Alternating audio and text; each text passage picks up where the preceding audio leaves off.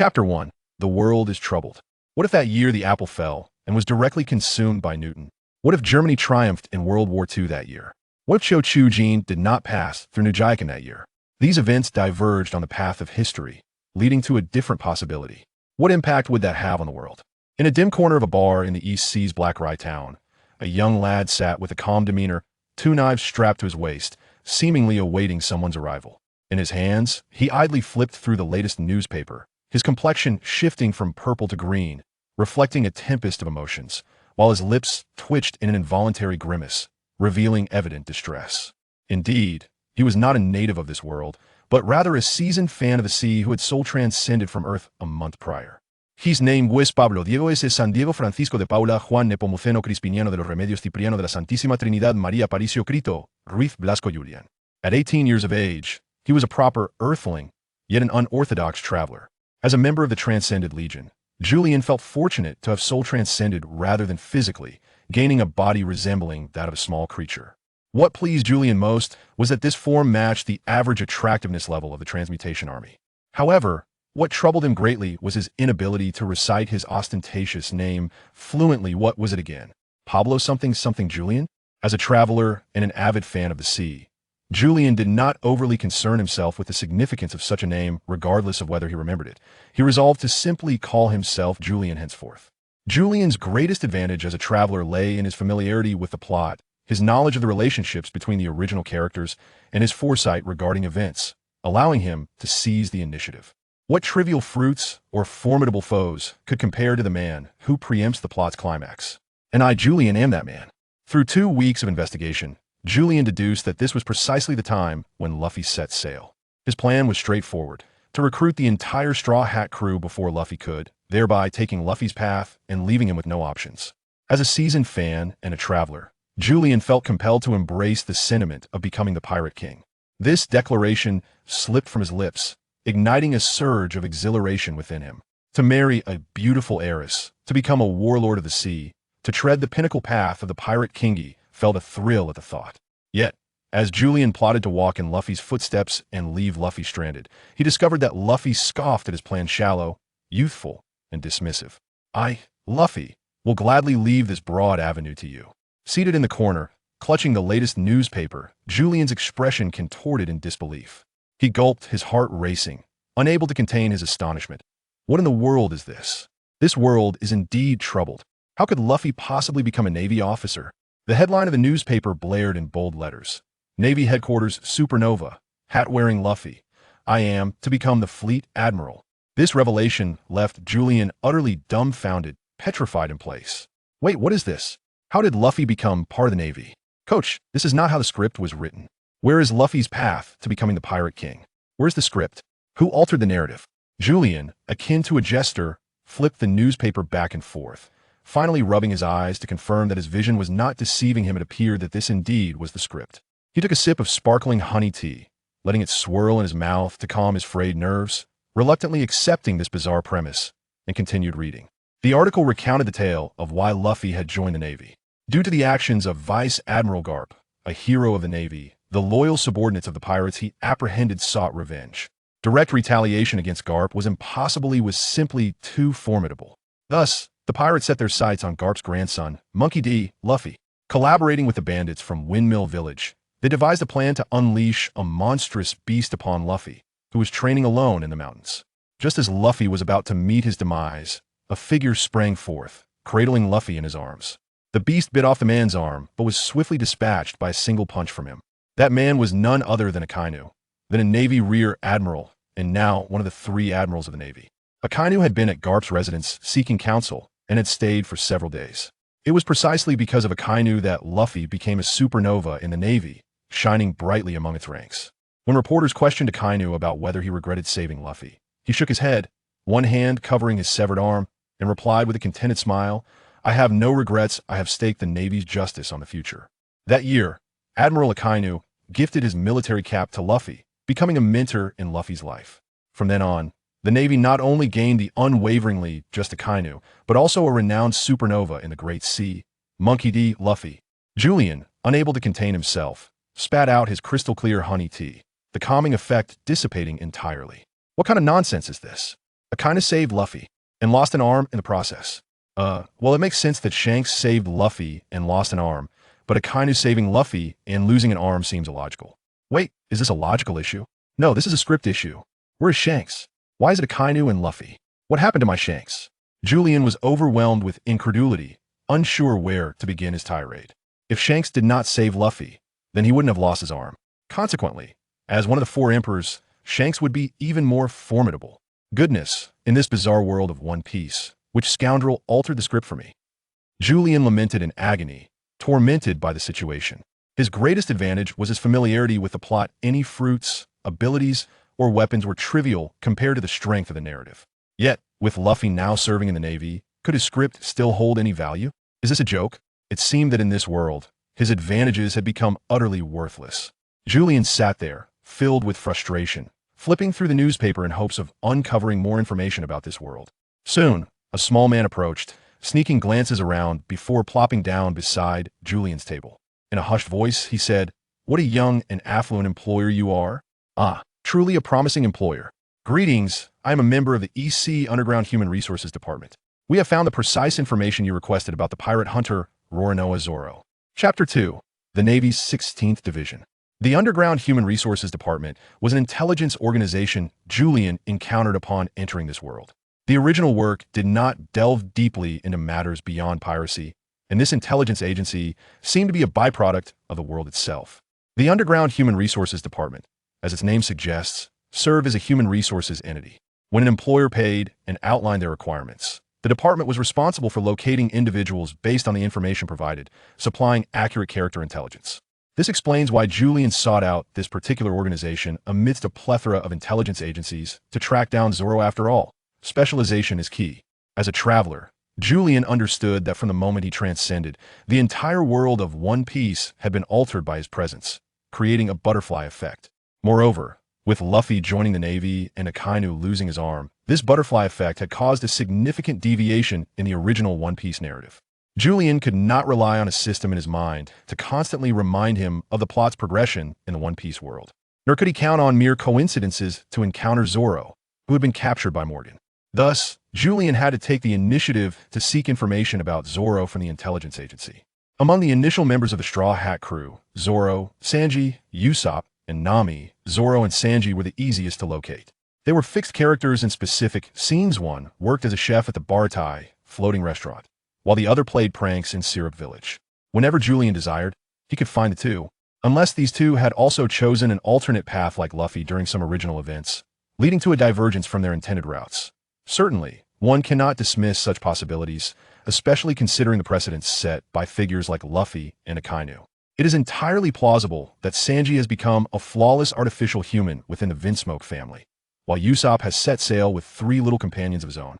However, Urien had inquired a bit about the floating restaurant, and indeed he had come across Sanji's name and photograph on the list of chefs, which brought him some relief.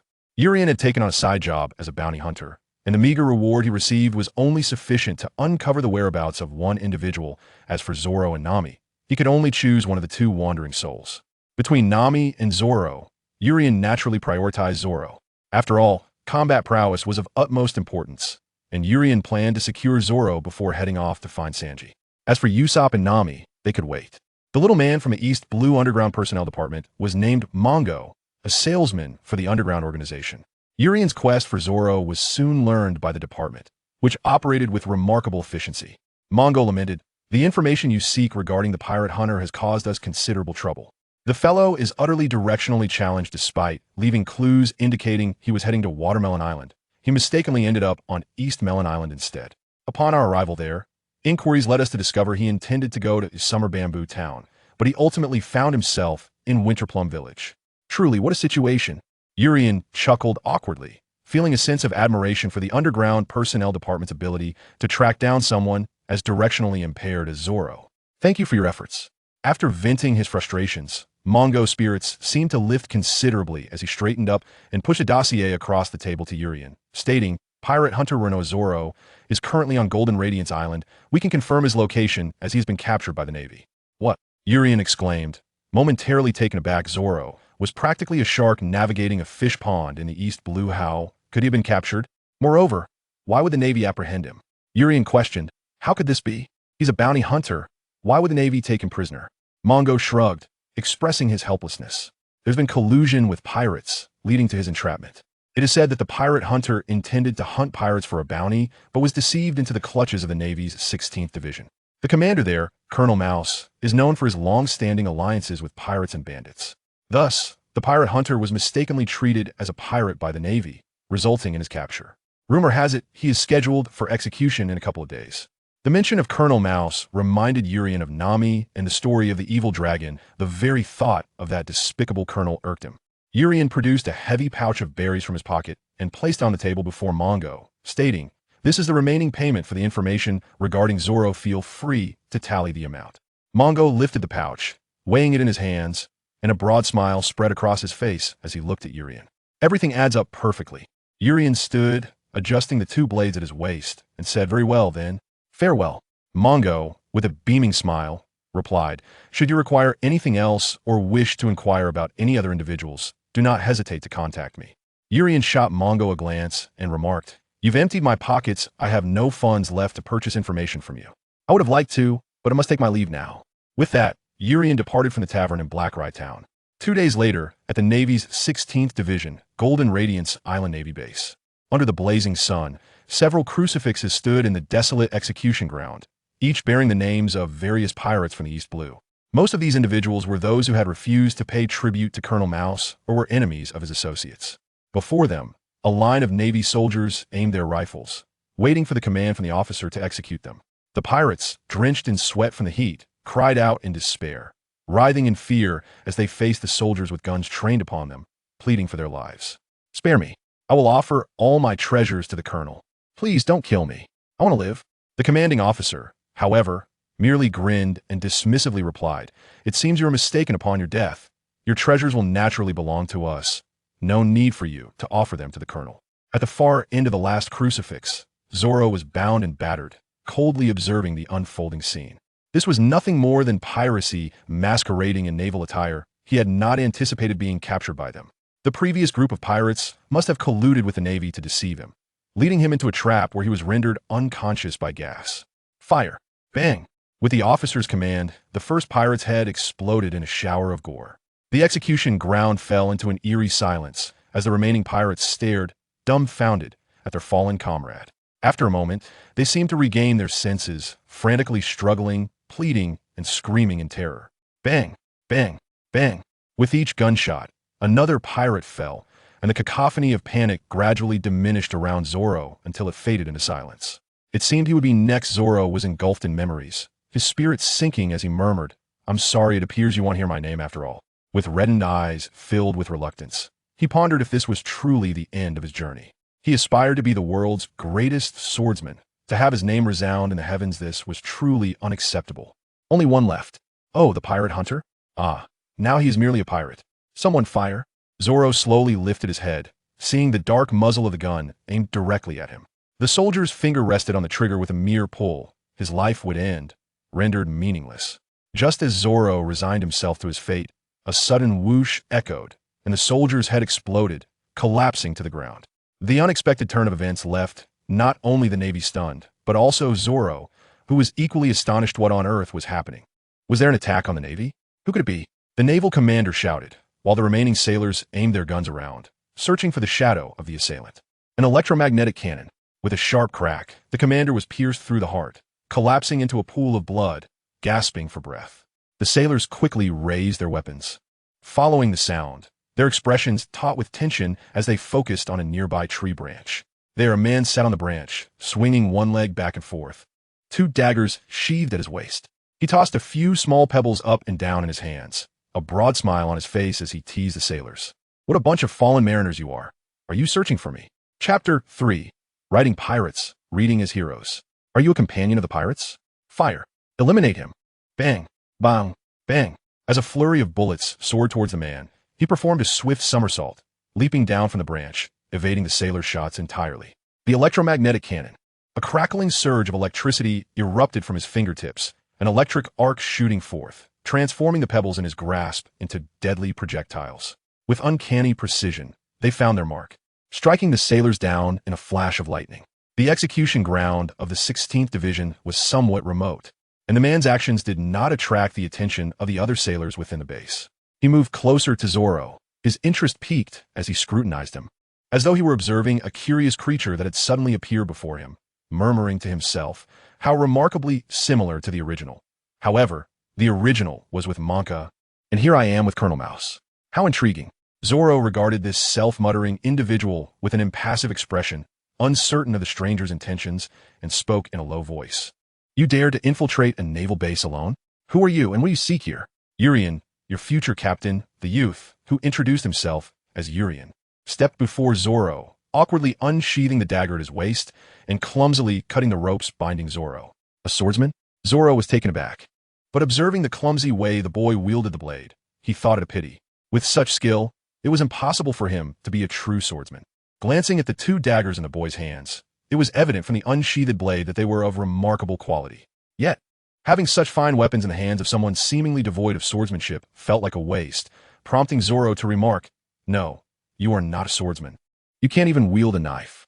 Julian descended Zoro from the cross, a smile gracing his lips as he remarked, "I am certainly not a swordsman. I'm a pirate, and these two swords do not belong to me. They are intended for you, as I plan to hire you as my first mate." His demeanor was sunny and unpretentious, straightforward and candid. This was Zoro's assessment of Julian. Zoro scrutinized Julian, refraining from accepting the swords, and instead inquired, "Did you come for me? Why would you seek me out? I'm a bounty hunter, after all, renowned far and wide as a three-sword style swordsman. Your ambition is to become the world's greatest swordsman, is it not?" Zoro was perplexed by Julian's words.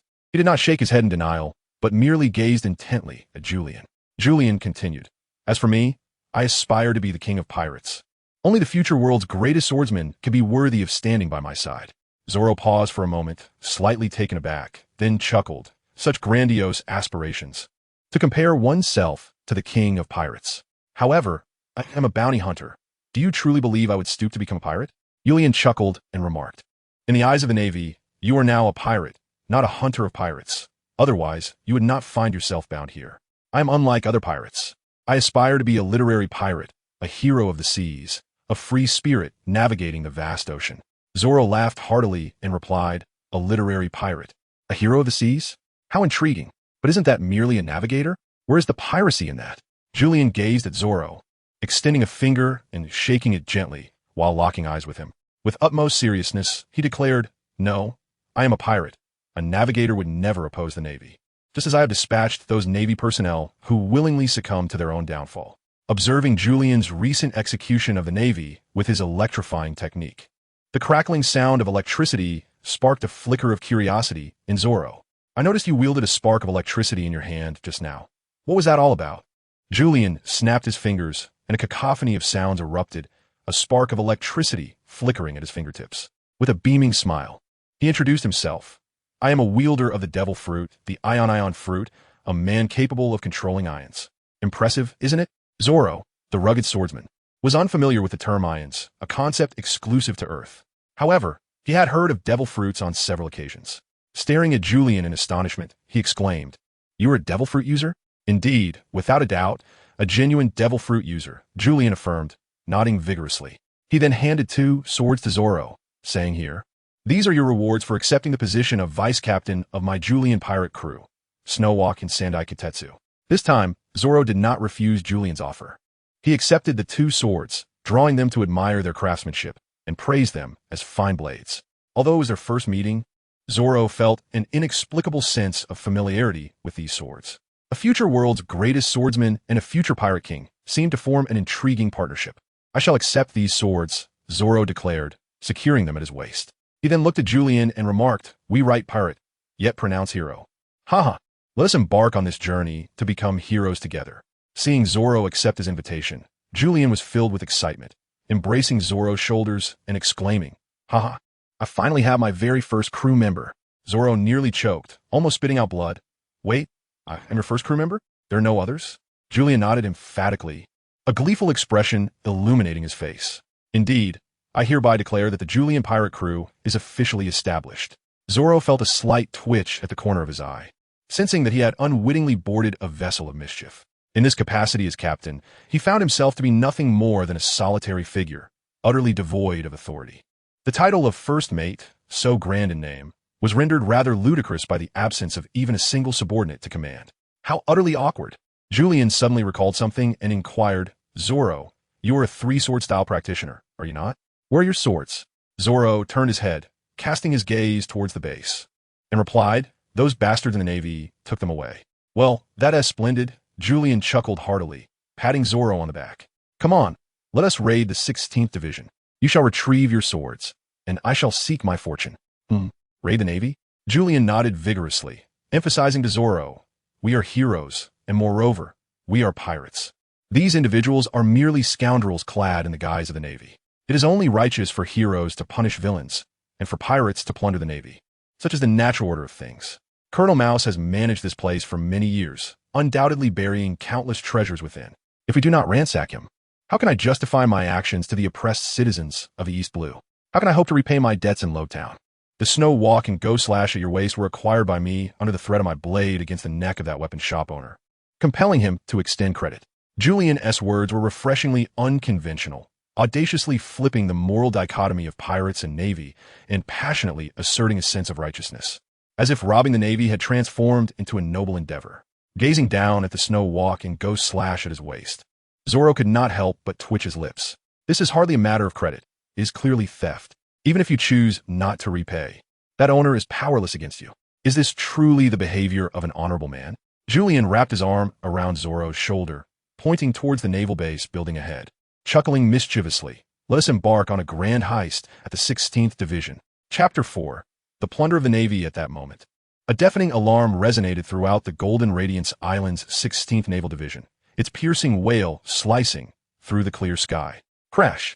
Colonel Mouse was fiddling with a golden statue. A meticulously crafted 1/10 scale likeness of himself fashioned from gold by a certain pirate. Colonel, we are in grave trouble. A calamity is upon us. Colonel Mouse furrowed his brow, scratching his ear as he gazed at the disheveled naval officer, whose scarred face was a testament to his battles. What is happening? Why is there an alarm outside? We are being attacked by pirates. We cannot withstand their assault. Colonel Mouse's brow twitched.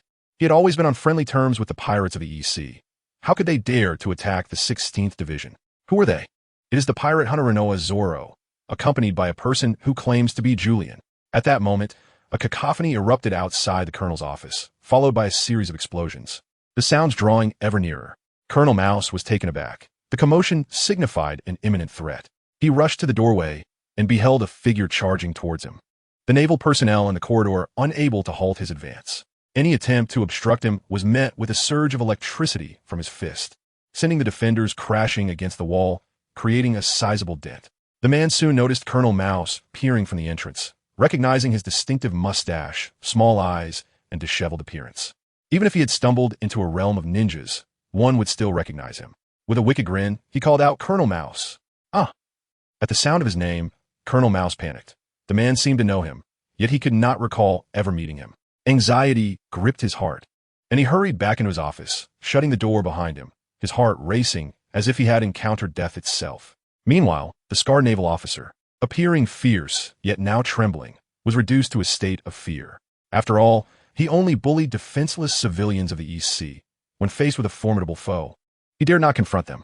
With a quiver in his voice, he asked, Colonel, what should we do? Quick, call for reinforcements, and inform them we are under attack. Just as those words left his lips, the wall of the room collapsed with a thunderous crash, a massive opening carved out. A figure emerged from the dust, a knife clenched in his teeth, wielding a blade in each hand, advancing slowly through the debris. His beast-like gaze fixed upon Colonel Mouse, sending chills down the colonel's spine. As the dust settled, Colonel Mouse could finally discern the figure, exclaiming in shock, the pirate hunter! Zoro fixed his gaze upon Captain Mouse. A piece of Wado Ikemanji clenched between his teeth. With his left hand wielding the snow walk and his right hand gripping the demon slayer, he muttered, Isn't it time to settle the debt, you scoundrel of the Navy? Quickly, go and eliminate him. Captain Mouse was no match for Zoro. With a mere shove, he sent the unsuspecting scarred man crashing into Zoro.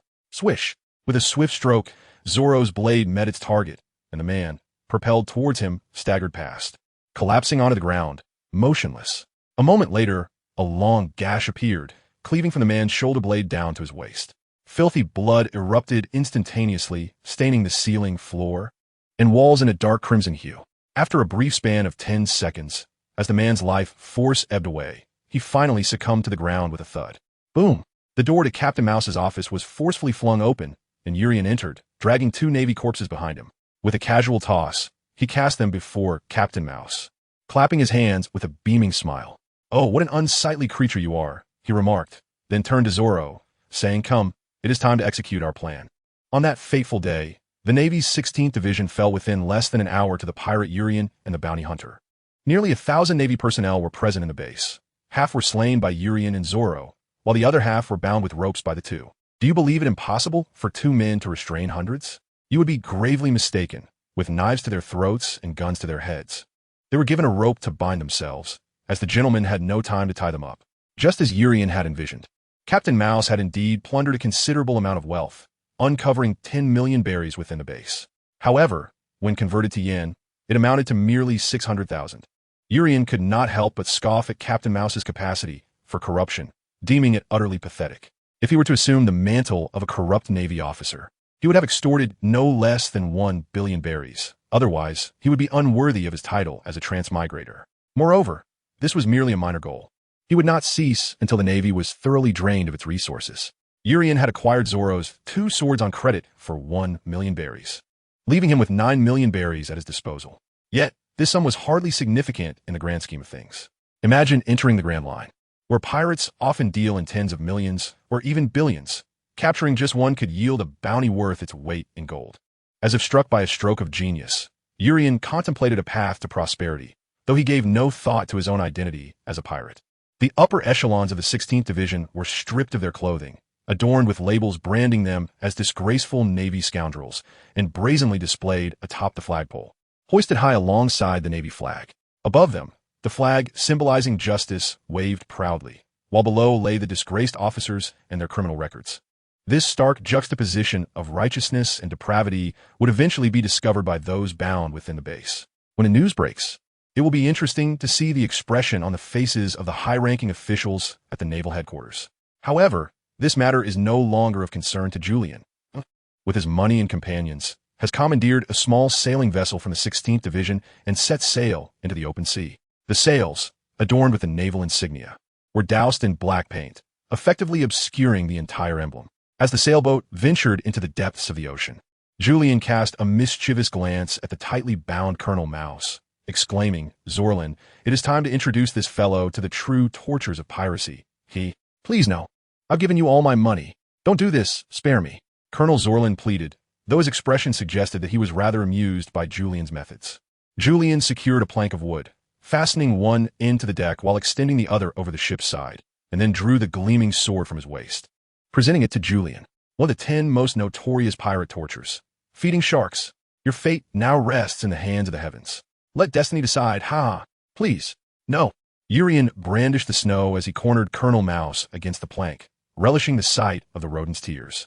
In the original narrative, the misdeeds of this wretched creature had often provoked Urien's ire. He plunged the blade repeatedly into Colonel Mouse's posterior, forcing him off the plank. Below, the sharks began to draw closer, and Urien chuckled ominously, declaring, "This is retribution, dear Mouse.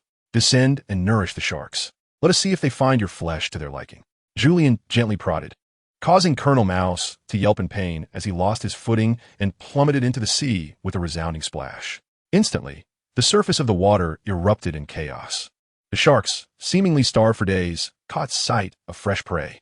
They swirled and splashed, akin to ravenous hounds lunging for their meal, making a beeline for Colonel Mouse.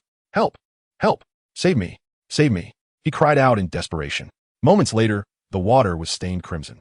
Urien, feeling quite satisfied, returned the snow to Zoro and unfolded a nautical chart, saying, "If we proceed in this direction, we should arrive at the floating restaurant Bartai, correct?" Zoro, sheathing his sword, scratched his head and, with a perplexed expression, made a mark on the map, stating, "I believe we ought to head this way."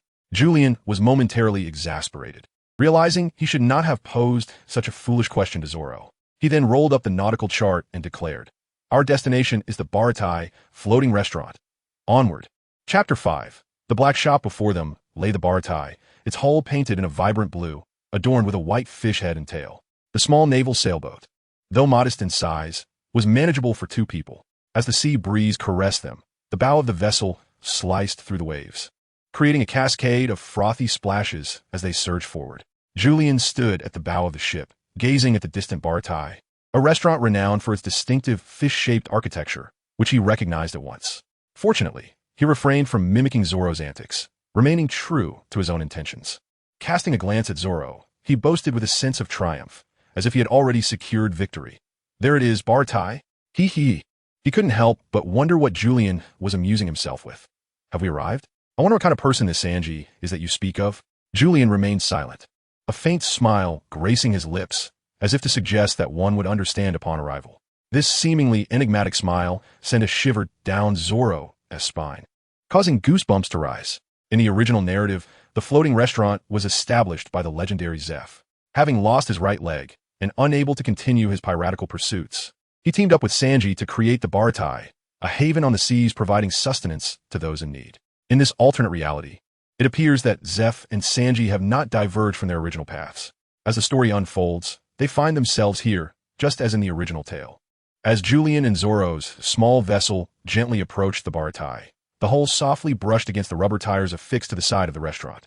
Julian casually dropped the anchor, and together with Zoro, they leapt onto the Bartai. They were met by a muscular man with a bald head, his arms resembling those of Popeye the sailor. Julian recognized him as Paddy, a familiar face at the Bartai. Paddy cast a glance at the commandeered naval vessel, its insignia obscured by paint.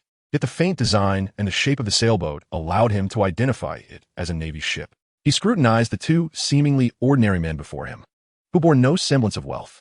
Nevertheless, he secretly admired their audacity in daring to seize a naval ship, reasoning that these 2 must either be pirates or ruthless brigands, certainly not virtuous individuals. However, Paddy felt no fear towards them. He had once been a pirate himself, and anyone who dared to come to the Bartai would not leave standing. With a rehearsed smile plastered on his face, he approached, slightly bending at the waist and rubbing his hands together, welcoming them with welcome. Here, wealth reigns supreme. His expression shifted to a more austere demeanor as he coolly added, no beggars allowed. Ah, so this fellow judges his patrons based on their affluence? Julian swiftly rendered his assessment of Paddy. I, Julian, the traveler, have just plundered a naval base. I extracted a pouch of berries and casually handed it to Deepai, declaring, I shall not quibble with you. Take it. Deepai weighed the pouch in his hands and exclaimed, Oh my, this weight is no less than 100,000 berries. His previously impassive demeanor transformed, and he stepped aside with a beaming smile, saying, Gentlemen, please come inside. Julian's lips twitched. Indeed, in the presence of this individual, wealth held dominion. Julian, unpretentious in his demeanor, led Zoro into the Bartai. The expansive space was adorned with opulent decorations. A captivating symphony filled the air, and graceful dancers swirled about. A grand circular table, draped in white linen, was complemented by gilded candlesticks and a vibrant array of blossoms. The lavishness of Bartai was enough to leave Julian and Zoro utterly astounded, akin to 2 country bumpkins marveling at their surroundings. It is little wonder, for Bartai hardly catered to the impoverished. This establishment was designed to ensnare the affluent elite of the East Blue, profiting from their indulgences without a shred of conscience. Paddy, clad in a chef's attire, yet embodying the essence of a gentleman, respectfully pulled out the chairs for Julian and Zoro. He removed the scarf from his shoulders and gently patted the seats before him, bowing with utmost deference as he said, Gentlemen, please take a seat. Once Julian and Zoro were comfortably settled, Paddy promptly presented the menu before them. Upon glancing at the menu, Julian exclaimed in disbelief at the exorbitant prices. A single dish of steamed crucian carp commanded an outrageous sum of 160,000 berries, a price that could be easily met elsewhere for a mere 1,000 berries. As he surveyed the subsequent offerings, each dish appeared more exorbitant than the last. How did Luffy and his companions manage to dine here in the original narrative? Of course, that group indulged in a lavish feast without concern for the bill. Observing Julian's expressive reaction, Paddy realized that these gentlemen were undoubtedly first-time patrons. He promptly leaned in, cradling the menu, and whispered, Here, we pride ourselves on selecting only the finest ingredients. Each dish is meticulously crafted by master chefs, undergoing a painstaking process of 81 meticulous steps. Dining with us transcends mere sustenance. It is an experience steeped in sentiment and prestige. Consider this, when one greets another, one might inquire, Have you savored the 10 million berry braised sea beast belly at the bar tie? This simple question encapsulates the disparities between individuals. For the affluent, 10 million berries is but a trifling sum, easily squandered without a second thought. Yet, the sea beast itself is a rarity, something not easily accessible even to the wealthy. Thus, when you phrase it this way, do you not feel an elevated sense of prestige? Amongst the elite, the distinctions between individuals become glaringly apparent. To indulge in braised sea beast belly is to partake in an experience of taste, sophistication, and status. Would you not agree? Julian was momentarily taken aback, rendered speechless by Paddy's eloquence. He had not realized that this character from the original work possessed such a gift of gab. It seemed he must have acquired a script from some cinematic production. Steamed lamb, steamed bear paws, steamed deer tails, roasted duck, roasted chick, roasted goslings, braised pork, braised duck, soy sauce chicken, cured meat, fragrant small intestines, dried meat, sausages, assorted platters, blanched edamame, stir-fried cowpeas, and pickled turnip shreds. What would you like to order? Faced with Paddy's incessant and lively descriptions, Julian's lips twitched. Let us start with 2 portions of fried rice to ease the shock. Fried rice, a dish simple in its preparation, is within the capability of any cook and does not command an exorbitant price. The two had not come merely to dine, but rather to seek out Sanji and Japu. Very well, my lords, Paddy said, swiftly taking the menu and marking it with a flourish before declaring, 2 portions of our special golden fried rice, priced at 4 million berries each. Turning back with an expression of utmost respect, he rubbed his hands together, smiling broadly, and added, a total of 8 million berries. Please pay now. Julian sputtered, spewing tea in shock. This was nothing short of highway robbery. The price of the fried rice was indeed clearly marked, fair and square, leaving Julian no choice but to acquiesce. With a pained expression, he handed over 8 million berries to Paddy, resigning himself to the notion that he was simply purchasing Sanji with this extravagant sum. The money he had plundered from the Navy was swiftly depleted by this establishment, and Julian muttered about the extortionate prices. Should there be a next time, he vowed that even if he starved or drowned in the sea, he would never again partake of a meal at Bartai. Chapter 6.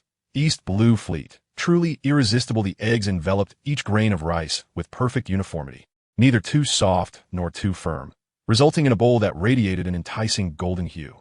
The balance of softness and firmness in the rice was impeccable, the seasoning judiciously applied, and the amalgamation of oil, rice, and eggs was thorough. The tender eggs embraced the resilient rice, offering a comprehensive delight to both the palate and the teeth. Aromatic and inviting, it stirred an insatiable appetite within. The fragrance of scallions combined with the harmonious sense of eggs and rice, along with the exquisite aroma of Berardi's secret cooking oil, provoked an overwhelming urge to indulge. This delectable fried rice was a masterpiece, rich yet not greasy, a perfect symphony of flavor, color, and aroma. Julian's eyes shimmered with golden light as he gazed longingly at the now empty plate that once held his meal. Blinking slowly, he turned to Zoro, licking his lips, and inquired, "How about another bowl?" Zoro, gently rubbing his stomach, felt that the single serving of fried rice had merely whetted his appetite, leaving him hungrier than before. Yet, was there sufficient money? Zoro lowered his voice to ask. The answer was, of course, no. The riches acquired from plundering the Navy had already been squandered on 2 bowls of fried rice, leaving his wallet utterly depleted and lamenting its lack of sustenance. Julian's eyes twirled as he leaned in to suggest, "It's insufficient, yet we could indulge in a free meal. Afterward, we can merely wash the dishes.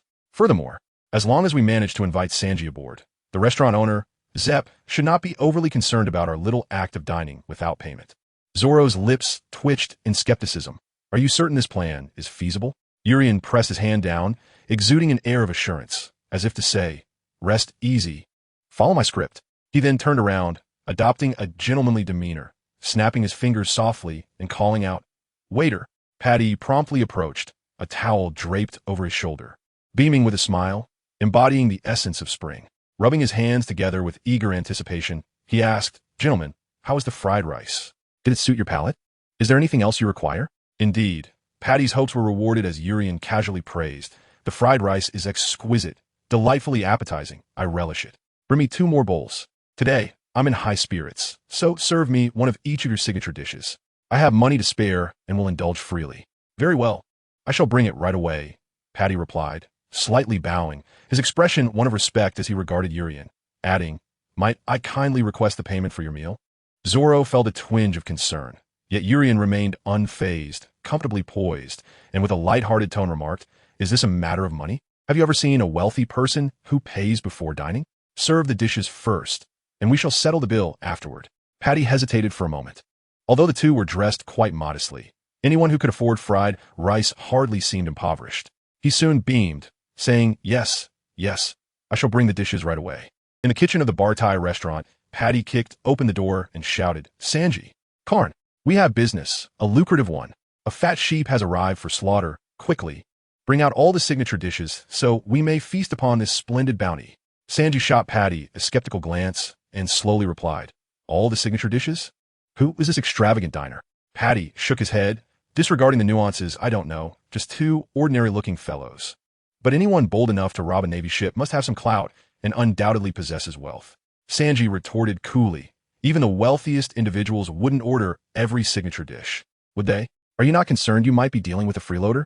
Patty clenched his fists, brandishing a massive spatula, and resolutely proclaimed, "This is Bartai. Anyone daring to dine without paying here shall enter standing and leave horizontal." Sanji shrugged and sighed, conceding, "Fine, since you are so insistent, you shall bear the consequences." With that, he immersed himself in the art of cooking. The chefs did not keep Urian and Zoro waiting long. Soon, Sanji emerged, pushing a cart laden with dishes from the kitchen, curious to see what kind of wealthy patron would dare order every signature item. "Table 18, he called out, glancing at the table number, only to find two plainly dressed men seated there, far from the lavish attire one would expect of affluent diners. Sanji paused momentarily, quickly appraising the two guests in his mind. The two individuals appeared to be far from capable of affording a meal. It was needless to say that Patty must have been foolish enough to indulge in a free feast. Observing the two, who were visibly famished and wore expressions of eager anticipation, Sanji let out a sigh. No matter how hungry one might be, customers should never go hungry. One must still tend to their own needs. With a shake of his head, Sanji resolutely pushed the cart forward. "This is sea beast palm, an appetizer known for its invigorating and restorative properties. This is East Sea eel slices, a chilled dish beneficial for digestion. This is braised kodo beast, tender and succulent, dissolving in one's mouth, an exclusive creation from Bartai." As Sanji announced each dish, Julian's eyes brightened in recognition. "Ah, it's Sanji," he exclaimed joyfully. Those perfectly curled eyebrows, the charming stubble, and the stylish bangs. Julian would recognize him even in ashes. "Oh, is this the fellow?" At that moment, Zoro also turned his gaze toward Sanji. After serving the dishes, Sanji paused, his attention drawn to the two at the table, especially the green-haired one, who evoked a peculiar sense of enmity as though they were adversaries in a past life. "Do we know each other?" Sanji pondered. Though he was certain that he had no recollection of either of them, he had never encountered them before. How could they possibly know him? Julian, while gnawing on the tail of a sea beast, patted the empty seat beside him and exclaimed, "Sanji, come join me. Let us dine together. My word, the aroma of your dishes is truly enticing." Sanji hesitated briefly before taking a seat next to Julian, observing the two voraciously devouring their food. He inquired with a measured tone, "Do you know who I am?" Julian nodded emphatically, disregarding the grease smeared across his lips, and remarked, "Of course. You are the appointed strategist and chef of my Julian pirate crew. There is no escape for you." "Pirates?" Sanji was taken aback. If they were indeed pirates, these two individuals would undoubtedly be incapable of settling such an extravagant bill.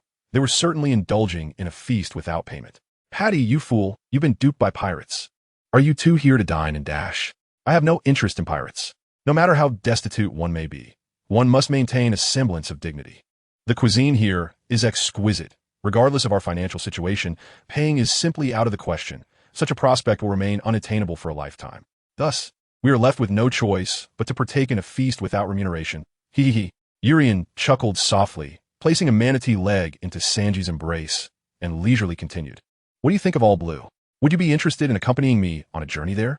Upon hearing the mention of All Blue, Sanji trembled slightly, nearly dropping the manatee leg from his grasp. Julian cast a sidelong glance at Sanji, feeling quite pleased with his reaction. It appeared that he had at least a 30% chance of successfully recruiting Sanji. At that moment, a chef burst through the door, exclaiming in distress, "This is Dyer. The East Blue Fleet Commander, Clack, has arrived." Julian was taken aback. "Cleek, this plot seems rather familiar.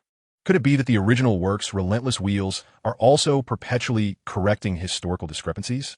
But wait, what is this commander of the East Sea Fleet? Should it not be Admiral Cleek? Julian's mutterings were naturally overheard by Sanji, who, with a somber expression, articulated each word with precision. The East Blue Fleet under the pirate Captain Buggy has recently entered the Grand Line, transferring command of the entire fleet to Crocodile. As Buggy's foremost subordinate, that fellow has certainly made his presence felt in the East Blue. Julian was taken aback. When did the clown Buggy earn the title of pirate captain? Had he truly ventured into the Grand Line? Was he not supposed to remain in Orange Town? Why had Crocodile become Buggy's subordinate? Curse it, Julian realized that this world was fraught with issues. Chapter 7. The Altered Fate. Oh dear. It's the commander of the East Blue Fleet. Everyone run. Upon hearing of Kureha's arrival, the patrons of Baratai instantly fell into a frenzy. They abandoned their cutlery and dishes, with some timid souls even forsaking their companions, shedding their previous air of elegance and gentlemanly demeanor. Such sophistication was merely a prelude to flirtation. When faced with the prospect of losing their lives, who had time for frivolity? They hastily fled, nearly collapsing the great doors of Baratai in their rush. Outside Baratai, the scene was one of chaos. Ships were in disarray as sails were hastily unfurled, barely catching the wind. Sailors, under the captain's orders, were pulling up anchors, eager to set sail. Those swift of action were already adjusting the helm, setting their vessels in motion. They dared not linger for even a moment longer. Kureha's ruthlessness was notorious throughout the East Blue, from Windmill Village to Lowtown. His infamous reputation was known far and wide. Just the mention of Kureha's name would send even a 3-year-old child into silence, stifling their cries in fear. Amidst the turmoil outside Baratai, collisions between the patrons' vessels were inevitable. Countless scrapes and rear-end accidents ensued. Yet in that moment, the shipowners had no time to deliberate over who bore responsibility. As long as their helms and sails remained intact, they would make their escape at once. In a flash, the patrons of Baratai had vanished completely. Paddy clutched his head in despair, exclaiming, "Damn it, those rascals didn't even pay. They dined and dashed." What a significant loss. The patrons who had fled without settling their bills had indeed inflicted considerable damage upon Baratai. Sanji, seated at the table, glanced at the two pirates still voraciously devouring their meal, appearing remarkably unfazed by Kureha's dreadful renown. Intrigued, Sanji inquired, "Hey, aren't you two going to run for your lives?" Julian gnawed on a leg of lamb, his mouth smeared with grease as he gazed at Sanji. With his speech muffled by food, he declared, "Escape? Not a chance. We are pirates, after all. If Creek dares to provoke me, just watch as I crush his dog-ass head." Smack, smack. Urian swallowed the food in his mouth, then turned to Sanji with a serious expression, a smile gracing his lips as he said, "I am Urian, captain of the Urian pirates, destined to become the Pirate King. This fellow beside me is Zoro, my first mate, who aims to become the world's greatest swordsman. Hee. What do you think of our duo? Join the Urian pirates and be my strategist and chef, embarking on adventures to seek the land of your dreams, all blue." With that, Urian set down his cutlery, holding a glass of Barity's secret red wine in his left hand. He extended 3 fingers with a playful grin, proclaiming, "One man aspires to be the Pirate King, another to become the world's greatest swordsman, and one more to find all blue. This combination is splendid, Sanji." It's settled then, cheers. He clinked his wine glass against the empty cup in front of Sanji and drank it down in one gulp. Defeating Kuro is no small feat. He is under the command of the pirate Admiral Buggy. Does this fellow truly possess such capability? Sanji pondered, a hint of skepticism creeping into his mind regarding Urian's self-promotion. The declaration of wanting to become the Pirate King and Zoro's ambition to be the world's greatest swordsman seemed a touch overly confident. While dreams are indeed aspirations, the challenges of becoming the Pirate King and the world's greatest swordsman appeared far more daunting than his own quest for all blue. Sanji did not outright reject Urian's offer, but instead stood up, placing a cigarette between his lips, inhaling deeply to form a puff of smoke, and slowly remarked, "You two fellows might be overestimating yourselves. Becoming the Pirate King and the world's greatest swordsman is not merely a matter of words. Finish your meal and be on your way. I thought you two were merely fleeing because Kuro had arrived." With that, Sanji departed from the table, joining the ranks of the chefs to prepare for the impending clash with Kuro's East Blue Fleet. Watching Sanji leave, Urian chuckled softly, murmuring to himself, "He didn't display much resistance to my invitation. My chances of success have now risen to 50%. Zoro, curiously observing Sanji's retreating figure, inquired, "Urian, do you truly have such faith in this guy?" Julian nodded with a smile and said, "Indeed, at least in the waters of the EC, the formidable individuals I can think of are merely a handful, and you, like him, are one of them." Upon hearing that he was a powerful warrior, especially one recognized by Julian, Zoro immediately became intrigued and remarked, "Ah, if given the chance, I would truly relish the opportunity to engage in battle with that fellow." Julian and Zoro remained engrossed at the dining table, undeterred by the arrival of Click. One can only wonder what prompted Click's visit. In the original narrative, he had fled after encountering Mihawk on the Grand Line, seeking a morsel of food at Bartai. However, the currents of this world have shifted. Click has aligned himself with Buggy, who has ventured into the Grand Line, while Click remains in the East Blue, making an encounter with Mihawk unlikely.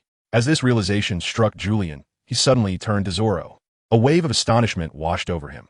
Since Click had not encountered Mihawk, it followed that Mihawk would not arrive in the East Blue, nor would he cross paths with Zoro. Consequently, Zoro would remain unscathed and would not engage in that remarkable duel, without any intersection with Mihawk. How then shall Zoro enhance his combat prowess in the future? Urien was immediately filled with panic. He was neither Luffy, nor did he have any connection to Kuma. If some reckless individual were to attack a celestial dragon during their time at Soap Island, summoning an admiral, how would his pirate crew extricate themselves from such a dire situation? According to the original plan, Urien intended to capture all the members of the Straw Hat crew. Without Kuma's assistance, how could his own crew enhance their strength in the later stages? Urien felt an overwhelming sense of confusion. However, after consuming a bowl of seaweed soup, his thoughts gradually began to crystallize. Realizing that without the assistance of bears, the responsibility of enhancing his comrades' abilities rested solely upon him, he resolved to devise a plan. With the path of adventure laid before him and devoid of luck akin to that of Luffy, he understood that every opportunity must be meticulously crafted by his own hands. The notion of a 2-year training arc was non-existent. He aimed to seize the next year to lead his companions directly to claim the title of Pirate King. Zoro and Sanji remained blissfully unaware. Their fates had irrevocably shifted the moment Urien arrived. Or perhaps, their destinies were altered from the instant Akainu severed his own arm to save Luffy. Chapter 8. The Unknown Figures 2 and 3 activate the battle platform. The battle platform is now open. The combat stage outside Bartai slowly unfolded, resembling a grand stage that spread across the surface of the sea. Chefs armed with an array of weapons stood upon the platform, forming a loose battle formation, anxiously fixated on the colossal fleet advancing toward them. A massive armada, comprising dozens of warships of varying sizes, traversed the East Blue with undeniable dominance. The ominous presence of the fleet instilled an indescribable sense of pressure among the chefs.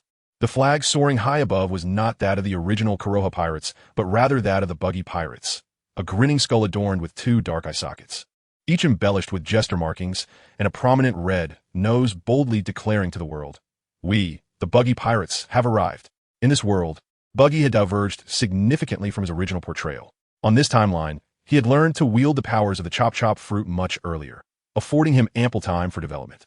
In the East Blue, he had triumphed over several pirate crews, incorporating them into his ranks and assembling a formidable pirate fleet, with the Kuroha pirates being his most notable conquest.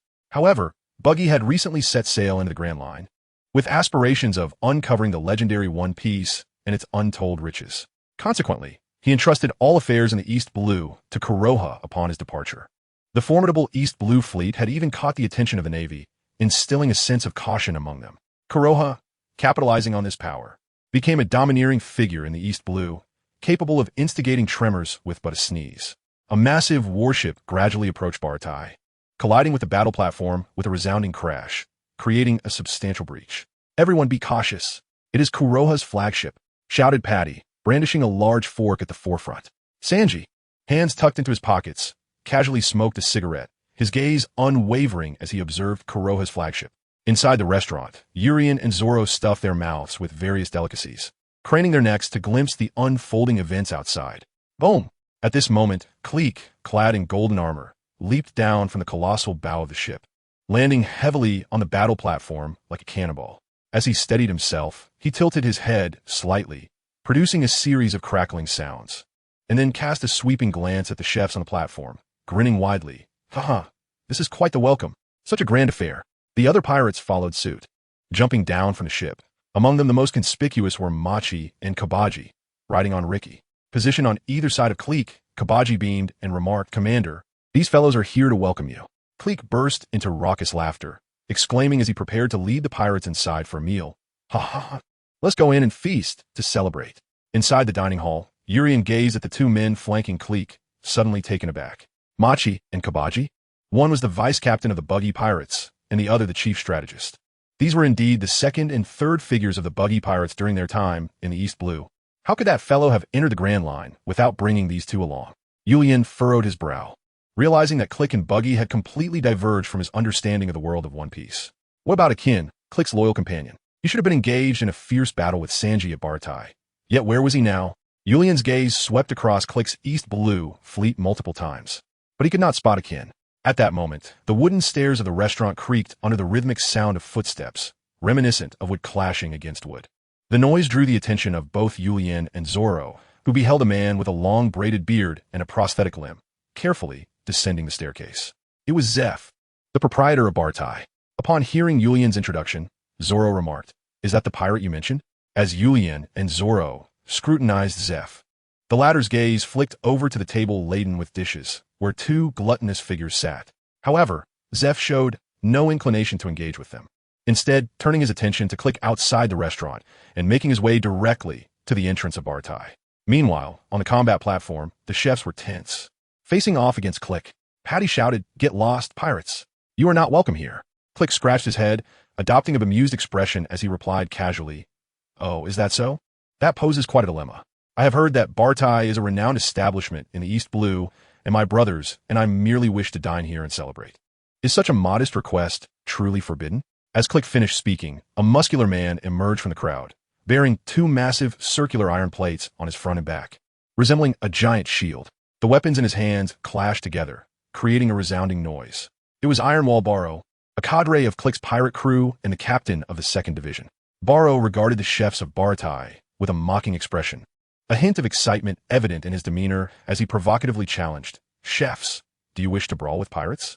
Patty glared fiercely at Barrow, retorting, "Bartai is not a place for scoundrels like you to run rampant." Barrow laughed instead of growing angry, clutching his forehead in amusement as he guffawed. "Ha ha ha, scoundrels.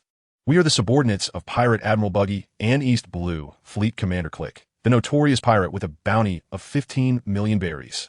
15 million berries?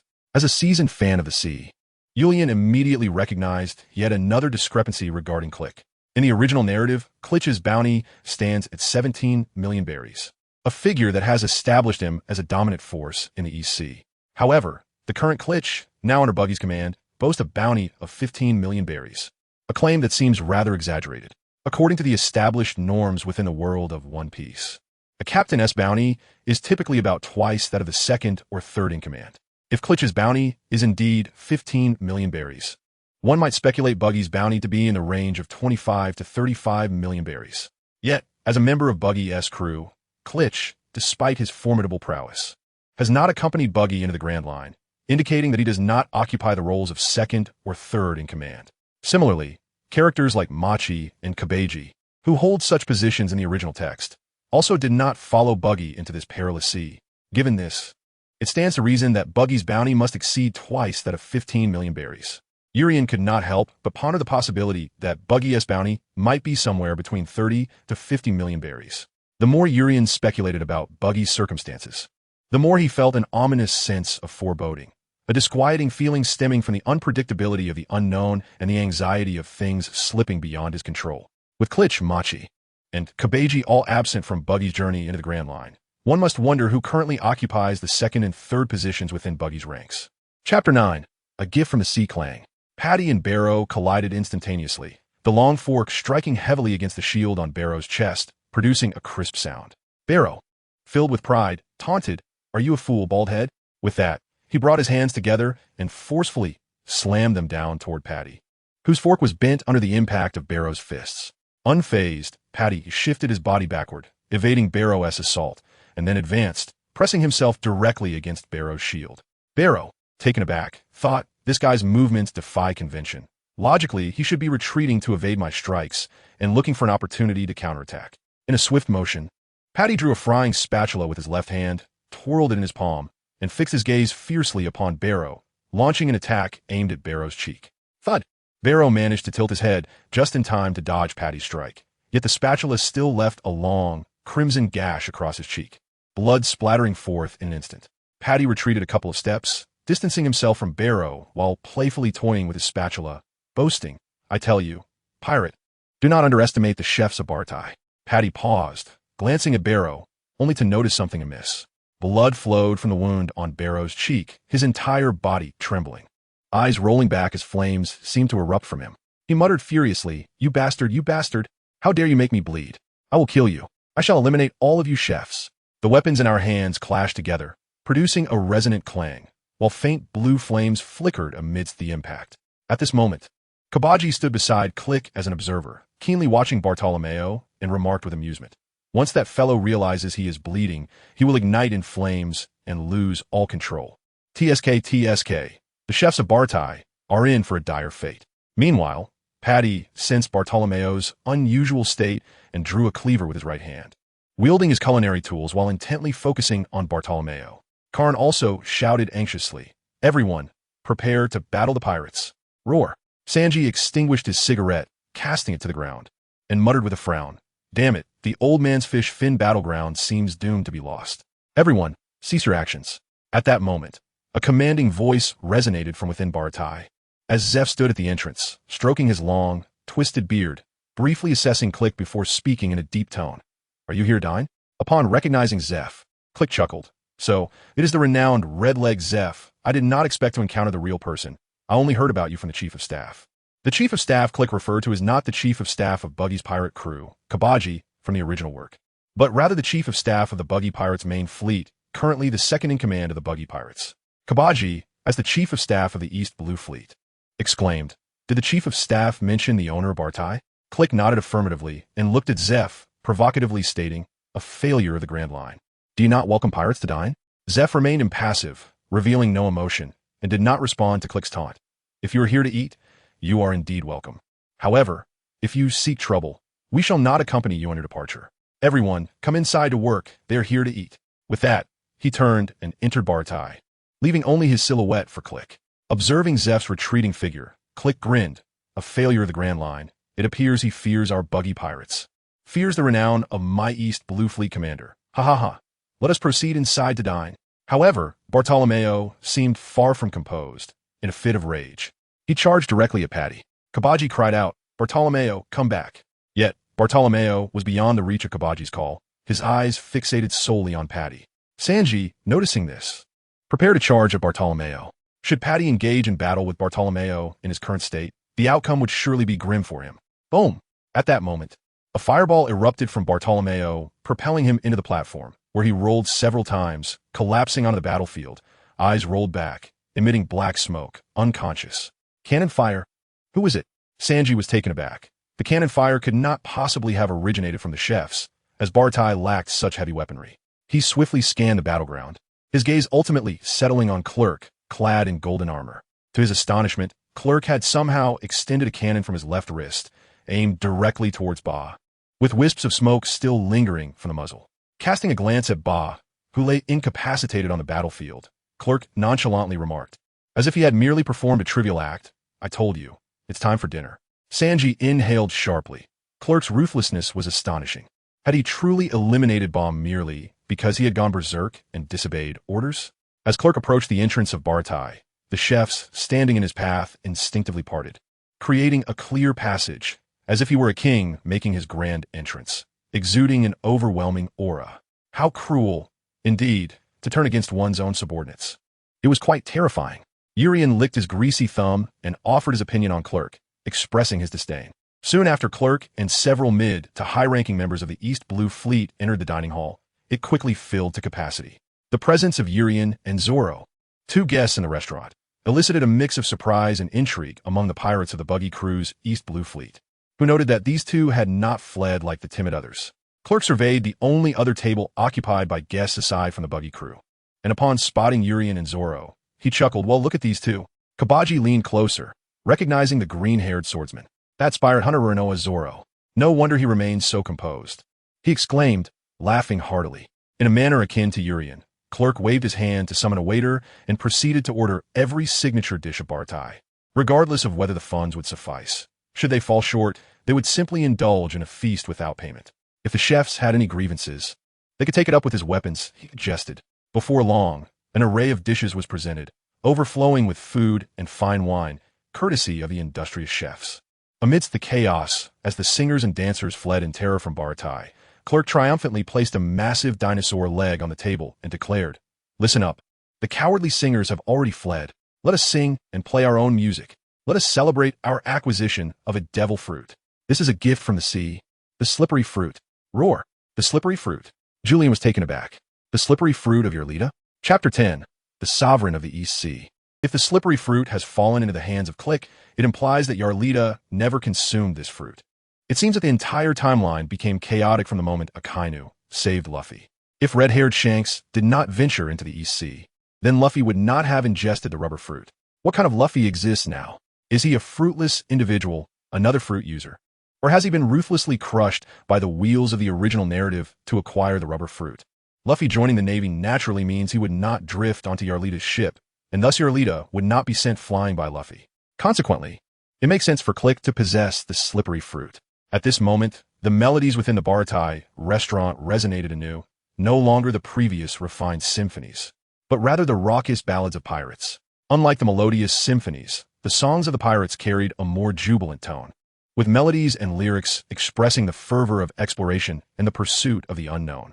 This song was not the well-known Bink Sake that appears in popular fan works, but a ballad never featured in the animations. With its lively tune and lyrics that seemed romantic for pirates, words such as waves, treasure, battles, fine wine, sails, decks, monsters, and legends intertwined to narrate the romantic tales of pirates upon the sea, vividly portraying the grand adventures of a piratess life. Julian was unaware of the name of the ballad, yet the somewhat rudimentary instrumental performance enveloped him in a profound sense of relaxation, allowing him to revel in the essence of the music. Meanwhile, the pirates of the Buggy Pirates crew, brandishing an array of food, leapt upon tables or intertwined their arms in joyous revelry, indulging in the collision of dishes with fervor or clinking bottles in exuberance. It seemed that the essence of freedom, as defined by the original character Luffy, manifested itself within this rowdy assembly of merciless pirates, who, at this moment, appeared less nefarious and, paradoxically, rather endearing. As one song concluded, the ensuing piece, though lacking in some romanticism and cheerfulness, bore an invigorating intensity. The melodies and lyrics painted a vivid tableau of a fierce battle upon the high seas. Julian holds little admiration for the incessantly recurring Binks brew in fan fiction. Instead, he finds a certain allure in these lesser-known songs. This ought to be the authentic world of the Pirate King, a realm of genuine essence. Julian lowered his voice slightly, gesturing towards Click with a mischievous grin. "Zoro, behold that slippery fruit." Zoro, clutching a pig's leg, turned his head. Before him, Click opened a small treasure chest on the table, revealing a fruit adorned with spiral patterns, cradling it in both hands as he proudly showcased it to the gathered pirates.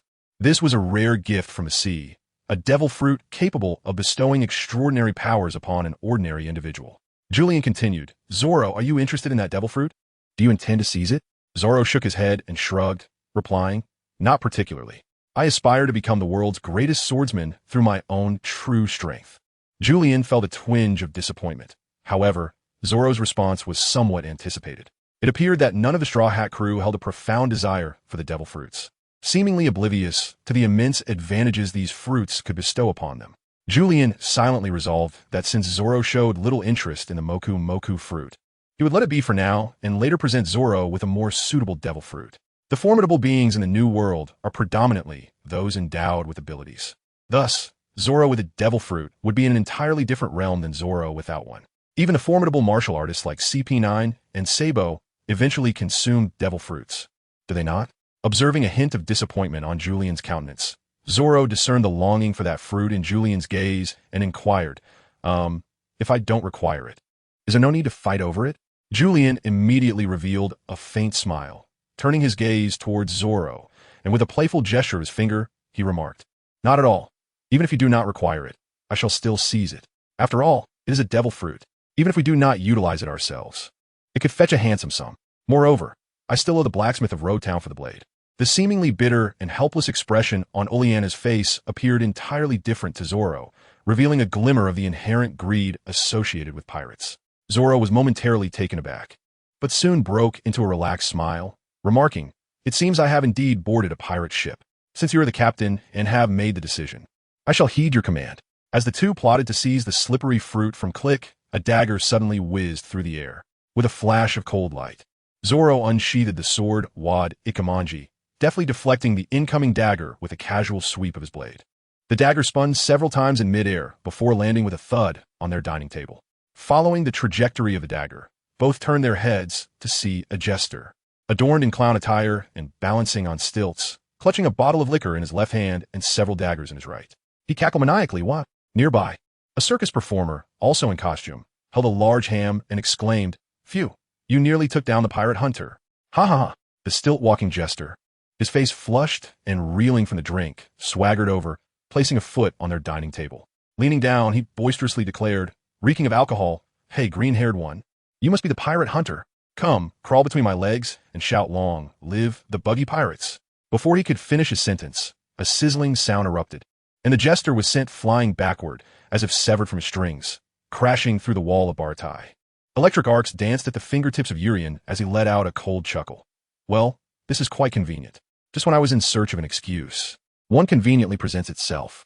It seems that even when slumber beckons, there are those who offer a pillow, a most attentive service indeed. Zoro slowly unsheathed Snow Walk and Sandai Katetsu, casting a glance at the horde of pirates from Buggy's East Blue Fleet, who were watching them with predatory intent. He remarked nonchalantly, "Urian, I have a peculiar feeling that the history of Buggy's East Blue Fleet may very well come to an end today." The two gradually rose from the dining table, and Urian turned to Kirik, who was seated and gazing at him in astonishment. With a grin, he said, "Kirik, let's consider the East Blue Fleet and the slippery fruit as compensation for disturbing our meal." Kirik narrowed his eyes, wiped his mouth with a napkin, and fixated his gaze on Urian, stating each word with deliberate precision. Such arrogance. "This establishment is filled with members of the Buggy Pirates. I am Kirik, commander of the East Blue Fleet, a man with a bounty of 15 million berries. Your prattle is excessive." Julian gently struck the table, causing a fork to spring up instantaneously. He grasped it lightly, and in an instant, arcs of electricity crackled to life, propelling the fork towards Click with astonishing speed. Zzz. Accompanied by a series of electric sounds, the fork shot forth like a cannonball, reaching Click in the blink of an eye. Startled, Click hastily raised his shield to defend himself. Boom! The force of Julian's electromagnetic projectile barely allowed the shield to withstand the onslaught. Yet it was powerful enough to topple Click from his chair and onto the ground. Commander Click. The pirates were thrown into disarray, unable to fathom how this individual had managed to knock down the formidable Click with but a single blow. Machi and Kabaji rushed to assist, helping Click to his feet. With a furious glare directed at Julian and Zoro, Click gritted his teeth and commanded, "Go, eliminate these two." Julian and Zoro exchanged glances, a subtle smile gracing their lips as they murmured, "At last, it begins." At that moment, the chefs emerged from the kitchen, brandishing an array of utensils and weaponry. Positioning themselves protectively before Julian and Zoro, Sanji bellowed with fervor, "Pirates, Bartai is not a place for your mischief. Either cease your actions or make your exit." As he lit a cigarette, Sanji strolled past Julian and Zoro, feeling a flicker of admiration and curiosity for these two who dared to confront the Buggy Pirates. He remarked nonchalantly, "Julian, you truly have the audacity to strike against Click. It's no wonder one of you aspires to be the Pirate King, while the other seeks to become the world's greatest swordsman." Urian gazed at Sanji with a radiant smile, extending an invitation once more. "What do you think? We make quite the team, don't we? A future Pirate King, a prospective world's greatest swordsman, and a man in search of the All Blue. Join us, Sanji." Sanji fell into silence, burdened by certain concerns, seemingly reluctant to continue the conversation. At this moment, Zeph quietly emerged from behind, gently resting a hand on Sanji's shoulder, and softly said, "Sanji, one must always pursue their dreams." Sanji trembled, taken aback by Zeph's unexpected words. Turning to look at him, he saw that Zeph had already withdrawn his hand and blended into the crowd, standing at the forefront of the chefs, with arms crossed over his chest. He gazed calmly at Click and declared, "Pirates, Bartai is not a place for your chaos." Click erupted into laughter. "Zeph, the defeated dog of the Grand Line, dares to bark defiantly before me. Boys, attack, tear Bartai apart, and teach these foolish chefs a lesson. Do you know why the East Sea Fleet is called the East Sea Fleet?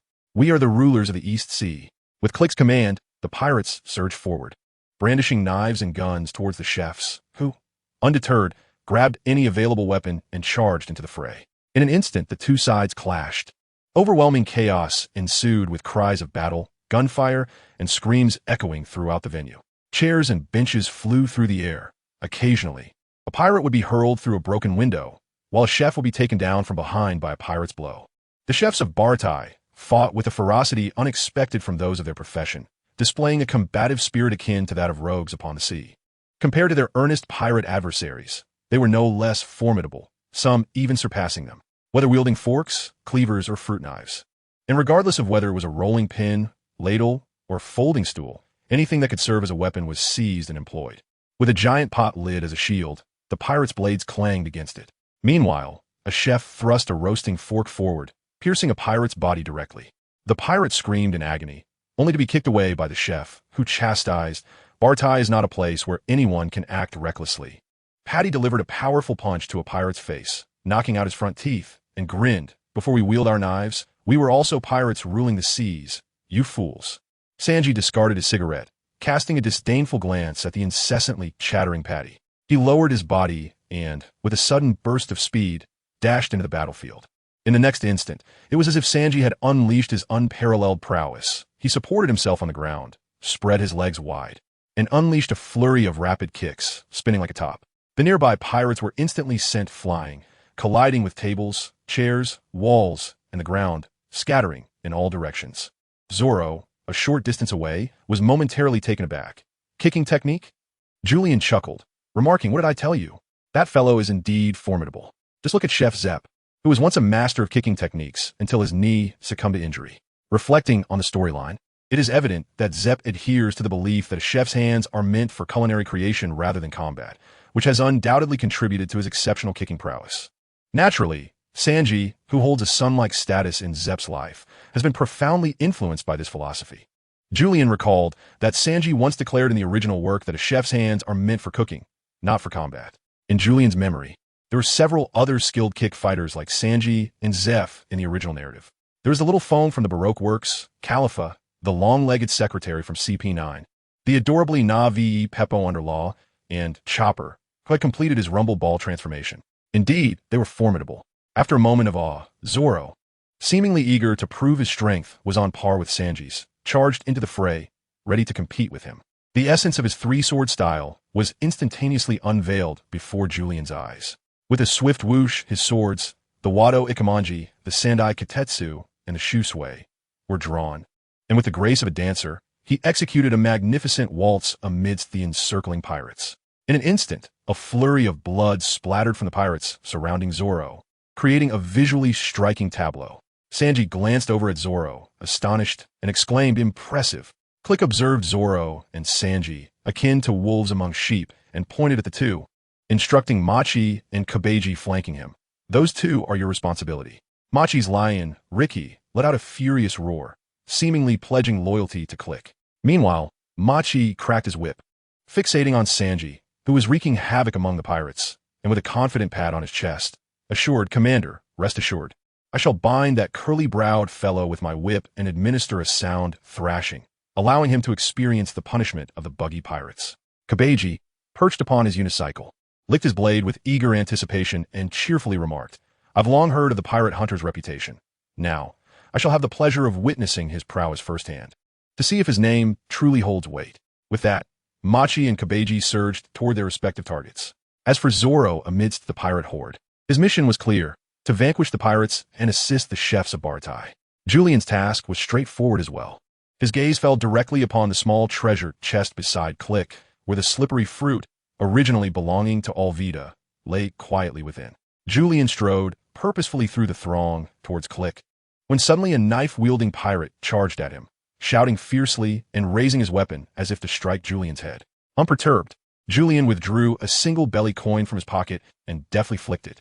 The coin soared through the air like a cannonball, producing a cacophony of crackling sounds as it emitted a series of arcs of electricity, hurtling directly towards the approaching pirate. With a resounding crash, the immense force of the coin's trajectory sent the pirate crashing against the wall, rendering him unconscious with a single blow. "Curse him! Eliminate that wretch! He possesses the ability to generate electricity." A pirate suddenly emerged from the right side of Urien. With a swift motion of his right hand, arcs of electricity enveloped it, crackling ominously. In an instant, he seized the approaching pirate with a firm grip and slammed him down forcefully, creating a deep crater in the floor. The arcs of electricity danced wildly around the pirate's body, illuminating the scene with chaotic brilliance. In the blink of an eye, Urien effortlessly dispatched the rogue. I am the Ion Man of the Lily fruit, capable of controlling the very essence of ions, which are inherently charged, Urien thought. Click looked toward Urien in astonishment. A devil fruit user? He exclaimed, bewildered. Suddenly, another pirate launched an ambush from Urien's left. In response, a flame erupted from his left hand, and with a punch, he struck the pirate squarely in the abdomen. The moment his fist made contact, flames engulfed the pirate, transforming him into a fiery projectile that soared away. Zoro, noticing the unfolding events, was taken aback. He was aware of Urien's ability to unleash electricity, but the fact that a user of such powers could also conjure flames was beyond his comprehension. Urien, you can also wield fire? He exclaimed in disbelief. At that moment, the flickering arcs of electricity from Urien's right hand had just dissipated, while the flames from his left hand gradually extinguished. Turning to Zoro with a mischievous smile, he replied, I am not limited to just electricity. I can wield fire as well. Fire exists in a state of plasma, transcending gas, solid, and liquid forms. Chapter 12. Too unbelievable clearly. Such esoteric knowledge would be beyond the grasp of even an ordinary individual from Earth. Fortunately, Urien had perused relevant information prior to his transference, or else he might have found himself utterly bewildered wielding the Lily fruit. He could very well have been like Buggy from the original tale, spending years deciphering the nature of a single fruit before setting sail. What exactly is the Lily fruit? How does one operate it? Does it allow one to shrink into an ion form, or something else entirely? I know that ions are units, including atomic ions, quarks, and so forth. Am I to assume I can transform into Ant-Man? How does one utilize this fruit? Such perplexity weighs upon me. Who will enlighten me? With a beaming smile, Julian approached the slippery fruit on Click's table. The pirates who dared to assault Julian either flew backward, crackling with arcs of electricity, or lay sprawled on the ground, engulfed in flames. Click had already hefted his 1-ton battle spear, his gaze fixed intently on Julian as he spoke, enunciating each word with gravity. Young man, do you comprehend what you are doing? Before you stands the commander of the East Blue Fleet of the Buggy Pirates. You are provoking a true pirate. As he spoke, Click swung his colossal spear toward Julian. With a deft sidestep, Julian effortlessly evaded Click's assault, causing the spear to crash into the floor with a resounding thud, leaving a substantial crater in its wake. Urien stood with one foot planted upon the formidable weapon embedded in the floor, casting a scornful glance at Click. Nonchalantly, he remarked, I forgot to mention, I too am a pirate. Click erupted into hearty laughter, as if he had heard the most amusing jest. A mere boy daring to proclaim himself a pirate before him. With a swift motion, Click extracted the massive gun from the ground, leaving Urien momentarily astonished, exclaiming, what incredible strength! Indeed, Click possessed a might unmatched by ordinary mortals. The gun, weighing a ton, combined with his steel-crafted armor, rendered it a formidable force. In the world of One Piece, Click was undoubtedly a character defined by sheer strength. Devil Fruit users were a rarity in the East Blue, even in the original narrative. Aside from Buggy, Smoker, and a handful of characters from the films and original animations, one could scarcely count the number of such individuals on one hand. Upon witnessing Urien's ability to conjure both flames and electric arcs, Click felt an immediate attraction to his talents, contemplating the prospect of recruiting him. Young lad, he proposed, I offer you a choice. Join the East Blue Fleet and become my right hand, or face my gun and become another soul claimed by it. Julian let out a cold chuckle, extending a finger as he spoke. Allow me to present you with two choices. Surrender the slippery fruit to me and yield all the treasures of your fleet, and I shall spare your lives. Alternatively, face the depths of the sea, allowing the Eastern Sea Fleet to become but a memory, while I claim the slippery fruit and the treasures for myself.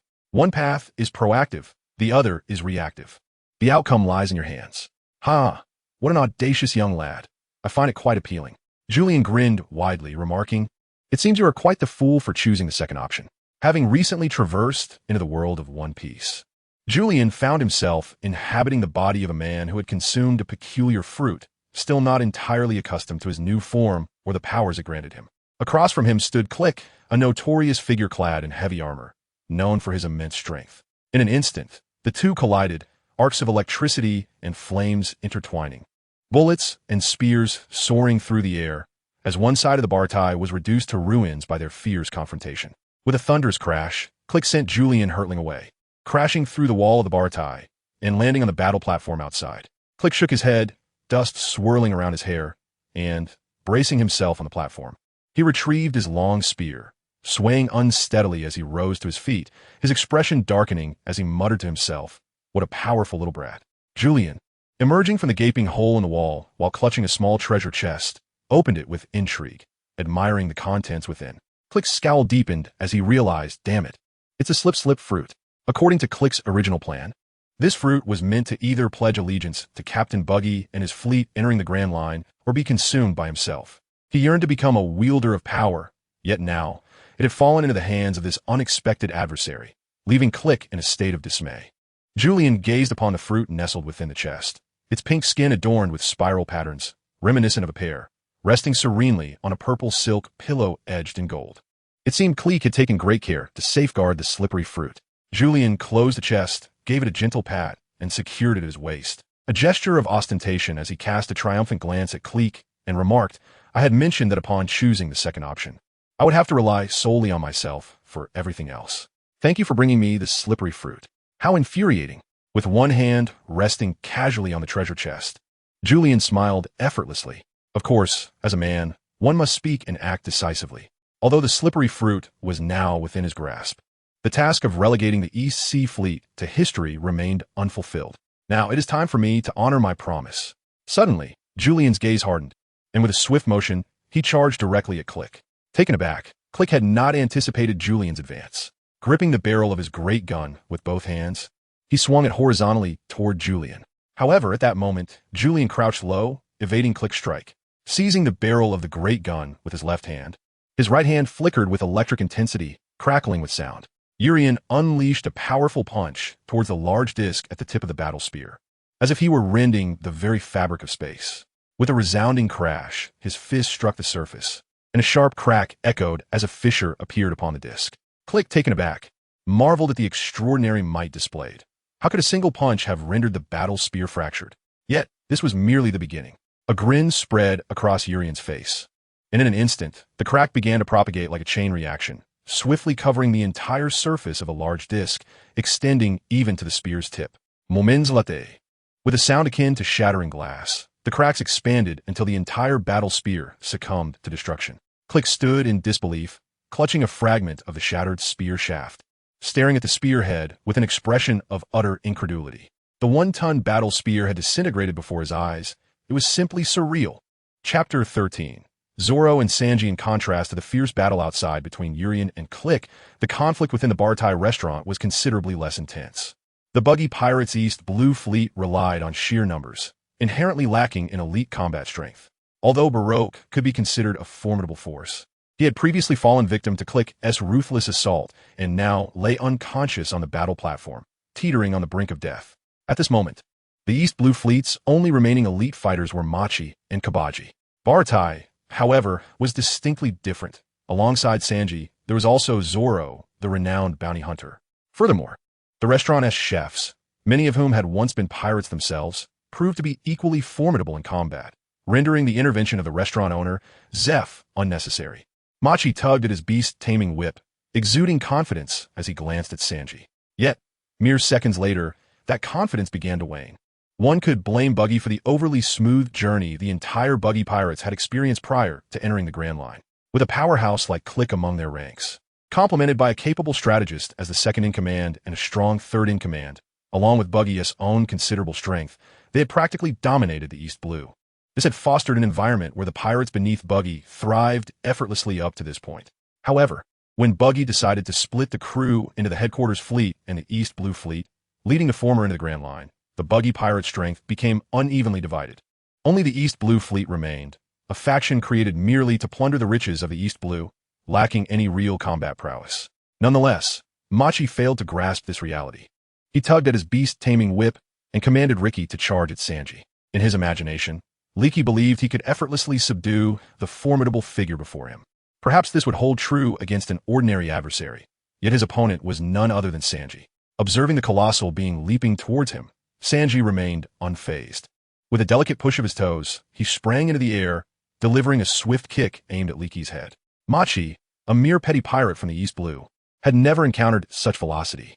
Faced with Sanji's shadow hurtling towards him, he found himself utterly incapable of evasion.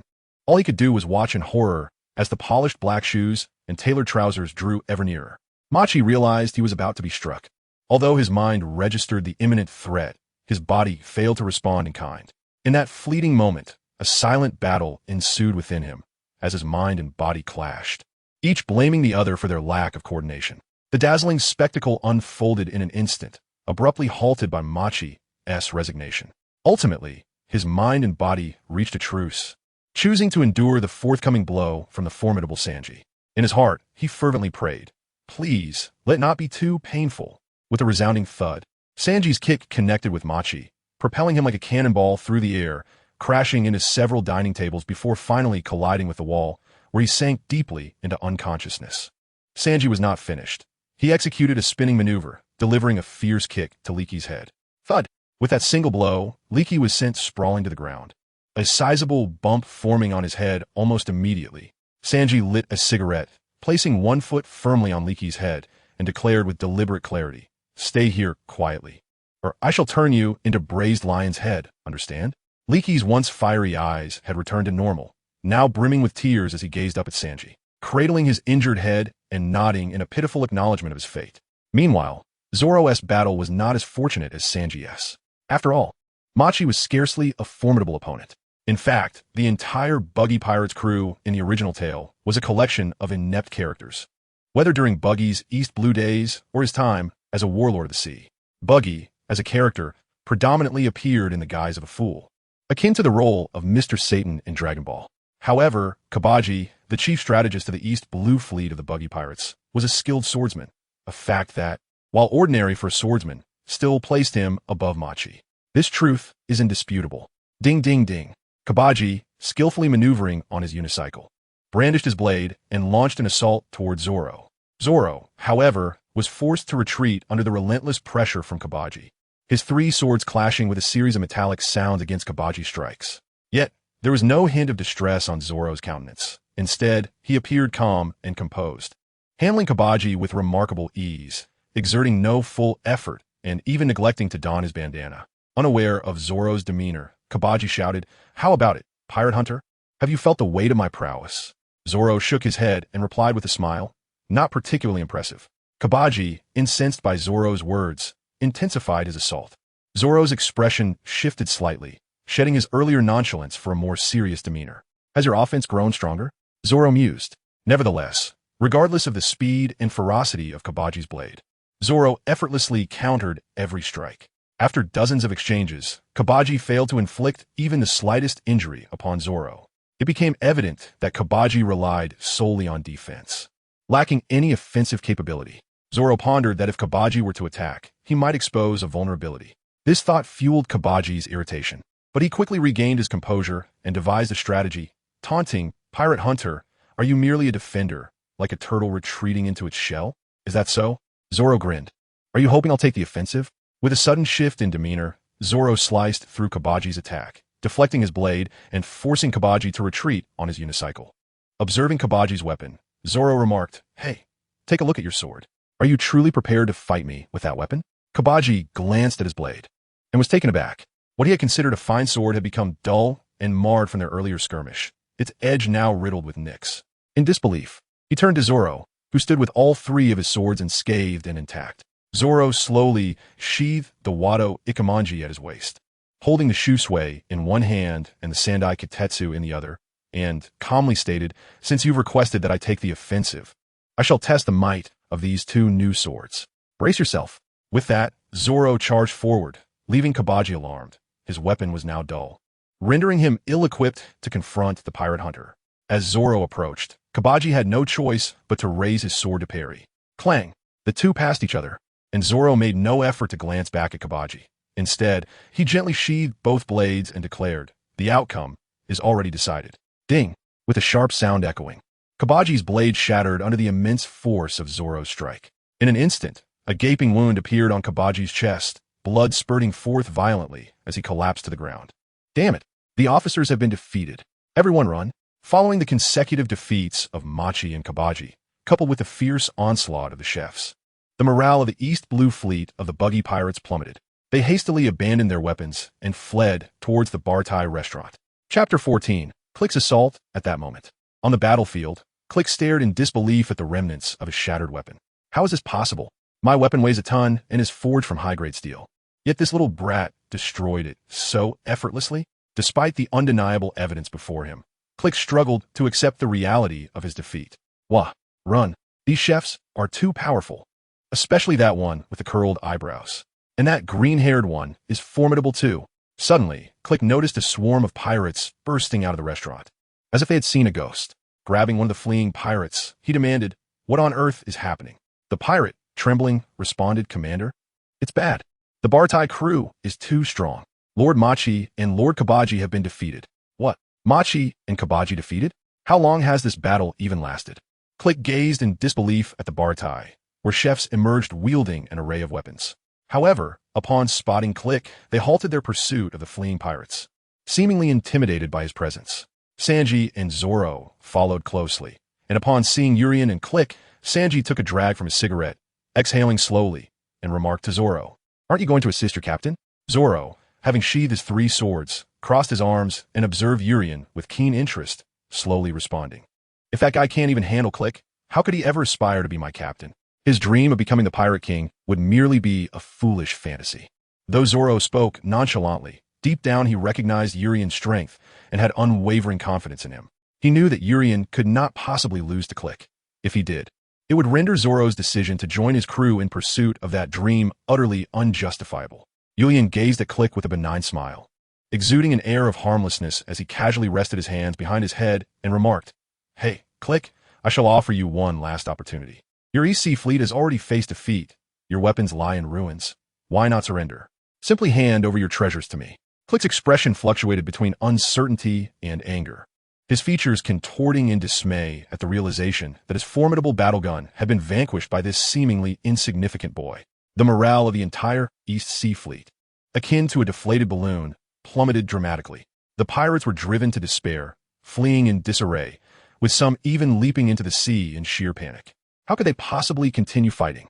The pirates were no match for the cooks, and with Kabaji and Machi having been dispatched by the pirate hunters and that curly-browed chef, he found himself utterly alone. A glance at the boy, who wore a mischievous grin, revealed that he was no ordinary adversary. After a moment of contemplation, Click, with a sullen demeanor and a heavy heart, begrudgingly conceded, "I surrender. I am willing to offer you all the treasures of the East Sea Fleet." Julian was momentarily taken aback. He had not anticipated such a swift capitulation from Click. At that moment, Click approached Julian with heavy steps, slowly shedding his purple coat and raising it with both hands, his head bowed and eyes averted. "Speaking with utmost respect, please accept my coat as a token of my sincerity.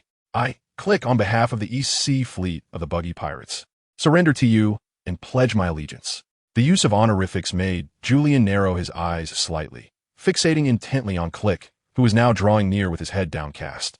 As the distance between them diminished to mere feet, the previously humble Click suddenly erupted, flinging off the purple coat and revealing the cannon ports on his wrists. He laughed maniacally at Julian, exclaiming, "Ha ha ha, foolish child. I am Click, commander of the East Sea Fleet, an invincible warrior. How could I possibly surrender to a mere brat like you?" Zoro and Sanji felt a jolt of alarm, shouting in unison that something was amiss, and they prepared to rush through the crowd to rescue Julian. Julian, damn it, that scoundrel Click is deceiving him. Who could have foreseen that Click would manipulate words to gain Julian's trust, then deliberately approach him? The movements concealed by the coat rendered Julian oblivious to the impending threat. A sudden attack at such close quarters would surely cost Julian his life. Click was indeed despicably cunning. Just as the crowd anticipated Click's treachery would succeed, they were astonished to find Click's body frozen in place, unable to move. "What is happening?" Click exclaimed in shock. His hands had been raised, the ammunition was loaded, and all that remained was for him to pull the trigger to end the life of this child before him. Yet, why was it that at this critical moment, his body refused to obey him?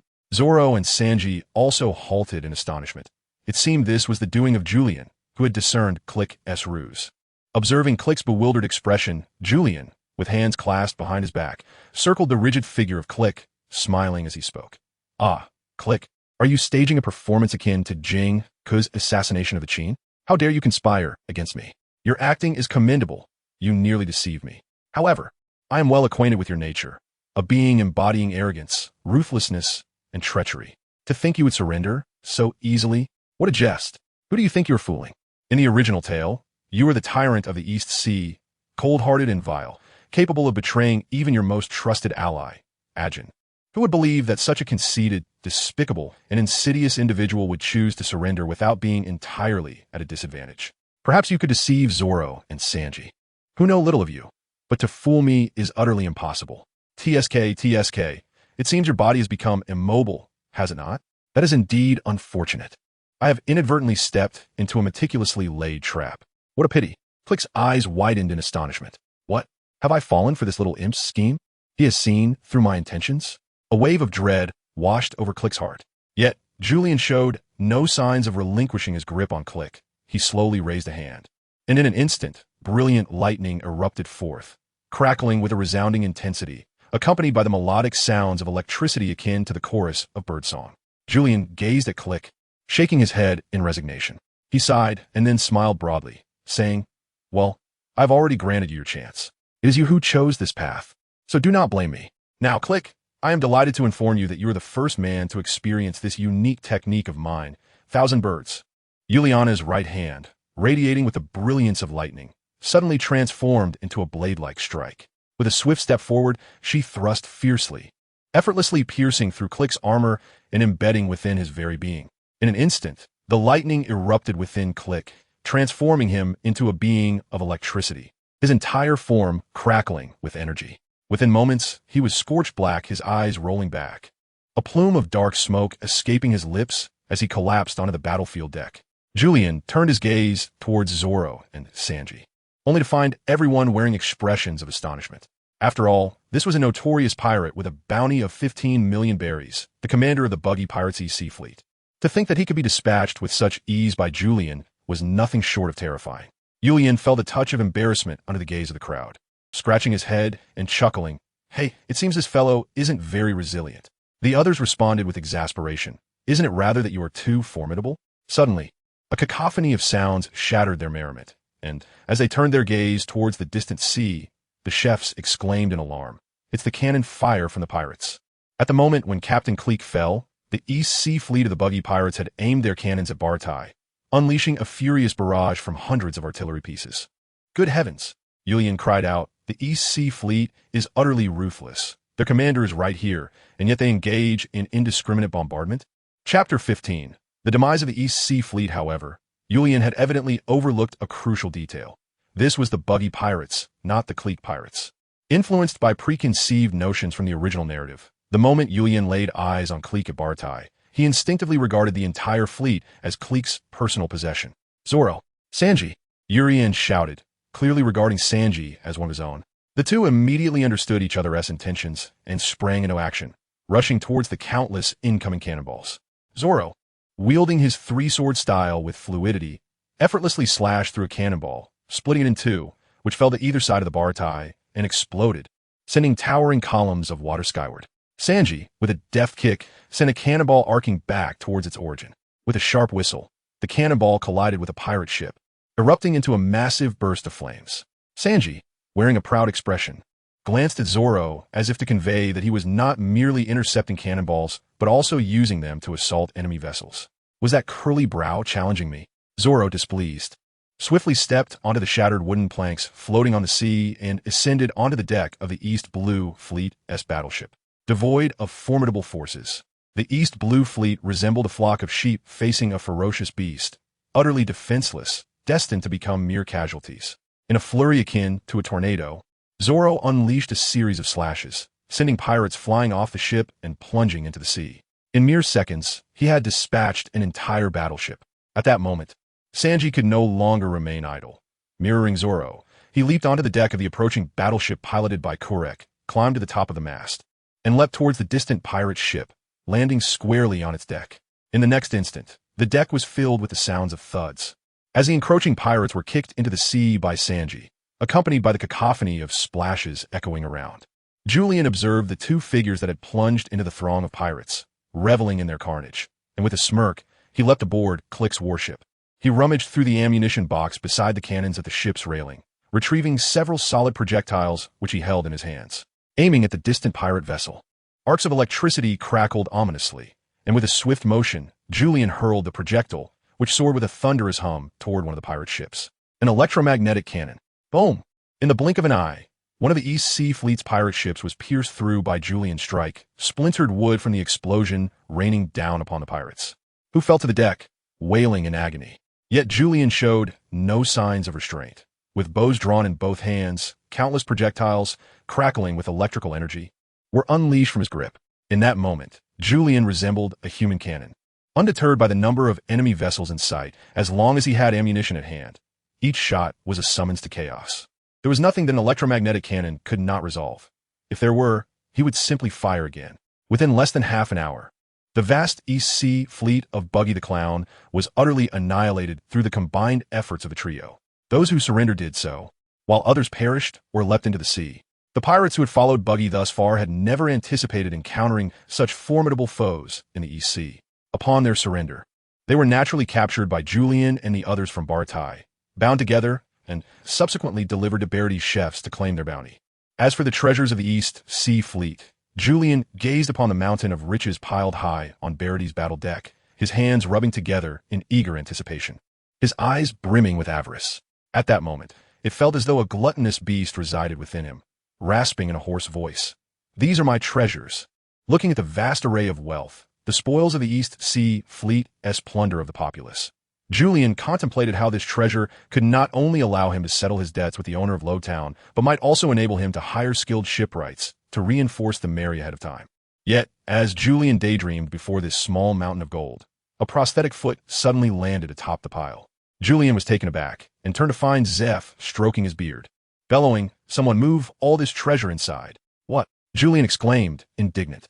"This is the bounty I earned from defeating the East Sea Fleet." He protested vehemently. "Zeph, this treasure belongs to me. I defeated the East Sea Fleet alongside Zoro. How can you claim what is rightfully mine?" Zeph narrowed his eyes and regarded Julian, stating, "It seems you have forgotten someone, Sanji. We at Bartai have a share in these riches." "Fine, even if Sanji participated in the destruction of the East Sea Fleet. You only contributed a third of the effort. The remaining two-thirds was accomplished by Zoro and me." Julian retorted, "But there is only one of you. The treasure cannot all be taken by you." Jappu remained unfazed by the protests of the little demon, calmly stating, "The recent battle has left the sea restaurant Barati in ruins. As the principal culprit, the East Sea Fleet must naturally compensate us for our renovation expenses." Julian cast a glance at the Bartai behind Zep. Aside from a corner of the combat platform being struck and damaged by Click's warship, an enormous void had been created on one side of the Bartai due to the battle, giving it a precarious appearance. Yuri began to assess the losses of Bartai, his voice slightly diminishing as he spoke. "Jappu, realistically, the renovation cost for Bartai shouldn't be this exorbitant. Half the treasure should suffice. One must act with integrity." Jappu replied calmly, "Bartai restaurant requires an upgrade and a complete overhaul. I intend to construct a grander maritime dining establishment." "Goodness," Yuri exclaimed, "Jappu, you have transformed. You are no longer the Jappu I once knew, now imbued with such ambition." Julian could not help but comment, "Isn't that a bit too ruthless?" Zephyr cast a glance at Julian, pulled out a bill, and handed it to him, saying, "Take a look for yourself." Julian glanced at the densely written list of various dishes, along with the final tally amounting to several million, and found himself at a loss. Although he could decipher the characters, the implications of Zep's words eluded him. What exactly was this? Zep directed the chefs to continue transporting the treasures while remarking, "This is the expenditure incurred by the two of you." Goodness, such a sum? Yet, resolute in his decision to dine without payment, Julian did not factor in the cost. Zep shot Julian a cold, penetrating gaze and inquired, "Surely you do not intend to dine and dash?" A chill ran down Julian's spine at the intensity of Zep's stare. He fervently shook his head and replied, "How could I? We are civilized individuals. One must pay for their meal." Only then did Zep nod, seemingly satisfied, and stated, "Even if a portion of these treasures belong to you, it would still fall short of covering the bill. Consider it my benevolence. I shall grant you a discount, barely allowing you to settle the debt." Astounded by Zep's astuteness, Julian found himself momentarily speechless, gazing blankly at Zep.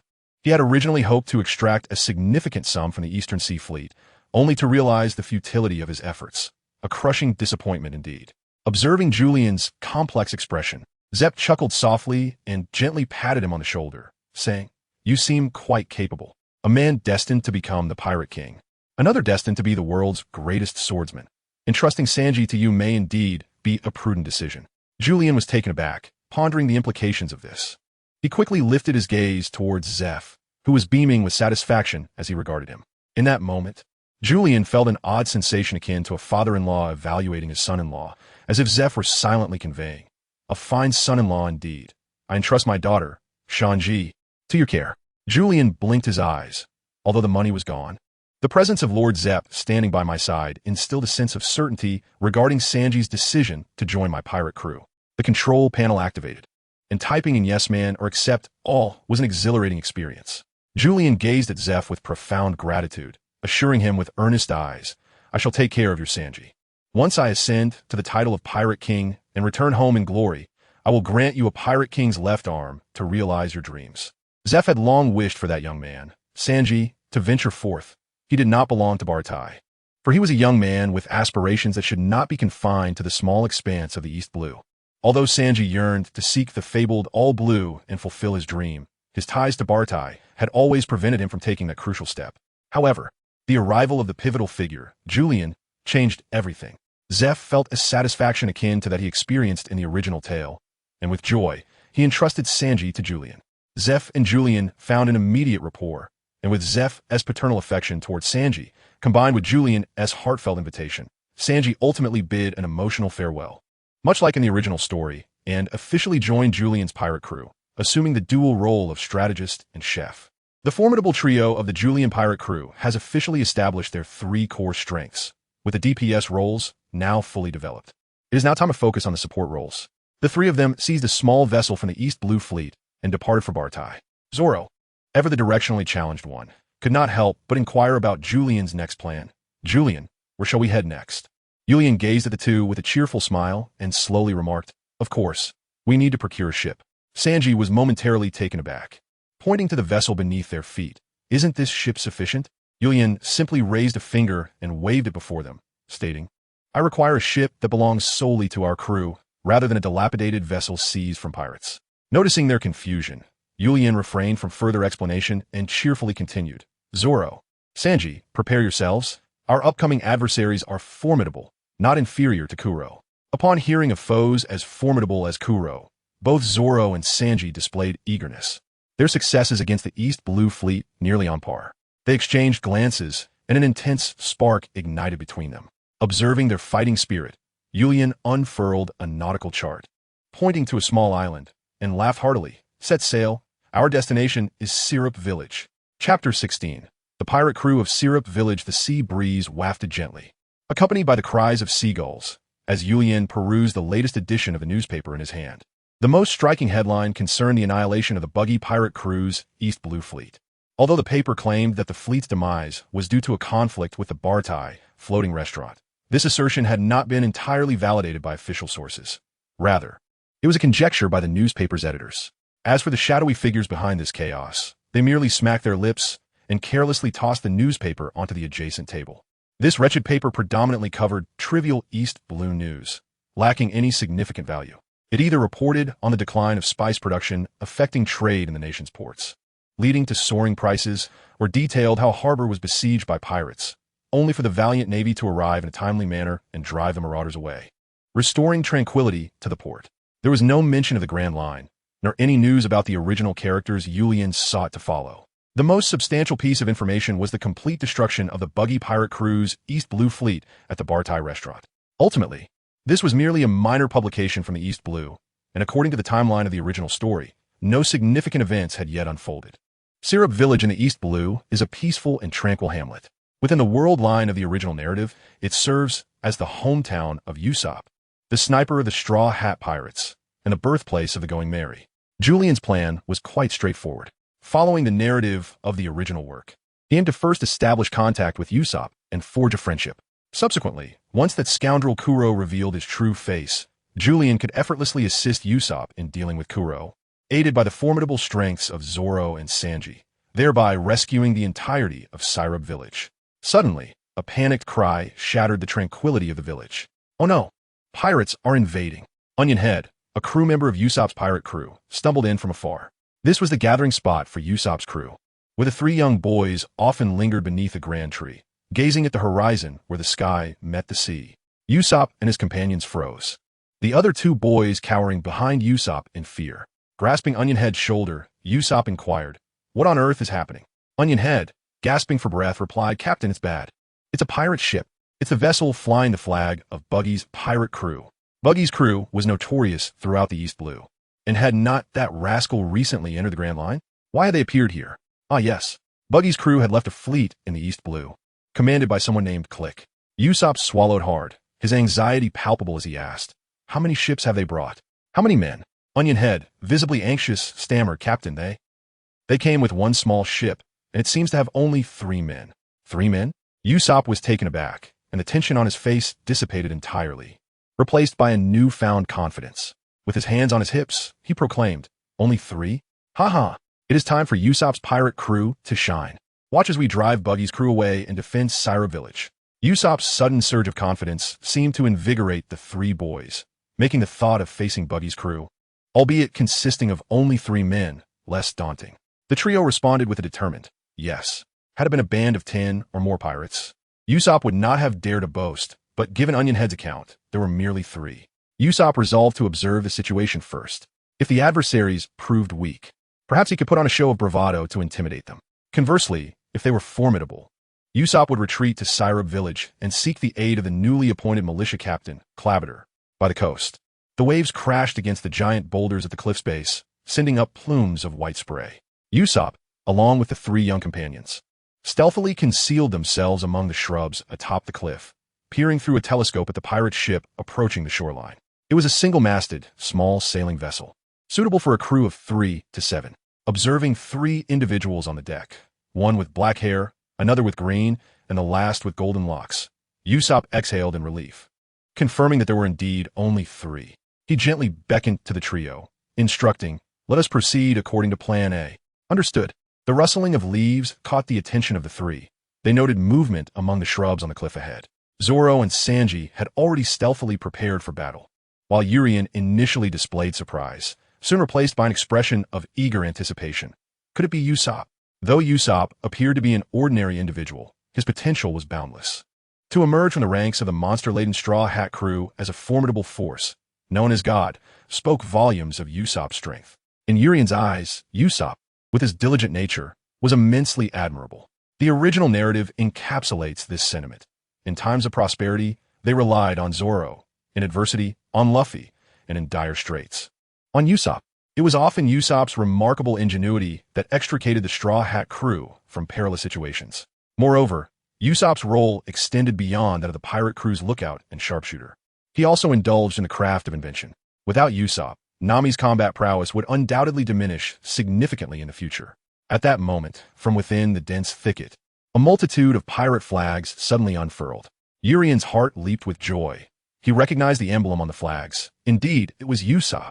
In an instant, a figure with an elongated nose burst forth from the underbrush, brandishing a paper horn, and, with a slight tremor in his voice, declared, "This is the stronghold of the Usopp pirates.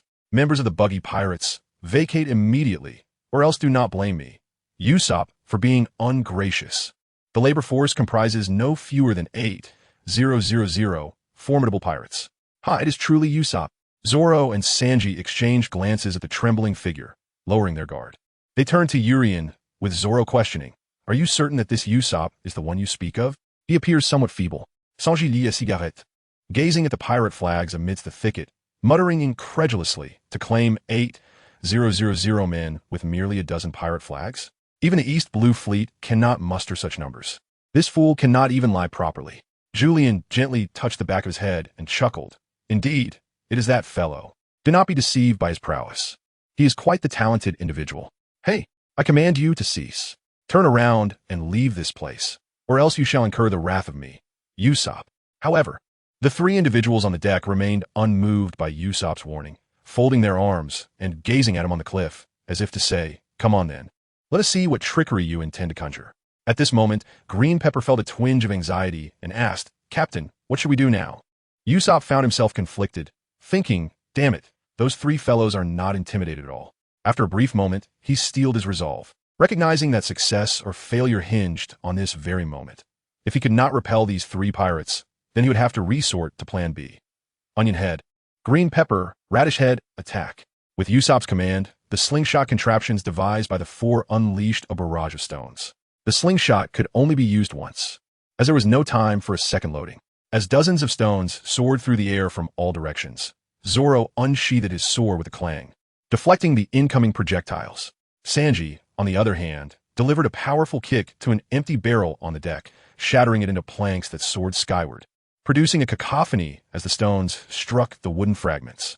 Witnessing his attacks being effortlessly thwarted by Zoro and Julian, Usopp's expression turned to one of astonishment. This must be a joke. They are completely unscathed. The members of Buggy's pirate crew are truly formidable. On your head, hurry. Notify Captain Clabatel that we are being attacked by Buggy's pirates. Yes, Captain. Chapter 17. Clabatel, faced with such powerful adversaries, Usopp steeled himself, aware that he must buy time for Onion Head and Captain Clabatel. Suppressing his urge to flee, he shouted tremblingly, "Pirates of the Buggy crew, depart at once. My 8,000 subordinates are on their way." Sanji exhaled a puff of smoke, flicking the ash from his cigarette, glancing at Julian, and remarked nonchalantly, "Who could possibly fall for this guy's deceptions?" Julian offered an awkward smile, yet Usopp's fabrications truly had the power to deceive. Individuals like Luffy and Chopper consistently fell prey to Usopp's tall tales, exhibiting an unfaltering belief in his whimsical lies.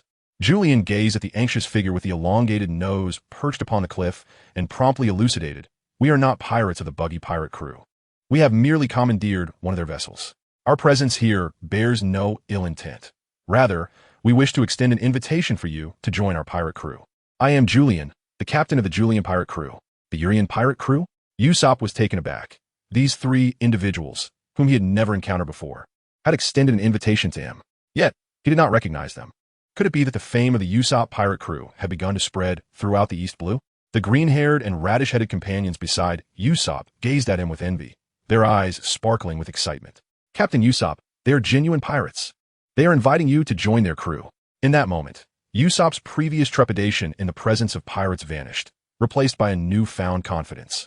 With a beaming smile, he declared, "You fellows have come drawn by my reputation, haven't you? It is not so simple to receive an invitation from me. Usopp. You are called Urian, I presume." Observing Usopp's arrogance, Zoro and Sanji held little regard for this seemingly unremarkable individual. However, Urian looked at Usopp with great interest, nodding enthusiastically. "Indeed, I am Urian. This green-haired swordsman, skilled in the three-sword style, is my first mate and combatant, the renowned pirate hunter Noah Zoro for the East Blue. And this gentleman with the curled brows is my strategist and chef. He can prepare a delectable dish from any four-legged creature, be it flying or running. As for me, I am the captain of a Urian pirate crew, a user of the lily fruit, a man who commands ions." As he spoke, Urian conjured arcs of electricity from his right hand and flames from his left, gazing at Usopp with an inviting grin. "What do you think? This combination is quite intriguing, is it not? My ship is in need of a lookout, and I have heard that there is a remarkable sharpshooter in Syrup Village, someone with keen eyesight and precise aim, perfectly suited to join our ranks." Julian exuberantly praised Usopp, nearly elevating him to the heavens. Usopp, scratching the back of his head with a broad grin, humbly replied, "Oh, it's not that exaggerated. I never anticipated that my reputation had spread so widely." However, unbeknownst to Usopp, it was only Julian, the time traveler, who was aware of his fame. Based on the premise that Luffy had joined the Navy, it could be inferred that without Luffy, Usopp would have found it exceedingly difficult to be discovered from the small village of Syrup. Yet, Usopp glanced at the three individuals with a hint of bewilderment, questioning, "Are you truly pirates? This pirate crew, devoid of a ship or crew, are you genuinely what you claim to be? There are countless notorious pirate crews at sea, each more fearsome than the last, instilling dread in many." Julian wiped his nose and, with an air of self-satisfaction, boasted, "We are but writing pirates. Adventurers read as heroes. What say you? Shall you join us on the Grand Line in search of the legendary treasure of the Pirate King?" How curious these pirates are. Usopp harbored no resentment towards the trio.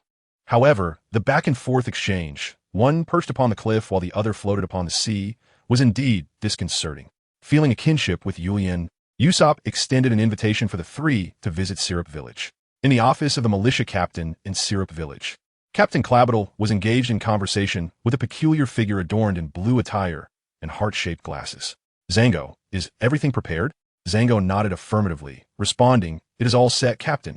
Clabatel, with a delicate demeanor, adjusted his glasses, the lenses glimmering with a white sheen, and spoke slowly. "This is the militia office of Syrup Village. Oh, my apologies." Suddenly, the door to the office burst open, and Onion Head rushed in, casting a glance at Zango, finding him rather odd. However, his attention swiftly shifted to Captain Crocodile, his expression turning anxious as he exclaimed, "Captain Crocodile, it's bad news. Pirates are attacking Syrup Village." Both Zango and Crocodile's expressions darkened, a flicker of cold light in their eyes. Crocodile turned to Zango, silently inquiring with his gaze, "Have we been discovered?" Yet Zango shook his head, signaling back, "Impossible." Unbeknownst to Onion Head, a flash of murderous intent flickered in Crocodile's eyes before being swiftly concealed. Crouching down, he presented a benign face, gently patting Onion Head's head with his right hand while concealing his left behind his back, poised to extinguish the life of the young boy who had uncovered their plot. However, Crocodile was aware that Onion Head often accompanied the notorious liar Usopp, leading him to suspect that this boy might simply be raising a false alarm. Had it been anyone else, Onion Head's ruse would have likely been met with dire consequences. With a patronizing touch to Onion Head's nape, Crocodile smiled warmly and said, "Onion Head, you mustn't learn to deceive like Usopp." Onion Head swatted Crocodile's hand away, indignant, and earnestly insisted, "I am not lying. There really are pirates." "Is the Buggy pirates landing at the cliff?" A jolt of surprise coursed through Crocodile, who then turned to Zango, as if seeking clarification. Why would members of the Buggy pirates come here? Zango shook his head, indicating his ignorance of the situation. Crocodile inhaled deeply, striving to compose himself before inquiring, "How many of them have arrived?" Onion Head nervously remarked, "A small boat with only 3 individuals. Yet those 3 are formidable. Our Usopp pirate crew stands no chance against them." Crocodile, feeling a sense of relief, realized that Usopp's meager skills would undoubtedly be ineffective against true pirates. Merely 3 pirates? Crocodile sighed deeply, adopting a serious demeanor as he advised, "Onion Head, you should head over to Usopp's side and keep a watchful eye on those pirates. I will summon the village militia at once." "Understood." With that, Onion Head slammed the door shut and swiftly dashed out. Crocodile and Zhang Ao simultaneously exhaled in relief, with Zhang Ao patting his chest as he said, "That was close. I nearly thought that little brat would discover us." Chapter 18. Conspiracy in the East Blue village of Zilibu. There resided a family whose patriarch was a modestly renowned tycoon in the East Blue trading sphere. Despite his immense wealth, he conducted himself with integrity, accumulating his fortune through legitimate means. A benevolent soul, he frequently extended assistance to the destitute of the East Blue. This man was Kaya's father. However, unlike the original narrative, Kaya's parents had not passed away a year prior. Instead, they had survived, with their father being elected as the village chief of Zilibu, thereby enjoying both fame and fortune. According to the trajectory of the original story, Kuro, the captain of the Black Cat Pirates, feigned his own death to deceive the Navy and subsequently assumed the alias Crocodile to gain the trust of Kaya's family, ultimately becoming their steward. Had everything proceeded smoothly, without the intervention of the Straw Hat Pirates, Kuro's plan to seize Kaya's family fortune would have surely succeeded. Kaya's parents' demise, in the eyes of Julian, a seasoned time traveler and pirate enthusiast, likely resulted from Kuro's machinations, creating a fade of illness, while the grim reality was that Kuro had orchestrated their deaths. However, in this narrative, the original character chose a divergent path at a crossroads. Kuro still operated under the name Crocodile, yet he opted not to become the steward of Kaya's family. Instead, he chose to infiltrate Zilibu village under the guise of a vagabond. From a humble villager, he ascended to the esteemed position of the militia captain of Zilibu village. At this juncture, Crocodile's status could be likened to that of a prince. Second only to the village chief, Koya's father, he reigned as the most powerful figure in all of Zilibu. Crocodile's rise to the role of militia captain was orchestrated by the rapid development of Zilibu village, spurred 3 years prior by a series of initiatives taken by Koya's father, which led to a flourishing community.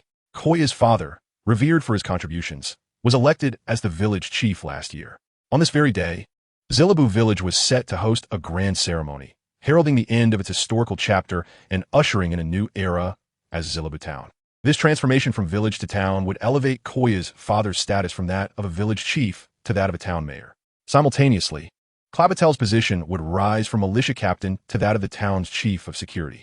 While this should have been a cause for celebration, Crocodile harbored no regard for the chief of security title. His ambitions drove him to seek greater power.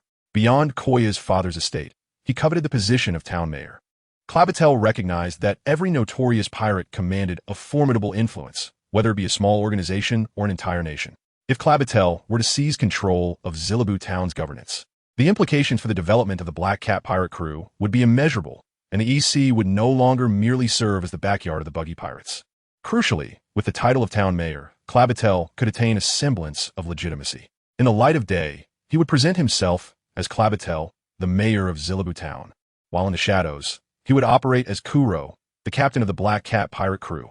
Furthermore, he could leverage his position to appoint his crew members, such as Zango, to various posts within the town's security apparatus, thereby solidifying his control over the town and extracting its resources to extend his influence throughout the East Sea. Zango, the little brat is gone. Is everything in place? Clabatel inquired, adjusting his glasses with a nonchalant demeanor. Behind Clabatel's lenses, Zango beheld the sharp gaze of his former captain, one that brooked no failure in their plans. Zango tipped his hat and replied, "Everything is ready. We merely await the commencement of the ceremony. We have successfully bribed the tax officer of Zillaboo Village with a substantial sum, promising him the position of chief tax officer upon the town's elevation. That avaricious fellow agreed to cooperate with us. The moment the village chief announces the elevation to a town, the tax officer will promptly take the stage and present before the gathered crowd a fabricated piece of evidence implicating the village chief in collusion with the Black Cat pirates, thereby ensuring his public disgrace. We have already arranged for several crew members of the pirate faction to infiltrate Zillaboo Village.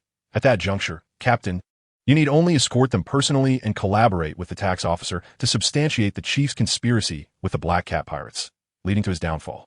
Consequently, you shall naturally ascend to the position of not merely village chief, but rather the town mayor."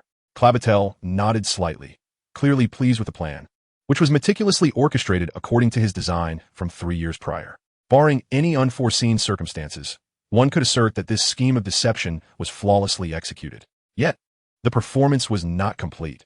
For absolute security, Zhang Yao continued, "I have also forged an invitation letter from the village chief of Zillaboo, inviting the commander of the nearby Navy's 153rd Division to attend the town elevation ceremony.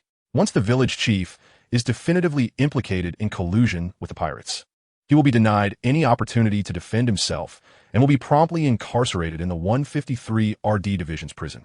We can seize this chance to demand a search warrant from the Navy, thereby legally appropriating the village chief's assets." "Excellent," Clabatel replied, surprised that Zhang Yao had considered the commander of the 153rd Division, a man who owed his position to the favor Clabatel had granted him 3 years ago. With a cold smirk, he inquired, "When will he arrive?" "He will definitely arrive before the ceremony," Zhang Yao assured. Then, with a worried expression, he added, "Captain," to persuade him, "I had to enclose a substantial sum of money in the invitation." Clabatel shot Zhang Yao an exasperated glance and promised, "Once our plan succeeds, your efforts will not go unrewarded. You shall assume the role of the chief of the Zillaboo Village Guard and continue to serve as my right hand." Overjoyed, Zhang Yao exclaimed, "Thank you, Captain." "Thank you, Mayor." Clabatel revealed a rare smile and said, "Now, I must gather the militia. First, we shall deal with those 3 pirates from the Buggy pirates, and then we will address these matters.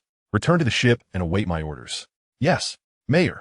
Meanwhile, outside the militia captain's office, Onion Head curled up in a corner, trembling with fear and drenched in sweat. He had only intended to return and caution Clabatel about the formidable nature of the 3 pirates, but instead had overheard a monumental conspiracy unfolding. In his mind, he fervently thought, "This is terrible. I must inform Captain Usopp at once." With a resounding thud, the door to the militia captain's office swung open, startling Onion Head, who promptly dove into a nearby small wine barrel, covering his mouth and stifling his cries, tears glistening in his eyes, afraid to make a sound.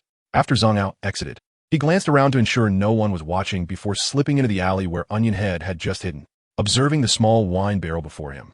He smacked his lips, pondering whether this was the wine Captain Klo had previously given to the brothers. "Never mind, I shall take it back and report." Inside the barrel, Onion Head felt a sudden jolt, his heart sinking as he realized he had been lifted by someone. Chapter 19, a display of skill. The trio, from Urien, under Usopp's guidance, entered the village of Syrub. However, this bustling village bore little resemblance to the tranquil and simple hamlet Urien remembered from the comics. The stone-paved road, although slightly uneven, was meticulously laid, far superior to the muddy paths of the countryside.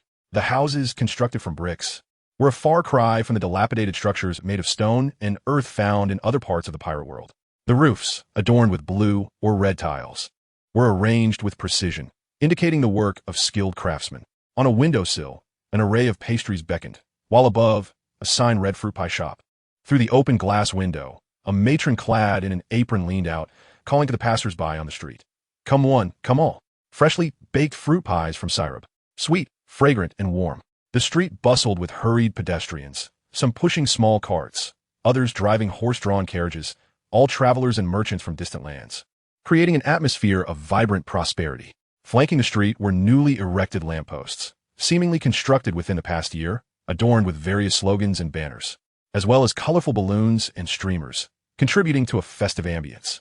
This syrup village was a stark contrast to the serene little village depicted in the comics, leaving Urien perplexed. Usopp, what is happening? Is there a festival? Usopp, wearing a proud grin, replied as if the situation were closely tied to him.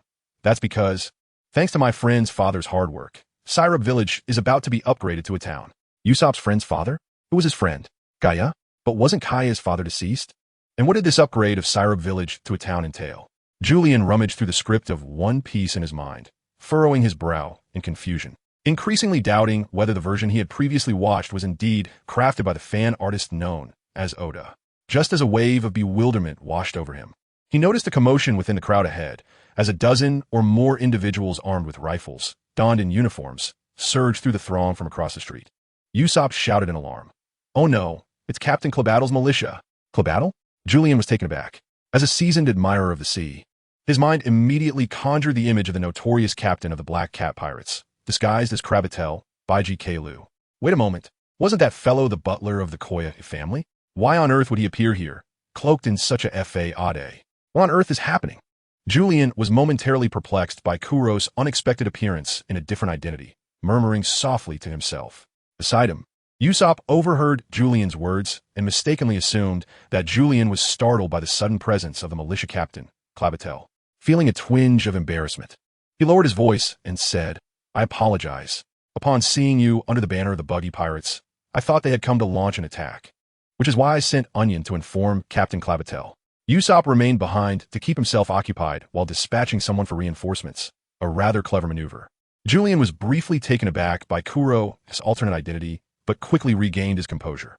After all, with Akainu having lost an arm, Luffy joining the Navy, Buggy venturing into the Grand Line ahead of schedule, and Click becoming one of Buggy's subordinates, nothing seemed impossible in this realm.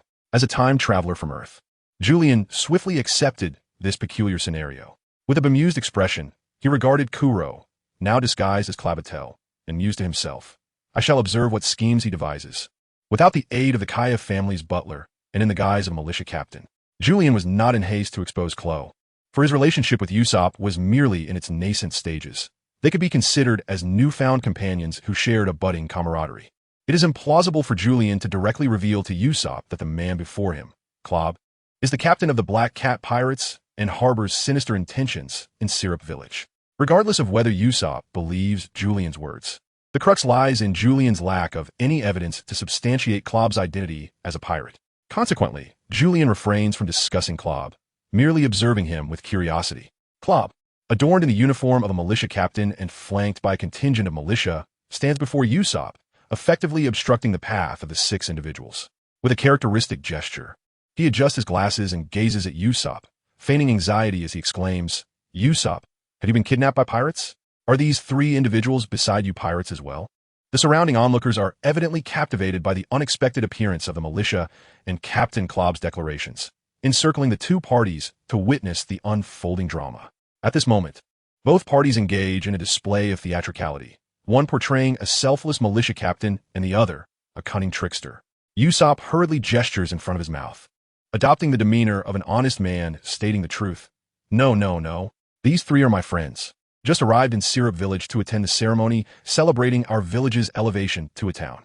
Klob exhales in relief, yet his gaze betrays a hint of wariness as he remarks. However, the Onion Head was adamant that he spotted the Buggy Pirates ship over by the cliff. Is that true? Absolutely not. Usopp retorts, whistling nonchalantly. Onion Head must be lying again, trying to test your militia's emergency response capabilities. Remarkably, even Usopp finds his own words somewhat convincing. Nodding in affirmation, yes, it must be so, especially since today is the town elevation ceremony. He then gestures toward Julian and the others, proclaiming, Look, do these three appear to be evildoers? They bear no scars or tattoos, not a hint of piracy. Moreover, the arrival of the Buggy pirates would surely entail a large contingent. You, Captain Klob, would undoubtedly be aware of this without Onionhead's prompting. Klob casts a glance at Julian and his companions, ultimately fixating on Zoro, his expression shifting to one of astonishment. How could the pirate hunter be here? Are they truly Usopp's allies? Or has the pirate hunter caught wind of something and brought his companions along? In that moment, Klob cannot help but entertain the worst-case scenario. The presence of the pirate hunter and his two bounty hunter associates in Syrup Village could spell trouble for him and the Black Cat pirates. A flicker of dread flashes in Klob's eyes, but he swiftly replaces it with a congenial smile, approaching Zoro and extending his hand. As he adjusts his slipping glasses, dislodged by the surprise of encountering the renowned pirate hunter from the East Blue, he exclaims, what an unexpected honor it is to meet the illustrious pirate hunter. A pleasure to finally make your acquaintance. If one were a bounty hunter, it would be inconceivable to be a pirate. After all, bounty hunters are the nemesis of pirates. Those notorious rogues of the seas ought to perish at your blade. Well done indeed. Zoro received a hearty commendation from Kuro. Observing this, Julian stifled a chuckle, internally cursing, goodness. Such theatrics, brimming with fervor and solidarity against a common foe. Were it not for my knowledge of your true nature in the original tale, I might have believed you were an upright militia captain, fiercely opposed to villainy. With one hand clasping Kuro's, Zoro scratched his ear, evidently surprised that his reputation had reached this militia captain named Clabadder, and casually replied, not too bad, not too bad. A glint of cunning sparkled in Kuro's eyes as he inquired with a smile, pray tell, what brings the bounty hunter to Syrup Village?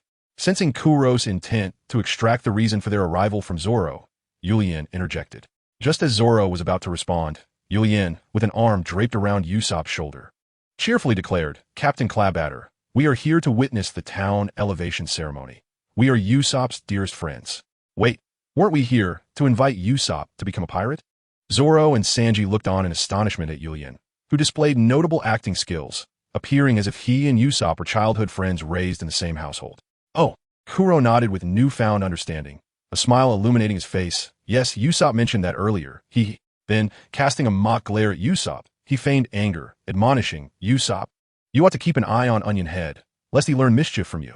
Otherwise, I shall inform his parents. Usopp clasped his hands in apology, bowing repeatedly. My apologies, it won't happen again, it won't happen again. After issuing his warning, Kuro took one last glance at Julian and the others before departing with his militia. As Kuro vanished into the throng, Usopp finally came to his senses, squinting and pouting. By the way, where has Onionhead gone? Chapter 20. Exposure. Once Captain Clabadder had taken his leave, Usopp, thumping his thigh, resolved to treat the three to a meal and sit down for a chat. They entered a quaint street-side eatery, a familiar place run by Green Pepper's mother. The plump proprietress greeted Usopp and his three companions with warmth, exclaiming, Usopp, back again. Yes, today I've brought 3 friends to witness the ceremony. How delightful. Guests are always welcome here. For today's elevation ceremony, my little establishment is honored, and thus, everything is half price, haha. Usopp's eyes sparkled with excitement, being financially constrained. He eagerly applauded, Madam, you are truly kind, haha. After everyone took their seats, Qingjiao and Luabua hurried to the kitchen to lend a hand. Soon, 4 cups of tea and snacks were served. Julian gently sampled the delicacies, glancing around with a beaming smile, and remarked, this little shop boasts a delightful ambience. Once Zillabu Village is upgraded to a town, this establishment might flourish. Sanji also surveyed the quaint eatery and suggested to Julian, how about I prepare a few dishes for everyone? I haven't really had the chance to cook for you all yet. Julian and Zoro readily agreed to Sanji's proposal. After all, on that rickety ship, while Sanji's cooking was delicious, the limited ingredients often made it somewhat monotonous. Upon hearing Sanji's intention to cook, Julian enthusiastically nodded. That sounds splendid. Once Sanji left, Julian turned to Usopp with a cheerful demeanor, praising, our chef is truly remarkable. Once you taste his cooking, you'll be hooked for life. 1 to Zoro, despite having a bit of a rivalry with that curly-browed fellow. He couldn't deny the chef's exceptional skills, nodding in agreement. Observing Julian and Zoro, Usopp felt a flicker of anticipation. The kitchen of the small shop, though compact, was well-equipped and immaculately arranged, creating a pleasing and comfortable atmosphere. Qingjiao and Luabua rolled up their sleeves, assisting the proprietress with her tasks. Sanji extinguished his cigarette and approached, asking, may I help stir-fry a few dishes? I'd like to showcase my skills for Usopp and the others. The proprietress chuckled, generously relinquishing her spot, exclaiming, "It's rare to find a man who can cook these days." With a smile for the proprietress, Sanji clapped the knife against the cutting board, causing it to spin gracefully in the air before landing steadily in his hand. The sudden display astonished Qingjiao and Luabwa, while the proprietress stood mesmerized by the extraordinary feat. A glimmer of determination shone in Sanji's eyes as he grasped an East blue salmon with his left hand, while the knife in his right hand danced skillfully over the fish's surface, deftly preparing it in the blink of an eye. Next, various side dishes and sauces were expertly crafted, layered atop a bed of ice, followed by the salmon slices. Once plated, a tantalizing array of East blue salmon sashimi emerged, its translucent slices gleaming like precious gems, prompting exclamations of admiration for Sanji's knife skills. Moreover, the layer of ice beneath the dish gave it an enchanting frosty aura, making it appear as if it were a catch from the polar seas. But that was not the end. Sanji swiftly grabbed several bullfrogs from Rogatown, skillfully removing their skins with a swift tug. In a matter of moments, he artfully extracted the innards, readying them for the next stage. With a generous spoonful of oil in the pan and his right hand deftly preparing the accompaniments, the culinary magic was just beginning. With a swift strike of the blade, the supplementary ingredients tumbled into the deep, sizzling oil, producing a resounding chorus of frying sounds. Sanji promptly poured the prepared bullfrogs into the pot. In an instant, a tantalizing aroma wafted through the air, causing the few patrons in the modest eatery to stretch their necks in eager anticipation of Sanji's culinary creations. Even passers-by outside were irresistibly drawn in by the enticing fragrance that had inadvertently escaped, as plate after plate of visually appealing and delectable dishes emerged from the kitchen. The crowd reverently hailed Sanji as the deity of gastronomy, all bowing before his spatula and ladle. Observing Sanji's fervent dedication in the kitchen, the throng of onlookers continued to swell, prompting Usopp to exclaim in admiration, "Sanji is incredible." To praise Sanji was to also extol the virtues of Urien himself. For Sanji was a member of Urien's crew, a sentiment Urien gladly embraced as he welcomed the accolades bestowed upon him. Julian beamed at Usopp and once again invited him. "What do you think? Our ship's chef is truly remarkable, isn't he? Join my pirate crew. We are in dire need of someone like you to embark on adventures along the Grand Line. I aspire to become the Pirate King, while Zoro aims to be the world's greatest swordsman. As for Sanji, that fellow is determined to seek out the legendary All Blue. Usopp, come with us and become a brave, seafaring warrior, just like your father." At the mention of his father, Usopp trembled slightly, gazing at Julian with a mix of curiosity and surprise. How did Julian know about his father? Julian chuckled, swiftly dispelling Usopp's suspicions. "Your father is one of the formidable commanders of the red-haired pirates, a figure of considerable renown. Usopp, come. Join me in becoming a true warrior of the seas, just like your father." Usopp harbored a flicker of admiration for his father, Yasopp, faced with the sincerity of Julian, a genuine pirate with whom he could converse. Usopp felt a slight wavering in his resolve. However, he remained preoccupied with the companions in Syrup Village and the frail childhood friend he cherished. His bond with the village ran deep. Noticing Usopp's indecision, Julian patiently inquired, "Usopp, could you share some tales about Clabotter? I find myself quite curious about him." "Oh, Captain Clabotter, you say? He is a man of profound justice and unwavering integrity, beloved by all.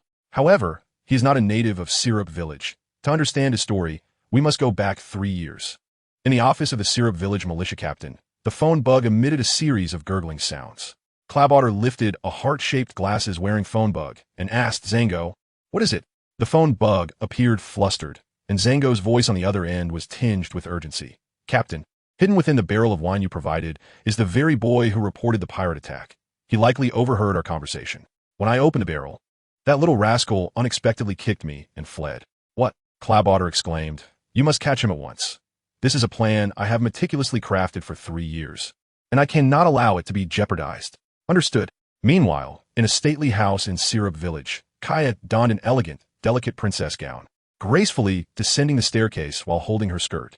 Upon seeing her father in a pristine mayor's attire and her mother in a dignified, resplendent dress, Kaya expressed her apologies. "I'm sorry, father and mother. I took a bit longer to prepare, wishing to look a little more beautiful." Kaya's father, with a tender smile, reassured her, "No need to apologize, Kaya. The beauty only brings me more pride." Chapter 21. The ceremony. The streets of Syrup Village buzzed with merriment.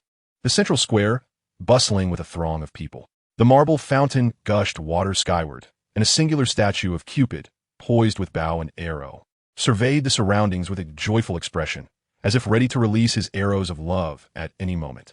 Music, food, balloons, and streamers filled the air with laughter, transforming the central square into a vibrant sea of joy, celebrating the festival of Syrup Village. At the most prominent position in the square, a grand podium had been erected, where several villagers were making final adjustments atop it. Julian cradled a bag of octopus balls, nestled among Usopp, Zoro, and Sanji in the bustling crowd, observing the diligent workers from Syrup Village on the platform. Chewing on the delicacies, he murmured, "Indeed, they are quite busy." Usopp, pointing to the banner at the top of the platform, remarked, "After all, this is the most honorable day for Syrup Village." Julian cast a glance back and beheld the militia captain, Crocodile, diligently perched on a ladder, rolling up his sleeves, his soiled visage adorned with a hint of pride as he meticulously arranged the final letters of the celebratory inscription for the establishment ceremony of Syrup Town. Urian pronounced each word deliberately, and Crocodile appeared to genuinely embody a life of enjoyment, diligently engaged in his tasks with unwavering attention, exuding an essence far removed from that of a pirate. Despite his soiled appearance, he mingled effortlessly with the villagers, exchanging smiles and radiating a blend of sophistication and practicality that inspired immense trust. Suddenly, a stir arose in the central square, as the crowd murmured in unison, "Lord Calaville, the mayor of Zillabu Village, has arrived." The people instinctively parted to create a path, and a four-wheeled carriage entered the square with a deliberate grace. A footman promptly approached, gently opening the carriage door. To Urian's surprise, he recognized the footman by his distinctive hairstyle, reminiscent of a sheep, instantly endearing him to his memory. This individual was Melly, a servant of the Koya family, known for designing the legendary ship, the Going Merry. Urian's visit to Zillabu Village had dual purposes. One was to recruit Usopp, and the other was to acquire the immensely storied ship, the Going Merry, from Koya. As Melly swung the door open, Urian beheld a middle-aged man, approximately in his 40s, descending from the carriage clad in a pristine mayoral uniform, adorned with the honorary medal of Zillabu Town, a symbol of his status as the town's founder and creator, encapsulating all the accolades within that emblem. This man was presumably Koya's father, a character who was destined to perish in the original narrative, yet astonishingly remained alive in this realm. Julian was now increasingly convinced that the demise of Koya's parents was likely the handiwork of that scoundrel, Klo. Having not become the butler of the Koya household, Klo naturally lacked the opportunity to approach Koya's parents.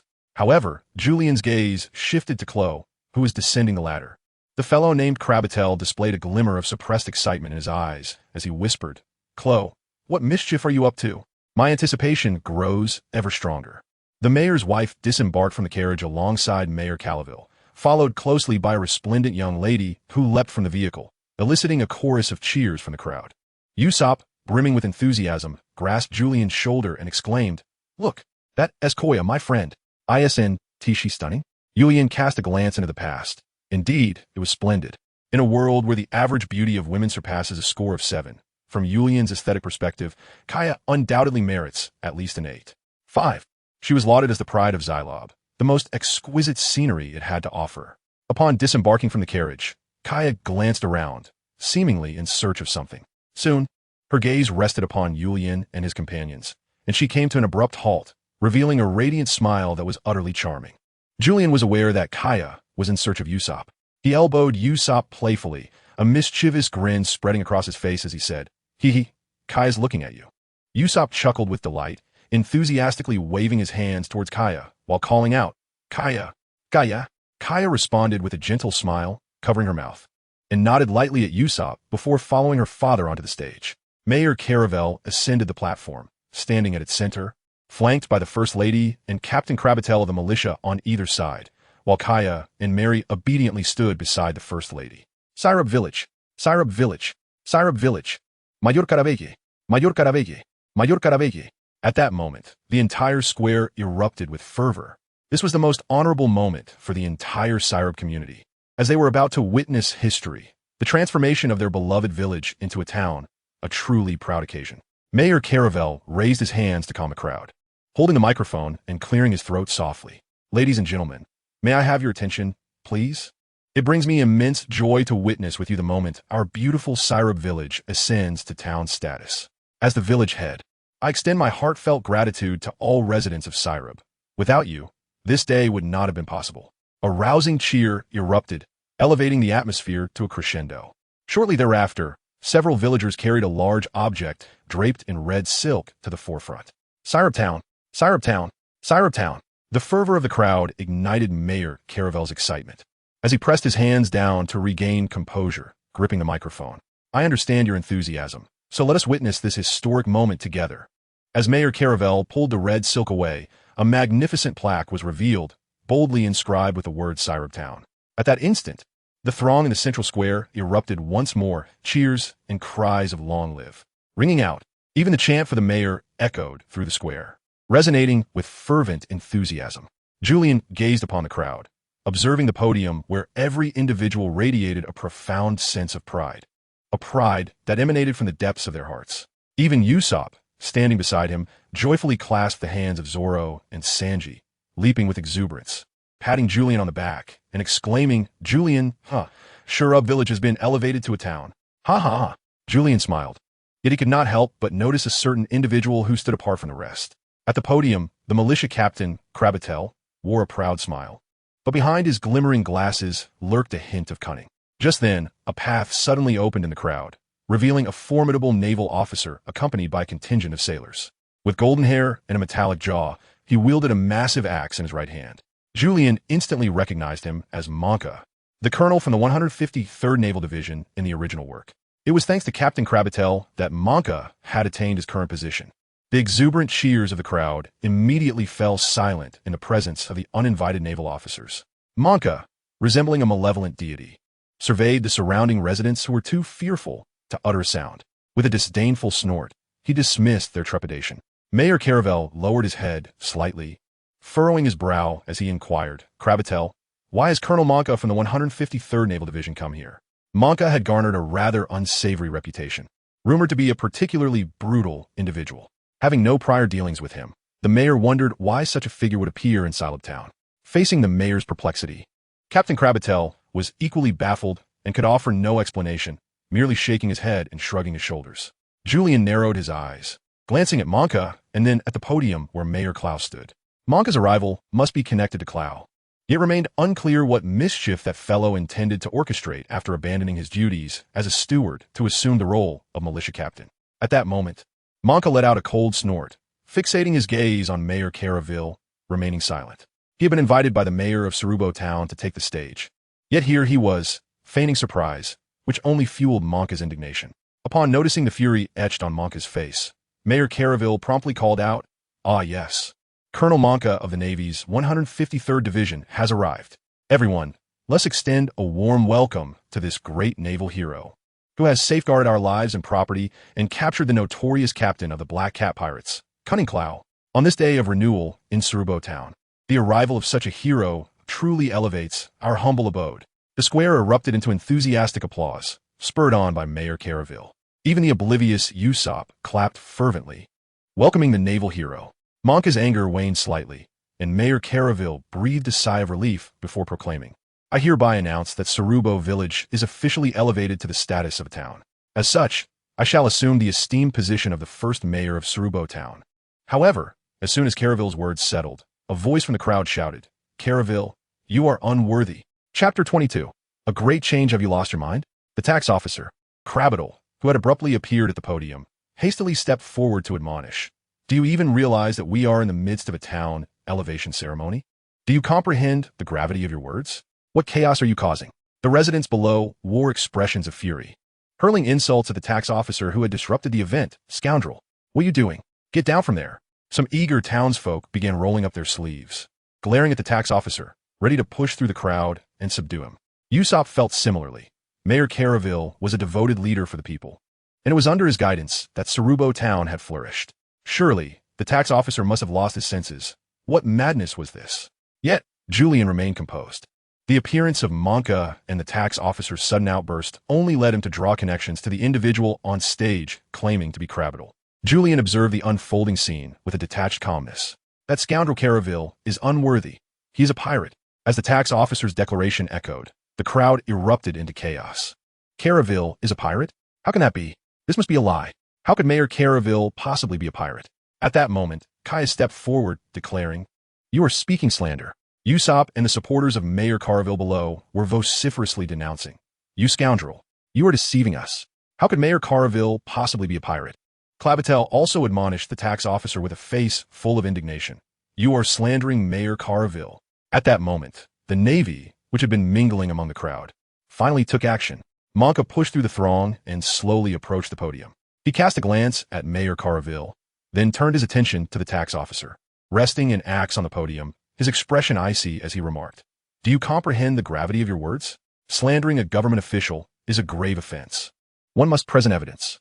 I know precisely what I am saying. Bring them forth."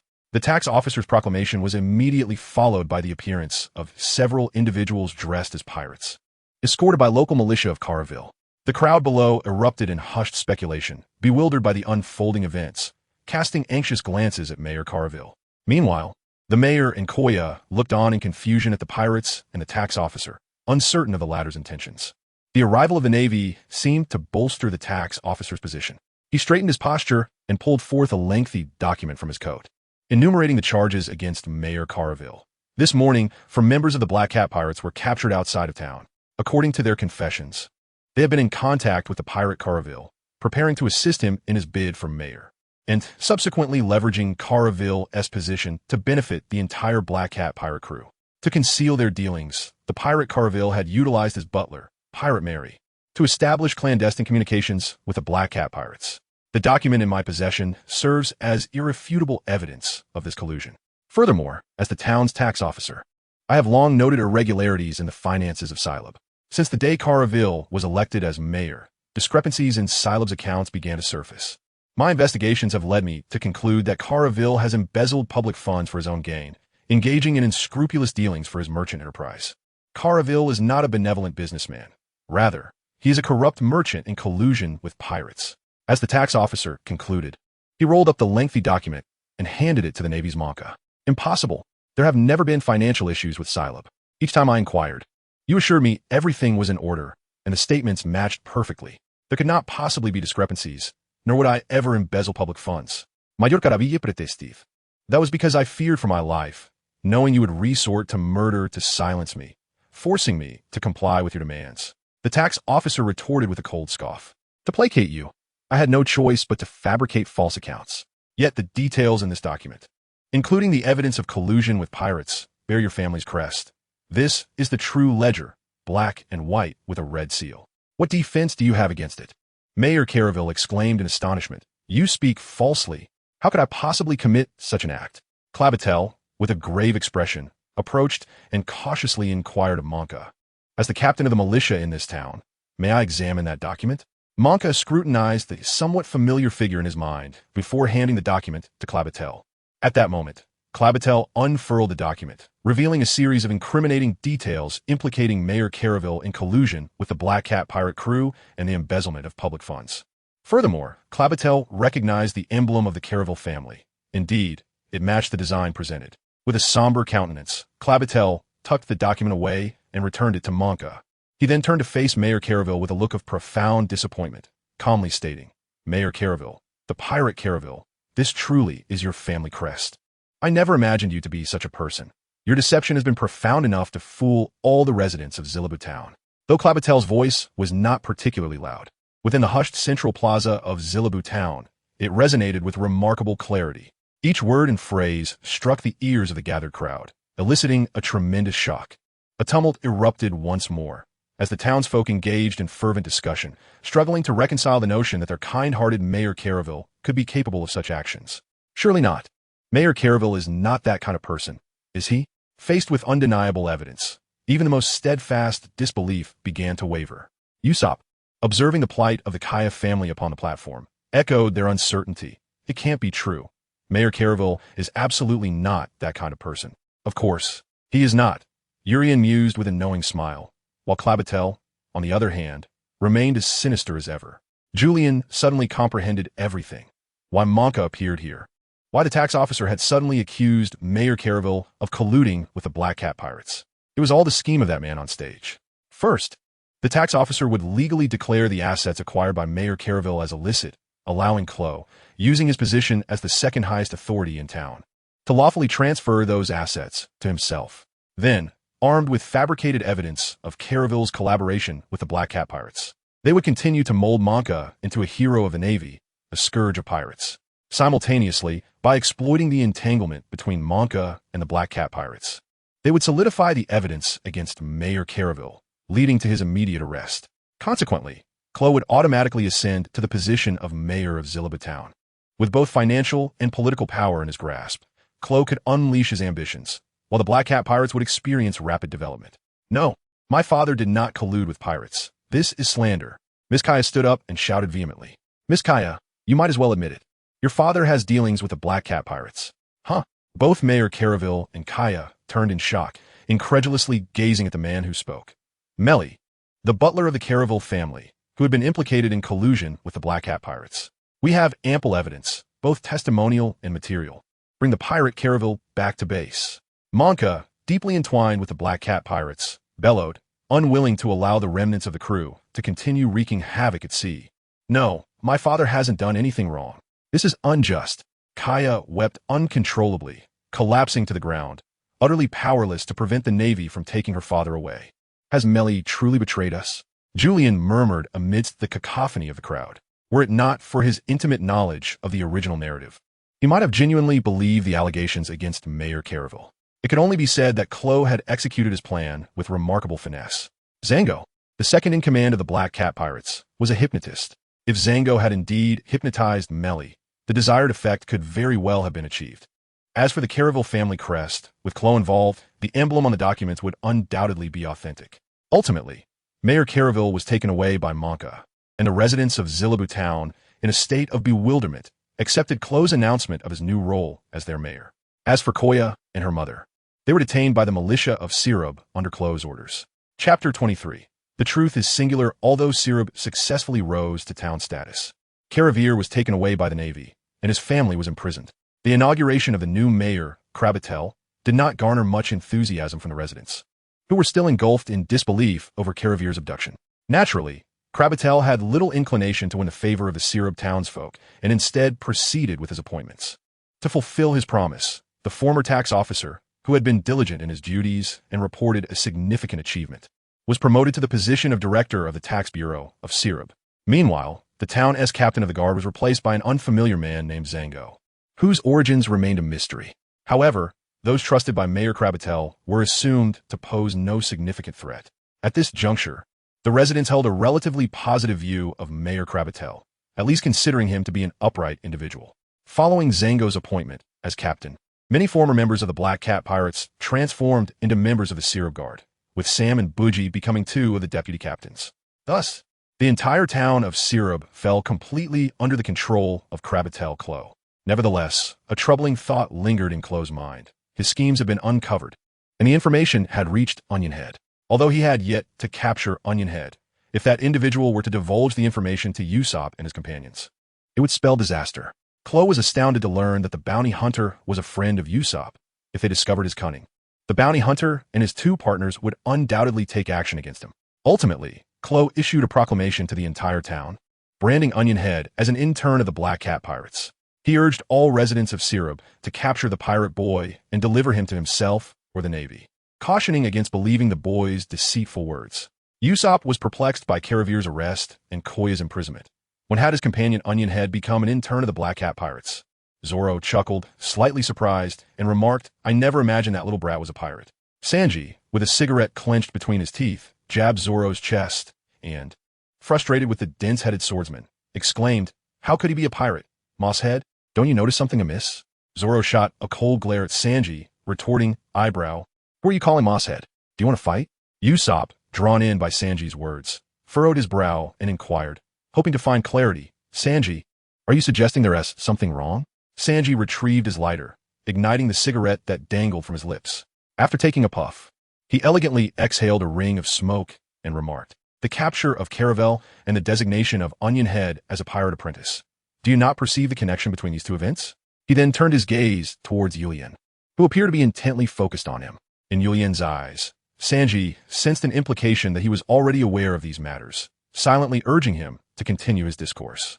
Sanji then glanced at the bewildered expressions of Zoro and Usopp, sighed, and stated, whether it be Caravel or Onion Head. It seems that both are inextricably linked to the Black Cat Pirates. The Black Cat Pirates? Sanji looked at Usopp and inquired, "What is your impression of Uncle Caravel?" Usopp stroked his chin, murmuring, "A kind-hearted gentleman, beloved by the entire town. I cannot fathom him colluding with the Black Cat Pirates. He is a remarkably upright man." Sanji smacked his lips and replied, "And what of Onion Head?" Usopp shook his head vigorously, asserting, "From what I know of Onion Head, he is also quite benevolent and timid. There's no way he could be a pirate apprentice." "Precisely." Sanji flicked the ash from his cigarette and continued. "Two individuals who could not possibly be associated with pirates are, today, entangled with them, and both linked to the Black Cat Pirates. Why would the pirates reach out to Onion Head? Why not you? Or simply select any other individual in town? Why target Timid Boy?" Usopp and Zoro shook their heads, indicating their ignorance. Sanji elaborated, "Thus, the sole truth emerges. Onion Head may have stumbled upon something, leading to his classification as a pirate apprentice. Mayor Crocodile himself affirmed Onion Head's identity and incited the townsfolk to capture him, cautioning them not to trust Onion Head's lies. But why? Why? Because the truth of these events lies within the yet unseen words of Onion Head. Once he is found, all will be revealed through his account. Were the townspeople to learn the truth about Onion Head, they would undoubtedly take action. This is why the instigator of the incident would assert that Onion Head is a liar." Usopp's eyes widened in shock. "You mean Mayor Crocodile? Impossible. He is so upright. He would never be involved with pirates." "Let us examine this further," Sanji continued. "Currently, the town security force is comprised entirely of unfamiliar faces from top to bottom. Why did Mayor Crocodile not simply select members from the original militia to serve as guards, but instead opt for a group of strangers?" After a moment of contemplation, Usopp replied ambiguously, "Did not Mayor Crocodile mention that he has summoned a cadre of well-trained retired Navy personnel? They are indeed formidable. As for the militia, their necessity is utterly obviated at this juncture." Sanji retorted, "Do they truly embody the essence of the Navy? I perceive not a shred of naval demeanor among those guards. Rather, I discern more of the swagger typical of pirates." Usopp's heart raced, and he nervously exclaimed, "Could it be that they are indeed pirates?" Observing Usopp delve into this troubling thought, Sanji turned to their captain, Urien, and inquired, "Hey Urien, what are your thoughts on this matter?" Julian clapped his hands in approval, exclaiming, "Excellent analysis." Sanji rolled his eyes and retorted, "You, Julian, are quite the character." Julian fumbled slightly in his embrace and then produced a weathered bounty poster, presenting it to the trio with a casual remark, "Here, take a look for yourselves." As Usopp gazed at the image of the man depicted on the poster, he was instantly struck dumb. Adorned with round spectacles and a distinctly effeminate visage, the figure exuded an unsettling aura. Usopp found the face somewhat familiar. "Mayor Crocodile? I believe it would be more fitting to refer to him as Kuro," Julian interjected, pointing to the name inscribed beneath the likeness with a beaming smile. Captain of the Black Cat Pirates, Kuro the Schemer, with a bounty of 16 million berries, was executed 3 years ago by the naval hero, Captain Monka. Sanji's eyes widened in realization as he turned to Julian and inquired, "So, this Mayor Crocodile is indeed Kuro, and the members of the security force are all pirates from the Black Cat crew?" It was astonishing that the Navy had, in full view of the public, apprehended the mayor of Syrup Town in front of a genuine pirate. Julian nodded, speaking with a light-hearted tone, "Correct." At this moment, Sanji expressed a hint of confusion. If Monka indeed killed Klo 3 years ago, then that fellow should surely be acquainted with Klo. Julian gestured with his fingers and remarked, "Zango, the captain of the guard in Xylob Town, is the second in command of the Black Cat Pirates and a skilled hypnotist. 3 years ago, he utilized his hypnotic abilities to ensnare Monka, rendering him incapable of recognizing Kuro, which seems entirely reasonable. This information is merely hearsay, but it appears to be somewhat credible." Zoro, standing by, let out a cold chuckle. "So, does that mean the entire Xylob Town was overrun by pirates? By the way, Julian, how come you know so much about Kuro?" Julian chuckled, revealing that this bounty notice from 3 years ago had been an unexpected find while he sought information about Zoro from Mongo. He extended a finger, feigning seriousness as he quipped, "As a pirate, it is only natural to familiarize oneself with the more noteworthy pirates of the East Blue. I even decided to keep this bounty notice as a memento. Little did I expect to encounter the real deal in Syrup Village. Initially I was skeptical, but it turns out to be true." Suddenly, a rustling emerged from the bushes beside the four, prompting Zoro to draw his sword with a sharp clang, while Sanji's eyes gleamed with intensity, fixated on the noise. Julian's fingertips sparked with a blue arc of electricity. and Usopp's reaction was noticeably a beat slower than the others. Who goes there? Chapter 24. The Prison Break. Wow, wow, wow. Captain Usopp. I'm not a pirate in turn. Suddenly, a small figure burst forth from the thicket, lunging towards Usopp and clinging desperately to his leg, wailing loudly.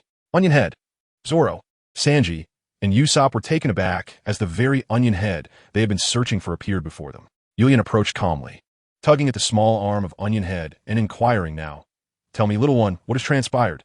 Upon seeing Yulian, Zoro, and Sanji, Onion Head clung even tighter to Usopp's leg, sobbing, "Wah-wah, it's pirates.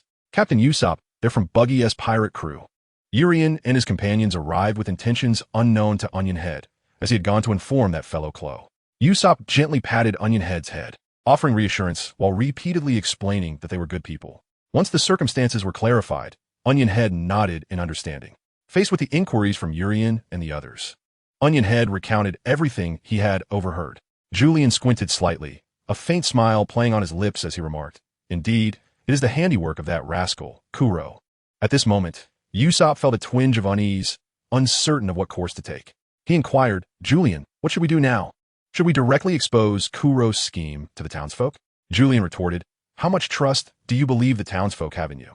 Usopp was taken aback, reflecting on the fact that he frequently deceived and toyed with the residents of the town.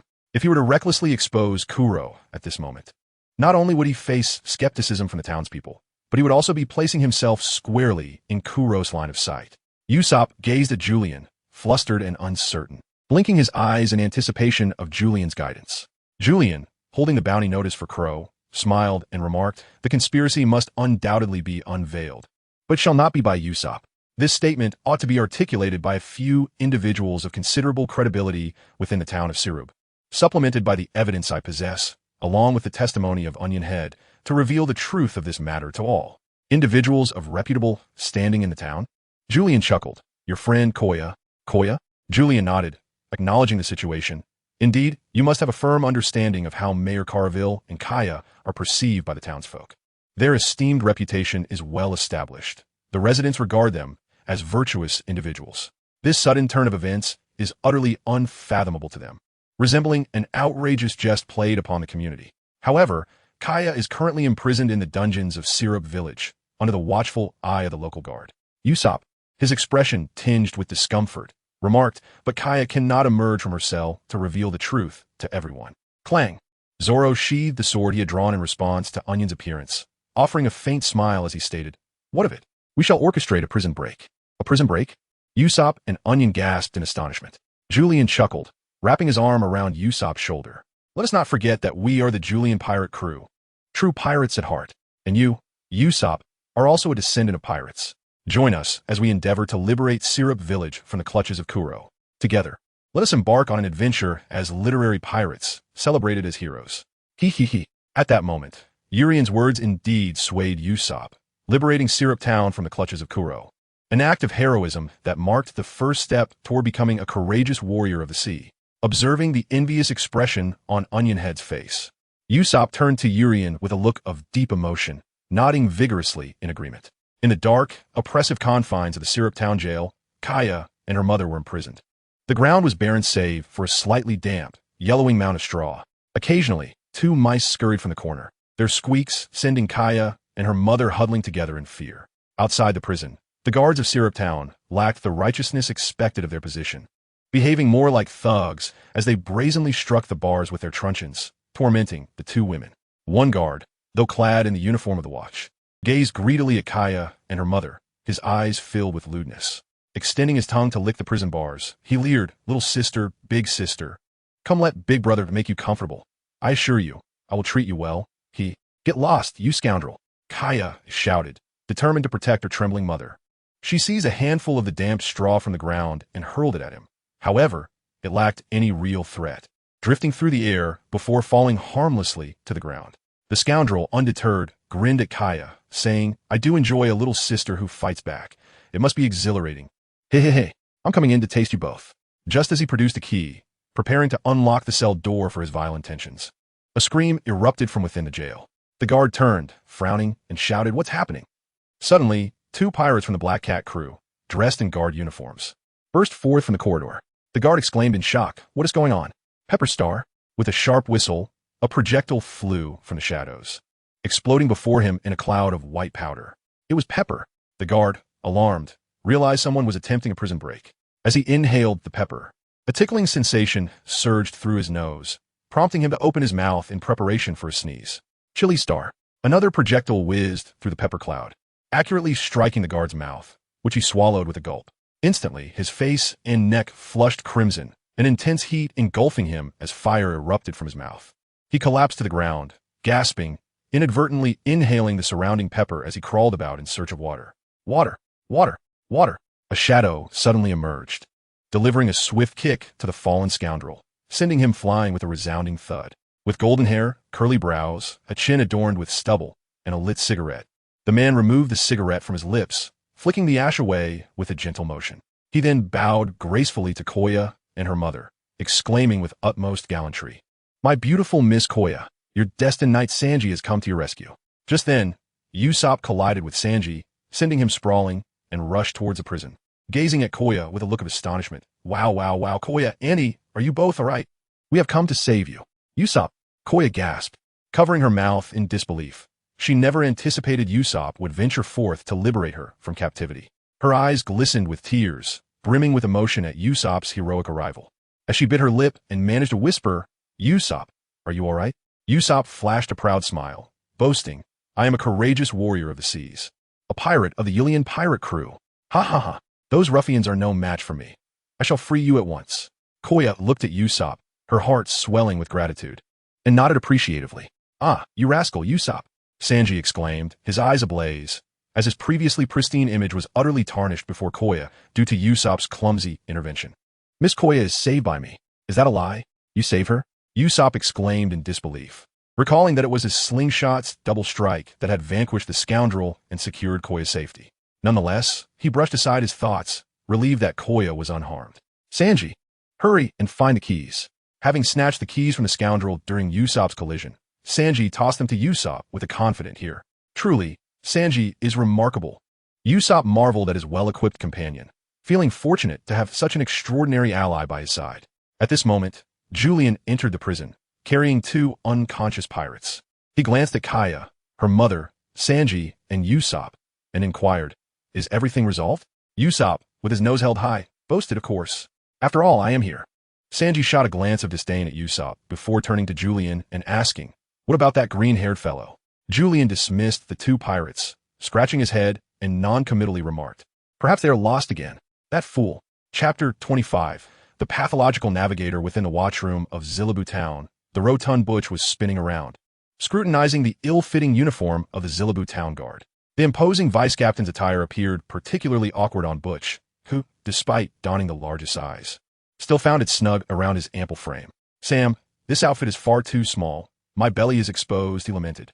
Sam, the diminutive figure beside him, was also clad in a vice-captain's uniform, though it hung loosely on his slight form. "If it doesn't fit, why wear it all?" Sam mused, scratching at his claws before swiftly tearing Butch's garment, causing the round, greasy belly to pop out with a comedic flourish. In that moment, Butch resembled a bursting balloon, though the bell around his neck jingled amusingly with every movement. Butch then rubbed his plump belly and laughed heartily, exclaiming, "Ah, this feels much more comfortable." Suddenly, the door to the watchroom swung open with a crash, revealing a green-haired individual standing in the doorway. He scanned the room, taking in Sam, Butch, and a group of what were supposed to be guards but were in truth pirates, and asked, "Excuse me, is this the dungeon?"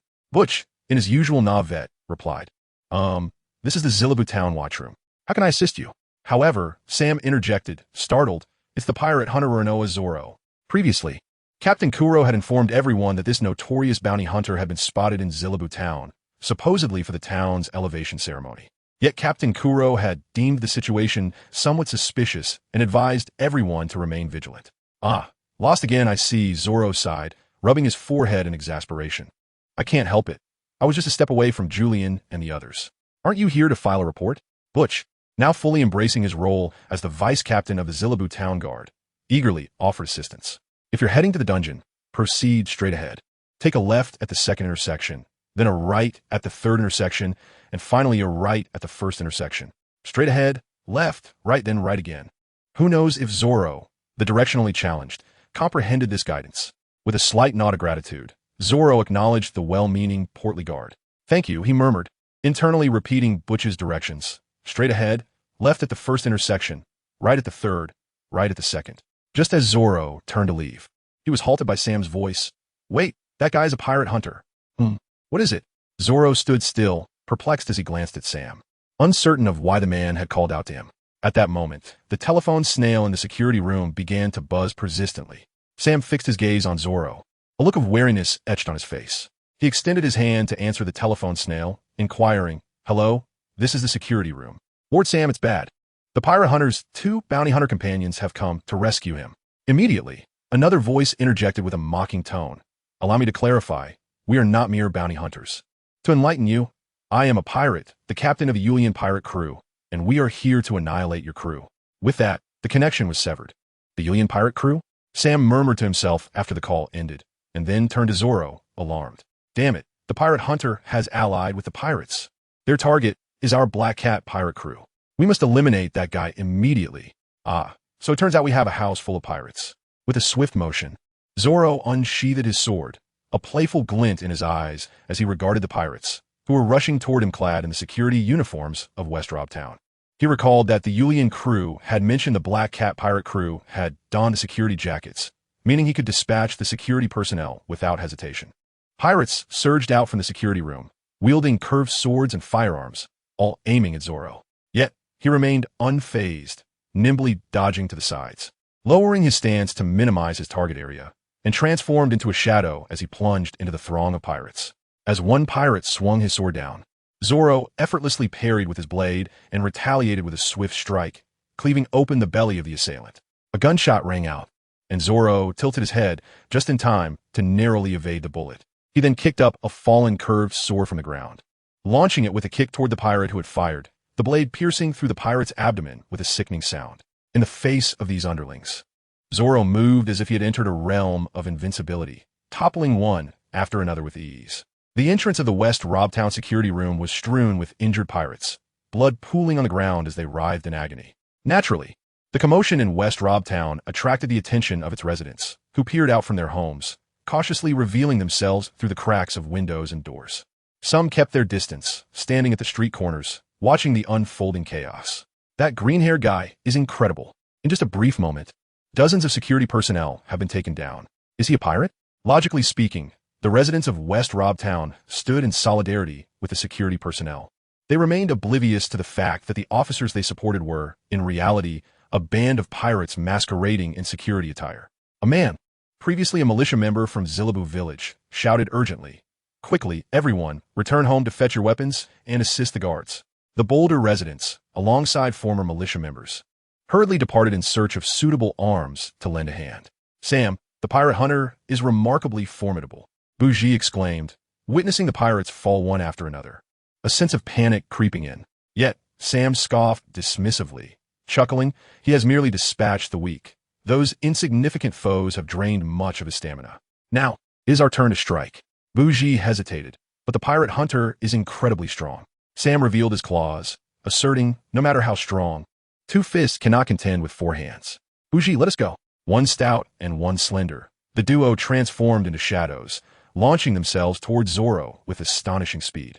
With a resounding clash, Zoro parried their combined assault with his dual blades. Such speed, Zoro marveled inwardly. The real spectacle is yet to come, Buggy. Indeed, with that, their attacks intensified, unleashing a fierce offensive against Zoro.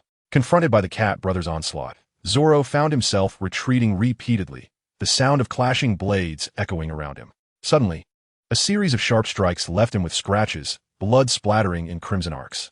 Realizing the dire situation, Zoro noted that his heels had backed against a wall. There was no escape left. With a thunderous clang, Zoro summoned his strength, and a flash of his blade repelled the brothers' assault. The sheer force sent them staggering backward, crashing against a nearby barrel. What incredible power! Sam squinted, fixating intently on Zoro. But what does it matter? You are but a wounded beast now. Blood dripped from Zoro's body as he tore the green bandana embedded in his arm, securing it around his forehead once more. Gritting his teeth, he brandished his sword, pointing it at the duo with a serious expression. "It seems I can no longer afford to be careless. Otherwise, I may perish here before ever becoming the world's greatest swordsman." "Ha ha ha, are you jesting?" The world's greatest swordsman? That is the most ludicrous statement I've ever heard. D. Pirate Hunter. Sam laughed maniacally, his eyes sharpening as he and Buggy lunged at Zoro once more with their razor-like claws. Go slash. The three figures whirled past each other, and with a sickening sound, a pair of blood geysers erupted from Sam and Buggy. Moments later, they collapsed, rolling their eyes back in defeat. Zoro sheathed his three swords, readying the bandana around his arm, and gazed down at the fallen duo, stating coolly, "The most laughable of all are those who dare not even dream. Over there, my heavens!" He astonishingly incapacitated all the guards of Xylob Town. At that moment, a group of burly men armed with pitchforks, wooden clubs, steel pipes, kitchen knives, and spatulas rushed over, shouting at Zoro, "Quick, defend Xylob Town and capture that villain." Zoro was taken aback, looking at the fully armed residents, and quickly waved his hands in protest. "Wait, I am not the villain. Those guards are pirates." "Hey, wait, thud." An egg flew in from the adjacent window, striking Zoro squarely on the head. The yolk splattered, coating Zoro's green hair in a gooey yellow mess. Turning to look, he saw a small boy bravely staring at him, clutching another egg, poised to throw. "Quick, capture that bad guy." Faced with the misinformed mob, Zoro found himself at a loss. He decided to make a hasty retreat to the dungeon to find Urien and the others, instinctively activating his poor sense of direction. He took off running, but the brave townsfolk shouted from behind, "Quick, catch that green-haired one." He has headed for the beach. Chapter 26. Disguised in a secluded harbor of Xylob Town, a large cat-headed sailing warship with a striking black and red design lay anchored. Its sails were furled, and the anchor had been dropped onto the beach. The pirate flag, emblazoned with a cat's visage, fluttered vigorously atop the mast, signaling it was the ship of the Black Cat Pirates. The pirates on deck had just acquired the uniforms of the Xylob Town Guard and were in the midst of changing when they suddenly spotted a horde charging down a hillside, brandishing various rudimentary weapons, filled with righteous fury. Leading them was none other than the green-haired Zoro, being pursued by the courageous residents of Xylob Town.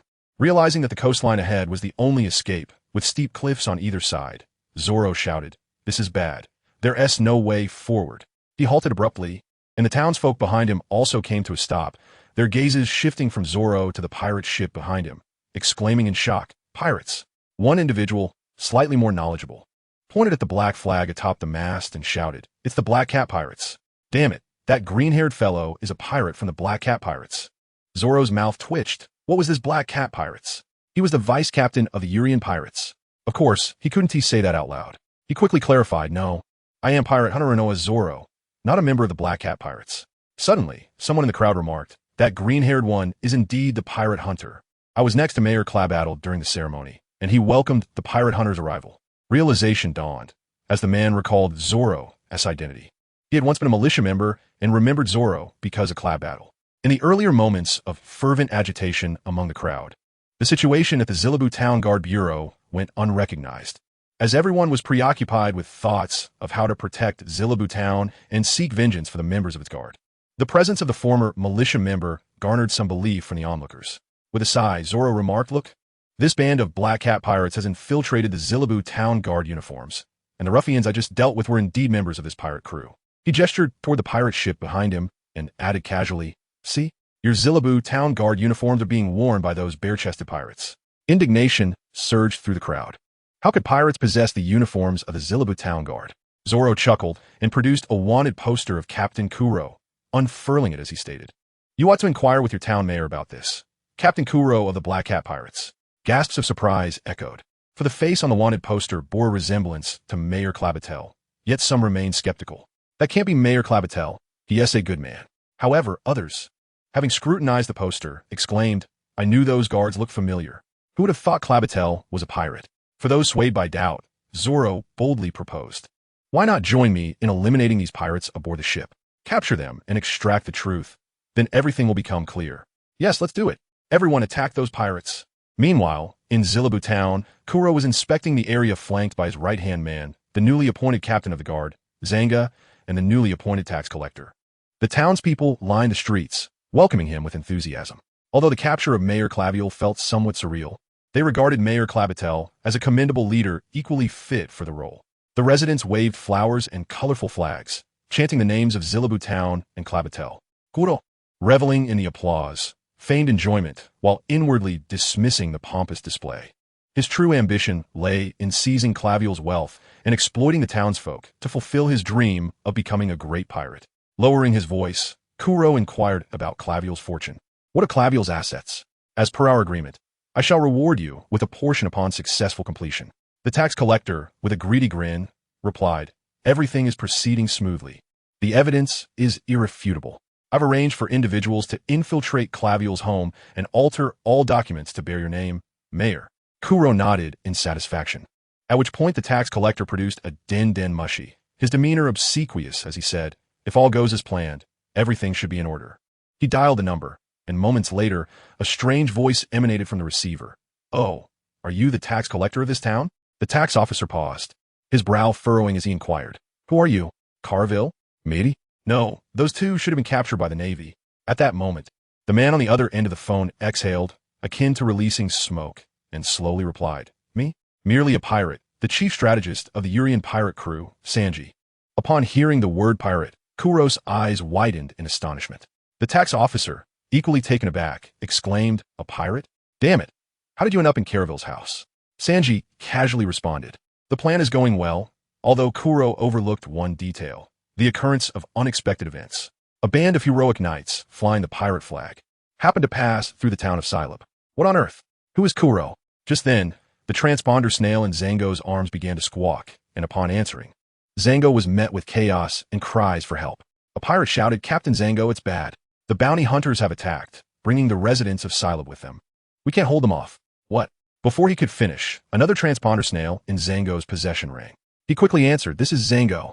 A hoarse voice replied, Captain Zango. The prison has been attacked by the Urian pirate crew, and that girl, Koya, along with her mother, has been rescued. The deafening cheers from the streets resonated. Yet Kuro wore a grave expression, unable to partake in the festive atmosphere. The prison had been breached, the pirate ship assaulted, and the Caraville residents disturbed. Every plan utterly disrupted. All thanks to the Urian pirate crew and the bounty hunters.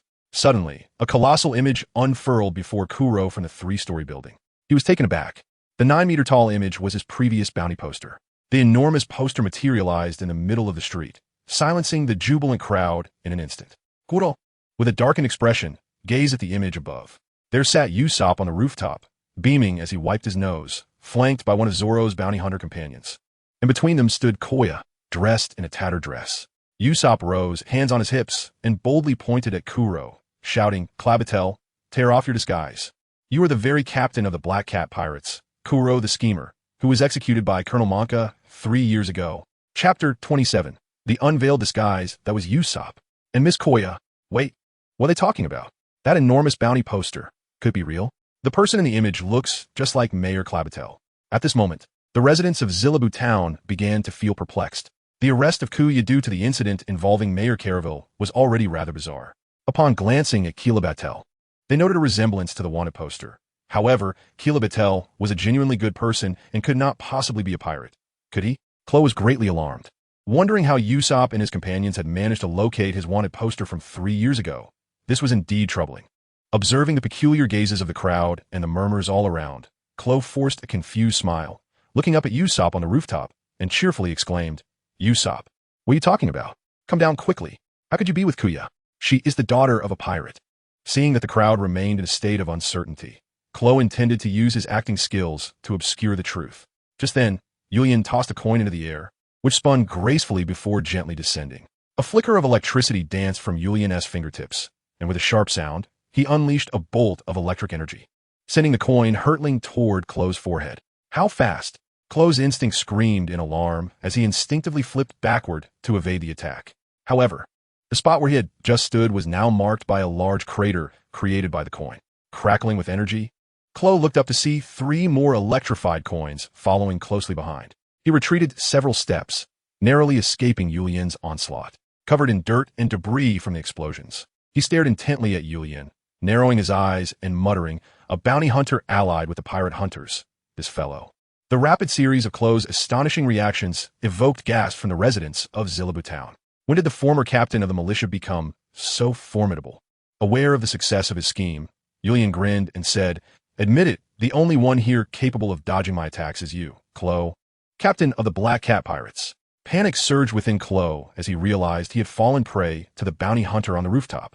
He quickly feigned relief, patting his chest to mask his anger, and murmured to the townsfolk, "That was close. I was lucky to have evaded it." Then, turning to Yulian, he incited the residents, pointing at Yulian and declaring, "You are attacking the mayor of Zilabu town, assaulting a public official. You are a pirate, allied with the Black Cat pirates." However, the surrounding residents were unmoved. Klo's incredible maneuver to dodge Yulian's attack, coupled with the enormous wanted poster, had sown seeds of doubt regarding Klo's innocence. Yulian chuckled, wiped his nose, and proudly proclaimed, "Indeed, I am a pirate, the captain of the Yulian pirates, Yulian, the future pirate king, in case you didn't know." The name Yulian pirate crew echoed once more in Klo's ears as he squinted at the smug figure on the roof who proclaimed himself Yulian. Usopp understood. A lead bullet was swiftly launched from the slingshot, hurtling toward Zango. However, Zango deftly dodged the attack, and, glaring at Usopp on the rooftop, he cursed, "You scoundrel! How dare you assault me? I am the captain of the Black Cat pirates." He quickly covered his mouth, yet the words had already slipped out. Klo's face twisted with rage as he glared at Zango. Had his gaze been lethal, Zango would have already met his demise. "What do you wish to convey? That you are the captain of the Black Cat pirates? That Usopp has provoked a true pirate like you?" At that moment, Kaya stood on the roof like a fallen goddess of compassion, her hands tightly clenched into fists as she shouted, "Did everyone see that? That is the crew of the Black Cat pirates. The captain, Zango, and the former captain, Klo. Klo had, 3 years prior, exploited Zango's hypnotic ability to mislead the Navy into believing he was dead. Under the alias Clabatel, he infiltrated Syrup Village to usurp my father's fortune. He orchestrated a scheme that framed my father, hypnotized Mary, and shifted all forged evidence onto my father. Now, he was leveraging the mayor's authority to masquerade the entire Black Cat pirate crew as the town's militia. Do not be deceived by Klo. If his scheme succeeds, he will don the guise of mayor while amassing vast wealth as a formidable pirate." A cacophony erupted among the townsfolk as the large bounty posters and Kaya's impassioned speech, combined with Klo's agile demeanor, compelled everyone to believe her words.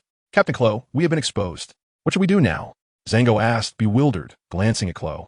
Yet, at that moment, Klo clutched his forehead and suddenly burst into laughter. "Ha! Under the alias Clabatel, infiltrating Syrup Town, framing Mayor Caravel, and plotting to seize Caravel's estate along with the entire Syrup Town. What a flawless plan. Ha! You're indeed correct." The performance can no longer continue. His expression shifted, the lens in his eyes gleaming with a cold light as he fixed his gaze on Urien, enunciating each word. Had the Urien pirate crew not appeared, my plan would have seamlessly unfolded, allowing me to take control of Caravel's wealth and dominate Syrup Town. Yet, even the wisest are prone to oversight. I did not anticipate such unforeseen circumstances. It seems I've been overly arrogant. Urien smiled subtly, harboring a degree of admiration for Kuro. After all, according to the fanfiction crafted by Oda, Kuro was a figure whose intellect ranked just below that of Ben Beckman, the vice-captain of the Red Hair Pirates. Such a high IQ individual, capable of both resilience and adaptability, and one who honors his bets, is indeed worthy of respect. I apologize for my unexpected intrusion into your affairs." At that moment, Kuro turned his gaze to Zango, revealing his 10 blades cat claws. With a gentle push of his glasses upon his nose, he smugly declared, "Now that our plans have been exposed, I hereby announce, in my capacity as captain of the Black Cat Pirates, a full-scale plunder of Syrup Town. Not a single resident shall be spared. Once everything concludes, I shall shift all blame onto the Urien pirates." The inhabitants of Syrup Town were left in utter shock. This was the true nature of Kuro. For 3 years, he had masqueraded as a benevolent figure, deceiving everyone. Beneath that facade lay a notorious pirate, a truly terrifying revelation. Had it not been for the intervention of the pirate named Urien, the Calavel family would have been wrongfully accused, and Syrup Town would have fallen under the pirates' dominion. The residents were incensed, with a surge of righteous indignation rising among them. Those unwilling to endure the pirates' tyranny drew their weapons, shouting, "Defend Syrup Town! Capture the pirate Kuro and his Black Cat pirates, and restore the Calavel family's honor." Chapter 28. Usopp's rhythm. The townspeople armed themselves and bravely encircled Kuro. However, they were merely a collection of individuals lacking in combat prowess. Kuro grinned, and as the light glinted off his claws, he danced through the chaos like a ballet performer. With effortless grace, he evaded their wild swings, no one able to lay a finger on him. Each time his claws rose and fell, crimson splashes erupted in his wake. As Kuro traversed the crowd, the brave residents fell one after another. "This is dire," Usopp thought, gazing at Kuro, who resembled a harbinger of death. Julian wiped his nose, acknowledging that the issue with Crow was not particularly severe. The primary concern lay with his lethal technique, the spoon. The velocity of that move was such that even Julian found it impossible to perceive. Nevertheless, Julian had devised his own battle strategy and instructed Kaya, "Swiftly usher the townsfolk into their homes. I'll handle Crow." "Huh. All right. Usopp, I entrust Zango to you. Be cautious not to fall victim to his hypnosis." "Understood." In the original narrative, during the battle at Syrup Village, Zango was indeed defeated by Usopp. Thus, Julian held confidence in Usopp's ability to overcome him. Upon finishing his words, Julian leapt directly from the rooftop, dashing towards Klo. Meanwhile, on the rooftop, Kaya shouted with all her might, imploring everyone, "Please retreat back into your homes. None of us can contend with Klo. We must avoid further casualties." Some residents turned to gaze at Kaya, their faces etched with dissatisfaction as they questioned, "If we do not confront Klo, then who will take him on? I shall handle that scoundrel." Zizizizi. With lightning crackling around his hands, Julian leaped from the crowd. Soaring high into the air, headed directly towards Klo. With a resounding thud, he struck at Klo. However, Klo nimbly jumped back, causing Julian to miss and instead create a sizable crater in the street. The onlookers gasped in astonishment, exclaiming, "Incredible." Yet Kaya swiftly interjected, "Everyone, quickly retreat indoors and take cover." "Yes, Miss Kaya." Realizing the formidable presence confronting Klo, the fervent yet defenseless residents hastily chose to flee the battleground, retreating to their homes. Peering through the cracks of doors and windows, they watched with anxious eyes as Julian faced off against Klo. Klo took several steps back, his gaze fixed on Julian as he began to assess this individual, murmuring, a devil fruit user?" Julian remarked with a sense of pride. "As you can see." As if conversing with an old friend, Klo commented, "It's quite rare to encounter someone with abilities in this region of the EC." Suddenly, with a swift whoosh, Julian's peripheral vision caught a glint of cold steel. Zhang Ao was launching an attack from his right flank with a circular blade in hand. Was he attempting a sneak attack? However, Julian narrowed his eyes, remaining unfazed. With a sharp sound, a bullet struck Zhang Ao directly, exploding with a resounding bang and enveloping him in a thick white smoke, obscuring his vision. "Cough, cough, who dares to ambush me?" Zhang Ao sputtered amidst the haze, while Usopp's voice rang out from outside. "The ambusher has been ambushed." "No, wait. I am not ambushing. I am merely providing support to my teammate, thwarting an impending ambush. Behold, my flower star."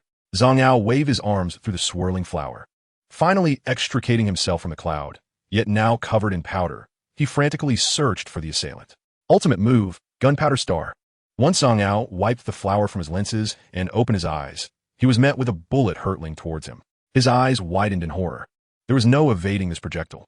In a moment of despair, he heard a deafening boom as the bullet collided with his face, exploding instantaneously.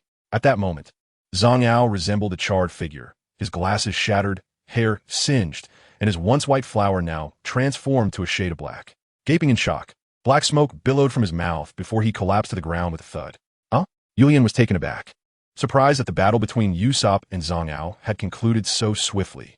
In any fan fiction, their conflict would typically span a chapter or two. Yet, upon reflection, Julian recognized the logic behind it. Zhang Ao's combat prowess was not particularly high. In the original work, he had a bounty of 9 million berries, while Usopp now possessed the ability to defeat members of the Dragon Pirate crew. In comparison, it was evident that Usopp's capabilities were superior to Zhang Ao's.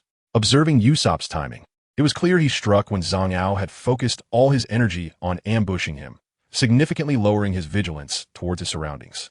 A single flower projectile had effectively obscured Zhang Ao's vision. By the time Zhang Ao emerged from the flower cloud, Usopp's gunpowder shot had already reached him, resulting in his swift demise. One must concede that Usopp displayed remarkable cleverness. Though lacking in raw power, his intellect sufficed. After a combination of attacks, even the strongest could falter. The residents peering from the houses along the street were equally astonished. When had that little trickster Usopp become so formidable? Surprisingly, he had defeated a formidable and genuine pirate. The tax officer, in utter fear, turned to flee, utterly unprepared for the revelation that Clow was indeed a pirate, and he had unwittingly been serving one. However, the tax officer's actions were truly despicable. Yuri exclaimed, "Usopp, understand." Usopp, grasping the situation, swiftly produced 2 ordinary bullets, then procured a fishing line, deftly wrapping the bullets together. Within moments, he fashioned a rudimentary sling with remarkable agility. Loading it with precision, he aimed at the tax officer, muttering, "You wicked scoundrel. Let's see where you think you're running. Lord Usopp shall bring you to justice." With a sharp twang, the sling released, and the makeshift projectile soared toward the tax officer, the bullets spinning as they ensnared his calf with a fishing line.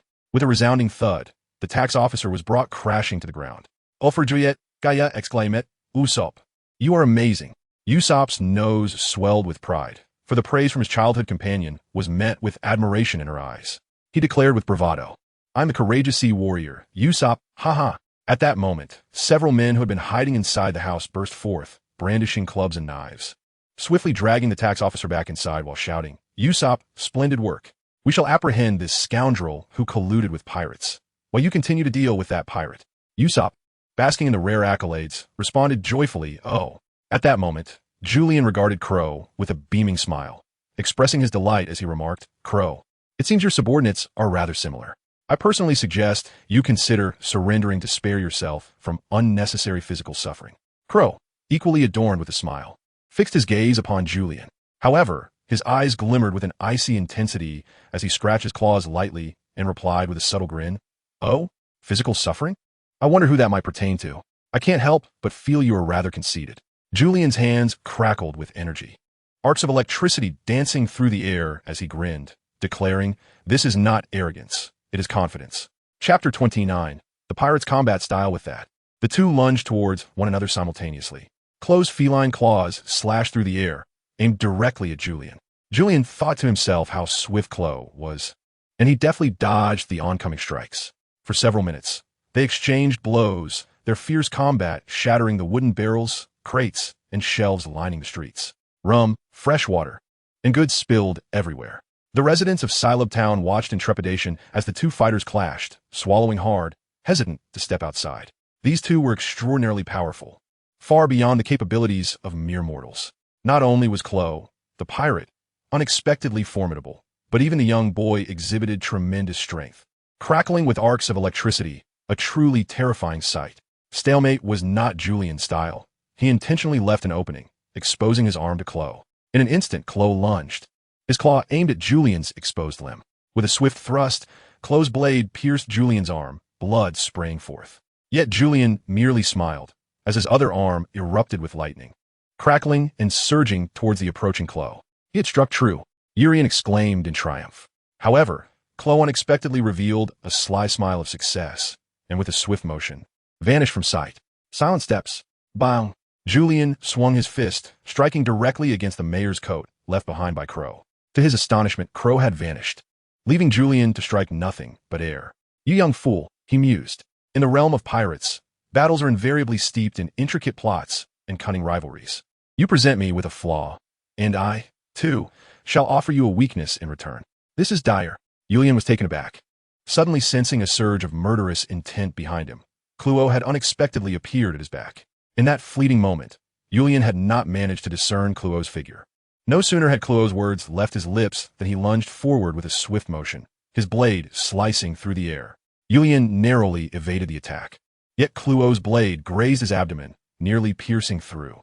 As they passed each other, Clo looked up at Julian, a sly smile gracing his lips, his eyes sparkling with cunning, as if to convey that he had triumphed in this confrontation. However, Julian steeled himself, enduring the pain in his belly, and seized Clo's hand. In the next instant, his right hand unleashed a roaring flame, which struck Clo's cheek with a resounding impact. With a thud, Clo was sent flying, crashing heavily against the wall, his face charred black from Julian's fiery blow. Julian pressed his hand against the wound on his waist, electricity crackling ominously in his palm, numbing the pain inflicted by the knife wound caused by Clo. He fixed his gaze intently on Clo, who had been thrown against the wall, murmuring to himself, "Cough. I was careless." Clo, unsteadily rising to his feet, found his glasses shattered from Julian's punch, rubbing his pained face, which burned with discomfort. Clo spoke in an eerily calm tone, very well indeed. "To think you could inflict harm upon me. Now, allow me to show you what true despair looks like, Spoon." At last, the moment had arrived. Julian narrowed his eyes. The spoon was indeed a formidable weapon. According to the lore created by that fanfiction author Oda, it rivaled the speed of one of the 6 styles, known as Soru. However, the sole drawback of the spoon was its indiscriminate lethality. Yet this mattered little to Julian. On the entire street, apart from himself, there was only Klo. What means could he employ to unleash an indiscriminate massacre upon Klo? In a flash, Klo vanished from sight. Julian could scarcely perceive him, his eyes barely able to capture the fleeting silhouette from half a second prior to Klo's disappearance. At that moment, he beheld an elusive shadow darting through the street, while the surrounding buildings and pavement bore witness to a cacophony of scratches and gouges. Boards, buckets, tiles, and fabric were sent soaring. Nothing remained unscathed in the wake of Klo's assault. Suddenly, with a swift motion, Klo zipped past, and Julian felt 3 deep gashes erupt upon his body, blood splattering forth in a vivid spray. Julian remained silent, his arms crossed protectively in front of him, shielding his vital points, while his eyes darted swiftly around, searching for CLO's figure. Suddenly, 2 swift strikes landed, leaving Julian's attire tattered and his body marred with wounds, presenting a ghastly sight. Nevertheless, he refrained from any action, neither opting for escape nor engaging in a reckless gamble against CLO. Gradually, the number of injuries on Julian's body increased, forcing him to retreat under CLO's relentless assault. Yet, a smile began to creep onto Julian's face as he murmured, "I see now. I see clearly. Ha ha ha." At that moment, a swiftly flickering shadow emerged in Julian's line of sight, its movement trajectory becoming increasingly discernible to him. As the shadow surged forward once more, Julian deftly sidestepped, narrowly evading the attack.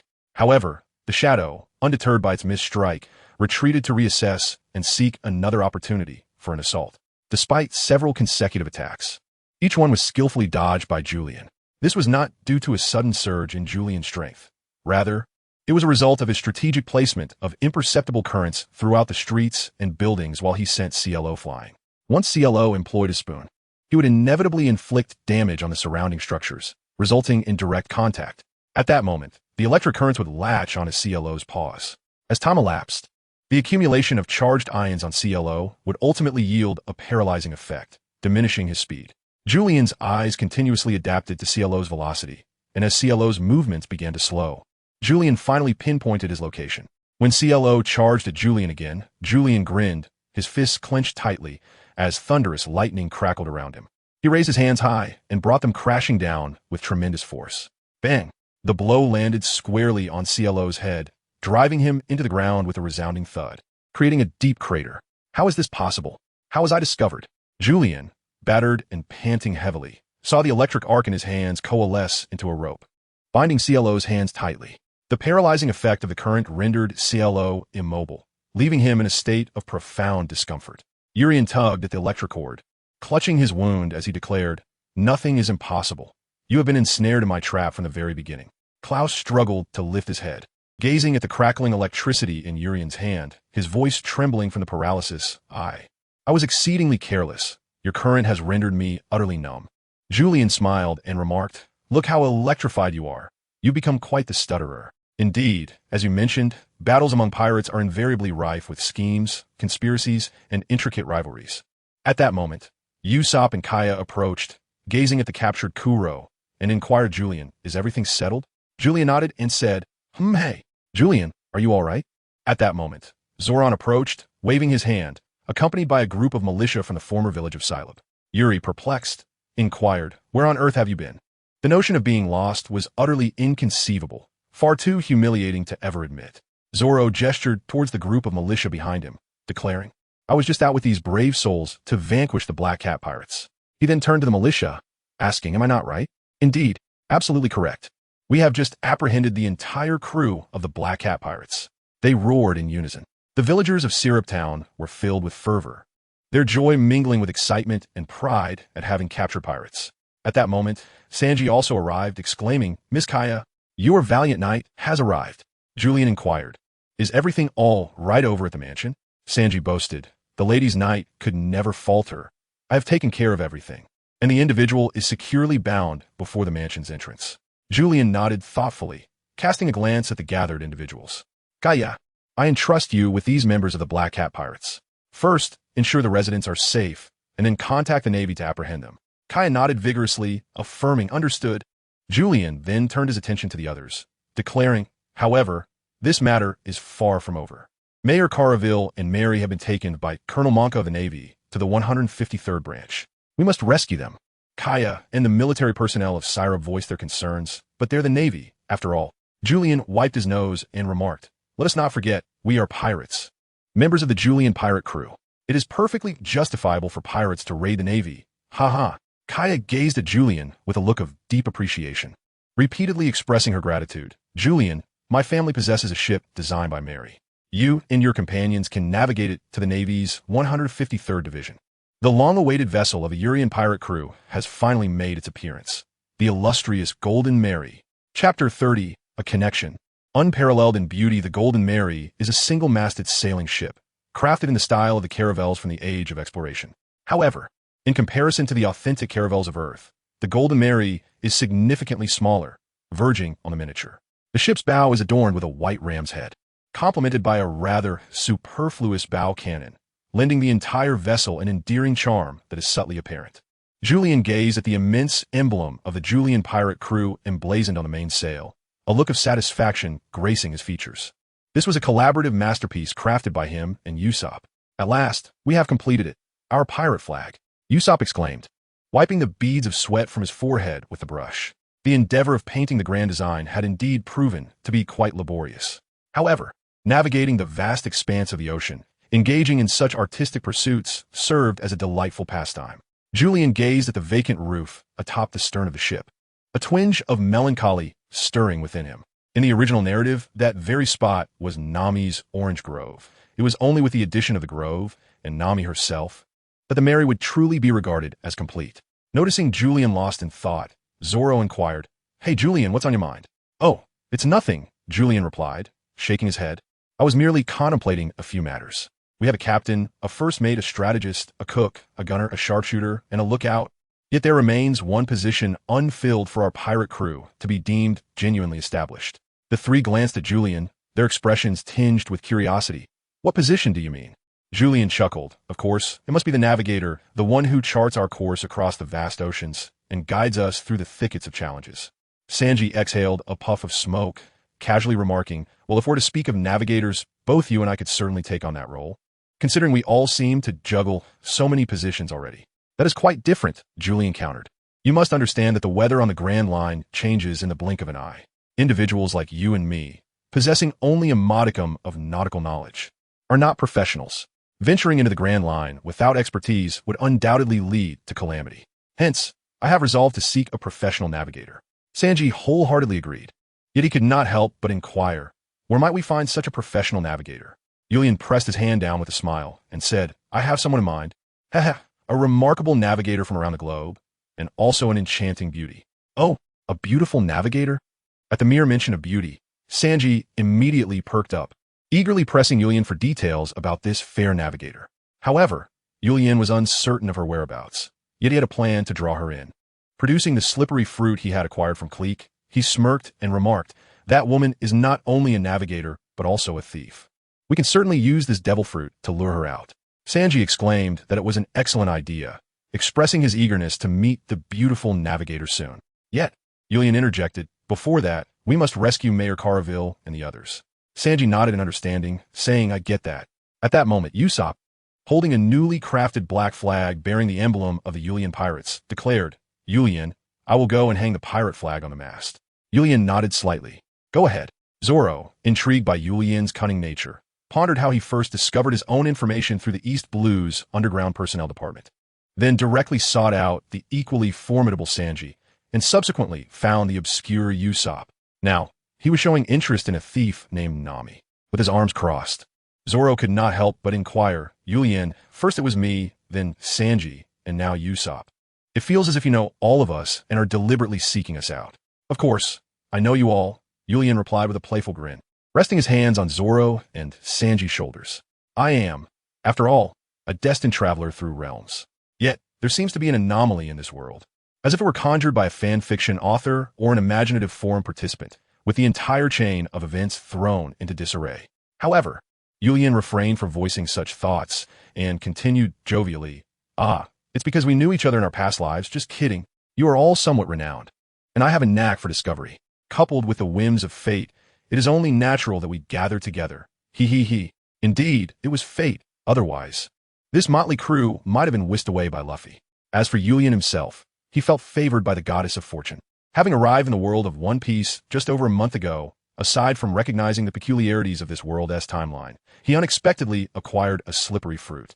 Although his foresight regarding the original plot may not be entirely applicable, he was confident that the characters' personalities and habits remained largely unchanged. Zoro was still Zoro, Sanji was still Sanji, and Usopp was still Usopp. However, if one were to speak of significant changes, Julian wondered what Luffy had become in the Navy. With a grandfather who was a naval hero and mentors like Kobe and Bellumet, Luffy's guiding figure had shifted from Shanks to Akainu. Whether this would alter Luffy's character remained uncertain. Yet, the thought of Luffy shouting his aspiration to become a fleet admiral seemed entirely fitting with his personality. Such a declaration was indeed plausible. At that moment, Usopp, who had just hoisted the pirate flag atop the mast, shouted towards the horizon, "Julian, trouble is brewing. A pirate ship has appeared in the northwest, and it's heading straight for us." A pirate ship? The three on the deck were momentarily taken aback. Were pirates approaching them to plunder? Of course, in this world, piracy among pirates was a commonplace affair. Zoro wore a look of amusement, while Sanji appeared troubled by the inconvenience, and Usopp above wore a face of sheer anxiety. Urian, on the other hand, poses no significant threat. With the formidable strength of Urian pirate crew's three powerhouses, as long as they do not encounter Smoker from Logtown, they could traverse the East Blue with absolute dominance. Yuri, feeling at ease, pondered which unfortunate pirate had the audacity to collide with him on the vast ocean, brazenly preparing to commit an act of robbery. He feared that, in the end, the would-be assailants might find themselves the victims instead. Julian raised his telescope and exclaimed in astonishment. The emblem of the Red Heart Skull and Crossbones pirate flag and the swan figurehead came into view. Upon recognizing the familiar vessel, Julian, a seasoned aficionado of the seas, could not help but draw an immediate connection to another infamous pirate in the hearts of readers from the East Blue, Eureka. It was indeed a stroke of extraordinary luck that Julian encountered her amidst the vast ocean. One must remember that it was through deliberate pursuit that he had met Zoro, Sanji, and Usopp, while the unexpected appearance of Eureka before him was truly serendipitous. Julian cast a glance at the slippery fruit lying within the treasure chest and mused to himself. Surely, the allure of the slippery fruit must have drawn that plump figure. Yarlita, under the overwhelming force of the original text. Julian vividly recalls encountering a morally questionable author online prior to his journey, who penned a narrative featuring a female protagonist, Yalita, traversing the realms of femininity. In this tale, Yalita, unblessed by the slippery fruit, also managed to extract several members from the Straw Hat crew, embarking upon an adventure into the Grand Line. Upon a closer look, Julian noticed something peculiar. Kobe was also on the deck, wielding a mop to clean the surface. Was this a subtle revision of the original narrative concerning its own history? Had Kobe ventured into fishing only to find himself aboard the Yarlita? In that moment, Julian felt a surge of bewilderment at the chaotic intertwining of timelines, leading him to entertain the whimsical notion of perhaps bringing Kobe over as well. Chapter 31. Dark Turns. Although Julian harbored considerable thoughts regarding Kobe, he recognized that recruiting Kobe would ultimately serve no purpose. Indeed, Kobe could be regarded as the most gifted individual in the entire pirate world within less than a year. He ascended from a mere novice to the rank of Navy Chief Petty Officer. Furthermore, during the Marineford War, he awakened his observation haki, and 2 years later, he achieved the rank of Navy Colonel. Such prodigious talent was undoubtedly enviable. It is noted in the original narrative that Luffy's crew had only recently arrived at Water 7 from the Grand Line, a journey that took merely a few months. Yet, Kobe, who once possessed no formidable strength, transformed into a figure capable of exchanging blows with Luffy, an astonishing feat indeed. Of course, Kobe's companion, Barumabur, experienced a similar transformation, evolving from a debauched youth into a Navy lieutenant of considerable charm. Armed with a dog-headed knife at his waist, he boldly confronted adversaries without hesitation, showcasing an impressive flair. However, Julian understood that all of this was contingent upon the influence of that fellow, Garp. Without Garp's intervention, or should another individual have assumed his role, these two novices would remain as mere novices, incapable of any significant metamorphosis. Thus, Julian's desire to recruit Kobe was abruptly quelled. After all, he was not Garp and was still quite weak himself. Why did he have to elevate Kobe? What should Julian do? Usopp exclaimed in astonishment. Although he had triumphed over Kuro, a genuine pirate, Usopp, as a fledgling pirate himself, found himself somewhat at a loss when confronted with the realities of piracy at sea. Julian pursed his lips and casually remarked, "What else can we do but seize the opportunity? When the meat is delivered right to our doorstep, how can we possibly resist? Besides, I still owe the owner of a knife shop in Rogertown some money. The funds I originally had been devoured by that unscrupulous fellow, Zep. How am I to repay him? They are pirates. We have no need for restraint and can take what we please. Thus, in Julian's eyes, the pathway to wealth lies in the dark arts of treachery, robbing from the unjust. This is the legitimate income of us maritime heroes. Julian's words left Zoro, who was carrying Snow, and Sanji, who emerged from Baratai, utterly perplexed. Usopp, descend at once. Unleash your Italian cough and bombard her with the ship's bow cannon. Huh? Should I really? Of course. You are our lookout, sharpshooter, and gunner in the Julian pirate crew. Julian encouraged Usopp, who took a deep breath at the mast, stealing his resolve. He then embraced the mast and swiftly slid down. Usopp entered the ship's bow gun room, adjusting the cannon's muzzle, while Julian followed in intrigued. After traversing for so long, it was his first time witnessing another fire cannon in person. Julian occasionally directed from the sidelines, instructing Usopp, aim for their mast and shatter it. We shall board them. Huh? The mast? That is quite a challenge. Well, I shall give it a try. Boom! With the thunderous sound of cannon fire, a cannonball traced a magnificent arc through the air, crashing down near the Yalata warship with a resounding splash, erupting a towering column of water. The pirates aboard the Yalata ship gasped. Miss Yalata, trouble. The enemy pirates are firing upon us. Return fire, you fools. The rotund Yalata exclaimed, her body quivering with indignation.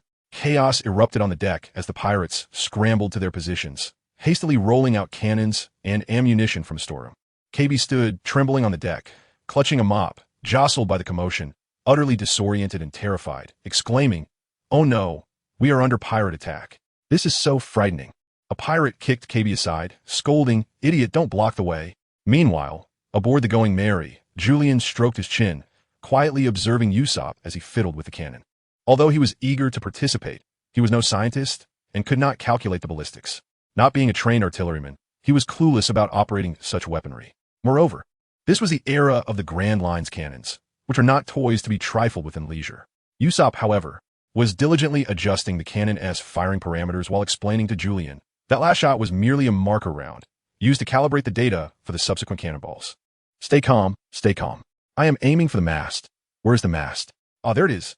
At this moment, Julian stood with his arms crossed over his chest, exuding an air of calm indifference, as if he were not the least bit flustered, when it was clear that it was you who should be in a state of panic.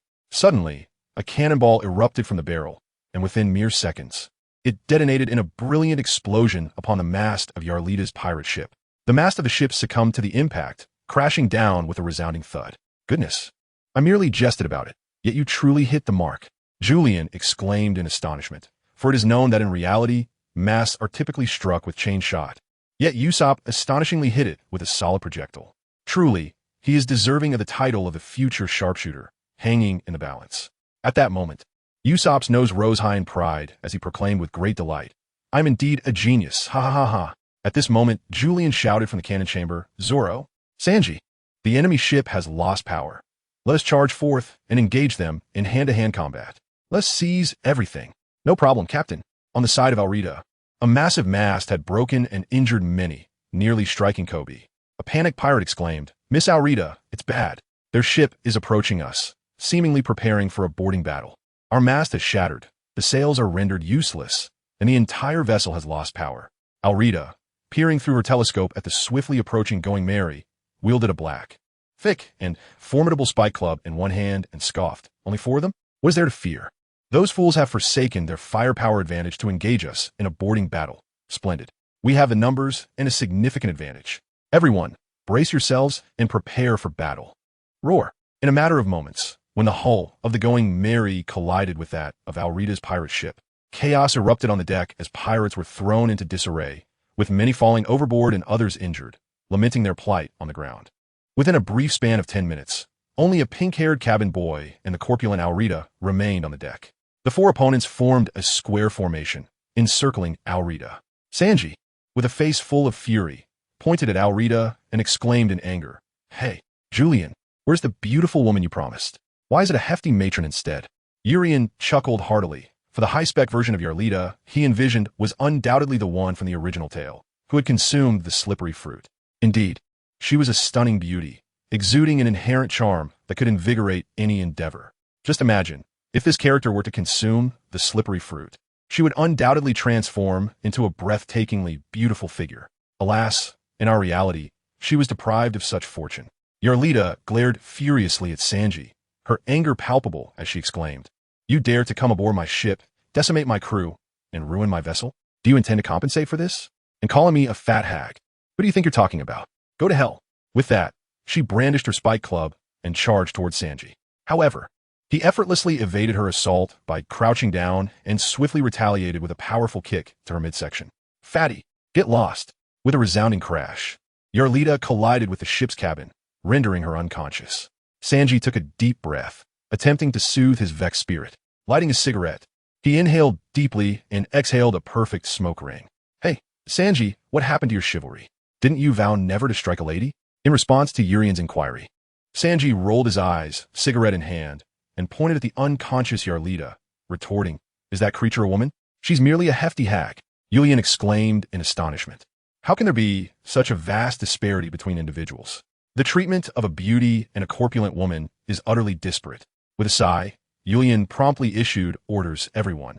"Let us seize the entire fortune of the Yarlita pirate crew and pack it all away." As soon as Urian's voice faded, Zoran, Sanji, and Usopp commenced their pillaging of Alrita's riches.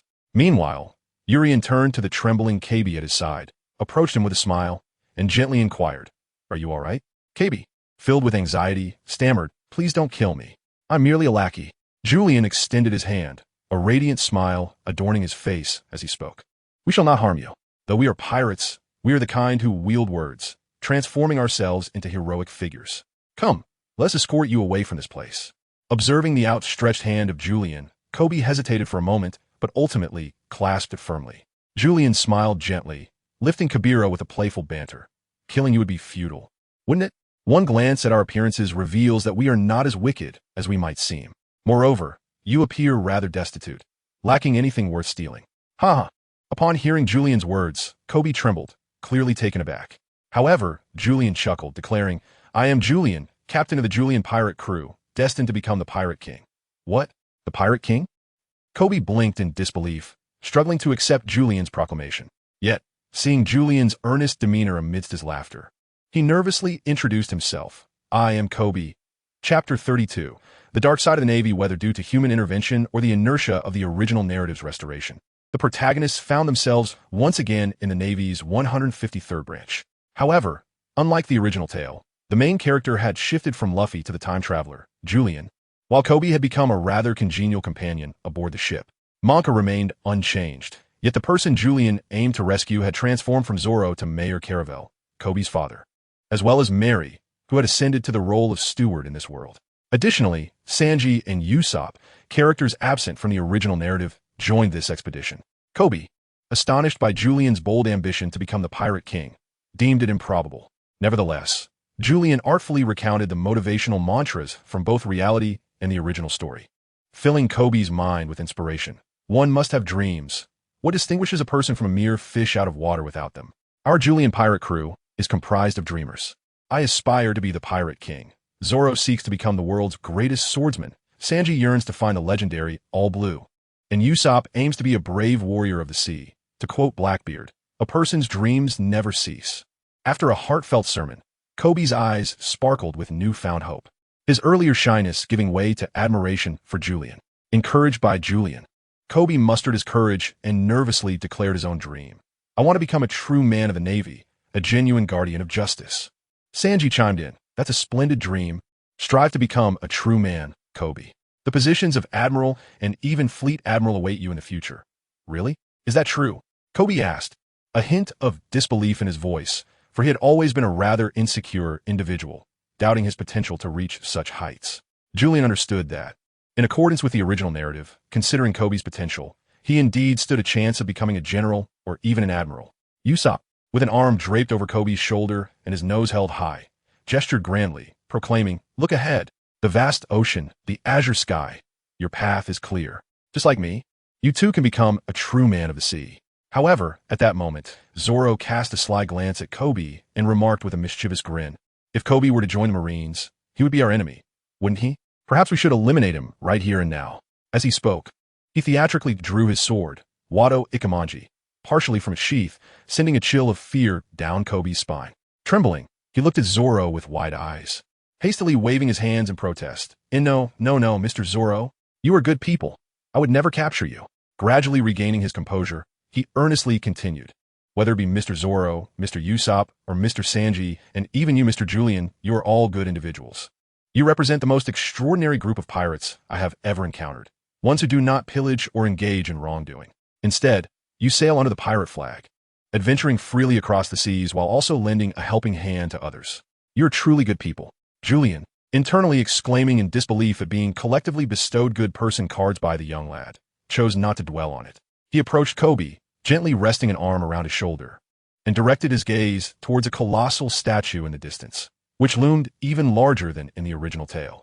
From afar, it resembled a towering skyscraper, its pinnacle adorned with scaffolding, bustling with workers engaged in construction. Julian pointed at the statue and spoke. Kobe, you aspire to become a righteous member of the Navy. But before that, I shall unveil to you the darker side of this institution. While the Navy stands as a guardian of justice within this vast organization, there inevitably exist some parasites who prey upon the innocent. Today, I wish to convey to you that once you join the Navy, you must never become one of those parasites. Kobe gazed intently at the towering statue on the island, a colossal monument nearing completion, which Julian likened to a Statue of Liberty.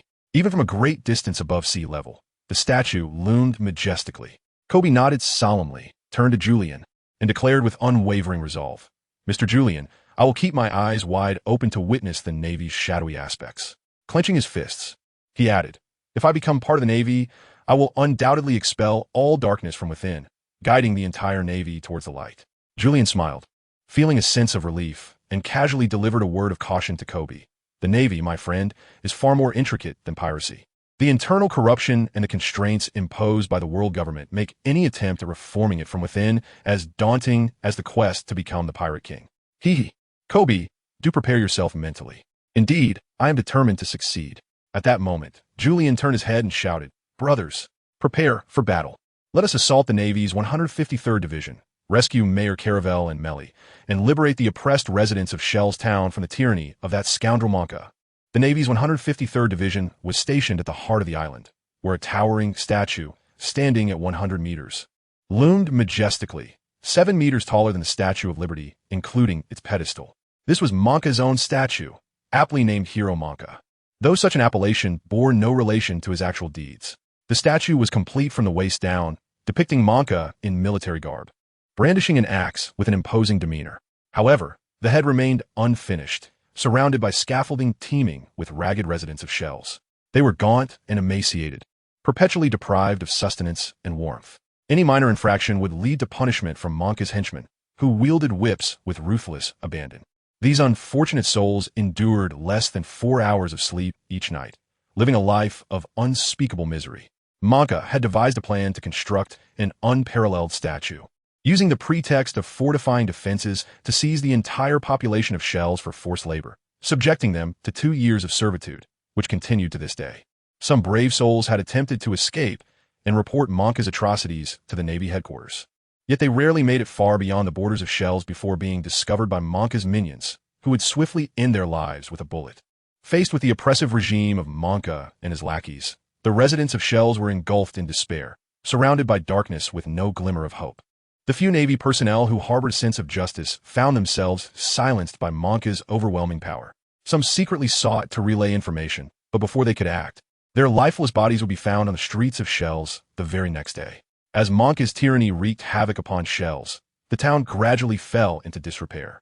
Standing atop the statue, Monka surveyed the laboring townsfolk with satisfaction. At this rate, the statue would be completed by next week, heralding the arrival of the world's greatest statue, Hero Monka. Once the statue was finished, he planned to strike a deal with Mayor Caravel, who was in league with the Black Cat Pirates, demanding that all his assets be transferred to Monka in exchange for his freedom. Just as Monka indulged in fantasies of sitting atop a throne crafted from the gold of Caravel's fortune, gazing out at the sea from the pinnacle of his statue, a flustered underling of the Navy rushed in, shattering Monka's reverie. Colonel Monka, trouble. Pirates are attacking the 153rd Division. What? Are they seeking their own demise? Go. Eliminate those pirates. Yes, sir. Chapter 33. Shell's Town at the port of Shell's Town. the Navy rolled out cannons, aiming at the approaching Golden Mary and unleashing a barrage of fire. Boom, boom, boom. A multitude of cannonballs whistled through the air, yet in this pirate-infested world, where the accuracy of artillery fire is notoriously low, their impact amounted to little more than the mere splashing of water. Zoro, Sanji, understood. Zoro and Sanji leaped forward, skillfully dismantling the cannonballs that threatened the Mary. Meanwhile, Julian hurled a series of coins, unleashing his electromagnetic cannon to obliterate the incoming projectiles mid-flight. At this moment, the Julian pirate crew's formidable defense had coalesced into an impenetrable barrier, rendering any cannonball assault utterly ineffective against the Mary. The naval personnel stationed at the dock gazed in disbelief at the exploding projectiles in the sky, their jaws agape, as they exclaimed. How is this possible? Every one of our cannonballs has been intercepted. Are the pirates aboard that vessel truly monsters? Suddenly, a brilliant flash erupted from the cannon at the bow of the Mary, as a cannonball soared forth, unerringly striking the naval forces on the dock, resulting in a cataclysmic explosion. The detonation unexpectedly ignited the ammunition crates situated beside the cannon, triggering a chain reaction that sent plumes of small mushroom clouds spiraling into the air. The entire dock reverberated with a thunderous cacophony, as if the very ground were trembling beneath the tumult. Julian gazed in admiration and exclaimed, Usopp, splendid work. That was a spectacular detonation. Usopp, scratching his head with a hint of bashfulness, replied, Perhaps it was the favor of the goddess of fortune. I never anticipated that it would lead to such a cataclysmic explosion. Ha ha ha. At that moment, the port was strewn with incapacitated naval soldiers, many of whom lay on the ground, clutching their wounds and bleeding profusely, lamenting their fate. The remaining uninjured soldiers fared little better, appearing disheveled and overwhelmed. Usopp's cannonade had shattered their resolve, prompting them to scramble to their feet and abandon their comrades in a frantic retreat, exclaiming, We cannot contend with these pirates. We must seek assistance from Colonel Monka at once. Julian gazed at the retreating navy on the dock, a relaxed smile gracing his face as he declared, The landing battle has been victorious, my brothers. Let us swiftly sail into the harbor and enter the town of Shells. Moments latte. As the five of them stepped into Shells, their eyes beheld a dismal sight. The narrow streets were devoid of any human presence, while the houses lining them were shrouded in layers of dust. In the original tale, Shells, though under Monka's rule, was not depicted in such a state of decay. However, upon observing the colossal statue on the island, Julian felt a sense of understanding. If Monka had enslaved the townsfolk to erect the statue, it would indeed account for the town's desolation. Julian cast another glance down the street, and it was indeed remarkably different from the original narrative. Suddenly, he noticed a little girl peering out from around a corner, her small head barely visible. Upon realizing she had been spotted, she hurriedly dashed out from her hiding place and sprinted away down the street. She wore a coarse, gray dress, heavily patched, reminiscent of a modern-day Cinderella. Her head was adorned with a deep blue linen scarf, and in her hand she clutched a small basket riddled with holes. Judging solely by her attire, there was a certain rustic charm to her. However, Julian understood that such clothing signified a life of considerable hardship. Oh, a little girl? Julian was taken aback. The sudden appearance of a little girl on the desolate street was indeed unexpected. However, as soon as he spoke, it seemed his voice startled her, and she inadvertently kicked her toes against the cobblestones, resulting in a sudden tumble. Her small basket flew from her hands in a flurry. Sanji, quick on his feet, rushed over and caught the little girl around her waist, lifting her gracefully into the air. With utmost gentlemanly concern, he inquired, Dear miss, your knight has arrived. Are you unharmed? Inwardly, Julian exclaimed, She is but a child. Sanji, you beast, not even the lowly is spared. Nevertheless, while Sanji had successfully prevented the girl from falling to the ground, her basket had toppled over, spilling its contents. 2 doughy yellow buns rolled out and tumbled across the dusty ground. The little girl, with tears welling in her eyes, gazed mournfully at the 2 now soiled buns and whimpered, Oh my dough. At that moment, Usopp approached, hands on his hips, and reproached Sanji. Sanji, you've made the little sister cry. I did not. The lady's dough has fallen to the ground, Sanji retorted, gently setting the girl down and brushing the dust from her clothing. He picked up the dough, pouting slightly as he muttered, Alas, the dough is now dirty. Seeing the little girl's eyes welling up as she looked at the 2 grimy pieces of dough in Sanji's hands, he swiftly tore away the outer layer, presenting the now clean dough to her with a beaming smile. Here you go, Mississippi. Your knight has removed the dust from the exterior. You may use it without worry. As a chef, I assure you, it is absolutely fine. The little girl stared at the two pieces of dough in awe.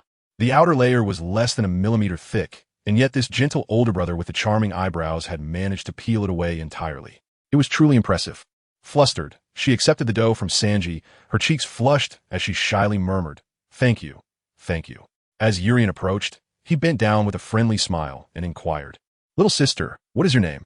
The little girl gazed up at Urien and his companions with trepidation, having just witnessed them seemingly engaged in a skirmish with the local navy. Surely, they must be pirates. However, a glance at Sanji by her side eased her fears somewhat. Gathering her courage, she timidly replied, "I am Lisha." "Huh? Lisha?" Urien exclaimed, taken aback. As a seasoned fan of the sea, he could not possibly be unfamiliar with this character. Was this little girl not the same one from the original story who delivered rice balls to Zoro? Despite recognizing the character, her lack of distinctive physical traits made it difficult for Urien to connect her to the original narrative. After all, transitioning from the second dimension to the third, Zoro could still be identified by his green hair, Sanji by his curly eyebrows, and Usopp by his elongated nose. As for Lisha, Urien had genuinely failed to recognize her, perceiving her merely as an adorable child. However, the Lisha before him seemed somewhat thinner than her original counterpart, likely a result of malnutrition. Curiosity piqued, Urien asked, "Lisha, where are you headed? Why is the street so deserted?" Looking down at the basket in her hands, Lisha suddenly recalled something, her eyes widening in realization. "Oh no, I must go home and bring the dough to my mother. She hasn't eaten in 5 days. Sanji and the others were taken aback. 5 days without food? What on earth had transpired in this town? Observing Lisha's gaunt appearance, it was evident that she too had suffered from lack of nourishment. Urien deduced that this was undoubtedly linked to Monka in some way. With a somber expression, Urien commanded, "Zoro, Usopp, fetch some supplies from the ship." Aye. Upon arriving at Lisha's home, it was evident that it was utterly bare. Apart from a single bed, the few cabinets stood wide open, empty and coated with a thick layer of dust, while cobwebs adorned the corners. Lisha's mother lay on the bed, barely clinging to life. Clutching the yellow dough, Lisha rushed over, tears streaming down her face as she cried, "Mother, mother, I found food. Wah, mother." "Lisha?" Her mother's voice was faint, her eyes barely moving. She caught a glimpse of Urien, Sanji, and Kobe, and asked weakly, "Are they your friends?" Lisha nodded, offering the dough to her mother, sobbing as she bit her lip. "Yes, they helped me just now."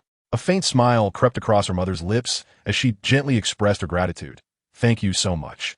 At that moment, Zoro and Usopp burst in, laden with various supplies, with Usopp exclaiming, "Urien, the food has arrived." Julian nodded and instructed, "Sanji." At this moment, Sanji approached Lika, crouched down, and gently took the dough from her hands, speaking slowly. "Miss Lika, a frail patient cannot consume such dough." With tears in her eyes, Lika gazed at Sanji. "But my mother." Sanji smiled reassuringly. "Fear not, Miss Lika. I am a chef, and we have brought ingredients with us. I shall personally prepare a bowl of kanji for your mother." Observing the gentleness in Sanji's demeanor, Lika ultimately nodded earnestly. "I trust you." "Julian, I'm ready." As soon as Sanji's words fell, Julian spread his arms wide, and flames roared to life in his hands. Meanwhile, Usopp placed a pot filled with water into Julian's hands and said, "Zoro." Zoro scooped a spoonful of rice and added it to the pot. At that moment, Sanji had already retrieved a knife, swiftly slicing pork into small cubes and adding them to the pot. With a decisive bang, he covered the pot and commanded, "Julian, bring the heat." "Understood." The coordinated efforts of the four left Kobe, Lika, and her mother in awe, marveling at their seamless teamwork. However, it was surprising that Julian, who often engaged in playful antics aboard the ship, could now apply his skills to a practical endeavor. The flames blazed fiercely, and soon the pot began to emit steam. With a glance from Sanji, Julian immediately extinguished the fire. As Sanji lifted the pot lid, a fragrant steam wafted into the air. He then sprinkled a pinch of salt along with a handful of scallions, scooping a bowl of kanji to present before Lika, saying, "Lean meat kanji. Quickly, feed this to your mother." With eyes brimming with gratitude, Lika accepted the kanji. Kobe, displaying remarkable thoughtfulness, rushed over to help Lika's mother sit up, enabling Lika to begin feeding her mother the kanji. In a brief moment, Lika's mother regained some color, her complexion brightening, and the bowl of kanji was soon emptied. Sanji then brought another small bowl, saying, "Miss Lika, you must have hardly eaten anything as well. Please consume this bowl." Lika initially intended to pass the bowl to her mother, but noticed her mother gently patting her head with a faint smile, saying, "Lika, you should eat it yourself." Sanji nodded in agreement, urging, "There is plenty of kanji left in the pot, enough for everyone." At that juncture, Lika fully lowered her guard against Julian and his companions, graciously accepting their assistance. After regaining a semblance of strength, Julian inquired of Lika's mother about the town's unfortunate plight. With a sigh, Lika's mother replied, "It is all due to Colonel Monka." Beside them, Kobe's expression was ashen. This was the dark side of the Navy, the world he would inevitably have to confront. Colonel Monka ruled over Shell's town, enslaving its inhabitants. Anyone who dared to defy him would be mercilessly executed. In his pursuit to construct a colossal statue, he had conscripted nearly all the townsfolk as laborers. No one could escape. They either fell victim to Monka's minions or perished from starvation and exhaustion at the construction site. As Li Xiao's mother wept, covering her face, Urien reassured her, "Indeed, my suspicions were not unfounded." He glanced at the pallid Kobe, then at the grim-faced Zoro and Sanji, the furious Usopp, and the pitiful Li Xiao. Clenching his fists, Urien declared, "Li Xiao's mother, rest assured, we the Urien pirate crew shall undoubtedly liberate everyone from Monka's tyrannical reign."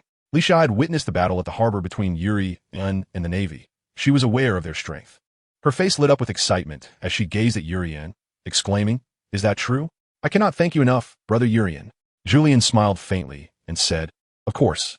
Just then, a cacophony of footsteps echoed from outside, accompanied by voices calling out, "Over here. I just saw those pirates led into this house by a little girl from the town." Lika, her mother, and Kobe exchanged anxious glances, realizing it was the Navy. However, Julian grinned widely and declared, "Brothers, roll up your sleeves. It's time to confront the Navy." Chapter 34. The Rescue. They're just inside. The pirates within heard the command. "You are surrounded. Lay down your weapons and surrender peacefully." The Navy soldiers held their rifles firmly. Some wielded sabers, while others even hoisted mortars onto their shoulders, all aiming directly at Lika's door. A minute passed, yet the door remained eerily still. An officer signaled to a sailor, "Get the battering ram." "Yes." The sailor grasped the battering ram and cautiously approached Lika's door. Raising it high, he prepared to smash it down, intending to obliterate the already dilapidated wooden barrier. Bang! At that moment, the door flew off its hinges, crashing into the sailor, holding the battering ram, and sending him sprawling. The naval officer exclaimed in alarm, "Enemy attack! Pirates! They're coming out! Open fire! Arc of lightning! ZZZZ!" Before the Navy could react, a brilliant flash of lightning burst forth from the doorway, directly striking the officer who had issued the command. As the lightning struck him, it splintered into several arcs, leaping towards the nearby sailors. In the blink of an eye, the Navy personnel at the door were enveloped in electric currents, crackling and sizzling, as though bound together by a chain of charged iron. Collapsing to the ground in a stunned heap, Urien and his companions slowly emerged from the dwelling, casting a glance at the naval forces below, and he commanded, "Zoro, Sanji, Usopp, you must rescue all the residents of Shellstown. I shall first seek out Mayor Carville and Mary." With that, the four divided into two groups and set forth on their respective missions.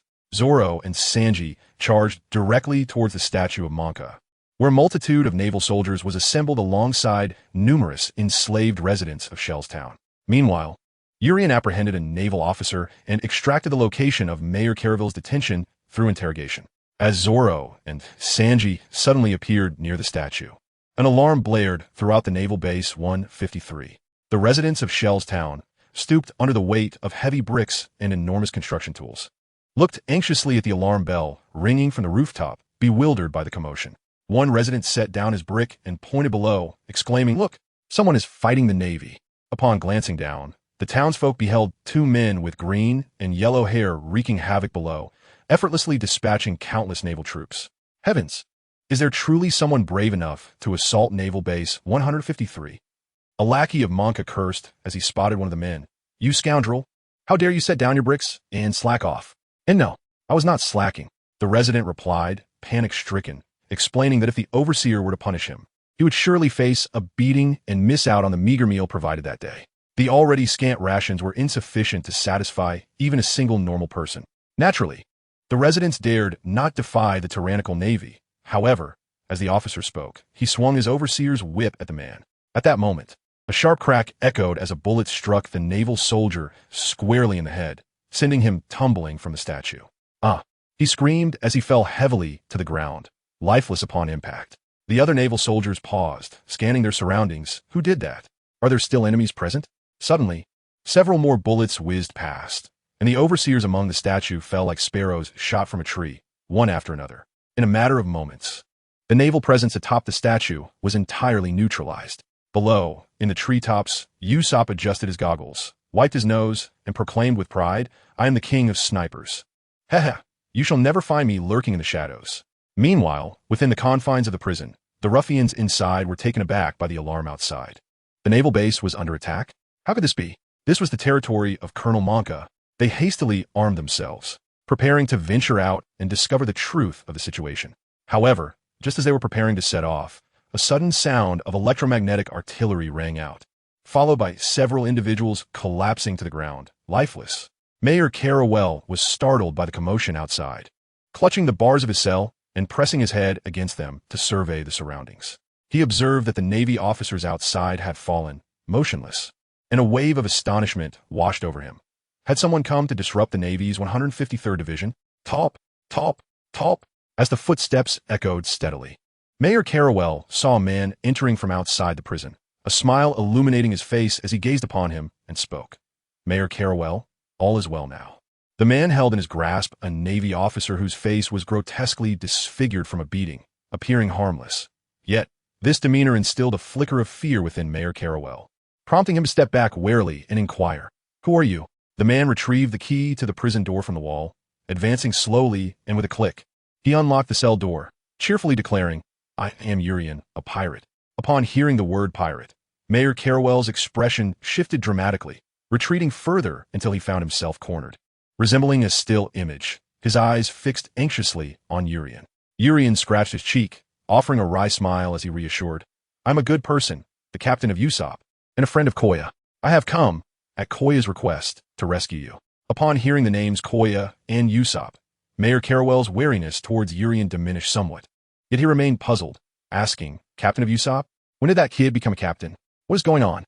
"Ah, Usopp has just joined my pirate crew, and indeed, my crew is newly established," Urian explained, proceeding to recount the events that transpired during the ceremony in Silab Town. After listening attentively, Mayor Carawell lowered his head, murmuring to himself as the confusion in his eyes dissipated entirely, "I never imagined that Clabatel was the pirate Kuro, and that the tax officer had been bribed by him. Even Mary had been hypnotized by a pirate. I nearly misjudged Mary." With a hint of remorse regarding Mary and a sense of gratitude towards Urian, he looked at Urian and expressed, "I truly thank you. Without your intervention, I shudder to think what Silab Town might have become."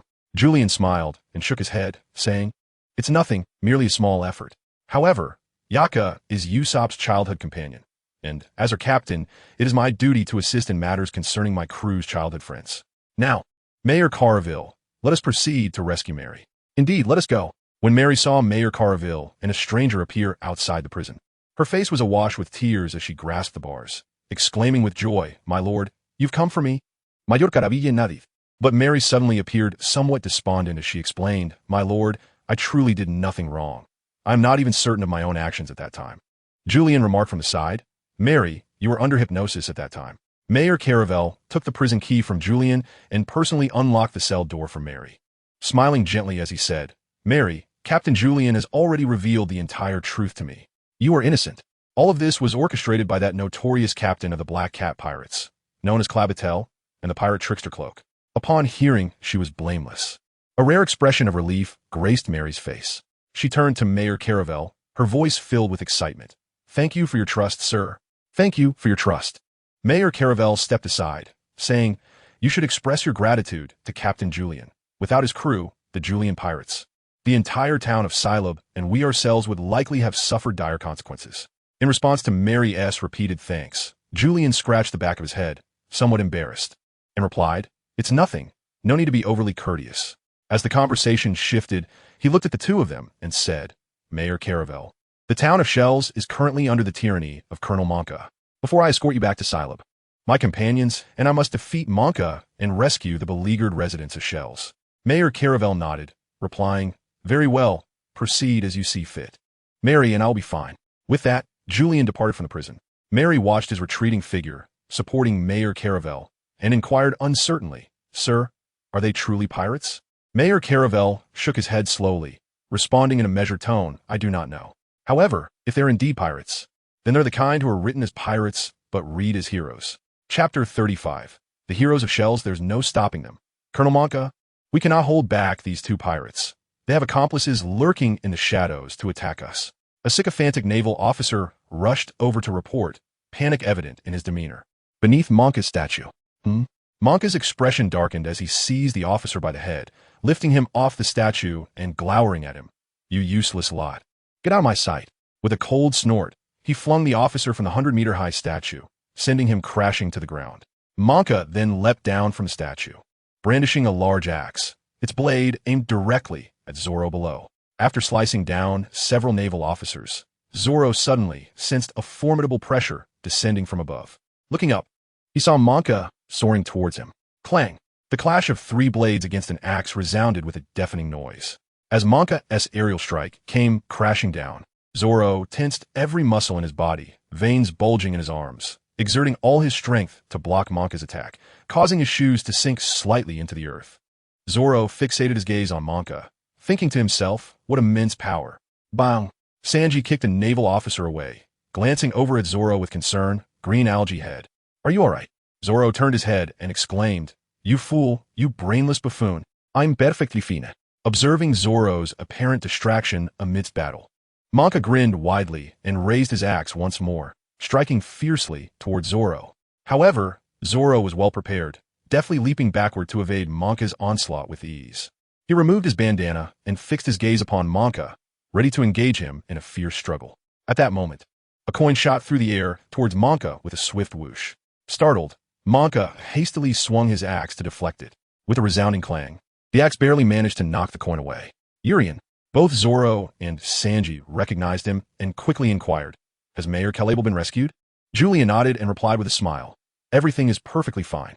Monka squinted, fixing his gaze on Julian, and asked in a low voice, You fellows are here to stage a prison break, aren't you? Surely, you must know that this is the Navy's 153rd Division. Julian let out a disdainful snort, remarking, The Navy's 153rd Division? No mistake there. This is precisely where I intend to be. He continued, Allow me to introduce myself. I am Julian, captain of the Julian Pirates. With that, he strode towards Monka, shouting, Zoro, Sanji, this fellow is mine. The residents of Shell's Town are in your capable hands. Zoro tightened his bandana around his arm, grinning, Oh, a king against a king, is it? Hey, you fool of a swordsman, hurry and assist me in rescuing them. You impertinent, curly-haired scoundrel, do not issue commands. I am your first mate. What? I am a strategist. During battle, you will heed my orders. The two bickered and playfully tussled as they charged toward the Navy soldiers atop the statue. At this moment, Usopp calmly retrieved the ammunition from his pouch and loaded it into his slingshot, clearing the path of pesky foes for Zoro and Sanji. With a swift whizzing sound, several projectiles were sent flying, causing the Navy soldiers on the statue to tumble to the ground. Zoro and Sanji exchanged glances, praising, Usopp is quite impressive after all. With that, they transformed into twin whirlwinds, plunging into the midst of the Navy, sending soldiers flying from the statue and crashing down in disarray. Meanwhile, Julian effortlessly evaded Monka's attacks, occasionally conjuring arcs of lightning in his hands or bursts of flame, delivering punch after punch, exploiting the openings in Monka's clumsy defense.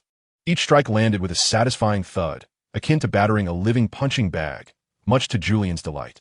However, Monka was not faring as well. Each blow inflicted immense discomfort, whether from the paralyzing electric shocks or the searing flames. Gradually, Monka felt his stamina wane, the strength to wield his axe diminishing, his entire body growing heavy and sluggish. Panting heavily, blood trickled from his lips, beads of sweat glistened on his forehead as he glared intently at Julian. In stark contrast, Julian appeared utterly at ease, showing no signs of fatigue or effort. With a gentle tug, Julian summoned a bolt of lightning nearly 2 meters long into his grasp. Approaching Monka, he spoke, As a member of the Navy, your performance is woefully inadequate. Preying upon the common folk is something no true Navy officer would ever contemplate. Monka, your character and abilities are unworthy of the rank of captain. You are merely a pawn, utilized by the mastermind Crocodile, who is still alive, having faked his death to deceive you into believing he perished. His true identity is Clabatel, the captain of the Syrup Town militia. Monka's eyes widened in shock, and he murmured, No, that's impossible. I personally executed him. Julian smiled and remarked, You are far too feeble. You could never be a match for Chloe. How could you possibly execute him? As he spoke, Julian raised the lightning bolt high above his head, declaring, From this moment forth, Your tyrannical reign over Shell's Town, Monka, shall come to an end, and light shall be restored to Shell's Town. Monka, take this time in prison to reflect on your actions. Raise spear. As Yulian thrust his lightning spear, a brilliant bolt pierced through Monka's body. Monka gasped, dark smoke billowing from his mouth, his body charred by electricity. Before he collapsed to the ground, unconscious. The righteous Navy personnel, witnessing Monka's fall, erupted in cheers. Monka has fallen. He has been defeated. Splendid. Quickly, let us apprehend all of Monka's lackeys and restore light to Shell's Town. The sudden turn of events left Monka's subordinates in a state of shock. Despite Monka's meticulous control over Shell's Town, his minions were not the majority, comprising merely a third of the entire base navy. Amidst the sounds of gunfire and battle cries, Monka's lackeys were swiftly subdued by the navy. However, when they turned their gaze towards Yulian and his companions, trepidation crept in. These individuals had bested Monka. Could the navy of the 153rd Division truly contend with them? One Navy officer anxiously inquired of the temporary commander, "Sir, what should we do?" The commander was equally perplexed about how to confront these formidable foes, armed and seemingly unapproachable. Yet, Yulian discerned their apprehensions and, with a warm smile, declared, "Navy of the 153rd Division, we harbor no ill intentions. We are merely here on a mission to rescue the wrongfully imprisoned mayor of Silab Town. Our task is complete, and we are ready to depart at any moment." At that moment, beneath the statue, stood the residents of Shell's Town, liberated by Yulian and his companions. Lixian struggled to break through the crowd, positioning herself before the navy, shielding them with her body, and cried out, "Yulian and his companions are not villains. They saved us. Without them, all of Shell's Town would still be under Monka's sinister grasp. They are heroes." Seeing Lixian standing defiantly in front of the navy, more tattered residents emerged, hand in hand, forming a human barrier with solemn expressions. "Yes, they are heroes. They saved us. If the navy intends to attack them, they must first step over us." Their heartfelt cries resounded, regardless of their identities as pirates or rogues. United by their benevolent hearts, they had liberated Shell's Town from darkness. They were indeed heroes. Mayor Caraville stood beside Yulian, casually remarking, "Captain Yulian, it seems you have accomplished yet another noble deed." Julian chuckled and remarked, "This is far from over." Although the colossal statue of Monka was indestructible, Julian grasped several shells, his hands crackling with the sound of electricity. With a volley from the electromagnetic cannons, the projectiles struck Monka's head and arms with tremendous force. The resounding explosions echoed as Monka's head was shattered into fragments, while his symbolic axe-wielding arm tumbled down with a thunderous crash. The residents of Shell's Town and the naval forces gazed in astonishment at the crumbling statue of Monka, exclaiming, "It is Monka's statue. Good heavens, his head is gone. His arm is missing." The scene was one of great jubilation. Some residents, witnessing this moment, covered their mouths and wept openly. That statue had been a source of torment for them over the past 2 years, a weight akin to a mountain pressing upon their hearts. Now, with the statue's destruction, its form was unrecognizable, and their spirits were finally liberated from the shadows of despair. After Julian hurled the cannonball, he chuckled heartily, exclaiming, "Oh dear, my apologies, my hand slipped, and I have inadvertently destroyed your statue." No one harbored resentment towards Julian. Even the navy regarded him with gratitude. The naval officer, his countenance darkened, spoke slowly and deliberately, "Pirates, I implore you to depart from Shell's Town. This dilapidated place can no longer withstand further devastation." Julian cast a glance at the naval officer and nonchalantly replied, Yes, esteemed naval officer. We shall take our leave at once, haha." With that, he approached Kobe, gazing intently at him, and earnestly advised, "Kobe, you have witnessed the darkness within Navy, but this is merely the tip of the iceberg. If you still harbor a steadfast conviction to join their ranks, perhaps it would be wise to commence your journey from this point." Kobe nodded vigorously, responding, "Indeed, Mr. Julian. Regardless of how harsh the Navy's darkness may be, I shall strive to become a true naval officer, bringing light to all and banishing the shadows." Urian affectionately ruffled KB's hair, chuckling as he remarked, "What an ambitious fellow you are. Since you aspire to become a naval officer of such stature, you shall undoubtedly journey to the Grand Line. Until we meet again there, future Admiral." KB clenched his fist earnestly and replied, "Yes, I will uphold this promise, Mr. Urian. We shall meet in the Grand Line." With that, Urian and his companions, along with Mayor Caraville, set sail away from Shell's Town under the watchful gaze of the Navy. On the dock, amidst the residents of Shell's Town who had come to bid farewell, stood the members of the 153rd Navy Division. The naval officers stood rigidly at attention, their eyes fixed on the Going Merry, and soon the commanding officer issued a directive. Salute. Let us bid farewell to the heroes of Shell's Town. Let us send off the heroes of the Urian pirate crew. The salute was executed with precision. Usopp, perched atop the mast, gazed through his telescope and exclaimed in disbelief. Igriga Julian. Not only are the residents of Shell's Town seeing us off, but even those naval officers are saluting us from a distant corner. Urian laughed heartily on the deck. Those insincere fellows, alas, our statuses are not the same. As the Going Merry vanished beyond the horizon, a tranquil hush enveloped the crowd. At that moment, Rika gazed at the towering statue, now merely a shell of its former self, and suggested, everyone, since we cannot destroy that massive statue, why not transform it into a statue of our heroes? The group paused, then nodded in agreement. What a splendid idea. Yes, Urian and the others deserve a statue in their honor. Just then, the naval officers approached with grim expressions. The residents of Shell's Town, incensed, glared at the Navy, for it was this very group that had driven away their heroes. However, the commanding officer saluted and addressed the crowd, with a few modifications. This nearly completed statue can soon be finished. The project is not too extensive. If a statue of Urian is to be crafted, our 153rd Navy Division is willing to offer our full assistance. As the officer's words resonated, Shell's Town erupted into a chorus of jubilant cheers, with shouts of hero, hero, echoing into the sky. Chapter 36. The auction in East Blue's Windmill Village. Garp, clad in a loose-fitting leisure outfit, munched on a donut while chatting with village chief Slap about his grandson, Luffy. Garp's face beamed with pride. That boy truly brought honor to the family. Now a naval supernova, he had risen to the rank of colonel and gained the rare privilege of independent action. Suddenly, Garp pulled out a transponder snail and saw it was Sengoku. He promptly answered, "Hello, Sengoku. Come join me for some donuts. Ha ha ha." However, what greeted him was Sengoku's irate voice. "Garp, how can you still be thinking about donuts at a time like this? Your family visit has been canceled." "Surely not. I have only taken one day of my family leave." Garp grumbled, stuffing a donut into his mouth. On the other end of the transponder snail, Sengoku was visibly irritated. "Do you have any idea what significant events have transpired in the East Blue recently? The 16th Division and the 153rd Division have both come under pirate attack. Colonel Rat of the 16th Division was drowned by a pirate named Julian. And Colonel Monka of the 153rd Division was also defeated by this Julian and is currently imprisoned by his own division. The notorious naval parasite, Colonel Rat, got what he deserved," Garp remarked, praising the turn of events while blinking in confusion. "Monka has been detained?" Sengoku confirmed, "Yes, after being defeated by the pirates." The entire town of Shells, from the residents to the Navy, collectively reported Monka. "That scoundrel has been oppressing Shells for far too long. If it weren't for the pirate attack, we might still be oblivious to the situation in Shells." Garp, munching on his donut, casually remarked, "This is rather fortuitous. That fellow Julian inadvertently helped us cleanse our internal rot." However, Sengoku's voice crackled with anger. "What do you mean by fortuitous? Our Navy's reputation has been tarnished by this scandal involving pirates. Garp, you must go to Shells immediately and bring the Axe-Hand Monka back to headquarters."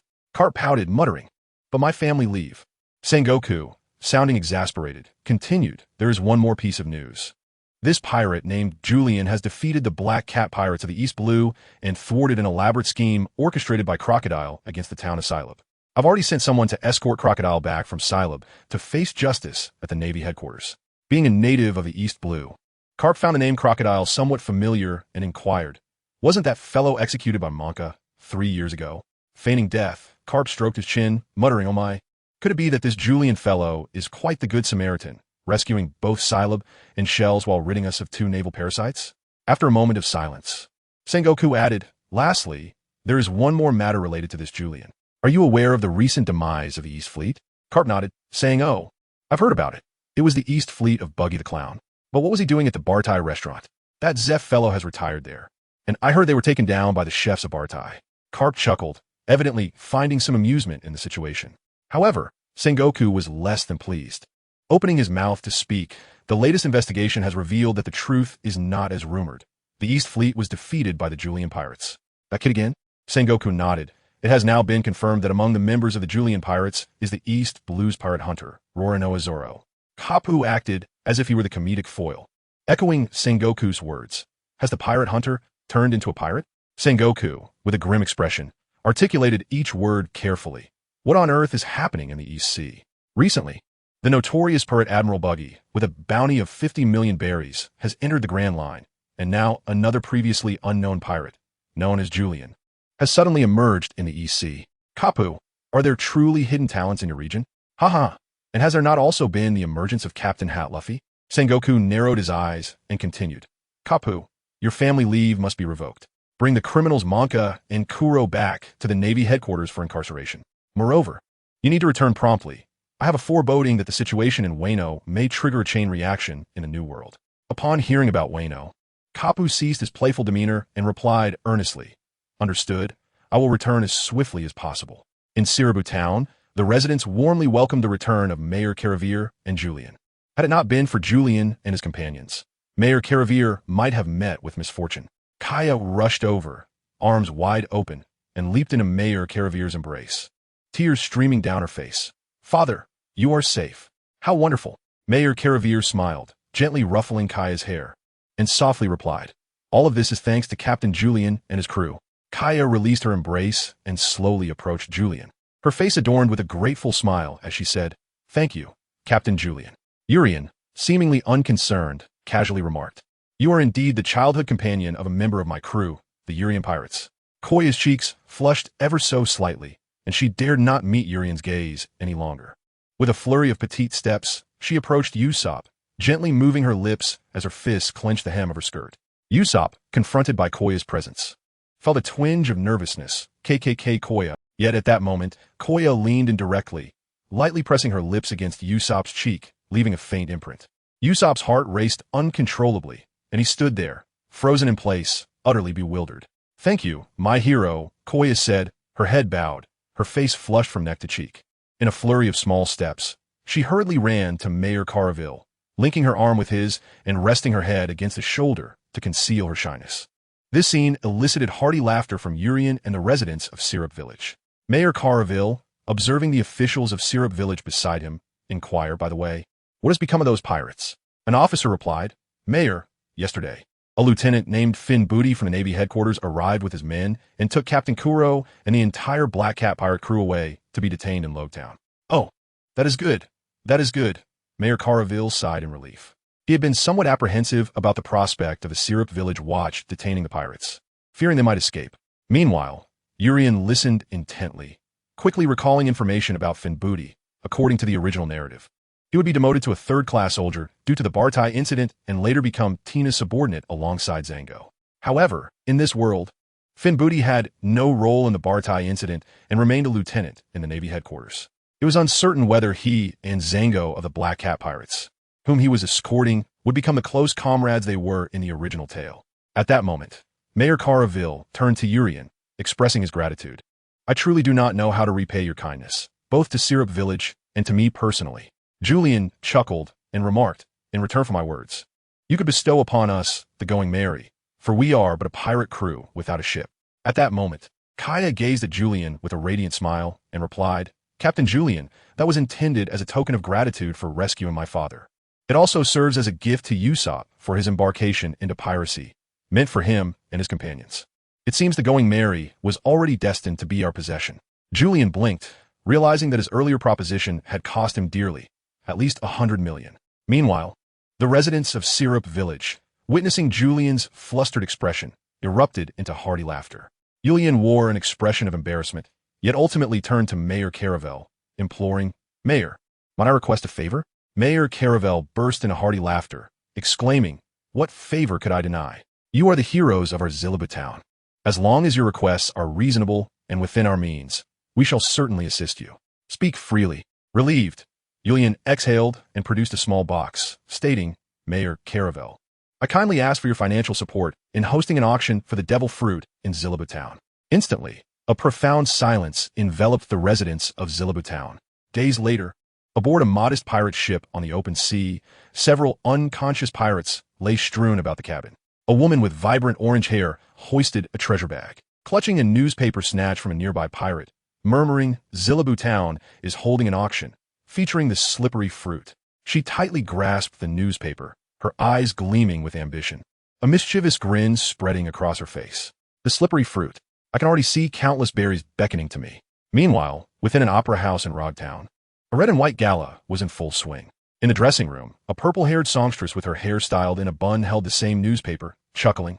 At the auction for the slippery fruit in Zilibu town, that little thief will surely be there, but that treasure shall belong to me. Hee hee. Knock, knock, knock. The songstress's manager rapped on the door, reminding her, it's your turn to perform. After a moment of silence, the manager, growing impatient, pushed the door open and demanded, it's time for you to take the stage. The audience is eagerly awaiting. Where are you? At that moment, he noticed a letter left on the vanity. Approaching, he picked it up and began to read. Thank you for allowing me to travel with you, but your charming little fairy has a place she must go. So, I bid you farewell. I appreciate your care during this time. Please do not miss me. Until we meet again, hee hee. Chapter 37. When the mouse meets the cat, preparations for the auction in Zilibu town were in full swing. In gratitude for Julian and his companions, Mayor Caravel not only invested a significant amount of funds, but also contributed some of his treasure collectibles to enhance the auction's prestige and quality. Naturally, the highlight of the event would be Julian's slippery fruit. Furthermore, Mayor Caravel assigned his butler, Mary, a specific task to purchase the slippery fruit at a high price during the auction, returning it to Julian afterward. Thus, money would shift from one hand to another, and the fruit would be returned to its original owner. After all, Julian's true intention for the auction was not merely to sell the slippery fruit, but to draw Nami out. As for the underground affairs of the East Sea, while Julian could seek financial assistance from Mayor Caravel to extract information about Nami, his ultimate goal remained unchanged. Nevertheless, Nami is ultimately a thief, her movements unpredictable. Thus, the underground personnel department of the East Sea will undoubtedly invest a considerable amount of time in the pursuit of her whereabouts. Urian could not afford to wait for such a prolonged duration. The Grand Line had already welcomed Buggy. Eagerly, Urian yearned to gather the entire Straw Hat crew from the East Blue and swiftly venture into the Grand Line, one by one collecting Chopper, Robin, Frankie, and Brooke. In contrast to the elaborate charade of a false auction orchestrated by Urian, the efficiency of the East Blue's underground personnel department paled in comparison. The financial offensive of Mayor Caravel was in full swing, as luminaries and affluent individuals from various sectors of the East Blue began to flock to West Robtown, thus bestowing a touch of prosperity upon it. Observing the steady influx of buyers and tourists at the dock, Urian cast aside his terrestrial mindset and remarked, if a mere auction of a slippery fruit can garner such attention for West Robtown, I believe Uncle Caravel. You could transform the auction into a hallmark of this town. Once the auction is established, it will undoubtedly attract an even greater influx of visitors, and over time, West Robtown will flourish with vibrancy. Elevating from a town to a city, and ultimately to a free city, is merely a matter of time. West Robtown is destined to become a beacon city within the East Blue. After all, having lived 2 lives, Urian, although only slightly older than his current age in his past life, possesses a wealth of life experiences that the denizens of the One Piece world could scarcely fathom. Earth is a society characterized by an explosion of information, with a myriad of insights and methods updating like snowflakes across the network, shaping Urian's thinking in a manner distinct from the indigenous inhabitants of the pirate world. A glimmer of gold flickered in Caravel's eyes, compelling him to regard Urian with newfound esteem. Despite his youth, he possessed a remarkable acumen. If only he were not destined to be a pirate, but rather to serve as an aide. However, Urian, a seasoned aficionado of sea, could think of nothing beyond the term One Piece. Caravel nodded repeatedly, praising, that is an excellent idea, Captain Urian. At that moment, a small entourage approached the dock, led by a woman with striking purple hair. Dressed in an opulent gown and gracefully striding in high heels, she was followed by a group clad in suits, carrying various musical instruments and donning sunglasses. Urian was taken aback by the stunning young lady before him. According to the standard of beauty in the pirate world, where the average score for young women hovers around 7, this woman's allure soared above 9. Coupled with her attire and the subtle air of mature charm she exuded, her score was elevated by an additional half point, achieving a remarkable 9.5. This surpassed the previous score of 8.5 attributed to the elegant Koya by a whole point. As the woman approached, she casually glanced at Urian, covering her mouth as she chuckled softly, her eyes curving into crescent moons. After a moment, she turned her attention to Caravel, who stood beside Urian, and with a beaming smile, said, You must be Mayor Caravel. I am Lily. After receiving your invitation to perform, I hurried here from the concert in Robetown. He, graceful and poised, Caravel extended his hand to greet the woman named Lily, stating, Miss Lily, your name is known far and wide. Having a songstress of your caliber at our auction truly brings luster to the entire town of Zillaboo. Lily chuckled lightly in response. Hee hee, Mayor, you flatter me. The town of Zillaboo is one of the most beautiful and prosperous I have seen in the East Sea.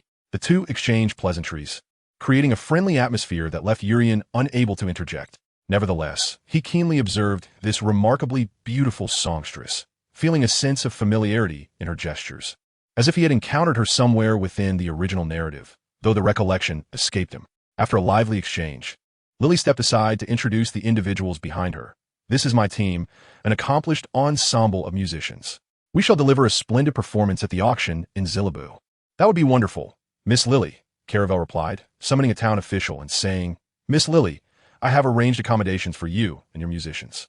Please, do set down your belongings and take a moment to settle in, as the auction is scheduled for tomorrow evening. Lily nodded in agreement, graciously accepting Caravel's arrangements before departing with her team. Once she was gone, Urien turned to Caravel and said, Thank you, Uncle Caravel. I never anticipated the auction would be such a grand affair. Caravel chuckled, remarking, Well, the hero of Zillaboo says, let it be as grand as it can be, ideally known throughout the entire East Sea. Haha. I truly believe this auction can evolve as you suggested, becoming a hallmark of Zillaboo and a defining feature of the East Sea, transforming it into the town's calling card, such as the nature of merchants, who quickly sense the opportunities that lay within. By leveraging the auction, their own businesses could thrive while simultaneously fostering the development of Zillaboo, truly a win-win situation. However, Caravel soon displayed a look of concern, sighing as he remarked, Yet, once this auction escalates, it will undoubtedly attract the attention of nefarious individuals. Merely relying on the local guard of Xylob Town is utterly insufficient. Julian chuckled heartily. Uncle Caravel, you need not worry. I can confidently say that in the East Sea, few can rival the prowess of our Julian pirate crew. Captain Julian, I have faith in your strength. Yet Caravel's expression turned grave as he replied, For the sake of greater security, I have also sought assistance from the nearby navy. Julian was momentarily taken aback. Had he sought assistance from the navy? Observing the change in Julian's countenance, Caravel hastily clarified, We have enlisted the help of the Navy's 153rd Division. After all, you have done them a favor, and Syrup Town falls within their jurisdiction. As long as you, Captain Julian, do not reveal your identity, there should be no issues. The mere mention of the 153rd Division eased Julian's tension. Perhaps he might even encounter that fellow, KB. He waved his hand dismissively and remarked, If it is indeed the 153rd Division, there should be no problem. At that moment, a flustered official from Syrup Town rushed over. Upon seeing Julian present, he exclaimed urgently, Mayor, this is bad. The Navy has arrived. The 153rd Division has come ashore. Caravel, however, maintained a composed smile, exuding an air of confidence, and reassured him, there is no need for concern. They've been invited by the Syrup Town government to conduct security operations. Yet the official, panting heavily, caught his breath and insisted anxiously, No, accompanying the 153rd Division is the Navy's hero, Admiral Carp. Ah, guten. Julian, upon taking a sip of his red tea, immediately expelled it in a fit of surprise. Kapu? What on earth? Why is Kapu here? He exclaimed, realizing that a single Kapu could obliterate the fledgling Julian pirate crew. How on earth am I supposed to carry on with this auction? In disbelief, Julian cried out, Uncle Caravel, this is outrageous. Like a mouse encountering a cat. He hastily rose and declared, Uncle Caravel, I must take my leave. Please handle the auction of the slippery fruit for me. Uncle Caravel, equally astonished by Kapu's unexpected presence, wore an expression of regret. For a moment, he was at a loss for words, finally managing to say, Captain Julian, you should probably find a place to hide. Chapter 38, The Navy. The Navy. However, escaping was not as simple as Julian had hoped. An official from West Robtown informed him, Captain Julian, Captain Zoro has already clashed with the Navy. As the first mate of the Julian pirate crew, it was not inappropriate to refer to Zoro as captain. Yet, a confrontation with the Navy under Kapu's command was a grave matter indeed. At this moment, at the dock of West Robtown, Zoro was halted by a Navy officer. Spotting Zoro, who was leisurely wandering the central square of West Robtown with a small bottle in hand, the officer called out, Hey, you with the green hair. You are Rorinoa Zoro, the pirate hunter of the Julian pirate crew, aren't you? I know you. Zoro was taken aback, glancing at the officer and the warship behind him, muttering, Huh? Isn't this the central square of West Robtown? How'd I end up at the dock? He then scrutinized the officer, noting his formal attire and the hat pulled low, obscuring his expression. However, the sword sheathed at his waist sparked Zoro's interest. Oh, A sword-bearing Navy swordsman? Is he here to apprehend us? With a clatter, Zoro slowly drew his 3 swords, gripping one between his teeth and tying a bandana around his head. His gaze fixed intensely on the officer. For reasons unknown, he felt an overwhelming pressure emanating from the Navy man. The stern officer, observing Zoro's stance, gradually unsheathed his own sword. With a swift push from his feet, he vanished from sight, reappearing instantly in front of Zoro. How fast? Zoro's eyes widened. The distance between them was merely 10 meters, yet in the blink of an eye, the officer was upon him. Their blades clashed with a resounding clang as Zoro barely managed to block the officer's attack. However, he found himself in a precarious situation. The officer's strength was immense, causing his hands to tingle and his body to tremble slightly. Clang! The officer's blade sliced through Zoro's defense, forcing him to stagger backward. Without granting Zoro a moment to breathe, the officer lunged forward with his sword aimed directly at him. Clang, clang, clang. The sound of 4 blades clashing resonated throughout the dock, naturally drawing the attention of the residents of Zillabu Town, who gasped in astonishment. Goodness! A pirate hunter is being overwhelmed by the Navy. How terrifying.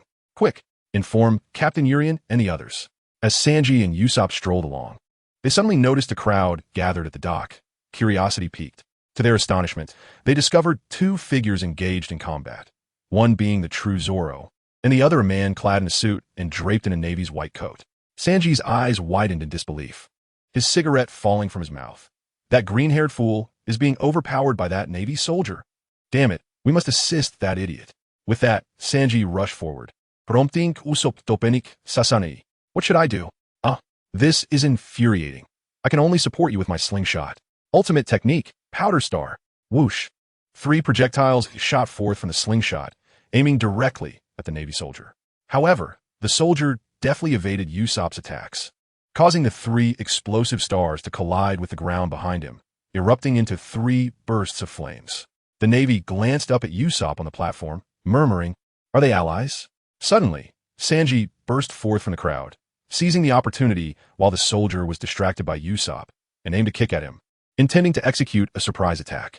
Just as he was about to make contact, a swift sound was heard, and the Navy vanished from sight, leaving Sanji's kick to meet only air. Whoosh! The next moment, when the Navy reappeared, he was behind Sanji. Zoro's eyes widened as he shouted, "Sanji! Behind you!" Startled, Sanji turned just in time to receive a powerful elbow strike to his back, knocking him to the ground. The Navy drew a pistol, pressing it against Sanji's head. "You bastard!" Zoro exclaimed in fury, seeing Sanji felled by a single blow. He rushed forward, wielding his swords to assist. However, the Navy swiftly parried with his sword, creating a shower of sparks as Zoro's 3 blades scraped against the Navy's weapon, producing a resounding clang. In a swift motion, the Navy flicked his wrist, sending Zoro's swords flying into the distance, where they landed beside Usopp in a triangular formation, encircling him and rendering him motionless with fear. The Navy then turned his blade towards Zoro's neck, coolly stating, "Do not move." Zoro and Sanji fixed their gaze intently upon the naval officer, when suddenly, a burst of laughter echoed through the air. The 2 quickly turned their attention towards the source of the mirth, where they beheld a man donned in a dog-headed hat making his way onto the dock, clad in pristine white naval attire and draped in a flowing cape. He approached with a relaxed demeanor, his hands tucked into his pockets. "Ha, Bogart, how are these fellows faring?" The naval officer, known as Bogart, spoke nonchalantly, having subdued Zoro and Sanji. "Vice Admiral Carp, I observed them briefly, and they do not appear to be villains. They simply lack the strength." Carp chuckled heartily. "People always have the potential to grow." Vice Admiral Carp, is it truly him, the legendary hero of the Navy? A sense of dread permeated the crowd as they contemplated the implications of his presence. If he were involved, Captain Urien and his crew would surely be in dire straits. The townsfolk of Shurub Town, aware of Carp's celebrated reputation, began to panic, fearing for the heroes of their town, who, despite being pirates, had committed no wrongdoing. Carp, casting a sidelong glance at the residents of Shurub Town, smiled gently. It seems the young ones are quite popular among the townsfolk. Suddenly, a metallic were filled the air as an electromagnetic cannon fired. A coin whizzed toward Carp, only for him to vanish from sight in an instant, hidden at a distance. Urien gasped in shock, muttering, "Damn it, the 6 styles." "Oh, so you're that Urien fellow?" Carp remarked, surprised that he was familiar with the 6 styles. Urien's eyes widened in astonishment as a voice resonated from behind him. He turned abruptly to find that Carp had somehow appeared at his side. "It's Carp," Urien exclaimed. However, Carp merely grinned, raising his right hand in a beckoning gesture. Hiding here to ambush the Navy is hardly a commendable habit, young man. Panic surged through Yulian. Should Carp's fist connect, he feared he would be sent straight to the heavens. With a sudden burst of energy, electric arcs erupted beneath his feet, propelling him skyward just in time to narrowly evade Carp's strike. Carp's iron fist crashed down where Yulian had just concealed himself, creating a deep crater in the ground, the surface fracturing in a spiderweb pattern around the point of impact. Carp looked up at Yulian, who had ascended into the air, a smirk playing at the corners of his mouth. The air is hardly a favorable battlefield for you. In a flash, Carp launched himself upward like a cannonball, his fists aimed once more at Yulian. Am I truly destined to perish before my journey even begins? Chapter 39. A debt of gratitude. Though he had evaded Carp's previous assault, Yulian found himself unable to maneuver effectively in the air, lacking the ability to perform the moonwalk. He could only brace himself, arms crossed in front of him, preparing to meet Carp's impending blow. Have you given up resisting, young man? Carp charged forward without hesitation, his steel-like fist descending upon Yulian's head with a resounding impact, delivering a blow of profound clarity. Yulian plummeted like a fallen star, crashing heavily onto the dock. Coughing, he struggled to regain his composure. Julian coughed up a mouthful of blood, while Capone fell heavily to the ground beside him, remarking with a leisurely tone, "In comparison to Luffy, you still fall considerably short." Yulian was taken aback, the impact against his back causing immense pain in his chest. Upon realizing how vastly inferior he was compared to Luffy, he exclaimed, "Could it be that Luffy, who has chosen the path of the Navy, is significantly stronger than in the original tale? Vice Admiral Carp, please cease this at once." Yulian lay upon the ground, engulfed in agony, when he turned his head and saw Kobe hurriedly descending the ladder, racing towards him. Accompanying him was a fellow with a golden mushroom-shaped haircut, whom Yulian surmised to be Barumabur, the son of Monka. Tears streamed down Kobe's cheeks as he anxiously positioned himself in front of Yulian, exclaiming, "Admiral Carp, Mr. Yulian. They are good people." Meanwhile, Bogart, who had subdued Zoro and Sanji, cast a glance towards Kobe and the bewildered Barumabur at his side, his expression devoid of emotion as he commanded, "Hey, recruit Kobe, recruit Barumabur, come here." But Kobe's face reflected trepidation as he regarded Bogart, the stern deputy of Admiral Carp and a notably strict naval officer, known for his lack of humor. In a tone laden with warning, Bogart reiterated, "Recruit Kobe, recruit Barumabur. Come here. That is an order." Barumabur, filled with anxiety, hastily approached, clutching Kobe's hand as they hurried away, fearful of punishment for defying military orders, which was no trivial matter. Observing the two young boys, Carp's lips curled into a slight smile. He crouched down to meet Yulian's gaze and spoke slowly. "You have defeated Axeman Monka, East Blue Fleet Commander Clique, and Master of Trickery Kuro. Your strength is commendable. However, entering the Grand Line in your current state may leave much to be desired." Yulian lay on the ground, racked with pain. Carp first showered him with praise, affirming his own prowess, only to douse the conversation with a splash of cold reality, suggesting that his entry into the Grand Line was still somewhat lacking. Yulian, naturally, could not comprehend Carp's insinuation. With a cheerful demeanor, Carp continued, "However, it seems that you all possess considerable room for growth." Rising to his feet, he turned to summon Bogart, saying, "All right, Bogart, it is time to attend to business." Meanwhile, Bogart sheathed his weapons and approached Zoro and Sanji. It was then that Yulian discerned Bogart's identity. He was none other than Carp's sword-wielding subordinate from the original narrative, exuding an air of aloofness. Although the source material had not elaborated much on him, he was indeed the instructor responsible for training Kobe and Helmeppo, and from the scant descriptions provided, he appeared to be quite formidable. Just moments ago, he had effortlessly dispatched Zoro and Sanji, causing even Usopp, who was at a distance, to freeze in fear, a testament to this man's exceptional strength among the elite of the Navy. Zoro and Sanji hastily scrambled to Yulian's side to assist him, assessing his injuries. Usopp, clutching Zoro's 3 swords, rushed over in a flurry, keeping a safe distance from Carp and his team of Navy officers. With the assistance of 3 individuals, Yulian managed to sit up, casting his gaze upon the departing Carp. Squinting slightly, he inquired with bewilderment, "Aren't you going to apprehend the pirates?" Carp chuckled heartily, turning to face Yulian with an air of nonchalance. He replied, "Pirates? Oh, certainly we apprehend them. However, you lot here are mere amateurs, not even with a bounty to your names. I am merely accompanying the 153rd Division for a security detail. Ha ha ha." With that, he strode away, while Bogart coolly sheathed his sword and followed suit. Yet, at that moment, Carp, with his back turned to Yulian and his companions, waved his hand in the air and boisterously called out, "Yulian, consider this a repayment for your kindness, but don't let me cross paths with you again. If your abilities remain at this level next time, I fear the outcome may not be as favorable as today. Ha ha ha." Carp stuffed a donut into his mouth and departed with a grand stride, as he prepared to coordinate security efforts with Caravel, striving to ensure the safety of the upcoming auction in Silab Town. Julian stared blankly at Carp, muttering, "Still gratitude?" At that moment, Kobe rushed over, relieved to see Julian, who had sustained only minor injuries. He explained, "It's about Colonel Mouse, Colonel Monka, Kuro, and Click. Mr. Julian, you not only vanquished 2 notorious pirates, but you also eradicated 2 vermin from the Navy, liberating both Shell's Town and Syrab Town for darkness. You are indeed great heroes. This is work that should have been done by our Navy, yet it was accomplished by you, pirates." Kobe scratched his cheek, feeling a bit embarrassed, and continued, "So, Vice Admiral Carp specifically asked me to express his gratitude to you. Mr. Julian, thank you." With that, Kobe formally bowed to Julian and his companions. Julian blinked and chuckled softly, thinking that he had barely enjoyed a month of his new life before being wiped out by Navy heroes. He was surprised to find that Carp's character in this world was no different from the original narrative, righteous and principled. A true fortune for the Navy to possess such a figure. Zoro and the others also sighed in relief. Those 2 sailors had indeed been terrifyingly strong.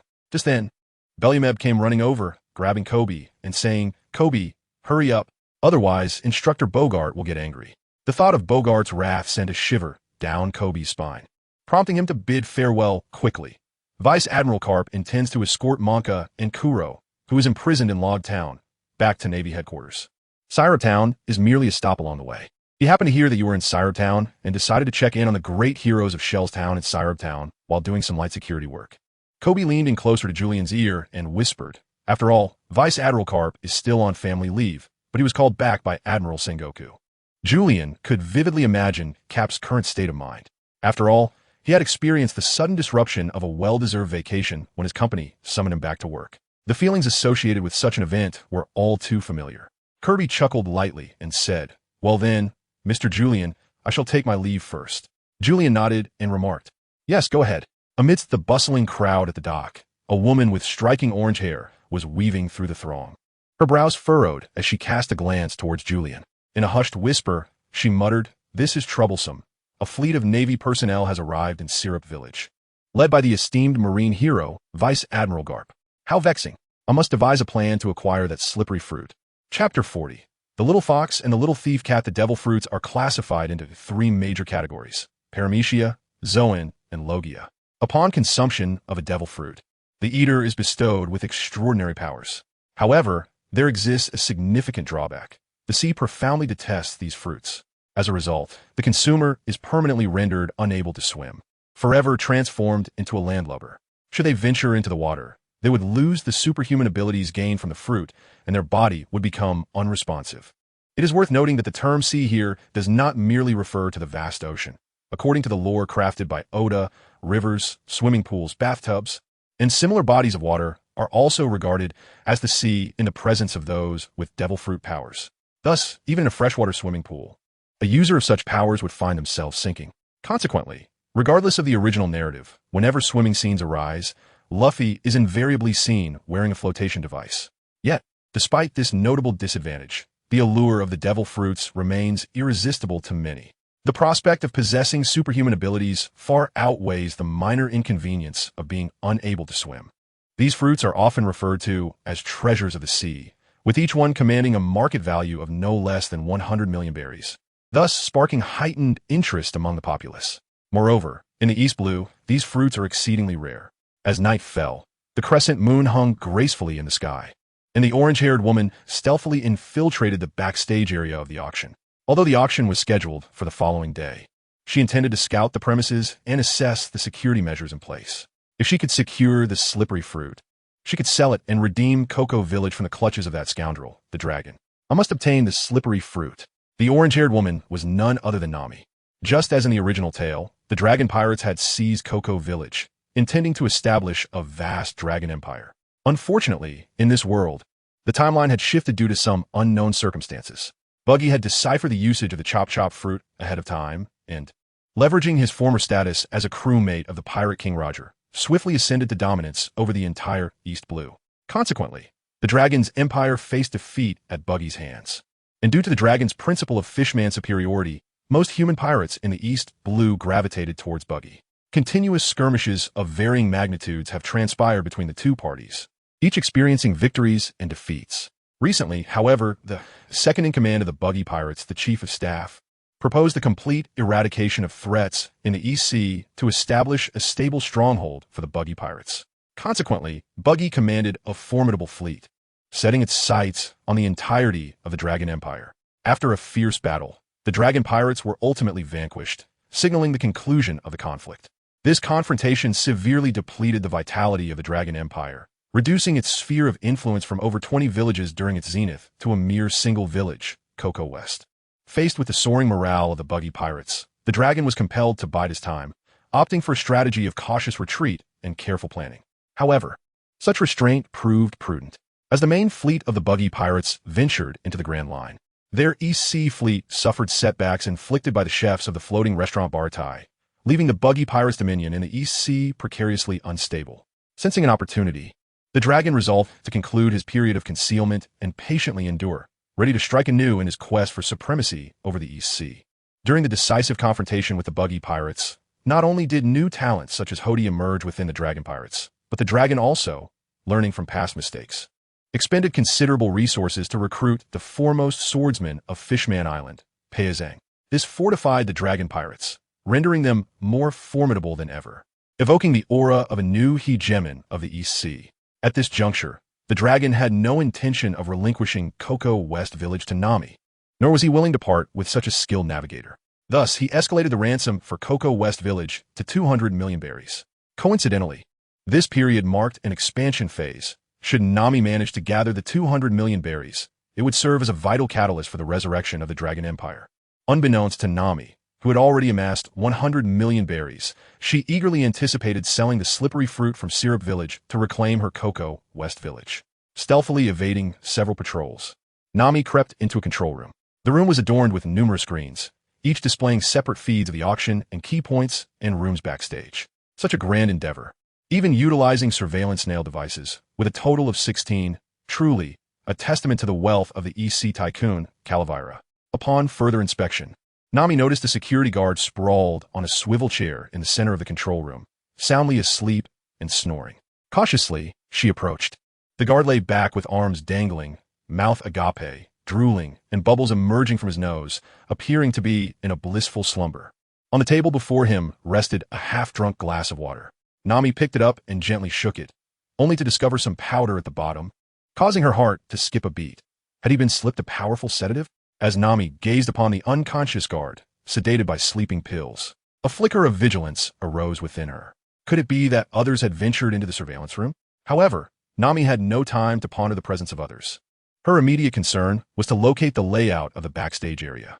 She commenced a frantic search, rummaging through drawers and folders with urgency. What was the layout? There it is. She discovered a folder marked with 2 labels: Backstage Layout and Security Personnel Distribution. Nami felt a surge of joy.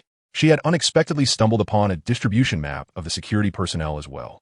What delightful fortune! Eagerly, she opened the folder, but aside from a single sheet of paper, it was devoid of any content. Where was the promised backstage layout?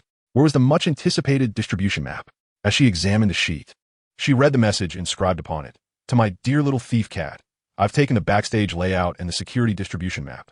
Initially, I intended to hoard this devil fruit for myself, but upon discovering the unexpectedly stringent security bolstered by the Navy South 153rd Division, I realized that seizing the fruit alone was futile. Therefore, if you don't mind, let us collaborate. We can split the proceeds from the sale of the slippery fruit. I shall await you at the Meow Meow bar. Hee from your little fox. Little fox. Nami was taken aback, her thoughts immediately drifting to her thieving companion. She recalled the moment they were caught while plundering a treasure hunter's vault and how he had abandoned her to flee alone. This memory ignited her fury, and she clenched the paper tightly in her hand, muttering in exasperation. Karina, Chapter 41. The Thief's renewed alliance. The Meow Meow Bar is one of the most renowned establishments in the town of Zillaboo, sprawling and able to accommodate a plethora of revelers indulging in drinks and merriment. According to the regulations governing entertainment venues in Zilibu, bars must not operate before 8 o'clock a.m. nor after 2 o'clock a.m. the following day. The Meow Meow bar was no exception to this rule. By the time Nami emerged from the auction house, it was already 1:45 a.m.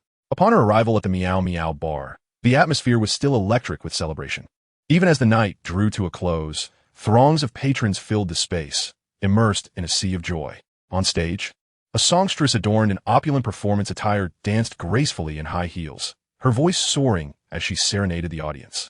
Bathed in the spotlight, her performance exuded sensuality and allure, while the crowd below erupted in cheers, waving their glow sticks in enthusiastic support. Lily, Lily, Lily, Lily, Lily, Lily. Nami instantly recognized the songstress on stage as her long-lost thief companion, the cunning little fox, Karina. When had that woman become a songstress? Her popularity was astonishing. Although Nami was not particularly familiar with the current Karina, she was aware that the woman, like herself, was an exceptionally shrewd thief. Observing Karina, Nami noted her sweet, melodious voice, complemented by a graceful figure, enchanting dance moves, and captivating eyes, which stirred the atmosphere of the entire bar. As the song concluded, not only did the patrons erupt in cheers, but they were also utterly spellbound by Karina, nearly losing their sense of direction. Nami chose à succéder table, crossing her arms over her chest, legs crossed, and fixated her expressionless gaze on Karina on stage. It did not take long for Karina to notice Nami. While singing into the microphone, she playfully winked at Nami from the corner, exuding a delightful charm that elicited further cheers from the audience, igniting a flutter in their hearts. Nami scoffed softly, that little fox. As Karina's performance drew to a close, the musicians ceased their actions and stood in unison, bowing alongside Karina towards the audience. Karina, with a sweet smile gracing her face, addressed the crowd. Well, everyone, this concludes Lily's performance for today. Tomorrow, a formal show will take place at the auction in Zilibu Town, where we shall present an absolutely spectacular performance. Hee hee hee, Lily, Lily, Lily. The crowd's cheers surged in waves, and Karina blew a kiss to everyone, waving her hand with a gentle smile. The Meow Meow bar will soon be closing, so see you all tomorrow. With that, Karina and her musicians retreated backstage. The patrons glanced at the time. It was already 2 a.m. The bar staff began to remind everyone that the establishment was closing, prompting the guests to depart. Before long, a server approached the corner where a lone woman remained seated, politely bowing to remind her, "Miss, the bar is closed." "Apologies, that is my friend."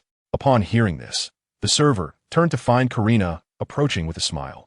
Quickly offering a respectful greeting, "Miss Lily." Karina nodded slightly. "May I speak with my friend here for a moment?" The server bowed again, responding, "If it is Miss Lily's request, then of course." With that, the server departed, and Karina turned to her musicians, clasping her hands together in an apologetic gesture, bowing slightly. "I am truly sorry. My sincerest apologies. This is my long-lost friend. Everyone should go back and rest for now. I will chat with my friend for a while." A few musicians appeared somewhat embarrassed at Karina's apology, scratching their heads as they said, "Since it is Miss Lily's request, there's nothing we can do." After bidding farewell to Karina, the musicians departed from Meow Meow Bar. At that moment, Karina plopped down opposite Nami, leaning forward with her hands resting on the sofa, and said, "It has been quite some time, little thief cat. I knew you would set your sights on this fruit." Nami gazed silently at Karina and replied, "Indeed. It has been a while, but I do not recall you, little fox, going by the name of Lily." Karina shook her head and chuckled. It's a stage name. I'm now a songstress." Nami narrowed her eyes, sizing up Karina with disdain. "You are clearly a thief." Karina giggled to herself. Nami took a slight breath and said, "Little fox, let us get down to business. You have the backstage layout and security personnel distribution maps. Share your plan." At this moment, Karina also put aside her playful demeanor, becoming quite serious, as this was not their first collaboration, and they could forego the usual pleasantries and flattery. Karina fixed her gaze on Nami, placing the two maps on the table, pointing to the layout and lowering her voice to speak earnestly. "This is quite troublesome. I originally thought the security personnel would only be from the Sarabtown Guard, but unexpectedly, the mayor of Sarabtown has invited the Navy's 153rd Division." Nami nodded, finding the situation indeed quite tricky. After all, that is a devil fruit. Yes, Karina agreed, continuing, "However, the security situation is worrisome. The Navy has intervened in this auction. Their presence can be felt both inside and outside the venue. Most importantly, Vice Admiral Karp is also here. Earlier today, I witnessed a group that seemed to be pirates being defeated by Vice Admiral Karp. Nami harbors considerable apprehension regarding the strength of the rear admiral stationed at the Navy headquarters. Should they fall into the clutches of Garp, escape would be utterly impossible for the two of them. Karina, aware of Garp's formidable prowess, divulges her entire plan. After absorbing Karina's battle strategy, Nami finds it seemingly plausible. As long as they can ensnare the Navy's formidable forces, success will be theirs. The two quickly reach a consensus, rekindling their partnership as a duo of former thieves. Despite the turbulence that once rocked their friendship, Nami chooses to set aside her reservations towards Karina for the sake of a greater cause, embracing this collaboration. Meanwhile, in the grand residence of Calavel in Syrup Town, Urien lies on the soft bed, cradling his head in his arms. Gazing at the ceiling illuminated by the moonlight streaming through the window, he murmurs to himself, pondering whether this auction will attract Nami. If she does not show up, he fears he may have to seek assistance from the underground personnel department of the EC. However, this would inevitably delay his venture into the Grand Line. Unbeknownst to Urien, not only has he drawn Nami's attention, but he has also attracted another cunning thief, Karina. Chapter 42. Fire Beneath the Starry Night, the following day. Syrup Town buzzes with exuberance. With the arrival of distinguished figures and affluent individuals from across the EC, coupled with the deployment of the Navy's 153rd Unit, the town thrums with an unparalleled vibrancy. The auction in Syrup Town has garnered a reputation that echoes throughout the East Sea, known to all. Pirates, too, covet the unclaimed fruit, yet the presence of Garp dissipates their predatory gazes. After all, the East Sea is known for its weakness, where the average bounty for pirates hovers around 3 million berries. With Garp, the legendary hero who pursued Roger, in attendance. What chance do these pirates stand in seizing the fruit from the auction? To risk their lives for a mere fruit would be folly. Yet, there are those reckless souls who, unfazed, raise their pirate flags and boldly charge towards Syrup Town. Awaiting them is the merciless retribution of naval cannon fire, which graciously sends them into the warm embrace of the sea, where they may forever swim alongside schools of fish. With Garp's formidable presence, the Navy's 153rd Unit undergoes rigorous training. Not far off, Kobe and Barumaber endure rigorous drills under the watchful eye of Bogart, while Urien and his companions observe the Navy from a distance, surprisingly unscathed. Zoro fixates on Bogart, recalling his own inadequacy in the face of such overwhelming strength the day prior. With a darkened expression, he mutters that Bogart is exceptionally strong. If I cannot defeat him, how will I ever hope to conquer the world's greatest swordsman, Mihawk? Sanji, with a heavy heart, expressed, even with my presence and Usopp's support, that fellow Bogart can effortlessly neutralize our attacks.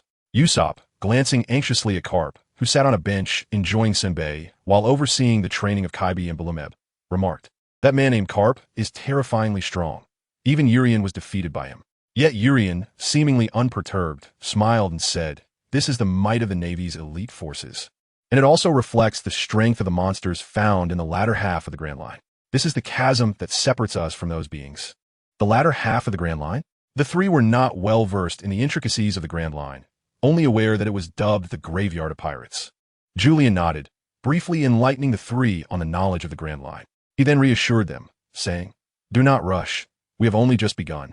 There remains vast potential for our growth, and in the future, we shall undoubtedly evolve into a formidable pirate crew not to be underestimated in this new world." Julian spoke with unwavering conviction, assuring everyone of their potential. It was no jest. The members of the Straw Hat crew possessed remarkable abilities. "I'm not merely flattering you. The truth is, you truly hold great promise." From the East Sea to the Soap Islands, within just a few months, Zoro and Sanji had become formidable figures that even the pirates of the Grand Line regarded with awe. They triumphed over Mr. One and Mr. Two of the Baroque works and even bested Kaku and Khalifa of CP9 at Eni's lobby.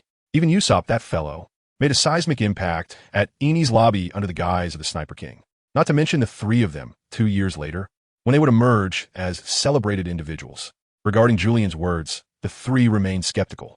However, the arrival of Garp and Bogart revealed to them a mere glimpse of the formidable strength possessed by their adversaries in the Grand Line, ringing a warning bell for the trio.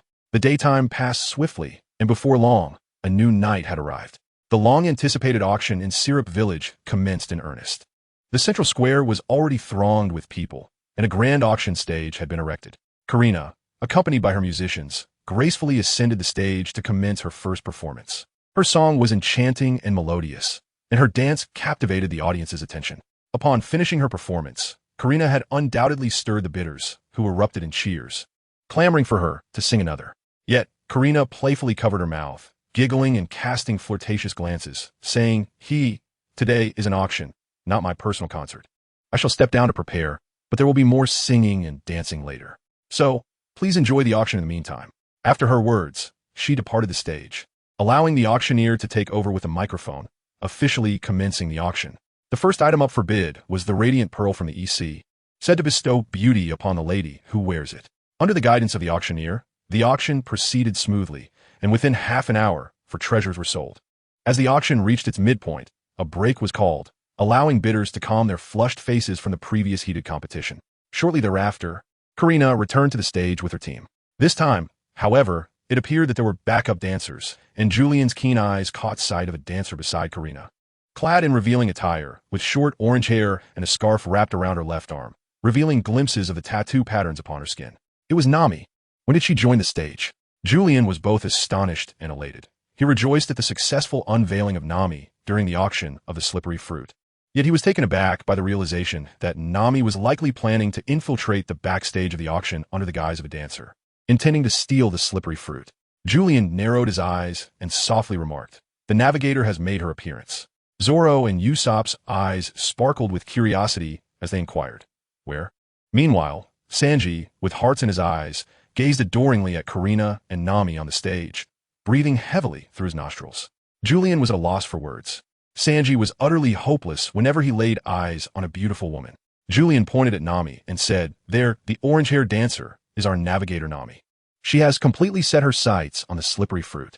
Julian fixed his earnest gaze upon the two women on stage and casually instructed, "Zoro, Usopp, prepare yourselves. It is likely that Nami will exploit her role as a dancer to infiltrate the backstage and steal the Mera Mera." Nomi. Zoro stroked his chin, a grin spreading across his face as he replied, "Fear not, I shall treat our navigator with utmost gentleness." With that, he disappeared into the throng of people. Usopp, blinking in surprise, pointed in the direction Zoro had taken and asked, "Hey Julian, Zoro has left." Julian's gaze remained fixed upon Karina and Nami on the stage, both adorned in attire reminiscent of Arabian dancers. Karina's ensemble, a striking blend of crimson and violet, contrasted beautifully with Nami's vibrant orange and yellow attire. The ethereal effect of their veils added an enchanting allure, rendering them exceedingly captivating. Julian gazed at the stage, engrossed in conversation, utterly oblivious to Zoro's whereabouts. Upon hearing Usopp mention that Zoro had departed, Julian was momentarily taken aback. That fool is bound to get lost. "Hey, Zoro," Usopp called out loudly. Yet his voice fell on deaf ears. The cheers of the bidders rose in a crescendo, drowning out Usopp's cries, rendering them inconsequential. Urien sighed and said, "Very well. Usopp, you should prepare. Soon, it will be up to the two of us and Nami." Usopp pointed towards Sanji, who was standing nearby, and inquired, "What about Sanji?" Julian gazed at the sprawling heart of Sanji, rendered speechless. This fellow is no longer worth any hope. As the final notes of a song and dance faded, Karina and Nami descended from the stage, and the auctioneer resumed the proceedings. Half an hour later, the auction reached its most thrilling moment. The auctioneer spread his arms wide and proclaimed, the much-anticipated auction of the Mera Mera no Mi is about to commence. But first, let us enjoy the final performance brought to you by Miss Lily. Lily, Lily, Lily." As the cheers erupted, Lily graced the stage once more, waving to the audience. "The grand finale is upon us. Lily is here to present the last song, Fire Under the Starry Night. He. As Karina's words faded, the musicians resumed their melodies for her. This time, Karina performed solo, without Nami by her side. Her voice was gentle and melodious, inviting the audience to listen to Fire Under the Starry Night. It felt as though the soft night breeze caressed the grass and leaves of Syrup Town, creating a soothing rustle that lifted one's spirits. As the song progressed, Karina's pitch gradually rose. Beneath the starry sky, accompanied by her singing, she seemed to float from Syrup Town, gently ascending into the heavens, dancing with the stars, utterly free. Moments later, her song transformed into a vibrant crescendo, infusing the atmosphere with fiery passion.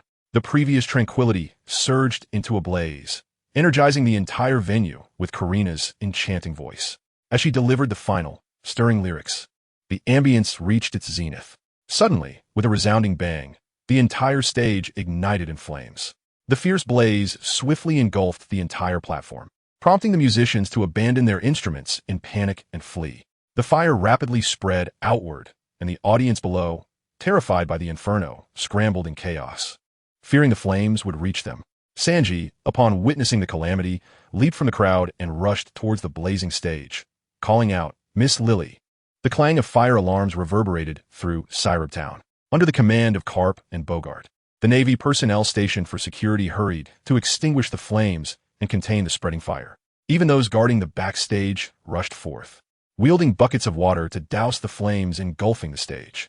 Yulian gazed in astonishment at the stage, where Karina was mercilessly engulfed by flames, momentarily stunned.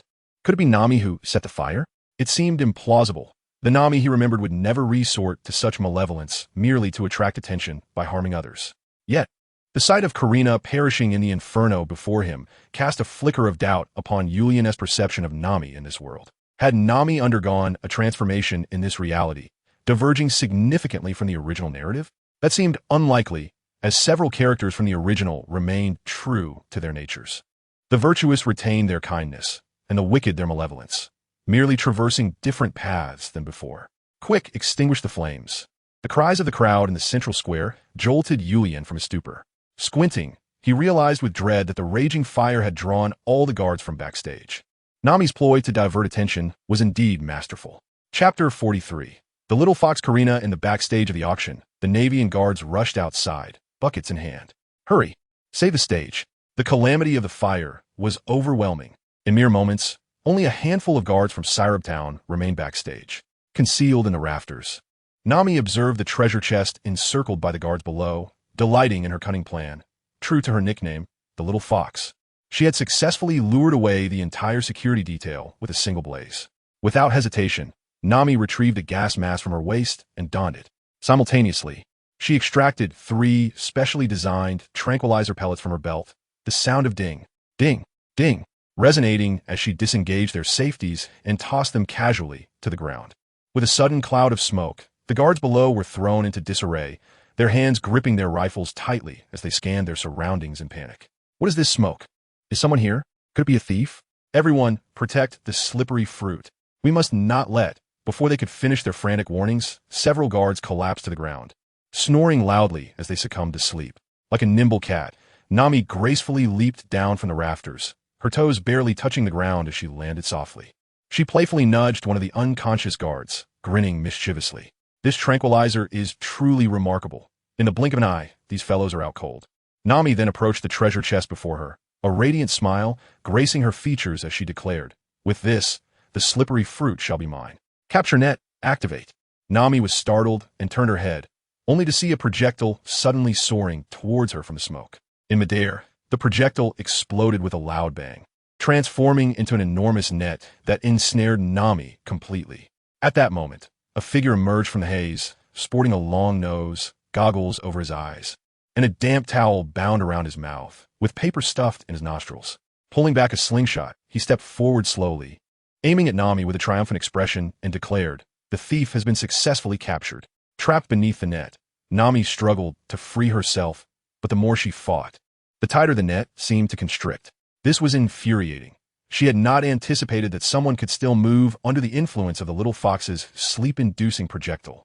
The long-nosed figure, with his nostrils blocked by paper, spoke in a muffled yet pompous tone, "Humph, I am the great hero of Syrup Town, and Usopp shall not be harmed." However, just as Usopp reveled in his self-importance, a hand cannon was gently pressed against the back of his head. A woman, clad in a gas mask, silently appeared behind him, grinning like a yellow bird, and said, "Put down your weapon." Usopp was taken aback. He had thought he was the predator, only to realize there was a yellow bird lurking behind him. The Nami mentioned by Yulian had an accomplice, and it was a woman. Fearing that the woman's hand cannon might accidentally discharge, Usopp hastily tossed aside the slingshot and raised his hands nervously, exclaiming, "I have discarded the slingshot." The woman extended a slender hand from behind Usopp's shoulder and effortlessly removed the damp towel from his mouth, grinning playfully. "Well then, Mr. Long Nose, it's time for you to take a little nap." "What? You?" Usopp began to protest, but as he opened his mouth, the gas from the sleep-inducing projectile was instantly inhaled. A wave of overwhelming drowsiness washed over him, and with a thud, he collapsed to the ground. Joining the ranks of the slumbering, Nami exclaimed in delight, "Little fox, At that moment, Karina drew a dagger and swiftly cut through the net that bound Nami, freeing her as she chuckled. Who would have thought the little thief could also find herself in such a predicament? Nami rolled her eyes and retorted. Who knew there would be someone else around? With the slippery fruit so close at hand, Nami suggested, Little fox, let us go grab the fruit. Without hesitation, she dashed toward the treasure chest containing the slippery fruit, while Karina nodded, though she did not rush to follow. As Nami placed one foot on the display stand for the slippery fruit, a loud snap echoed, and a fixed rope instantly ensnared her ankle, pulling her up with a wail. Just as I thought. Karina knew that the slippery fruit could not be so easily obtained.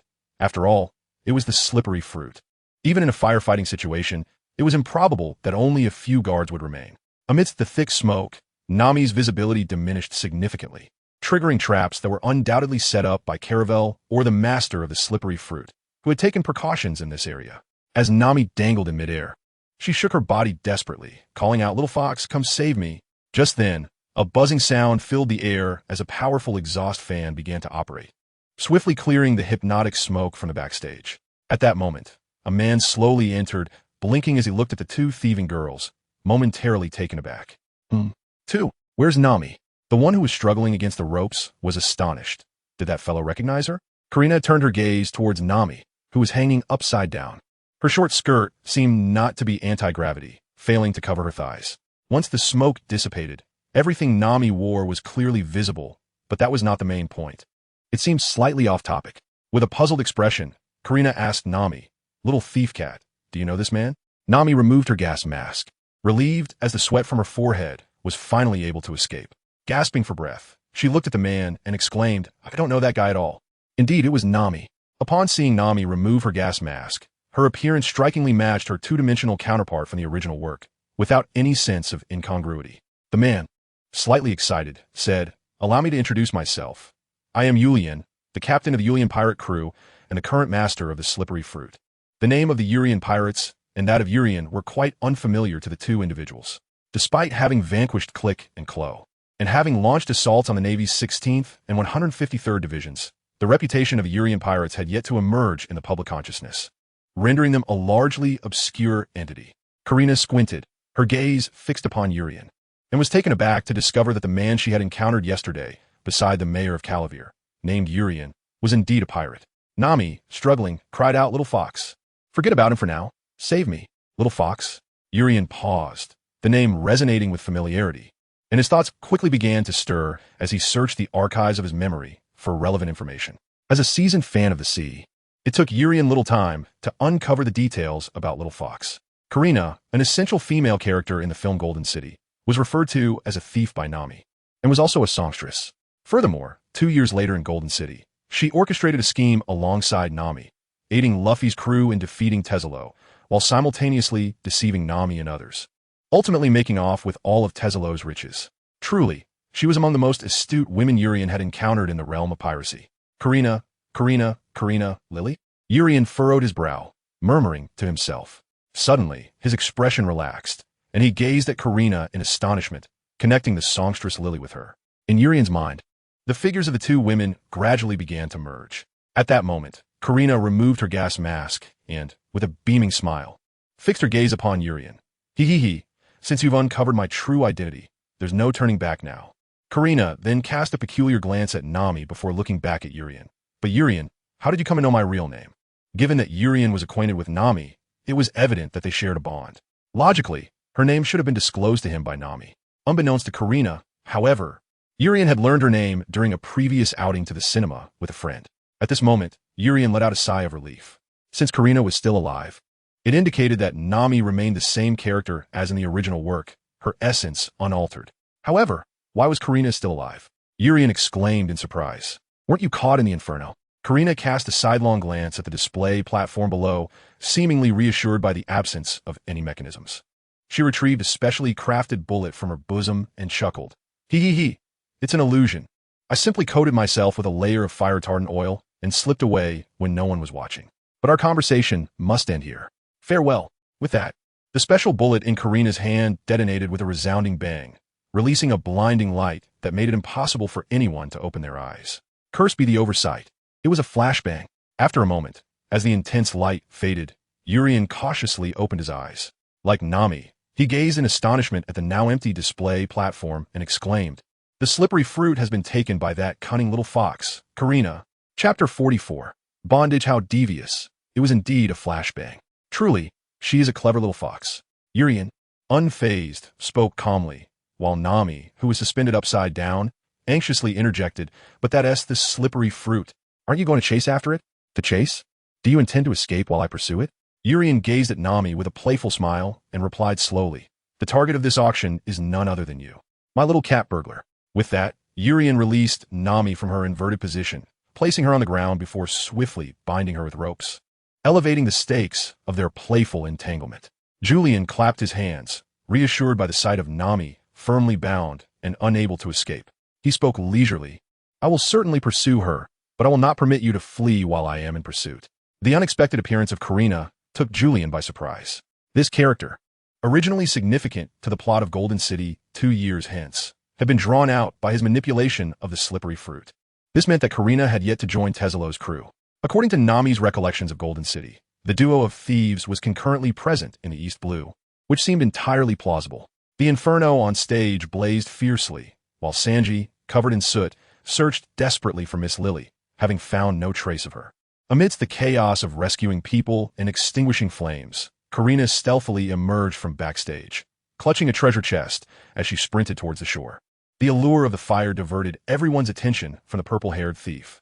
"Hee, what a grand success!" Karina exclaimed triumphantly while running. "What a pity, though, that the little thief cat was caught. It seems this fruit is mine to savor alone." Hee, that foolish little thief cat. Karina's escape boat lay anchored in a secluded corner of the coast, and she chuckled to herself. Almost there. Becoming a billionaire is just around the corner. Hee. As she traversed the narrow, winding path, a figure slowly emerged from the adjacent bushes, blocking her way. Bathed in the silvery moonlight, Karina gasped upon recognizing the man from earlier. "Julian? How swift!" Julian gazed at Karina, who was clutching the treasure chest, with a smile, and said, "Karina, kindly set down the items. Raise your hands. You're under arrest." Karina rolled her eyes and retorted, "Do pirates possess the right to apprehend others as well?" An electric arc flickered around Julian as he slowly approached Karina, chuckling softly. "Not at all. However, you are a thief who has pilfered my belongings, and thus, I am fully entitled to apprehend you. Surrender the items and submit willingly. Are you perhaps a user of a devil fruit ability?" Julian, with his astonishing speed, rendered escape impossible. He was yet another wielder of a devil fruit, making victory in combat highly unlikely. What to do? Surrendering to a pirate was hardly an option. Casting a glance at Julian, and then at the treasure chest cradled in his arms, a resolution formed within him. Consuming the slippery fruit might just provide a means to evade this formidable opponent. As Urien glanced over, he realized that the thief was about to consume the slippery fruit. With a swift push of his foot, he dashed forward. However, the distance between them was still considerable, and the thief's movements were exceedingly agile, allowing him to open the box in the blink of an eye. Urien was utterly unable to intervene. Just as Karina believed she had succeeded and prepared to indulge in the slippery fruit, an unfamiliar aura wafted from a box. Upon closer inspection, she realized it was not a devil fruit at all, but rather a durian. Beside the durian lay a note that read, "Thief, you've been deceived. Ha, your future captain, Urien." Infuriated, Karina was momentarily stunned, unaware that the note was actually intended for Nami. In that instant, Urien had already reached Karina, seizing her wrist. As the electric currents surged through her, a wave of weakness washed over Karina, causing her to drop the treasure chest onto the ground. Julian grasped Karina's delicate wrist with his large hand, illuminated by the moonlight. He observed her flushed cheeks, a result of her struggles, and remarked, "What an unexpected harvest. I initially sought to draw out Nami, yet here you are, appearing as well. One cannot traverse the riverbank without getting their shoes wet." However, Karina had seldom been captured. Even when ensnared, she would swiftly escape. This time, however, it was an unforeseen occurrence. Karina, pouting in indignation, inquired, "What is your relationship with Nami?" Julian chuckled. "It matters not. Tonight marks our first encounter." Karina paused in surprise, pondering how Julian could possibly know Nami and even herself. Noticing her confusion, Julian slowly remarked, "After all, I am to be her future captain." The fire in Syrup Village was swiftly extinguished. Yet the slippery fruit was declared by Mayor Caraville to have been destroyed in the blaze. There appeared to be no doubts raised. although the auction in Syrup Village was prematurely concluded due to the inferno. This imperfect auction left Caraville unsatisfied. After reassuring the gathered dignitaries and influential figures, he began planning for the next auction, one that would be truly remarkable. The night's turmoil had exhausted the Navy somewhat. With the auction concluded, the security duties of the 153rd Division had been satisfactorily fulfilled. At dawn, the Navy of the 153rd Division bid farewell to Mayor Caraville. As for Garp, he escorted Kobe and Bulameb, taking Monka to Rogue Town to apprehend the detained pirate, Bounty Clow, before returning to Navy headquarters. Within the grand house of Syrup Village, Sanji, disheveled and covered in dust, gazed with heart-shaped eyes in excitement at Nami and Karina, who were bound and sitting on the floor. Recalling the fruitless search for Lily's body throughout the night, Sanji feared she might have been reduced to ashes in the flames. "Miss Lily, it is such a relief to see you unharmed. I feared you had perished in the fire." He then turned to Nami, exclaiming, "You must be Miss Nami. I apologize for the ordeal you have endured." With a gentlemanly demeanor, he proceeded to untie the ropes binding the two distressed women. Usopp, standing nearby, interjected, "Hey Sanji, they're thieves, you know." Zoro, holding his sword, added, curly brow, "Are you colluding with them?" "That woman is named Karina." "Huh, which of us is colluding?" Sanji retorted, rising to confront Zoro, their foreheads nearly touching as he gestured angrily toward the bound Nami and Karina. "Can rescuing beautiful ladies be considered collusion? Will you simply stand by and watch as these two lovely maidens are tied up like this? Where is your chivalry?" Zoro scoffed, "I am no gentleman. You perverted sea cucumber." Kaya, standing anxiously beside Usopp, observed the escalating tension between the two and implored, "Zoro, Sanji, please, let us not quarrel." All right, Sanji, go and free Nami and Karina. It is rather pitiful to have them tied up all night." At this moment, Urien feigned kindness and spoke slowly. Sanji's anger reignited towards Urien, who cursed vehemently. "I sent tea at you, you scoundrel, who bound those two beautiful ladies for an entire night. Despicable." Julian rolled his eyes, inwardly lamenting. "What has become of your gentlemanly demeanor towards Yarlita? Where has that chivalry towards the matron gone? I seem to have misjudged you. You are not the Sanji I expected." The night's binding had left both Nami and Karina in considerable discomfort, rendering them quite unwell. After their capture, they exchanged the information they had gathered, only to discover that Julian was actually after someone whom Nami had never encountered, inadvertently leading to Karina's capture as well. Once Sanji released them, the two women rubbed their sore wrists, attempting to alleviate the pain and stretch their bodies slightly. With expressions of wariness, they regarded the group before Nami hesitated and finally inquired, "Julian, what is your true purpose in bringing me here?" Urien displayed a benevolent smile and earnestly stated, "I would like to invite you to join our Urien pirate crew as our navigator. Furthermore, we wish to assist you in liberating Cocoa West Village from the clutches of the evil dragon, Nami." Nami was taken aback. "Cocoa West Village? Evil dragon?" Chapter 45, We Stronger. "Evil dragon? Is it the Fishman pirate crew?" Karina murmured, glancing at Nami, uncertain of her connection to the evil dragon pirates. This crew was the one most likely to succeed Buggy as the dominant force in the East Blue. Nami's expression darkened, her eyes narrowing as she cautiously regarded Urien, demanding with wide eyes, "How do you know about the evil dragon? How do you know about Cocoa West Village?" Julian's words, though seemingly innocuous, immediately stirred a sense of vigilance within Nami. Julian maintained a benevolent smile, repeatedly gesturing with his hands as he explained, "My sincerest apologies. Nami, I harbor no ill intentions. Rather, it is that my pirate crew is in search of the finest navigator in the world. After extensive inquiries, I have come to learn of your name and a few tales of your past. As you can see, our crew boasts a reliable captain, a valiant first mate, a composed strategist, and an exceptional lookout." Upon hearing this, Usopp couldn't help but feel flattered, especially with Koya beside him, her nose held high in pride. Julian had not finished speaking when he continued, "However, our goal lies at the end of the Grand Line.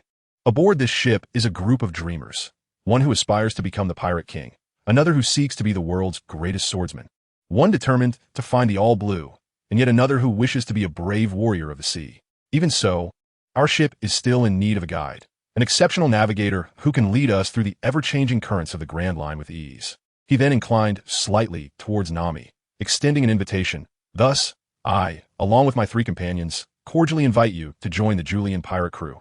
Following his lead, Zoro, Sanji, and Usopp echoed Julian's invitation, while even Kaya, who stood beside Usopp, gazed at Nami with eager anticipation. However, Nami wore a hesitant expression and finally declared, I abhor pirates. I could never join you. At that moment, Karina, observing Nami's left arm adorned with a tattoo, murmured, Little thief cat, if you despise pirates so much, why is there a tattoo of the evil dragon pirates on your arm? Karina, being well informed, had heard of the notorious reputation of the fishman evil dragon. Upon hearing this, Nami quickly covered her left arm and glared angrily.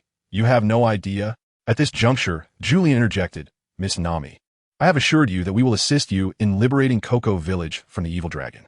Sanji chimed in, Beautiful Miss Nami, your knight stands ready to protect you. Whether you join us or not, we shall save Cocoa Village from the evil dragon. Zoro, tapping the hilt of his sword against Sanji's head, leisurely reminded him, Hey, colorful toad, don't take matters into your own hands. The captain hasn't even spoken yet. Sanji turned to Zoro, wearing a disgruntled expression as he glared fiercely. How could Julian possibly disagree? We promised to be heroes, and she is none other than the enchanting Miss Nami. Seeing the two bickering once more, Julian chuckled and stated, Indeed, we are heroes, referred to as pirates. Nami, regardless of whether you choose to join us, we will help you liberate Cocoa Village from the clutches of the evil dragon. Of course, if you decide to accompany us on our adventures as aspiring pirates, who are also deemed heroes, that would be splendid. Julian spoke with considerable sincerity, and at least Nami's hostility towards him and his companions had almost dissipated. However, despite Julian's verbal assurance that he did not mind whether Nami joined, his heart cried out, I care deeply. Nami, please nod and join us. I implore you. At that moment, Julian introduced Nami and Karina to the Julian pirate crew, clarifying that they were not traditional pirates. Rather, it would be more fitting to describe them as adventurers. Nevertheless, the identity of pirates allowed them to act freely upon their own convictions upon the sea, unencumbered by the constraints of the Navy's 16th and 153rd branches, which they could eliminate as fallen members of the righteous faction. Were they to be labeled adventurers, they would inevitably be pursued by the Navy as pirates after their actions, rendering their efforts futile, and they would ultimately become pirates regardless. Even in the case of a malevolent kingdom, while they might hold legitimacy in law, the people could, under the guise of pirates, unhesitatingly overthrow such a regime and replace it with a just government. For Julian and his crew, adhering to their true selves and embarking on joyful adventures seemed far more liberating, which is precisely why they embraced the life of piracy. Nami and Karina soon realized that the actions of Click and Kuro, as well as Monka in the 16th branch, were indeed the work of the Julian pirate crew, who had also rescued the towns of Shells and Zillabu, prompting a profound shift in their perception of the individuals before them. Faced with such a pirate crew, Nami found herself wavering. However, the overwhelming evil force of the dragon pirate crew weighed heavily upon her. After briefly recounting her experiences to the group, Nami sighed and slowly spoke. The dragon demands 200 million. If I can gather 100 million, I will be able to redeem Cocoa West Village from their clutches. I am grateful to you all, but I believe I can manage this on my own. Additionally, the dragon pirate crew is so formidable. I do not wish for you to suffer harm on account of someone as inconsequential as myself. 200 million? 200 million, Julian exclaimed, taken aback, for he recalled that the original tale spoke of 100 million. Sanji interjected, saying, Miss Nami, how could you possibly be someone inconsequential to us? You are our future navigator, the finest navigator in the world. Surprisingly, Zoro echoed this sentiment. Indeed, that guy Julian does not let any crew member he chooses escape. Be it me, this perverted Kappa, or Usopp, we are all in the same boat. Usopp nodded in agreement, stating, It seems that Julian has had an understanding of us from the very beginning. In his eyes, we are his most reliable companions. Moreover, the Julian pirate crew is undoubtedly one that you will come to adore. Of course, Karina, standing firmly by Nami's side, chimed in, You silly little thief, why are you so foolish? Karina sighed and, with a hint of exasperation, elucidated, the saying that the one embroiled in a situation is often blinded by it aptly describes you. Your singular focus on using ransom to rescue Cocoa Village has rendered you oblivious to the possibility that the vile dragon may very well be deceiving you. Nami trembled slightly. She had entertained such thoughts in the past, but had swiftly dismissed them. She believed pirates to be inherently greedy, convinced that with enough money, they could liberate Cocoa Village from the dragon's clutches without a fight. Karina, exuding a sense of disappointment, replied, Pirates are indeed driven by greed. Your ransom is akin to throwing meat buns to a dog. Once given, they will never return. The infamous dragon, a detestable fishman, will not spare Cocoa Village. He is intent on dominating the East Sea, planning to exploit every individual in Cocoa Village. At this pivotal moment, how could he possibly relinquish the village to you? He is merely toying with you. You truly are Na'vi thief. Nami stood frozen, Karina's words echoing relentlessly in her mind. The one embroiled in the situation is often blinded, while the observer sees clearly. With Karina's gentle nudge, Nami extricated herself from her previous mindset and endeavored to view the matter from an outsider's perspective, suddenly realizing that everything she had believed was a fabrication.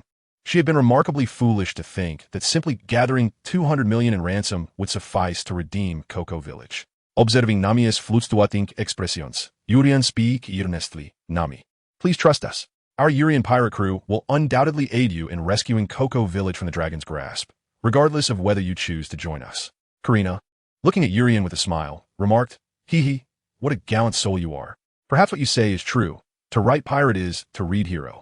Nami gazed at Urian in a daze, her mouth opening slightly as she weakly uttered a few words. The dragon is very strong. With a gentle smile, Urian extended his right hand and lightly patted his bicep with his left. We are stronger. Chapter 46. The Drunken Man and the Fox. Under Karina's guidance and the sincere gazes of Urian and his companions, Nami ultimately accepted their assistance with grace. Considering that Urian's crew, who had not committed any heinous deeds along their journey, seemed rather agreeable, Nami consented to Urian's invitation to become the navigator of his pirate crew. However, this was contingent upon their collective efforts to rescue Cocoa Village from the clutches of the malevolent dragon. Should they fail to liberate Cocoa Village, Nami would remain a subordinate of the dragon pirates, tasked with protecting them from further tyranny. Nami's stance reminded Urian of Jinbei's willingness to endure under Big Mom's command. As for Karina, she boldly put forth her own request. Hee, since the little thief cat is now a prospective member of Urian's crew, I wish to join Urian's pirate crew as well and become a pirate. Julian blinked in astonishment, gazing fixedly at Karina, utterly unprepared for her unexpected request to join the Julian pirates. Faced with Karina's inexplicable plea for membership, Julian could not help but feel a twinge of caution. He had encountered women like her in the original narrative, one of whom was Robin. Meanwhile, Sanji, grinning from ear to ear, jubilantly exclaimed, Beautiful Miss Karina. The Julian pirates will be delighted to welcome you aboard. Your dashing knight shall always be at your service. Zoro, crossing his arms, interjected, Hey, you lecherous toad. The first mate and captain have yet to voice their opinions, and this is hardly the time for frivolity. Green algae head, this is a lovely lady. Observing Julian's hesitation, Karina recognized that this man harbored some reservations about her intentions. After all, a sudden decision to join their ranks might naturally evoke a sense of suspicion. Karina then gracefully approached Julian, extending her fair hands to entwine around his arm, her eyes sparkling with mirth as she declared, I intend to assist my dear sister, the little thief cat, in navigating through this predicament. She then donned an expression reminiscent of Nami's insatiable desire for riches, her smile widening as she added, Moreover, accompanying your adventurous crew, which sails under the pirate flag, may lead to the discovery of greater treasures. You aspire to be the king of the pirates. Thus, I too must claim the legendary treasure, One Piece. Hee. As Karina nestled closely against Julian, Sanji, shedding tears while tugging at his collar, lamented, That scoundrel Julian. Julian cautiously exhaled through his nostrils, captivated by the breathtaking beauty before him. A stunning woman rated a perfect 9.5, and one of his two favorite pirate maidens from Earth. With a reasonable justification offered, Julian welcomed this admiration with open arms. The atmosphere grew jubilant with the arrival of the new crew member, Karina, and the prospective crew member, Nami, prompting Sanji to cheer with delight. These were two vibrant, youthful ladies, infusing the air with a sense of exhilaration. His spirits soared, and his culinary efforts became more fervent. With Karina and Nami's inclusion, the initial crew of the Julian pirate crew was officially established. Their next destination was the Dragon Park. After bidding farewell to Koya, Caravel, and the tearful residents of Zilibu Town, the Golden Mary proudly hoisted the Julian pirate crew's smiling flag, setting sail amidst the roaring sea breeze, accompanied by the cries of seagulls, leaving Zilibu Town behind. The current roles aboard the ship are as follows. Julian, Solon, Sanji, Usopp, Karina, and Nami. Julian serves as the captain and also takes on the role of a combatant, determining the overarching strategy of the Julian pirates. Zoro acts as the first mate and also a fighter, steadfastly upholding Julian's strategies in his absence to guide the crew in fulfilling their missions. Sanji, the chief strategist, doubles as the chef and a combatant, ensuring that the vital strength of the Julian pirates is maintained, while also managing the careful planning and preparation of meals aboard the ship. Usopp, the lookout, serves in various capacities as a sniper, gunner, and temporary shipwright, tasked with observing the perils and enemies that lurk upon the sea for the Julian pirates, acting as a crucial point of firepower and support. Nami, the prospective crew member, functions as the navigator, steering the Mary onward, ensuring the Julian pirates avoid crises and reach their destination safely. The new crew member, Karina, is a songstress and also works as a spy, possessing no combat skills, but, endowed with her cunning intellect, is ideally suited for espionage. The night in the East Blue is remarkably tranquil, with the moon hanging high in the sky, unobstructed by any clouds. Yet, amidst this serenity, the Golden Mary seems rather discordant. On board, a welcoming party is being held for Karina, the new crew member, alongside Nami, the prospective member. Karina's melodious singing, combined with the lively dances of the crew, delectable wines, champagne, and exquisite dishes, creates a joyous atmosphere. Eventually, the revelers find themselves in a state of delightful inebriation, retreating to their quarters for rest. As midnight deepens, the sounds of heavy snoring emanate from the boys' quarters, while in the girls' quarters, Karina slowly opens her eyes, rising carefully. After glancing at Nami, who is peacefully asleep beside her, she quietly stands and stealthily opens the emergency exit that connects to the boys' room, slipping inside. As Karina gently closes the exit behind her, Nami, alone in the girls' room, suddenly awakens. Meanwhile, in the boys' quarters, after emerging through the emergency exit, Karina lights a faint oil lamp, dispelling the surrounding darkness. Observing the slumbering figures in the hammock, she chuckles softly. They're truly deep in slumber. Where could the slippery fruit be? The slippery fruit? Treading lightly, even the creaks of the wooden floorboards are masked by the sounds of their snores. Suddenly, she exclaims, "Wait, Julian?" In the corner, she discovers a drunken Julian tightly clutching the treasure chest containing the slippery fruit. This is troublesome. What to do with Julian holding onto the slippery fruit? Karina, eager to assist Nami, believed that the most expedient way to enhance her own abilities was to consume the slippery fruit held by Urien. After a moment of hesitation, while observing Urien and the treasure chest, Karina seemed to have made up her mind and murmured, "It appears I must give it a try." Approaching Urien from behind, she set aside the kerosene lamp, reached out, and gently embraced him. With utmost care, she dragged Urien away from the treasure chest, striving to avoid awakening him. After a heart-pounding endeavor, Karina managed to relocate Urien without disturbing him or the three others, allowing herself a sigh of relief. Gazing at the treasure chest in the corner, Karina retrieved a lock-picking tool and began to fiddle with the iron chain, chuckling, "I'm not stealing. I'm merely assisting the little thief cat." It seemed she was crafting an excuse for her imminent consumption of the slippery fruit, speaking with such righteous fervor. Click! The lock clicked open. Elated, Karina swiftly opened the chest. Inside, resting upon a purple cushion, lay a fruit adorned with spiral patterns. She picked it up, cradling it in her hands while contemplating, "This must be the devil fruit, right? This is my first encounter with such a thing. They say it tastes dreadful." A slight grimace formed on her lips, but thinking of the unfortunate Nami, she inhaled deeply, resolute. "For the little thief cat, I shall brave the unpleasant taste, even if it turns me into a landlubber." With a decisive bite, she tasted the unpalatable fruit. Indeed, it was the most distasteful flavor Karina had ever experienced, and perplexingly, she found herself at a loss for words to describe it. After all, in various parallel worlds, travelers often claimed that devil fruits tasted worse than excrement, leaving her utterly speechless.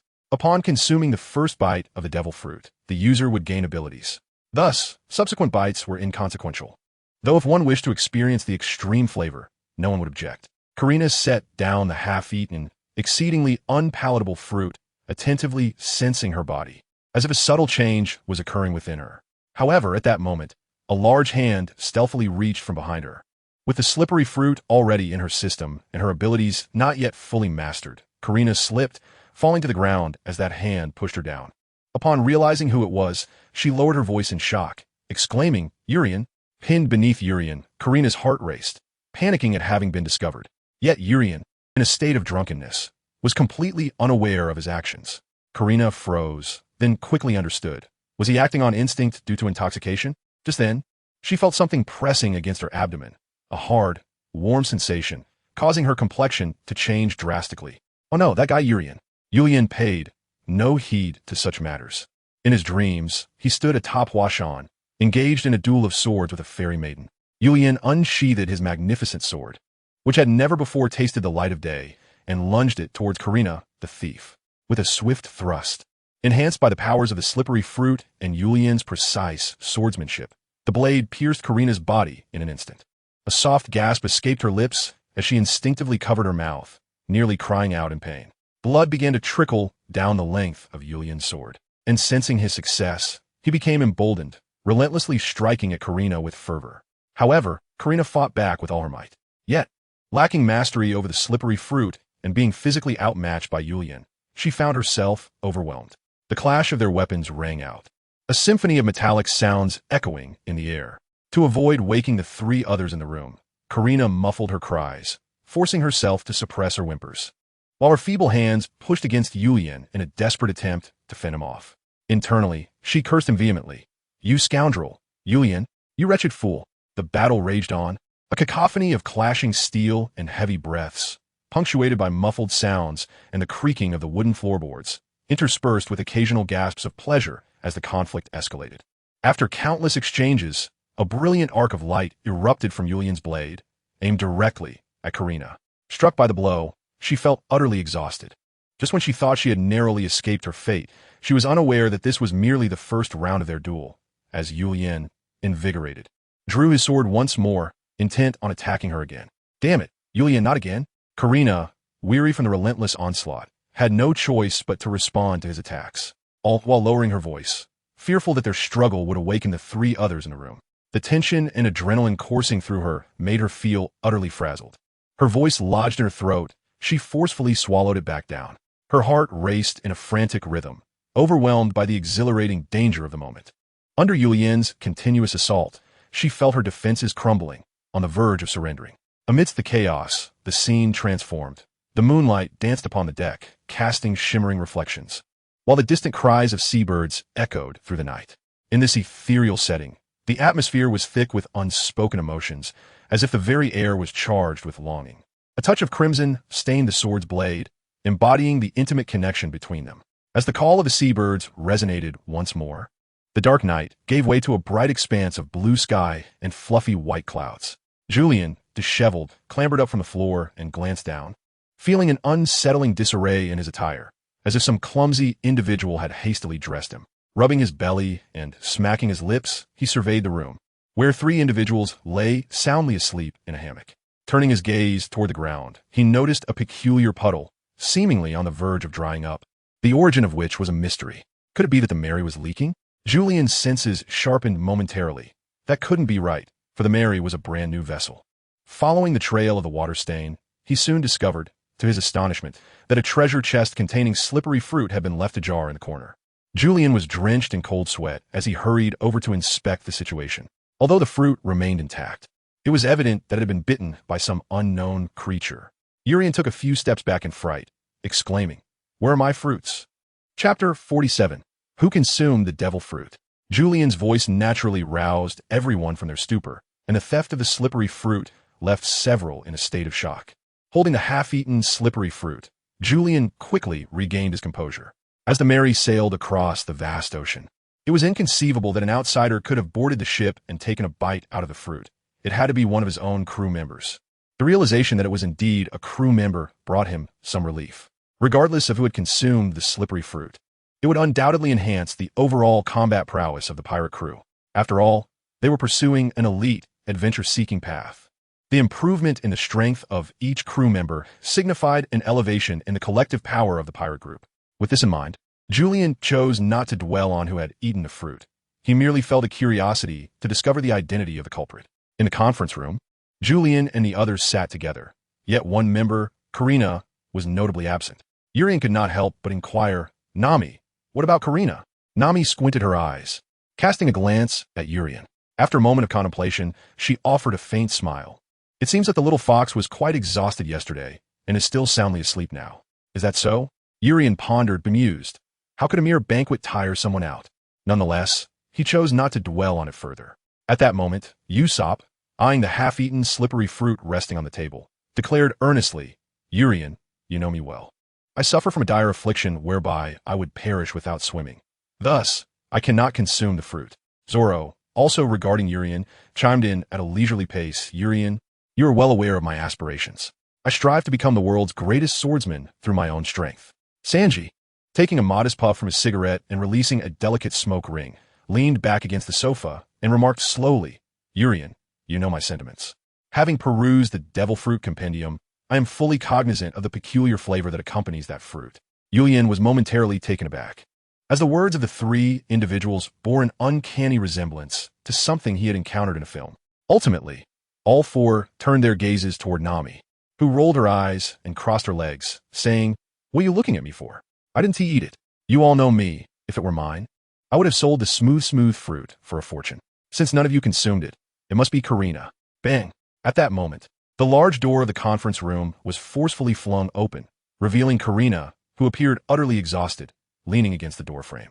Her eyes were framed by dark circles, and she staggered slightly as she entered, a faint grimace of discomfort evident on her face. With a gaze full of reproach directed at Yulian, she declared, I ate that fruit. You're pulling our leg. Usopp chimed in, teasingly, Ah, you thieving crew member. Zoro glanced at Karina, then back at Yulian, a gleeful smirk playing on his lips as he remarked, Well, it seems you pilfered our captain's devil fruit. However, Sanji swiftly came to Karina's defense, asserting, Can we really call it stealing when it's a crew member? It's merely a forthright request. Nami remained silent, her eyes sparkling with amusement as she observed the slightly trembling little fox walking in. Internally, she chuckled. Even if you lowered your voice, I still heard you, little fox. Making sounds last night as the hunter took you down. Oomph. The little fox attempted to steal a chicken, but ended up being devoured by the hunter. As Nami, Zoro, and Usopp reveled in the mischief, they awaited the unfolding of the situation between her and Yulian, pondering whether Yulian would impose any punishment for the theft aboard their vessel. Karina shot Nami an exasperated glance and firmly stated, I only stole that fruit to strengthen myself in order to assist the little thief cat. Feeling a touch wronged, she continued, Though I did consume the fruit, I was bewildered and ended up being shot by a hunter, which feels like a significant loss. Her spirits seemed to diminish slightly as she added, I'm a crew member. Can this truly be called stealing? Aside from Nami and Karina, it seemed no one else was privy to the events of the previous night, with even Yulian, the principal party, believing he had merely dreamt of a celestial maiden discussing swords over wine. Yet, Yulian bore no ill will toward Karina and did not intend to impose any punishment. Instead, he smiled gently, saying, No, it merely startled me this morning. Since it was Karina who consumed it, there is no issue. After all, I cannot eat that fruit, and I have yet to conceive a use for it. To enhance one's strength, it doesn't matter who consumes it. There is no question of theft. We are all comrades. Today, I, Yulian, wish to declare that everything aboard this ship does not belong solely to me, but to all of us. Should there be more fruits in the future, feel free to take them as needed. However, please remember to inform me in advance so that I may comprehend the inexplicable absence of that fruit. Upon observing that Yulian did not punish Karina for her thievery, but instead seemed to offer her a measure of protection, the amusement felt by Zoro, Usopp, and Nami swiftly dissipated. Sanji, on the other hand, found Yulian's demeanor quite commendable. Treating a lady in such a manner epitomizes the chivalric code and embodies true gentlemanly conduct. It is evident that Yulian possesses the qualities of a true gentleman. Julian was under the impression that his words would bring a sense of relief to Karina, filling him with joy and perhaps leading her to express her gratitude, successfully winning the loyalty of a crew member. As a leader, one must strike a balance between kindness and authority. Although he did not resort to intimidation, he had indeed shown benevolence. Yet, Karina remained discontent, her eyes reflecting a deep sorrow and her slightly trembling legs betraying her unease. Yulian blinked and inquired noncommittally, Karina, It's quite all right. You may take anything aboard the ship at your leisure. However, what seems to be the matter with your leg? Have you sustained an injury? Or is there another issue? You appear somewhat fatigued. At that moment, Karina's expression darkened, and she inwardly cursed, that scoundrel, utterly oblivious to his actions from last night. Oh, my first time. Julian was blissfully unaware that he had already exerted his influence the previous night. It was a display of formidable power, commanding the elements with a flourish, akin to a sorcerer casting a spell. The fox spirit had cried out in distress, pleading for mercy as he nearly shattered her essence. Karina, visibly irked, gazed at Julian and remarked casually, It's nothing, just a bit weary from last night's revelry. I shall return to my chamber for some rest. With that, she excused herself and retreated to the girls' quarters. Had the indulgence rendered her legs weak? Julian paused in confusion, pondering the peculiar effect of excessive drinking. What could possibly be amiss with Karina? The capricious nature of a woman's mood often oscillated like the weather. Just yesterday she had been all smiles. Yet this morning she resembled a simmering volcano, seemingly displeased with him. He had not even reproached her for indulging in forbidden fruits. Nevertheless, Karina's unusual demeanor prompted Julian to resolve to assist Nami in swiftly vanquishing the vile dragon, and then hasten to the Cherry Blossom Kingdom, now known as the Drumming Kingdom, to secure Chopper. Observing Julian's perplexed expression, Nami stifled a mischievous giggle nearby. Usopp, noticing this, discreetly approached Nami and whispered, "Hey Nami, do you know something?"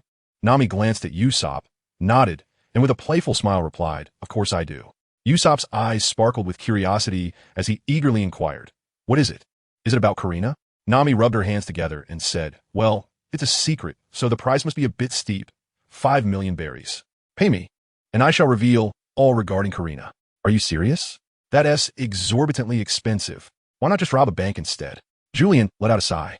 Now that the slippery fruit was aware it was to be consumed, this matter could be considered concluded. The next step was to formulate a battle strategy against the Dragon Pirates. Casting his gaze towards Nami, an officer of the Dragon Pirates, Julian gently tapped the table and said, "Everyone, please gather around.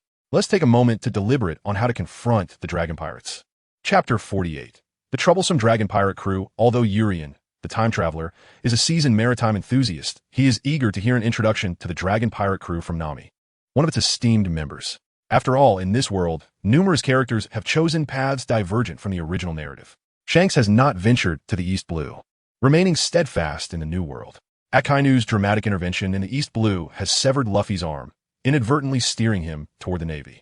Luffy has even ascended to the rank of a Navy supernova and colonel at Navy headquarters. Without Shanks, it is likely that Luffy never consumed the Goma Goma fruit, leaving one to ponder where this fruit ultimately resides. Luffy's decision to forego piracy also means that Arlong never encountered the Sunasuna fruit. Meanwhile, Buggy's premature entry into the Grand Line has led to Kureha becoming one of his subordinates, though Urien remains unaware of the identities of Buggy's second and third in command. As for Crocodile, he too has opted for a more ambitious scheme, not only seeking to usurp the wealth of the Koya family, but also to unseat the mayor of Syrup Village. Consequently, Urien harbors concerns that the Dragon Pirate crew may also witness some characters diverging onto different paths. When Nami begins to speak, a sense of foreboding washes over Urien. Indeed, his fears are confirmed.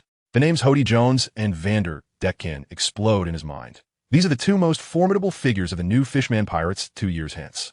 How has the dragon managed to recruit these two? Urien is taken aback, relieved that the current Dragon Pirate crew does not include other key members of the new Fishman pirates. Otherwise, he would be at a loss to reconcile his earlier bravado. Should the new Fishman pirates join forces with the Dragon Pirates, even the Buggy pirates, who dominate the East Blue, would likely find themselves outmatched. Notably, Buggy's bounty has reached astonishing heights in the East Blue, an area where the average bounty hovers around 3 million berries, compelling Urien to take Buggy seriously moving forward. Fortunately, the current Hody is not the same as the one who will emerge 2 years later. A fervent admirer of Dragon, Hody followed him into the East Blue upon the formation of the Dragon Pirate crew, after enduring trials by blood and fire. Although the Dragon Pirates recently suffered defeat at the hands of the Buggy Pirates, Hody has gradually matured, beginning to make a name for himself. He has garnered Dragon's trust, subtly positioning himself as the indisputable second-in-command of the Dragon Pirate crew.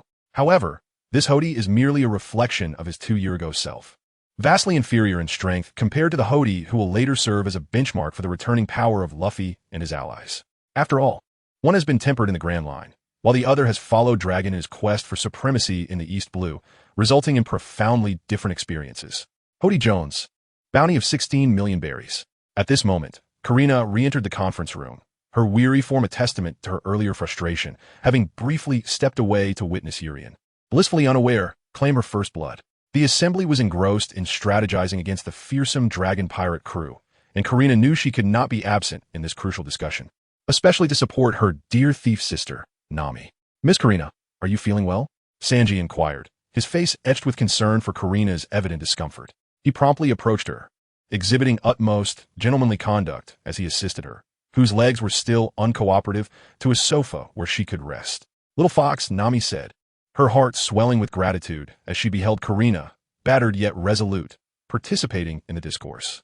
Karina glanced at Nami and nodded slightly, assuring her that she was indeed all right.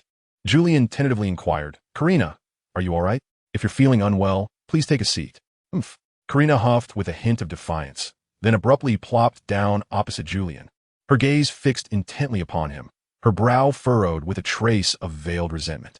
Urian found himself puzzled, questioning what had transpired within him. However, he was somewhat astonished to learn that Hody had a bounty of 16 million berries. What could possibly be the bounty of the dragon? By the standards of bounty assessments, the captain of the dragon pirates, the dragon, should possess a bounty ranging between 25 to 35 million. If the dragon's bounty hovers around 25 million, it would suggest that Hody is slightly inferior to him. Conversely, if the dragon's bounty approaches 35 million, then his strength would undoubtedly surpass the depicted in the original narrative. Considering he had engaged in conflicts with the Eastern Sea's overlord, Buggy, Karina possessed a fair amount of information, particularly regarding the Eastern Sea. The wealth plundered by the dragon pirates had certainly piqued her interest, leading her to acquire some knowledge on the matter. She extended 3 fingers, gazing earnestly at Urian, and declared, 30 million berries, the bounty of the dragon.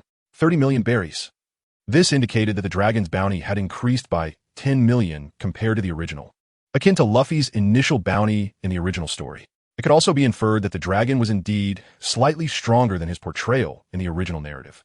At that moment, Nami, a cadre of the dragon pirates, interjected, "The bounties have recently surged due to the recent battle with the Buggy pirates," raising the bounties of the dragon and Hody to 30 million and 16 million berries, respectively. Julian pondered for a moment and inquired, "What of Leopard Zong?" "Leopard Zong?"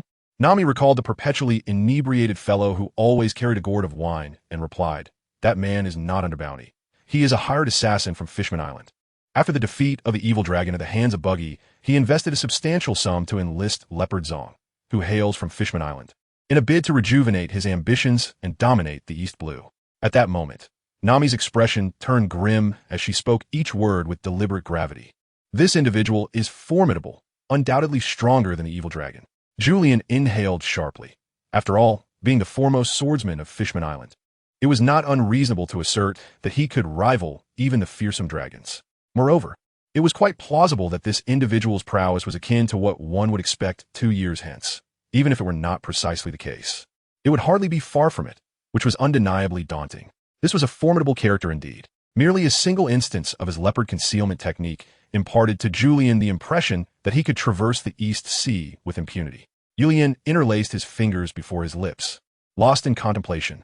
According to Nami's account, apart from Hody and Vanderdecken, the dragon pirates lacked any other new members from the Fishman pirates.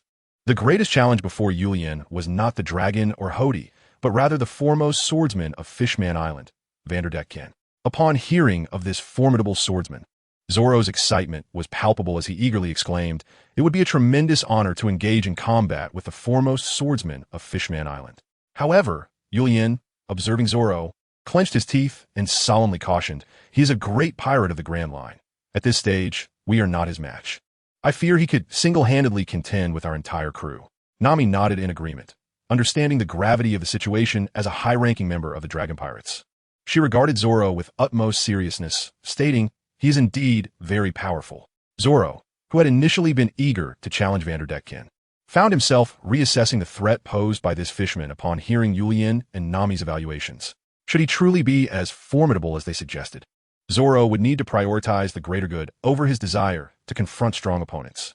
After a moment of contemplation, Zoro offered a faint smile, saying, "Rest assured, Julian, I have not yet become so arrogant as to face an absolute powerhouse alone." Bogart's lesson has vividly illustrated the disparity between us and the formidable beings of the Grand Line.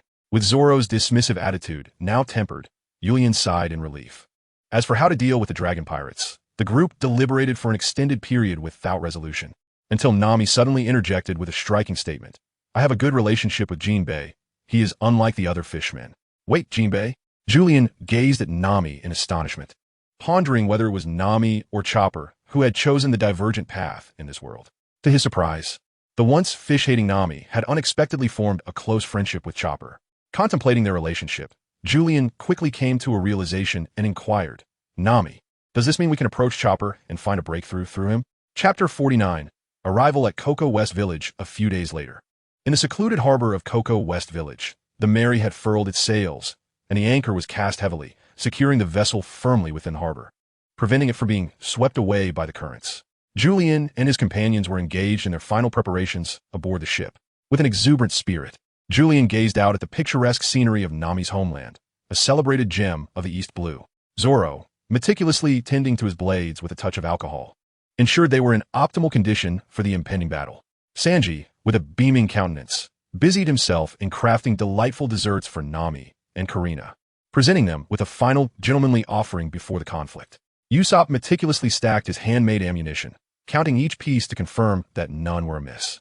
Meanwhile, Nami retrieved a tattered, grimy old garment, diligently dressing Karina in it, transforming her into a rustic maiden. Just then, a clamorous commotion erupted from outside the ship. Usopp peered through a small window, his voice dropping to a hush as he exclaimed, "Oh no, it's the fishmen. They have discovered us." Urien was taken aback. Even in such a remote location, how could there be fishmen wandering this desolate area? Zoro had already drawn part of his sword, quietly gazing at Urien, inquiring, "What shall we do, Urien? Shall we proceed with the original plan, or should we strike out directly and eliminate these fishmen?" Karina furrowed her brow slightly and replied, "No, Zoro, if we do that, our plan will be completely ruined." Sanji took a puff of his cigarette, affirming Karina's words. "Green algae head, now is not the time to engage these fishmen. Attacking them would undoubtedly trigger a chain reaction." At that moment, Nami stood up, a playful smile gracing her lips, and said, "Leave everything to me. Everyone stick to the original plan." She then turned to Karina, winking and beckoning. "Little fox, it's our turn to take action." Observing Nami's confidence, Karina realized that the fishmen outside posed no significant threat to them, and thus she acquiesced respectfully. Yes, Miss Nami," though the number of fishmen was limited. Any conflict with Urien could lead to a leak of information that might alert the people at Evil Dragon Park. It was important to remember that this place was not only home to a fearsome dragon, but also to a cunning leopard that instilled great apprehension in Urien. One could only wonder why this group of fishmen had appeared in such an isolated location, yet for Nami, it was hardly a concern. The leader of this fishman squad happened to be none other than her dear friend, the kind-hearted and simple-minded Shachi from the Evil Dragon Pirates. Nami and Karina leapt down from the deck of the Mary, carrying a red treasure chest filled with gifts bestowed upon them by the residents of Shurub Town as a farewell. These were ordinary yet heartfelt tokens, filling the chest to the brim. However, Caravel had gone above and beyond, gifting Nami and Karina an array of exquisite gold and silver jewelry, which adorned the top, creating the appearance of a chest overflowing with riches. Nami feigned surprise as she looked at Shachi, quickly placing the chest on the ground and waving enthusiastically, exclaiming, "Shachi!" Shachi's heart leaped with joy upon seeing Nami. He rushed over, exclaiming, "Nami, when did you return? I thought you were gone for good." Nami giggled. "Of course I came back, after collecting enough treasure. Look, I have a whole chest of riches." With that, she opened the chest, revealing the shimmering gold and silver jewelry gifted by Caravel, convincing Shachi of her bounty. The chest glimmered with a wealth of treasures, and Nami had indeed struck gold. As Shachi celebrated Nami's return, he curiously glanced at Karina and asked, "Who is she?" Nami held her head high, her small eyes closed in satisfaction, arms crossed over her chest, and with a beaming smile, she declared, "This is my newly acquired maid. Isn't she impressive?" Karina had already changed into a rather simple outfit befitting a village woman, adorned with numerous large patches. Her hair was a disheveled mess, and her face appeared dull and unkempt, unmistakably indicating a lack of regular grooming. With her head bowed, she dared not meet the gaze of Sheba and the other fishmen. Trembling slightly in fear, and timidly introduced herself, "I am Lily, Miss Nami's maid."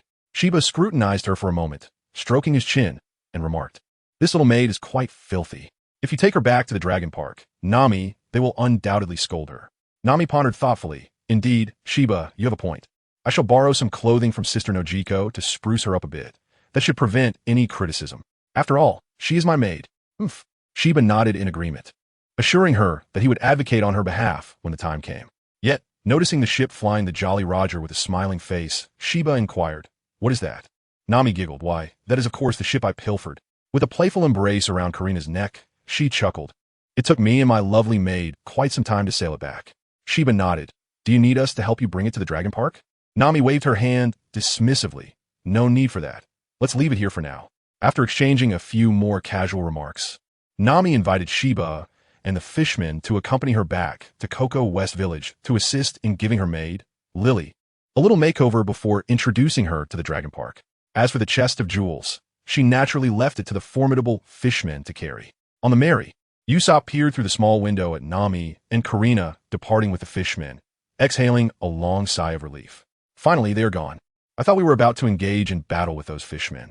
They appeared rather terrifying, their odd appearances strikingly unusual, each one robust and powerful. Oh no! I've realized I've developed a condition where I cannot fight upon encountering fishmen. Julian chuckled, realizing he was not Luffy, and thus could not join forces with Usopp to form their whimsical duo. Julian eagerly anticipated the swift recruitment of Chopper, Frankie, and Brook, envisioning their harmonious collaboration with Usopp. Come on, Usopp, you can't be serious, Zoro exclaimed, gazing at Usopp in disbelief. However, Zoro understood that Usopp merely spoke casually. When confronted with genuine challenges, he would undoubtedly rise to the occasion and take responsibility. At this moment, Julian glanced at the three individuals, as well as the departing Nami and Karina, and remarked, well, my brothers, let's take a brief stroll through Cocoa West Village while we await a signal from Nami and Karina.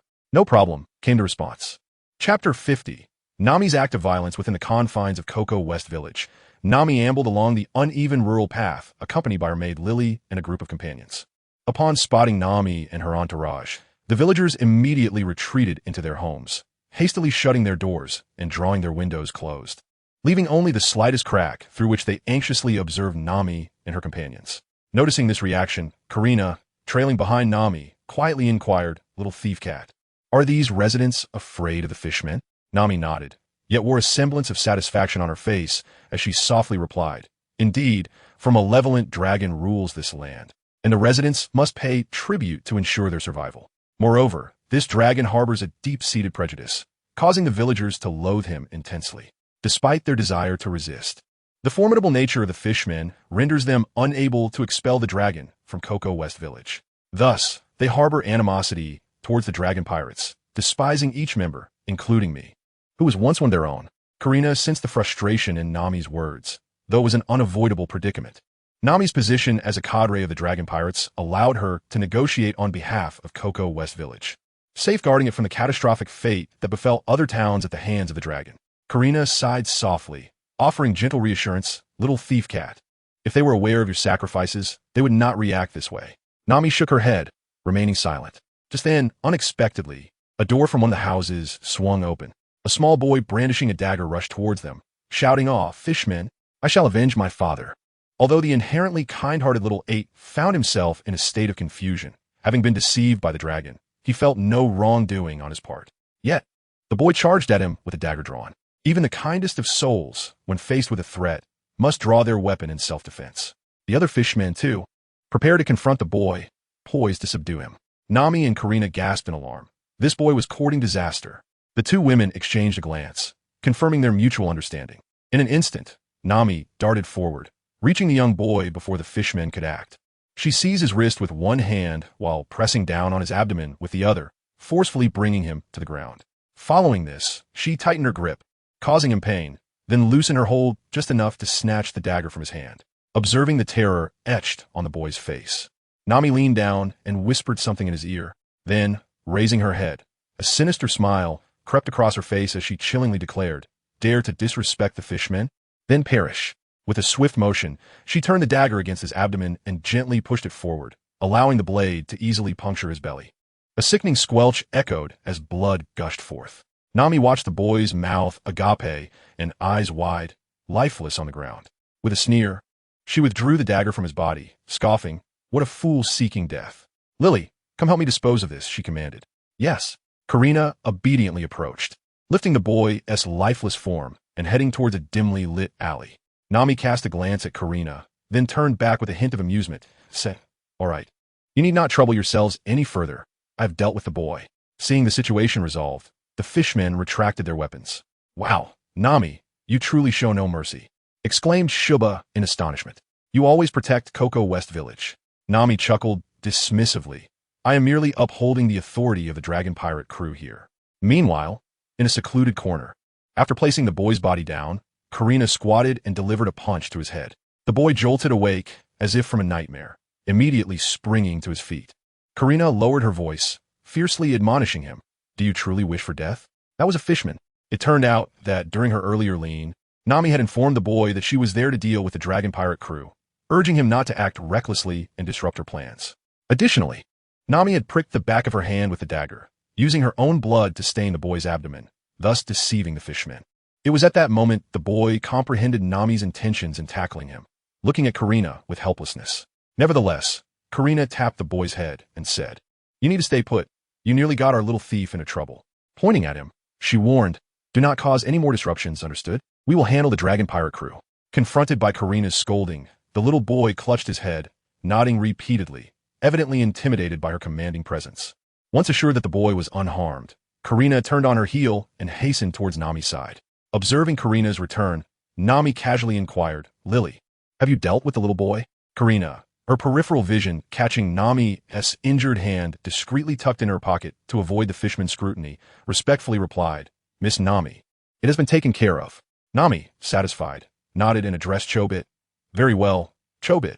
I shall make a brief visit to Nojiko's home to change Lily's attire. Please wait for us here, as it is only proper for a young lady." With a playful wink directed at the fishman, she cast a charming glance. Chobit nodded in agreement, saying, "Sure, we shall be here waiting for you." After parting ways with Chobit and the fishmen, Nami and Karina both exhaled in relief, having evaded any suspicion. Karina, observing Nami's hand, expressed concern, "Little thief cat, are you all right?" Nami, with a somber expression, shook her head, "I'm fine. We must hurry to Nojiko's house and proceed with our plan as intended." Contemplating the seemingly ordinary Chobit, Karina couldn't help but wonder, "Can that fellow truly be our key to success?" Nami replied with conviction, "Absolutely. He has known bosses since childhood, and although he has faced defeat in their encounters, his familiarity will prove invaluable." At Nojiko's home, upon witnessing Nami's bloodied hands and the presence of an unfamiliar woman, Nojiko rushed forward, her voice laced with concern. "Nami, you're back. What happened? Are you hurt?" Nami felt a warm surge of affection in response to her sister's barrage of concern and reassured her, "I'm fine. It's just a minor injury. A little bandaging will suffice." At that moment, Karina closed the door behind them, and Nami slowly spoke to Nojiko. "Sister Nojiko, I have returned to prepare for my friends and me to liberate everyone from the tyrannical rule of the evil dragon." "What?" Nojiko exclaimed, astonished. Openly challenging the evil dragon had occurred in the past, yet those who dared faced dire fates. The dragon's formidable power left them with little choice but to endure under his dominion. Nami then unfolded her plan, and Nojiko, furrowing her brow, responded thoughtfully, "If you and Karina cooperate, along with your companions, success is certainly within reach." She further suggested, "I can inform Aiken, so he may rally the villagers to assist you." Nami shook her head in resignation and said, "No, it's not necessary, for I am an officer of the evil dragon pirates, and the villagers hold disdain for me." Noki smiled gently and replied, "Nami, while it is true that you are a member of the evil dragon pirates, all that you have done for everyone is well known. It is merely that they fear expressing their gratitude, worry that it might further entrench you in your plight." Nami quivered, her voice trembling as she asked, "Everyone knows?" Noki, with a bright smile, assured her, whether it be Ajien, Dr. Naga, or others in the village, they are all aware, and we shall certainly assist you. Noki then resolutely stated, "No, this is not just about helping you. It is about aiding our beloved Cocoa Village." Nami covered her mouth, softly sobbing, momentarily at a loss for words. Chapter 51. The Challenge of Little 8 outside the gates of Evil Dragon Park. Nami and her companions were slowly making their way toward the park. Karina had donned a maid's outfit, dutifully trailing behind Nami. One could only wonder why Naka's household possessed such attire, yet it fittingly suited her role as Nami's attendant. Meanwhile, Nami was effusively praising Little 8, elevating him to great heights of admiration. Her face beamed with pride, tinged with a hint of shyness, as she repeatedly waved her hands, exclaiming, "Oh no, not at all." It is known that the rivalry between Little 8 and Bartolomeo showcased their extraordinary bond. As the foremost swordsman of Fishman Island, Bartolomeo is an undeniably formidable figure. It could be said that within Evil Dragon Park, none could rival him. However, Nami's commercial flattery nearly sent Little 8 soaring into the heavens. The legendary 6-sword-style swordsman is leagues above that 3-sword-style pirate hunter from the East Blue. While the pirate hunter only wields 3 blades, our Little 8 commands 6, his prowess being at least double that of the pirate hunter. Truly, Little 8 deserves the title of the unrivaled swordsman of Fishman Island. Under Nami's enthusiastic praise, Little 8 seemed to lose his sense of direction. At that moment, Karina, trailing behind, approached with light footsteps, her eyes wide and enchanting as she gazed at Little 8, asking, "If you are indeed the first swordsman of Fishman Island, as Miss Nami asserts, then surely you can defeat Lord Bartolomeo, can't you? After all, you are a pirate. While Lord Bartolomeo is merely a hired assassin, I long to witness the valiant sight of you overcoming him." Yet, despite her words, the thought of his continuous defeats against Bartolomeo made Little 8 hesitate. Just then, Nami nudged him playfully in the side, grinning as she said, "In the face of such a lovely lady's request, Little 8, will you not make an impression? It's just Bartolomeo. Do you truly wish to remain in his shadow? In my view, Little 8, after all your diligent training, you must surely be able to triumph over Baotsong. Hasn't all your effort been directed towards defeating him? Indeed, your words resonate deeply. Your occasional exertions are precisely aimed at vanquishing Baotsong. After all, having faced defeat so many times already, what difference does one more make? Moreover, Nami and her maid Lily are eager to witness the six-sword style, and with this thought, Little 8 bolstered his spirits. Gazing at Nami and Karina, he declared, "Yes, I have indeed worked hard for so long. I believe Baotsong should not be my match." With that, he led the two women into Dragon Park, heading straight for Baotsong's location. As usual, Baotsong was seen holding a gourd of liquor, drinking heartily, his face flushed, occasionally belching. As he hazily noticed figures approaching, he focused his gaze and was astonished to see an octopus merman. "Little 8? He exclaimed, belching again. At that moment, Little 8 brandished 6 swords and looked at Baotsong, earnestly stating, "Baotsong, let us settle this once and for all. The title of the greatest swordsman of Fishman Island is mine.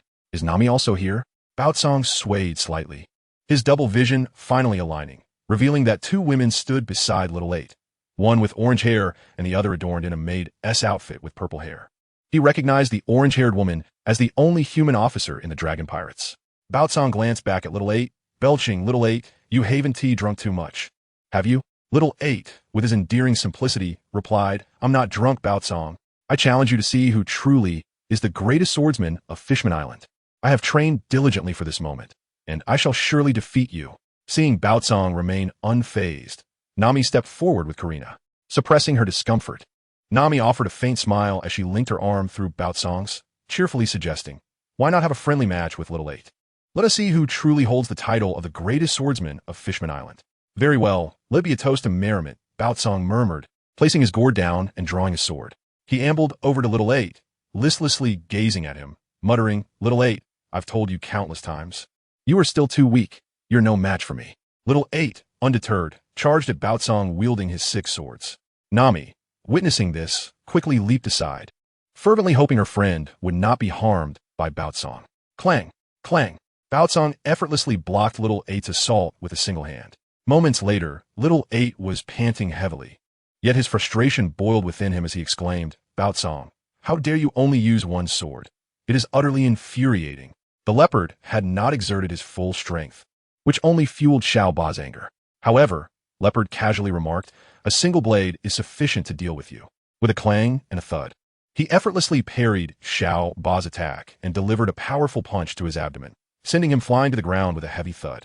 Infuriated, Xiao Ba barely had time to rise when Leopard swiftly positioned himself before him, a knife poised at Xiao Ba's throat, nonchalantly stating, "Xiao Ba, you have lost."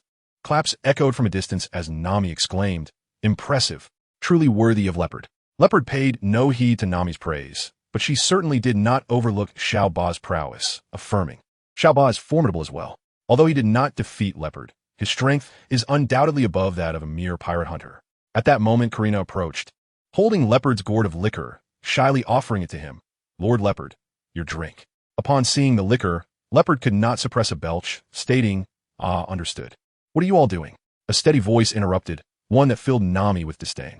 Her heart skipped a beat as she turned to the source of the sound. To her surprise, she saw the dragon approaching with Hody and others. Karina promptly retreated behind Nami.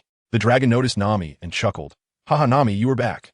A fleeting shadow of annoyance crossed Nami's face, quickly concealed as she smiled brightly. "Captain Dragon, I have returned." Xiao Ba was just challenging Leopard, vying for the title of the strongest swordsman of Fishman Island. The dragon laughed heartily, seemingly unconcerned about their skirmish, for such challenges were expected. As he chuckled, his gaze fell upon Karina, who was clad in a maid outfit, puzzled. A human? Nami quickly clarified, Captain Dragon, this is my maid, Lily. Karina obediently saluted, Captain Dragon. I am Lily, Miss Nami's maid. The dragon chuckled, a maid? Not bad looking at all. According to the interpretation of the character by Oda as fan author. Although the evil dragon is a racist, he does not harbor ill feelings towards women or those who cooperate with him. Thus, his reaction to Karina's presence is merely a smile, for Nami, a solitary human, appears to be in a similar predicament. Now, with the companionship of a girl of her own age, she has found a companion. However, at that moment, a fisherman rushed in, visibly flustered, exclaiming that chaos had erupted among the villagers of Cocoa West Village, as the notorious pirate hunter, Roronoa Zoro, had made his appearance. The evil dragon was taken aback. The famed pirate hunter from East Blue had ventured into his territory. Nami and Karina exchanged surprised glances, confirming each other's astonishment. How vexing. Why had Zoro and the others been discovered by the fishmen? Hadn't they agreed to adhere to the plan? Little Fox, do you have any issues on your end? Karina returned a subtle look, reassuring. Fear not, little thief cat. I am fully prepared and merely await Zoro, Sanji, Usopp, and that detestable scoundrel, Urien. The grievances run deep. Chapter 52. The four demons of the Urien pirate crew in Cocoa West Village. Within Belmere's orange orchard, Zoro found himself surrounded by overgrown weeds. In front of him lay two fallen fishmen. How had he lost track of Urien and the others in the blink of an eye? Zoro stroked his chin, contemplating this profoundly philosophical dilemma while observing the two fishmen, who seemed to have ulterior motives regarding the oranges. As he merely passed by, these fishmen had the audacity to threaten him, which was quite infuriating. Having drawn their swords against the swordsman, Zoro had no choice but to engage in combat, as it was a matter of respect for his fellow swordsmen. However, as one of the fishmen fell, he fired a shot skyward, launching a red signal flare into the air. Zoro brushed the weeds from his clothes, picked an orange from the ground, casually peeled it, and tossed a slice into his mouth, chewing thoughtfully. Is the street of Cocoa West Village constructed within this orange orchard? Meanwhile, on the streets of Cocoa West Village, Urien and his companions gazed upward at the ascending red flare, silently acknowledging the trouble it signified. The fishmen on the streets, armed and agitated, rushed towards the direction of the flare. Sanji, standing aside, voiced his exasperation. That green-haired bastard was barely 5 meters behind me. How could he vanish in the time it took to buy an orange? Julian smiled helplessly as he gazed at the ascending signal flare, speculating. It seems our plans have shifted. Let us head towards the flare and assess the situation. It is likely the work of that rascal Zoro. Although Luffy had joined the Navy, his mischievous presence was sorely missed in Julian's team. However, Zoro, with his inexplicable penchant for wandering, was hardly a source of ease. After all, this was the same individual who had intended to confront the celestial dragons at Soap Island. The direction of the flare undoubtedly indicated that some ill-fated fishmen had crossed Zoro's path. On the street, the village guard, Aegean, noticed the signal flare and exclaimed in shock. What on earth has happened at the Belmere Orange Grove? That was the home of Nojiko and Nami, and Aegean was understandably concerned. Observing the fishmen rushing towards the scene, weapons in hand, he hastily gathered a group of men to follow. Meanwhile, at the Belmere Orange Grove, Nojiko approached, wielding a long wooden stick, panting and eyeing Zoro warily. Who are you, and why are you in my orange grove? Zoro, taken aback, tilted his head and replied, Orange Grove? Isn't this the street of Cocoa Village? Realization dawned on him. I thought it strange that Cocoa Village's street resembled an orange grove. It seems I'm lost again. My apologies. Do you know how to get to Cocoa Village? Nojiko did not answer Zoro's question. She recognized the signal flare as a distress signal released by the dragon pirates when facing formidable foes. Glancing at the two injured fishmen lying at Zoro's feet, she exclaimed, Did you do this to them? Zoro nodded slightly, casually peeling an orange as he recounted, Yes, those two thieves were stealthily stealing oranges and even attacked me. I merely defended myself, and this was the outcome. You are the true thief of oranges, aren't you? Nojiko retorted. Her incredulity mingled with astonishment at how effortlessly a human could overpower a fisherman. However, she quickly recalled Nami's words, who had informed her that Zoro had come with his companions to confront the dragon and that they were exceptionally strong, capable of rescuing everyone from the dragon's clutches. With a hint of trepidation, Nojiko inquired, What is your name? Zoro casually replied, Roronoa Zoro. Nojiko's eyes widened in surprise. Nami had mentioned that aside from a girl named Karina, Zoro had several companions. A scatterbrained individual named Julian, a lecherous fellow named Sanji, a liar named Usopp, and of course, the wandering fool named Zoro. The four members of the Urian pirate crew piqued Nokigao's curiosity. Yet Nami refrained from divulging the specifics about the absent-minded Urian, especially with the principal character nearby, always ready to beckon Nami with a gentle tug at her waist. In essence, it was a delightful tale of a befuddled individual inadvertently entangled with others, remaining utterly bewildered throughout the aftermath. As for Sanji, the incorrigible flirt, he embodied a perplexing blend of gallantry and lechery. It is no exaggeration to say that although he generally comported himself like a chivalrous knight, courteous and considerate toward women, the sight of a beautiful lady rendered him immobile. The long-nosed liar, too, despite his clumsy deceit, somehow managed to lead others astray, possessing a mere LV1 in trickery, yet miraculously achieving a max luck level. Regarding the hapless wanderer before them, there was no need to elaborate. Even if someone were to guide him by the hand, he might still manage to lose his way in the blink of an eye, proving more troublesome than a child. Faced with Zoro, who could effortlessly dispatch a fishman, Nokigao felt a flicker of joy and inquired, "Are you one of Nami's companions?" Zoro blinked, realizing that this woman knew Nami, and nodded, "Yes, I know her." Nokigao's heart soared with delight as she proclaimed, "That's wonderful. I am Nami's sister, Nokigao." "Huh? Nami has a sister? I was unaware," he replied, and the previously hostile atmosphere dissipated swiftly. Nokigao then urgently stated, "A fishman just launched a signal flare. We must deal with these two fishmen swiftly and leave this place, or it will be you who they accuse." Before Nokigao could finish her sentence, several fishmen appeared in the Belmere orange grove. The leader, a pufferfish fishman, regarded Zoro and Nokigao with a stoic expression, coldly remarking, "Do you realize you are provoking the dragon pirates? Brothers, open fire. Kill these two humans."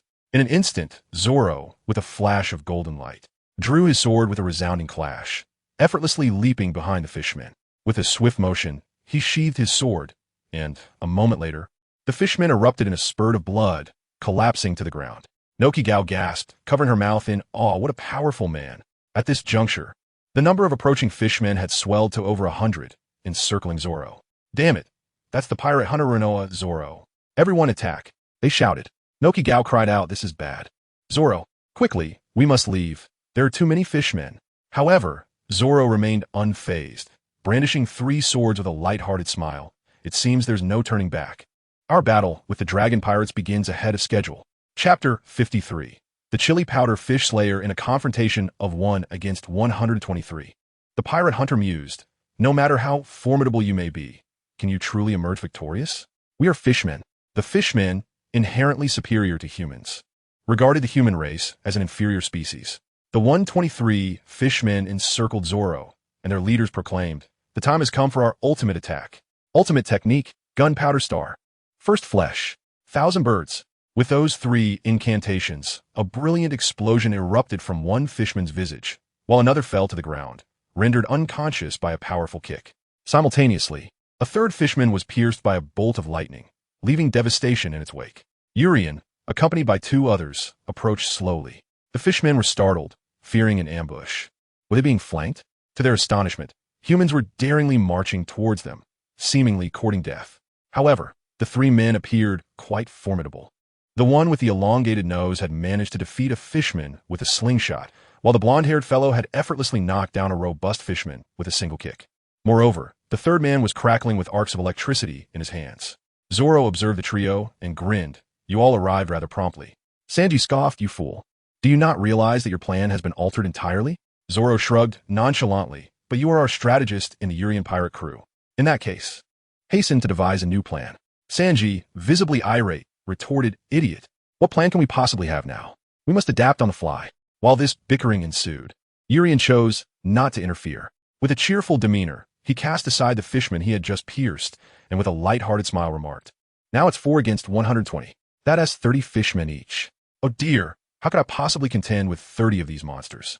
Usopp exclaimed, overwhelmed by the daunting challenge Urian had set, which felt insurmountable to him. They were fishmen, after all. Usopp gazed at Urian with a glimmer of hope, wishing he would lower the target. Yet, Urian merely chuckled dismissively. "Fishmen, indeed, are nothing but small fry. For you, Usopp, taking on a dozen would be trivial." With that, Urian transformed into a blur, charging into the throng of merfolk, flames in his left hand and lightning in his right.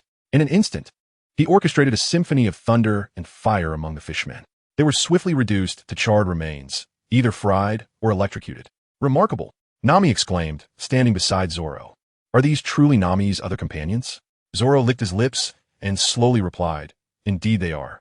With that, he charged toward the fishmen, and the clash began with resounding clashes of steel. The sound resonated among the school of fish, accompanied by the incessant splashing of blood. Zoro, akin to a skilled chef, wielded his blade with precision, effortlessly dispatching a live fishman. Blood gushed forth in an instant, and before the fishman could react, Zoro had reduced him to mere fragments. It was then that Sanji, the true chef, noticed a stunning young lady with blue hair standing beside Zoro. As Zoro reveled in his slaughter, Sanji was determined not to let Zoro overshadow him in front of the lady. After casting a scornful remark at the green-haired swordsman, he promptly dove into the throng of fish. This exemplified the distinction between a genuine chef and a pretender. With each kick, Sanji struck with remarkable accuracy at the vital points of the fishmen. His efforts yielded great results with minimal exertion. In his own words, a fish is still a fish. As a chef, one must possess an intimate understanding of one's ingredients, be it their preferences, their innards, or their habitats. As Sanji joined the culinary fray, the fishmen began to falter. Meanwhile, Usopp found himself in a frenzy, struggling to fend off 30 fishmen simultaneously, a considerable challenge for him. Ultimate move, Super Chili Star. With a bang, a projectile detonated amidst the fishmen, unleashing a cloud of chili powder that enveloped them entirely. The fishmen, inadvertently inhaling the spice, soon found themselves flushed and gasping, exclaiming, cough, cough. So spicy, so spicy. Flames erupted from their mouths as they dashed about in chaos. Usopp, filled with pride, declared, "This is my ultimate weapon crafted from the most intense chilies." However, calamity struck for Yulian, Zoro, and Sanji as well. Usopp's Super Chili Star proved to be an indiscriminate weapon, and upon inhaling it by accident, they too were engulfed in heat, their throats burning unbearably. Blast it! That fool Usopp! As Julian uttered a curse, an influx of spicy chili powder filled his mouth, causing considerable discomfort. Julian clutched his mouth and nose, abruptly leaping from the cloud of chili powder, followed closely by Zoro and Sanji. The three of them, their eyes aflame and tears streaming from the sting of the spice, collapsed onto the ground, gasping for the fresh air. I was utterly unaware that Usopp possessed such a formidable weapon of biochemical caliber. It was truly terrifying. Julian casually plucked an orange from the tree, eagerly peeling it before devouring the succulent flesh, which alleviated a wave of discomfort. Meanwhile, Usopp, his face wrapped in a damp towel that secured his mouth and nose, donned a pair of goggles to shield himself from the onslaught of chili powder that threatened to invade his senses. This was a moment when Usopp displayed his remarkable prowess. Wielding a small iron hammer, he plunged into the cloud of chili powder like a vengeful specter. With a target locked on a fishman's joints and head, he struck with a resounding thud. Usopp's hammer. With each blow to the fishman's joints, their cries only served to draw in more chili powder. In a whirlwind of skill, Usopp earned the notorious title of the Chili Powder Fish Slayer, deftly maneuvering through the spicy haze.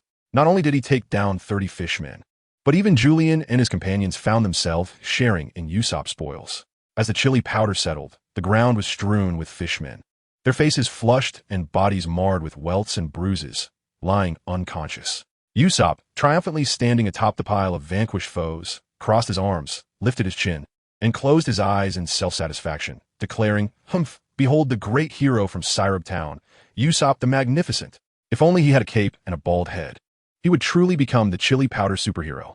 Zoro rushed over, gripping Usopp by the collar and shaking him vigorously, exclaiming, "Usopp, are you trying to kill us with spice? We're going to die." Usopp, shaken to the point of incoherence, struggled to respond. At that moment, Sanji dusted off the chili powder from his attire, knelt before Noki, and gently inquired, "My dear lady, I hope you are not frightened by this peculiar assembly of walking ingredients." It was only then that Noki regained her composure, exclaiming, "These individuals are formidable. Even the fishmen stand no chance against them." Julian assessed Nokigo and casually inquired, "You must be Nami's sister, am I correct?" "I am Julian." Nokigo scrutinized Julian in return, murmuring to herself, "Is this man truly Julian?" At that moment, Aegean rushed over with the villagers, gazing in astonishment at the fallen fishmen scattered across the ground, exclaiming, "What has transpired here?" Nokigo turned her gaze towards Aegean and explained, "They were defeated by these 4 individuals." "Merely 4 individuals?" Julian gazed upon the man adorned with a windmill atop his head and chuckled softly. As you can see, he remarked. Aiken was utterly astonished. It was remarkable that anyone could vanquish the immensely powerful fishmen, and that they had done so with merely 4 individuals. At that moment, Norki continued, Aiken, these 4 are Nami's companions, here to assist us. Yulian conveyed the intentions of the crowd to Nokigo and Ajien. Since the plan had been altered due to Zoro's interference, proceeding as initially intended was no longer an option. The fishmen had undoubtedly relayed their encounters to the dragon. Yulian remarked casually, as we just discussed, our purpose in coming to Cocoa West Village is to assist Nami in dealing with the dragon and liberate everyone from its clutches. After a moment of contemplation, Ajien glanced at the gathered villagers and declared, since we are allies of Nami and here to aid our cause, let us all unite and follow Yulian in overthrowing the dragon's tyranny. Roars of agreement erupted from the villagers, their spirits ignited. Yulian nodded with satisfaction and commanded, brothers, let us set forth towards Dragon Park. We shall see if Nami and Karina succeed. Chapter 54. The non-existent betrayal. A revolt erupted in Cocoa West Village, with villagers brandishing various weapons under the leadership of the pirate hunters, charging towards Dragon Park.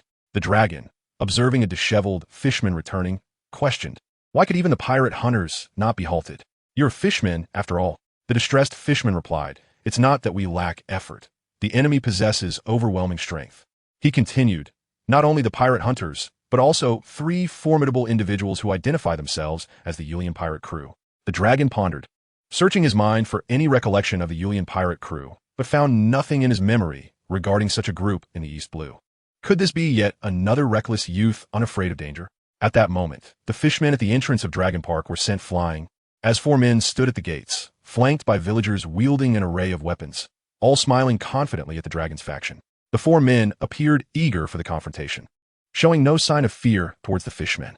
It is them, the pirate hunters and the Yulian pirate crew, the anxious fishmen stammered, acknowledging the strength of their opponents, which rivaled that of the dragon's crew. Julian gently touched his nose and smiled faintly. As for that ragtag group over there, let me clarify, they are not the pirate hunter and the Julian pirate crew, but merely the Julian pirate crew. The pirate hunter is the first mate of the Julian pirate crew, after all. Has the pirate hunter turned into a pirate? The evil dragon was momentarily taken aback, then burst into hearty laughter, exclaiming, this is unheard of.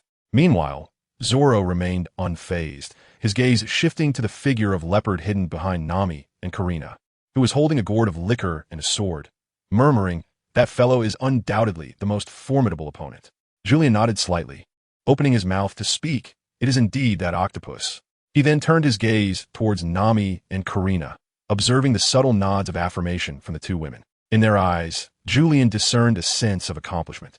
Though the plan had undergone alterations, Nami and Karina had successfully fulfilled their tasks, which did not disrupt the larger scheme. Subsequently, Julian's attention shifted to Hody, the formidable sharkman standing beside the fearsome dragon.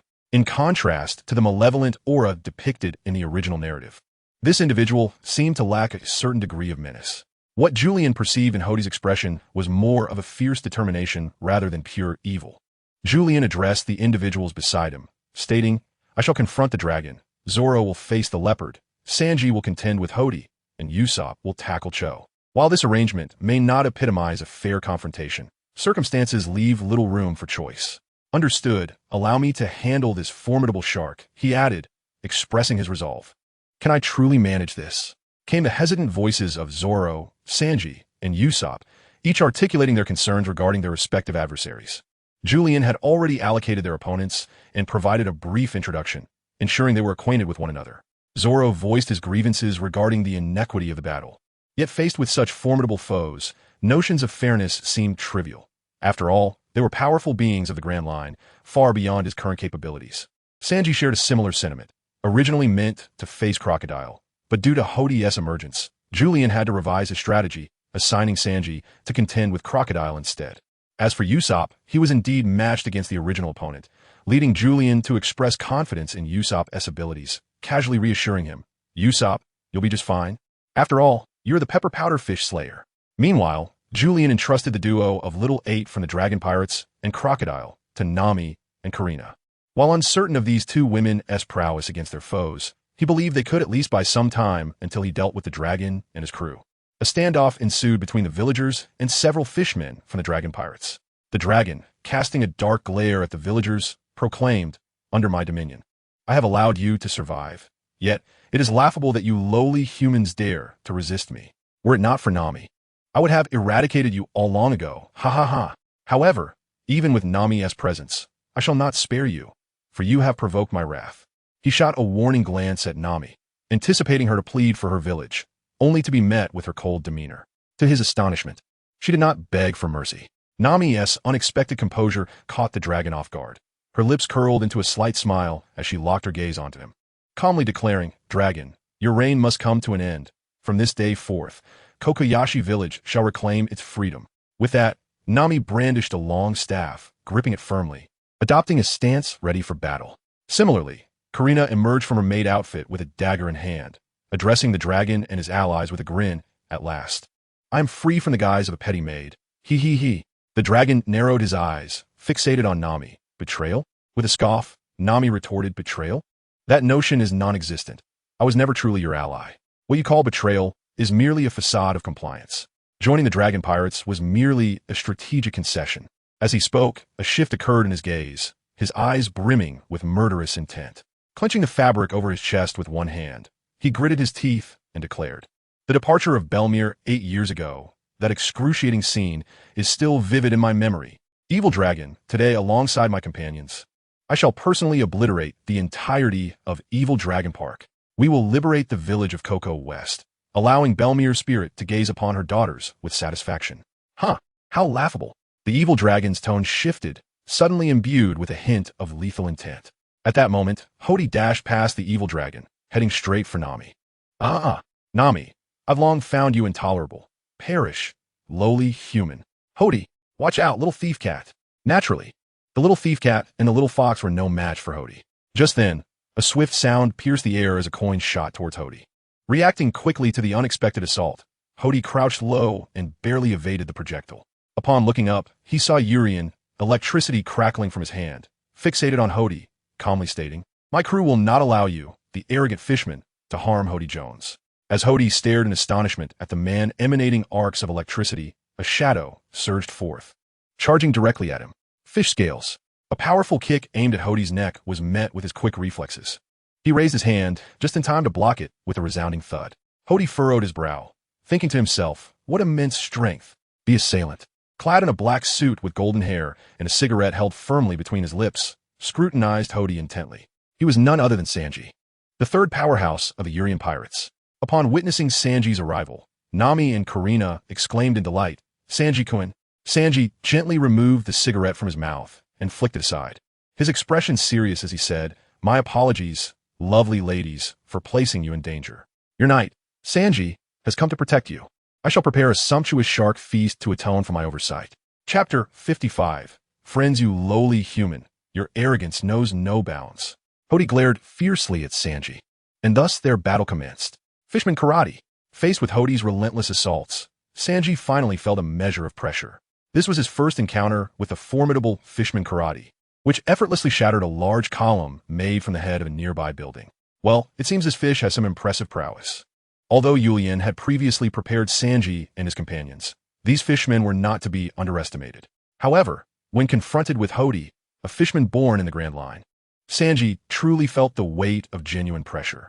Even his remarkable kicking skills, which he had honed through rigorous training, could only fend off Hody's assaults. Yet, the sheer force of Hody's strikes left Sanji's legs trembling with numbness. "Nami, Karina," Julian shouted, urging his two comparatively weaker companions to swiftly distance themselves from Hody. Meanwhile, upon witnessing this, the fierce Bazang let out a cold snort and brandished his blade, lunging towards Nami and Karina, declaring, "Traitors seeking to escape from here? Impossible. You little thief cat. It's Bazang." Karina exclaimed in alarm. Clang! Just as Bazang was about to strike the two, Zoro's figure appeared instantaneously before him, deftly parrying Bazang's assault with his 3 swords. Despite successfully blocking the attack, Zoro, adorned with a headband, felt the weight of Bazang's formidable strength pressing down on him, causing him to sink slightly as he struggled to maintain his stance. What a powerful fishman, truly worthy of being the foremost swordsman of Fishman Island. Julian was right. Under normal circumstances, I would stand no chance against him, Zoro mused, deeply awed by Bazang's might. Seeing Zoro suddenly rush in to save them, Karina rejoiced. Zoro, however, Beads of sweat trickled down Zoro's forehead as he gripped Sandai Katetsu, urging, "You two women, hurry and leave this place." Nodding in agreement, the two women quickly retreated after reminding Zoro to be cautious. At the entrance of Dragon Park, Aegean brandished his rudimentary weapon, shouting, "Everyone charge! Overthrow the Fishman's rule and reclaim freedom for Kokoyashi Village." Zoro and Sanji intercepted two powerful members of the Dragon Pirates, instilling a surge of confidence in the villagers of Kokoyashi. The fishermen of Dragon Park soon joined the fray, though not new to rebellion. They had never encountered such a multitude of insurgents. The sounds of clashing weapons, gunfire, and the cacophony of battle intermingled in a chaotic symphony. A blade struck one fisherman, who reacted swiftly, turning to block the villagers' onslaught. Yet at that moment, another villager surged from behind, stabbing the fisherman with a fierce thrust.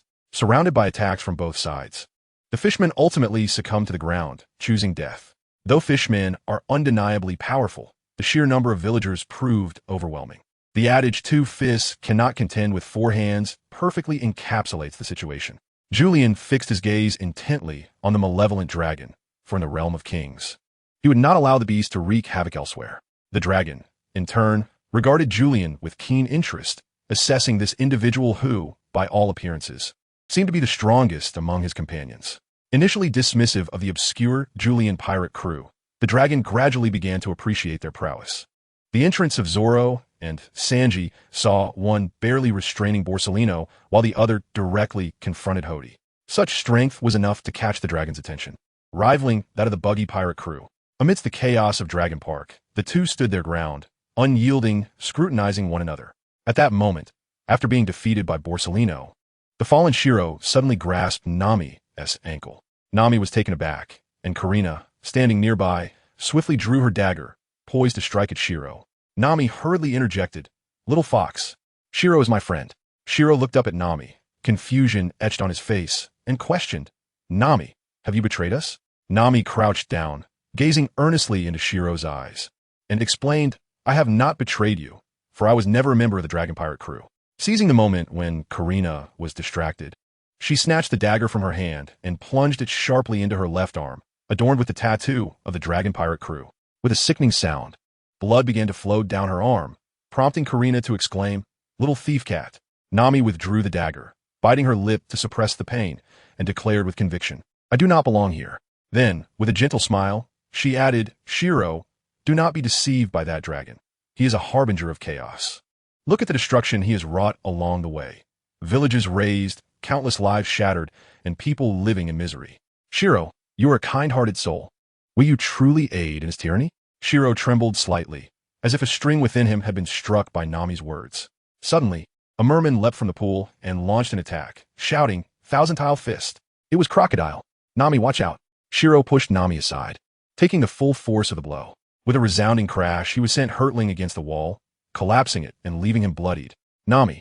She rushed over, cradling Shiro's head, tears streaming down her cheeks as she implored, "Are you a fool? Why did you protect me?" Shiro gazed at Nami, gently brushing away her tears with his hand, and replied, "Because we are friends, and I do not wish to see my friend hurt."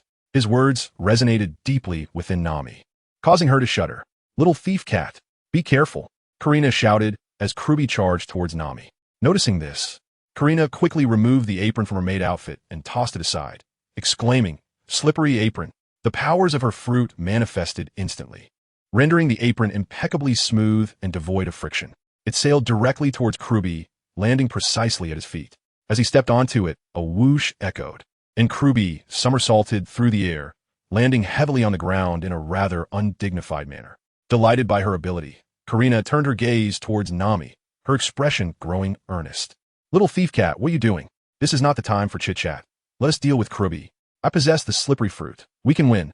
At that moment, Nami rose, turning to focus on the fallen Kruby, gripping her staff tightly, and declared, "I will not allow you to harm my friends, little fox. Let us go." Chapter 56. Slippery Body. The two women advanced towards Kruby in a pincer attack, Nami wielding her staff and Kurina brandishing her dagger, one blunt and one sharp, swiftly closing in. However, Kruby was no foe to be easily subdued. With a swift motion, he unleashed a fishman karate strike towards Nami. "Nami, you traitor, be careful." Nami raised her staff to block, but the strength of a fishman far exceeded that of a human. Moreover, Crocodile was a cadre from Fishman Island, significantly stronger than an ordinary fishman. Bang! A single punch shattered Nami's staff, leaving her as defenseless as a novice who had yet to transition into a mage. Fortunately, the staff had absorbed some of Crocodile's power, and though the punch struck Nami's chest, it sent her flying.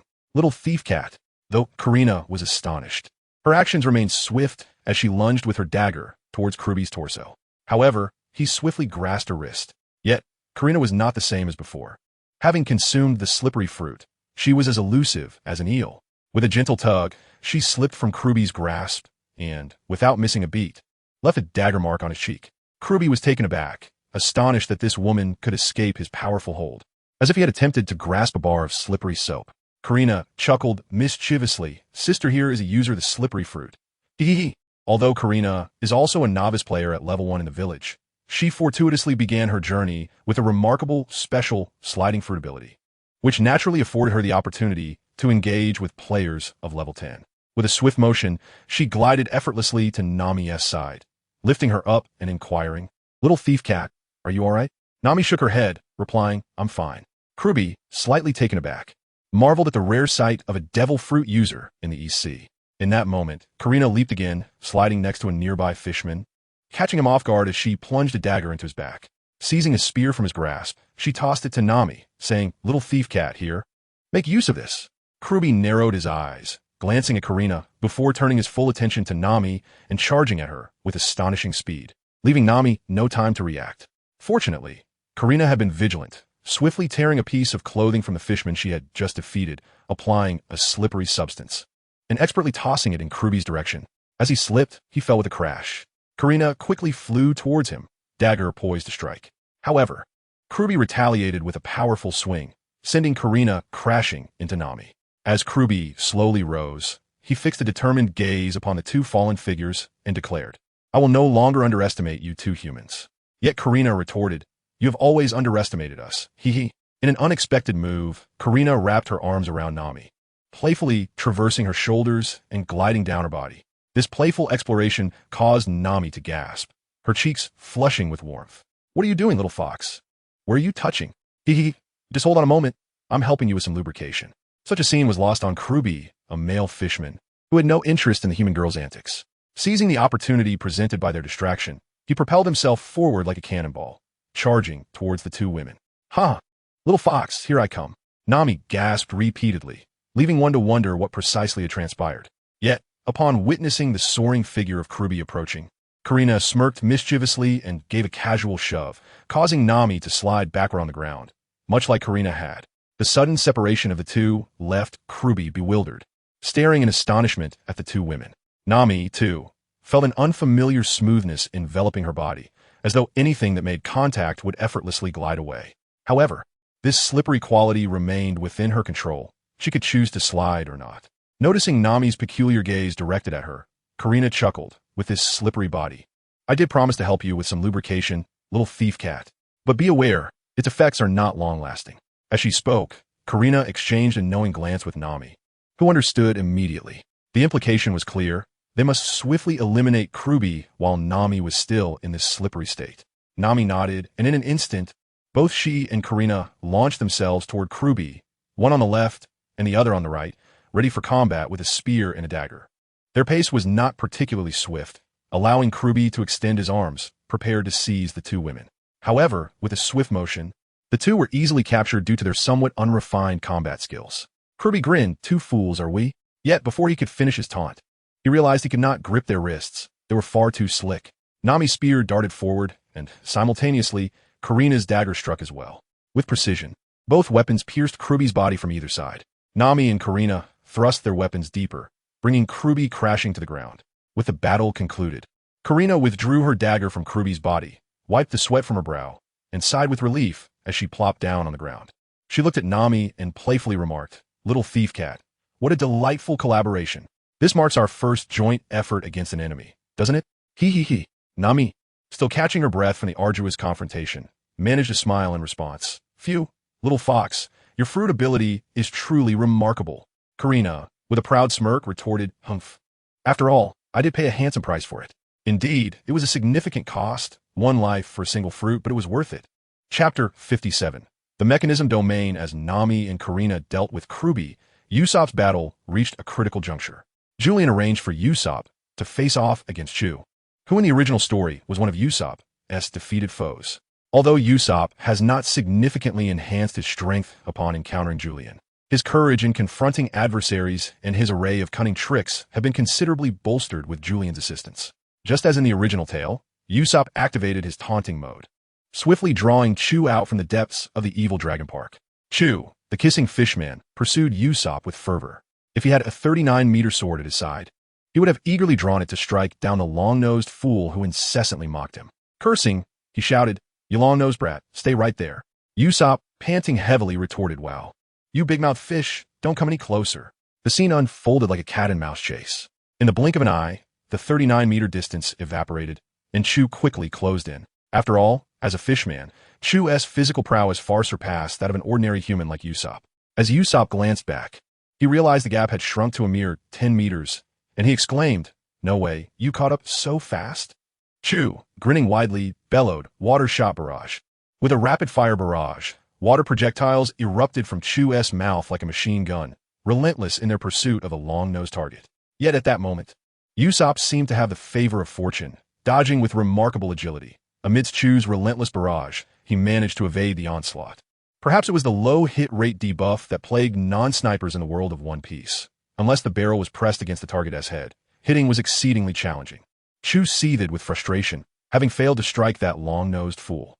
Usopp, drenched in sweat from narrowly escaping Chu's attacks, appeared quite disheveled. However, an oddly mischievous grin crept across his face. "Got you." Confused, Chu paused, clearly not comprehending Usopp's intentions. With a sly smile, Usopp declared, "Usopp's grand trap." But in the next instant, as Chu stepped onto the ground, he felt it give way beneath him, and with a thunderous crash, he plummeted into a deep pit. At the bottom of the pit, several sharpened bamboo stakes lay poised, ready to greet him. A trap. With a resounding exclamation, "Oh no."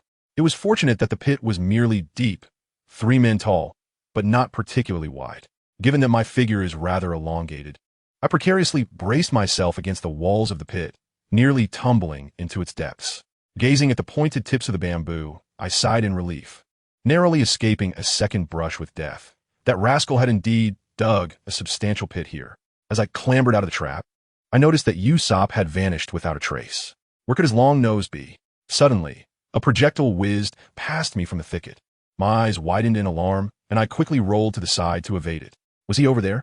I retaliated by launching a water projectile towards the direction of the incoming shot, but aside from the rustling of leaves, I heard no cries from the long-nosed one. Just then, a total of 9 projectiles shot forth from the bushes, aimed directly at me. I hastily dodged, incredulously surveying both directions, muttering, "It's impossible. The long-nosed one cannot be playing multiple roles." Out of nowhere, a figure emerged from the underbrush, and a projectile came hurtling towards me.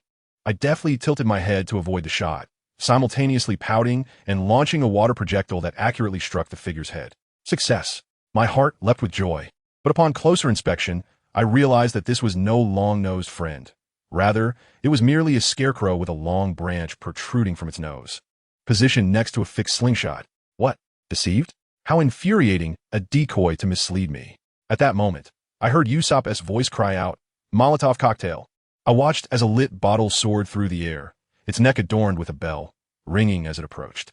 Grasping the bottle with a swift motion, I extinguished the flame at its neck, giving a disdainful huff. "Is this your strategy to defeat me?" Utterly naive, raising my gaze, I saw Usopp gripping the slingshot, his eyes fixated on me, a grin spreading across his face as he declared, "Ultimate attack, flower star." Whoosh! Bang! A white projectile erupted before me, unleashing a cloud of flour that enveloped me instantly, obscuring my vision completely. I covered my mouth with one hand, while the other waved frantically to disperse the flour, the bell on the bottle jingling with each movement. At that moment, outside the flour cloud, Usopp closed his eyes, ears perked, listening intently for the sound of the bell within the powder. Dingling, dingling, ding ding ding. Within the recesses of Usopp's mind, darkness reigned supreme, and that ringing sound emerged as a beacon of light amidst the gloom. The resplendent bell resonated within Usopp's shadowy world, echoing and drifting until, gradually, he discerned a feeble glimmer emanating from within. There it was, The bell's chime grew louder, its radiance intensifying. Usopp abruptly opened his eyes, and in an instant, the darkness of his inner realm was entirely dispelled by the brilliance of the bell. He exclaimed, "I found it." Ultimate move, Flame Star. Gently releasing his grip, the slingshot let out a buzzing sound as it propelled the projectile forth. Whoosh! The projectile plunged directly into the flower, as if guided by an unseen force, heading straight towards the incendiary bottle entwined with the bell. Bloom forth, Flame Star. Boom! The bottle shattered upon impact, its contents spilling forth, and at that moment, the flame star erupted. Instantly, a dazzling explosion of sparks erupted from the flower, swiftly engulfing the creature known as Geo. The flower, consumed by the flames, vanished in no time, leaving behind only the charred remnants of Geo, sprawled upon the ground, wisps of smoke escaping from its elongated mouth.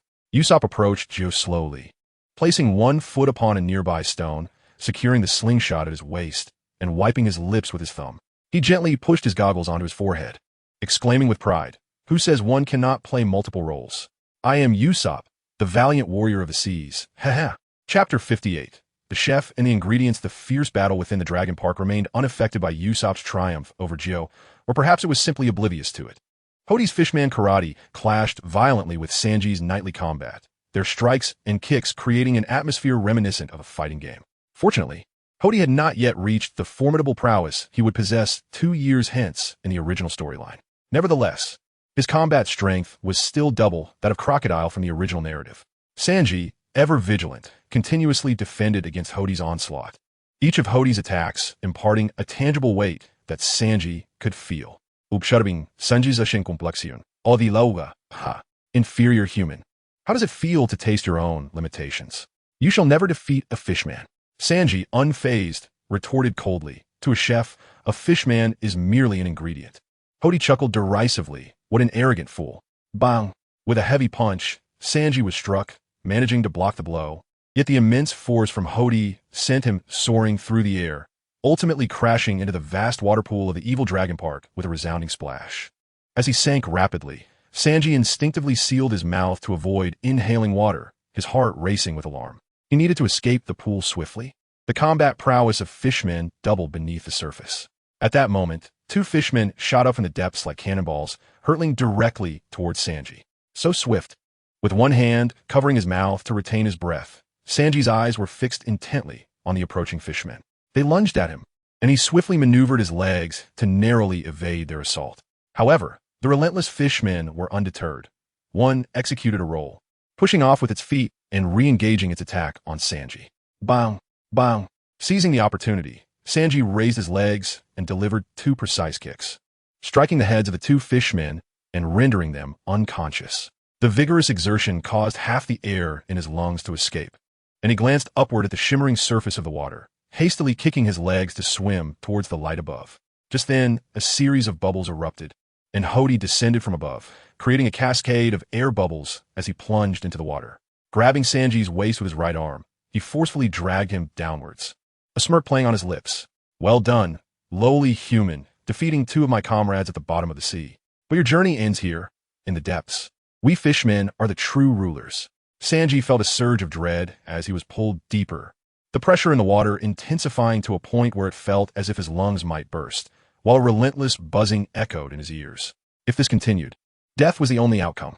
With a sudden burst of determination, Sanji widened his eyes and unleashed a knee strike aimed at Hody. Yet Hody had anticipated this move. As Sanji's kick approached, he deftly evaded, creating distance between them.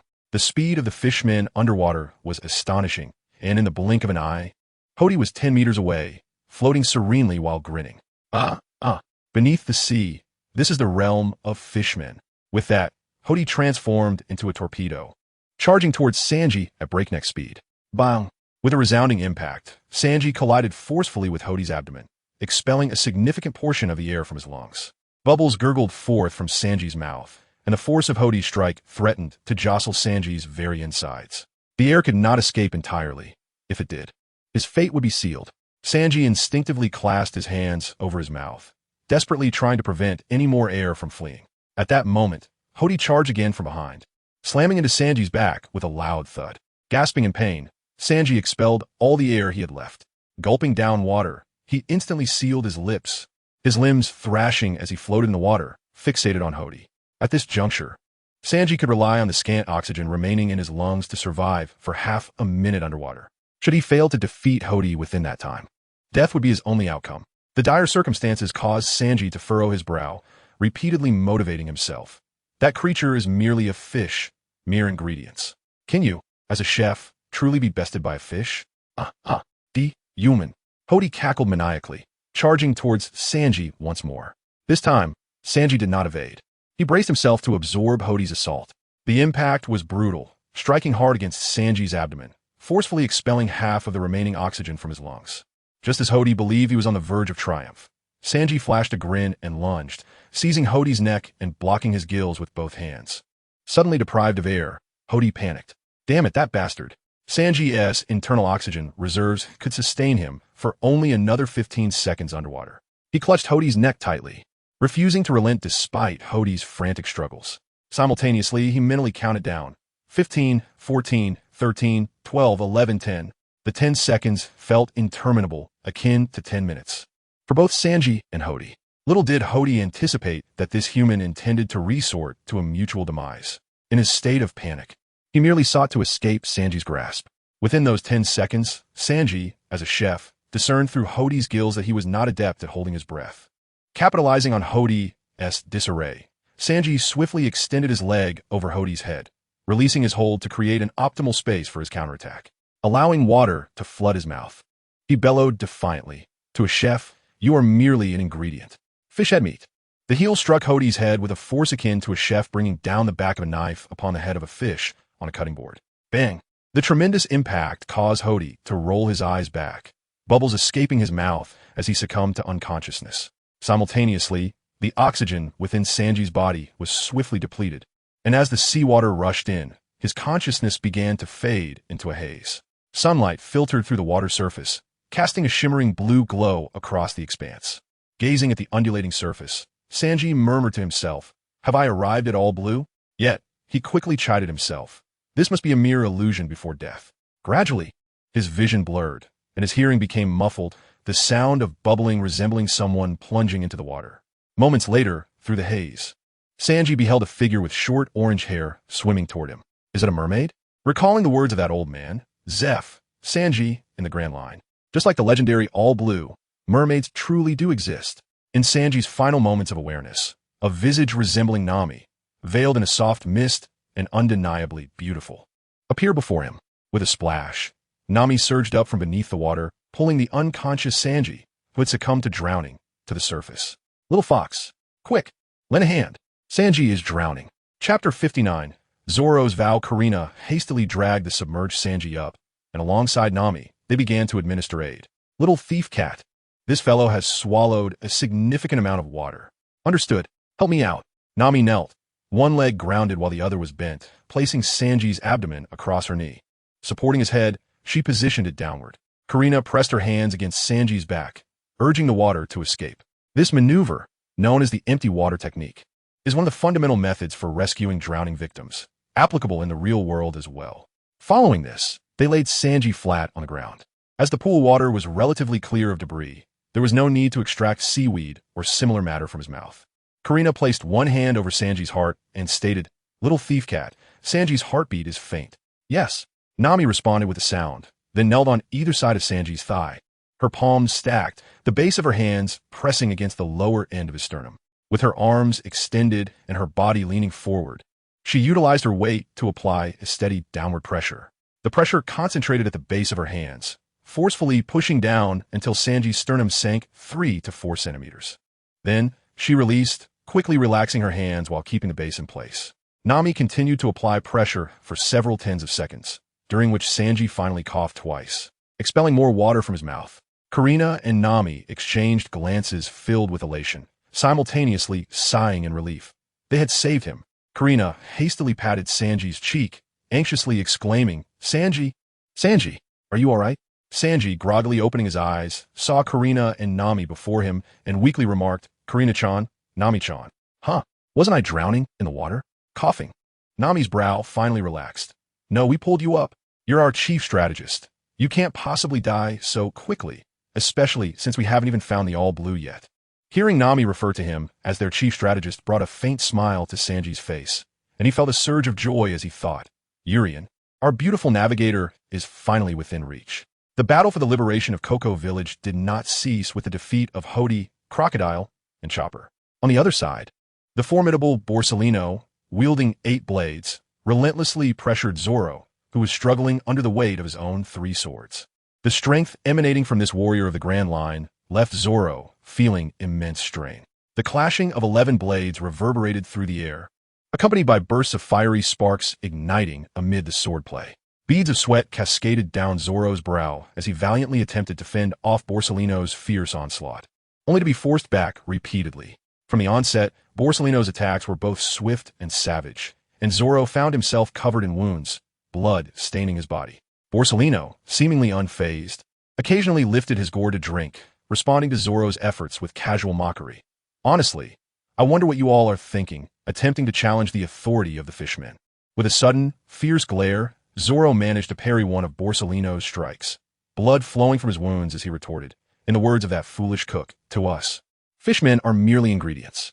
With a powerful thrust, Borsalino's blades clashed against Zoro's, creating a moment of separation as Zoro gasped for breath. Fixing his gaze on Borsalino as he slowly declared, though it may lack honor, there is no other way. For the sake of Cocoa Village, I must proceed thus. Borsalino narrowed his eyes, scrutinizing Zoro. What do you mean? However, Zoro launched himself toward Borsalino, catching him off guard. Just as Borsalino prepared to counter Zoro's assault, he suddenly felt a weariness enveloping him, as if fatigue had seized his very being. This unexpected sensation alarmed Borsalino, yet he managed to block Zoro's strike with a clang of metal. What is happening? Zoro, his expression darkened, remained silent, despite his strong opposition to the circumstance. Reason dictated that such actions were necessary for the greater good.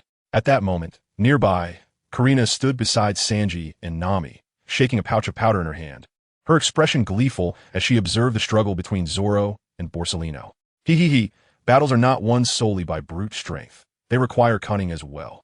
Borsalino, eyeing the white powder in Karina's pouch, twitched at the corners of his mouth. What is that?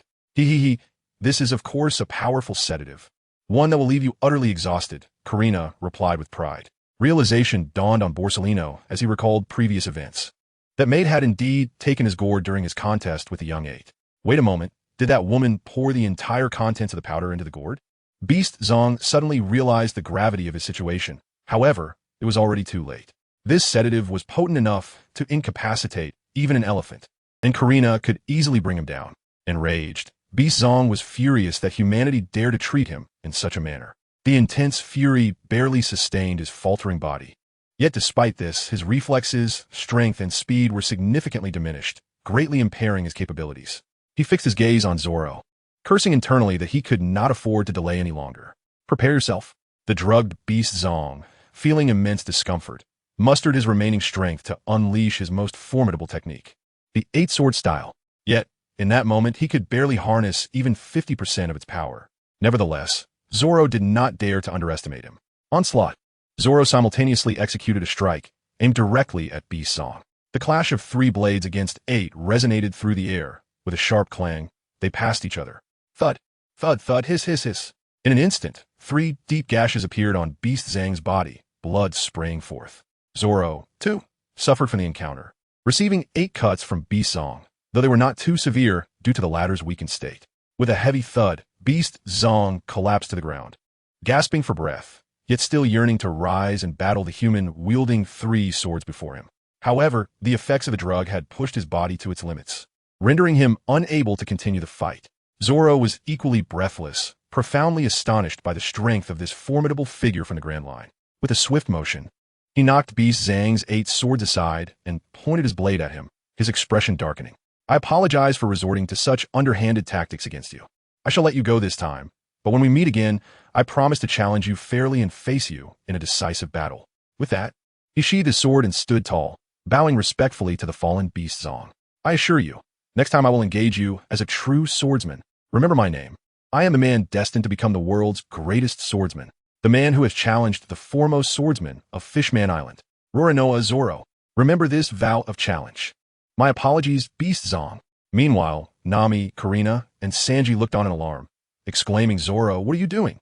Zoro, ignoring his companions, reached out and seized Beast Zong by the shoulders, forcefully tossing him into the pool, where he sank to the bottom. Observing Zoro's actions, Nami, Karina, and Sanji expressed their discontent, lamenting, "Why did you let that fishman go?" At this moment, drenched in blood, Zoro rose to his feet and gazed intently at the three figures not far away. With a serious demeanor, he declared, "This battle cannot be deemed a contest between swordsmen. However, next time, I shall engage him as a true swordsman and decisively determine our fates." Beneath the surface of the pool, the submerged figure of Peizang observed the bloodied man at the edge of the water, murmuring, "Roronoa Zoro, very well. I shall remember you and your vow. In that case, let us meet at Fishman Island." Suddenly, an overwhelming drowsiness enveloped him, and Peizang could no longer resist. His heavy eyelids slowly descended as he fell into a deep slumber at the bottom of the pool. Chapter 60. The destruction of the Dragon Park. At this juncture, the dragon could no longer maintain his composure. How could his subordinates and the finest swordsmen from Fishman Island be defeated by this crew, known as the Urian Pirates? Observing the residents of Cocoa Village, their spirits were notably uplifted. With a grin, Urian remarked, "What troubles you, dragon? Are you beginning to lose your composure?" Akamabek, Uresho-mans. Julian shook his head and casually remarked, "Ah, now all you possess is the strength of your words." The malevolent dragon narrowed its eyes, propelled itself forward with a powerful leap, and charged directly towards Julian, wielding its colossal chainsaw blade with the intent to strike him down. As the arc blazed beneath Julian's feet, it swiftly leapt away, evading the dragon's fierce assault with a graceful bound. Immediately after, Julian brought his foot down heavily upon the dragon's massive saw blade, firmly pinning it to the ground. With a smile illuminating his face, he gazed at the dragon and, wiping the corner of his mouth, remarked, "Though your strength surpasses mine, in terms of speed, you fall woefully short." Julian raised his hand, clenching his fist, from which crackling arcs of electricity erupted. He chuckled, "Nevertheless, even in terms of strength, I can still manage to hold my own." Crash!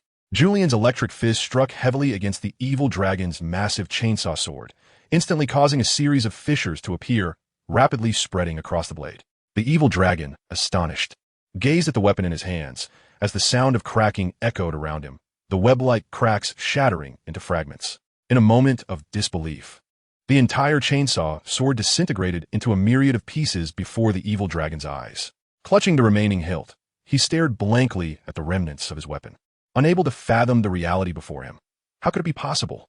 How could a human from the East Sea possess such formidable power to shatter my chainsaw sword? Having once been a member of the Sun Pirates, the evil dragon had encountered many formidable foes along the Grand Line.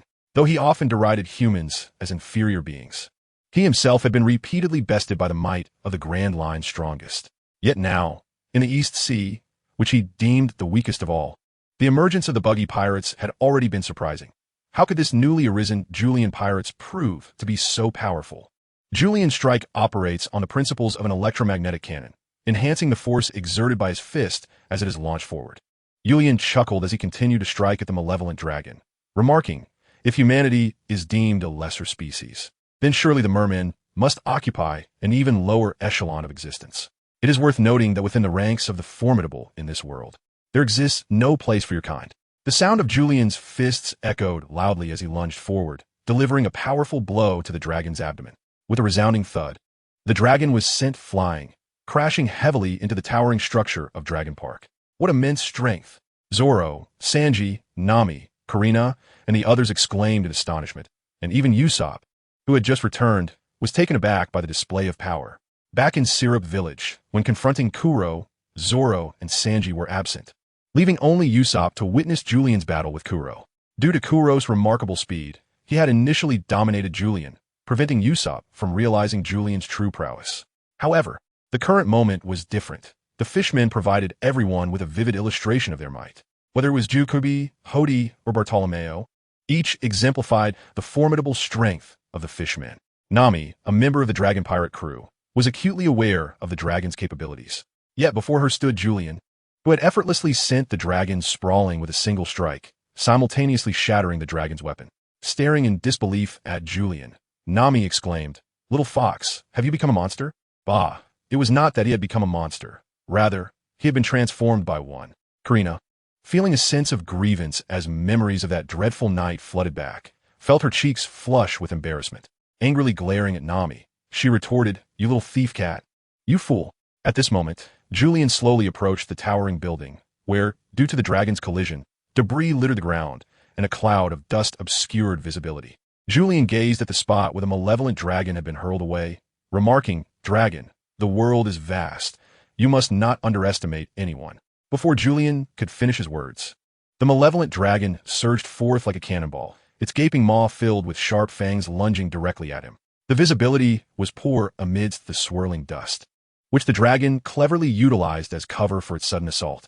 "Julian, be careful," cried out the others in alarm. Julian realized, with a sense of grave oversight, that he had underestimated his adversary. He extended both hands, one gripping the serrated nostrils of the malevolent dragon while the other braced against its jaw, barely managing to thwart the dragon's ferocious assault. However, the creature's immense strength forced Julian backwards, leaving a trail on the ground as he slid several meters before finally coming to a halt. At this moment, the hand clenching the dragon's nostrils became drenched in blood, prompting him to exert a fierce downward pressure, while his other hand elevated to swiftly clasp the dragon's jaws shut. Julian gasped, "I have underestimated the situation." After all, as a reincarnator who had spent over a month in this world and having grown up in a peaceful realm, Julian had never faced a life-and-death battle. His combat experience paled in comparison to that of Zoro and Sanji. Merely attempting a verbal sparring had nearly led to his downfall during the ambush of the malevolent dragon. It is little wonder that all villains eventually succumb to their own verbosity. At this moment, Julian was filled with profound regret, and, simultaneously, a surge of anger welled up within him. Grasping the malevolent dragon, he spoke each word with deliberate emphasis. "Thus, foul dragon, this all comes to an end. Let you, a racist, witness why your kind, the merfolk, can only survive in the depths of the ocean. It is precisely because you are so feeble. Behold the power of the great generator." Zzz. The lightning surrounding Julian suddenly flared up, crackling and bursting forth in a dazzling display of arcs. As if transformed into a being of electricity, Urian generated a current that enveloped him and the fearsome dragon in an instant. The piercing crackle of thunder resonated, and the blinding light rendered one unable to open their eyes. After a moment, as the dazzling brilliance began to wane, Karina and the others slowly lowered their arms that had shielded their vision. They beheld Urian, who was now holding the unconscious dragon, its eyes rolled back in its head, and, with a casual toss, he flung the stunned creature to the ground. Turning to the crowd with a radiant smile, he proclaimed, "We have triumphed." The entire cadre of the dragon pirates had been vanquished. These mere humans were astonishingly powerful. The notion of dominating the East Sea seemed but a hollow boast in the presence of these fishmen. In a state of panic, they discarded their weapons and leaped into the pool that connected to the vast ocean, escaping into the depths, witnessing the complete defeat of the dragon pirates. The fishmen fled in disarray, while Nokigo, Akian, and others jubilantly brandished their weapons, exclaiming, "We have won. We have triumphed.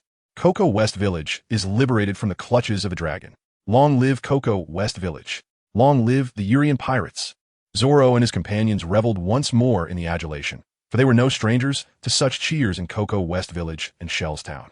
This was the culmination of the long-simmering anger of the residents, now fully released in the joy of victory. To them, the pirates of the Urian crew were heroes, saviors who had liberated them from the hands of villains. Karina blinked in astonishment, her gaze fixed upon Urian. This was her first experience of such honor.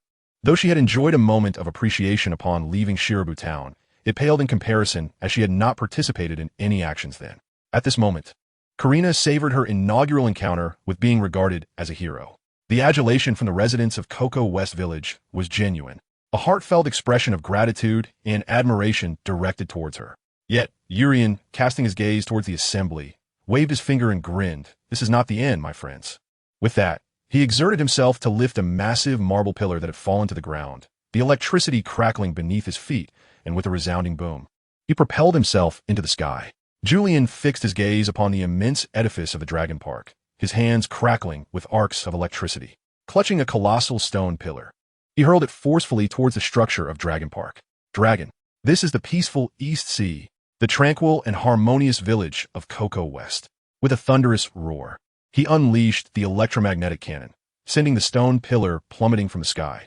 In an instant, the entire building collapsed with a resounding crash. Julian stumbled to the ground, nearly losing his balance and falling. Climbing up such a massive stone pillar indeed required immense effort. Urien steadied his mind, gradually rising to his feet before the ruins of Dragon Park. He gazed at Nami, extending a thumbs up with a beaming smile as he exclaimed, "What do you think, Nami? I kept my promise. Cocoa West Village has been liberated. Join me as my navigator, and together we shall conquer the Grand Line." Nami covered her mouth, tears streaming down her cheeks. "Did you see that, Aunt Belmere? The dragon has been vanquished, defeated by a pirate crew led by someone named Urien. Cocoa West Village is free at last." Woo-woo.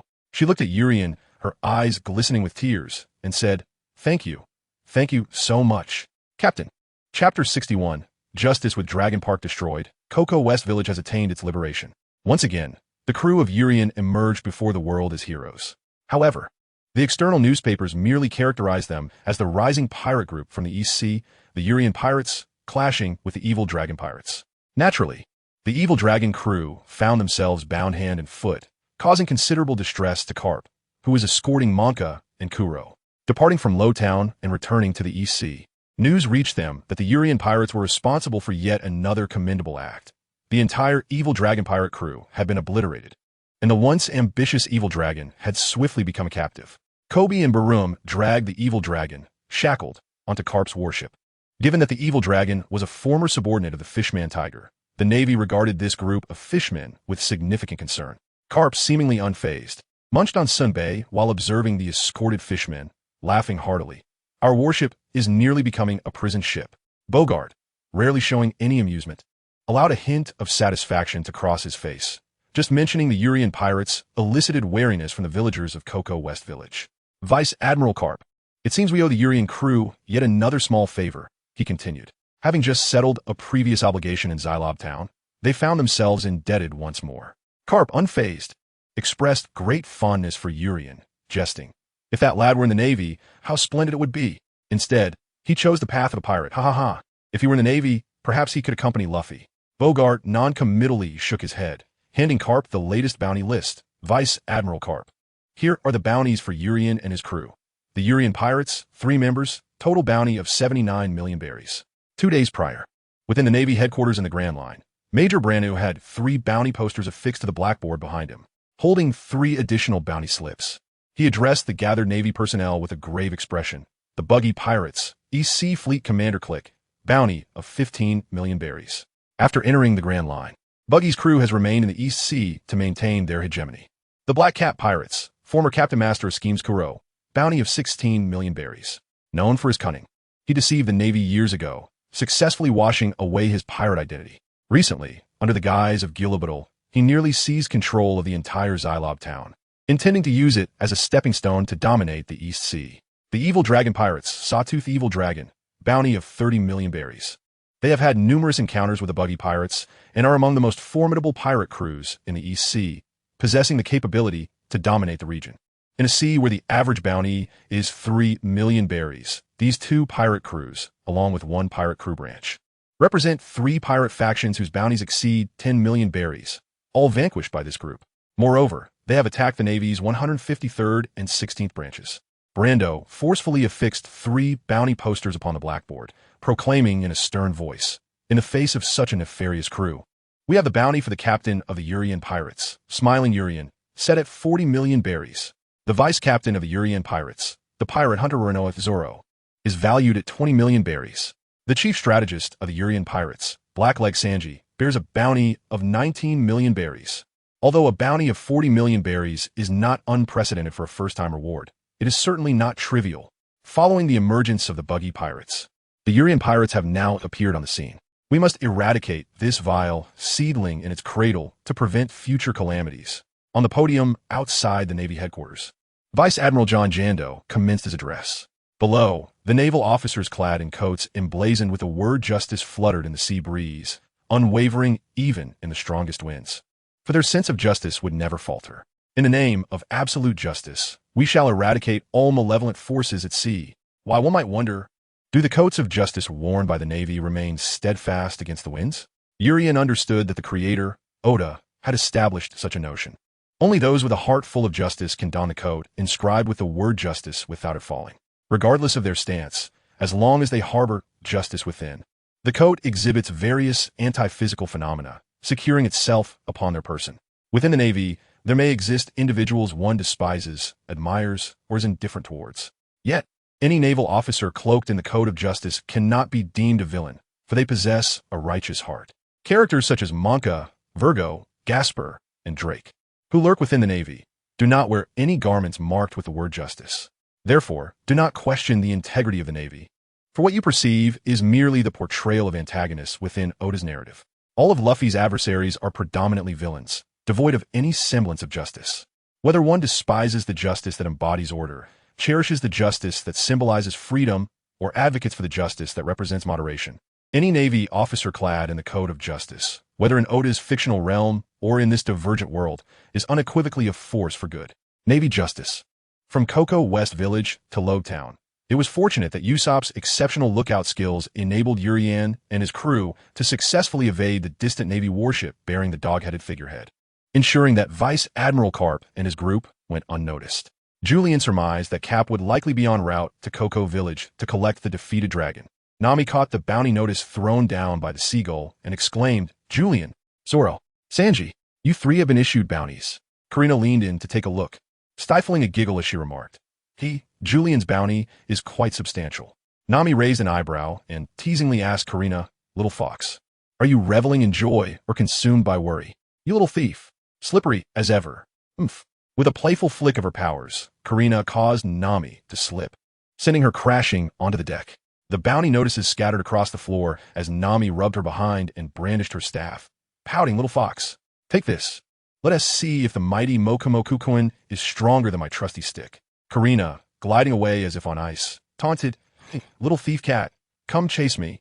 At that moment, Usopp descended from the mast, picked up a bounty notice from the deck, and gasped, "Oh my goodness. Julian, your bounty is 40 million berries. Zoro's is 20 million, and Sanji's is 19 million. Goodness, that's higher than Crocodile and the Dragon." The three formidable members of the Julian pirate crew hastily arrived, seizing the wanted posters from Usopp's hands, and began to admire their respective bounties. Much like in the original narrative, Zoro's photograph remained that of his initial bounty, accompanied by the same title, though the monetary reward had significantly increased. Sanji's first bounty, likely due to Hodi's influence, had arrived prematurely in the East Blue. However, the photographer who captured Sanji's image must have failed miserably, resulting in a hasty and unflattering portrait.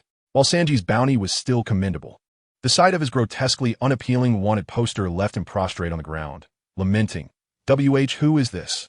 As for Julian, he held his bounty poster with an idiotic grin. His bounty, hilariously dubbed Smiley Face, brought forth laughter. Was it inspired by his pirate flag, or perhaps his cheerful demeanor, which gave an impression of being harmless? Regardless, he decided he would henceforth be known as Smiley Face Julian. Naturally, the three of them celebrated their bounties, but this time, the revelry was curtailed by Karina's decree of a ban on alcohol, prompting Nami to stifle her laughter from the sidelines. Julian, Zoran, and Usopp scratched their heads in bewilderment, pondering why they were forbidden from indulging in alcohol. Can one truly call themselves a pirate if they abstain from drink? Karina offered no concrete explanation, merely casting a forlorn gaze at Julian, her demeanor filled with exasperation. Naturally, Sanji sided with Karina, since she declared that no one should partake in alcohol. It was settled. Everyone would abstain, especially since the culinary delights were under Sanji's meticulous care. The trio of Yuri, Sanji, and others expressed their discontent. Yet Sanji had meticulously crafted a selection of delectable beverages. After indulging in a hearty feast, they each proclaimed their aspirations. The six of them took turns resting their legs atop the beverage barrel. Zoro, holding a cup filled with the drink, declared with fervor, "I shall become the world's greatest swordsman." Sanji, with a cigarette clenched between his teeth, grinned and proclaimed, "I will find the all blue." Usopp, summoning his courage, placed a foot on the barrel and boldly shouted his innermost desire, "I want to be a brave warrior of the sea."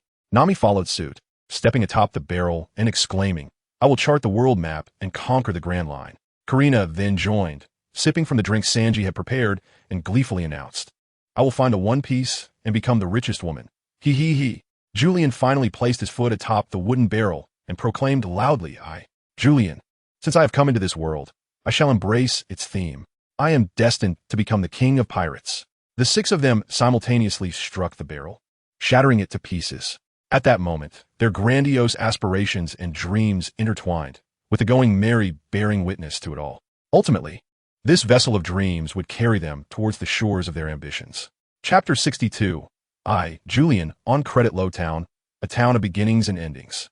It is here that Gold, Roger, the Pirate King, was born and ultimately met his demise. This town, situated near the entrance of the Grand Line in the East Blue, attracts numerous pirates daily. However, at this moment, a colonel from the Navy headquarters was stationed here. His formidable strength ensuring that Low Town experienced little disturbance from pirates. For every pirate that arrived, one was apprehended. It was precisely due to this individual's presence that the business of the local weapon shop owner, Ipponmatsu, plummeted. Ipponmatsu slumped over the bar, gazing at the 3 bounty posters on the counter. The foremost poster, featuring a man with a bounty of 40 million berries, brought a smile to Ipponmatsu's face that he could never forget.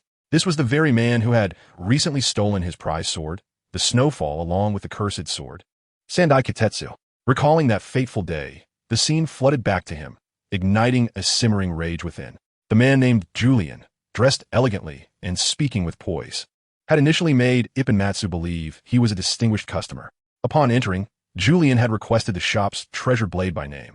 Ipponmatsu, thinking he had encountered a connoisseur of swords, eagerly presented the Snowfall. Julian inspected the blade, admiring its patterns, sheath, and hilt, repeatedly praising its craftsmanship with peculiar remarks. Simultaneously, from a corner of the display, he nonchalantly selected the cursed Sandai Kitetsu. Ipponmatsu's eyelids twitched, and he hurried to intervene. Yet, Julian, with an air of indifference, reassured him not to worry. With no other option, Ipponmatsu reluctantly consented to Julian taking both swords, while raising the price of the Snowfall, thus ensuring he profited from this wealthy customer. However, the notion of profit was merely an illusion. Ipponmatsu could not fathom that, in the very next moment, Julian would rest the Snowfall upon his own shoulder. Grinning as he said, "Boss, I have come with great anticipation upon learning of your magnificent sword. Currently low on funds, I shall take these 2 blades with me, leaving you an IOU. When I find success, I shall return to repay you." With an expression that appeared utterly harmless, the smile of Ibn Song lingered in his memory. A cold, glistening blade pressed against his neck, causing beads of sweat to form on his brow, rendering him utterly speechless. Who are you trying to fool? This is not a mere extension of credit. It is outright robbery. What need is there for an IOU? Are you a devil?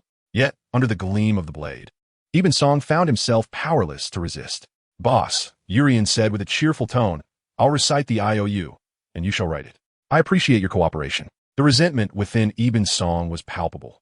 Though Urian's words were laced with civility, his actions were anything but courteous, and moreover, he didn't even allow Ibn Song to write it himself. With no alternative, Ibn Song reluctantly transcribed Urian's demands. "Today, Pablo, let us disregard that line. Rewriting, ahem. Today, Urian, have acquired Snowwalker and 3rd-generation Ghost Slash from the weapon shop of Ibn Song in Rogtown, totaling 1 million berries. I shall repay this sum in full before entering the Grand Line. Should I default, I will be apprehended by the Navy." Once Ibn Song finished the IOU, Urian nodded in satisfaction. Clumsily sheathing the blades, he took his leave, humming a merry tune as he departed, leaving Ibn Song paralyzed on the floor, drenched in cold sweat. Subsequently, Ibn Song reported the incident to the Navy station in Rogtown, but by then, the notorious Urian had already vanished. In that moment, gazing at the wanted poster of the Urian pirate crew, Ibn Song could not help but pound his chest in frustration, exclaiming, "Damn it, it was that very Urian who took my swords." Dingling. At that moment, the bell above the shop door chimed, and the small door creaked open. Ibn Song realized that a rare customer had arrived at his humble establishment. He swiftly swept away the 3 wanted posters of Urian from the counter, adjusting his demeanor, and the gloom on his face dissipated. Changing into a welcoming outfit, he wore a beaming smile, rubbing his hands together. "Welcome. Boss. Long time no see. I missed you so much. A familiar voice, a familiar scent." As Ibn Song opened his eyes, he found himself face to face with the very customer he despised, Urian. With a grin and a wave, Urian approached him as if they were old friends. In a sudden rush of fury, Ibn Song seized 2 swords from the counter, preparing to unleash his signature dual-wielding technique, recklessly slashing towards Urian. "Take this, Urian." Julian was perplexed. He had merely come to repay a debt. So why had the proprietor erupted in fury? "Wait a moment, good sir, I am here to settle my account." The 2 blades poised to strike Julian suddenly halted, their wielders staring blankly at him. Julian then unfastened a pouch from his waist and gave it a gentle shake. The pouch emitted a sound akin to the tinkling of coins, a soft rustle. It was heavy, undeniably substantial. With a hint of embarrassment, yet maintaining his courtesy, Julian remarked, "Oh dear, boss, what seems to be the matter? I have come to repay my debt. The total is 1,000,000 berries for Snowwalk and Go Slash. As per the promissory note I provided. Why the haste? Do you believe I am the sort to abscond with a weapon and vanish? Like a rogue who writes a bad check?" However, the boss, with a skeptical gaze, subtly conveyed through his shifting eyes, "Indeed, you are that sort of rogue." Upon hearing the tale of Zoro's Snowwalk and Go Slash, Nami and the others could not suppress their laughter, for had it been anyone else, they would surely have suspected Julian of attempting to steal the swords. The boss, still uncertain, reluctantly stowed away the swords and accepted Julian's pouch of coins, weighing it in his hands before opening it. "Indeed, there are 1,000,000 berries," he exclaimed, and as he placed the money and swords behind the bar, he looked at Julian with a bewildered expression. "It is truly astonishing that you have returned to repay your debt." Julian touched his nose, blinking his eyes and awkwardly chuckling. "Do I seem like the type who would refuse to repay a debt?"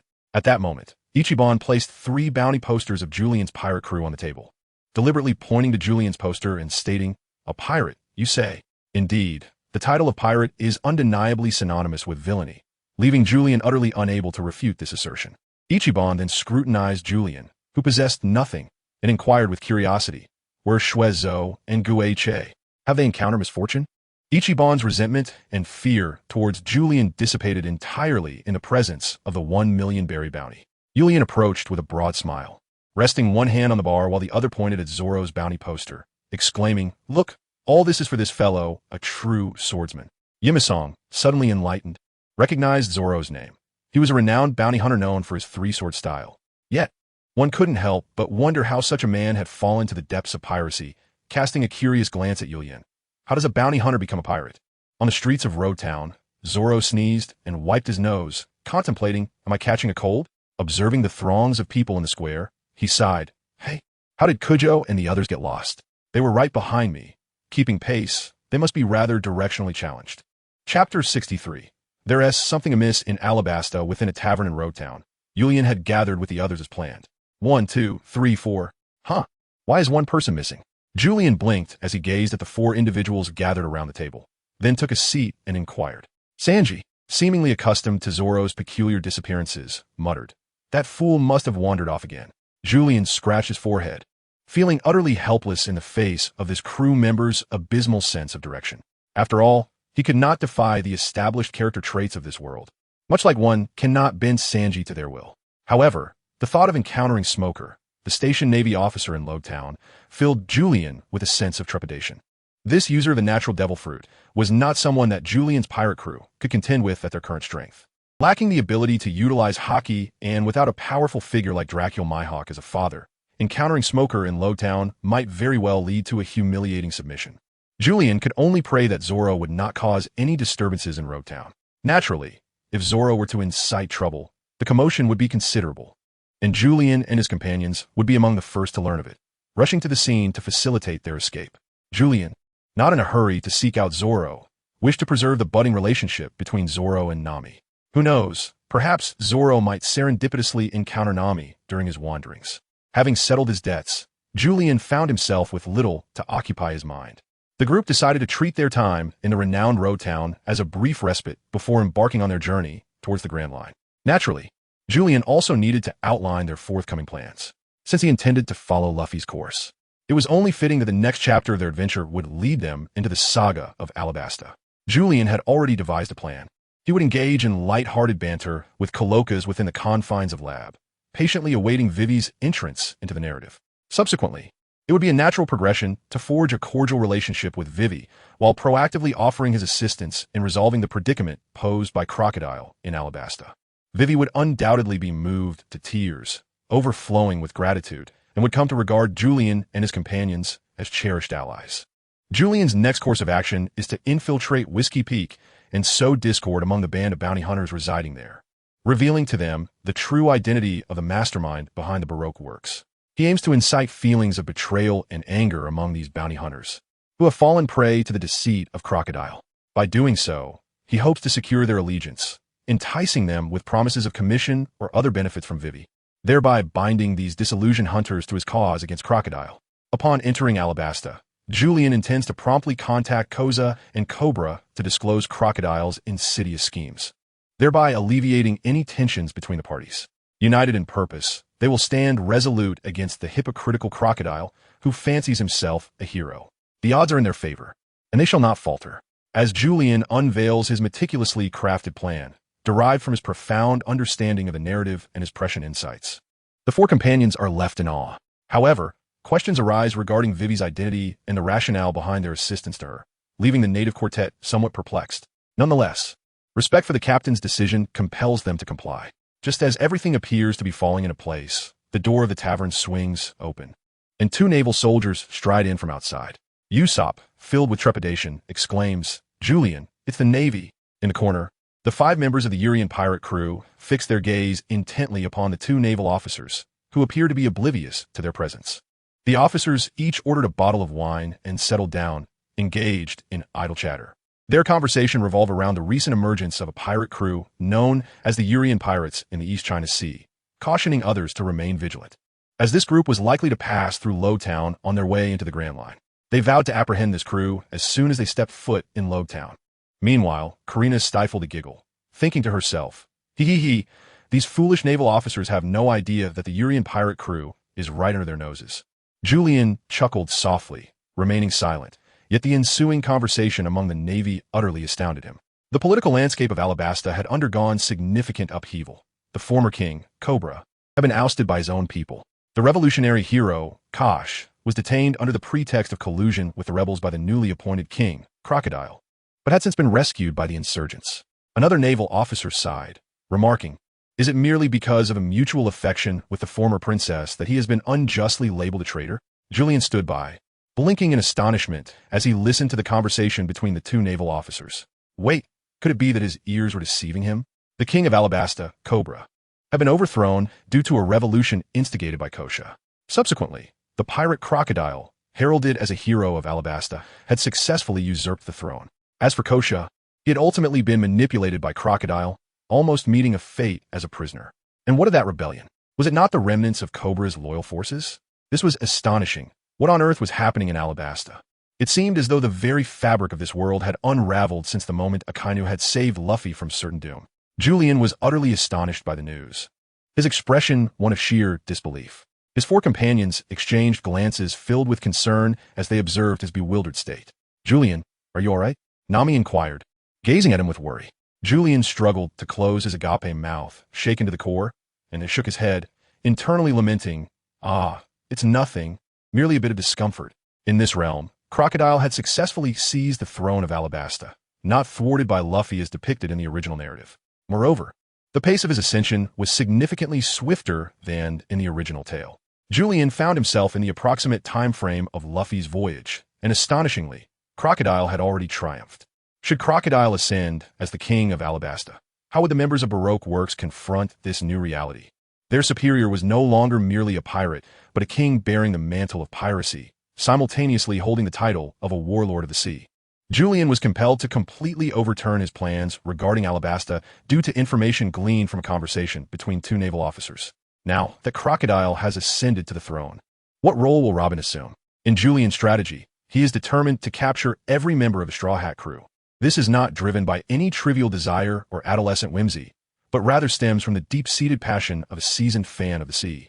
Although, in the words of many adventurers from the pirate realms, the ambition to become the pirate king has devolved into a mere hollow slogan or an embarrassing display of youthful folly. To Julian, it represents the heartfelt sentiment of a devoted fan who has traversed into this world.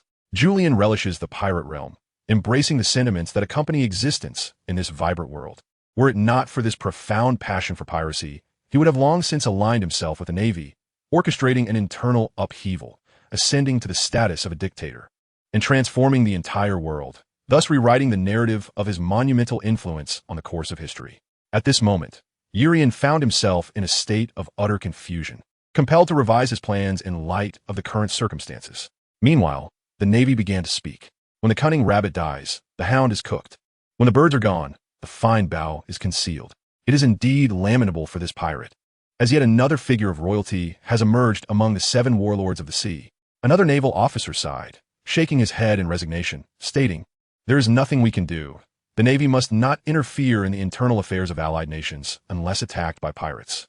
However, the beleaguered Princess Vivi has garnered considerable admiration, having led the Karoo Duck Knights in several commendable battles against the forces of Alabasta.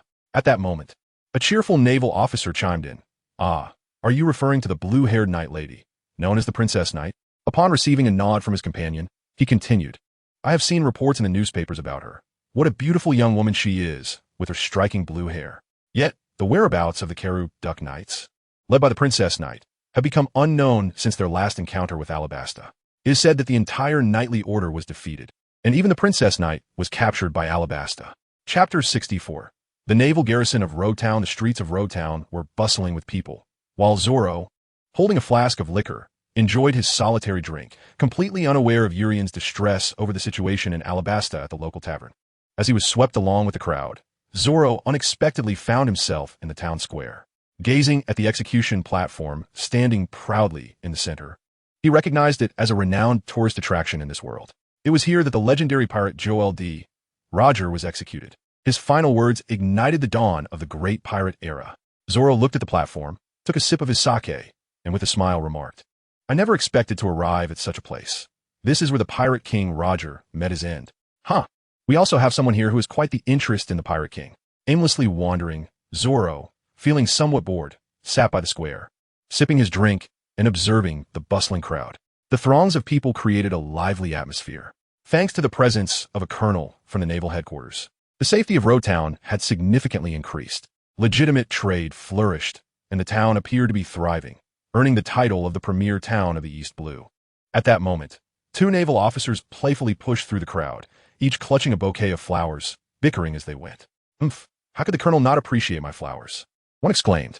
The other replied, That's impossible. The colonel would surely prefer my flowers. Upon a glance, Zoro recognized one of the naval officers present. However, recalling Julian's caution regarding a formidable colonel stationed in Lowtown, he decided to keep a low profile and avoid attracting their attention. Yet at that moment, a drunken man spotted Zoro sitting alone in a corner, indulging in his drink, and staggered over to provoke him. Hey there, little brother. Why not share a drink with me? He slurred. Zoro lifted his gaze to the inebriated man, who reeked of alcohol. Noticing the emblem of a pirate crew tattooed on his arm, Zoro surmised that he too was a pirate aiming to venture into the Grand Line. Lacking any interest in engaging with such a character, Zoro calmly replied, Go away. The pirate, however, was displeased. Gripping his rum with a flushed face, he retorted, Hey, green-haired guy, don't look down on me. I am a pirate. Offering you a drink is a privilege. Don't make me force you. The two naval officers nearby perked up at the mention of pirate. They turned their attention towards the drunken man and Zoro. One officer stood frozen in shock. Zoro, the pirate Hunter Roronoa, Zoro. The other officer promptly retrieved a bounty poster from his pocket, glanced at Zoro, and chuckled. Zhang, don't worry about this pirate. Before my demotion, I was known as Iron Fist Lieutenant Femity. Let me handle him. It turned out that the naval officer was Zhang, while the one conversing with him was Femity. During their unexpected camaraderie, while escorting Zhang to Lowtown, they had forged a friendship due to certain circumstances. Zhang had surprisingly betrayed the revolution and allied with the Navy. Their superior readily accepted the defected pirate, given his considerable strength. However, the close ties between Femity and the former pirate Zhang led to Femity's demotion, relegating both to the rank of ordinary seamen. Femity harbored no resentment over this turn of events. Rather, he found joy in it, as it allowed him to remain close to a captivating female officer. Zhang, too, had turned to the Navy for the same reason, drawn by the same officer. The individual capable of defeating the Cat brothers was undeniably powerful, now boasting a bounty of 20 million berries, surpassing even Captain Kuros. This fact instilled a sense of apprehension in Zhang towards Zoro. However, before Zhang could stop Femity, the latter grinned widely and charged forward, fists raised, exclaiming, If I can take down the pirate hunter, the colonel will surely favor me. Zhang was astonished. Fen Beauty indeed possessed some strength. Yet Zhang was well aware that such strength was no match for Zoro. Although Zoro had received a caution from Yulian not to cause any trouble as a swordsman, he felt compelled to respond to the challenge posed by another swordsman. The sudden turn of events jolted the inebriated pirate awake. What? This naval officer was none other than the infamous Iron Fist Fen Beauty, who had recently struck fear into the hearts of many in Roetown. And the man with green hair, was he truly the vice captain of the Yulian pirates, the bounty-hunting pirate with a reward of 20 million berries? The pirate was so intimidated by the rising reputation of this bounty hunter that he began to retreat in haste. Zoro paid the pirate little mind, merely glancing at him from the corner of his eye as he casually stated, "You have two choices. 1. Stay here and wait for me to deal with the Navy before I finish you off. 2. Disappear from my sight at once." The pirate, discarding his rum bottle, fled in terror. Both figures were far beyond his capacity to confront. It was wise to flee. Seeing Zoro let a pirate go, Finn Beauty smirked. "Are pirates aiding one another? Surrender willingly, bounty hunter." Zoro slowly drew his sword, Wad Ikamanji, his gaze fixed intently on Finn Beauty, the blade glinting in the light. With a faint smile, he remarked, "You're the first Navy officer brave enough to challenge me to a duel. In that case, prepare yourself for battle." Though Finn Beauty appeared formidable, his strength was merely relative to the weaker foes he usually faced. Striking a flamboyant pose and bellowing slogans of justice, Finn Beauty was riddled with openings in Zoro's eyes. In a swift motion, Zoro unsheathed his sword, keenly observing the moment Finn Beauty's fist came crashing down. With a slight shift of his body, he effortlessly evaded the blow, then countered with a thrust, following up with a powerful backhand strike that landed heavily on Finn Beauty's form. Boom!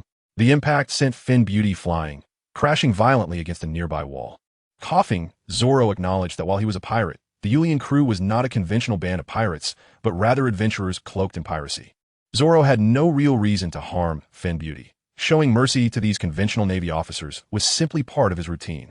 Zoro sheathed Wad Ikamanji slowly, enunciating each word. "Heroes do not commit evil." He then turned to Zhang Ao, saying, "You are Zhang Ao, aren't you? Yulian has enlightened me about your black hat pirates. I never expected you to become a Navy officer." At that moment, Zhang Ao frantically produced a signal flare from his pocket and shot it into the sky. Bang! Whoosh! The crimson flare spiraled upwards, swiftly ascending into the sky, erupting in a burst of sparks above Rogtown. Zango exclaimed, "We have identified the vice-captain of the Yulian pirate crew, the pirate hunter Roronoa Zoro, requesting reinforcements." Chapter 65. Zoro captured within the naval office of Rogtown. Colonel Tina, stationed there, sat comfortably in her chair, donning sunglasses and savoring a cigarette while perusing internal naval documents.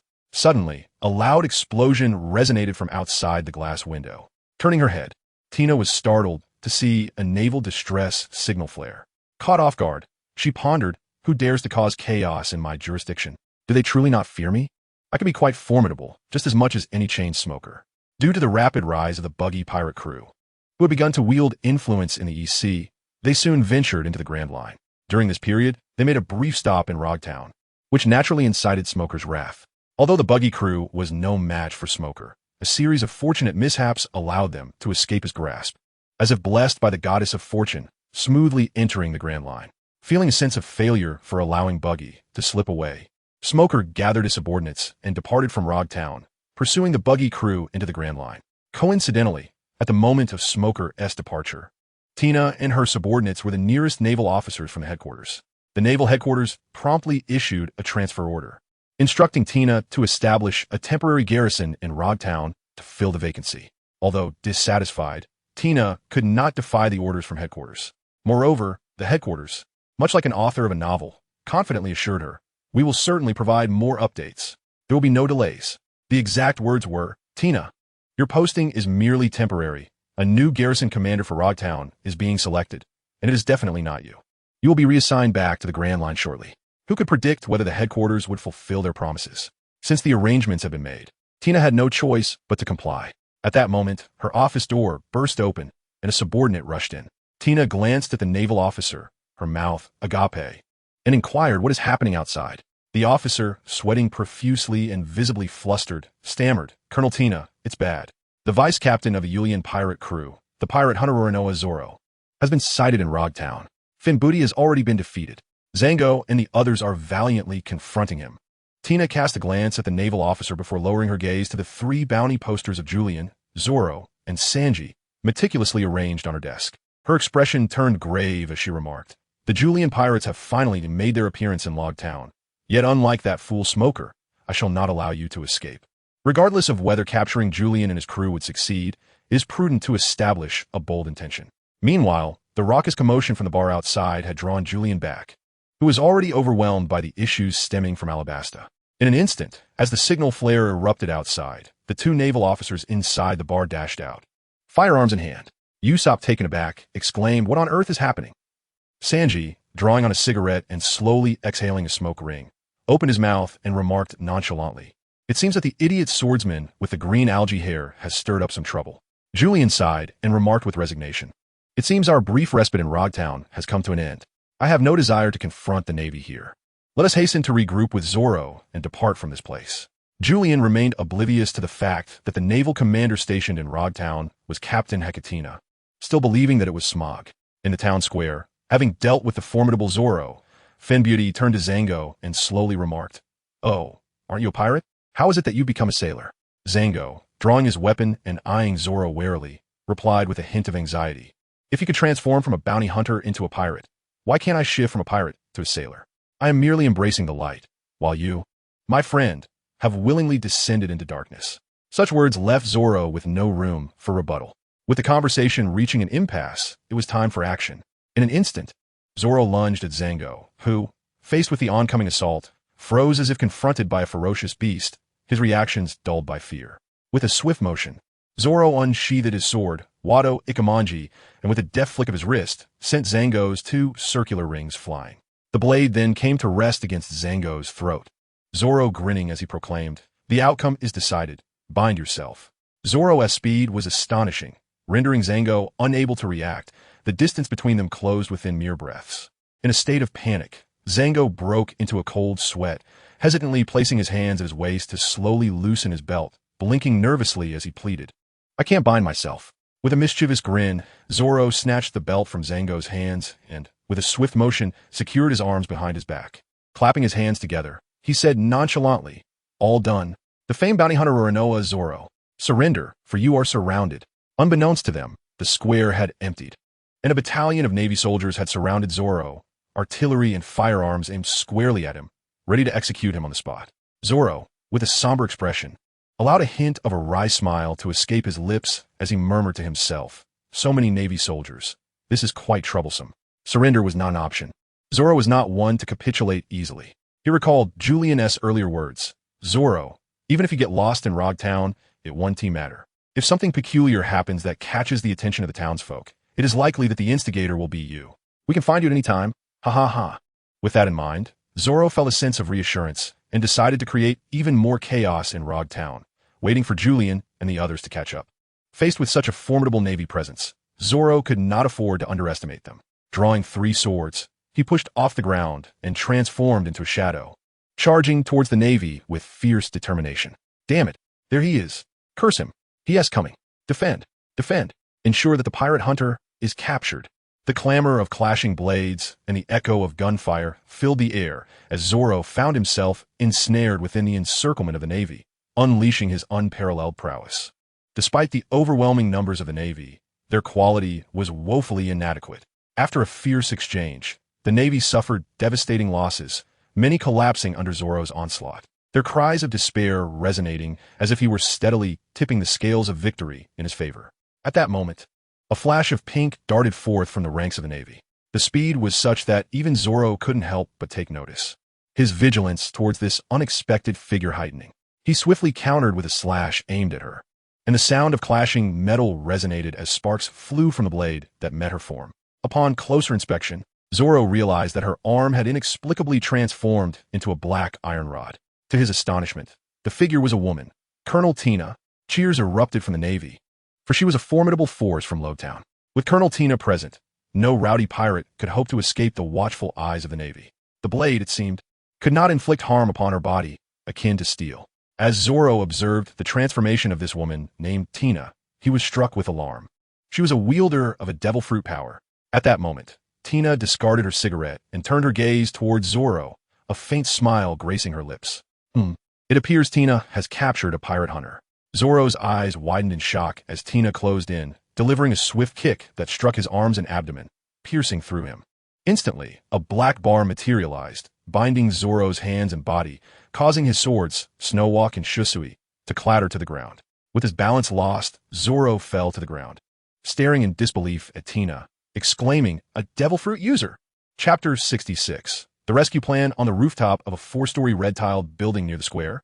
Urien and his companions lay prone, surveying the scene below with keen interest as Zoro battled against the Navy. Yulian gazed vacantly at Tina, utterly astonished. Is this truly Tina? Where has Smoker gone? Wasn't he the station Navy officer in Rogue Town? Moreover, he noticed Zango and Finbooty beside her, leaving him in a state of disbelief. This peculiar world of pirates, despite its myriad of issues along the timeline, had somehow conspired to intertwine certain characters through mysterious forces. He recalled his previous declarations of not wanting to dismantle the pairing of Zoro and Dashki, yet this timeline had unexpectedly severed that connection. Nevertheless, the world exhibited an astonishing capacity for mending relationships among its characters. Perhaps Zoro would cross paths with Dashki again in the Grand Line or elsewhere. Such as fate, ineffable and wondrous. Furthermore, Zoro had numerous pairings, and Yulian mused that even in this realm, it may not be possible to completely dismantle all of Zoro's connections. However, upon seeing Tina, Yulian felt a sense of relief. Dealing with her would undoubtedly be less troublesome than confronting a Logia-type devil fruit user. Currently, the entire Yulian pirate crew found themselves nearly powerless against those with natural abilities. Unless the will of the world orchestrated a plot twist, or a supportive character like Usopp intervened, or a counter like Luffy against Enel emerged, all discussions would be futile. The adversary had shifted from Smoker, a user of Logia powers, to Tina, a Paramecia user of the barrier fruit, significantly easing the challenge. Yet, Tina remained a formidable opponent. Yulian recalled that attacks against her would pass through her form, resulting in her encasing the attacker in iron bars.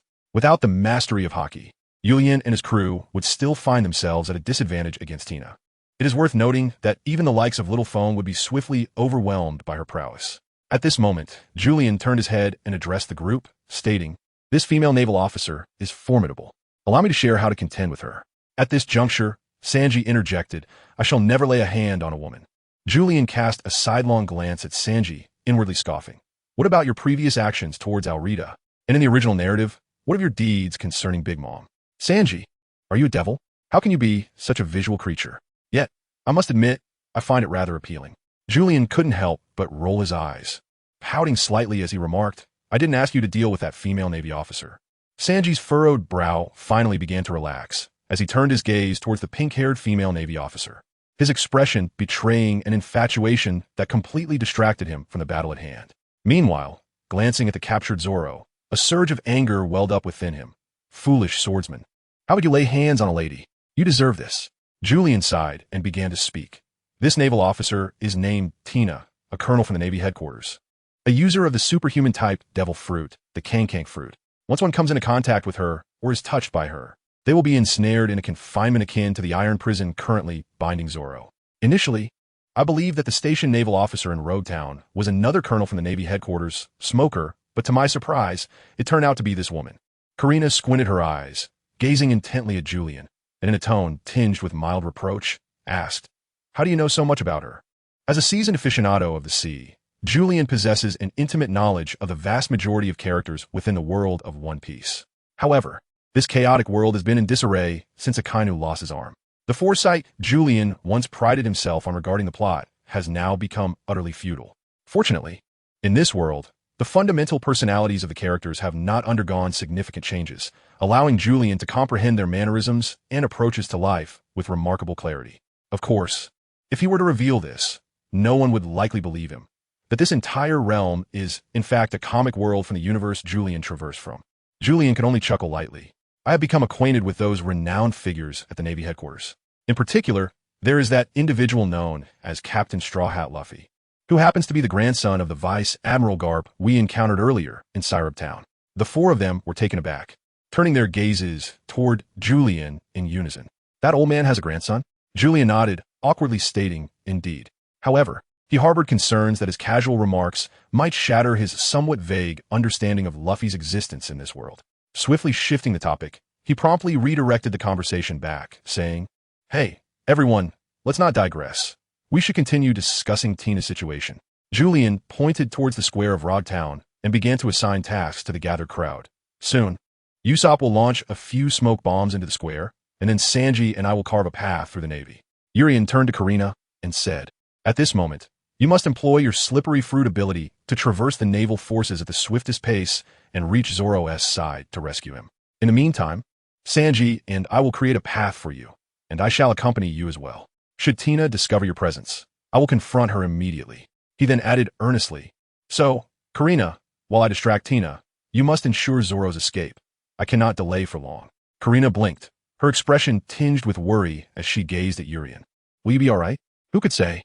After all, considering Urien's current strength, he lacked confidence in overcoming Tina. Nevertheless, to reassure In and the others, Urien flashed a smile, patted his chest, and confidently declared, "No worries. I am your captain, after all. Rest assured." Turning to Usopp, he continued, "Usopp, additionally, I need you to provide us with long-range support to help delay the encroaching navy." Usopp wiped his long nose and emptied the contents of his satchel, meticulously counting various ammunition as he grinned, and said, "No problem. Urien, you can count on me to handle what's behind you." While Usopp, Sanji, and Karina all had their roles assigned, Nami looked at Urien with eager anticipation and asked, "What about me?" Julian chuckled softly and remarked, "Your task has become significantly more demanding." While it certainly is more challenging, I must admit there's a hint of excitement in the prospect." Julian then proceeded to elaborate. "Nami, your mission is to make your way to the secret docking port of the Mary and disable the sails or rudders of the naval ships nearby, thereby preventing their departure. Subsequently, you will prepare for departure aboard the Mary, and as soon as we signal to return, you must leave Rodtown without delay. I certainly do not wish for the Mary S. Petite Frame to be relentlessly pursued by a fleet of burly naval vessels from Rodtown all the way to the Grand Line." After arranging all the details, Julian turned to the four individuals once more, his expression serious as he inquired, "Have you all understood the plan? Is there anything else that needs to be added?" The four responded in unison, "No." Julian nodded with satisfaction, gently clapping his hands as he declared, "Very well. Let us proceed according to plan. Should circumstances change, we shall adapt accordingly. Friends, let us strive onward." Chapter 67. Rescuing under the eyelids. Tina gazed at Zoro with a radiant smile, relighting a cigarette. She moistened her lips slightly before placing the cigarette between them. "I wish to inquire, Pirate Hunter, where is your Captain Julian and your comrades?" Zoro, immobilized on the ground, fixed a fierce glare at Tina, growling, "You wretched woman."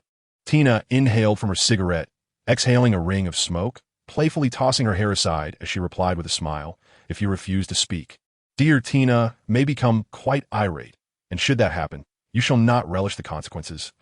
Suddenly, a flurry of ammunition whizzed through the air from a distance. Tina's expression shifted as she braced herself. One projectile aimed directly at her brow, and her gaze locked onto it intently. This small, round projectile was not a bullet from a rifle. Just as Tina prepared to evade, the projectile detonated in the air not far from her, releasing a cloud of white powder that enveloped the surroundings in an instant. Other projectiles followed suit, bursting in rapid succession, blanketing the entire Rodtown square in a thick layer of white powder, obscuring all visibility. Tina quickly covered her mouth and nose, coughing repeatedly as she furrowed her brow and waved her hand, muttering, "Damn it, cough, what is this?" Tina has inhaled it. Before her, Zoro's figure gradually became obscured by the white powder. Bound and immobile on the ground, he succumbed to the drifting powder that settled upon his face and nostrils, each breath drawing in more of the substance. Cough, cough, cough. In that moment, Zoro resembled a figure lost within a mound of white powder, covered from head to toe. Shaking his head to dislodge the powder from his hair, he coughed and chuckled. "It's Usopp's flower star." The Navy troops were thrown into disarray as the sudden cloud of flour blanketed Rodtown Square, rendering visibility nearly non-existent. At that critical moment, Julian, Sanji, and Karina, each donned with goggles and masks, burst forth from the flower cloud. With electrifying arcs dancing from his hands, Julian charged forward with a crackling intensity. In his wake, the naval officers fell one by one, their bodies convulsing as a numbing sensation coursed through them, rendering them helpless. I felt as though I had been struck by lightning.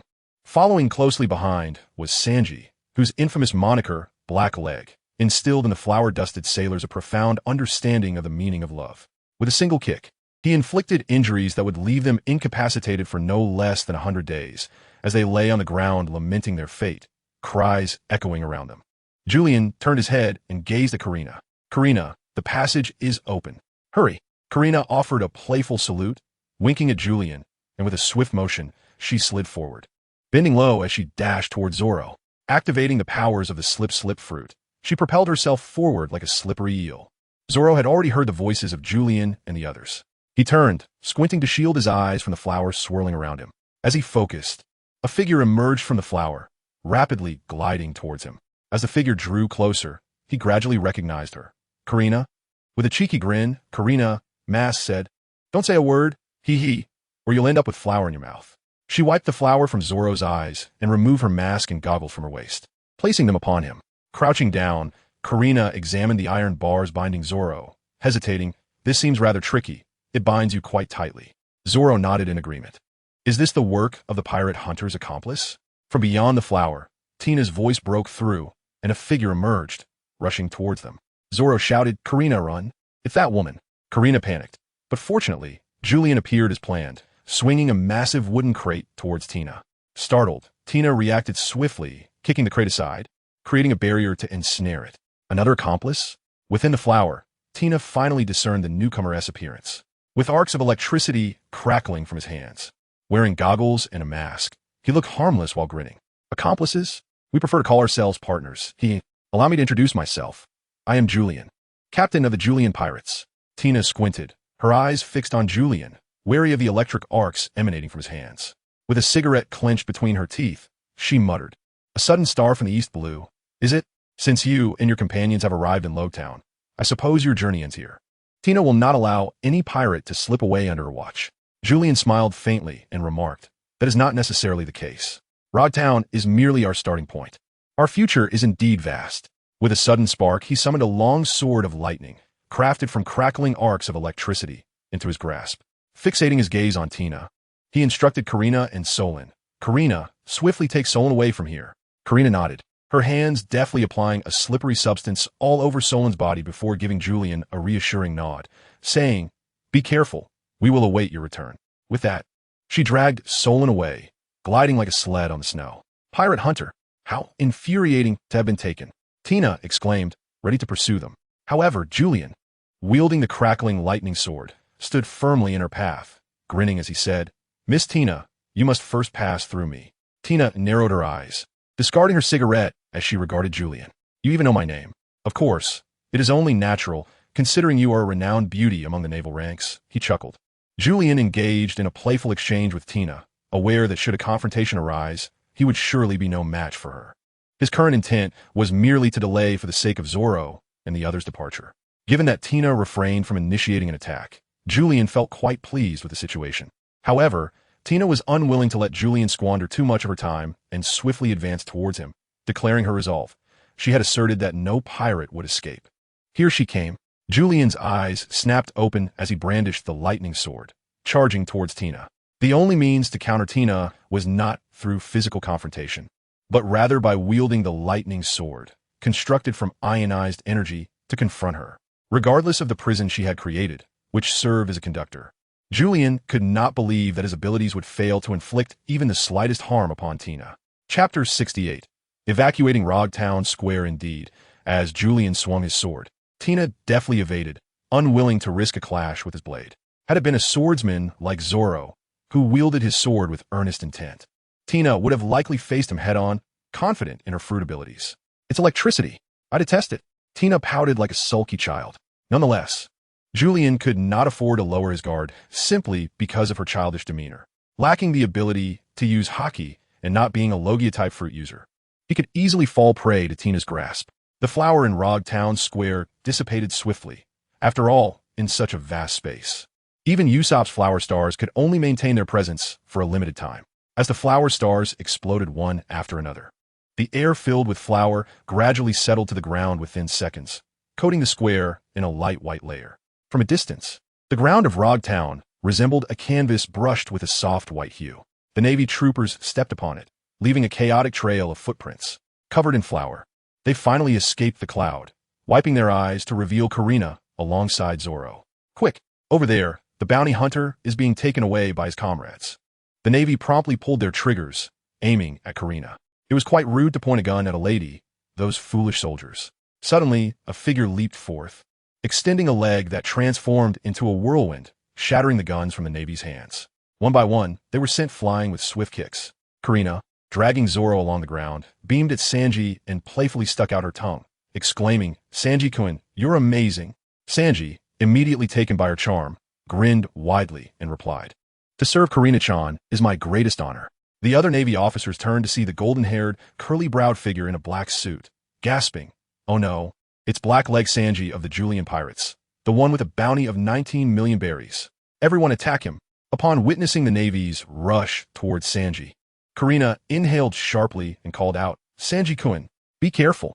The ground is slippery. As Kurina activated her fruit ability, the ground beneath the Navy personnel became treacherously slick.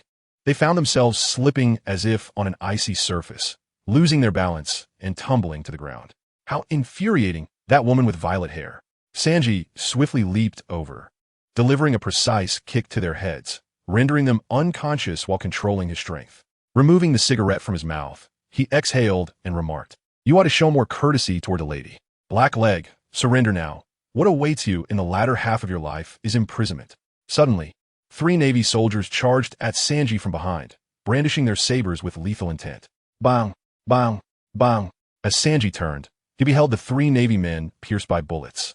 Usopp stood atop the rooftop, slingshot in hand and goggles perched on his forehead, a triumphant smile gracing his lips. I am Usopp, the sharpshooter of the Julian pirate crew. Leave the rear guard to me. With a swift flurry, he unleashed several projectiles that soared towards the Navy below. The soldiers were struck, finally looking up to the rooftop, where they spied Usopp, shouting in unison, Over there, there's a pirate accomplice on the roof. Alas, it was unfortunate for Usopp that he had yet to be rewarded with a bounty, rendering his title unrecognized. The Navy soldiers aimed their weapons at Usopp, incensed by his interference during their combat. However, Sanji dashed forward, swiftly incapacitating the assailants. He is my ally, and I will not allow you to harm him. The duo, employing a strategic combination of close and range combat, engaged the Navy forces in a balanced struggle akin to that on the plaza of Roguetown. Julian bent his body to evade Tina's kicking technique, and in a swift motion, he unleashed a reverse strike towards her, forcing her back. Simultaneously, he scanned the plaza in search of Kurina and Zoran, directing his inquiry towards Sanji. Have they managed to escape with the others? Sanji, having just delivered a powerful kick that sent a burly Navy soldier flying, landed firmly on the ground, extinguishing the smoldering cigarette beneath his foot as he replied to Julian. Ugh, that foolish swordsman has already been rescued by Kurina. It is our turn now. Julian nodded, immediately leaping away to create distance from Tina, and shouted towards Usopp on the rooftop, Usopp, prepare for a contingency. Usopp responded loudly, understood. However, at that moment, a naval officer commanded Mortar, aim at that long-nosed figure on the rooftop and fire. Oh no, Usopp exclaimed in horror. But the Navy's mortar operator had already aimed the massive cannon at him and pulled the trigger, sending the shell hurtling towards Usopp. Julian and Sanji fixated on the cannonball hurtling toward Usopp, their hearts racing with foreboding. Just as everyone anticipated Usopp's impending demise, a flash of green darted forth, soaring into the air. In an instant, the cannonball was cleaved in twain, hurtling off in opposite directions, crashing against the rooftops and igniting 2 bursts of sparks. Zoro, with his green mossy hair, had made his entrance. He landed steadily atop the roof, gazing down at the Navy forces. Unsheathing all 3 of his swords, he intoned, My apologies for my tardiness. Usopp, relieved to be alive, exhaled deeply, but, upon glancing at Zoro, exclaimed in astonishment, How did you escape from the iron prison? Zoro, with wad Ikamanji clenched between his teeth, explained with a muffled voice, Kurina utilized the powers of the slippery fruit to make my body and the iron prison exceedingly slick, allowing me to slip out like an eel. Oh, I see now, Usopp realized, understanding the unique capabilities of Kurina's fruit. Zoro casually remarked, Kurina has returned to the Mary and is preparing for departure with Nami. Usopp, follow the plan? I shall hold off the other Navy. Usopp wiped his nose, saying, Zoro, I'm counting on you. With that, he dashed off to set up traps, while Zoro leaped down from the rooftop, landing forcefully in the square of Roguetown, instantly unleashing his formidable prowess. 2 figures, one green and one black, erupted in a display of chaos at the heart of Roguetown. Damn it, it's Pirate Hunter Renoa Zoro, the pirate with a bounty of 20 million berries. Everyone attack. With a swift motion, Zoro's 3-sword style transformed the Navy's firearms into mere shreds. And he called out to Julian, Julian, you must leave at once. As Julian observed that Zoro was unharmed, he too let out a sigh of relief and nodded in response. You all go ahead. I shall join you shortly. Zoro and Sanji exchanged glances and nodded at one another, then shouted towards Julian, Julian, we shall create a path for you.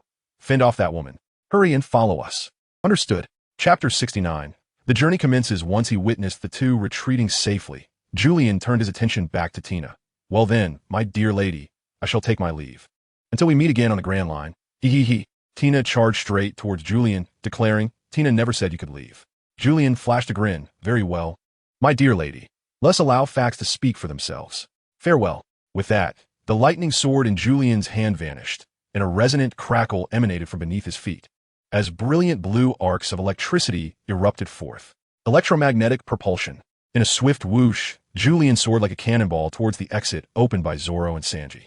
How astonishingly fast! Tina gasped, momentarily taken aback, and without a second thought, pondered the remarkable abilities possessed by this pirate named Julian. Biting her lip, she murmured to herself, could it be the power of the lightning fruit? Yet this thought was fleeting.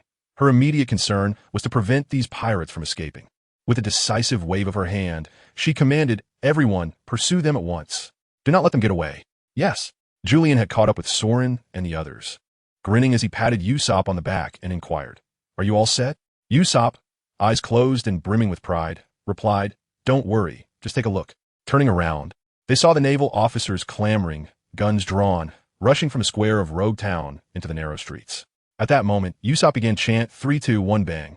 Boom! A series of explosions erupted along both sides of the street, shattering wooden barrels and crates, sending a barrage of vegetables and fruits flying toward the Navy. A banana struck one officer squarely on the cheek, knocking him to the ground with a resounding thud. The banana peel followed suit, slipping away, only for an unsuspecting sailor to step on it and comically tumble backward. Durian and pineapple, like cannonballs, soared toward the Navy, embedding themselves into several officers. Others found themselves hit on the rear, collapsing to the ground in exclamations of dismay. Apples, pears, grapes, watermelons, and tomatoes joined the fray, creating a chaotic onslaught of fruit that sent the Navy into a frenzy, scrambling for cover as pandemonium ensued. After a brief yet intense barrage, the fruit assault finally subsided.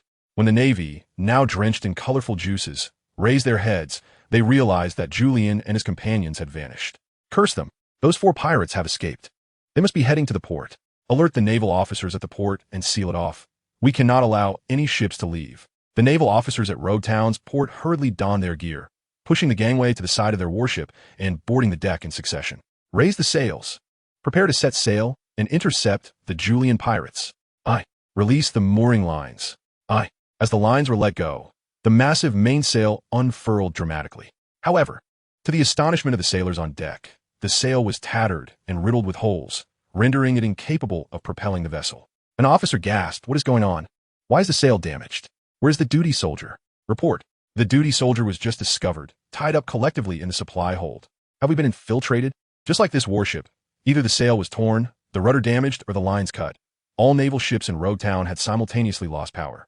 On the Going Merry, Nami and Karina, the 2 thieves, gleefully observed the naval ships in disarray from a distance, manipulating the lines and sails, chuckling, "These Navy officers are truly foolish." The 2 thieves possessed an extraordinary ability to infiltrate, nearly reaching a level of invisibility to the average person. Thus, it was inevitable that the naval fleet of Rogue Town would fall victim to their cunning. The Golden Mary, sails half extended, had gracefully departed from the harbor of Rogue Town, reaching the designated route for their retreat. The 2 women gazed eagerly at the deserted street, and after a brief moment, they beheld 4 figures emerging before them. With delight, they exclaimed, "It is them." Urien waved at the 2 individuals, exclaiming, "Nami, Karina, I've kept you waiting." With that, the 4 rushed forward. Urien, Zoro, and Sanji leapt onto the deck, leaving the solitary Usopp standing on the dock, stunned and bewildered. Hey, what am I supposed to do? Oh, how foolish of me to forget that Usopp cannot possibly be compared to us 3 little monsters. Embarrassed, Urien quickly seized a rope from the deck and hurled it toward Usopp. Lacking the powers of the gum-gum fruit, he was unable to simply pull Usopp over as Luffy would. "Catch it, Usopp!" Usopp grasped the rope thrown by Urien, and with a swift tug on the other end, Urien yanked him from the dock onto the deck. Usopp landed heavily on the planks, face first, akin to a dog eating dirt. "Urien, you fool!" Julian scratched the back of his head and, feeling rather embarrassed, remarked, "I shall refine the emergency boarding method. It shall not happen again, I assure you." Usopp, rising to his feet, smoothed over his crumpled nose that had collided with the deck. With one hand pressed dramatically against his chest, he feigned agony, exclaiming, "I believe I have contracted a fatal illness from the medical emergency boarding procedure. Alas, there will be no next time. Julian, I am doomed." If Chopper were present at that moment, he would undoubtedly be deceived by Usopp's masterful performance. Flustered and exclaiming, Julian, Julian, Usopp is in peril. What shall we do? Doctor, where's the doctor? Hey, I am a doctor. Julian nodded, a vivid imagery unfolding before him. Julian cast a sweeping glance over his companions on the deck, seized the rope from the sail, and exclaimed, "Friends, our destination is the Grand Line. Let us set forth. Our journey has only just begun. Arg." The 6 members of the Julian pirate crew wore radiant smiles as an unparalleled adventure officially commenced for them. Meanwhile, in Road Town, Tina had reignited her cigarette, donned her sunglasses, and adjusted her navy coat emblazoned with the word justice. She retrieved her transponder snail and addressed Fleet Admiral Sengoku. "Please allow Tina to pursue the pirate known as Smiling Face Julian, who has fled into the Grand Line." On the other end, it was indeed Sengoku's voice that responded with a firm refusal. "No. Road Town currently lacks a suitable candidate for garrison duty." Ignoring Sengoku's objection, Tina resolutely declared, "I refuse to let that man tarnish my military career. I must apprehend him." With that, Tina hung up the transponder snail, adjusted her coat, and turned to Finn Beauty and Zango, who were wrapped in bandages like 2 mummies, commanding, "Notify my subordinates to board the ship immediately. We are leaving Road Town and entering the Grand Line to pursue the Smiling Face crew." The bandaged Finn Beauty and Zango saluted promptly, exclaiming, "Yes, ma'am." Back at the Navy headquarters, Sengoku slammed his palm against the table, watching in disbelief as his subordinate ended the call. He muttered, "That girl Tina is starting to resemble Smoker." Beside him, strategist Tsuru chuckled. "After all, those 2 are contemporaries and are quite close. I did mention that they should not have gone to Road Town." Only then did Sengoku sit back down, rubbing his aching forehead. "The East Blue has produced yet another formidable pirate after Buggy. This is quite troubling. P.S. The first volume of this World-S Troubles comes to a close. And in the next volume, we shall embark on the tale of the Princess S restoration. In this volume, Julian will confront a reimagined Alabasta kingdom, altered by Crocodile." Synopsis of the Princess S restoration. Crocodile has successfully usurped the Alabasta throne, and Princess Vivi's whereabouts remain unknown. The fate of Alabasta is shrouded in uncertainty. In Chopper's homeland, Drum Kingdom, stories diverging from the original narrative also unfold. If there are friends who enjoy this book, feel free to join the QQ group for One Piece Divergence, 6750-34261, to share ideas and assist Huanghua in refining the outline. The current outline is tentatively set for 10 volumes, with the plots of the first 8 volumes already deduced, potentially supporting the Divergence narrative with 1.5 to 2 million words. Of course, whether it will evolve like Huanghua's other fanfic remains to be seen. Haha. I welcome all of you who have read this far to delve into Divergence. Thank you. Chapter 1. Reverse Mountain Annihilation. The Inverted Mountain, also known as Mount Lihuas, is an astonishing and perilous peak, serving as the gateway to the Grand Line. This mountain boasts 5 waterways arranged in an X shape, with 4 streams flowing upward and 1 cascading downward. The 4 upward channels lead to the mountain summit, each connecting to different seas: the East Sea, the West Sea, the South Sea, and the North Sea, while the final channel directs its flow into the Grand Line. If one were to utilize a certain search engine, they could enter the exact words stated above. As the Mary approached the base of the inverted mountain, the crew gazed skyward, captivated by this renowned pinnacle of the world. Towering into the clouds, the seawater surged upward through the 4 waterways, converging at the summit before descending through the sole channel that leads to the Grand Line. The reason for this unnatural phenomenon, where water flows against the current, remains a mystery even to Julian, the time traveler. Nevertheless, the other members of the crew regarded this magnificent mountain with a mixture of excitement, joy, anticipation, and admiration reflected in their expressions. Julian could only express his astonishment, for the reality was far more breathtaking than the comics or even the animations. It was akin to the difference between witnessing the Longmen Grottos online in a previous life and experiencing the profound awe of standing beneath them in person. Julian recalls that in his previous life, numerous fanfiction works about pirates often devoted 1 or 2 chapters to the depiction of Reverse Mountain, merely to inflate their word count. Julian naturally felt that there was no need to watch any longer. It was merely an uphill climb followed by a descent, culminating in the rather mundane scene of whales entering the narrative. In Julian's perspective, aside from the exhilarating experience of the roller coaster at Upside Down Mountain, there seemed to be little else of interest. Gazing at the waterway ahead, Julian called out, "Friends, let us set sail towards the Grand Line. Beyond this mountaintop lies tomorrow." Oh, his companions were brimming with excitement as they hoisted the sails, the sea breeze whipping around them, while the Mary's bow cleaved through the waves, sending sprays of water into the air. With determination, they surged forward, filled with vigor. Nami, as the navigator, was equally exhilarated. Phenomena like Upside-Down Mountain were unique to the world of navigation. The splashes from the waterway kissed Nami's cheeks, and she smiled, gently wiping the droplets away. Tucking a strand of hair behind her ear, gazing up at the layer of mist above, she shouted, "Hold on tight, everyone. We are about to soar into the clouds." Hee. Oh no. The crew gripped the handrails and cables tightly, fearing that the tumultuous waters might toss them overboard. Suddenly, the Mary plunged into the fog, causing visibility to plummet to a mere 10 meters. Just as the crew was filled with anticipation, believing they would soon reach the summit and enter the Grand Line, Usopp suddenly exclaimed, "Oh no, there are iron chains ahead." The crew squinted ahead to see at least 3 massive iron chains blocking the waterway, likely extending underwater and completely sealing off the route to the mountaintop. In the rushing waters, with only 10 meters of visibility, even with Usopp's timely warning, there was little time to react. Bang! Clang! The sound of the Mary colliding with the iron chains echoed, immediately halting the ship in the waterway. The immense inertia sent several crew members tumbling onto the deck, and Usopp nearly fell overboard into the rushing waters below. Had he fallen, it was conceivable that he would have been swept away into the Grand Line.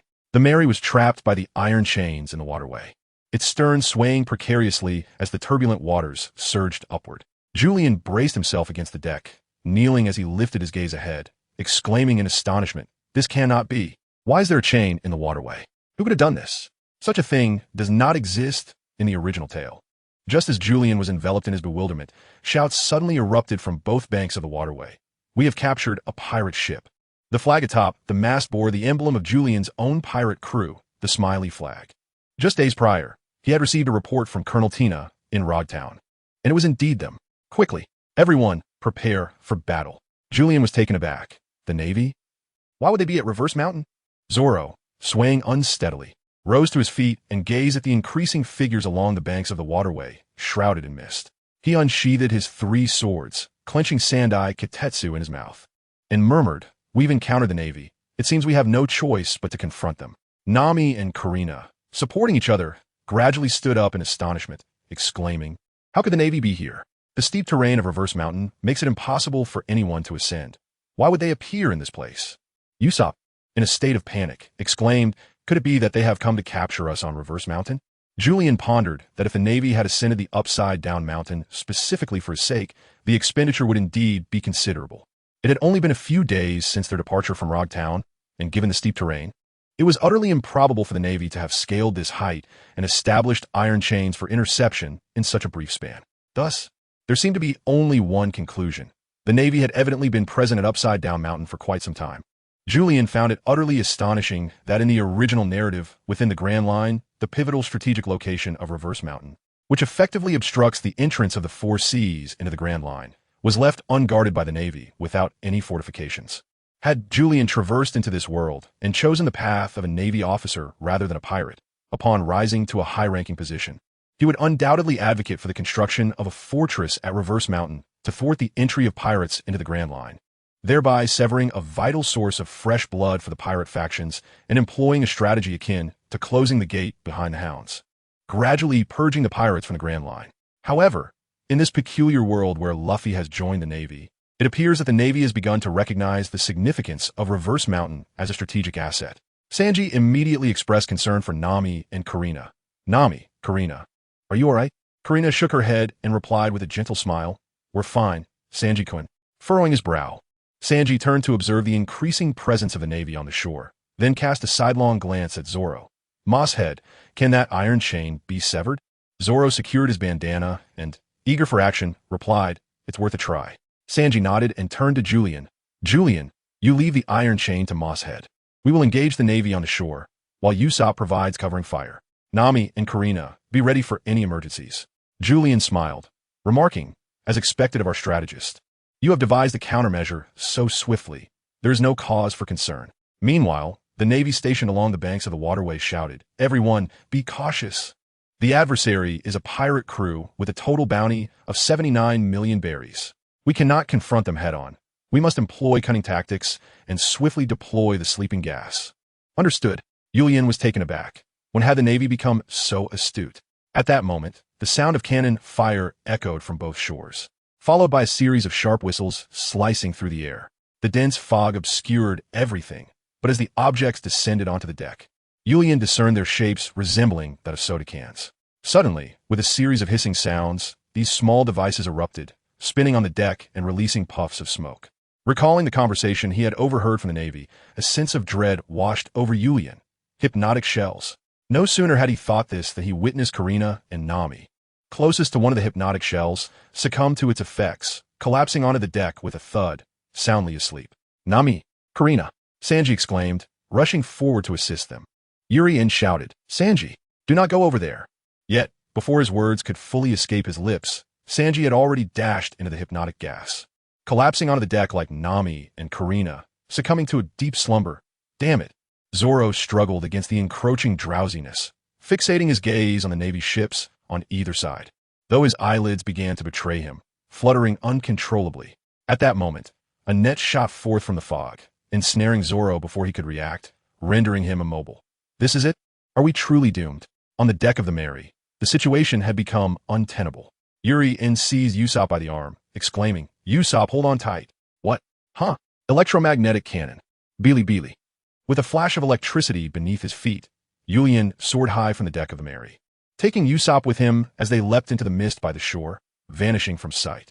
Following a barrage of tranquilizer rounds, the Navy began to shoot their grappling hooks onto the deck, securing them to the railings before commencing their ascent.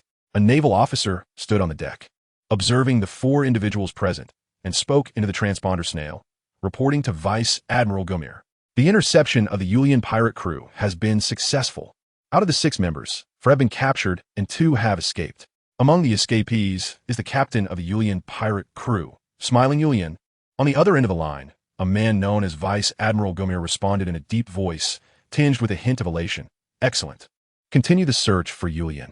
He cannot escape from Reverse Mountain. The justice of the Navy shall diligently descend upon Reverse Mountain, ensuring that no malevolent forces disrupt the Grand Line any longer." "Yes, sir." Chapter 2. The Reverse Mountain Fortress, establishing a stronghold at the strategically significant Reverse Mountain, which serves as a gateway to the Grand Line, has long been a contentious issue between the Navy and the world government. The treacherous terrain of Reverse Mountain makes it exceedingly challenging to construct a fortification. The materials required for construction, the provisions necessary for the station navy, and the armaments within the stronghold present formidable logistical challenges. This complexity has, in part, deterred the world government from committing to the establishment of a fortress on Reverse Mountain for an extended period. The endeavor demands not only considerable manpower, but also substantial financial resources. Within the Navy, there's a consensus that a base could indeed be established there, prompting Sengoku to repeatedly petition the Gorosei for approval of this proposal. The Gorosei, in principle, are amenable to the idea. However, the associated costs and various complexities render the situation quite intricate. Consequently, the proposal has been consistently postponed under the pretext of deliberation. This matter was revived when Buggy, a notorious pirate admiral and a contemporary of the pirate King Roger, led a formidable fleet into the Grand Line. Buggy, with his multifaceted background, swiftly became a focal point of interest for the Navy. The entry of yet another former crew member of Roger into the Grand Line only served to exacerbate the prevailing chaos. Despite Buggy's bounty of 50 million berries seemingly reflecting a modest threat, the loyalty and latent potential of his second-in-command and third-in-command are significant. Coupled with Buggy's intrinsic influence due to his connections with Roger and Shanks, if given time to cultivate his crew, the Grand Line could soon witness the emergence of yet another formidable entity. The Navy harbors a profound disdain for pirates, and as novice pirates from the 4 seas traverse Reverse Mountain to enter the Grand Line, they gradually evolve into seasoned veterans, contributing to the turmoil engulfing the waters. In light of this, Sengoku, backed by the 3 admirals and senior naval officers, once again approached the world government, seeking the Gorosei's approval to establish a base at Reverse Mountain. Concurrently, Sengoku echoed the sentiments of Admiral Tsuru, suggesting that if manpower were concerned, the Navy could provide all necessary personnel. Thus, the 5 elders reluctantly acquiesced, and the world government allocated special funds while the Navy dispatched personnel to establish a naval stronghold at Reverse Mountain, the gateway to the Grand Line, in order to thoroughly suppress the influx of pirates and the fresh blood they brought. The construction of a naval outpost, known as the Reverse Mountain Fortress, officially commenced. The Navy placed immense importance on this nascent bastion, even assigning Vice Admiral Gummer from the G2 branch to oversee the construction and management of the entire fortress. It can be said that the impetus for the establishment of the Reverse Mountain Fortress arose primarily from Buggy's emergence as the sovereign of the EC. As he ventured into the Grand Line, ascending Reverse Mountain, the mist began to dissipate, revealing an increasingly clear path. As one reached the summit, the clouds were breached, and the vista opened up magnificently. At this moment, Julian and Usopp crouched behind the crimson rocks, peering through binoculars at the tumultuous waters surging upwards.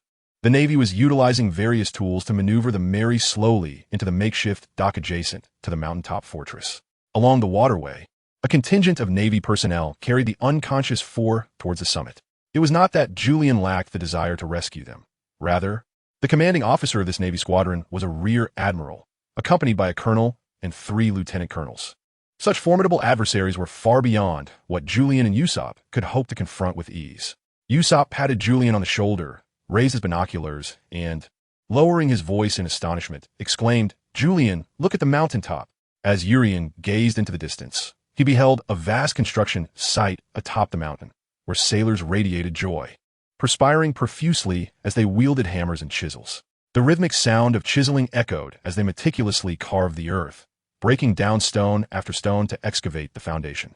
The chiseled stones were promptly transported to the nearby artisan quarters, where they underwent a meticulous process of shaping, transforming into blocks suitable for construction. Due to the challenges posed by the terrain, the construction of the fortification at the summit relied on materials sourced from cargo ships navigating the waters of the 4 seas, as well as local resources. Adjacent to this bustling site lay a sprawling naval encampment. Julian was taken aback. What on earth are these naval forces up to at the inverted mountain? Are they digging foundations, perhaps constructing a castle? However, upon witnessing the sudden attention the Navy was bestowing upon the inverted mountain, a terrifying possibility crossed Julian's mind, causing his eyes to widen. Could it be that the Navy intends to erect a fortress atop the inverted mountain? Julian's gaze returned to the 4 individuals from Sauron, whereupon he observed the escorting naval officers standing upright in unison, extending a salute towards the approaching figure. Julian peered through the telescope and exclaimed, "Admiral!" The Admiral's distinctive appearance made him remarkably easy to identify. Julian searched through his mind and swiftly located the information regarding the Admiral. Admiral Ymir of the Navy's G2 Division, in the original narrative, was often depicted sipping a cup of coffee during military tribunals. However, he found the coffee from the G2 Division quite bitter. Later, Ace presented him with a letter penned by the daughter of a naval chef couple, named Moda, suggesting they switch to milk. Consequently, the coffee served at the G2 naval fortress transformed into a delightful concoction of coffee and milk. Julian cast another glance at the construction site atop the mountain, murmuring to himself, "I never anticipated that this fellow would be transferred from G2 to Upside Down Mountain. It seems the Navy is resolute in establishing a foothold here." Before long, the 4 members of the Straw Hat crew were escorted back to the temporary camp's prison, segregated by gender. At that moment, Usopp, feeling a surge of anxiety, exclaimed, "Julian, what are we to do now? Everyone has been captured." Usopp's face reflected his disheartenment. He had embarked on his journey with grand aspirations, only to encounter an immense obstacle right at the outset. Julian rubbed his forehead, beset by a persistent headache. The formidable strength of the mountain and sea army was far beyond his current capabilities. Even a single colonel could overwhelm him, let alone the presence of a full colonel and a brigadier general. Julian cast a glance at Usopp and instructed, "It seems our only option is to stealthily infiltrate the Navy and discreetly rescue those 4 along with the Going Merry." Usopp swallowed hard, his demeanor reflecting despair as he lamented, "Infiltrate the Navy? How can we possibly manage that?" Chapter 3, Don't Move, Little Fox. Little Fox, Little Fox. Karina groggily opened her eyes, her gaze hazy as she beheld Nami before her. With a yawn, she murmured, "Oh, little thief cat." Nami shook Karina gently, lowering her voice urgently. "Wake up, little fox. Something's amiss." "What is it?" Karina, still enveloped in drowsiness, had just been in a dream where she had found a washboard, compelling the detestable Julian to kneel upon it and confess his wrongdoings to her, relishing a moment of triumph before Nami disturbed her slumber. Nami pressed on, "Little fox, take a look around. We've been captured." Karina's expression shifted instantly, her sleepiness evaporating as she recalled the last conscious moment spent aboard the Going Merry with her companions, bravely navigating the Grand Line, only to be intercepted by the Navy at Reverse Mountain. Startled awake, Karina surveyed her surroundings, the cold prison cell echoing with the clinking of her iron shackles. "Little thief cat, are we truly captured?" she exclaimed. Nami nodded gravely. "It seems so. I remember that when Julian activated the sleep-inducing projectile, we both succumbed to slumber." Karina rubbed her forehead, conceding that must be the case. Nami glanced around again, realizing the cell was bare, devoid of anyone but themselves. "What has happened to Julian and the others?" Karina shook her head. "I have no idea. I remember nothing." Despite their uncertainty regarding the whereabouts of their four companions, one thing was clear to both. They had indeed been apprehended by the Navy. Examining her shackles, Nami and Karina exchanged a knowing glance, affirming their situation with a slight nod. Lowering her head, Karina felt Nami reach over, deftly retrieving a hairpin from her locks. Nami then bent down, using the hairpin to manipulate Karina's shackles. With a satisfying click, they sprang open. Rubbing her sore wrists, Karina reclaimed the hairpin and, aiming it at Nami's shackles, inserted it into the keyhole. With a few deft movements, Nami's restraints were released as well. Karina secured the hairpin back in her hair, holding her freed shackles, and remarked, "I never expected we would find ourselves trapped in a cell." Approaching the edge of the cell, they found themselves beside the makeshift bed. Outside the iron bars, the naval officers patrolled diligently, while others hurriedly transported an array of construction materials and tools. Karina, puzzled, inquired, "What are these sailors up to? Constructing a base?" At that moment, Nami entered the prison, picked up a slender twig from the ground, and deftly inserted it into the keyhole. With a few twists and turns, a satisfying click echoed through the air. Turning around, her face alight with excitement, she exclaimed, "Little fox, the cell door is unlocked." Karina glanced at Nami and remarked, "Little thief cat, it seems we are indeed within a naval base, surrounded by sailors." After a moment of contemplation, Nami replied, "We must first vacate this place and regroup with the others." "Agreed," Karina affirmed. The temporary prison could hardly contain two seasoned thieves, especially given the scant presence of guards. The two sentinels were swiftly subdued by Nami and Karina, who easily brought them down from behind. They quickly stripped the guards of their uniforms and donned the attire themselves, exchanging playful glances before saluting each other. "Private Little Fox, at your service." Karina giggled, "Greetings, Private Little Thief Cat." Nami then assessed their surroundings, stating, "This prison is undoubtedly temporary. Apart from us, there is no one else here." Karina concurred, "Thus, it is highly likely that Yuri and his companions had attained elsewhere. Or perhaps they managed to escape altogether." Nami nodded, "That is quite plausible. Therefore, we must flee this makeshift prison, infiltrate the naval base, and search for their whereabouts." "No problem," Karina replied. Adjusting their military caps, the two seized rifles and, with heads lowered, exited the temporary confinement. Meanwhile, the two naval guards were left bound and stripped of their clothing within the cell. Stealthily, Nami and Karina slipped out of the prison, finding the naval base outside, resembling a bustling construction site. Officers barked orders like foremen, directing sailors as they transported various provisions and construction materials. The expressions of the sailors revealed no trace of resentment, but rather a steadfast commitment to their noble endeavor. Constructing a fortress atop Upside-Down Mountain would effectively curb the pirates from the four seas from entering the Grand Line. Establishing such a permanent stronghold was indeed a monumental task. "You two over there, quickly assist in dismantling the ship of the Yuri pirate crew. Transport the lumber directly to the carpentry shop for processing." The sudden command startled the two women, making them snap to attention and hurriedly respond, "Yes, sir." The officer with a beard cast a glance at the two women, failing to recognize them, and simply dismissed the encounter. After arranging his affairs, he busied himself with other tasks. Karina and Nami sighed in relief, exchanging a knowing look. The capture of the Mary by the Navy implied that Urian and his companions were likely apprehended, just as they had been. As a group of sailors made their way toward the dock, Nami and Karina found themselves swept along with them. Nami walked closely beside Karina, lowering her hat's brim as she whispered, "Little Fox, we must devise a plan to prevent the Navy from dismantling the Mary." Karina, her usual smile replaced with a serious demeanor, bit her lip and replied, "Yes, we must also locate Urian and the others." Upon entering the dock, they discovered not only the Mary, but several other pirate ships as well. These vessels belonged to pirates from the other three seas. Suddenly, a massive collision echoed as a ram struck one of the pirate ships, shattering it with a resounding crash. Immediately, Navy craftsmen, armed with various tools, boarded the nearly disassembled vessel, commencing their violent dismantling. Wooden planks, masts, sails, oars, rudders, and cannons were methodically taken apart and sorted into piles before being transported by the Navy to the construction site. The flags of the pirate ships were unfamiliar to the two women, yet they found solace in the fact that the Mary was among those awaiting disassembly, though it remained far from their reach. Freeze! A sudden command startled Karina and Nami as they felt a hard object pressed against their backs. A gun? Panic surged within them, rendering them motionless, scarcely daring to breathe. Had they been discovered? Their eyes darted to one another, searching for an escape from the Navy's grasp. But just then, a familiar voice resonated behind them as the Navy officer chuckled. "I thought those two silhouettes looked familiar. It truly is you two." Turning to face the source of the voice, they were taken aback to find Urien clad in a Navy lieutenant's uniform, playfully mimicking pistols with his hands aimed at their backs, grinning broadly. Beside him stood Usopp, also dressed in a Navy lieutenant's uniform, anxiously surveying their surroundings.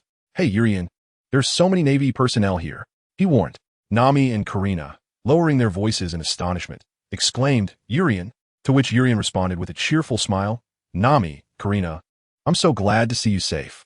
Karina seized Urien's wrist with one hand and promptly sank her teeth into it. The intense pain nearly caused Urien to cry out, but fortunately, Usopp swiftly covered his mouth. After a brief moment, Karina released Urien's wrist, drawing a silvery thread from her mouth. She wiped her lips and gazed with concern at the tooth marks she had left on Urien's wrist, pouting as she said, "Urien, you silly fool." Julian was in a state of distress, and who could fathom what had befallen Karina? Was it due to the fact that I had startled her by launching a sudden ambush from behind? Chapter 4. The opening of the prison cell. The four individuals huddled in a corner, whispering softly among themselves. Julian reminisced about the naval base configuration he and Usopp had previously discovered, stating there are admirals of the rank of Rear Admiral and Vice Admiral present. Given our current strength, we simply cannot force our way out. Nami, astonished, covered her mouth in disbelief, exclaiming, "Rear Admirals and Vice Admirals?" Reflecting on the woman from Logtown, Karina's expression grew grave as she added, "So that means she outranks that Navy officer named Tina from Logtown by at least one rank?" Julian nodded thoughtfully and continued, "Moreover, I have observed that there are numerous naval officers who hold ranks comparable to Tina's, so if we wish to escape from here, we must rely on our intellect." The three individuals wore somber expressions as Julian sketched a rudimentary map of the dock in the dirt, stating, "This dock is partially open air, and not far from it lies a precipice. We can make our escape from that direction." The three swallowed hard and turned to gaze at the cliff marked on the map, incredulously exclaiming, "Are you suggesting we leap from the cliff? Do you wish for us to meet our demise? Furthermore, even if we survive the fall, how do you propose we maneuver the Mary into retreat from the dock and down the cliff?" At this moment, Urien rubbed his head and glanced at Karina, then articulated his approach. "Thus, the success of this operation hinges upon Karina." "Me?" Julian nodded in agreement, remarking, "Indeed, Karina has subtly applied the powers of the slippery fruit to coat the hull of the Mary with a sleek membrane. As a result, the Mary should possess the ability to glide effortlessly from the dock to the precipice." Karina blinked her eyes in curiosity and inquired, "Does my fruit truly have such a function?" Julian chuckled softly, nodding his head as he proclaimed, "With creativity and divergent thinking, nothing is beyond reach. If one does not dare to attempt, how can one ever know?" He jested. "After all, I am a traveler from Earth, a realm where information proliferates. What cannot be conceived there? It is essential to understand that there are no inferior fruits, only authors with limited imagination." Karina, observing Julian's earnest gaze fixated upon her, gently tapped her cheek, puffing herself up as she declared, "Then I shall simply have to give it a try." Subsequently, Julian turned his attention to Nami and Usopp, stating, "Your collaboration will be essential moving forward." Usopp and Nami sat obediently, gazing at Julian, nodding in agreement. "Indeed." Julian pointed toward the ship dismantling machine situated near the edge of the cliff, inquiring, "Do you see that dismantler?" The two turned their heads and nodded in acknowledgement. Julian continued, "Nami must find a way to infiltrate that machine and then manipulate the iron ball at the end of the crane to strike the cliff, carving out a path that would allow the Mary to slide down from the dock directly into the entrance of the Grand Line's waterway. Nami's actions will soon attract the attention of the Navy, and Usopp, at that moment, you must devise a strategy to delay them, granting Nami sufficient time to create the passage." Hiss! The three inhaled sharply. The plan seemed utterly fantastical. They exchanged glances before turning to Julian in unison, questioning, "Is it feasible?" Julian chuckled heartily, "Absolutely.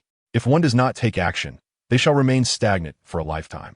Moreover, this is the world of One Piece, not the mundane reality. Nothing is impossible here. Even formidable beings like Shanks and Akainu can sever a limb." Julian's plan was reluctantly accepted by the three individuals. However, they turned their gaze towards Julian, inquiring with curiosity, "What about you?" Julian touched the tip of his nose and chuckled. "Need I say more?" "Naturally. We must seize this opportunity to rescue Zoro and Sanji, while creating a commotion outside the dock to attract the Navy's attention. Once the situation outside escalates, it will be your moment to act. We shall undoubtedly succeed." In the Navy's temporary prison, the conditions were far more dire than those where Nami and Karina were held. In the dimly lit cell, Zoro and Sanji were confined separately. Additionally, there were several pirates recently arrived from the Four Seas, coincidentally caught in the Navy-esque construction of a fortress. Zoro's sword had been taken from him, and he was shackled at the wrists. Seated cross-legged on a damp pile of withered grass, his eyes closed as if in meditation. Opposite him, Sanji was imprisoned as well, observing the scurrying rats within the cell.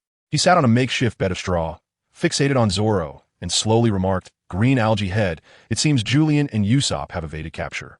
Zoro merely responded with a non-committal grunt, keeping his eyes shut. Feeling bored, Sanji sighed, "I wonder how Miss Nami and Miss Karina are faring." Zoro gradually opened his eyes and inquired, "So, Cook, do you have any clever plans for our escape?" Sanji gestured with his hands and lifted his feet, indignantly exclaiming, "Why am I the only one shackled? Without these cuffs, I could easily make my escape." Zoro pouted, "After all, you're the Blackleg. Look at me. They confiscated my sword. With it, I too could slip away effortlessly." Sanji retorted, "Well, that's because you're a swordsman." However, as he surveyed the makeshift prison, he solemnly noted, "Green algae head, there are quite a number of pirates imprisoned here." Clang! The pirates from the Four Seas rattled their cells with fervor, shouting, "Navy, let us out. You scoundrel Navy, I will have my revenge." One pirate noticed Sanji and Zoro, angrily barking, "Hey, you two over there, what are you whispering about? Do you wish to meet your end? I am a notorious pirate from the West Sea with a bounty of 9 million berries. Be cautious not to chatter before me." Zoro and Sanji immediately shot him fierce glares, and the self-proclaimed 9 million berry pirate suddenly felt a chill run down his spine, as if confronted by two wild beasts. Mid-sentence, he faltered, swallowing hard and stammering, "You two carry on, please disregard me." Suddenly, a shadow darted forth, and with a decisive click, the lock on the pirate's cell swung open. The figure stepped inside and effortlessly dragged the pirate out, bringing him into the corridor before Zoro and Sanji, and with a gleeful smile said, "Now, tell me, whom do you wish to fight? I can unlock your cage and grant you the chance." "Wait, I was only joking." The pirate found himself in a state of bewilderment, pondering the identity of the individual who had managed to break open the prison door. However, confronted by the fierce glares of the two men within the cells, a sense of foreboding washed over him. Upon witnessing the scene, Zoro and Sanji exclaimed in delight, "Urian!" Julian tossed Zoro's 3 swords into his cell, opening his mouth to say, "Here are your swords. We're ready to depart." With a swift motion, a brilliant flash of blade light erupted as Zoro effortlessly severed both his shackles and the prison door.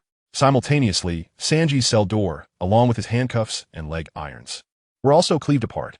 Zoro calmly sheathed his swords, rubbing his sore wrists, and murmured, "Thank me, you color kappa." Sanji, indignant, tugged at Zoro's collar, retorting, "You foolhardy swordsman. I could have escaped on my own without you." Julian released the pirate from his grasp and snapped his fingers. In an instant, a cascade of electric arcs erupted from his fingertips, coursing along the prison bars, causing every cell door to swing open simultaneously. With a face full of regret, Urian muttered to himself, "I apologize, but to escape this fortress, I must resort to utilizing this band of pirates. However, I am confident that the Navy stationed here will swiftly apprehend these nefarious brigands." Zoro, Sanji, let us depart. Chapter 5. Turmoil in the office of Rear Admiral Ymir. A naval officer rushed in, breathless, to report, "Sir." Rear Admiral Ymir, with one hand clutching a cup and his mouth still bearing remnants of coffee stains, was enveloped by the persistent bitterness of the brew. The coffee imported from G2 seemed poised to become a staple at the construction site of the upside-down mountain fortress, a distinctive G2 specialty that one simply had to sample. Ymir smacked his lips, observing the flustered officer who had barged in, aware that something significant must have transpired. Yet, the composed and steadfast Ymir remained unfazed, inquiring at a leisurely pace, "What is it?" The officer hastily replied, "Urian has escaped, and all the pirates imprisoned in the temporary jail have been released. The entire upside-down mountain fortress is now in disarray." It would be more accurate to refer to the fortress as a construction site, given the circumstances. Ymir furrowed his brow. The pirates from the Four Seas were not formidable, merely a collection of fledglings, easily apprehended. Nonetheless, such chaos inadvertently delayed the construction timeline of the fortress. With each day, the upside-down mountain fortress remained unfinished. More pirates would inevitably emerge along the Grand Line. Slowly rising from his seat, Ymir adjusted his military coat emblazoned with the word justice and promptly ordered. All officers in the base must immediately engage in the operation to capture the rioting pirates. Not a single pirate must be allowed to enter the Grand Line. The officer saluted and swiftly exited Ymir's office, racing to relay the admiral's orders. Meanwhile, on the naval base, Urien pointed towards the massive dock in the distance. The largest structure within the upside-down mountain fortress, albeit only until the fortress itself was completed. Julian addressed Zoro, saying, "Zoro, do you see that? That is the place where we shall convene shortly." Zoro nodded and replied, "Yes, understood. No problem." Both Julian and Sanji harbored concerns regarding Zoro's propensity to become lost. At this moment, Julian produced a signal gun and declared, "Zoro, Sanji, I will fire a signal flare. Once a red flare appears in the sky, it shall indicate our time to depart. Do you understand?" Both Zoro and Sanji nodded in agreement.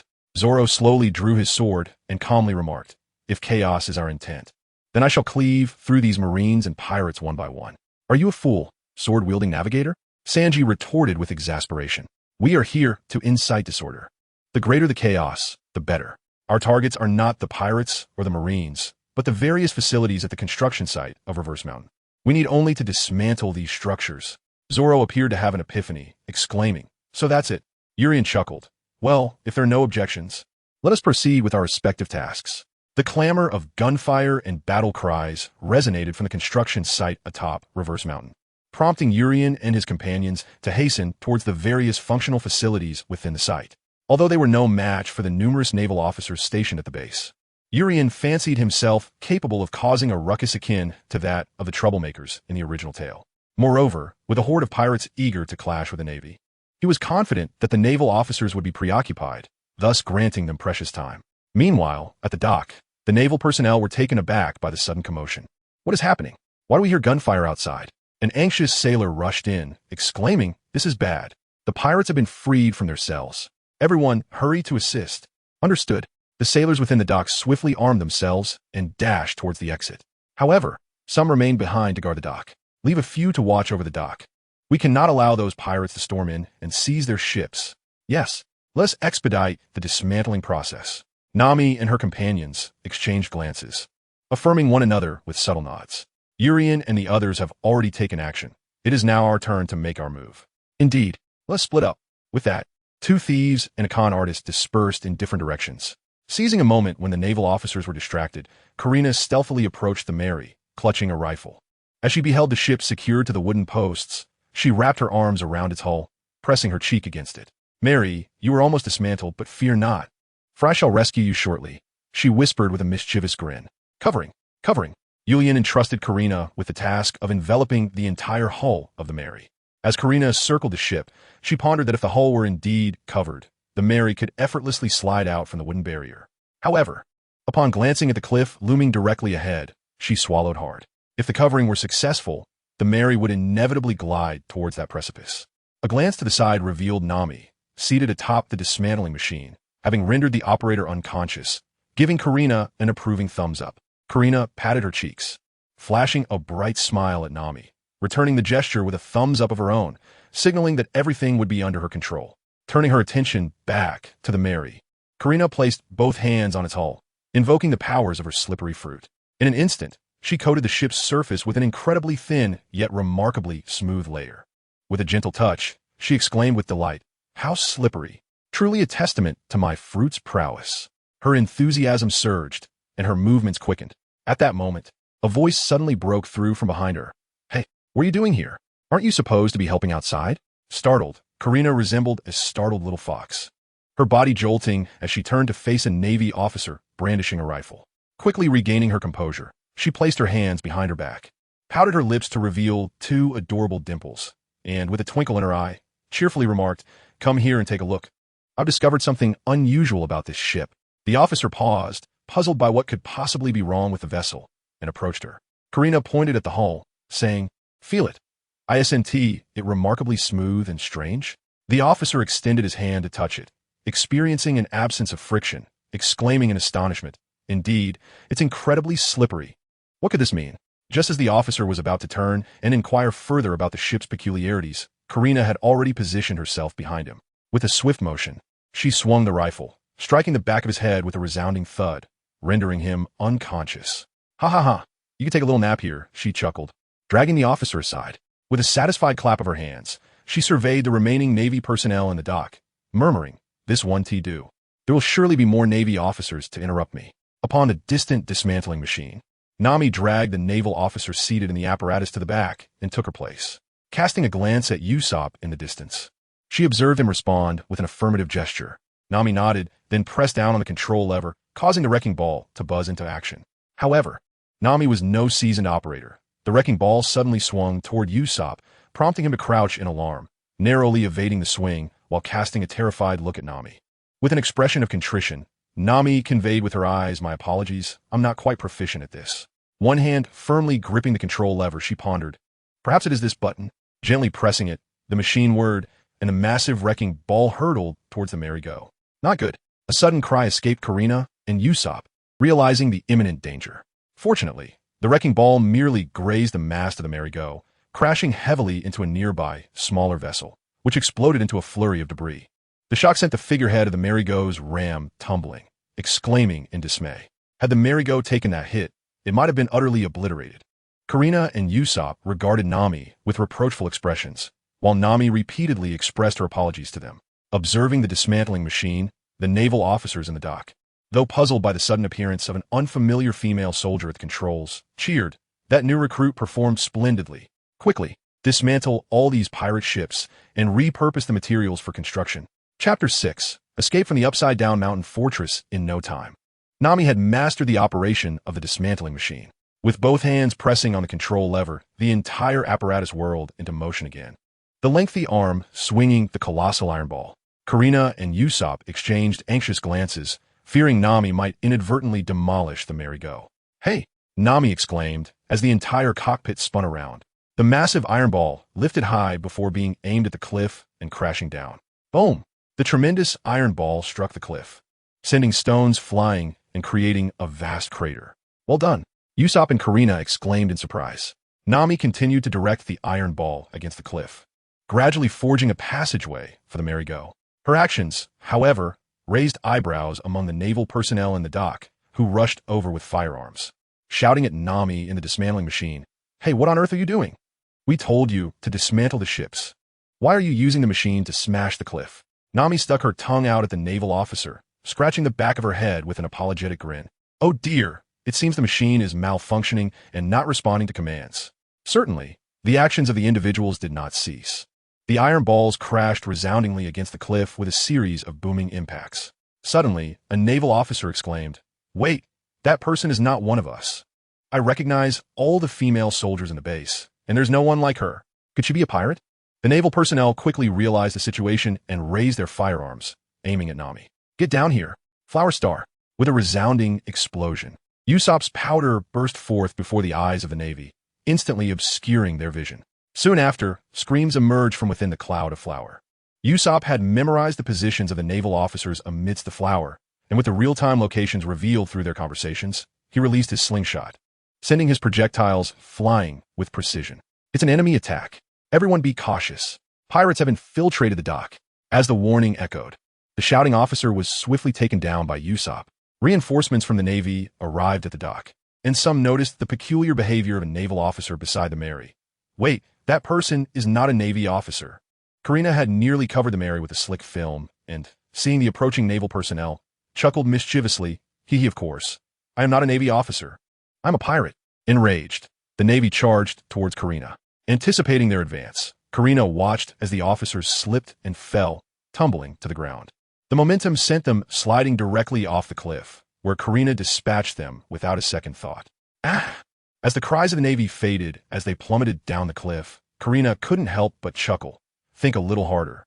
"I spent a considerable amount of time covering the ground around here with a slippery film. Hee hee." Nami, Karina, and Usopp had turned the entire dock into chaos. Meanwhile, Outside the dock, various construction machines at the upside-down mountain fortress site began to topple or malfunction, with the elite forces of the Navy joining the fray. It was clear that the battle could no longer continue.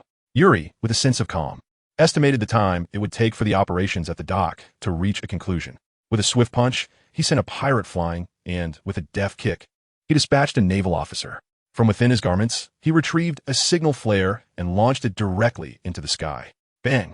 Whoosh, whoosh, whoosh. A crimson flare ascended into the heavens, prompting Zoro and Sanji to tilt their heads upward, murmuring, "It's time to leave this place." With a flurry of swift strikes, Zoro severed the ropes binding several logs at a nearby storage site. The logs tumbled down from their heights, rolling towards the naval personnel on the construction site. "Watch out! The logs are coming down." Dozens of logs cascaded from above, further complicating the already chaotic scene at the construction site. Zoro raised his gaze towards the imposing structure, murmuring, "This time, I won't be mistaken. It's definitely there." Meanwhile, Sanji delivered a powerful kick that shattered a bamboo scaffold, seemingly a crucial support for the entire structure. In an instant, the scaffolding collapsed like a row of dominoes, causing an array of construction tools to rain down upon the unsuspecting naval officers below. "Look out! The scaffolding is falling. Beware of the tools above." The naval officers found themselves in a frenzy, dodging not only the nearby pirates, but also the logs tumbling down and the tools descending from the sky. Zoro glanced back at the fallen scaffold, murmuring, "Wow, that foolish chef did quite well." However, in a brief moment of distraction, he lost sight of the dock and inadvertently veered in the wrong direction. Fortunately, Sanji appeared just in time, grabbing Zoro by the arm. "You directionally challenged swordsman. Where do you think you're going? You've gone the wrong way. This way." Zoro, momentarily taken aback, protested, "The dock is right in front of me." Sanji pointed towards Zoro's misguided path, saying, "Look, where is the dock? Is it over there?" Faced with the emptiness ahead, Zoro felt a wave of embarrassment wash over him as he muttered, "It seems I truly went the wrong way." Julian perched atop a towering crane, gazing down at Zoro and Sanji with a playful grin. "That fool nearly wandered off to the wrong place again. Truly, a character cannot defy the traits established in their original narrative." Suddenly, a naval colonel leapt up from below, wielding twin swords with the demeanor of a dual-wielding swordsman. He stood on the crane, fixing his gaze upon Julian, and spoke with deliberate clarity, smiling. "Julian, this mischief is surely your doing, is it not?" Following closely, another naval colonel, armed with a shield, ascended the crane, positioning himself alongside the swordsman, effectively cornering Julian between them. With righteous indignation, he proclaimed, "Pirate Julian, there is no escape for you." Meanwhile, a third naval colonel, equipped with a bow and arrow, emerged below, drawing his weapon and aiming at Julian, asserting, "Under the aim of my little Cupid's bow, no one can evade capture." 3 colonel-level officers of the Navy headquarters were certainly not adversaries Julian could contend with at this moment. Nevertheless, Julian remained unfazed, one with a sword, another with a shield, and a third with an arrow. How quaint. Julian rose slowly to his feet, speaking with deliberate calmness. "Capture me? Absolutely impossible. This steel crane is my domain. Ha ha ha. 100,000 volts. Billy Billy." The 3 naval commanders were momentarily taken aback, their hearts sinking in dismay. At that moment, brilliant arcs of lightning erupted from Julian's body, and a surge of electricity coursed through him, directly transmitting to the 3 naval officers. They convulsed violently, and, in the blink of an eye, Julian's lightning had sent them plummeting from the crane. Julian observed the 3 Navy men plummeting down and grinned, remarking, 3 against 1 and still met with defeat. What a lack of skill. With a light-hearted chuckle, he leaped down, appearing beside Zoro and Sanji. "Julian, hee, we must depart swiftly," they urged. The dock was in disarray, thanks to the trio's antics. Spotting Nami and her companions already aboard the ship, Julian called out, "Prepare for departure. Our adventure is about to begin." Zoro and Sanji sent several Navy officers flying, and with a decisive thud, they jumped onto the deck. Julian trailed behind, wielding 2 electromagnetic cannons, which he used to sever the wooden barriers restraining the Mary. With the obstruction removed, the Mary glided effortlessly along its predetermined course. Julian, the 5 aboard the vessel expressed their concern for him, yet Julian propelled himself forward, a surge of electricity coursing through him, leaping onto the deck like a cannonball. Meanwhile, naval reinforcements surged into the dock, but the Mary's speed had already escalated, rendering any attempt to intercept futile. "Curse it! It is that smiling crew. They made their escape." Julian stood at the stern of the ship, gazing at the disheartened naval officers. With a wave of his hand and a playful grin, he bid farewell, saying, "Farewell. Ui unscathed utapiratas." Turning to his companions, Julian shouted, "Hold on tight." Zoro and Sanji had yet to comprehend the situation. But the next moment, they felt their bodies lighten, and to their astonishment, they began to float upwards, only to plummet swiftly downward along the Mary. At that moment, the Mary was tilted at a 90-degree angle, racing down the channel carved by Nami, resembling a roller coaster as it surged towards the waterway leading to the Grand Line. Off we go. The Grand Line. Chapter 7. Island Whale the Mary glided smoothly into the descending waterway towards the Grand Line, following the path Nami had forged from the cliff. Julian and his companions experienced an exhilarating thrill akin to riding a roller coaster. Once they entered the waterway, the intensity of the excitement gradually subsided. Leaning against the nearly vertical stern of the Mary, Julian reclined in a star-like position, gazing at the gradually diminishing and receding Fort Reverse Mountain. With a chuckle, he remarked, "Once that fortress is completed, I fear the entire pirate world will undergo a significant transformation. A bastion guarding the treacherous intersection of the Four Seas and the Grand Line will drastically reduce the influx of pirates from the Four Seas into the Grand Line, and the chaos brought by these pirates will gradually come to an end. The Navy has finally accomplished something worthwhile." The crew aboard the Mary reveled in the joy of escaping from Fort Reverse Mountain, on the brink of entering the Grand Line. As they navigated the descending waters, the Mary surged forward with remarkable speed, crashing through the clouds at mid-mountain. The mist billowed past the crew, and Nami, with arms outstretched, gleefully embraced the wondrous journey from Reverse Mountain. However, as the Mary wove through the fog, Nami's eyes widened in astonishment. "Julian, it's Laboon." Despite Julian's prior explanations about the colossal whale Laboon at Twin Cape before entering the Grand Line, witnessing it firsthand was still an awe-inspiring shock. Julian felt similarly. Although just a few months ago, he was still an inhabitant of Earth, he had fortuitously encountered an analytical post that described the enormity of Laboon. Despite having mentally prepared himself, Julian found it exceedingly unsettling to confront Laboon in person, considering Sanji's height of 177 centimeters in the current timeline. The length of the Going Mary is approximately 11 times that, leading to an estimation of the ship's length at around 19 meters. Next, examining Laboon's eyes. There is a scene in the original work that features a comparative image with the Going Mary, not accounting for the distance. Laboon's eyes are roughly 6 times the size of the ship, which calculates to about 114 meters. In the comic, Laboon's upper body, which is above the surface, is about 16 times the size of his eye.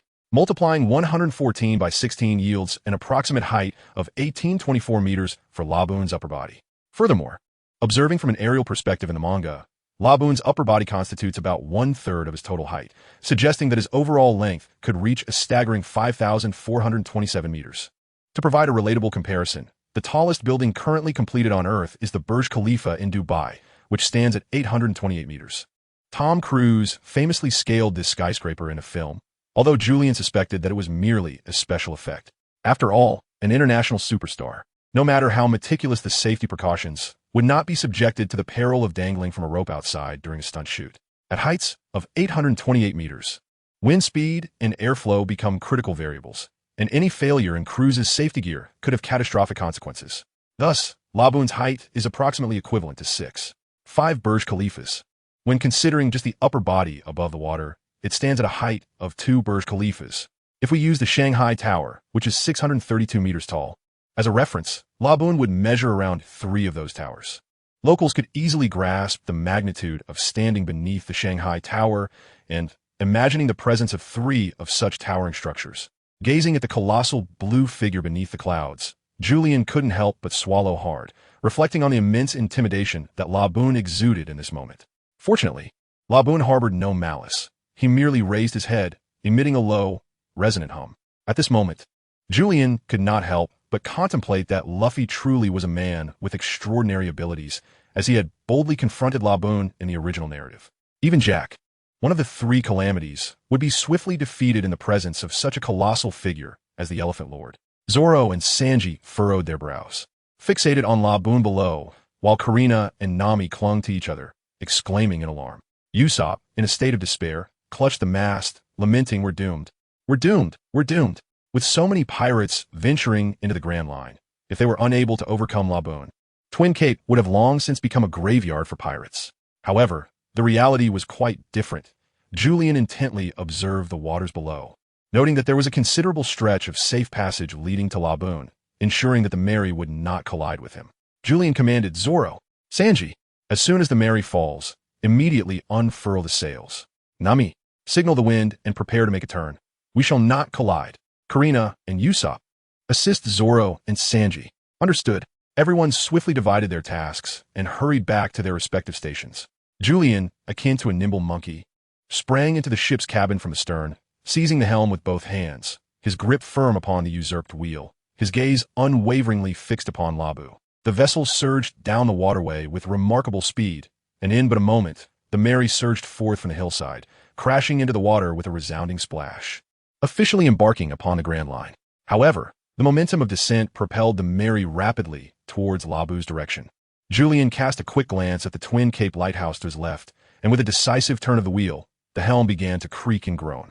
With a sharp click, the wheel reached its limit, and Julian held fast, daring not to budge. At that moment, the hull of the Mary began to tilt, emitting a series of ominous creaks, as the entire ship traced a swift arc upon the surface of the sea.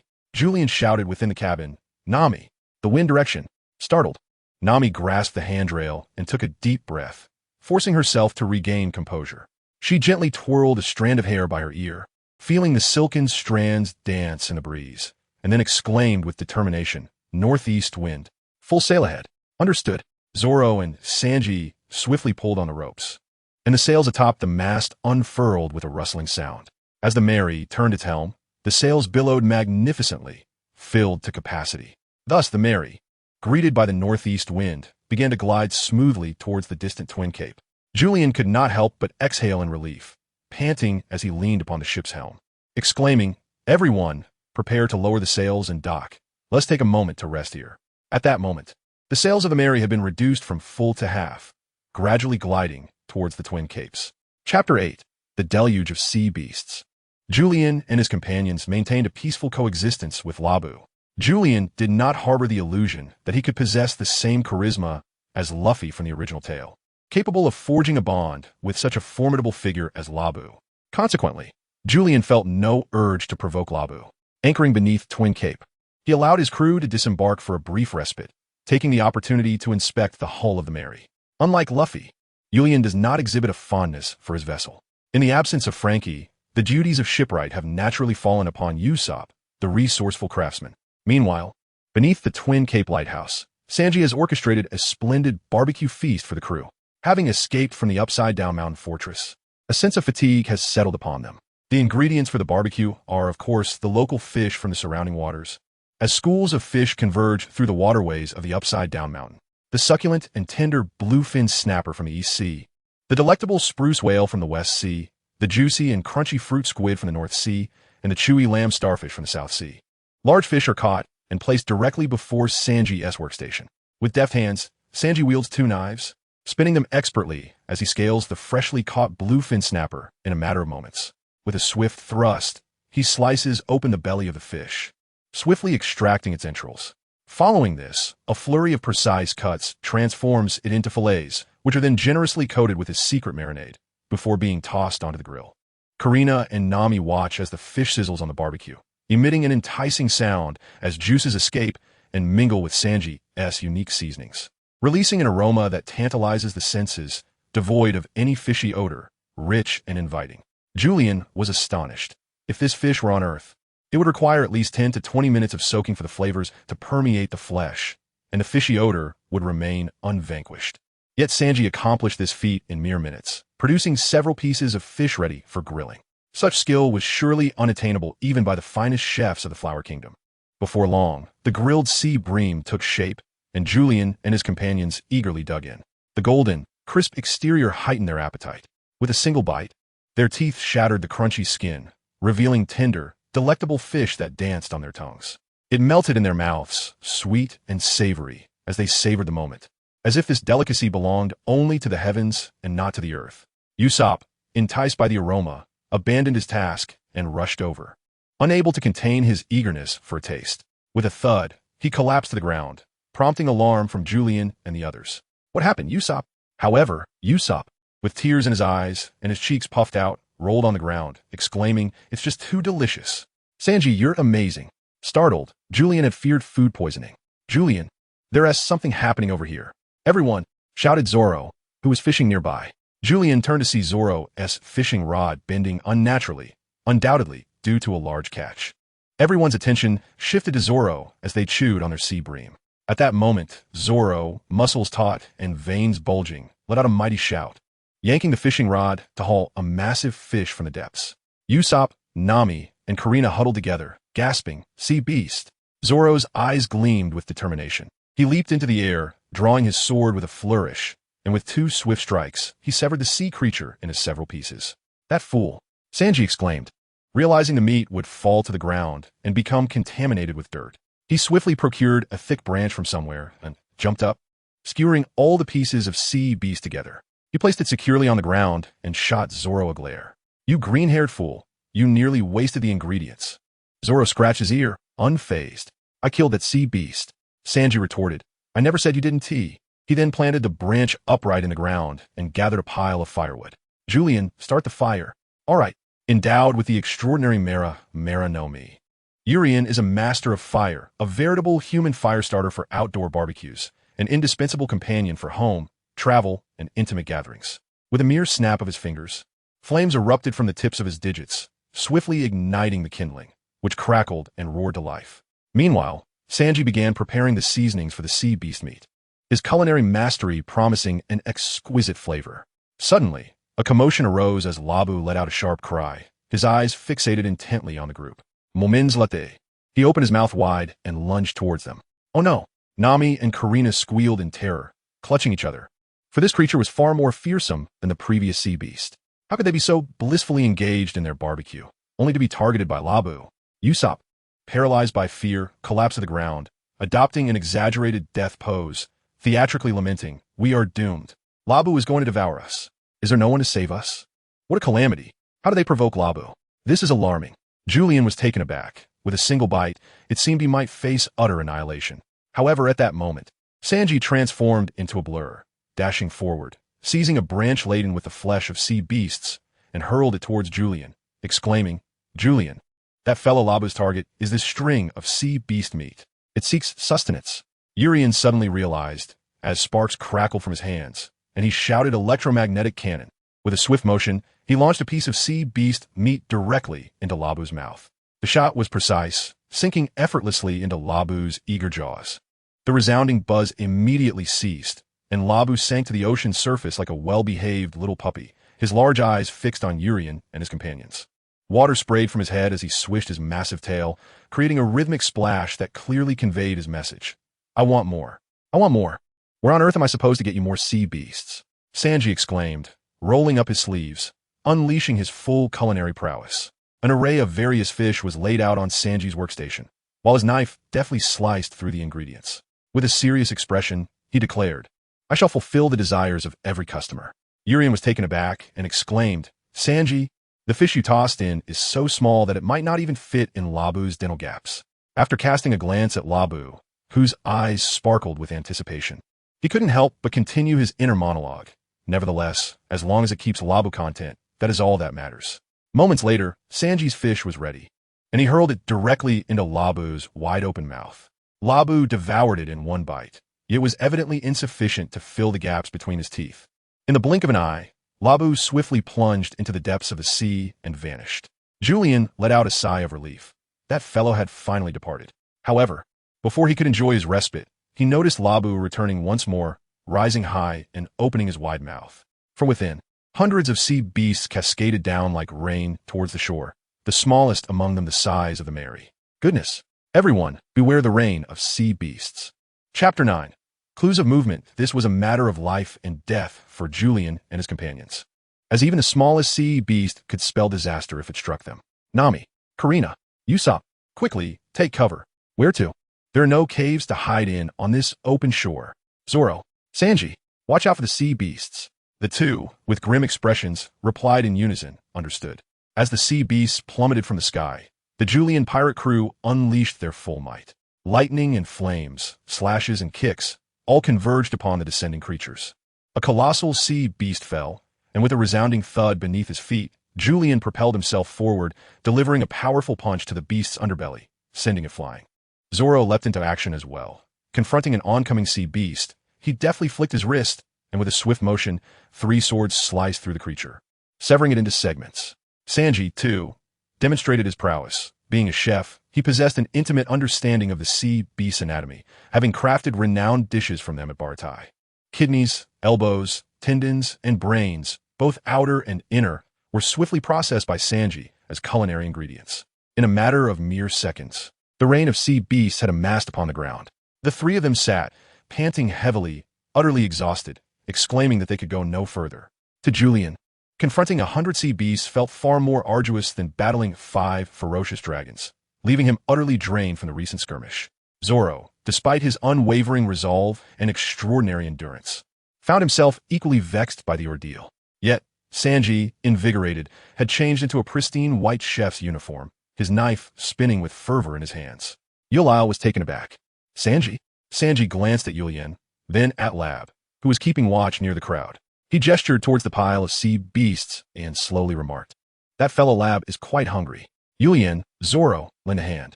Yuli narrowed his eyes, gazing at the enormous Labu. If he did not feed Labu these marine beasts, who could fathom what kind of mischief it might unleash? The sovereign was filled with trepidation. Julian, despite his exhaustion, mustered the strength to don a chef's uniform and assist Sanji in the kitchen. Zoro followed suit, clad in his own chef's attire, and with a resounding clang. He felled nearby timber, crafting an enormous pile of firewood. Julian conjured flames with a swift motion of his hands, igniting a roaring fire upon the pile of kindling. At that moment, Sanji commenced his preparation of the sea beast meat, seasoning it meticulously before skewering it for roasting. Julian, intensify the fire. Certainly. Julian was drenched in sweat, feeling his stamina waning. The challenge of serving as chef for Lab was perhaps no less daunting than confronting Crocodile himself. In a brief moment, a succession of sea creatures, akin to delicacies at a banquet, were tossed one by one into Lab's mouth by Julian. Lab devoured each sea creature with the same relish as one would consume peanuts, thoroughly enjoying the feast. Once the shore's bounty was entirely consumed, Lab, still wanting more, patted his belly contentedly and gazed down at the crowd below with satisfaction. After the trio of Yulian completed their grilling task, they were utterly exhausted, collapsing onto the ground. Nami and her companions hurried over to assist them in regaining their strength. Suddenly, a remarkable sight unfolded. Pirates were descending from Reverse Mountain, an astonishing occurrence. Following the sound, they turned to see an elderly man adorned with a flamboyant, saffron-hued headpiece, clad in beach attire, who had appeared behind them, gazing hungrily at a large piece of sea beast meat. The trio, exhausted, found themselves in a tense confrontation. Nami swiftly drew a long staff from her bosom, eyeing the old man with suspicion. Karina, too, unsheathed a dagger from her waist, slipping effortlessly to the old man's side, where she pressed the blade ominously against his throat. Usopp, trembling with anxiety, ready to slingshot, and stammered, "Who are you?" The old man, unfazed, replied calmly, "I am Coloca's, the lighthouse keeper of Twin Cape. What do you intend to do with us?" Karina pressed the dagger down slightly, eliciting a painful gasp from Coloca's. With an air of composure, he warned, "Young lady, it would be wise not to point that dagger at my neck, for it could lead to unfortunate consequences." Faced with the threat of her weapon, the aimed slingshot, and Nami's watchful staff, Karina was astonished by his unyielding serenity. In the face of such peril, his demeanor suggested he might be a master of extraordinary skill, rendering the trio seemingly powerless against him. With trepidation, Karina retorted, "Who will die?" As she tightened her grip on the dagger, Coloca's exclaimed, "Hey, easy there. If you keep that dagger at my throat, I might actually perish." The trio nearly burst into laughter at his dramatic proclamation. Their tension momentarily alleviated as they began to reconsider his status as a formidable opponent. Meanwhile, the weary Urian, seated on the ground, felt an unexpected joy. It seemed Coloca's had unwittingly fallen victim to the whims of fate, echoing the absurdities of the original tale, though lacking the humorous exchanges found in the original narrative. Coloca's found himself engaged in a conversation with Urian and the others that mirrored the essence of the original storyline. Unbeknownst to them, while trapped within the belly of Laboon, Coloca's had also encountered a rain of sea beasts, though this one consisted of roasted delicacies. A piece of sea creature meat landed squarely on his small island, demolishing his humble abode. Intrigued, he picked it up and found it delectable, leading to his curious emergence in this moment. Julian was quite familiar with Coloca's, Thus a modest banquet commenced.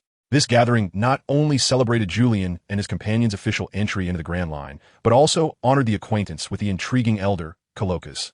Under Julian's subtle inquiries regarding Coloccus's past, the companions exclaimed in astonishment, "What? You were a crew member of the Pirate King?"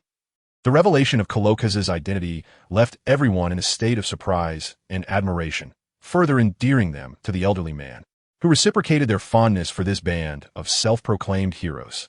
Seated attentively, they listened as Coloccus recounted his adventures in the Grand Line, sharing captivating tales. In turn, Coloccus absorbed the stories of Julian's journey from the moment he met Zoro, tracing the progression of their pirate crew. Thus, a bond of friendship was forged. As for Labu, he had already surrendered to Julian's pirate crew under Sanji's delectable sea beast barbecue. Upon learning of Julian's quest to locate the former royal family of Alabasta, Coloccus suggested, "You might consider quietly inquiring at Whiskey Peak." That locale was previously the territory of the Baroque Works, an organization founded by Crocodile, the current king of Alabasta. Following Crocodile's ascension to the throne, the Baroque Works disbanded, and its members became subjects of the Alabasta Kingdom. Crocodile's pursuit of Cobra and others remains unresolved. You may uncover some clues regarding their whereabouts at Whiskey Peak. Chapter 10. Reasons Whiskey Peak is a town that ostensibly welcomes pirates. Yet the reality is that it serves as a haven for bounty hunters and a subsidiary of the secret criminal organization, Baroque Works. With Crocodile's rise to kingship over Alabasta, the identity of pirates was swiftly sanitized, and they are now hailed as heroes of Alabasta. Following this, the entire Baroque Works was disbanded, with many mid-level officials appointed by Crocodile as subjects of Alabasta. The lower ranks of Baroque Works largely became loyal subordinates of Crocodile, reaping commendable positions due to their service. Whiskey Peak subsequently declared its incorporation into the Alabasta Kingdom, becoming a small enclave town within it. Although they became part of the Alabasta Kingdom and bounty hunters donned the guise of Alabasta's military, the pursuit of pirates remained the prevailing theme of Whiskey Peak. The notorious reputation of Whiskey Peak had long since spread across the seas. Newcomers either faced formidable foes that left the Alabasta military feeling powerless or encountered inexperienced pirates, warmly welcomed with food and drink, allowing the novices to feel the warmth of home. The seasoned inhabitants of Whiskey Peak were all remarkable individuals, possessing eloquence and charm, making the place utterly delightful. This likely encapsulates the inner monologue of these novice pirates. As they indulge in fine wine, exquisite cuisine, and honeyed words, their spirits begin to soar. In the world of the wandering, one cannot evade harm. Once intoxicated, their weapons are stripped away, and, upon awakening, they discover their hands and feet shackled with heavy chains. Those who had gazed at them with admiration the previous night now regard them with a greedy glint of gold coins, their expressions twisted with avarice. To these seasoned pirates, the novices are merely commodities to be exchanged for currency at the hands of the Navy, living banknotes in their eyes.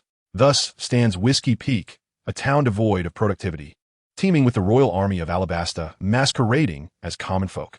Their mission is to eliminate any novice pirates passing through. If a novice pirate with a bounty of several million or even tens of millions appears, slaying one could provide a feast for the entire Whiskey Peak community for several days. Hearing Urian recount the current state of Whiskey Peak, as gleaned from Crocus, Usopp exclaimed, "No way. Are we truly walking into a den of thieves?" Julian extended a finger, shaking it with a sly smile. No, we're the thieves."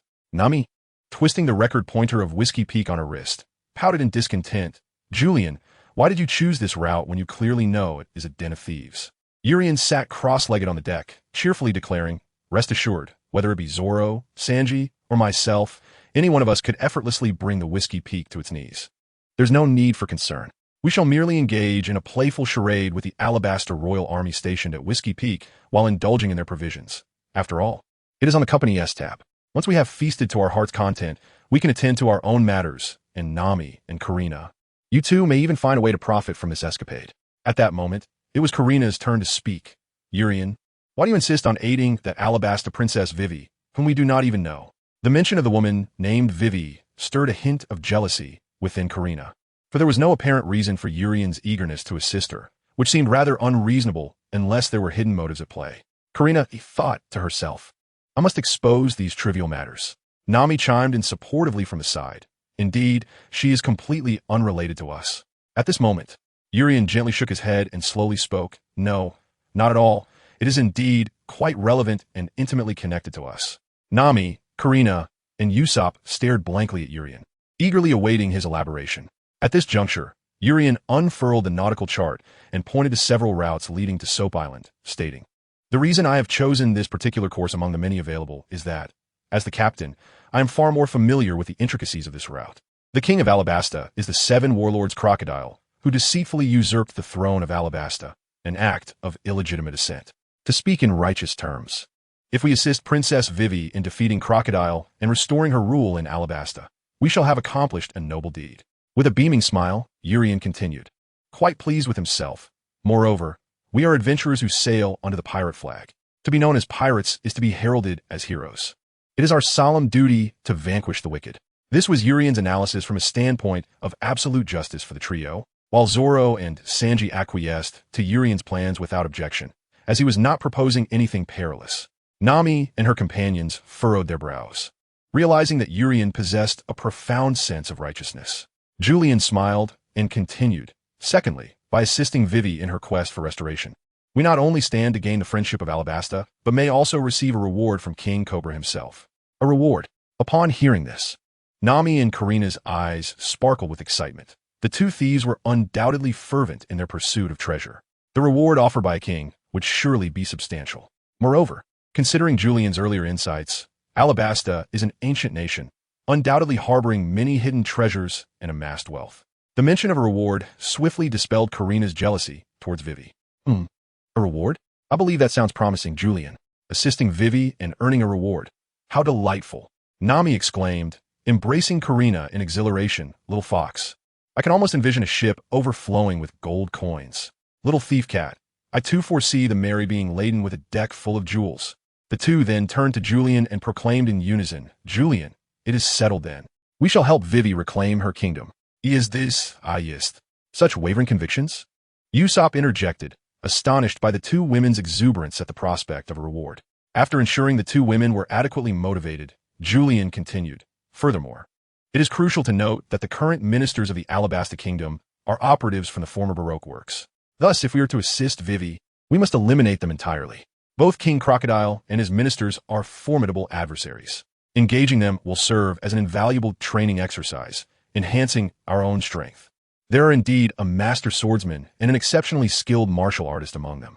Zoro and Sanji, who were quietly listening nearby, found Julian's words intriguing. Despite being part of an adventure crew, both harbored aspirations to grow stronger, naturally eager to test their mettle against formidable opponents.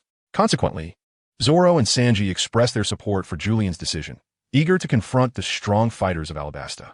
Julian had yet to conclude his thoughts. Moreover, there is a significant individual from Alabasta whom I wish to invite aboard.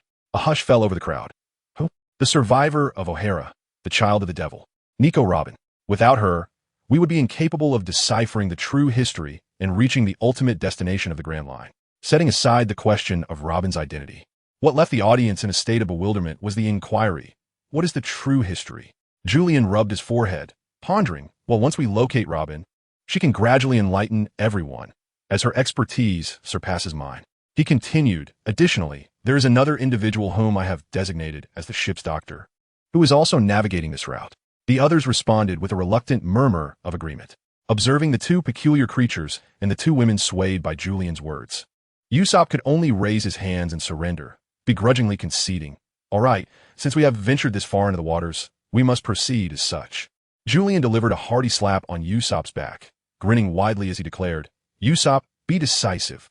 You are destined to become a courageous warrior of the seas. Summon your spirit. When you meet your father in the Grand Line, let him witness the renowned brave warrior, Usopp.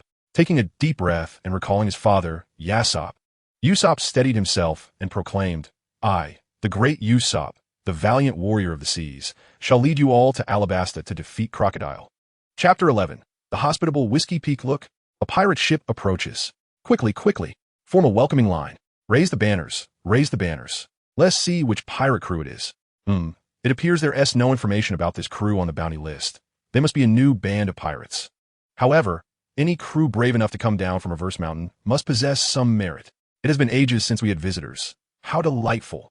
Everyone, rally your spirits and warmly welcome our heroes. We are the most welcoming town for pirates, Whiskey Peak. At this moment, the docks of Whiskey Peak were bustling with activity. adorned with various banners celebrating the arrival of the pirates.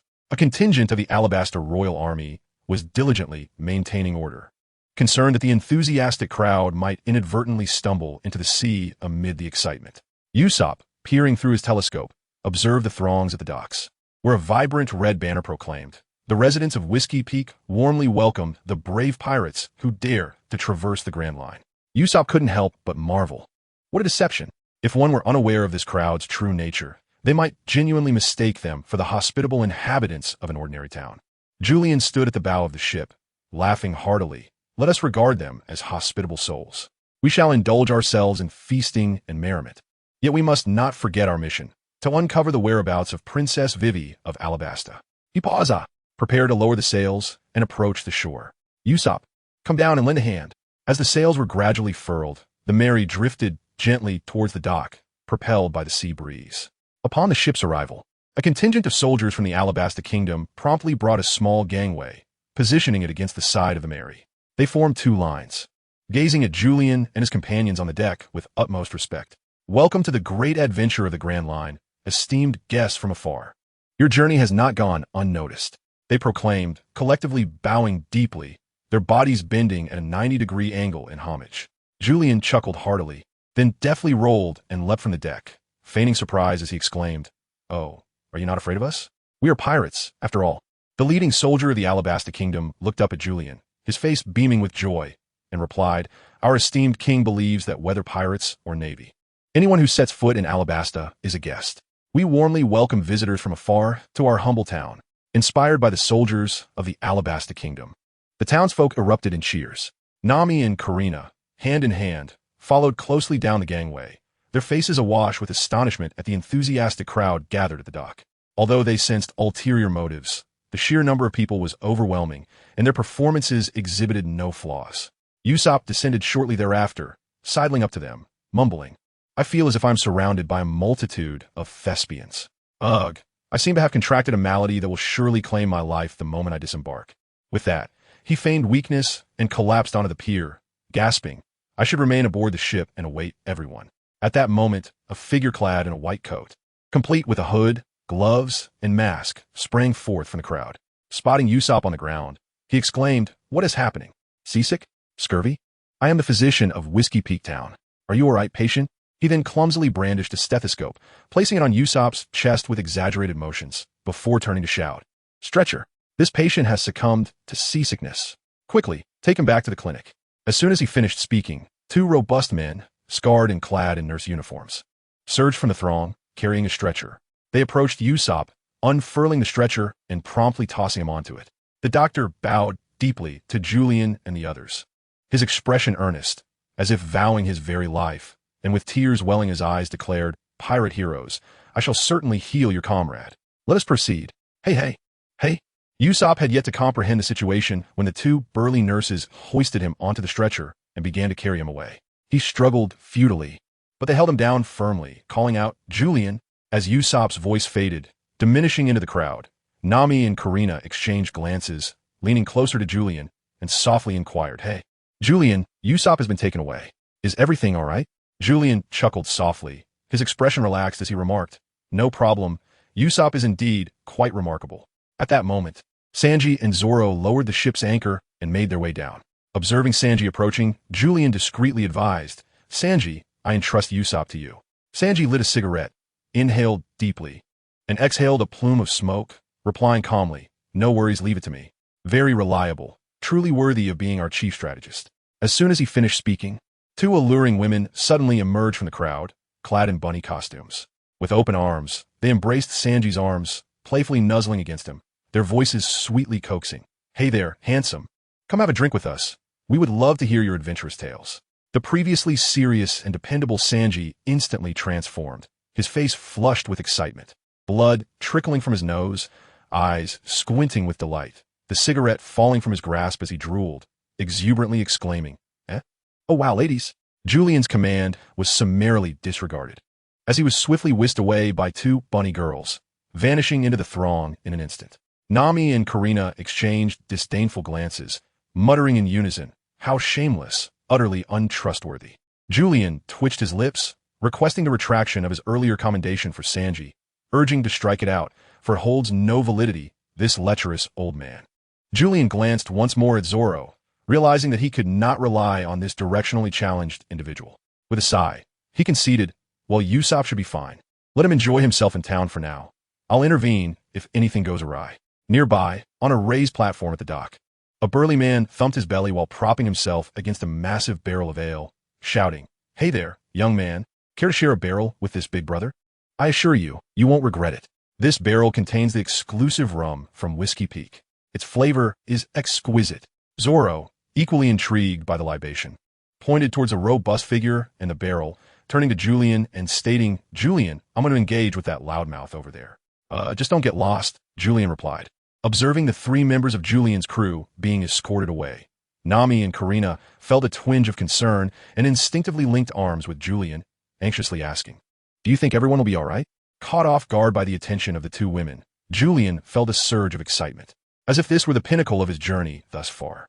However, he quickly composed himself, reassuring them, "Rest assured, I have mentioned that either Zoro, Sanji, or I could turn this place upside down if necessary. For now, let us indulge in some food." Rubbing his stomach, Julian chuckled, "I'm quite hungry." At that moment, the stomachs of both women audibly protested. Just then, the soldiers of the Alabasta Kingdom parted to grant Julian and his companions passage, saying, "Please, esteemed guests from afar, step inside. Today, all your food, clothing, and necessities are on us, courtesy of Whiskey Peak Town." Feeling somewhat reassured by Julian's words, Nami and Karina took a deep breath to calm their nerves. Karina, casting a charming smile at one of the Alabasta soldiers, remarked, "You are all so generous. I truly admire gentlemen like you." With a grand gesture, Julian declared, "Let us go. Let us consume the Whiskey Peak until it is utterly depleted." The residents at the dock echoed his enthusiasm, exclaiming, "Welcome, everyone, to Whiskey Peak. Let us deplete this place of its resources." Chapter 12. The great pirate from the east, the bounty hunters who had come to welcome Julian and his companions had already dispersed, leading them to the local entertainment venues for merriment. The once bustling dock now appeared desolate, where a burly man by a barrel blinked in confusion, muttering, Where's that green-haired fellow in the belly band?" Meanwhile, on the lively streets of the town, Zoro scratched his head as he navigated through the throngs of people, pondering, Where is that loudmouth who invited me for a drink? Why is he nowhere to be seen?" At that moment, two rather unsavory-looking characters approached him, their faces adorned with eager smiles. "Ah, dear pirate friend, come with us. We shall treat you to a drink." "Oh, you wish to buy me a drink as well?" Zoro's interest was piqued, and he nodded approvingly. "Very well, very well."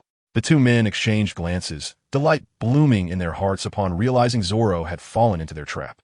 The liquor served at Whiskey Peak was renowned, capable of intoxicating even the most seasoned drinkers to the brink of oblivion, leaving them utterly unaware of their surroundings. The duo's eyes occasionally darted toward the three swords at Zoro's waist, for even just the intricate designs on the hilts suggested they could fetch a handsome price. They shared a knowing look, each reading the other's desire to subdue this pirate. Of course, they continued their feigned camaraderie. "Pray tell, what name do we have the pleasure of addressing you by?" "Rorinoa Zoro." "Zoro, is it?" They nodded, but moments later, a realization struck them, and they gasped, "Wait, you are the notorious bounty hunter from the East Sea?" Zoro affirmed with a nod, and the duo's hearts raced with trepidation. The reputation of the East Sea bounty hunter was well known among them, a formidable adversary indeed. They discreetly retreated to a corner, whispering, "What should we do? It's the bounty hunter. But how did he become a pirate?" "Uncertain. We must quickly reinforce the bar with more personnel. Once we've sufficiently intoxicated him, we will make our move." Indeed, that seems the only course of action. With that, one bounty hunter dashed away, while Zoro observed him in silence. The other bounty hunter approached with a sycophantic demeanor. "That fellow has gone to prepare for your arrival at the bar. Having heard of your esteemed reputation as a bounty hunter, he will surely provide you with excellent hospitality." Zoro, maintaining a stoic expression, merely nodded, yet inwardly chuckled. "This den of thieves is likely plotting to eliminate me at the bar. Very well, I shall see what formidable individuals this den has to offer in battle." Under the welcoming embrace of the residents of Whiskey Peak, Julian and his companions found themselves gathered beneath a grand tree, where a joyous barbecue was in full swing. The bounty hunters engaged in lively conversations, strumming their guitars, singing cheerful melodies, and dancing gracefully as they welcomed the newcomers to the Grand Line. A golden brown, crispy roasted pig, generously sprinkled with cumin, released an enticing aroma into the air. in an effort to alleviate any apprehension felt by Yulian and his companions. The bounty hunters took the initiative to savor a few bites first, before skillfully carving pieces of succulent meat from the roasted pig to share with everyone, fostering a sense of camaraderie and togetherness. Before entering the quaint town of Whiskey Peak, Ulysses had already administered a high-priced hangover remedy, purchased in Rog Town, to his companions. The effects would last for about half a day, sufficient for Ulysses and his crew to revel with this motley group until nightfall. Naturally, Ulysses was not one to sit idly. He regaled the bounty hunters with tales gleaned from his adventures in the East Blue, weaving a tapestry of hearsay and fantastical accounts that left the bounty hunters astounded. This newcomer from the East Blue was surprisingly erudite. Meanwhile, Nami and Karina discreetly extracted valuable information from the bounty hunters. They found an opportunity to slip away from Ulysses and exchange intelligence. Little Fox. The stronghold in this town is located within the largest tavern, where there is an information hub. Perhaps we can uncover leads on Vivi from that place. Leads on Vivi, you say? But my little thief, I have discovered a more intriguing location, Karina replied with a mischievous giggle. What place? Nami inquired. The small treasury of Whiskey Peak. Periodically, the locals transport the town's savings to Alabasta. Would you care to join me on an adventure there? Upon hearing this, Nami's eyes sparkled with greed. Instead of concerning herself with Vivi, she prioritized the theft of the treasury, exclaiming, I can almost envision the birth of two little wealthy ladies. When the two cunning thieves finally reached the small treasury of Whiskey Peak, they dispatched the guard with ease and skillfully picked the lock of the massive door. However, upon opening it, they were met with an empty vault devoid of any treasure. An exercise in futility, Karina lamented. Is this town truly so impoverished? Nami, seizing the fallen bounty hunter by the collar, menacingly inquired, Where's the money in the treasury? The bruised guard, looking quite innocent, replied, There hasn't been a pirate in this town for quite some time. Realizing he had let slip too much information, he hastily covered his mouth. However, Nami let out a cold laugh, delivering a swift strike that rendered him unconscious. She then bound him tightly with a rope and tossed him into the small treasury, locking the door behind her. Pondering thoughtfully, Karina remarked, It seems that the establishment of Reverse Mountain Fortress has had a significant impact here. With no fresh influx of novice pirates entering the Grand Line, these bounty hunters who depend on pirates for their livelihood are left impoverished. No wonder they greeted us with such enthusiasm. As Nami gazed at the sky, dusk had descended, the sun gradually sinking behind the mountains while the moon began its ascent. The quaint cottages of Whiskey Peak appeared numerous, yet not a single one was inhabited. Not even a solitary oil lamp flickered to life, leaving no glimmer of illumination in sight. The only sources of light emanated from the grand tree where Julian resided, along with the bar and the hospital. Nami proclaimed, Little Fox, let us embark on our quest to uncover Vivi's clues. As the sky darkened, returning seabirds dropped their bounty notices, one of which landed squarely upon the head of a bounty hunter transporting sleeping pills. The disgruntled bounty hunter picked up the notice that had fallen upon him and muttered a curse towards the birds soaring back home. He leisurely unfurled the document and perused its contents. Given the town's peculiar circumstances and its position within the territory of the sand crocodiles, the government had been slow to distribute newspapers. Newly risen pirate crews in the East Blue. Black Leg Sanji, 19 million berries. Pirate Hunter Inoa Zoro, 20 million berries. The bounty hunter's unease grew with each line he read, as the faces depicted on the notice began to stir a sense of familiarity in the light of his lantern. Smiling face Julian, 440 million berries. Wait, are these not the very individuals residing on the island? Snapping back to reality, the bounty hunter's eyes widened in alarm as he exclaimed, This is bad. These individuals are notorious pirates. Meanwhile, beneath the grand tree, Julian, having indulged in a hearty meal, feigned drunkenness and collapsed onto the ground. Around him, the pirates rubbed their hands together, wearing expressions of triumph. We've got him. This fellow has finally succumbed to slumber. The sleeping pills have taken effect. Armed with knives and guns, they stealthily approached Julian. Suddenly, a voice cried out in panic, startling the group. Turning to see the source of the alarm, they were taken aback. What is it? The frantic individual held 3 bounty notices aloft, exclaiming, These are 3 notorious pirates. We stand no chance against them. The bounty hunters squinted into the flickering light, their eyes widening at the amounts. 19 million, 20 million, 400 million berries. Damn it, these individuals have such high bounties. This one has already fallen asleep. We must act swiftly. Before they could finish their sentence, they turned to find Julian, who had been lying on the ground, had inexplicably sat up, a broad smile illuminating his face as he gazed at the bounty hunters. After a satisfying meal, I believe it's time for me to stretch my legs. To the bounty hunters, Julian's seemingly harmless smile bore an uncanny resemblance to that of a demon. Julian conjured a flame in his left hand and a spark of electricity in his right. Do you prefer to be scorched by fire or struck by lightning? Do tell me, hee hee. Chapter 13. The gentleman of the Julian pirate crew, an ability user. Damn it, that fellow possesses powers. We stand no chance against him. Only the minister can contend with such a foe. Children are the only ones who make choices. Everyone flee. Beneath the great tree. The bounty hunters quaked in terror before this ability user with a bounty of 40 million berries, scattering like birds and beasts in a frantic bid for safety. They cursed the seagull that had issued the bounty, lamenting why it had not dispatched the notice sooner. After all, this was a significant figure with a bounty of 40 million berries. It would have sufficed for them to graciously entertain this harbinger of doom and see him off. Now, alas, this harbinger had turned into their adversary, and doom loomed over them. Julian grinned widely, remarking, so, in the past there were no choices, but now you are all compelled to make them? With a sudden flourish, he hurled a fiery orb into the sky, which erupted into a cascade of flames, raining down like a torrential firestorm. Following this, a crack of lightning struck the ground, creating a web of electric energy that burst forth from Julian, radiating outward in all directions. Faced with the fiery deluge from above and the electrifying surge below, the bounty hunters found themselves unable to evade the onslaught, their cries of anguish echoing through the chaos. The fire clung to their garments, rapidly engulfing them and transforming them into frantic, miniature infernos, desperately flailing and shouting, "Help! Water! Water!" In their frantic attempts to extinguish the flames, they realized there was no river or well nearby, barely managing to take a few steps. The lightning coiled around their legs like a serpent, swiftly climbing up their bodies. In an instant, they were seized by electric shock, trembling violently before collapsing to the ground. Rendered unconscious, Julian chuckled softly. Do you truly believe a mere dozen of you can contend with me? How naive. Meanwhile, from within the bar, through the windows and the entrance, flashes of lightning and flames could be seen outside. Zoro understood that Julian had already taken action, observing the bounty hunters within the establishment. Each one sought to drown their senses in intoxication, resulting in them collapsing to the floor in a drunken stupor.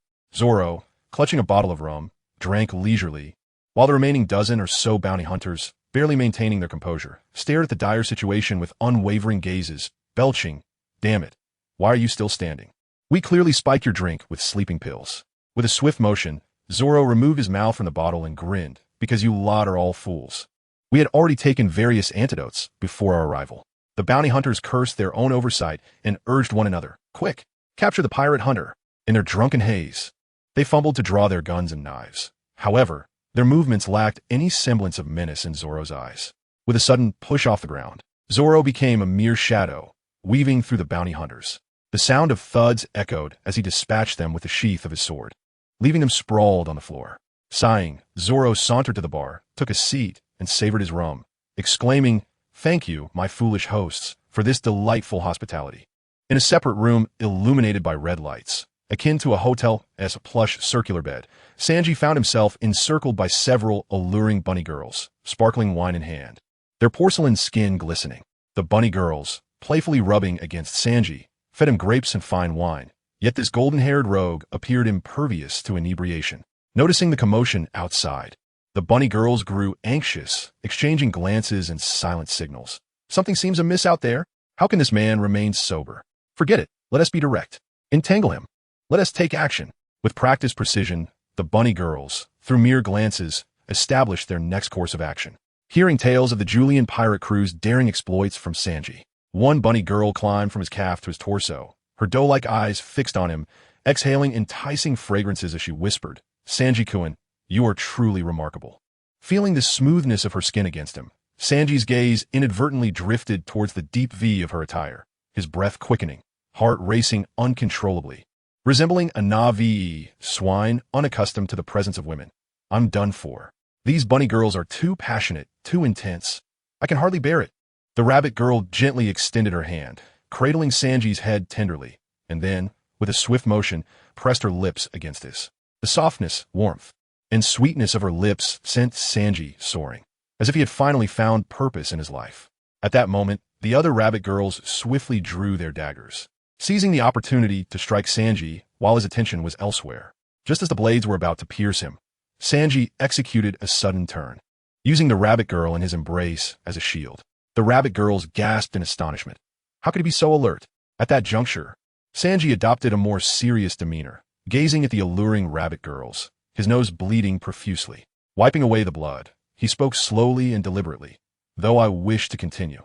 Alas, your knight has duties to attend to. One cannot be lost in this realm of tenderness. With a reluctant sigh, he gently released the rabbit girl from his grasp and returned her to the group, performing a knightly bow. Beautiful ladies, it has been a pleasure to share this fleeting moment with you. If possible, I hope we may interact with sincerity in the future, rather than with ulterior motives. Farewell. Your knight takes his leave. With that, Sanji turned and leaped out of the window, leaving the rabbit girls in stunned silence. At that moment, several wanted posters, caught in the heat generated by Julian's fire, were swept in through the window, likely dropped by the seabirds carrying them. One rabbit girl, clutching one of the posters, suddenly froze in place. What about that man? The others gathered around her, and she pointed at the wanted poster, her voice trembling. That man is Sanji, the chief strategist of the Julian pirate crew, with a bounty of 19 million berries. No way, one of the rabbit girls exclaimed in disbelief. Isn't he on par with Gulkin, the combat captain of the Buggy pirate crew, who has a bounty of 20 million berries? Let's take a closer look at the other two bounty notices. One for the first mate, the pirate hunter Roronoa Zoro, with a bounty of 20 million berries, and the other for the captain, the grinning Julian, with a bounty of 40 million berries. This indicates that the overall strength of the Julian pirates is roughly on par with that of the Buggy pirates, who were once the sovereigns of the East Blue before entering the Grand Line. The bunny girls hurried to the window, witnessing the vanishing Sanji and the distant flames, simultaneously exhaling a sigh of relief. Fortunately, this black leg does not seem to possess the merciless demeanor of the legendary Buggy pirate school. Rather, he exudes a gentlemanly grace. Chapter 14. The trail of Vivi inside the clinic. Usopp found himself tightly bound, while outside, the sounds of flames licking the air and the crackling of thunder, accompanied by the screams of bounty hunters, left the robust nurses and imposter doctors within the room utterly astonished. What on earth is happening outside? At this moment, Usopp ceased his struggles, chuckling to himself and feigning bravado. What's the matter? Afraid, are we? You ought to release me at once. Your esteemed Usopp has already dispatched 8,000 subordinates to Whiskey Peak. Liars.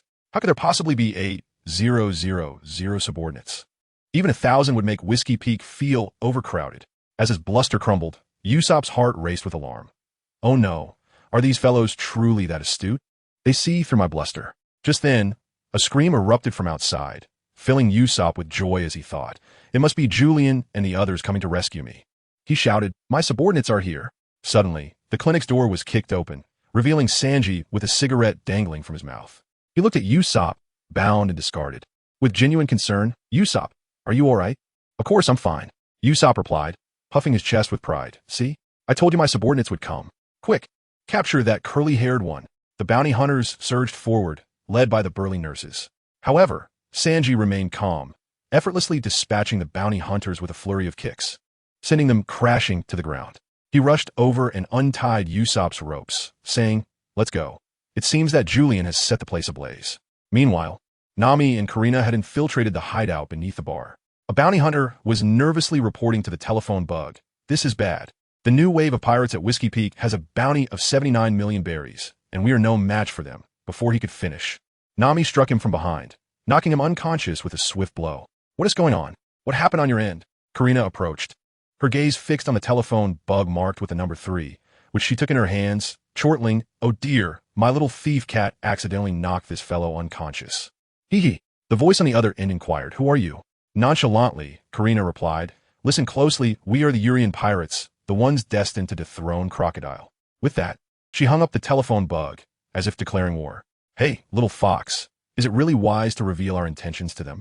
They are one of the 7 warlords of the sea. Nami expressed her doubts. However, Karina dismissed her concerns. There's nothing wrong with it. Didn't Urian say we would overthrow Crocodile's reign? Informing them in advance is merely a little surprise. Hee hee hee. On the other end, Mr. 3 stared in disbelief at the disconnected telephone bug, his cup of tea trembling in his hand as he exclaimed in frustration, damn it, those despicable pirates hung up on me. Nearby, Miss Golden Week leisurely painted on her board, interjecting, Mr. 3, is there an issue with the Whiskey Peak you oversee? Mr. 3 nodded grimly. We were attacked by a group calling themselves the Urian Pirates. Miss Golden Week pouted slightly, saying, since the Marines established a fortress at Reverse Mountain, the number of pirates entering the Grand Line has significantly decreased. Thus, it's understandable that Whiskey Peak's business has declined. However, any pirate making it down from Reverse Mountain is unlikely to be amicable, Mr. 3. With that, she applied a final stroke to her painting, revealing a vivid and radiant sunflower on the canvas, admiring her handiwork with satisfaction. Mr. 3 nodded. Indeed, you are right. Miss Golden Week then handed him several bounty posters, saying, take a look, it should be these 3 individuals. Mr. 3 took the posters and scrutinized the figures depicted, murmuring, a pirate with a bounty of 40 million berries. Quite a troublesome character indeed. Miss Golden Week switched to a new sheet of paper, beginning to sketch anew. You will undoubtedly face King Crocodile's wrath for the downfall of Whiskey Peak. Mr. 3 swallowed hard as she continued. However, if we can successfully lure these 2 giants from Little Garden, those hiding here will surely be eradicated. They have a bounty of 200 million berries. Mr. 3 nodded firmly. For now, I can only hope that the 2 giants from Little Garden will make amends for my failures. Within the confines of the bar, Nami and Karina rummaged through the clutter, and after a considerable while, Nami exclaimed from a table, Little Fox, I found it. Here lies news regarding Princess Vivi of Alabasta. Where? Where? Karina inquired, leaning closer. Nami pointed to the information about Vivi and casually unfolded a nearby nautical chart, indicating, look, right here. After Crocodile's coup in the Alabasta Kingdom, Vivi led the Karoo Duck Knights into numerous skirmishes against Crocodile subordinates. In the final confrontation, while covering the retreat of King Cobra's forces, she tragically fell to the onslaught of Crocodile's henchmen. Fortunately, King Cobra's army had successfully relocated, and Princess Vivi, along with the remnants of the Karoo Duck Knights, diverted Crocodile's attention and escaped to the Little Garden. Karina gazed at the chart with the Little Garden marked, stating, so our next destination is indeed the Little Garden? Meanwhile, in the Little Garden, Vivi was galloping through the forest atop her Karoo Duck. She was not evading the colossal beings of this ancient island, but rather 2 giants dwelling there. The bounty of 100 million berries on the blue demon, Dori, and the red demon, Buggy. With a significant amount of provisions strapped to Karoo's back, Vivi, with a serious demeanor, urged Karoo swiftly into that cave to evade the blue demon's pursuit. The cavern's tunnels are interconnected, allowing us to reach the wounded knights and deliver the supplies.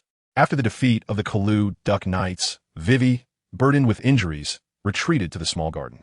However, Crocodile subordinates remained relentless in their pursuit of the Karoo Duck Knights. Mr. 3's task was to incite the 2 giants on the island to launch an assault against Vivi's Karoo Duck Knights. Vivi faced not only the giants on the island and Mr. 3, but also various ancient creatures that inhabited this primordial isle. The wounded Karoo Duck Knights sought refuge to heal their wounds and forage for sustenance, naturally leaving the responsibility to the few healthy knights, including Vivi. Chapter 15. The indomitable will of survival of Yulian from the quaint town of Whiskey Peak. Yulian discovered the navigational pointers leading to the next island, thus sparing him the waiting time at Whiskey Peak for the records. Meanwhile, Nami and Karina were engulfed in a sense of disillusionment. Due to the construction of the Reverse Mountain Fortress, the influx of notorious pirates into the Grand Line had significantly diminished. The already limited sea route, once abundant with 7 channels, offered scant opportunity for novice pirates, particularly on the path where Whiskey Peak resided. The only source of income for the unproductive Whiskey Peak town was the bounty hunters masquerading as residents and the military of the Alabasta Kingdom, who hunted bounties on these fledgling pirates. Consequently, following the establishment of the Reverse Mountain Fortress, Whiskey Peak had fallen into dire poverty. The feast prepared for Yulian and his companions was, in fact, the entirety of the town's meager savings. Eagerly anticipating the capture of Yulian and his crew to turn a profit, little did they know that Yulian and his companions would prove to be formidable adversaries. Disappointed at not acquiring the riches they had hoped for, Nami and Karina expressed their dissatisfaction with Whiskey Peak, lamenting, what a wretched little town, devoid of any treasure. We sisters ought to give it a poor review. Julian smiled faintly, soothing the 2 women, while Sanji stood dejectedly by the railing, murmuring about the fate of the rabbit girls. Zoro leaned against the main mast, hoisting a massive dumbbell as he performed push-ups, seemingly indifferent to the happenings at Whiskey Peak, as if it were merely a fleeting episode in their journey. Usopp, perched atop the mast, gazed at the distant horizon and suddenly exclaimed with delight, "We've arrived. We've reached Little Garden." Julian, filled with excitement, rushed to the bow of the ship, grasping the ram's head and tilting his head to gaze into the distance. There, on the horizon, he spotted a small black dot upon the sea surface. At last, they had arrived. Indeed, the duration of Luffy's voyage in the original narrative was not lengthy. Yulian murmured as he arrived at the small garden from the Whiskey Peak. Having calculated that it took precisely 8 days, almost identical to the travel time deduced from an analytical post he had seen over a month ago on Earth. The post indicated that in the original work, it took Luffy 49 days to sail from his official departure to arrive at the Twin Cape. Furthermore, Luffy and his crew reached Alabasta on the 70th day. In total, from the moment Luffy set sail to his entry into Impel Down, at least 115 days had elapsed. Upon reflection, the potential of Luffy and his companions was indeed immense. However, what truly astonished Yulian was the seemingly boundless potential of Koby and Barumabur. Within roughly 2 months, transformed from mere novices into formidable figures within the Navy headquarters. In Yulian's eyes, even Luffy's innate talent paled in comparison to theirs. Unlike Yulian and his companions, the Navy's warships could traverse the doldrums, thus enabling a swift passage from the tranquil East Sea directly into the Navy headquarters, significantly faster than navigating from the entrance of the Grand Line. Koby and Barumabur had already disembarked from the deck, while Monka and Kuro were being held in the Navy base. Bogart called out to Koby and Barumabur, urging them to come over quickly, stating, "I won't give you much time to recuperate. Half an hour to familiarize yourselves with your quarters, then hurry down for training." Yes, Koby and Barumabur saluted and hurriedly brought their meager belongings, which they could count on one hand, to their designated quarters, a low, cramped loft that befitted their current roles as recruits. After Koby laid out his bedding, he gazed through the small, circular window of the loft, observing the Navy personnel training in the yard. Lost in thought, "I wonder how Mr. Yulian and the others are faring now." Barumabur, clumsily arranging his own bedding, noticed Koby's pensive demeanor and inquired, "Koby, are you worried about those pirates in Syrup Town? What's there to worry about concerning a few pirates?" Barumabur retorted. Koby, with utmost seriousness, replied, "Barumabur, they are not pirates. They are heroes." As the heroes Koby spoke of, Yulian was currently engaged in a significant endeavor to assist Vivi in restoring her kingdom and to expose Crocodile's nefarious schemes. Julian occasionally ponders the possibility of inviting Vivi aboard, considering it a means to rectify one of the significant shortcomings of the original narrative. However, he finds himself at a loss when it comes to determining a suitable position for Vivi on the ship. Simply having her aboard as a mere ornament seems utterly unnecessary, for he has no intention of establishing a harem. He merely seeks to embark on adventures in this world. Furthermore, Vivi, as a princess of Alabasta, possesses a unique status. Her joining the pirate crew would undoubtedly impact the delicate relations between Alabasta and the world government, thereby affecting the kingdom's stability. Moreover, Julian has yet to cultivate a strong rapport with Vivi, leaving the question of whether she would even consider his invitation uncertain. He cannot guarantee that he would be able to forge an unbreakable bond of friendship with her and the crew, as depicted in the original story. Julian gazed at the approaching small garden, where the dense jungle of the island and the ancient birds and pterosaurs flitting about the treetops evoked a sense of wonder within him. Julian was aware that, in the original work, Nami fell ill after being bitten by mosquitoes in the small garden.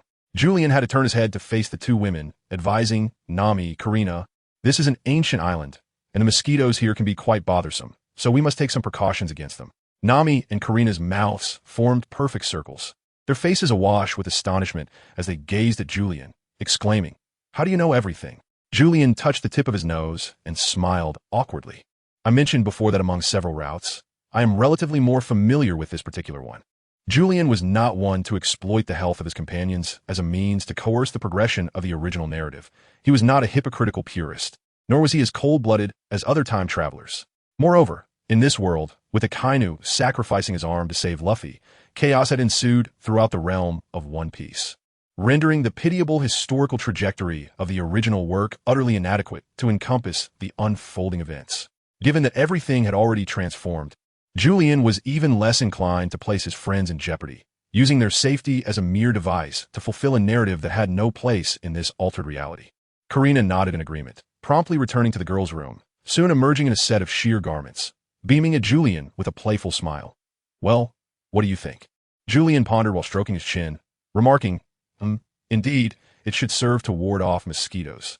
Karina's smile instantly faded. Surely, she was aware of her own defenses against pesky insects. With a hint of reproach, She gazed at Julian and playfully retorted, "Who asked if it could fend off mosquitoes?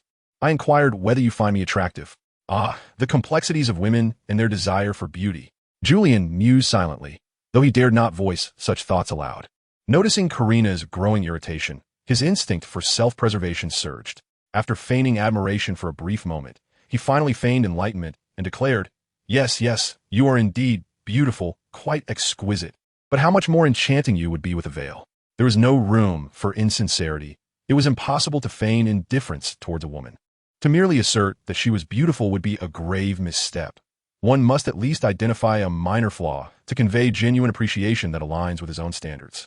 When the instinct for survival kicks in, what words remain unspoken? Regardless, he thought, a little deception cost him nothing. At last, a genuine smile, characteristic of a lovesick maiden, graced Karina's face as she produced a veil from her waist and playfully draped it over her mouth, exclaiming, "I was prepared for this, he." Julian was momentarily taken aback by the sight of the purple sheer garment, complemented by a delicate lavender veil, which exuded an exotic charm reminiscent of Arabian maidens, undeniably captivating. Beside him, Nami, feeling somewhat discontented, interjected, "Is the little fox truly perfect? Does that imply that mine is unappealing?" Ah! Julian gazed at Nami, who was adorned in an ensemble reminiscent of Arab attire. In contrast to Karina's lively purple, Nami's vibrant orange exuded an even more spirited charm. Julian suddenly found himself unwittingly ensnared in a veritable hell wrought by two women. No matter how fervent his desire to survive, a mere word could potentially offend one or the other. Nami and Karina stood with their hands on their hips, their gazes fixed intently upon Julian, intent on discerning the victor from his lips. Alas, he had once thought this a simple test, but with Nami's involvement, he quickly realized it had transformed into a perilous predicament. In utter dismay, he wondered who could possibly rescue him. In this dire situation, any misstep could lead to one of these women bringing about his demise. "Land ho! Land ho! Lower the sails, everyone move swiftly." At that moment, Usopp's unexpected shout from the mast broke the intense focus Nami and Karina had on Julian. Zoro and Sanji hastily abandoned their tasks and returned to their posts to assist in lowering the sails. Julian gazed at Usopp atop the mast with profound gratitude. Indeed, in times of prosperity, one relies on Zoro, in adversity on Luffy, and in dire straits on Usopp. "Usopp, you are truly remarkable." In an instant, Julian, with utmost seriousness befitting his role as captain, retreated to the cabin, not daring to linger before the two women for even a moment longer. With both hands firmly gripping the helm, his palms were slick with sweat. Chapter 16. The Little Garden. Along the coastline of the Little Garden, the sails of the Mary had been furled to half-mast. Julian grasped the helm tightly, surveying the vast expanse of the forest. Occasionally, the haunting calls of unknown ancient beasts echoed through the air. With a rustling sound, the enormous treetops swayed, and a cacophony of flapping wings erupted as a multitude of great birds ascended into the sky. The sudden emergence of these magnificent creatures startled Nami and Karina, who instinctively clung to one another, gazing upward at the retreating flock with expressions of trepidation. Usopp, too, clung desperately to the top of the mast. As the avian swarm darkened the sky overhead, akin to a monstrous shadow sweeping past, with a splat, a droplet of bird droppings landed squarely on Usopp's bandana. At that moment, he dared not shout or curse at the soaring birds, resigning himself to their passage. "Oh look, there's a river mouth ahead," Usopp exclaimed, still gripping the mast and pointing forward. The little garden was not insignificant. One could liken it to a large island. Should the Mary be anchored along the coast, it would undoubtedly necessitate leaving someone behind to guard the vessel. Julian recalled that in the original comic, there was a river in the small garden. Gazing at the river mouth before him, Julian was convinced that it was most likely the very same river from the original work. Julian gazed toward the distance and declared, "Prepare to enter the river." Aye. Once the Mary embarked upon the river, the absence of the sea breeze caused the vessel's speed to diminish. Fortunately, the river was not turbulent. Instead, it presented a gentle flow, allowing the Mary to struggle against the current, albeit with great effort. Towering trees lined the banks, and the symphony of birds, beasts, and insects resonated throughout the forest, enveloping everyone in the sensation of being immersed in a primeval wilderness teeming with life. At this moment, Julian gathered everyone to sit on the deck. Sanji unfolded a simple map of the small garden island, which Nami had obtained from Whiskey Peak, and spoke slowly, according to the information acquired by Nami and Karina in the town of Whiskey Peak. Vivi and her esteemed Karoo Duck Knights are located on this very island. Sanji then pointed to a river on the map, adding, "This river here is likely the very waterway that the Mary is currently traversing. The river leads directly to the central area of the small garden. Thus we shall navigate the Mary there, and from that point onward, we will split up to search for Vivi's whereabouts." The crew nodded in agreement, and Julian felt fortunate to have Sanji, a level-headed individual, in the team. Naturally, he also appreciated the astuteness of Nami and Karina on board. As the captain, Julian was keenly aware that he should not shoulder all responsibilities alone. After all, he relished the idea of each crew member fulfilling their respective roles. As the one most familiar with the crew's composition, Julian understood their personalities and strengths. He thus arranged, "We will split up to search for Vivi's whereabouts. Nami and Karina will form one team, while Sanji and I will operate independently." Given that this small island was an ancient one, teeming with numerous prehistoric creatures, it posed a certain degree of danger. Therefore, Zoro and Usopp were required to remain aboard the Mary to safeguard the ship. Zoro responded with a resolute, "No problem." Usopp, however, expressed a hint of apprehension, saying, "All right then." Fortunately, Julian did not include him in the search for Vivi, or else he would have been afflicted once again by that peculiar ailment that rendered him weak upon setting foot on the island. Julian's arrangement is predicated upon Usopp's exceptional eyesight, allowing him to serve as a lookout from the mast of the Mary, ensuring that any imminent danger is promptly communicated to the crew. On the other hand, Zoro is notoriously directionally challenged. Should he venture into the forest, the risk of becoming lost himself poses a significant concern. Moreover, as one of the three formidable powers of the Julian pirates, his presence on the Mary guarantees the vessel's safety. Meanwhile, the cunning duo of Nami and Karina, despite their relatively modest combat prowess, may well generate a potent synergy between them. Two thieves, two avaricious souls, two clever minds, one of whom possesses unique abilities. After Julian spoke, he cast a glance at Usopp and signaled for him to take the floor. Usopp, understanding the cue, wiped his long nose, opened his satchel, and retrieved 12 red and yellow signal flares. He meticulously arranged these 12 flares into 2 distinct colors and remarked, "Each person will receive 2 signal flares.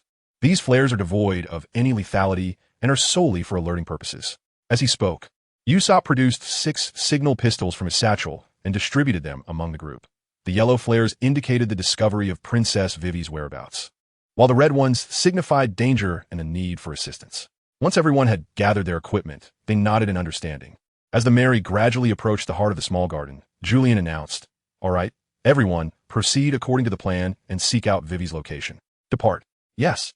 Watching as Julian and the others leaped from the Mary, Usopp turned to Zoro, who remained on the deck alongside him, feeling a twinge of concern. "Hey, Zoro, it's just the 2 of us now. We must be cautious and avoid being devoured by any monsters." Zoro, meanwhile, was tending to his beloved sword with a cotton swab dipped in alcohol, and he responded with a grin, "No need to worry. I won't allow any monster or person to harm the Mary." Just then, a peculiar shriek echoed through the air as a massive pterosaur soared overhead, its wings unfurling above the Mary. Zoro, faced with the sudden appearance of the pterosaur, Usopp instinctively drew his signal pistol, preparing to launch a red flare to alert Julian and the others of the imminent danger. "Usopp, stop!" Zoro exclaimed sharply, managing to quell Usopp's urge to fire the flare. It seems to be merely passing by. With a flap of its wings, the pterosaur quickly vanished from view above them. Usopp's legs went weak, and he collapsed onto the deck, exclaiming, "What a terrifying creature! Such a massive monster!" Zoro replied coolly, "Usopp, unless it's absolutely necessary, never use the red signal flares. Even a creature like that, I can handle." Usopp sheepishly acknowledged, "Oh, I understand. Let us keep an eye on our surroundings." "Good." With that, Usopp climbed the mast, took out his binoculars, and began to survey the forest, remaining vigilant. Meanwhile, Zoro sat on the deck, continuing to care for his sword. Moments later, amidst the rustling of the bushes, Usopp gasped, "Zoro, is that a dinosaur?" What?" Suddenly, a triceratops burst forth from the forest, charging towards the riverbank. Zoro did not hesitate, recognizing the creature's formidable size and its potential threat to the Mary. He swiftly drew his sword and leapt down from the deck. Clash! The sound of metal meeting metal reverberated as Zoro's 3 swords collided with the Triceratops. Usopp, perched atop the mast, shouted, "Zoro, be careful." The Triceratops, feeling frustrated, thought, "I merely came to quench my thirst. Is this truly necessary?" Despite its annoyance, the creature sensed that the man before it was not to be trifled with. Faced with Zoro's three-sword style, the Triceratops made a decisive choice to flee. Before the skirmish was concluded, noticing the Triceratops attempting to escape, Zoro quickly pursued it into the depths of the forest. Usopp, still on the mast, called out, "Zoro! Zoro! Don't chase it! Come back!" However, Zoro had already followed the Triceratops deep into the thicket. Before long, the creature utilized the dense underbrush to elude Zoro, who was now adorned with leaves, and gazed intently at the foliage ahead. He turned back to scrutinize the bushes behind him, smacking his forehead in realization. Where did that giant go? Was it this way? Or this way? Perhaps this way? Chapter 17. Two Guardians of the Ship. Hey Zoro! Hey Zoro! Usopp stood atop the mast, peering into the distance. Yet, amidst the lush forest, the towering trees and undulating hills obscured any sight of Zoro. It was unlikely Usopp would catch a glimpse of him. Even if he shouted until his throat was raw, his voice would be drowned out by the rustling leaves and the cries of the forest wildlife. Gripping a signal gun tightly, Usopp had already loaded a red flare into the chamber. Should any peculiar creature emerge, he would be ready to fire it skyward, awaiting rescue. Suddenly, Usopp noticed the distant roar of a beast emanating from the depths of the forest near the Mary. Trembling hands brought his binoculars down from his forehead, adjusting the magnification to reveal two indistinct figures engaged in combat.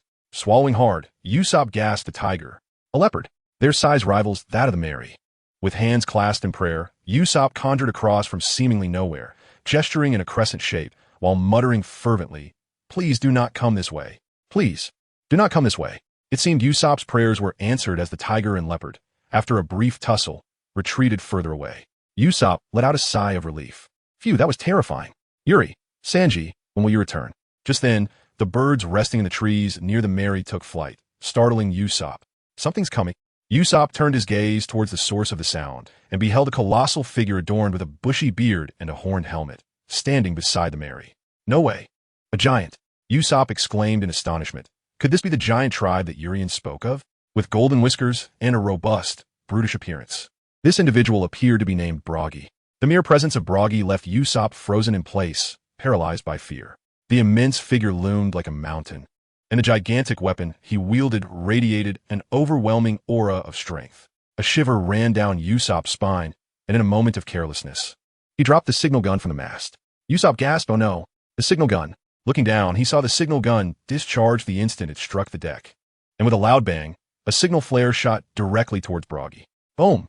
The non-lethal flare erupted into a cloud of red powder upon hitting Buggy, prompting Usopp to cry out in alarm. Buggy's expression shifted to one of fury as he emerged from the red haze, raising his massive axe and swinging it menacingly towards Usopp. "You must be with those fellows, right?" As the cold gleam of the axe blade approached, Usopp's heart raced in panic. Those fellows? Urien and the others. Julian remarked that Brokey and Dory, the two giants, were relatively amiable, at least open to friendship. Usopp, in his mind, was drawing circles, thinking, "Julian, you great deceiver." Suddenly, Brokey raised his hand and brought down his axe. "What should I do? I'm in a dire situation. The distance between me and the axe is merely 15 meters. According to my calculations, there's no way to evade it. Help!" Meanwhile, Usopp's plight was unknown to Zoro, who was also on watch. He was pursuing that detestable Triceratops, seemingly lured into a labyrinth by its cunning. Zoro muttered to himself, "This is troublesome." Suddenly, the bushes beside Zoro rustled, and he unsheathed his sword with a clang, on high alert. Who's there? Out sprang a yellow and black striped tiger alongside a black-furred leopard from the forest. The two great felines were as large as the Mary, with sharp fangs and claws. Immediately engaging one another, the ground trembled under the ferocity of their battle. As the two beasts rolled near Zoro, the tiger let out a fierce roar and swiped a paw at the leopard. However, the leopard deftly leaped aside, easily dodging the attack. Consequently, the tiger's paw came barreling toward Zoro. With a shift in expression, Zoro formed a triangle with his three swords, and with a resounding clash, he blocked the tiger's claws. The tiger paused, perplexed at the presence of such a diminutive human beneath its paw. When the tiger laid eyes on Zoro, he found himself staring into the fierce gaze of his opponent, who held the sword Wado Ikamanji, emanating an aura akin to that of a wild beast. "Are you challenging me?" Zoro demanded. The tiger was taken aback, startled by the terrifying presence of this human. The black leopard, witnessing the scene, decided to flee, thinking, "I must escape. This human is fearsome. Let the tiger deal with him." The leopard swiftly vanished into the woods. while Zoro cast a glance at it and then leaped into action. With a series of swift strikes, he landed several blows on the tiger's head, causing it to yowl and crouch down, whimpering with tears streaming down its face in a display of victimhood. Zoro, poised atop the tigeress head, sheathed his sword and sat cross-legged, patting the thoroughly beaten tiger. He inquired, word for word, "Are you challenging me?" The tiger, tears welling in its eyes, desperately shook its head. "Not at all, not at all." Seeing the tiger seemingly yield to him, Zoro continued, "I am lost. Do you know if there's a ship dock nearby? That is my vessel." The tiger, with its ears perked up, seemed to comprehend Zoro's words, displaying a docile demeanor as it nodded, appearing to understand, and let out a pitiful whimper, pleading for the terrifying figure above to cease its assault. Satisfied, Zoro remarked, "Since you understand, let us hasten back." The tiger led Zoro through the dense jungle, traversing for quite a while until the landscape finally opened up before them. The tiger pointed ahead with a series of howls, as if indicating it is over there. Before them lay a wide and tranquil river, where 3 small, weathered sailing vessels were anchored, devoid of any presence. The ships bore no insignia that could denote their allegiance, leaving their nature, be it pirate ships or otherwise, uncertain. Zoro paused for a moment, realizing that while these were indeed ships, they were not his own, and the number was also incorrect. Suddenly, Zoro noticed a figure darting away through the forest, seemingly having intended to approach the vessels, but retreated upon his arrival. He promptly patted the tiger's head and pointed in the direction of the figure, commanding, "Quickly, Big Cat, pursue." Chapter 18. The factions on the little garden. The figure moved with remarkable speed, and the tiger beneath Zoro was no slouch either. With its imposing frame reminiscent of the Mary, the tiger nimbly weaved through the thicket, swiftly closing the distance. As Zoro drew nearer, he began to discern the silhouette of the person, long, soft azure hair, clad in metallic armor adorned with blue stripes, riding a duck as it raced through the underbrush. Wait, a woman? Zoro was taken aback, as the figure struck him as eerily familiar, reminiscent of someone he had heard mentioned before, yet the name eluded him. The woman glanced back at Zoro and, upon seeing him charge forward, shouted urgently, "Karu, hurry. Shake off that guy." Zoro murmured to himself, Karu, it's Vivi." The realization dawned upon him, for the woman bore a striking resemblance to the princess described by Yulian, with her long, light blue hair and a duck companion named Karu. It was undeniable. However, the woman's knightly attire starkly contrasted with the agile and vibrant garments Yulian had attributed to Princess Vivi.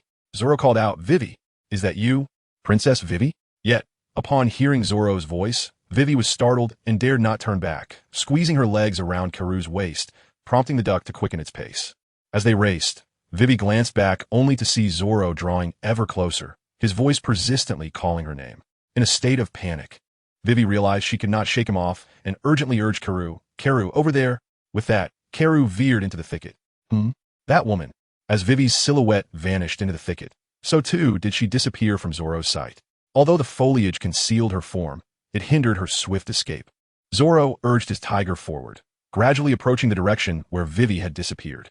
He then leaped down from the tiger's back and entered the underbrush, parting the branches as he commenced his search for Vivi. "Hey, Princess Vivi, where are you?" Zoro called out, expressing his goodwill. "I am here to assist you." Suddenly, his eyes caught a fleeting glimpse of something darting past him. A duck? Could it be Karu? This was problematic. Just behind Zoro, a figure leaped from the thicket, unsheathing a sword and issuing a fierce cry as they lunged toward him. Clang! In a flash, Zoro drew his sword, Inma, and parried the attack. Furrowing his brow, he fixed his gaze upon the assailant, quietly remarking, "Not bad. You used Karu to divert my attention, then attempted to ambush me from behind. You must be Princess Vivi. I've heard about you from Urian." Vivi, realizing her initial strike had failed, quickly prepared to distance herself from this man. After just one exchange, she could discern that he possessed formidable strength. However, as she shifted her weight, the clinking of her knightly armor echoed. Unexpectedly, Zoro reached out and firmly grasped her wrist. "Oh no, I've been caught," Vivi exclaimed, feeling the vice-like grip of Zoro's hand, which held her fast. "Hey, hold on," Zoro said, bemused. "Why are you being so unreasonable? I mean you no harm. Please don't run away. We're here to help you." Noticing Vivi's expression, he continued, "You are indeed Princess Vivi, correct? My name is Zoro, the first mate of the Urian pirates. Upon hearing that Crocodile has usurped the throne of Alabasta, Urian decided to assist you in reclaiming your kingdom." Vivi was bewildered. "Wait, you are not one of Crocodile as subordinates?" Seeing her emotions stabilize slightly, Zoro released her wrist, affirming, "No, we are here to help you defeat Crocodile." Meanwhile, on the other side of the small garden, Urien was enveloped in crackling energy as a towering figure loomed before him, brandishing a colossal sword aimed directly at him. With a swift motion, the enormous blade descended upon Urien with tremendous force. In a flash, he vanished from his spot, and with a resounding crash, the giant sword cleaved the ground, leaving a massive scar in its wake. At this moment, Julian leaped onto a colossal tree, grasping its trunk as he gazed in astonishment at the fissures in the ground, akin to those caused by an earthquake. He swallowed hard, reflecting truly. The giants possess tremendous strength. A single swing of that sword would be formidable enough to challenge even Zoro and Sanji. The giant once more lifted his sword from the ground with a sharp whoosh, fixing his gaze on Julian perched upon the tree trunk. In a deep, resonant voice, he angrily brandished his sword towards Julian, exclaiming, "Are you a monkey? So nimble. You have repeatedly disturbed me. I warned you to cease appearing before me, otherwise, none of you shall have a favorable outcome." Electric flashes danced beneath Julian's feet as he deftly leaped to evade the onslaught of the colossal giant, landing gracefully atop another grand tree. In response, the giant swung his sword with ferocious might, severing the crowns of several trees with ease, akin to harvesting wheat, as they fell with a resounding thud.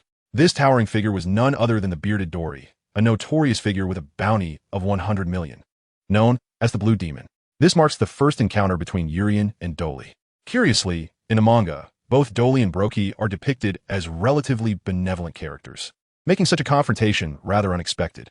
However, the issue arises when Doly, upon noticing Urien's greeting, impulsively lunges forward with his sword, displaying an alarming level of aggression. Although Doly has a bounty of 100 million berries, Urien speculates that this may be attributed to the nature of his giant physique. Given that even two giants in the original narrative were easily manipulated by someone like Mr. 3, Urien does not perceive Doly as a formidable opponent in earnest combat. Yet, the current situation is that Urien harbors no hostile intentions towards Doly. He merely wishes to make his acquaintance. Thus he must evade Doly's assault for the time being. However, when Doly refers to you, it certainly does not pertain to Urien and his companions, who have just arrived at Little Garden. Is he referring to Vivi and her group, who are hiding in the lower garden, or perhaps to the individuals dispatched by Crocodile to Little Garden? Nevertheless, Urien, undeterred, continues to clarify, "Wait, who are you talking about? I do not know them, my companions, and I have only just reached this island." Doly acknowledges him verbally, yet does not relent, once again striking towards Urien. "Bring forth the knight concealed on this island, and I shall assist you in dealing with Buggy." "Ha, are you jesting? Buggy and I are engaged in a legitimate duel." Julian leapt several times, landing directly upon Dong Li's shoulder. The information that Dong Li possessed was of utmost significance. It pertained to the capture of the knights concealed upon the island, likely referring to Vivi's Karoo Duck Knights. Thus, it follows that the individual who incited Dong Li is, in fact, an underling of Crocodile. Urien stood upon the shoulders of Dong Li, his expression earnest as he spoke. "I am Urien. I do not belong to the group you refer to. Allow me to reiterate, my companions and I have only just arrived in the Little Garden today, and we harbor no ill intentions towards you." Yuri felt an overwhelming sense of dread as he instinctively crouched down. In that fleeting moment, a dart whizzed past him, striking directly into the swollen vein in Dong Li's neck. Yulian turned his head and beheld a figure darting into the forest, vanishing from his sight. Who could that be? At that moment, he noticed Dong Li's veins bulging as he suddenly knelt to the ground, his colossal sword clattering to the side. Julian hastily leapt down from Dong Li's shoulder and, upon looking up, was met with the sight of Dong Li's eyes, now crimson and filled with anguish, his body trembling as if in great distress. Realizing Dong Li's unusual state, Julian's mind raced. Poisoned art? At that moment, Dong Li's eyes turned completely red. Seizing the sword from the ground, he roared like a wild beast. "Eya!" The deafening roar reverberated through the air, causing Julian to clasp his hands tightly over his ears, his heart racing uncontrollably. After a brief moment, as the sound faded, Julian dared to lift his gaze towards Dong Li, only to find him staring intently, his eyes resembling a ferocious predator fixated on its prey. The scarlet hue of his eyes betrayed no sign of rationality, as if he had succumbed entirely to madness. With a primal scream, he raised his sword and swung it towards Julian. Wait, has that fellow gone berserk? Chapter 19. Berserk. Dong Li's strength had surged enormously, while his manner of attack grew increasingly chaotic and wild. With a thunderous crash, his sword struck down, leaving a deeper, longer, and wider scar upon the ground than before. Electric arcs entwined around Julian's feet, flickering incessantly beside the force of his power, exhibiting a level of agility that was utterly beyond the reach of the frenzied Dongli. Julian was still savoring the image of the figure that had just appeared. Who on earth was that individual? Could it possibly be a minion of Crocodile? When did Crocodile's subordinates resort to employing such ruthless tactics? That fan fiction author Oda never illustrated such grotesque elements. After much contemplation, Urien found himself at a loss. The prospect of Crocodile wielding a potion capable of inciting madness was indeed alarming. After all, Crocodile was no stranger to the art of manipulation. In the original narrative, he orchestrated a series of masterful strategies that plunged the entire Alabasta into chaos. In this realm, it was precisely through such cunning that Crocodile successfully seized the throne of Alabasta. However, the notion of a madness-inducing elixir immediately brought to mind Caesar from Punk Hazard. But wait, when did Crocodile establish a connection with Caesar from PH Island? This revelation astonished me. If the toxin on that dart truly originated from Caesar, it suggested that in this world, Crocodile might have allied himself with the fellow warlord of the sea, Doflamingo. Two warlords, two kings. Two ambitious pirates. What schemes might they be plotting? Yet, this madness seemed to differ slightly from Caesar's concoction on PH Island that caused children to grow monstrous and violent. The latter was a result of prolonged exposure, whereas Dongli exhibited immediate effects upon being struck by the poison dart. Julian leaped forward, positioning himself directly before Dongli. With a crackling arc of electricity in his right hand, he unleashed a powerful punch aimed squarely at Dongli's cheek. "Calm yourself," he commanded. The impact of the blow caused Dongli's head to jerk to the side, and he staggered in place, barely managing to steady himself with his massive sword pressed against the ground, thus averting a fall. After Julian fell to the ground, Dongli regained his strength and once again swung toward Julian. Julian swiftly darted aside, leaping past with agility. Almost immediately, he sprang back, seizing the broad blade of the sword with both hands, and bellowed, 100,000 volts. In an instant, electric energy erupted from Julian's body. Arcs of blue lightning crackling vividly, intertwining and ensnaring East Lee's colossal sword. In the blink of an eye, the electric tendrils slithered like countless serpents along the blade. Advancing towards East Lee, the air crackled with a sizzling sound as East Lee was enveloped in a dazzling display of lightning, his body trembling uncontrollably from shock. After a brief moment, Julian withdrew his hands, slightly breathless, his gaze fixed on East Lee. Remarkably, East Lee did not succumb to the previous electric assault. Instead, he wobbled and hoisted the massive sword once more, swinging it directly at Julian. However, in contrast to before, both his speed and strength had significantly diminished. Julian gracefully leaped, effortlessly evading Dongli's assault. However, observing the unwavering resolve of his opponent, Julian marveled. This fellow is remarkably strong, truly a testament to the might of the giant race. Even a bolt of 100,000 volts may not suffice to subdue him. Just as Julian was skillfully dodging Dongli's strikes, a sudden rustling emerged from the adjacent forest. Julian was taken aback. What on earth? Turning his head, he beheld another giant suddenly emerge, wielding a gigantic axe. It was none other than Brokey. The moment Brokey caught sight of Dongli and Julian engaged in battle, he instinctively chose to assist his longtime rival and friend, Dongli, completely oblivious to the fact that a Brokey, akin to Dongli, was swinging his colossal axe towards Julian. Goodness, a strike from that axe could prove fatal. Julian swiftly leaped back as Brokey's massive axe crashed down into the earth with tremendous force. "Wait, Brokey, stop!" Julian was taken aback and turned toward the sound, only to see Usopp perched upon Broggy's shoulder, gripping the giant's hair tightly as he shouted, "This is my captain, Julian, whom I mentioned to you before." Ulilo was taken aback. When did Usopp become entangled with Broggy? As Broggy was poised to strike the Mary, Usopp proclaimed that he was not one of Crocodile's subordinates, which prompted Broggy to cease his assault. The two giants on the island were inherently amicable, and after a spirited exchange with Usopp, they found common ground in their unexpected conversation, thus forging a friendship between Broggy and Usopp. However, in Broggy's eyes, his old companion was locked in battle with Julian, and he, filled with rage, demanded, "What have you done to Dongli?" Julian waved his hands repeatedly, insisting, "No, it wasn't me. Someone suddenly launched a poison dart at Dongli, and now we find ourselves in this predicament. Surely, you must have noticed something amiss with Dongli?"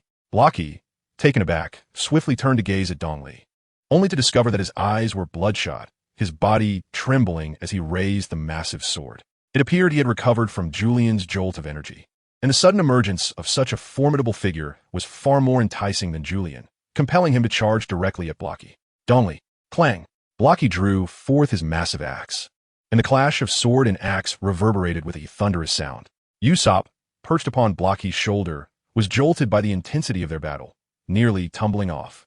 With a resounding clang, Buggy repelled Dongli, his voice resonating deeply. What has happened to Dongli? He must be in a state of frenzy. Yulian, with determination, charged once more towards Dongli, exclaiming, Brokey, assist me in subduing Dongli. I shall ensure his silence. Brokey hesitated momentarily, only to be urged by Usopp whispering in his ear. Brokey, heed Yulian's words. With a slight nod, Brokey discarded his axe, lightening his burden. In an instant, he propelled himself forward, hurtling towards Dongli, declaring, Usopp, hold on tight. Yes. Usopp clutched fiercely at Brokey's hair, feeling as though he were being tossed within a can, the giant's swift motions rendering him exceedingly uncomfortable. Dongli's colossal sword gleamed ominously as it swung menacingly towards Brokey. Seizing the opportune moment, Brokey bent his body, narrowly evading the strike, and collided with the force, firmly embracing it with both arms. Well executed. Yulian suddenly leaped up and landed on Dongli's shoulder, delivering a powerful punch to his temple, exclaiming, 100,000 volts.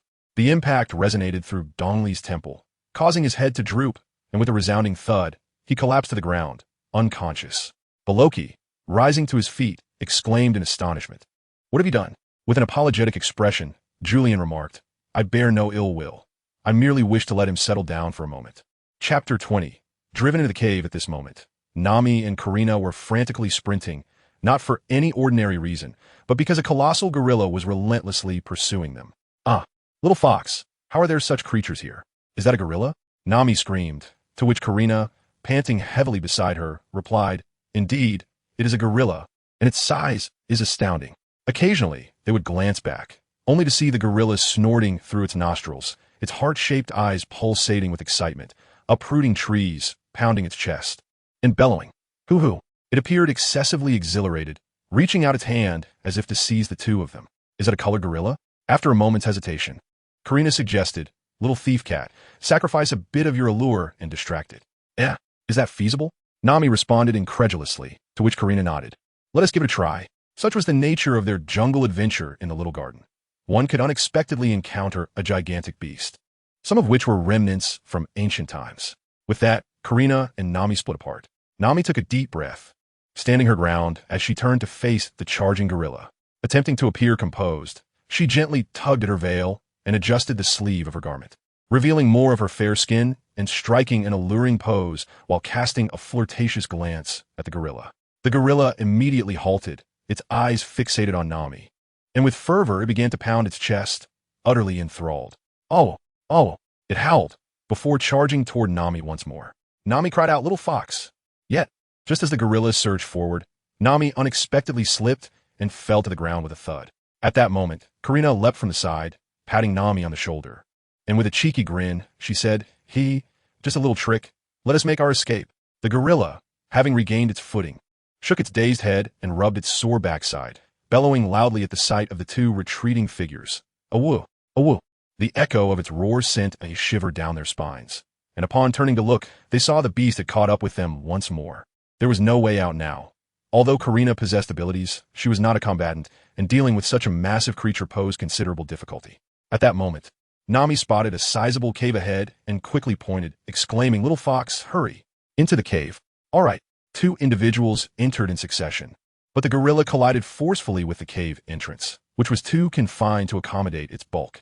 The gorilla extended its hand, attempting to seize the two from within, startling them into a frightened retreat.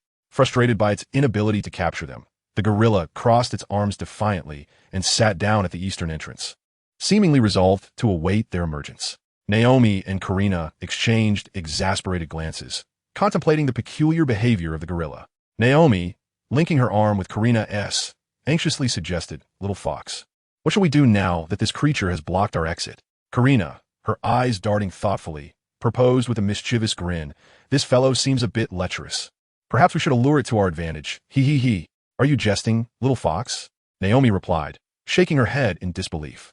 From an unknown pocket, she retrieved a flashlight, illuminating the depths of the cave, and declared, Let us venture deeper. Perhaps there lies an alternate exit, with the gorilla obstructing the entrance. They had no choice but to proceed further into the cavern. Drip, drip. The chilling droplets of water occasionally fell from the cave's ceiling, startling Naomi when one landed on her back, causing her to jump in surprise. "Oh my," she exclaimed, inciting a stifled laugh from Karina, who was not without her own discomfort as a gecko scampered up her ankle and slipped into her pant leg. "Oh no, something has crawled into my trousers."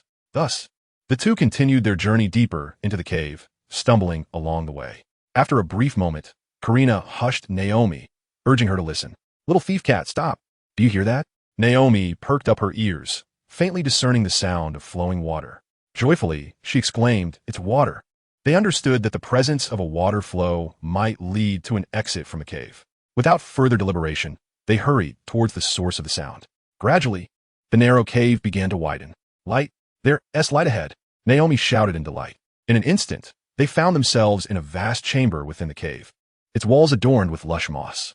Numerous plants resembling ferns thrived upon the moss, each with roots bearing small fruits that emitted a soft blue glow. The luminescence collectively brightened the cavern, while the sound of rushing water grew more pronounced. Karina exclaimed excitedly, "Little thief cat, the river must be nearby." The two hurriedly made their way towards the source of the commotion, and indeed, they discovered an underground river ahead. However, they soon encountered another issue. On the ground of the cave lay numerous bandages, and amidst the faint blue glow emanating from the plants, Karina narrowed her eyes, catching a glimpse of bloodstains on the bandages. Nami also noticed something amiss. In a nearby clearing, there was a pile of recently extinguished firewood, still bearing scattered embers. "There are people," both exclaimed in unison. Just then, a whistling sound echoed from behind them. They turned to see dozens of individuals mounted on large ducks, brandishing torches and weapons, their bodies marked with wounds, all fixated on the two. "It's Crocodile's men. Eliminate them." Wait, mounted on large ducks, clad in knightly armor. And the mention of Crocodile. This all aligned with the news they had seen in Road Town and the deductions made from Julian's account. Karina pieced it together, speculating. Could that be Princess Vivi's Kara Knight Brigade? Nami, already wielding a staff in preparation for battle, turned to her. "Are you certain?" Karina, armed with a dagger, nodded affirmatively. "Yes, I am sure." Confronted by the advancing Kara Knights, Nami called out, "Wait. We are not enemies. We come to aid you. We are friends of Princess Vivi." Upon hearing the name of their princess, the charging knights abruptly pulled on their reins, swords poised perilously close to the two. The leader, a knight wrapped in numerous bandages, pointed his sword at them. "Do you know Princess Vivi?" Both Nami and Karina were drenched in sweat, beads trickling down their foreheads. Fortunately, Nami had spoken in time. Otherwise, they would have found themselves in grave danger. Regardless of their familiarity with Vivi, having encountered her knights, it was certain they would soon meet the princess herself. Nami, feeling flustered, exclaimed, "Yes, we know her. We are friends of Vivi." Chapter 21. Signal flare. In another dense thicket of the small garden, Sanji was in pursuit of a man with a hairstyle reminiscent of the number 3. Navigating through the layers of the forest, Sanji bit down on a cigarette, squinting as he focused intently on the man's retreating figure.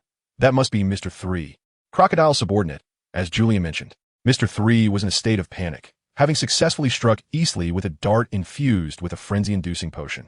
However, he had barely made his escape when he was apprehended by a golden-haired figure with curly eyebrows. The two engaged in a fierce battle, yet Mr. 3 ultimately found himself outmatched by Sanji. In a moment of cleverness, he unleashed a wax figure to confound his opponent and made a hasty retreat. Sanji, not one to be easily deceived, quickly discerned the truth behind Mr. 3's wax creation, recognizing its inherent lack of intelligence, and saw through the ruse. As he heard Sanji proclaim that he was a member of the Urian pirate crew and intended to capture him and his companions, Mr. 3 recalled the 3 bounty posters he had previously seen depicting the crew: the sunny-faced Urian, the stoic bounty hunter Roronoa Zoro, and the abstractly depicted black-leg Sanji. The combined bounties of these 3 amounted to a staggering 79 million berries. However, a thought struck him. This newcomer, so handsome and formidable, could he be a recent addition to the Urian pirate crew? He had not seen his face on any wanted poster. Who was this guy? It was absurd. He had known the 3 members of the Urian crew well: Urian, Zoro, and Sanji. There couldn't he possibly be another member of such strength? Gasping for breath, Mr. 3 continued to flee, while Sanji pursued him relentlessly, shouting, "I am Sanji, the black-leg Sanji." Mr. 3 adjusted his glasses, glancing back at Sanji in disbelief. Shaking his head, "You must be lying. My eyes are not deceived. Sanji is a monster. At that moment, Sanji, infused with Zoro's spirit, angrily retorted, "You glasses-wearing fool. Stop right there. I'm going to take you down." With that, he increased his pace, determination fueling his speed. Witnessing the unleashed beast, Mr. 3 exclaimed, "Is this guy insane? His speed is unbelievable." The enormous leaves of the trees rushed past them, slapping against their bodies with a cacophony. Suddenly, with a leap, Mr. 3 burst through the foliage, closely followed by Sanji, who pushed aside the massive leaves to chase after him. As the greenery parted, a small clearing within the dense forest revealed itself, devoid of any trees. The sun blazed overhead, its rays striking Sanji's eyes, compelling him to squint as he adjusted to the sudden brightness. A roaring laughter of yellow. At that moment, a peculiar sound echoed, and Sanji found his black suit, stained with grass, suddenly adorned with yellow patterns. Hilarity erupted as he stumbled and fell to the ground, rolling several times, his stomach churning, eliciting an unexpected belch. Curled up on the ground, he clutched his abdomen and laughed heartily, tears streaming from his eyes. As he lifted his head, he beheld a young girl. One hand clutching a skateboard, the other wielding a paintbrush, her hair styled in 2 braided pigtails, cheeks dusted with blush, munching on snacks while gazing at Sanji. With a grin, she remarked, "Mr. 3, you seem rather disheveled." With a cheerful smile on his face, Sanji's heart sank. He recalled what Orion had said about the ability to control others at will. The girl was none other than Miss Golden Week. Panting, Mr. 3 exclaimed, "Miss Golden Week. This little one is quite formidable," claiming to be a member of the Orion pirate crew. Member of the Orion pirate crew? Golden Week pulled out 3 bounty posters from a small pouch in her clothing, examined them, and then compared Sanji's bounty poster with the fallen Sanji. With wide eyes, she blinked and said, "Mr. 3, are ordinary crew members of the Orion pirate crew this impressive?" "Haha, I am Sanji," he proclaimed, laughing, "the one on the bounty poster. That's me." Golden Week approached the prone Sanji, squatted down, and narrowed her eyes, scrutinizing him. Not quite the same," she mused, as she took her palette and brush, painting yellow and green hues on him. The colors of friendship. Sanji's laughter abruptly ceased as he rose from the ground, adopting a gentlemanly demeanor. "Beautiful Miss Golden Week, allow me to reintroduce myself. I am Blackleg Sanji of the Orion pirate crew." Golden Week crossed her arms, contemplating for a moment before speaking. "You don't resemble the bounty poster at all," Mr. 3 interjected. "Golden Week, could he be deceiving us?" Golden Week casually replied, "No. I painted him with the colors of friendship. He wouldn't deceive me as a friend." 3. Quickly bind him. We have captured Blackleg of the Orion pirate crew. At that moment, Sanji slowly approached Mr. 3, extending his hands earnestly. "Please, bind me. Golden Week would not harm me." Mr. 3's glasses glinted, and with a sly smile, he lowered his hands, producing a sturdy wax chain made of candle wax to restrain Sanji's arms. However, Golden Week interjected, "3, wait. That guy's legs are quite powerful." Mr. 3 suddenly realized the situation and quickly applied a wax restraint to Sanji. Gold Week then proceeded to wipe away the paint from Sanji's body, maintaining an expression of indifference as he began to search Sanji. "Damn it, I was careless and got caught," Sanji shouted, but with his hands and feet bound, he could only flop around like a salted fish, his legs slapping against the ground. As Gold Week continued to rummage through Sanji's belongings, he swiftly retrieved a signal pistol from Sanji's waist. Examining it closely, he inquired, "What is this?" No matter the circumstances, Gold Week was determined to extract information from him. Gritting his teeth, Sanji replied, "A signal flare." At that moment, Gold Week also pulled out 2 cartridges from Sanji's possession, one red and one yellow, and began to toy with them leisurely, asking, "And what are these?" After a brief silence, Sanji explained, "The red signal flare indicates that I am in danger, while the yellow signal flare signifies that I have found Princess Vivi." "Oh." Gold Week nodded knowingly, slowly rising to his feet. With a sly smile directed at Sanji, he placed the red signal flare into the pistol and raised his hand to shoot it into the sky. "You think I would be fooled into firing the yellow distress signal? I want to fall for that." The red cartridge soared into the air, bursting into a brilliant display of crimson sparks. A subtle smile crept onto Sanji's lips, quickly followed by a dramatic expression as he rolled around on the ground like a salted fish, futilely trying to turn over. "Damn it. That was the signal for finding Princess Vivi." Gold Week, feigning insight into Sanji's clumsy deception, turned to Mr. 3 and said, "Mr. 3, prepare yourself. The Uriah pirates will undoubtedly think that Blackleg has discovered Vivi. We must devise a plan to ambush them." At that moment, Vivi, en route to reunite with her knights, noticed the red signal flare in the sky alongside Zoro. Zoro's heart sank. My comrade is in danger. Meanwhile, Vivi felt a pang of anxiety, realizing that it was because they had come to aid her that they were now in peril. Zoro promptly drew the signal pistol and fired the yellow flare into the sky. Whoosh! Bang! The sky erupted with yellow sparks, observing the two flares igniting in succession. Uriah murmured, "Found Vivi? Who is in trouble now?" In this little garden, trouble was not unexpected, especially considering the presence of Crocodile's subordinates on the island. Julian did not hesitate and immediately declared, "Usopp, you should first join Vivi and the others. I will investigate who has encountered trouble." With that, a flash of lightning erupted beneath his feet, transforming him into a shooting star as he dashed into the dense forest, racing towards the direction where the crimson flare had exploded. "Hey, Julian!" Chapter 22, Julian's Misadventure. Urian swiftly traversed through the forest, the crimson signal flare illuminating the surroundings.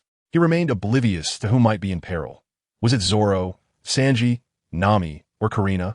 Even the formidable Zoro and Sanji could find themselves in dire straits in this world of One Piece, where the tides of fortune often shift unexpectedly. In the original narrative, Luffy encountered numerous setbacks against opponents far beneath his strength. Julian could not guarantee that Zoro and Sanji would remain entirely safe on this island. Should Nami and Karina encounter peril, the combat prowess of these two fragile women would pose quite a dilemma. Suddenly, Julian noticed a figure emerging before him, leaning against a colossal tree trunk. "Sanji!" Julian hurried over, pondering whether the distress signal fired in that direction indicated that Sanji was in peril, or if, like himself, Sanji had come to offer assistance. However, Sanji did not respond to Julian's words. He remained rooted in place. One hand nestled in his pocket while the other rested against the trunk of a tree, propping up his head. A cigarette dangled from his lips as he stared vacantly in Julian's direction. Something was amiss. Julian suddenly sensed something amiss. Sanji appeared remarkably stiff, resembling a lifeless statue, devoid of any spirit. Wait, a statue? Julian immediately thought of the potential adversary lurking in the small garden, Mr. 3 from the Baroque works. Undoubtedly, the figure before him was a wax statue crafted by Mr. 3, indicating that his troubled companion was indeed Sanji. However, at that moment, a series of swift whooshes echoed as several darts shot forth from a concealed position, aimed directly at Julian. Julian was taken aback, and as arcs of electricity flickered at his feet, he swiftly transformed into a shadow, darting away.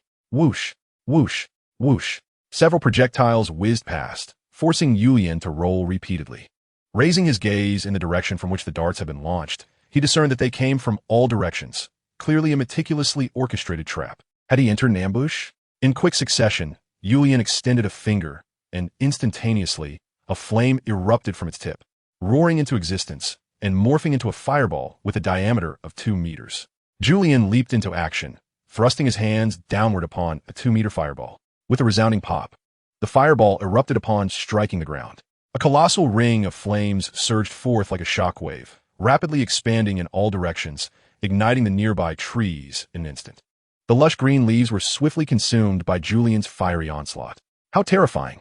At that moment, Julian spotted an individual not far away, his head marked with the number 3, ablaze with flames and covered in sparks.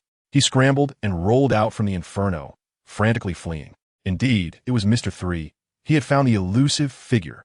With a swift kick, Julian charged after Mr. 3, his hands deftly manipulating the fiery ions that swiftly extinguished the raging inferno in the forest. In an instant, the flames vanished, leaving behind only charred trunks and singed leaves, as if nothing had transpired at all. "Stop!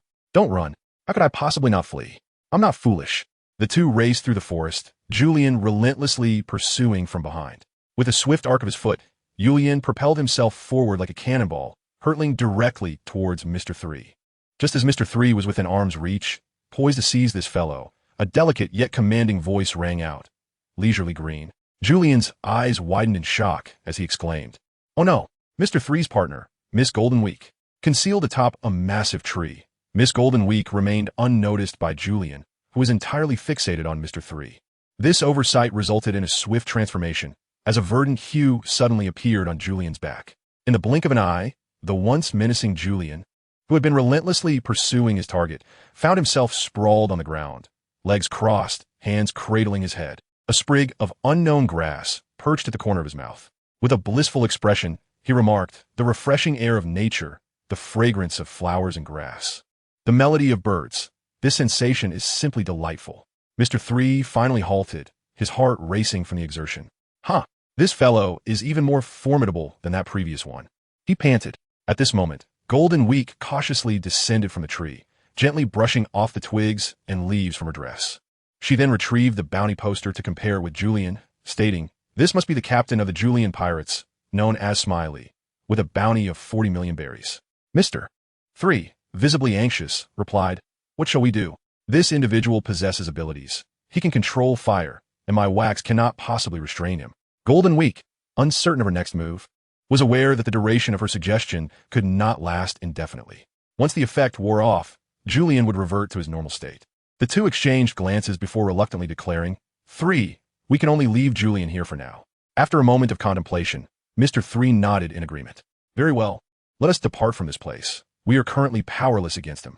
Though Julian appeared at ease, his inner turmoil was palpable, fearing that these two might decide to eliminate him. Fortunately, the majority of character designs and worldviews in this realm adhered to the conventions established by Oda, the fan manga artist, where senseless killings were rare and defeat sufficed. Julian could not help but feel fortunate to find himself within the fervent realm of Oda's manga. Had he been transported to another comic universe, he would have surely faced a dire fate at the hands of Mr. 3 in the Golden Week. However, whether it is attributed to Oda's narrative design or the recent actions of the two individuals, it becomes evident, when considering the original work, that Mr. 3 and Miss Golden Week embody a rather benevolent disposition. At the very least, they harbor no particular malice, lacking the brutality of the dragon's crew, the cunning of Crocodile, or the wickedness of Blackbeard. After a span of more than 10 minutes, the psychological influence exerted by Golden Week completely dissipated from Julian's mind. Julian's expression shifted from one of carefree ease to a grave seriousness. He realized that he had indeed been careless, nearly encountering a disastrous mishap. Glancing around, he noted that both Golden Week and Mr. 3 had vanished without a trace. Julian believed that the two of them would not linger in the vicinity any longer, and Sanji's fate must have been carried away by the two of them. Unable to locate Sanji, Julian could only sigh and pray that Sanji would not encounter any misfortunes. He quickly turned around and hurried towards the location from which the yellow signal flare, signifying the discovery of Vivi, had been launched. Chapter 23. Meeting Vivi. Dolly had awakened. Shaking his head as he glanced at the nearby Buggy and the Usopp resting on his shoulder, feeling rather dazed. "What has happened to me?" Usopp, perched upon Buggy's shoulder, replied, "During your battle with Julian, you were struck by a poisoned dart from Crocodile's subordinate, and then you went berserk." Dolly fixed his gaze on the two of them, pointing at Usopp atop Buggy's shoulder.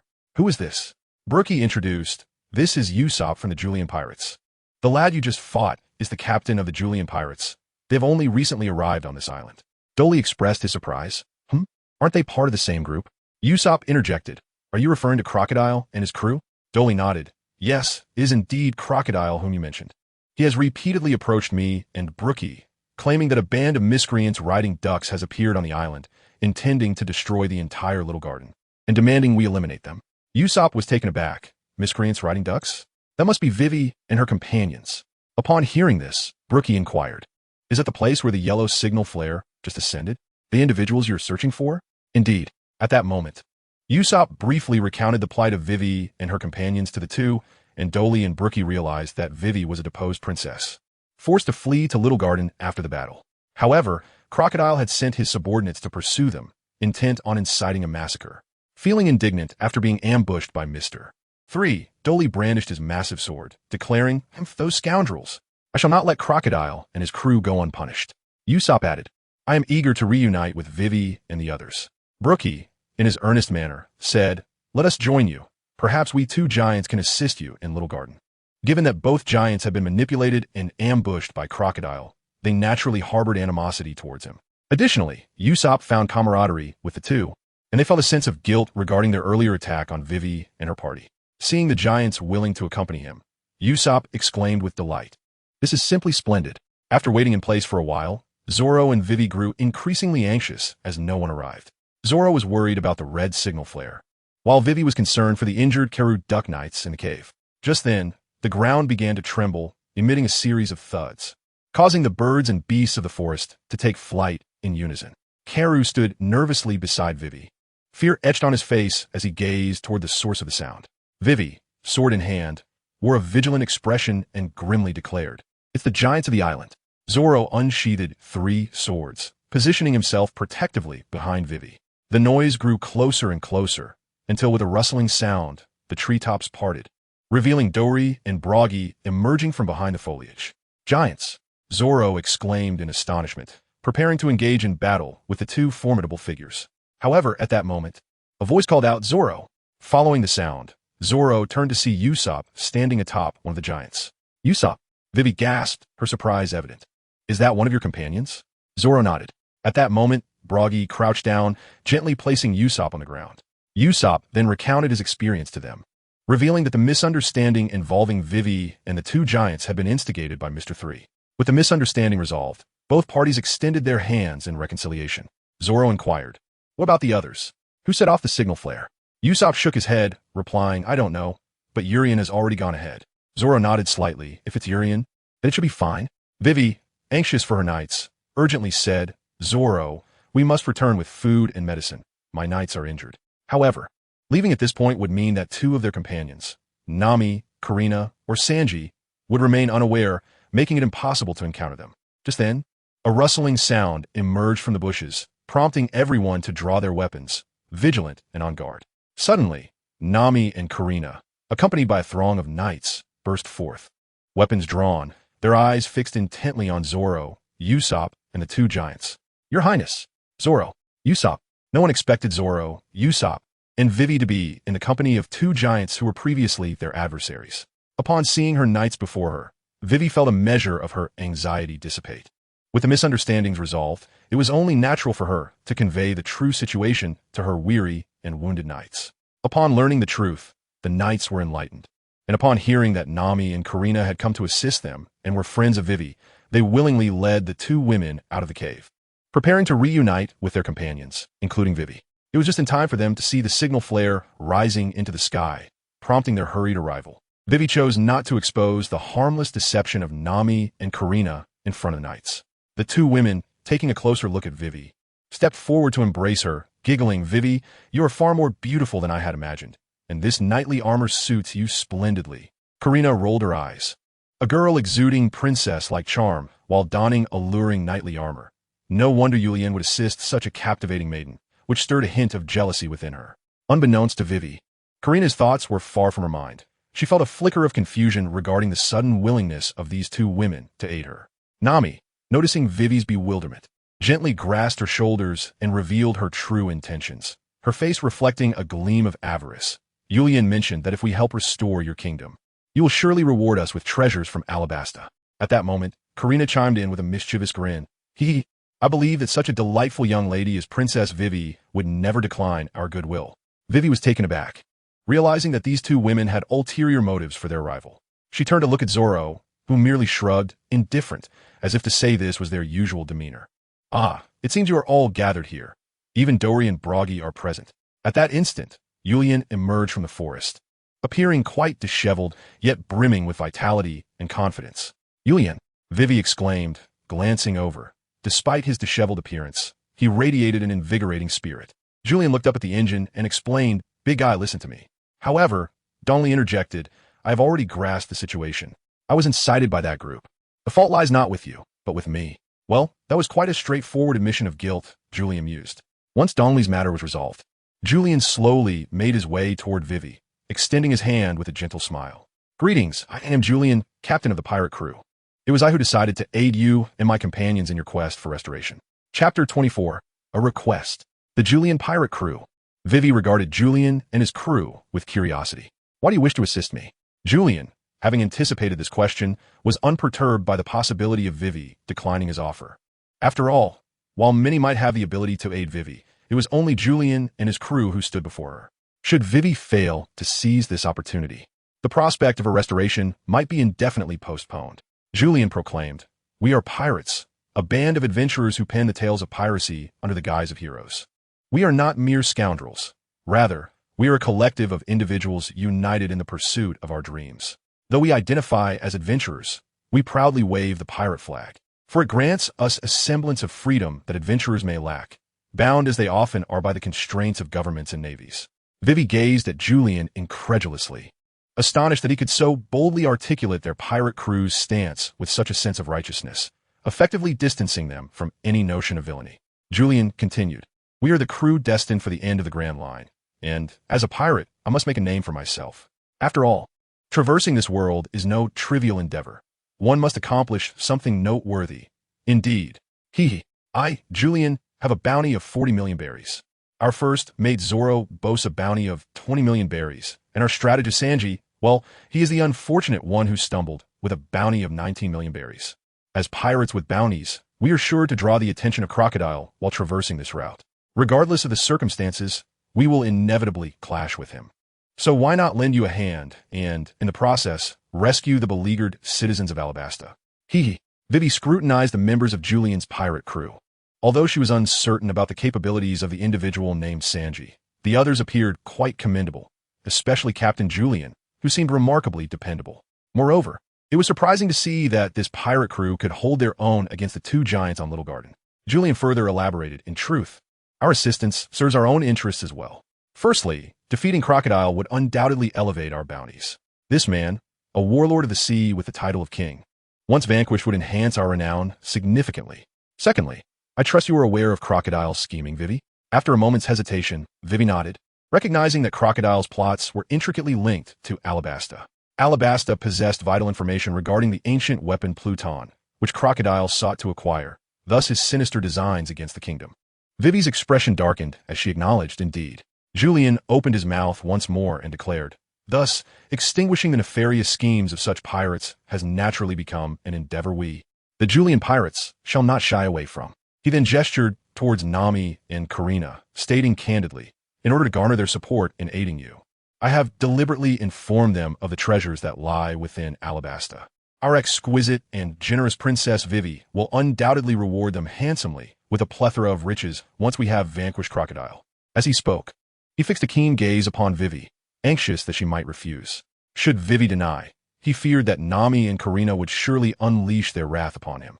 Vivi glanced at Nami and Karina, noticing their eyes gleaming with the allure of berries, sparkling with anticipation as they fixed their gaze upon her. Vivi murmured to herself, "Indeed, pirates are ever so greedy."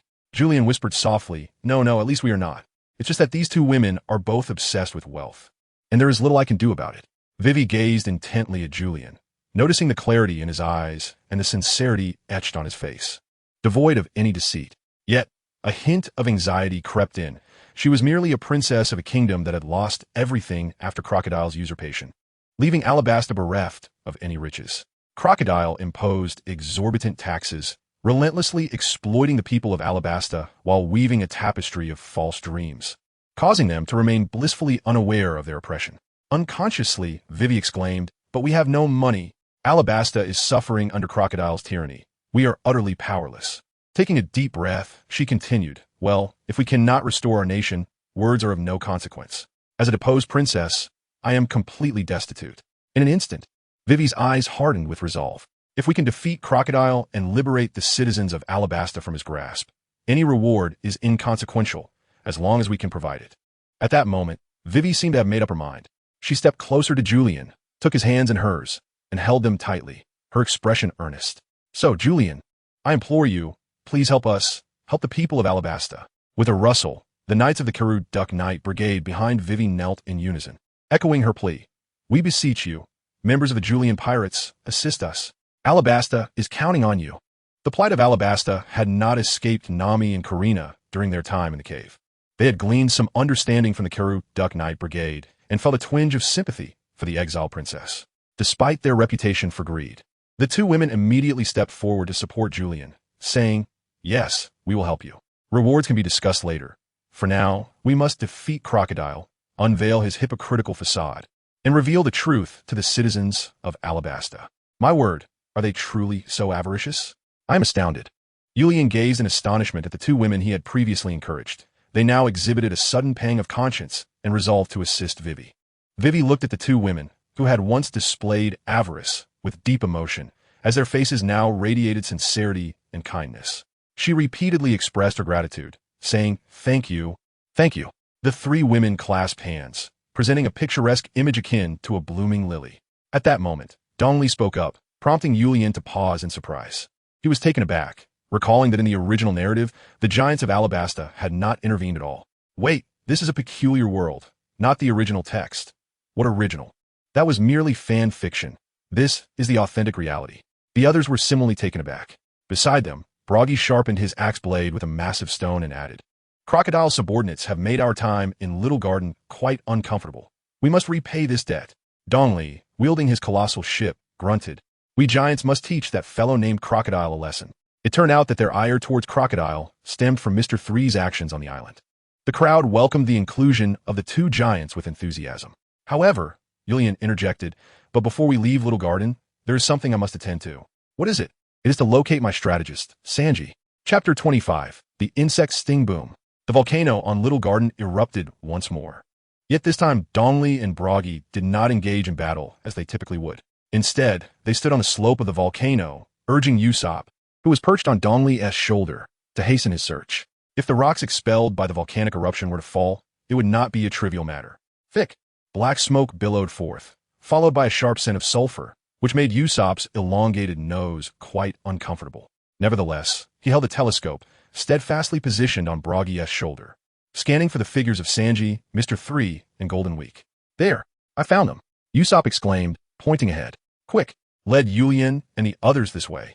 The two giants dared not linger on the volcano's slope, promptly leaping down and racing towards Yulian and the others. Yulian, we've located Sanji. They are near the coastline, where a small boat is anchored. Usopp shouted down from Buggy's shoulder, gesturing towards the distant shore. Julian raised his head with concern and asked, Is Sanji all right? Usopp nodded. He's fine. It seems they have made a colossal cake, and Sanji is tied to a candle. A colossal cake? Julian was taken aback. Could it be that this peculiar creation was a cake conjured from the original text after capturing a few individuals? Julian turned his gaze towards Zoro, Vivi, and the others, exclaiming, We have located the individuals. Let's hasten our journey there at once. Indeed, the group responded in unison. However, a sudden thud interrupted them as a knight from the Karaduk Knight Brigade tumbled from his mount, appearing gravely weakened and gasping for breath. What has transpired? Vivi exclaimed in shock, rushing over to assess the situation. Shortly thereafter, more knights from the brigade began to fall from their Karaduks, an unprecedented sight for Julian. Vivi was utterly bewildered by the unfolding chaos, prompting Nami and Karina to swiftly assist. Each knight appeared feverish, struggling to breathe, their lips cracked, murmuring, I feel so unwell. After examining the knights for a moment, Karina swiftly reached a conclusion. These knights have been bitten by insects. What? Karina turned to Julian with a serious expression, saying, Do you recall your warning to us before we arrived on this island? To be vigilant of the mosquitoes that inhabit it? Julian nodded, suddenly enlightened. Were they all bitten by mosquitoes? Vivi, standing nearby, non-committally nodded her head, her expression darkening as she spoke. It is quite possible. After escaping from Alabasta, they all sustained some internal and external injuries, and without timely treatment, the subsequent mosquito bites could certainly lead to such a condition. The unexpected situation of the Karaduk Knights collectively collapsing left Julian in a quandary. His mind was solely focused on rescuing Sanji. Yet he could not afford to neglect the matters concerning the Karaduk Knights. Julian cast a glance towards Usopp and the two giants, beseeching Usopp Dori Buggy, I entrust Sanji to your care. Once we manage this situation, we shall join you forthwith. Buggy's colossal axe clanged vigorously against his shield, while Dori, wielding his immense sword, replied in a deep tone, No problem. We will first deal with that fellow known as Mr. Three and the young girl called Golden Week and rescue Sanji. Usopp, perched upon Buggy's shoulder, chimed in, Indeed, we shall proceed ahead. Boom, boom, boom. After watching Usopp and the two giants depart, Julian turned around and quickly commanded, Come, everyone, gather round and escort these knights to a safe haven to rest. At this moment, Julian felt the exasperation of lacking a professional ship's doctor. There was not a single individual aboard who possessed medical expertise. Even those who had some knowledge were only familiar with ordinary ailments like the common cold. Even Nami, the navigator, only understood illnesses caused by the sea, rather than the symptoms arising from insect bites on this ancient island, rendering her unable to provide the appropriate remedies.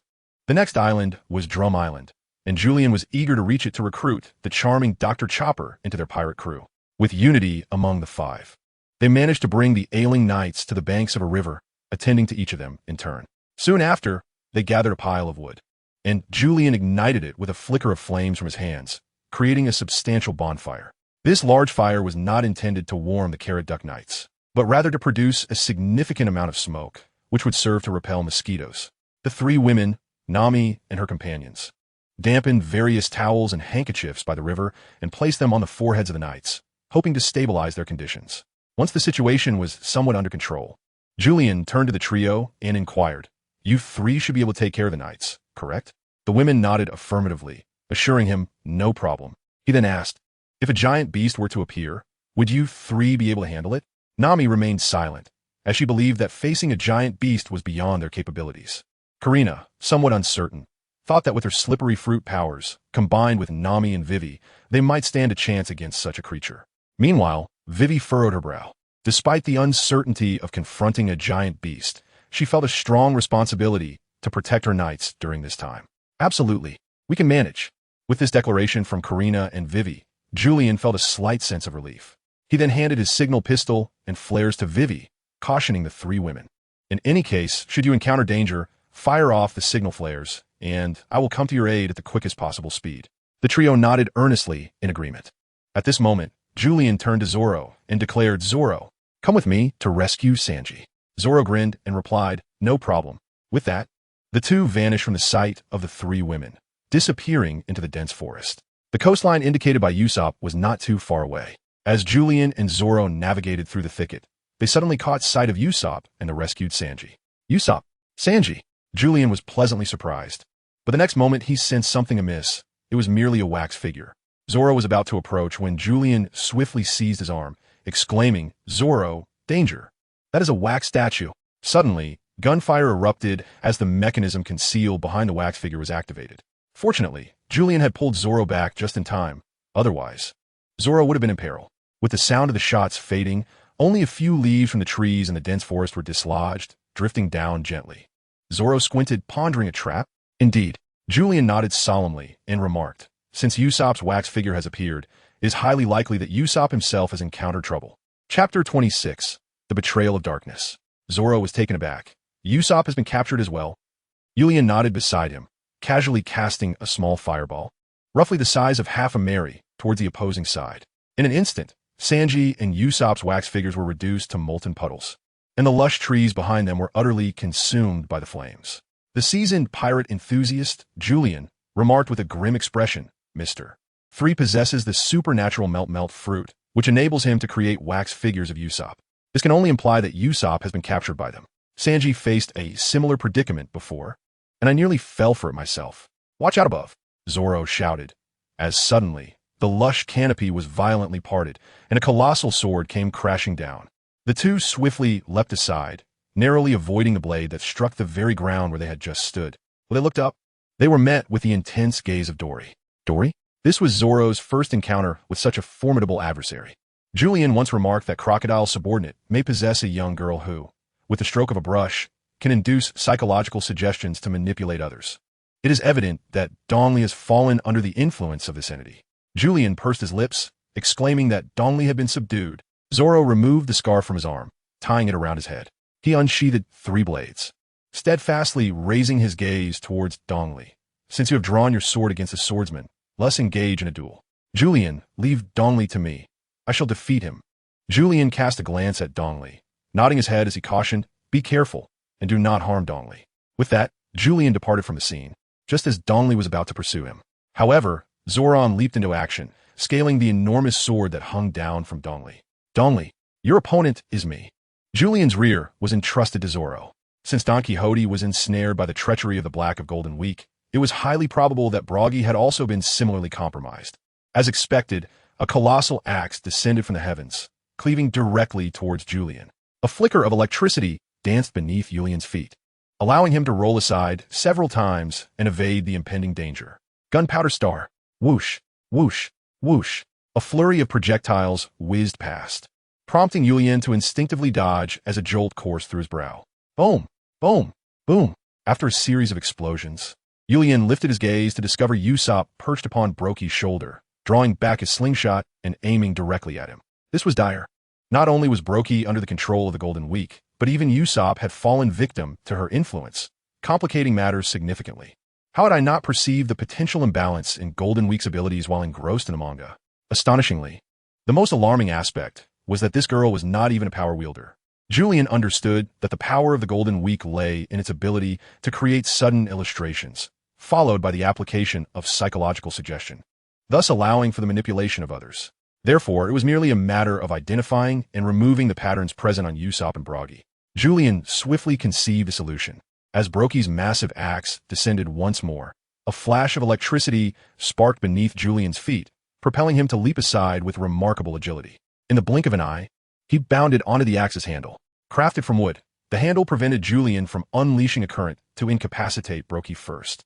As Julian ascended the handle, Usopp, perched upon his shoulder, unleashed a barrage of projectiles aimed at Julian. The air was filled with the whistling of bullets, and Julian felt overwhelmed.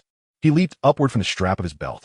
With a flash of electricity at his feet, Julian propelled himself forward like a cannonball, targeting Buggy's chest. In an instant, he seized Buggy's belt, glancing up to find that the fur on his coat and Buggy's cloak completely obstructed Usopp's line of fire, rendering him incapable of delivering any attack against Julian. At that moment, Buggy's massive hand came crashing down towards his own chest, akin to swatting a fly, intent on crushing Julian beneath its might. The arcs of electricity crackled beneath Julian's feet as he propelled himself upward with a powerful leap, evading Buggy's grasp. With a precise landing on Buggy's shoulder, he steadied himself, while Usopp, with his slingshot drawn, took aim at Julian. Julian's gaze was firmly fixed on Usopp, and as soon as Usopp released his slingshot, the projectile soared through the air with a swift whoosh. Julian was already prepared. He bent his body and, with a swift motion, dashed forward, embracing Usopp tightly. However, at that moment, Buggy's enormous hand reached out once more toward his shoulder. This is not good. Buggy had fallen under the control of Golden Week, and this was an indiscriminate strike. Was he intending to crush both Usopp and himself in the process? Julian swiftly embraced Usopp, and as arcs of electricity crackled beneath his feet, he leaped high into the air, landing directly upon the lush canopy of a nearby tree. The immense foliage gently cradled both Julian and Usopp, allowing Julian to exhale in relief. Holding Usopp close, he remarked, "At last, we are safe." With that, he began to inspect Usopp for any markings, carefully pushing aside the slingshot in Usopp's hand and turning him over, revealing a dark pattern etched upon Usopp's back. Julian was poised to assist Usopp in deciphering the patterns when the whooshing sound of Buggy's colossal axe came rushing in. Yuri could not help but exclaim in astonishment, realizing that Buggy was utterly denying him the chance to assist Usopp in overcoming the treachery of his betrayal. Without hesitation, he leaped beside Usopp, and with a swift swing, the colossal axe cleaved through the lush canopy, creating a vast, gaping void. Julian rolled on the ground with Usopp for several turns, then lifted his head to glare at Buggy, exclaiming, "Buggy, you could kill someone." Gunpowder Star. With a look of astonishment, he was captivated by Buggy's presence. Completely oblivious to Usopp, that rascal must have seized the slingshot while Julian was shielding him from Buggy's attacks. If Usopp's projectile were to strike Julian, it would spell disaster for him. Electromagnetic launch. Just as Usopp's projectile was about to hit Julian, he summoned all his strength and, with a resounding bang, shot away from Usopp like a meteor, barely avoiding the fiery projectile that grazed his cheek. Boom! It erupted above him, igniting a burst of sparks among the treetops. Clang! Clang! Clang! Julian managed to escape only by exerting his utmost strength, the immense force causing him to collide repeatedly against the sturdy trunks behind him, shattering them one after another. Chapter 27. Breaking the control. Julian, with a furious expression, rose from the ground, brushing aside the branches and leaves that clung to him. He fixed his gaze upon Buggy and, parting his lips, declared, "Buggy, I have no choice but to offend you." A flash of electric arc flickered beneath Julian's feet, transforming into a meteor that soared towards Buggy. With a swift motion, Buggy swung his colossal axe, attempting to crush the approaching Julian into the ground. However, Julian executed a sudden burst of acceleration mid-flight, causing Buggy's axe to miss its mark entirely. In the blink of an eye, Julian had already clung to Buggy's form. He leapt twice upwards, landing on Buggy's shoulder, where arcs of electricity erupted from his body as he bellowed. 100,000 volts. The air crackled with energy. At that moment, a brilliant burst of lightning erupted from Julian, resembling a dazzling orb of electricity, which struck Buggy's shoulder, rendering it impossible to behold. The electric arcs unleashed by Julian began to swiftly ascend Buggy's body, akin to enormous serpents coiling around him. The arcs crackled and popped, effectively rendering Buggy paralyzed. His body trembled violently, and with a resounding thud, he fell to one knee upon the ground. Julian dared not increase his energy any further for fear of harming Buggy. Suddenly, from below, Usopp fired another projectile towards Julian. However, with a slight tilt of his head, Julian effortlessly evaded it. Casting a glance at Usopp, he exhaled and said, "Usopp, please hold on for a moment. I shall come to your rescue shortly." With that, Julian maneuvered behind Buggy, noticing the dark mass concealed beneath Buggy's garment. He ignited a flame in his right hand and, with a swift motion, pressed it against Buggy's back. The flames, under Julian's command, rapidly spread, completely engulfing the dark patterns on Buggy, burning through them and revealing the coarse skin beneath. As Julian clenched his right hand, the flames extinguished with a whoosh, dissipating into the ether, completely under his control. The convenience of the ion fruit was remarkable, Julian mused. Had he ascended to the Sky Island, although lacking Luffy's rubber fruit, he could still engage in battle with Enel by wielding the power of ion manipulation. Even in Alabasta, should he encounter Ace while pursuing Blackbeard, Julian believed that his ability to control fire would enable him to stand against Ace. Freed from the betrayal of Black's control, Crocodile returned to normal, collapsing to the ground. Gasping for breath, the burning sensation on his back was quite discomforting, yet he bore no resentment towards Julian. His body, having been electrified by Julian, now felt utterly drained. "Julian, I thank you," he said. Julian nodded slightly and remarked, "There is no need for formalities. This is the duty of comrades who fight side by side." With that, he strode towards Usopp. Upon seeing Julian approaching, Usopp hurriedly began to shoot. However, Usopp, being an ordinary individual and lacking the enhancement from the Sky Island modifications and the training from the Boeing Isles, found it exceedingly effortless for Julian to handle him. Urien deftly evaded Usopp's attacks with several nimble dodges. With Buggy absent to create distractions, Urien swiftly closed the distance, lunging towards Usopp. His hands crackled with energy as he pressed them firmly against Usopp's arms, instantly paralyzing them. Following this, he delivered a light yet precise kick to the hollow of Usopp's knee, causing his legs to buckle and forcing him to kneel upon the ground. Julian did not delay, for Usopp's physique was not as robust as Buggy's. He could not treat Usopp in the same manner as he did Buggy, incinerating Usopp's attire with a mere flicker of flames. With a swift motion, Julian tore away Usopp's suspenders. A moment later, he unleashed a blaze that reduced the suspenders to mere ashes. "Julian," Usopp exclaimed, clad only in his boxer shorts, gazing forlornly at the remnants of his charred suspenders. "My pants." Julian promptly tore a large leaf from a nearby tree and handed it to Usopp, saying, "Wear this for the time being." Usopp inspected the leaf that Julian had offered. With no clothes to wear, he reluctantly accepted the leaf and wrapped it around himself as a makeshift garment. Like a primitive man, Usopp then remarked, "Julian, I fear that Sanji might be in a bit of trouble." Julian nodded, perceiving the situation. "Had I not intervened, you, Buggy, and Dongley would have been in dire straits." Meanwhile, on the other side, Zoro sprang into action, his three swords crashing heavily against Dongley's blade. Clang! Zoro, wary of confronting the giant's assault head-on, opted instead to deflect the trajectory of Dongley's attack by striking his sword. As a result, Dongley's strike missed its mark. Seizing the opportunity, Zoro deftly leaped onto Dongley's arm, executing a series of kicks before vaulting into the air. In a graceful somersault, he soared over Dongley's head, fixating his gaze on the ominous black emblem adorning Dongley's cloak, murmuring to himself, "Once that is dealt with, this fellow will return to normal." At that moment, Dongley swung his sword toward Zoro, who had already sensed the impending strike. As the blade approached, Zoro swiftly parried it, the sound of metal clashing echoing in the air. With a nimble twist, he positioned his feet against the three swords resting on the enemy's blade. Bending low, he propelled himself with immense force akin to a cannonball, shooting toward Dongley's cloak. With a swift motion, Zoro sliced through the treacherous black emblem upon Dongley's cloak. Thud! Zoro landed solidly on the ground, not bothering to glance at Dongley, as he nonchalantly removed the sword he had been biting and sheathed his three blades with care. Gasping for breath, Dongley looked at Zoro with gratitude and said, "Thank you."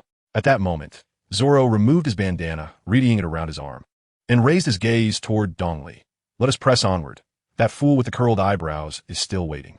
Indeed. Chapter 28, The Wax Museum. Guided by Usopp and Buggy, Urien was the first to arrive at their destination, where they encountered Sanji and subsequently faced an assault from Mr. 3. As the trio appeared, a dense fog enveloped the area, severely impairing visibility. In the distance, flickering flames could be faintly discerned. Urien, with a slight twitch of his nostrils, fixed his gaze on the glowing lights amidst the mist and, covering his nose, grimaced, "This is bad. Mr. 3 is igniting candles, creating this waxy fog. We must avoid inhaling these noxious fumes." Upon hearing this, Usopp quickly covered his nose, stammering, "Urian, what should we do?" Buggy, due to his larger stature, struggled to shield his mouth and nose adequately. Even a slight breath allowed the wax mist to surge into his respiratory system. A look of pain began to etch itself on Buggy's face. Observing this, Urian called out, "Buggy, given your size, you should retreat. This fog is unsuitable for a giant like you to fight in. Leave this to us." Buggy lowered his gaze to Urian and Usopp, nodding in resignation. "Very well. I entrust this to you. Make sure to give Crocodile's subordinates a taste of defeat." Julian tore a piece from his garment and secured it over his mouth and nose, effectively concealing his features. Usopp followed suit, removing his bandana and tying it around his own mouth. The two of them cautiously navigated through the dense fog, where visibility was severely limited. As they proceeded, they suddenly discerned the outline of a figure. Usopp, startled, wasted no time. He swiftly retrieved his slingshot, loaded it with a projectile, and released it with a decisive twang. The projectile whizzed through the air, striking the figure with a sharp crack. As they ventured closer through the mist, they discovered it was merely a wax statue of Sanji, the head of which had been shattered by Usopp's shot. Yet the statue remained standing resolutely. Julian cast another glance around, observing the multitude of figures from the outlines. It was evident that not only was there a wax statue of Sanji, but also one of Mr. 3. The sculpture of slime. Suddenly, a wax spear soared from the mist, and Julian swiftly shoved Usopp aside, narrowly avoiding the piercing projectile as it whizzed past them. Julian let out a sigh of relief and turned his gaze towards the direction from which the wax cat had flown, immediately spotting the silhouette of Mr. 3. Electromagnetic cannon. In the spirit of reciprocity, Julian swiftly retrieved a coin and, with a crackling sound, launched it towards Mr. 3's figure. However, to his dismay, the anticipated scream of Mr. 3 was replaced by the shattering sound of wax. "Is this the wax museum of Mr. 3? Julian pursed his lips, and Usopp, standing nearby, inquired, "What is the matter?" "That is a trap devised by Mr. 3 and Bon Clay. Mr. 3 creates wax figures, while Bon Clay adds the colors. Coupled with the fog produced by the burning candles, both the outlines and hues are indistinguishable from those of real individuals, making it utterly impossible to discern the genuine forms." Julian murmured to himself, "This is far superior to the original. It even employs such a remarkable combination of skills. Usopp, remain here for now." With that, Julian hastened towards the direction from which the wax spear had flown, certain that Mr. 3 was nearby. However, as Julian delved deeper into the pursuit, a sense of foreboding began to creep into his mind, prompting him to halt abruptly. Casting a glance around, Julian realized he had unwittingly found himself amidst a myriad of wax figures depicting Mr. 3 and Sanji. Here lay a waxen Sanji in slumber reminiscent of Zoro, while there stood a lecherous Mr. 3 resembling Sanji. One figure depicted a bare Sanji engaged in a comical dash, while another showcased Mr. 3 clad in armor, akin to a monster hunter. Each wax figure, with its unique pose and attire, was distinct and unparalleled, compelling Julian to marvel at Mr. 3's ingenuity. Truly impressive. Attempting to confound me with fog and wax figures? That is utterly inconceivable. As Julian spoke, flames erupted fiercely from his body, causing the temperature in the vicinity to soar dramatically. He observed as several wax figures of Sanji and Mr. 3 began to rapidly melt under the intensity of Julian's fire. Just as he was poised to unleash a massive fire attack to incinerate all the wax figures nearby in search of Mr. 3, he heard Mr. 3 laughing triumphantly from within the mist, advising him to cease his actions. "I would recommend you hold back. Your companion, the Blackleg, is concealed amongst these wax figures. Should you recklessly ignite a blaze, it is certain that the Blackleg will perish by your own hand. However, your abilities are rather peculiar, able to generate electricity and fire. What fruit do you possess?" Julian, having tuned out Mr. 3's subsequent words, extinguished the flames enveloping him, and the surrounding temperature promptly returned to normal. Gazing at the melted wax remnants of Sanji and Mr. 3, Julian bit his thumb, realizing with dismay that Mr. 3 possessed a rather high intellect. Indeed, he was worthy of his role as a cerebral character, in stark contrast to the foolish Mr. 3 from the original narrative. This version exhibited none of the temporary debuffs that had previously constrained him. Julian found himself uncertain whether Sanji had been fashioned into a wax figure by Mr. 3, or if it was, in fact, Mr. 3's own likeness that had been sculpted. Thus, Julian refrained from recklessly destroying all of Mr. Three's wax figures. Should Sanji have been transformed into Mr. Three's effigy, it would lead to an unfortunate miscalculation. "Hey, Julian, are you alright?" came Usopp's voice from afar. The thick fog obscured Julian's view, rendering him unable to discern Usopp's location. However, Usopp's calm not only revealed where he was, but also inadvertently exposed his position to Mr. Three. Yuri's heart skipped a beat. "Fool, do not make a sound." Julian hurried towards Usopp's direction, only to hear Usopp's panicked voice exclaim, "Who is it? Who's there?" Immediately after, the sound of the slingshot being drawn back echoed, followed by the swift whoosh of projectiles being released. From these sounds, it was apparent that Usopp was shooting in all directions. Meanwhile, Mr. Three, utilizing the cover of mist and wax figures, was making rapid movements. "Julian, this is bad. It must be Mr." Usopp's voice suddenly cut off, causing Julian's heart to leap as he shouted, "Usopp!" A crackling current surged at Julian's feet, abruptly leaping before Usopp, who was kneeling on the ground. His head bowed and hands hanging limply, exuding an aura of profound despondency. Julian hurriedly leaned in, grasping Usopp's shoulder, and inquired, "Usopp, do you possess anything?" "Wait a moment." Julian suddenly sensed something amiss. The sensation transmitted through his hands as they touched Usopp's arm felt wrong. It was a frigid touch, devoid of warmth, with skin that lacked elasticity. This was not Usopp. It was a lifeless wax figure, a soulless imitation of him. Oh no! In an instant, Usopp had once again been ensnared by Mr. Three into the lavish collection of wax statues. Julian was taken aback, as a series of hissing sounds emanated from Usopp's mouth. Upon looking down, Julian was astonished to find that Usopp was biting down on a bomb. Goodness! Electromagnetic catapult. With a sudden, forceful stamp of his foot, Julian propelled himself backward like a cannonball, narrowly evading danger. Boom! In the blink of an eye, the bomb detonated, and a colossal fireball swiftly engulfed the surrounding wax figures, leaving nothing but devastation in its wake. Julian landed steadily on the ground with a soft thud, sliding several meters backward before finally halting his momentum. He fixated on the fireball shrouded in mist, cursing inwardly, "Damn you, Mr. Three." Just as Julian was lost in his thoughts, a moving silhouette emerged from the fog. Was it Mr. Three? It was as if he had uncovered the hidden boss lurking within a mist.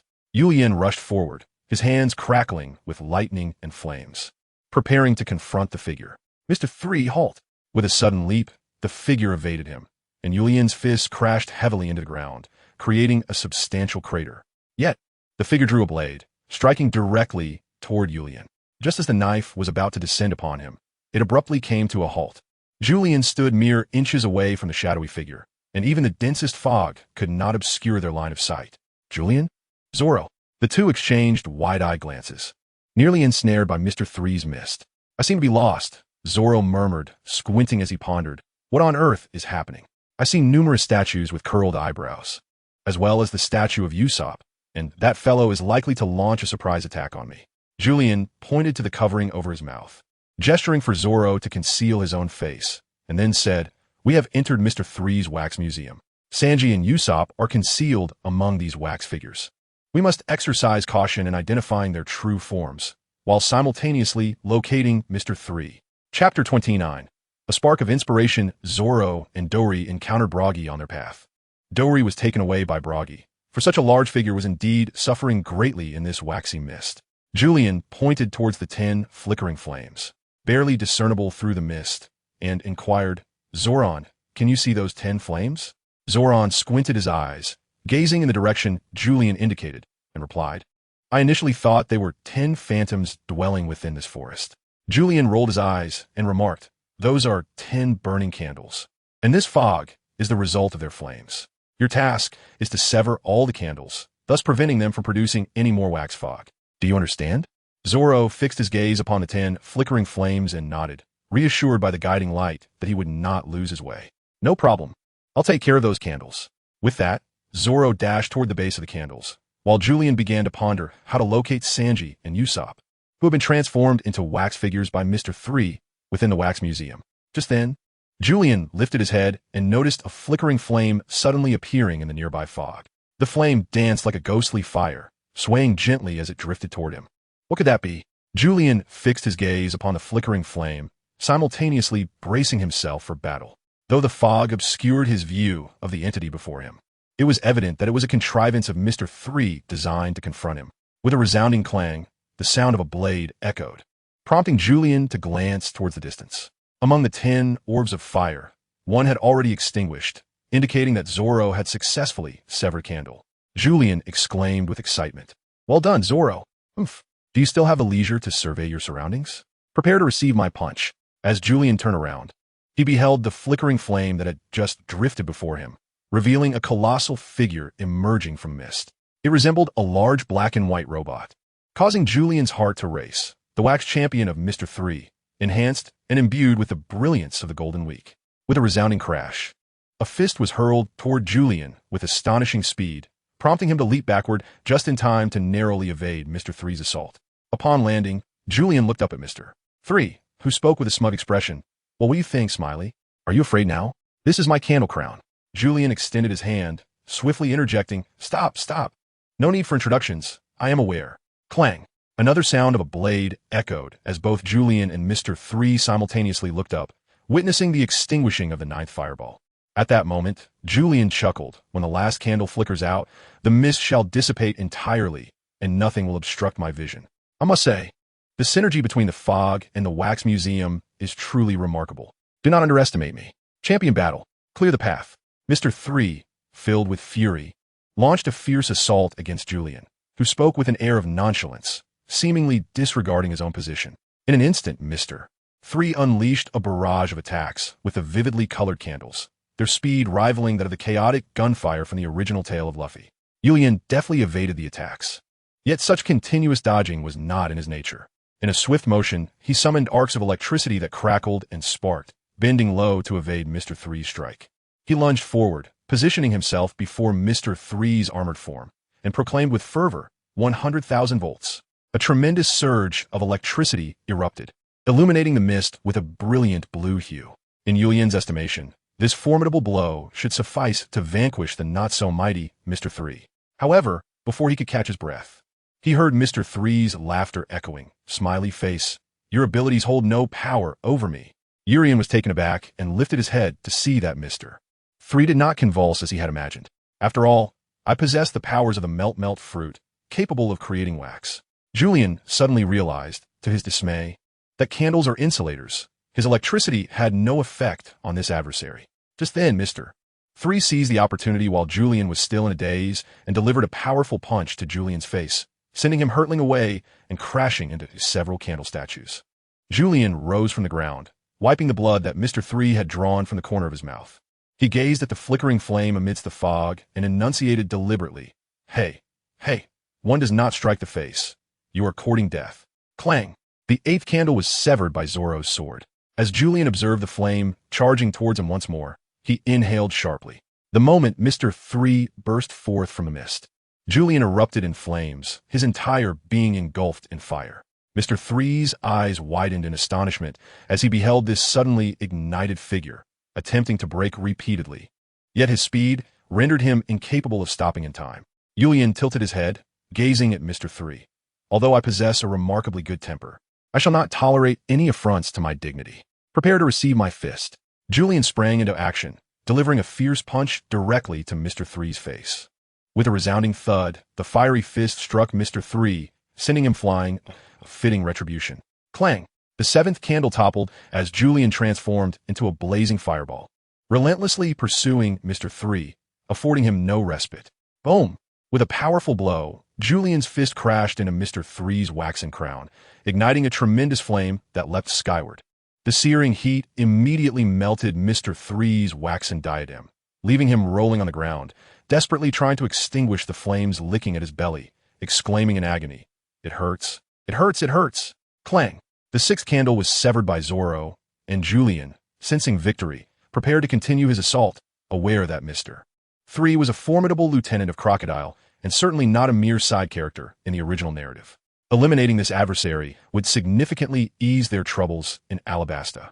Just as Julian was poised to strike Mr. 3, a small girl's voice echoed through the mist. "Stop." Julian was taken aback as the voice continued, "Smiley, if you wish for your companion's demise, feel free to continue your assault on Mr. 3. I would not mind incinerating all of your comrades." Urian abruptly halted his actions, fully aware that it was the Golden Week. Sanji and Usopp had been transformed into wax figures, seamlessly blending into the wax museum. Their whereabouts were, of course, known to the two adversaries, and a single spark could jeopardize the safety of Sanji and Usopp. With their well-being in mind, Urien abandoned his intent to continue attacking Mr. 3, extinguishing the flames in his hands, and fixated his gaze on Mr. 3, who lay sprawled on the ground from the blows he had received. Mr.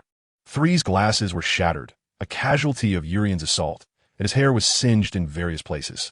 Noting that Urien was evidently concerned about the Golden Week, Mr. 3 adjusted the broken frames on his nose and grinned maliciously. A smiling face, it appears you value your comrades greatly. Thus, you shall bear the corresponding consequences. With a resounding thud, a powerful punch struck Urien, sending him crashing to the ground. Mr. 3 quickly followed, sitting heavily upon Urien, the immense weight of the wax champion pressing down on him as he rained down blow after blow. The dull thuds echoed as each strike landed, and Urien found himself coughing up blood. The threat to his companions' lives rendered Urien utterly defenseless, leaving his mind racing for a solution. This cannot continue. I shall be beaten to death. How can I locate Sanji and Usopp and alleviate their peril? Julian engaged his mind, and with a sudden spark of inspiration, a brilliant idea emerged. Mr. 3 was relentlessly pummeling Julian with punch after punch when he noticed a peculiar smile curling at the corner of Julian's lips. Perplexed, Mr. 3 inquired, "Are you smiling? Have you truly given up?" Urien was struck so hard that he coughed up a stream of blood, his gaze fixed intently on Mr. 3 as he shouted, "Sanji, Usopp, Kaya is about to be stripped and ravished by Mr. 3. Hurry out." Mr. 3 was taken aback. "Kaya? What on earth is this?" Suddenly, from within the mist, two wax figures emitted a cracking sound, and Mr. 3's heart sank in dread. Before him, Sanji and Usopp broke free from their waxen restraints, bursting forth in a fury, shouting, "Where is Miss Kaya? I will kill that bastard, Mr. 3. Although obscured by the fog, Urien was assured that the two were unharmed. With a bloodied visage and a grin, he looked menacingly at Mr. 3 and chuckled, "Cough. You're finished." With the hostage no longer in his possession, Mr. 3 panicked, Wait. Fiery blaze. A massive flame erupted from Urien's body, instantly engulfing Mr. 3, who was atop him. Chapter 30. Vivi falls ill when the flames subsided. What remained was Mr. 3, his body a charred and melted candle, barely clinging to life on the ground. Of course, Urien's declaration of "you're finished" was merely a figure of speech. He had no intention of truly killing Mr. 3, as he had always found this character rather intriguing prior to his journey. Sanji and Usopp rushed over, their teeth gritted as they inquired, "Where's Kaya?" Julian wiped the blood from the corner of his mouth, gazing at the two with a cheerful smile, feigning ignorance. "What? Koya? Isn't she doing well in Westboro Town?" Sanji and Usopp exchanged glances, at a loss for words, staring at Julian. "We've been deceived by this guy." Julian stuck out his tongue and, with a hint of embarrassment, remarked, "If I hadn't said that, the two of you would remain ensnared within the wax figures, while Golden Week wields your lives as leverage against me. I truly dare not act recklessly. I am utterly powerless to rescue you both."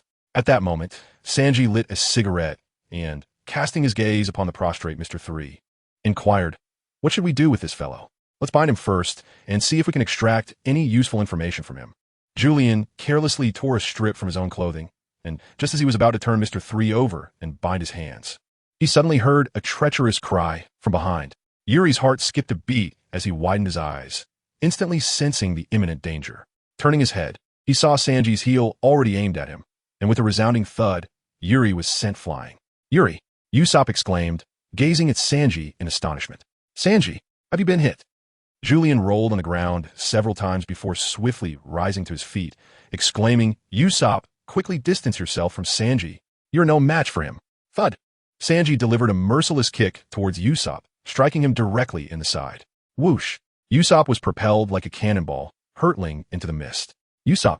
Julian struck the ground with a heavy fist, muttering under his breath, "Damn it, that little girl from Golden Week is quite the trickster," stealthily approaching Sanji amidst the fog before striking. Clang! The flames within the mist were extinguished as Zoro severed the last candle, proclaiming loudly, "Julian, all the candles have been extinguished."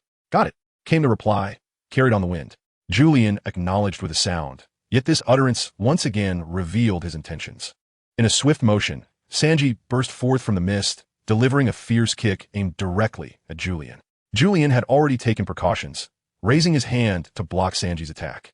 However, Sanji's heel struck Julian's wrist, causing a tingling sensation to course through it. He mused to himself, has Sanji truly exerted all his strength? Julian could not treat Sanji in the same manner as he did with Brook. The battle with Sanji rendered him incapable of unleashing his full potential, forcing him into a tangled struggle amidst the fog.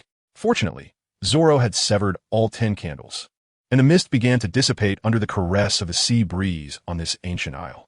At that moment, with 3 swords sheathed at his waist, Zoro spotted Julian engaged in combat with Sanji and called out, "Hey Julian, what are you doing with that lecherous Kappa? This fellow has fallen victim to the treachery of Golden Week." Narrowing his eyes, Zoro rushed forward, exclaiming, "I'm here to assist you." Julian remarked, "You should first check on Usopp. That fellow was just dealt a harsh kick by Sanji." Usopp, being an ordinary person, could hardly be compared to the 3 formidable members of the Julian Pirates. Zoro furrowed his brow, realizing that Sanji's actions had put Usopp in a precarious situation. As he surveyed the surroundings, he was relieved to see that the mist had begun to dissipate. Soon, Zoro discovered Usopp lying on the ground beside a bush, blood trickling from the corner of his mouth. He rushed over, exclaiming, "Usopp, are you all right?" Usopp, feeling utterly drained and panting heavily, replied, "I'm fine. Sanji kicked my satchel," which provided some cushioning. "Zoro, don't worry about me. You should go help Julian," he urged. Zoro gave Usopp's shoulder a reassuring pat and nodded decisively, saying, "All right." He then turned and charged towards Sanji. Upon noticing this, Julian quickly inquired, "Where's Usopp?" Zoro glanced in Usopp's direction and replied, "Over there. He should be fine." Julian nodded and said, "All right, help me restrain Sanji." With Zoro's involvement, Julian felt considerably more at ease. It was quite a challenge for Sanji to contend with both of them alone, and before long, he was pinned to the ground by Julian and Zoro. With a swift motion, Julian raised his hand and effortlessly cleared the markings from Sanji's body. Wiping the sweat from his forehead, Julian slumped onto the ground, letting out a long sigh. "Phew, it's finally over." Suddenly, Usopp, dragging his battered body over, exclaimed in shock, "Julian, Mr. 3 is missing. He was just lying here, charred and blackened. But where is he now?" Julian squinted slightly and pursed his lips, remarking, "It appears that during the Golden Week, Sanji diverted our attention, subsequently whisking Mr. 3 away amidst the fog." Zoro, still in prime form, crossed his arms and casually replied, "Do you need me to pursue him?" "Pursue whom?" He scoffed. "You, with your dreadful sense of direction." Urien, Sanji, and Usopp exclaimed in unison, "If we continue this pursuit, we might chase it all the way to the stars and the vast ocean, perhaps even into the cosmos." Julian rolled his eyes, composed himself, and then said, "Let us depart. Now that Sanji has been rescued, we should return to regroup with Nami and Karina." As the 4 of them made their way back, Karina hurriedly approached them, her brows furrowed in concern, and asked anxiously, "Are you all right?" Upon noticing the blood on Julian's cheek, a result of Mr. 3's waxy onslaught, she tenderly cupped his face and wiped it clean, exclaiming, "How did you end up in such a predicament?" Sanji, with an air of nonchalance, interjected, "Oh, it's just these 2 fools, Julian and Usopp. Look at me and Seaweed Head. We're perfectly fine." Karina managed to muster a faint smile as she glanced at Sanji, saying, "I'm glad you're unscathed." Zoro, standing nearby, opened his mouth and muttered, "Idiot."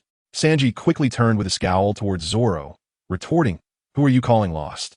You directionally challenged fool?"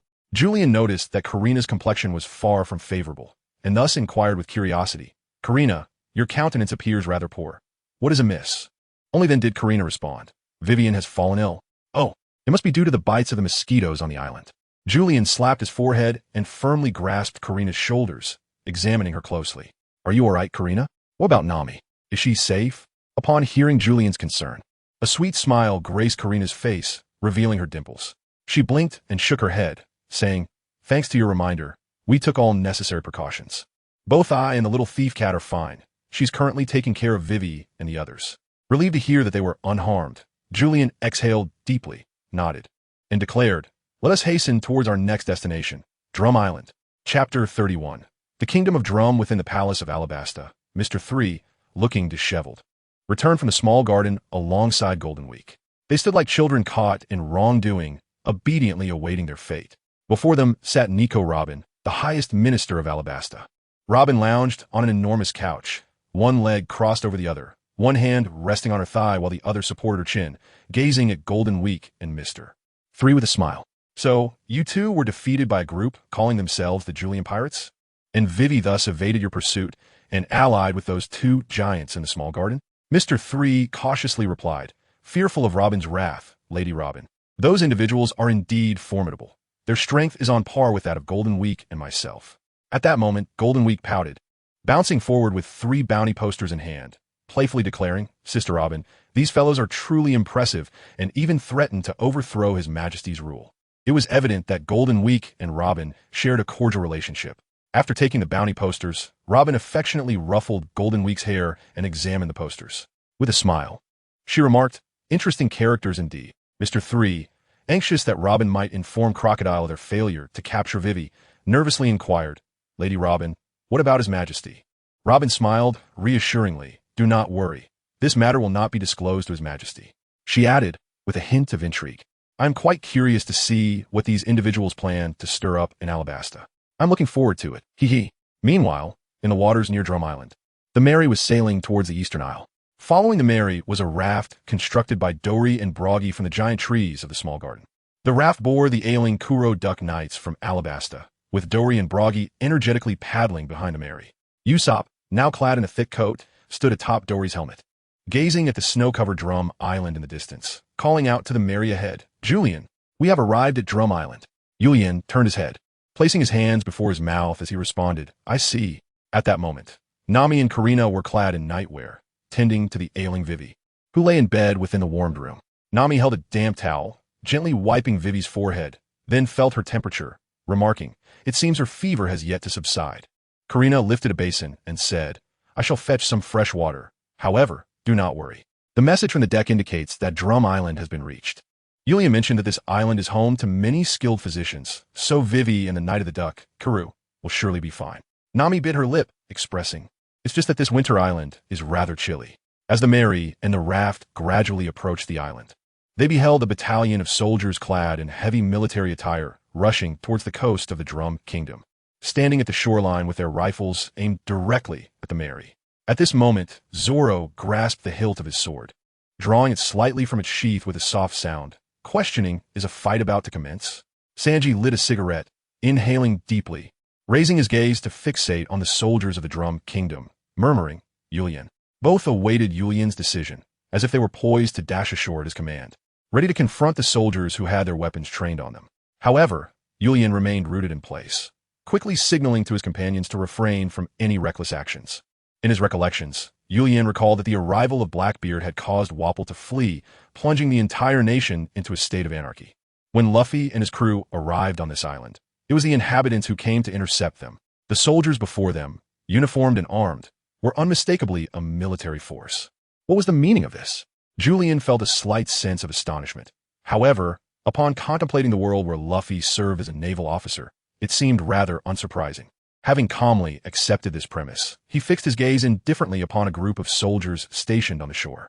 One of the commanding officers among them bellowed loudly, if you're approaching the dock, please pay the docking fee, which is tenfold for pirates compared to regular vessels. Julian was taken aback, astonished.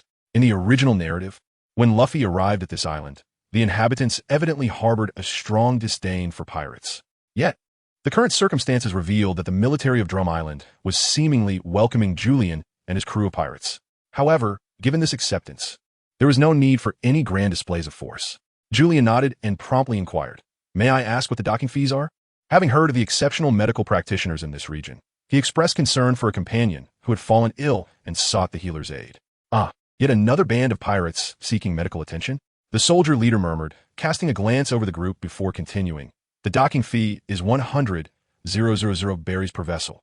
However, as you are pirates, it amounts to 1,000,000 berries per ship. With 2 vessels in total, you shall owe 2,000,000 berries. Damn, this feels like a scheme to fleece the unsuspecting. Nevertheless, for Julian and his companions, the sum posed little burden. Currently, they harbored no knowledge regarding the state of the Magnet Drum Kingdom, whether Warpole was reigning as king, Dalton was in charge, or what the prevailing circumstances were. It would be prudent to observe for a while, to avoid inciting unnecessary complications. Julian promptly acquiesced, paying the exorbitant docking fee of 2 million berries. The soldier leader then issued Julian 2 docking permits, instructing him to moor the 2 vessels in the designated area.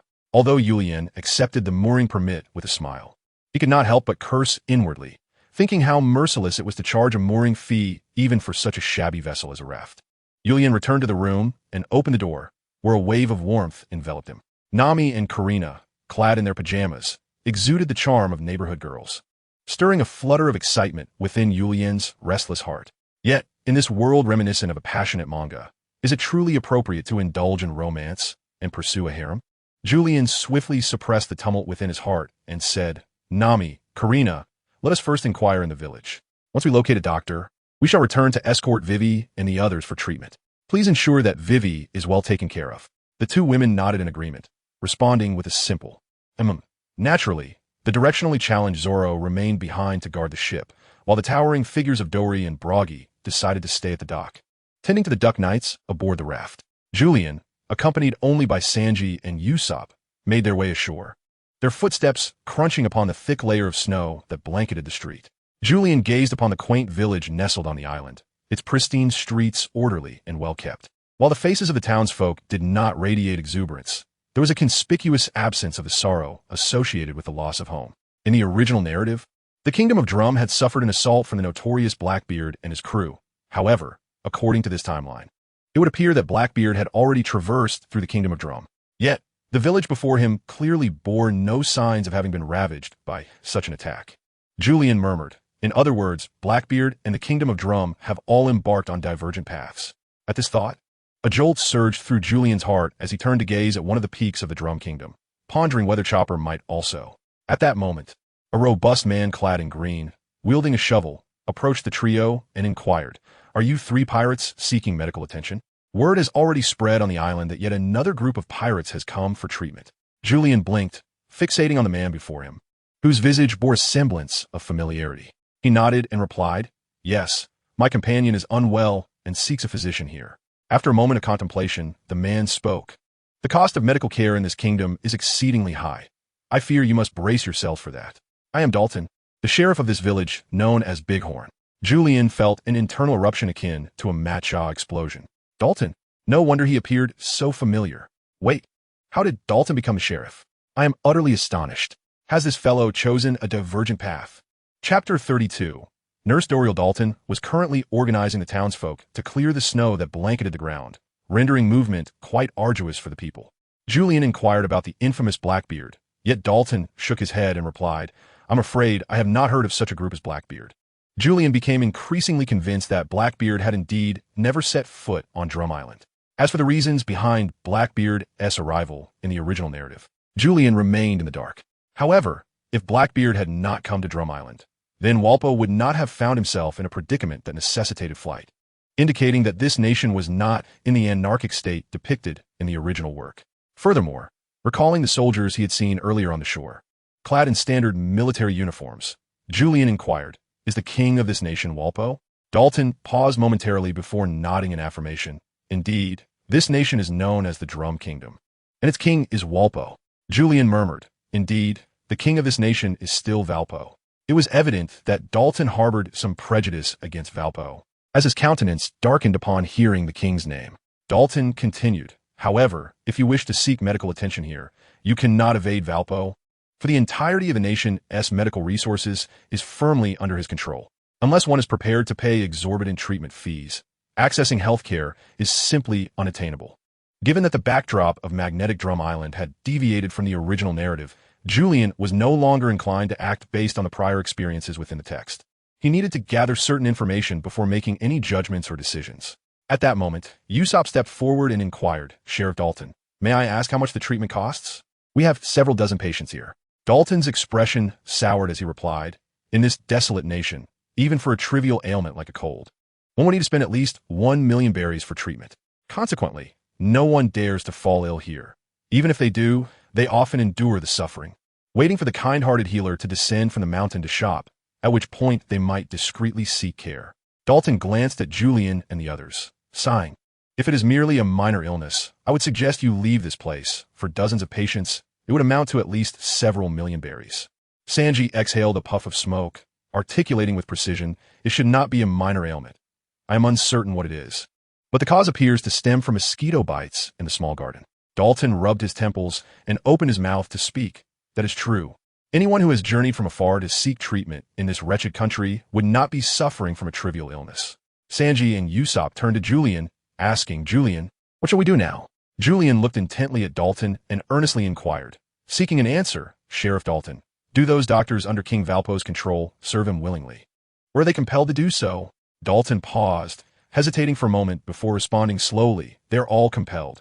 I was once a minister in this nation, until the incident 6 years ago led to my demotion to Sheriff of Horntown. At that moment, a bright, melodious chime resonated through the air.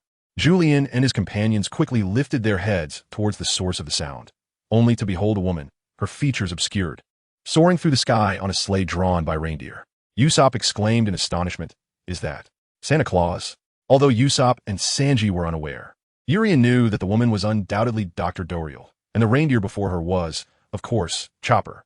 Upon confirming Chopper's presence, Urien felt a sense of relief.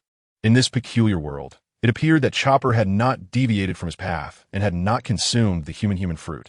His ability to assist Dr. Doriel in pulling the sled clearly indicated his intelligence. Otherwise, he could not have navigated the nearly imperceptible wire in the sky while pulling a sled. When Dalton saw Dr. Doriel descending from the mountain, a rare smile graced his face. She was indeed Dr. Doriel, one of the few angels in this despairing country. The image of her long, flowing hair, her position as a doctor, and her title as an angel instantly conjured a beautiful picture in Sanji's mind. With her silver white, flowing locks, graceful figure, and lovely visage, the young angelic Dr. Doriel ignited a spark of joy in Sanji's heart. Watching Sanji beside him, his eyes sparkling with hearts and drooling, Urien nearly spat out the warm tea he had just consumed on the ship. Impressive, my Sanji, who had turned his attention to Dr. Doriel. However, from a distance, it was difficult to discern her true appearance. Dalton began to introduce her to the group. She is Dr. Kureha, but she prefers everyone to call her Dr. Doriel. Sanji, panting with excitement, imagined the striking combination of an angel and a doctor, envisioning a girl in a pristine uniform appearing before him. His thoughts raced. Kureha, hurry, that which has appeared again. She is a conspirator of Dr. Hilialik. We must capture her. We cannot allow her to cause chaos for His Majesty the King. At this moment, soldiers on the street also shouted, exhaling clouds of breath as they rushed toward the spot where Kureha had landed. Usopp inquired, Sheriff Dalton, what is going on? Dalton explained to the three. Walpole controls the entire country's medical resources, and exorbitant medical fees make it nearly impossible for people to seek treatment. However, Dr. Doriel occasionally descends from the mountain to quietly provide free medical care to the residents of this country. In the presence of this highly skilled doctor, no ailment seems to pose a challenge. Every patient she treats recovers swiftly. Walpole, who monopolizes the medical resources, naturally cannot allow such a talented physician to exist, as she undermines his plans to oppress the citizens through high medical costs. He has issued a warrant for her arrest, and those soldiers are on their way to capture Dr. Doriel. Usopp expressed his astonishment. Since Dr. Doriel has kindly helped you, why do you not assist her now that she is in trouble? Dalton gently patted Usopp's shoulder, offering a reassuring smile as he remarked, do not worry. She possesses a remarkably formidable assistant, and there are few in this nation who could inflict harm upon her. Julian smiled faintly, fully aware of the formidable assistant referred to by Dalton, none other than the future ship's doctor of the Julian pirate crew, the adorable Chopper, who represents the essence of cuteness within the Straw Hat crew. However, the fact that Kureha would willingly offer her healing services for free starkly contrasts with her character in the original narrative, where she charged exorbitant fees. At this moment, Sanji's eyes blazed with fervor as he cast his cigarette onto the snow, producing a hissing sound. In a fit of anger, he exclaimed, Are you all indifferent to the safety of the beautiful Doriel? I shall go to her aid at once. Doriel, wait for me. Your night is coming. Hey, Sanji, don't be disappointed. Urien's attempts to dissuade were in vain, as Sanji had already pursued the group of soldiers. Not far from the village, the snow-covered ground was strewn with the bodies of soldiers from the Magnet Drum Kingdom, having been decisively defeated by a burly man with a shaggy appearance. Sanji sighed in relief upon witnessing the soldiers incapacitated and began searching for the voice of Dr. Doriel. Doriel-chan, clad in provocative purple tight jeans that revealed her navel, a sexy waist, a white cherry blossom t-shirt, a purple jacket, and sporting silver hair that had turned gray with age, she appeared vastly different from his expectations. Sanji was taken aback. Is this really Doriel-chan? Wait a moment. Who are you, old lady? You seem to be in the wrong scene. Where's the doctor? Chapter 33. An invitation from pirates upon hearing Sanji refer to the doctor as Dorial-chan. The burly man tossed aside the soldier he had been handling, eyeing Sanji with suspicion. A human? Meanwhile, Dr. Dorial, with a gleeful expression covering her face, laughed heartily. It has been so many years since anyone addressed me as Chan. Realizing that the actual Dr. Dorial was nothing like the image he had conjured, and witnessing her youthful delight, Sanji felt a cold sweat trickle down his back. Yet, the burly man beside Dr. Dorial must surely be Chopper, as described by Urien, the reindeer with the human fruit, identifiable by his blue nose. Just from his furry form and that distinctive blue nose, Sanji concluded. Chopper? Chopper, taken aback, had not expected this golden-haired individual to recognize him, but his natural instincts prompted him to be wary of this stranger. Dr. Dorial scrutinized Sanji for a moment before speaking. Do you know my foolish son? Sanji nodded. I suppose I do. My name is Sanji, the chief strategist and cook of the Urien pirate crew. My captain, Urien, wishes to invite Chopper to join us as our ship's doctor. Chopper trembled, astonished. This man named Sanji is a pirate? A pirate wants to invite me to sea? Dr. Dorial assessed Sanji. Despite his claim of being a pirate, his courteous demeanor revealed no malice, leading her to believe that Sanji might not be a bad person after all. She glanced back at Chopper, who appeared frozen, stunned by the unexpected invitation. A subtle smile graced her lips as she mused. Perhaps it was time for Chopper to venture out. If these individuals were decent, he might find worthy companions. After a brief silence, Dr. Dorial smiled gently. My foolish son and I are set to visit the Great Horn village for consultations. Until I have treated all the patients in this village, I shall not permit my foolish son, my capable assistant, to leave my side. Sanji nodded, displaying a gentlemanly demeanor as he approached, performing a knightly gesture. Miss Dorial, I shall ensure your safety. Should those foolish soldiers dare to offend again, I shall not show them mercy. Miss Dorial nodded in satisfaction and beckoned. Chopper, let us proceed to Horn Village. In Horn Village, Usopp expressed a hint of concern. Urien, do you think Sanji will be all right? Venturing forth so recklessly, could he be perceived as an enemy by Miss Dorial and Chopper? If he reveals himself as a pirate, might they harbor animosity towards him due to their disdain for pirates? Disdain for pirates? That seems unlikely, for she has had dealings with Roger. In truth, she embodies more of a pirate's spirit than that of a mere doctor. Julian shook his head, expressing his doubt. Dalton gently patted Usopp on the shoulder, reassuring him. Your companion is safe. Dr. Dorial is a kind-hearted person. Soon, Dr. Dorial and her companions appeared in the bustling Horn Village. At that moment, residents emerged from their homes, rushing out to offer a warm welcome. Dr. Dorial wore a cheerful smile, frequently waving to the townsfolk and inquiring about their well-being. Beside her, Chopper had transformed into his reindeer form, pulling a sled laden with various medical instruments and supplies. On the other side, Sanji walked alongside Dr. Dorial, his expression notably serious. The sight of Sanji, reminiscent of a lovesick fool, prompted Julian to stifle a laugh that escaped him uncontrollably. That fool Sanji, his fantasies have been shattered. Upon seeing the real Dr. Dorial and the stern Sanji, Usopp couldn't help but cover his mouth, bursting into tears of laughter.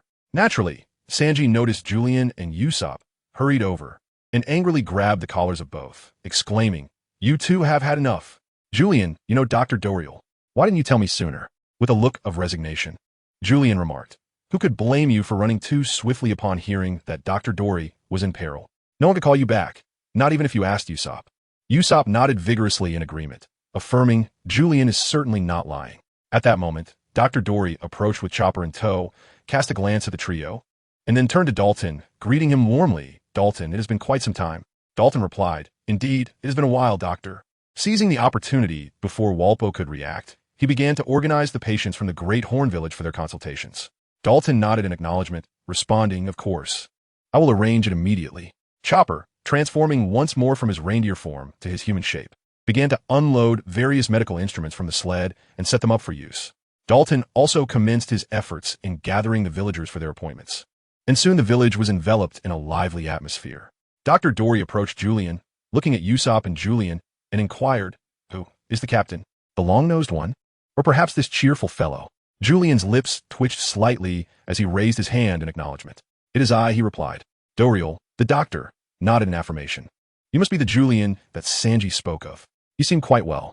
Julian shuddered, unsure of what exactly the phrase Dorial, the physician's lady, is not bad, truly signified. The sudden spark of realization from Julian drew a gentle smile from Dr. Dorial. Noticing this, Julian promptly composed himself to avoid leaving a negative impression before her. He bowed deeply, with sincerity etched on his face, and earnestly implored, "Dr. Doriel, I have two requests during my visit to the kingdom of Signet." Lifting his gaze to meet Dr. Doriel's, he noticed she bore no expression of displeasure. Rather, she fixed her attention on him, seemingly eager to hear more. "One of my companions has been afflicted by an unknown insect in the small garden and has now fallen gravely ill. We require your assistance, along with that of your aid." After expressing this, Julian bowed his head once more, his demeanor earnest as he continued to address Dr. Doriel. "Secondly, I wish to extend an invitation to Chopper to serve as the ship's doctor for our pirate crew." Upon hearing this, Dr. Doriel did not immediately acquiesce to the request of this unfamiliar individual, but instead inquired, "How many of your companions are unwell?" Julian replied, truthfully, "There are a total of 21 people." At that moment, Nurse Doriel turned around, directing her gaze towards Chopper, who had already set up a simple treatment table, and exclaimed, "Chopper, go examine this group of pirates. There are 21 patients waiting for you."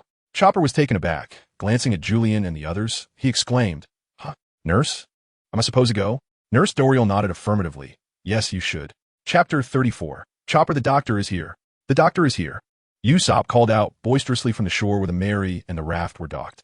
Zoro stood at the bow of the ship, observing as Julian and his companions approached, accompanied by a large figure covered in fur, carrying a medical bag. He chuckled. "Is that the Chopper Julian mentioned?" He said, "This fellow is a reindeer who ate the human fruit." As Chopper beheld the Mary before him, his eyes sparkled with excitement at the sight of the enormous skull emblem on the main sail and the black pirate flag fluttering in the cold breeze from a mast. He exclaimed with enthusiasm, "It's a pirate ship. This is the real deal." However, upon noticing the giant raft nearby, where two giants sat cross-legged, Chopper was startled and instinctively hid behind Julian, revealing only part of his body. His massive form was scarcely concealed behind Julian. Are those two giants some kind of monsters? Julian offered a gentle smile and proceeded to introduce Chopper, saying, "These are the giants, Dory and Buggy. We encountered them in the little garden." As Julian gestured towards the numerous tents atop the wooden platform, he continued, "Most of the patients are on that raft, and we have another patient aboard the Mary." Chopper nodded in acknowledgement and replied, "Let us commence the treatment." Julian promptly brought Chopper aboard the Mary, prioritizing the urgent need to heal Vivi's condition over the 20 Karaduk nights. The door to the girls' quarters creaked open, revealing Nami and Karina, both clad in sleepwear, who turned their gazes towards the entrance. Julian entered alongside a burly, furry man, followed closely by Sanji, Usopp, and Zoro. The warmth inside the room caused the two women's cheeks to flush slightly, rendering them quite endearing, and Sanji, smitten, prepared to approach with charm. However, he was halted at the threshold by Nami, who stated, "Vivi is unwell. Please do not let the cold air in." She glanced at Chopper and inquired, "You must be Chopper, right?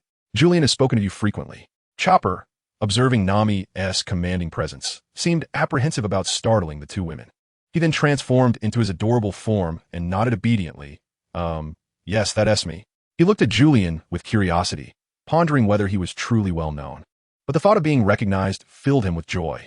The two women gasped at Chopper's diminutive appearance, exclaiming, "What a cute raccoon dog." They rushed forward, eager to embrace and nuzzle him. But Chopper twisted away, cheerfully protesting, "That is so annoying. I'm not a raccoon dog. I'm just a cute reindeer." With a giggle, Karina scooped Chopper into her arms, showering him with affection. Meanwhile, Sanji bit his lip, tears welling in his eyes, enviously lamenting, "I wish Karina would hold me like that." At that moment, Nami interjected, "All right, Captain Julian, let Dr. Chopper stay. The three of you need to leave this room."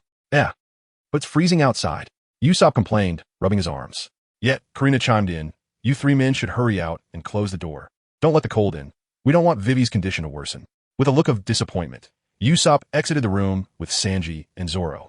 Julian then gently closed the door behind them and walked in with Chopper. Gazing at Vivi, whose face was flushed with fever, he remarked, "This is our ailing companion. All right, let me take a look." Chopper gently set down the medical kit and began to diagnose Vivi. Meanwhile, Nami and Karina crouched beside her, their collars slightly undone, much to the delight of the nearby Julian, who inwardly marveled at the charming spectacle of the little thief cat and the sly little fox. At that moment, Karina glanced up and caught Julian's eye, causing him to exclaim in alarm, realizing he had been discovered. Flustered, he hurriedly averted his gaze from the two women's necklines, pretending not to notice Karina's attention. With a playful smile, Karina swiftly secured her collar, then turned to adjust Nami's as well. Nami, taken aback, inquired him, "Little fox, what's the matter?" Karina subtly exchanged glances with Nami, who immediately grasped the situation, tugging at her now fastened collar and casting a teasing smile at Yulian. Yulian found himself in a rather awkward situation, flustered by the presence of two women. Swallowing hard, he thought to himself, were it not for the fervor of manga, I could easily bring both of you to justice right here and now. Little did he realize that, quite inadvertently, he had already brought one of them to justice. In an attempt to lighten the mood, Yulian hastily inquired, "Chopper, how is Vivi?" After a moment of careful diagnosis, Chopper gently touched Vivi's forehead and, with utmost seriousness, declared, "It is indeed a rare ailment. However, fret not, for I am capable of restoring Vivi's health. Captain Yulian, please prepare a pot of hot water." Certainly, boiling water was Yulian's forte, and as he grasped the kettle, flames erupted from his hands. His extraordinary ability astonished Chopper, who exclaimed in bewilderment, What is that?" Julian chuckled, remarking, "Like you, I too am a wielder of a devil fruit power, haha." Upon hearing this, Chopper felt an immediate kinship, and his fondness for Julian grew. He then set to work concocting potions, pouring vibrant herbs into a bowl before thoroughly grinding them into a fine paste. The kettle on Urian's side began to emit a soft, whimpering sound. Chopper turned to Urian and said, "Captain Urian, please open the kettle." "Understood." With a resounding click, Urian opened the kettle, and a plume of steam surged forth. At that moment, Chopper promptly poured the crushed mixture from the bowl into the kettle, silently counting in his mind. After approximately half a minute, Chopper finally spoke, "All right, let's pour out the concoction from the kettle." At this juncture, Karina brought forth a teacup, and Urian carefully filled it from the kettle. Karina then handed the teacup to Nami, who was beside Vivi. Nami accepted it and helped Vivi sit up gently. She softly blew on the surface of the tea and said, Vivi, open your mouth. It's time for your medicine." Vivi's lips were quite parched as she opened her mouth, her consciousness slightly hazy. Medicine? Perhaps it was the faint aroma of the potion that Chopper had prepared, which wafted into Vivi's nostrils and helped her regain a modicum of clarity. With a gentle opening of her mouth, Nami brought the teacup to Vivi's lips, carefully feeding her while advising, "Vivi, be careful. It's hot, drink slowly." Under the attentive care of Nami and Karina, Vivi soon consumed Chopper's medicine. Chopper then suggested, "Let us allow Vivi to rest for a while. She should be fine by tomorrow." After laying Vivi flat on the bed, Nami expressed her gratitude to Chopper, saying, "Thank you, Chopper. You truly are a reliable doctor." Chopper's face flushed with bashfulness as he fidgeted, exclaiming, "You silly, even if you praise me like that, I want to be happy." Meanwhile, Urian rolled his eyes, remarking, "Hey Chopper, your body is too honest." Once Vivi was taken care of, Urian turned to Chopper and said, "I entrust you with the 20 patients on the raft as well, Dr. Chopper." Chopper nodded, feeling the weight of responsibility, and replied earnestly, "Yes." Chapter 35. The genius Dr. Hiraluk on the raft. A massive iron pot bubbled and gurgled as the medicinal broth simmered. Chopper had completed the preparation of potions for the 20 individuals. Yulian expressed his heartfelt gratitude, saying, "Thank you, Chopper. You are the finest doctor I have ever encountered." Chopper, twisting his body in annoyance, retorted, "How bothersome. Even if you say that, it won't make me happy." Julian smiled. Indeed, this Chopper was the Chopper he was well acquainted with. Julian inhaled deeply, gazing earnestly at Chopper as he extended an invitation. "Chopper, I would like to invite you to join my crew as the ship's doctor, becoming a member of the Julian Pirates." Although he had previously heard Sanji mention that his captain wished to recruit him as their doctor, Chopper found himself momentarily at a loss when faced with Julian's actual proposition. After a brief silence, Chopper shook his head, casting an apologetic glance at Julian. "I'm sorry, Captain Julian, but I must fulfill Dr. Hiraluk's dying wish." Hiraluk? Regarding the mediocre physician, Urian's impression is rather vague. He only recalls that in the original narrative, he succumbed after consuming Chopper's mushroom soup. Undoubtedly, Dr. Hiraluk is also a pivotal figure in Chopper's journey, inadvertently establishing a goal for him to become a pirate. At this moment, Chopper began to reminisce about the past and his experiences with Hiraluk. Although in this world, the tale of Hiraluk and Chopper bears resemblance to the original, Hiraluk is not a quack here, but rather a distinguished doctor. He did not perish from ingesting Chopper's toxic mushroom soup. Instead, he was murdered by Whirlpool. Whirlpool monopolized the kingdom's medical resources, causing once affordable medications and treatments to become exorbitantly priced. He raised the healthcare costs nationwide, rendering the citizens of the Drum Kingdom unable to afford medical care, instilling fear of illness among them. The exorbitant medical fees and medication costs were simply beyond the means of the impoverished populace. Whirlpool, indifferent to their plight, not only inflated healthcare expenses but also increased taxes, plundering the wealth of the citizens. Dalton, a former minister under Whirlpool, along with a group of physicians from the Drum Kingdom, vehemently opposed Whirlpool's policies. However, their protests were met with disdain. Dalton was subsequently ostracized by the ministers, while the physicians were coerced by Whirlpool, who threatened them with explosive wristbands, warning that any dissent would lead to their demise. As the kingdom's chief court physician, Hiralik found himself in a similar predicament, also donning an explosive wristband. He had not anticipated the new heir of the Drum Kingdom to be so malevolent and avaricious.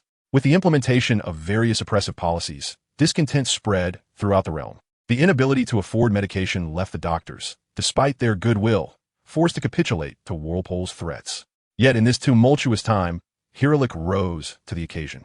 He clandestinely established a pharmaceutical factory, producing compassionate medicine in bulk to aid the kingdom's ailing citizens. Hiralik's actions directly threatened Whirlpool's interests, undermining his schemes to amass wealth through overpriced medications and treatments. Consequently, Whirlpool ordered an investigation into the apparent health of the Drum Kingdom citizens, swiftly zeroing in on Hiralik as the source of this anomaly. On that fateful day, Hiralik, as usual, was quietly manufacturing benevolent medicine in their hideout with Chopper, under the cover of night, preparing to treat the kingdom's ill.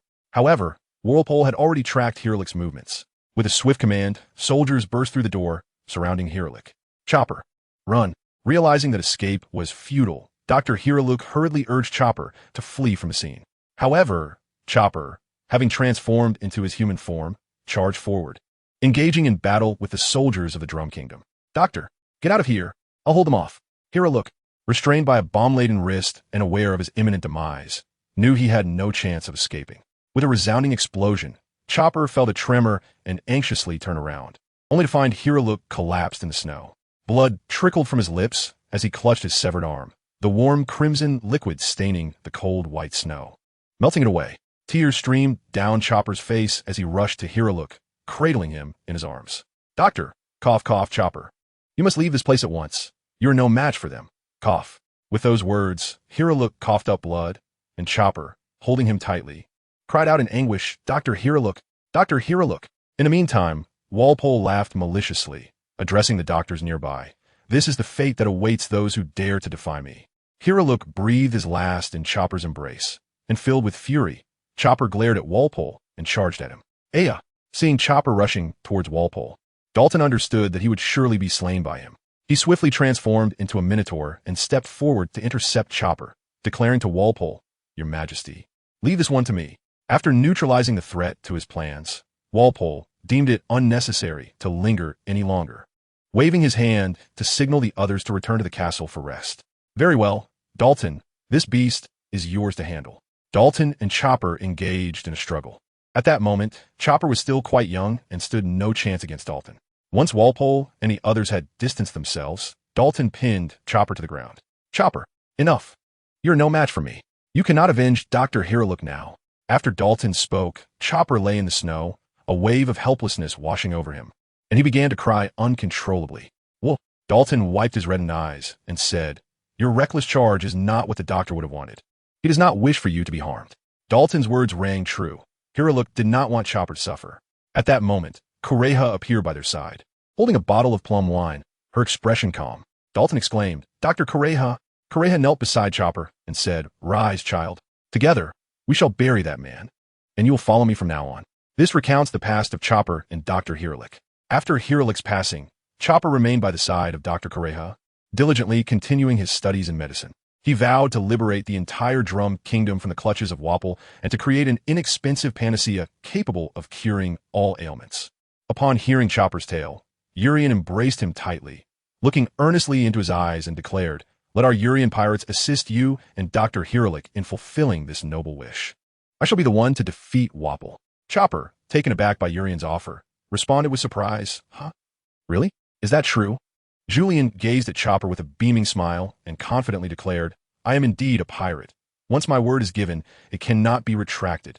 Gurgle, gurgle, gurgle, gurgle. Julian was taken aback as the phone bug nestled in his arms began to ring. He picked it up to hear Usopp's frantic voice. This is bad. A multitude of soldiers has descended upon the village. They have captured Dr. Doriel. Zoro and Sanji have already rushed over to assist. Understood. I shall be there at once. After Yuri hung up the phone, he let out a cold snort and remarked, Valpo, you are merely walking into the line of fire. Chapter 36. Let us accomplish this together. Bang, bang, bang. When Julian rushed over, he already heard the sound of gunfire. Nearby, Chopper exclaimed in alarm, Dr. Doriel. As the two appeared on the street, they witnessed a fierce battle unfolding between Zoro, Sanji, Usopp, and the soldiers of the Drum Kingdom. With a swift spin, Zoro, clad in a green coat, summoned a powerful torrent around him with his dual blades, lifting the soldiers of Drum Kingdom high into the air. Julian was slightly taken aback. The Shiha technique could be regarded as an advanced version of the tornado, a dual-wielding style. Had Zoro truly developed this technique? Sanji, too, was similarly engaged, supporting himself on the ground, executing a handstand while rotating his legs to strike at those around him. A cacophony of kicks resonated as the soldiers of the Magnet Drum Kingdom, armed with swords, were sent flying one after another. Suddenly, a sharp whistle pierced the air, followed by a thunderous explosion as a fireball erupted upon a soldier's cheek. Julian turned his gaze and beheld Usopp perched atop the village's water tower, clad in thick winter gloves, methodically launching his slingshot while exclaiming, Powder Star! Beside him, Dalton had transformed into a minotaur, forcefully pinning a soldier from the Drum Kingdom, clad in a military coat, to the ground. The soldier lay in the frigid snow, his weapon firmly restrained by Dalton, gritting his teeth and shouting, Dalton, are you attempting a rebellion? Yet Dalton, with a resolute expression, declared, Dr. Dory is the finest physician in the Drum Kingdom. I cannot permit Walpo to harm her. You scoundrel, Dalton. At that moment, two soldiers wielding sabers charged at Dalton, but Chopper had already rushed to his side. With a resounding crash, he collided with the two soldiers. A cacophony of anguished cries echoed as they were sent flying like kites severed from their strings. Damn it, it's that monster. Quick, attack it. Clatter. With Chopper's sudden appearance, the soldiers of the Drum Kingdom aimed their firearms at him, cautiously squeezing the triggers, ready to eliminate the monstrous Chopper. Electromagnetic cannon. However, before they could pull the trigger, Julian had already targeted the group of Drum Kingdom soldiers with his coin. As arcs of electricity flickered from his hand, the coin shot forth, piercing through the soldiers with a sickening thud, blood erupting as it did. Some soldiers lost hands or feet, their severed limbs falling into the snow, while they themselves crumpled to the ground, clutching their wounds and wailing in agony. Against the minions of a villain like Walpo, Julian showed no mercy. Unlike his approach towards the Navy, Chopper is my designated ship's doctor and my comrade. No one shall harm a hair on him. Chopper turned to Julian, deeply moved by such heartfelt words for the first time. Yaya, a soldier from the Drum Kingdom, attempted to strike Chopper while he was momentarily stunned. But with a swift shot, a bullet struck him squarely in the face, exploding upon impact and leaving him incapacitated on the ground. Usopp, atop the water tower, wiped his long nose and called out with flair, Chopper, don't get distracted in battle. A kind reminder from the brave sea warrior.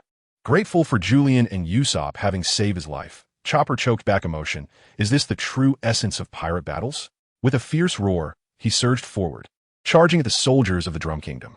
With Zoro and Sanji nearer to Dr. Dory, Julian urgently called out, Zoro, Sanji, I entrust the doctor to you too. Both responded in unison, no problem, Captain. Zoro, with the sword Enma clenched in his mouth, grumbled, You incompetent cook, I paved a path for you with my own efforts.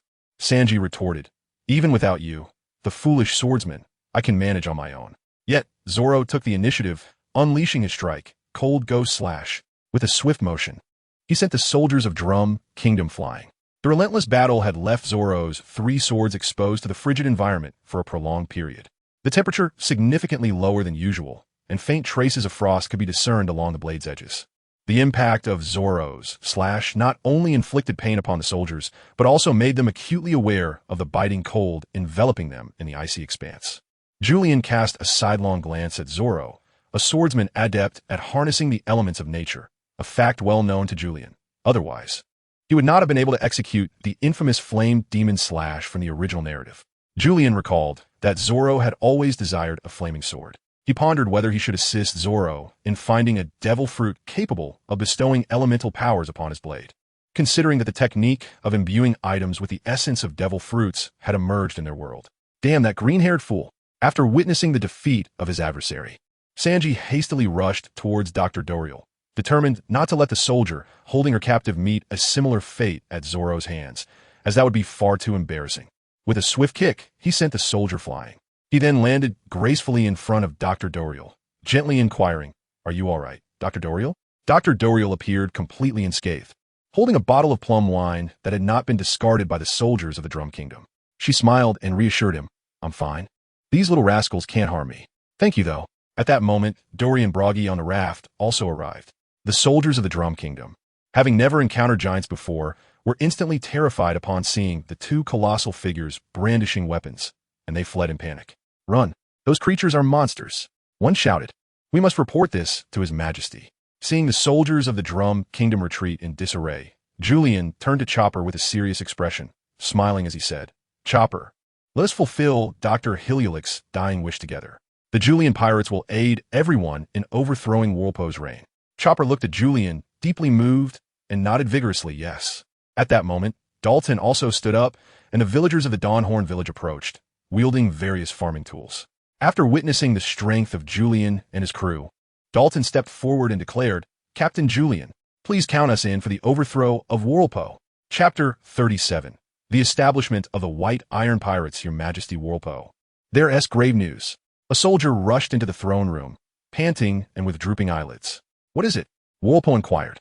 "A group calling themselves the Julian Pirates has attacked." The soldier gasped for breath and continued, "We went to Dawnhorn village to ambush and capture Kareha as planned. But a formidable band of pirates appeared and swiftly defeated us."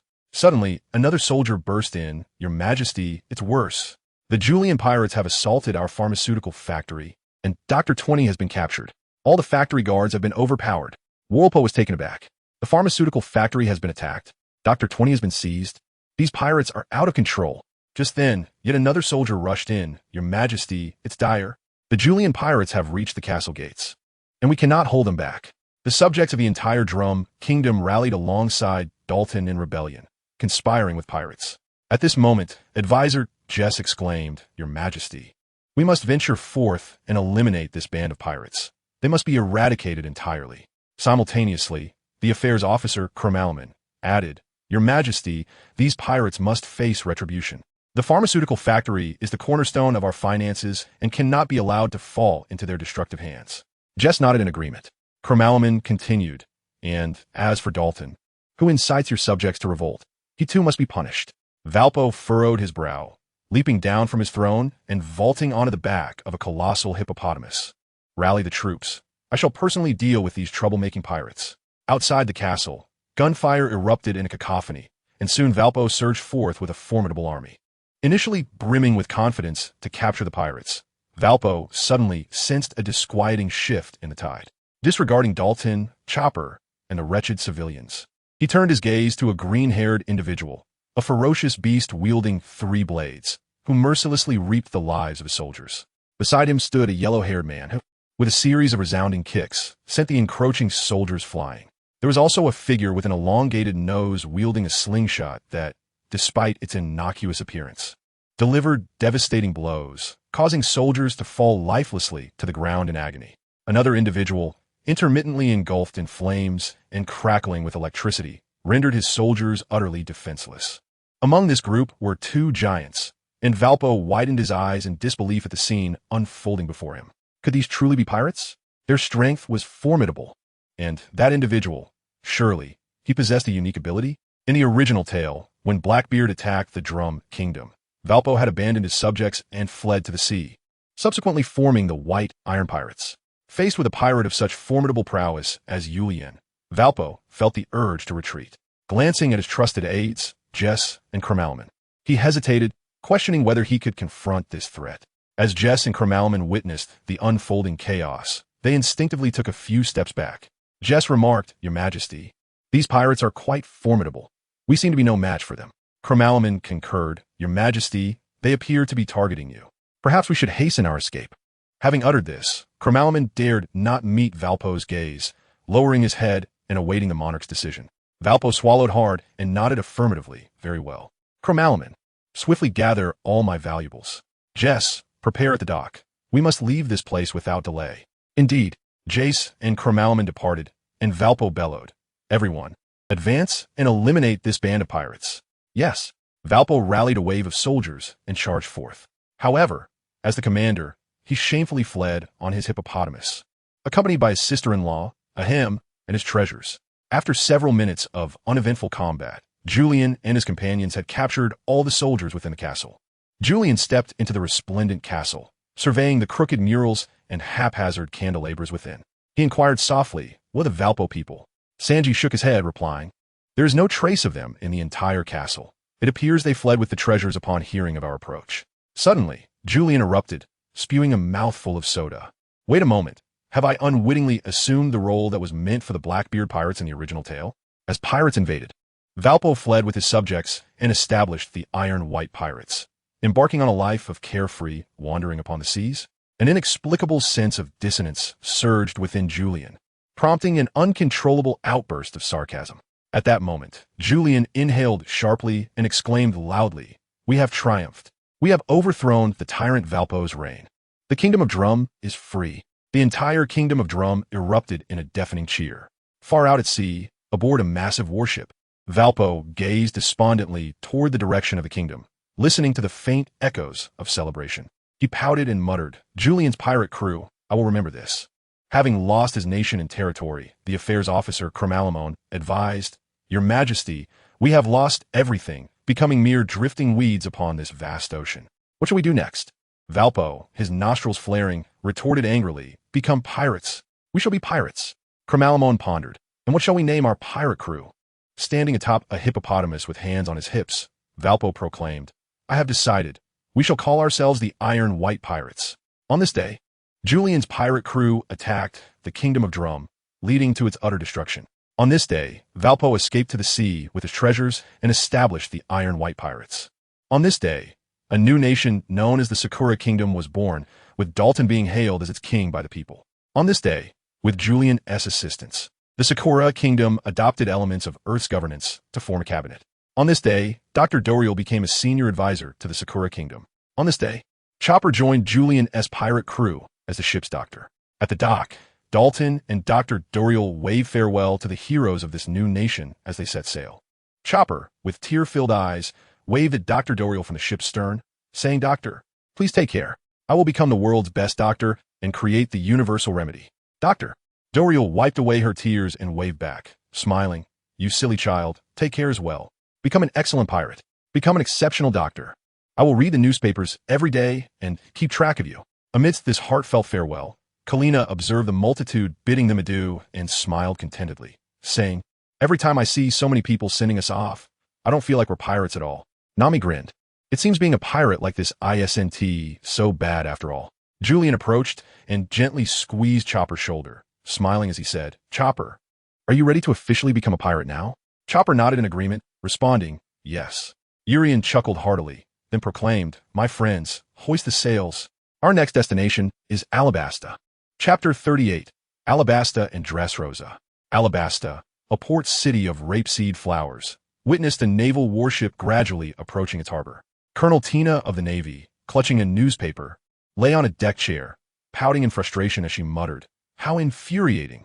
Tina has allowed that scoundrel Urian to escape from Roadtown. Now, the Kingdom of Drum has been devastated by Urian, and the old fogies at headquarters will undoubtedly place the blame squarely upon me." Finn Beauty interjected, "Colonel Tina, we shall surely bring Urian and his crew to justice in Alabasta." Tina grumbled, "I never expected to miss them along the route. I suspect they must have gone directly to Little Garden."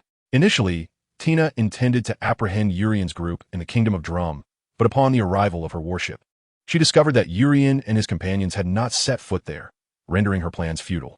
However, the most crucial stronghold along this route was Alabasta, and thus Tina devised a plan to lay in wait for Urian's crew in this significant city.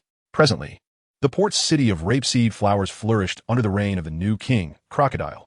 The docks were adorned with numerous masts, with vessels flying the flag of Alabasta alongside various merchant ships, with the notorious warlord of the sea, Crocodile, ascending to the throne of Alabasta. The nefarious elements of the Grand Line dared not cause trouble within its borders. Moreover, under Crocodile's capable subordinates, even the pirates who previously raided merchant vessels near Alabasta had vanished. From another perspective, Crocodile's kingship over Alabasta appeared to be a fortuitous development, positively influencing the kingdom's economy and trade. Finn Beauty gazed at a fleet within the harbor and exclaimed, "Colonel Tina, look over there." The pirate flags fluttering high on the masts unmistakably indicated that these were pirate ships. The pirates aboard the deck glanced at the Navy, then turned away, casually unloading their cargo as if the naval warship were of no concern, displaying a brazen disregard for authority. Theoretically, piracy was prohibited in Alabasta unless sanctioned by the warlord of the sea, Crocodile himself. However, Crocodile's subordinates were not pirates. They were originally a band of bounty hunters. Zango, standing beside Tina, surveyed the fluttering pirate flag and swallowed hard, saying, "Colonel Tina, that banner belongs to the warlord of the sea, Don Quixote Doflamingo." Tina squinted her eyes and coldly remarked, "Tina harbors a deep disdain for these pirates." However, she found herself increasingly convinced of the rumors circulating in her mind regarding the collusion between Crocodile and Don Quixote Doflamingo. Furthermore, it had recently emerged that the kingdoms governed by these two warlords of the sea were contemplating an alliance. The prospect of such an alliance between two warlord kingdoms was something the Navy would undoubtedly dread, as it would disrupt the delicate balance established within the warlord system. It is essential to understand that the 7 notorious pirates within the warlords of the sea operate independently, having never considered the idea of forming alliances. Should Crocodile and Doflamingo succeed in their pact, they would emerge as a formidable force upon the seas, impervious to naval intervention due to their status as warlords under the world government. Zango adjusted his heart-shaped glasses and pointed excitedly towards the bustling docks, exclaiming, "Colonel Tina, look over there." Tina immediately followed his gaze and beheld a man clad in a black coat and a white spotted hat, wielding a sword, facing off against a black-haired woman in a cowboy hat. Tina's eyes widened in astonishment. It's Trafalgar Law, the surgeon of death from the Don Quixote family. Opposite him stands daughter of the devil Nico Robin, the highest minister of Alabasta. It was indeed confirmed that Crocodile and Doflamingo were in collusion.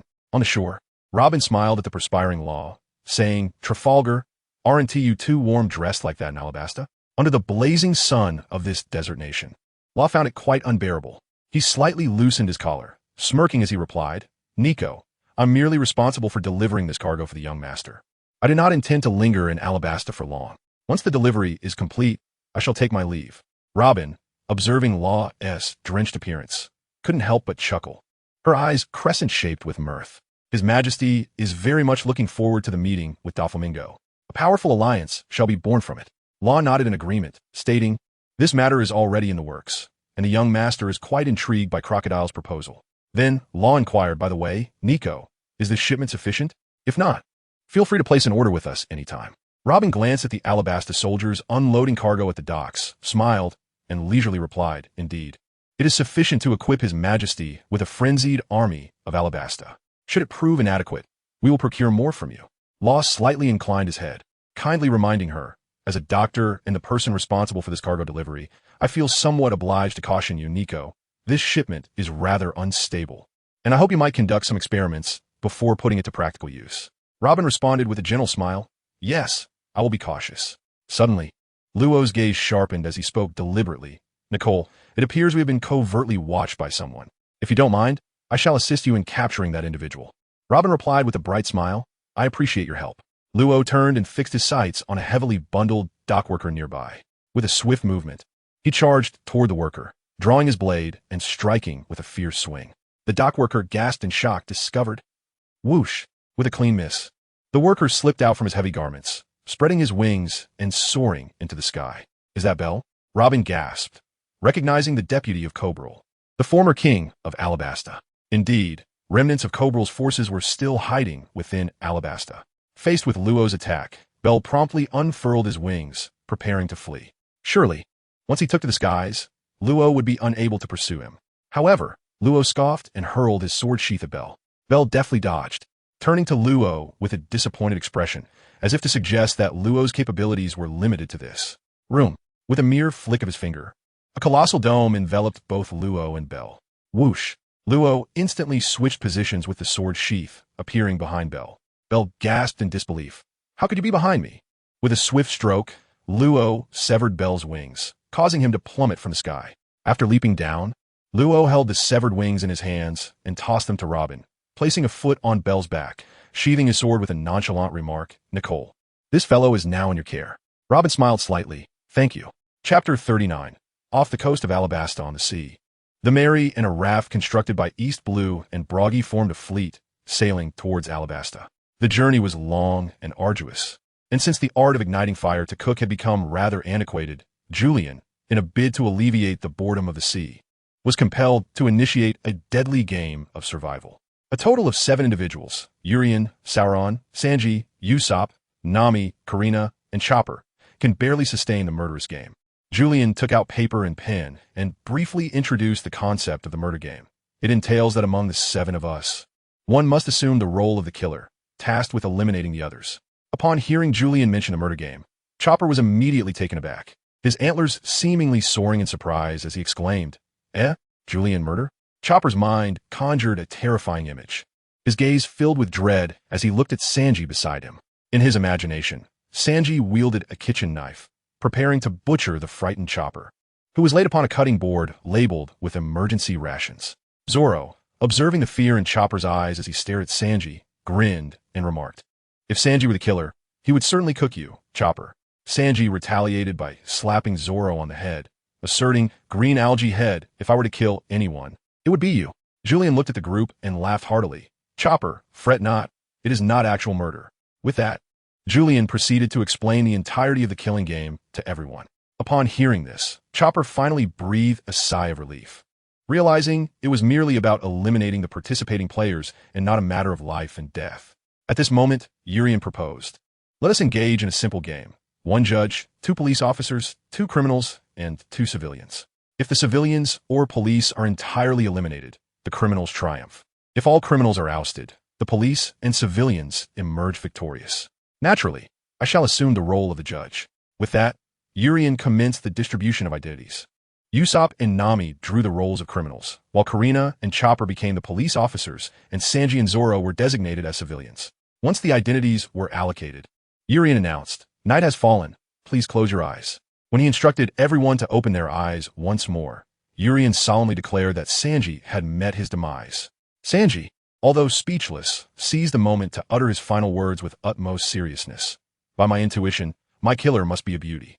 His baseless assertion immediately shifted the scrutiny of the group towards Nami and Karina. Following this, under Nami's embellishments, a vote was conducted, leading to the expulsion of Karina, the police officer. With brazen audacity, Sanji approached her, inquiring, "Karina-chan, are you the killer?" Karina furrowed her brows, her anger flaring as she delivered a punch to Sanji's head. Retorting indignantly, "Get away, it's not me." Before she could finish her sentence, Urien swiftly intervened from behind, covering her mouth and whispering fervently in her ear, "Hush. Even if you are ousted, do not reveal your identity. External information is crucial and must not be disclosed." Karina, her face flushed, fixed a piercing gaze on Urien, shook her head, and firmly removed his hand from her mouth, articulating each word with clarity. "Let go. Hey, remove your hand." Julian then realized the soft sensation emanating from the palm of his other hand. In a moment of desperation, he inadvertently grasped Karina's bosom. Julian swiftly withdrew his hand, offering an awkward smile. Noticing Karina's grave expression, he promptly announced the onset of the next round as darkness enveloped them. Throughout the game, Usopp's attempts at deception were rather clumsy. However, in the absence of Karina and Sanji, he successfully managed to deceive Chopper, the policeman, and Zoro, the civilian. Ultimately, Nami and Usopp's duo triumphed, claiming victory. In the subsequent round, to introduce a modicum of challenge, the rules were altered to 1 policeman, 1 thief, and 4 civilians, requiring the killer to eliminate both the policeman and all civilians in order to win. In this round, Karina drew the role of the killer and swiftly dispatched Nami. Utilizing her exceptional acting skills, she skillfully manipulated the others, leading them in circles, and ultimately secured victory. Creaking open, the door to the girls' room revealed Vivi stepping out in her pajamas. "Vivi, you're awake?" Julian exclaimed. Nami and Karina quickly set aside their roles and rushed over to support Vivi, expressing their concern. "Vivi, are you all right?" Vivi shook her head, reassuring them. "I feel much better now." At that moment, Chopper approached, advising, "Vivi, you must rest a bit more." Vivi beamed at Chopper, saying, "Thank you, Doctor. If it weren't for you, my recovery wouldn't have been so swift." She recalled how Nami, Karina, and Chopper had remained by her side during her illness. Chopper, fidgeting with delight, replied, "Oh, stop it. Even if you thank me like that, it won't make me happy." His antics elicited a chorus of laughter from the 3 girls. As Julian approached, Vivi inquired, "Julian, where are my knights?" Julian pointed towards the enormous wooden raft behind the Mary and said, "Over there." With that, Nami and Karina linked arms with Vivi and made their way to the stern of the ship. The vast raft was dotted with tents, and a large bonfire blazed fiercely in the center. Dory and Buggy, holding beers, were enthusiastically drinking with the knights of the Karoo Duck Knights on the raft. They conversed from the south to the north, from the land of giants to Alabasta, appearing quite jovial. After all, most of the knights were men, and in terms of physical prowess, they surpassed Vivi, the temporary night princess, by far, leading to a swift recovery. Upon seeing Vivi at the stern of the Mary, the knights promptly rose to their feet and saluted. "Your Highness, have you recovered? Your Highness, please take care of your health." Faced with the concern of her knights, Vivi's cheeks were soon adorned with tears, which she gently wiped away. Grasping the railing at the stern, she called out, "Yes, I will. Thank you all for your constant care." The knights pounded their chest plates and declared boldly, "For we are your Highness's knights." The Karoo ducks nearby quacked in agreement. At that moment, Usopp shouted, "Alabasta is approaching. Land is in sight." Vivi wiped her tears and, looking at her knights, beamed with a radiant smile. "Then let us all strive together to rescue Alabasta from Crocodile's clutches." "Yes, your Highness." Just then, Usopp's voice rang out again from the deck. "Wait, there's a pirate ship over there." Julian turned his head for a glance, and upon doing so, he couldn't help but exclaim, "Goodness, the flag of the Doflamingo." Julian swiftly darted back to the deck and seized the telescope from Usopp's grasp, directing his gaze towards the pirate ship of Doflamingo. On the deck, he beheld a man clad in a black coat, adorned with a hat speckled in white, who stood observing him in return. Yuri's heart raced as he exclaimed, "What in the world? Wait, is that fellow from the Don Quixote family?" This script, Yuri suddenly pondered a question. If Law were indeed part of the Don Quixote family, then there exists a possibility that Corazon might not have perished in this world. Chapter 40. Ambush. The winds of reform swept across the land, filling the air with their breath. The pirates of this realm displayed remarkable tenacity and resilience. Indeed, this world is utterly insane. Even the mice serve as bridesmaids for the cats. The absurdity of it all compelled Yuri to silently scoff. If Law is a member of the Don Quixote family, then the likelihood of him establishing the Heart Pirates diminishes significantly. Furthermore, one might speculate that charming crewmates like Beppo could still be nestled in Zoe. However, this is not the crux of the matter. The most pressing concern remains. If Law is not the captain of the Heart Pirates, then who, pray tell, will the new generation of supernovas be on Soap Island this year? Julian arrived in this world, naturally intent on instigating some changes among the characters surrounding him. He sought to enlist Sanji, thereby forging a unique pirate crew comprising 3 supernovas. If Law were not considered a supernova and Luffy aligned himself with the Navy, along with Sanji, then the 11 supernovas would consist of these individuals: Kid, Killer, Hawkins, Drake, Apu, Bonnie, Beiji, Urich, Julian, Zoro, and Sanji. However, taking into account the presence of Buggy, who had already made his way into the Grand Line and now boasted a bounty of 50 million berries, it is likely that this assembly of 11 supernovas would only expand further. Urian suddenly found himself filled with anticipation at the prospect of encountering these supernovas in the Soap Islands. Perhaps among these stellar individuals, there were those who, like Luo, had also embarked on divergent paths. In Urian's perspective, this intriguing narrative likely began with a meme from the forum, depicting Akainu rescuing Luffy after the loss of his arm. Perhaps this world was indeed a manifestation of that very meme. He recalled a legendary meme from the forum, stating that Mihawk was not one of the 7 warlords of the sea. During his time spent in the forum, Urian had found immense amusement in it, as the humorous forum members crafted various images, fervently presenting examples to the whimsical thread creator, asserting that Mihawk was indeed not one of the warlords. Urian found himself deep in contemplation, reflecting on his journey since arriving in this world. It seemed that in the nearly 2 months since his arrival, he had merely sought information about Zoro, neglecting to grasp the broader dynamics of this realm.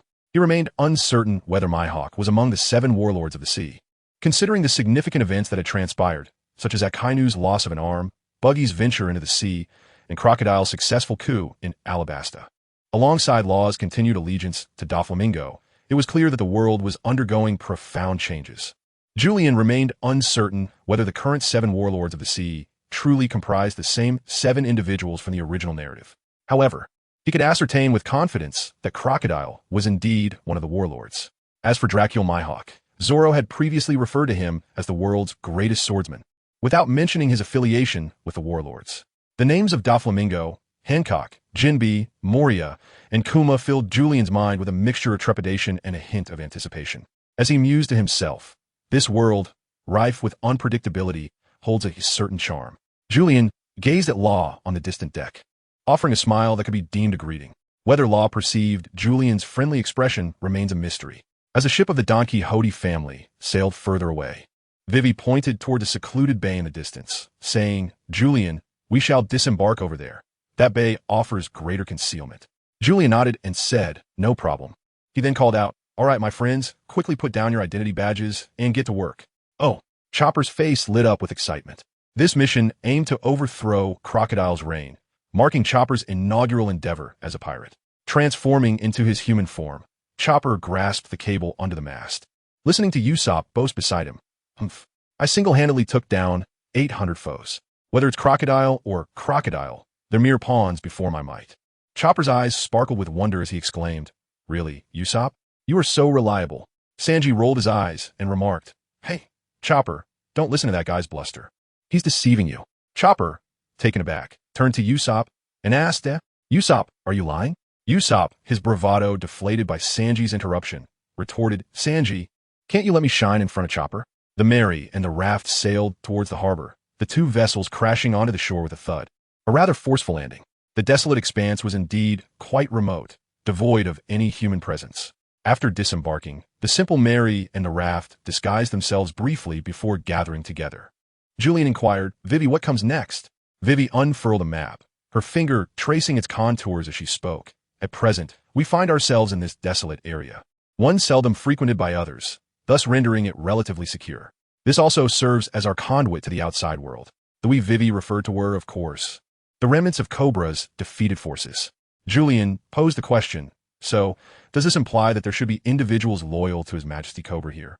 Vivi nodded affirmatively. "Indeed, it appears so. We had instructed my father to depart from Alabaston during our retreat, yet subsequent information suggests that he did not leave after all." Vivi's finger continued to traverse the map before settling on a remote region. As she remarked, "Barring unforeseen circumstances, my father and the others should be concealed within the stronghold." Julian nodded slightly and said, "Very well, let us first convene with His Majesty Cobra."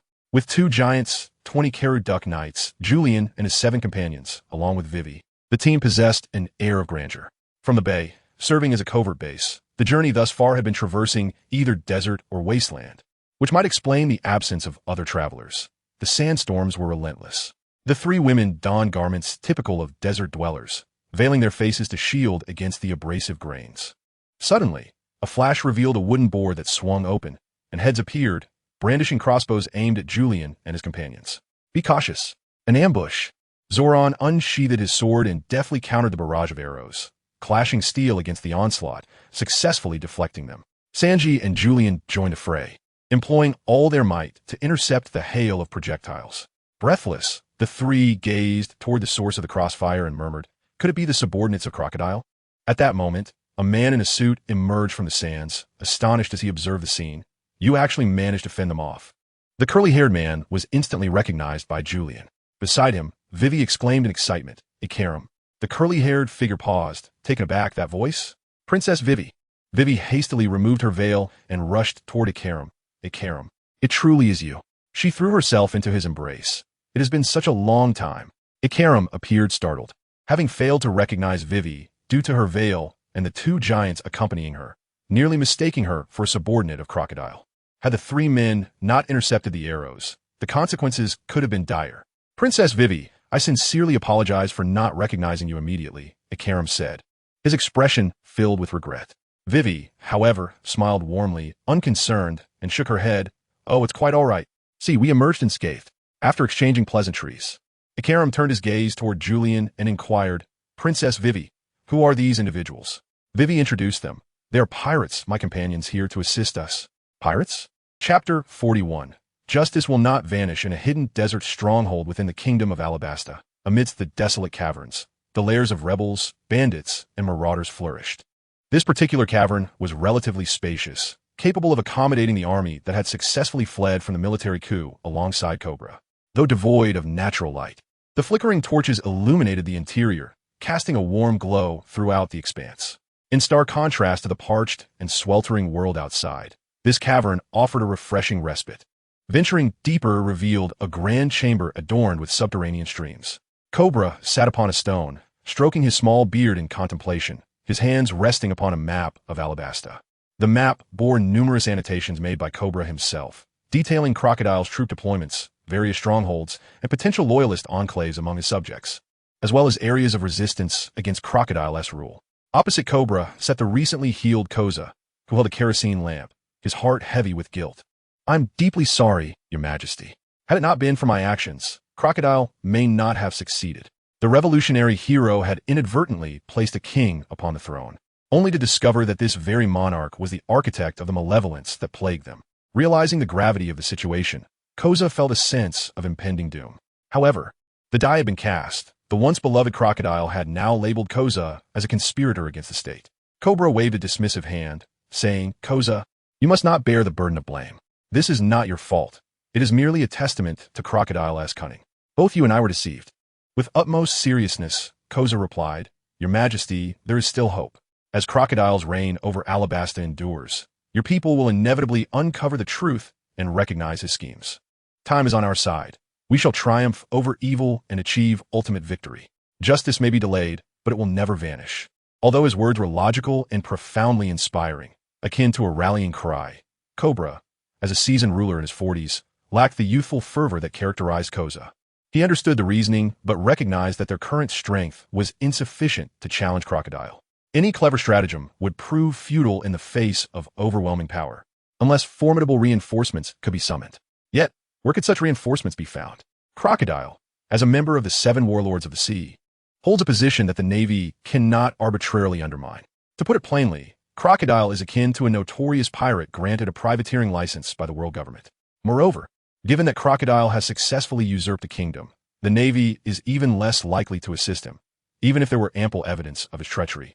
It would be of no consequence prior to his expulsion from royal status. "Your Majesty Cobra, Your Majesty Cobra." At that moment, an urgent voice echoed through the air. Cobra and Koza turned in unison to see Akainu rushing in, his face illuminated with joy. Cobra, taken aback, inquired, "Akainu, what brings you here? Have we been discovered by Crocodile, or something worse?" Akainu hastened to Cobra's side, catching his breath, and with a knowing smile, said, "Your Majesty Cobra, Koza, look who has returned." At that instant, a cacophony of hurried footsteps resonated from the nearby cavern. Both men turned to gaze in that direction, momentarily frozen in astonishment. "Wivy, father." Koza. Wivy, adorned in the attire of a desert maiden, sprinted towards Cobra, her arms outstretched, and with an exuberant leap, she enveloped him in an embrace, toppling him to the ground. The two, once separated on the battlefield, had now joyfully reunited. Tears glistened in both their eyes as Cobra gently wiped the corner of Wivy's eye, expressing his concern, "I am so relieved to see you unharmed."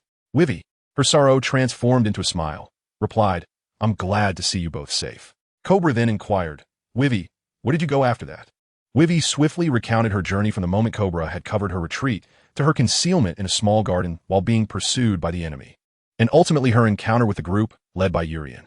"Urian?" Cobra exclaimed, glancing past Wivy to notice several young individuals standing before the 20 members of the Karuduk Knights. At this moment, Julian approached with a beaming smile, executing what he believed to be a courtly half-kneel. Who could possibly know the court etiquette of Alabasta? Nevertheless, since I have traversed into this realm, I must not behave as carelessly as Luffy in the original narrative. Instead, let me adopt a semblance of medieval decorum. Perhaps a graceful half-kneel would suffice. Julian humbly addressed, "Greetings, Your Majesty. I'm the boyfriend of your daughter." This unexpected declaration startled not only Cobra, but also elicited a peculiar gaze from Kusha, standing nearby. Julian could feel the piercing stare from Karina, imbued with an unexplainable sharpness. Damn it, a slip of the tongue. Cursed internet. Julian cursed inwardly, realizing he had inadvertently inserted himself into a rather awkward sentence. After all, having only traversed this world for 2 months, his face flushed with embarrassment, and he hastily corrected himself. I misspoke. I'm a friend of your daughter." He quickly sought to amend his statement. "We are here to assist you in overthrowing Crocodile." Cobra narrowed his eyes, scrutinizing Julian carefully. This pirate appeared distinct from the myriad of others he had encountered. Upon observing Julian's clear eyes, he sensed no ulterior motives.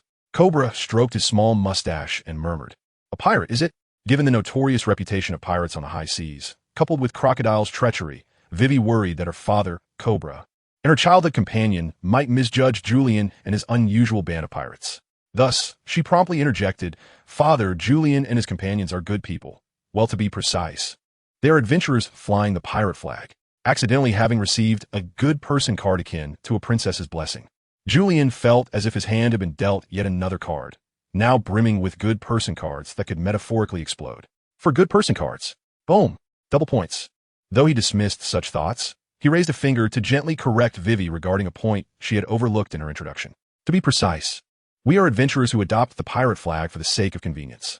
Anticipating that Cobra and Kusha might not grasp his explanation immediately, Julian continued. This world is bound by numerous constraints. For adventurers, stepping beyond these confines is deemed illegal. Pirates, however, are different. We can ruthlessly eliminate the fallen navy, corrupt officials, and oppressive rulers in our own way without fear. We are pirates, a band of evil individuals who transcend the constraints of this world, a collective of unfettered free spirits. Law and justice are intricately intertwined, mutually reinforcing each other, with justice playing a significant role in the evolution of law.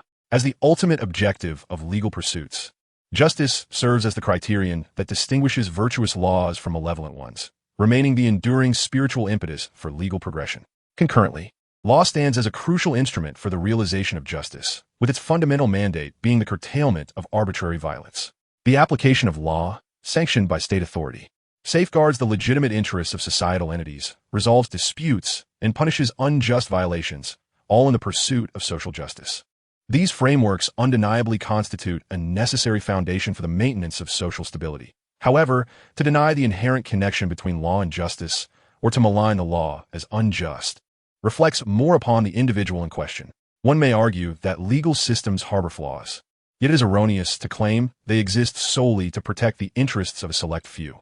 In a world devoid of a coercive force, akin to the Navy in a piratical realm, it is the common populace that would endure the consequences. Even with the presence of a navy, the situation remains precarious. One can only imagine the chaos in a world without such an institution. Kabira pondered deeply over Julian's words, murmuring, "Is there truly a freer being, unbounder, an existence transcending the confines of the world? This notion is quite novel to me, and rather intriguing." Chapter 42. The Call to Arms. Julian's words instilled a modicum of goodwill in Cobra towards this band of pirates. Nevertheless, this so-called Julian pirate crew comprises merely 7 members, one of whom appears to be a mere raccoon. Can they truly provide assistance to Alabasta? Faced with a hint of doubt, Cobra's apprehension did not escape Julian's keen perception. "Your Majesty, your expressions are exceedingly recognizable," he remarked. After all, the matter pertains to the politics of a nation.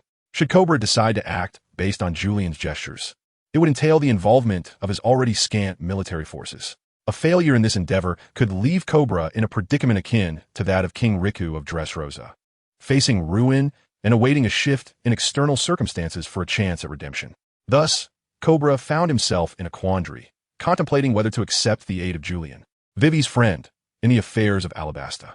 Vivi discerned her father's concerns and spoke up. "Father, Julian and his crew have triumphed over Crocodile's subordinates, Mr. 3 in the Golden Week. Perhaps, with their assistance, we might indeed overthrow Crocodile's reign." As she spoke, Vivi placed a hand over her heart. Her cheeks flushed with a delicate hue, and gazed at Julian. "Moreover, they saved me. Had it not been for them, I might have succumbed to illness and perished at the hands of the knights in the little garden." Julian blinked in astonishment, exclaiming, "Vivi, why are you blushing?" The 20 knights of the Karuta Duck Knight Order nodded in agreement, rallying behind their knight princess. Meanwhile, Ikelam added, "Indeed, just a moment ago, when we ambushed Captain Julian and his crew outside, their arrows were effortlessly neutralized in an instant. Your Majesty, they are truly formidable." With so many voices of support, Kabira felt a measure of his anxiety ease. He narrowed his eyes at Julian and inquired, "Are you aware that Crocodile is a notorious pirate with a bounty of 81 million berries, and furthermore, one of the 7 warlords of the sea under the world government?" Julian promptly retrieved 3 bounty notices from his chest and placed them on the stone table, a cheerful smile gracing his face as he remarked, "Of course I am aware. It is merely 81 million berries. One bounty amounts to 40 million, another to 20 million, and the last to 19 million. Together, we constitute a total of 79 million berries." Julian gently brought his index finger and thumb together, leaving a 1 centimeter gap, and remarked, "We are merely 2 million berries apart from him. This is hardly a significant disparity." Standing behind Julian, Usopp, Karina, and Nami exchanged glances, murmuring among themselves, "Hey Julian, are you aware of the distinction between individual bounties and cumulative bounties?" Julian turned his gaze back to the 3 individuals behind him, signaling them to remain calm. With a glance, he conveyed to them, "Observe Zoro, Sanji, and Chopper. They exude such composure." The 3 rolled their eyes in silent exasperation, thinking, is it even comparable? Zoro is a battle maniac, Sanji is a gentleman, and Chopper is merely a child. Meanwhile, Chopper, looking utterly bewildered, interjected with a confused expression, "Huh, what are you all talking about?" Julian patted his chest and continued to promote himself to Cobral. "Your Majesty, observe, although our individual bounties may not rival that of Crocodile at present, once we defeat him, our rewards will soar dramatically." Julian wore a proud expression, as though he had received a hefty bounty, which amused Cobra, who found humor in Julian's strained assertions. Nevertheless, observing Julian's unwavering confidence, Cobra sighed and ultimately accepted his assistance. The dance powder, also known as the rain-summoning powder, appears as a green powder. It was invented long ago in a land plagued by drought, capable of producing misty smoke that floated in the air, creating what was referred to as artificial rain. The name originated from the hope that the people would joyfully dance in celebration of the rain. However, the use of this powder resulted in drought for neighboring nations downwind, leading to the outbreak of war by those nations against the originating country. Consequently, the world government prohibited the production and possession of this powder. Crocodile exploited the adverse effects of the banned dance powder, causing 3 years of drought in the Alabasta Kingdom, while shifting the blame onto King Nefertari Cobra. The discontented populace, incited by this injustice, formed a rebel army that clashed violently with the royal forces. Yet, Crocodile continued to be revered as a national hero, ultimately usurping Cobra's throne. Behind Crocodile's meticulous scheme lay the ambition to seize the ancient weapon Pluton from the Alabasta Kingdom. However, he regrettably failed to acquire relevant information regarding Pluton. After engaging in fierce battles against the rebel forces led by Kosha, Cobra, under the intervention of the so-called hero Crocodile, was forced to retreat, leading his army into exile. In the end, Kosha, the rebel leader, came to a profound realization regarding the unfolding events. Yet, Crocodile remained vigilant, closely monitoring Kosha's movements, and almost eliminated him under the pretext of collusion with the rebels. Fortunately, Cobra and his allies came to Kosha's timely rescue, filling him with guilt and gratitude. Although Kosha was aware of Crocodile's treachery, he could not disclose this information to the citizens of Alabasta. As the leader of the revolution that overthrew Cobra's regime, he was perceived as a revolutionary hero, thus positioned as an adversary to Cobra, the traitor. Subsequently, he was vilified by Crocodile as a collaborator, further alienating him from the national sentiment. Even if Kosha were to reveal Crocodile's misdeeds, it is likely that few would believe him unless he possessed sufficient material and testimonial evidence to expose Crocodile's deceit. Julian stroked his chin thoughtfully and murmured, "So, although we are aware of Crocodile's cunning schemes, we lack the evidence to unveil his true nature." Cobra and Koza nodded in agreement, while Vivi displayed a hint of concern nearby. At that moment, Sanji stepped forward and called out to Julian, clearly urging the astute captain to take action. Julian gently pressed his hand, signaling Sanji to remain calm. He then turned to Cobra and Koza, remarking, "Allow the crew of the Julian pirates to assist in the search for evidence." "Thank you." Cobra offered a faint smile, a gesture of appreciation. However, he continued, "As for the evidence, we have already dispatched Bell to seek it out." Julian was momentarily taken aback, then inquired, "Are you referring to the Falcon of Bell? We heard Vivi mention it while aboard the ship, and there is also one named Jackal of Gaka, correct?" Just then, a werewolf rushed into the cave, visibly distressed, exclaiming, "This is terrible! Jackal of Gaka?" Aside from Julian, Sanji was the first to respond. Gaka cast a fleeting glance at the group, then, out of breath and in a state of urgency, declared, "Your Majesty, Bell has been captured." "What?" Julian glanced at Vivi and inquired. "It seems that Bell possesses a fruit ability, the kind that allows flight." Vivi nodded, recalling how she had previously shared stories about her homeland and some friends from Alabasta while aboard the ship. Urian found it perplexing. Could it be that even those who possessed the ability to fly among the animal fruit users could be captured? Wasn't it utterly absurd to think that one could be ensnared while airborne? Gaka, panting heavily, exclaimed, "Huff, it was Don Quixote da Flamingo and his family." In the blink of an eye, they severed Bell's wings. The mere mention of the Don Quixote family immediately invoked memories of Law, whom Urien had encountered at sea moments prior, and he mused inwardly, surely that individual has intervened. Kusha rubbed his temples, his eyelids fluttering with anxiety. This is dire. Bell has gathered considerable intelligence on Crocodile and knows the locations of several strongholds. If Crocodile were to extract that information from him, it would be catastrophic. Vivi, standing nearby, interjected vehemently. Kusha, Bell is absolutely not that kind of person. He would never divulge anything. I have faith in him. Observing the team's distressed expressions, Urien declared, leave Bell's rescue to us, the Urien pirate crew. King Cobra, you must prepare your forces. The giants, Dory and Buggy, will join your ranks in the battle. Together, let us vanquish Crocodile, unveil his schemes, and restore the truth and freedom to the people of Alabasta. After a moment of contemplation, King Cobra met Urien's earnest gaze and nodded solemnly, then commanded loudly within the cavern. Relay orders to the troops at all strongholds. Prepare for assembly.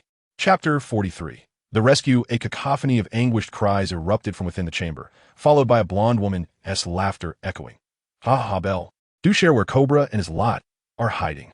The woman, slender and fashionably attired, perched atop the shoulders of the bound Bell, as if nothing were amiss. Yet, Bell felt as though a great weight pressed upon him, the seemingly light woman forcing him to kneel. His eyes widened as he stared at the ground, blood trickling from his mouth, and through gritted teeth, he declared to the woman upon his shoulder, Miss Valentine, I would rather perish than reveal the locations of our strongholds. This woman, known as Miss Valentine, possessed the ability of the float fruit, granting her the power to control her weight at will. At times, she could become exceedingly light and soar into the air. Observing Bell's obstinacy, a man with a wild hairstyle remarked, Valentine, since this fellow is so noble and refuses to cooperate, let us simply eliminate him. With a bright smile, Valentine replied, Mr. 5, that would not do. The chief minister has explicitly instructed us to extract information from Bell. Mr. 5 snorted dismissively, as you wish. After speaking, he strode towards the door, seemingly indifferent to the interrogation of Bell on Valentine's Day. In Mr. 5's view, such a tight-lipped individual would yield no useful information. Thus, eliminating him and hanging his body at the city gate for several days would undoubtedly infuriate the rebellious Cobras, compelling them to emerge from their hiding places for vengeance. This would provide Mr. 5 with an opportunity to eradicate the Cobras in one fell swoop. However, Valentine's Day had summoned the esteemed Minister Robin, which posed a significant complication. In this realm, although Crocodile was the king, he delegated most affairs to his trusted aide, Robin, making her a figure of immense authority, one who was not to be defied by those beneath her. Mr. 5 mumbled, that fool Valentine's Day. Hey there, which lady are you calling a fool? Suddenly, a voice pierced through the air beside him, startling Mr. 5 into a swift turn, his hands instinctively drawn from his clothing. Ready for combat, he beheld a disheveled figure, cloaked in a grimy scarf, standing next to him. The scarf masked the majority of the individual's face, leaving only a pair of shrewd eyes visible, peering at Mr. 5. Taken aback, Mr. 5 inquired, a beggar? The figure did indeed resemble a beggar. Yet this was the royal kingdom's secret tribunal, fortified with stringent defenses.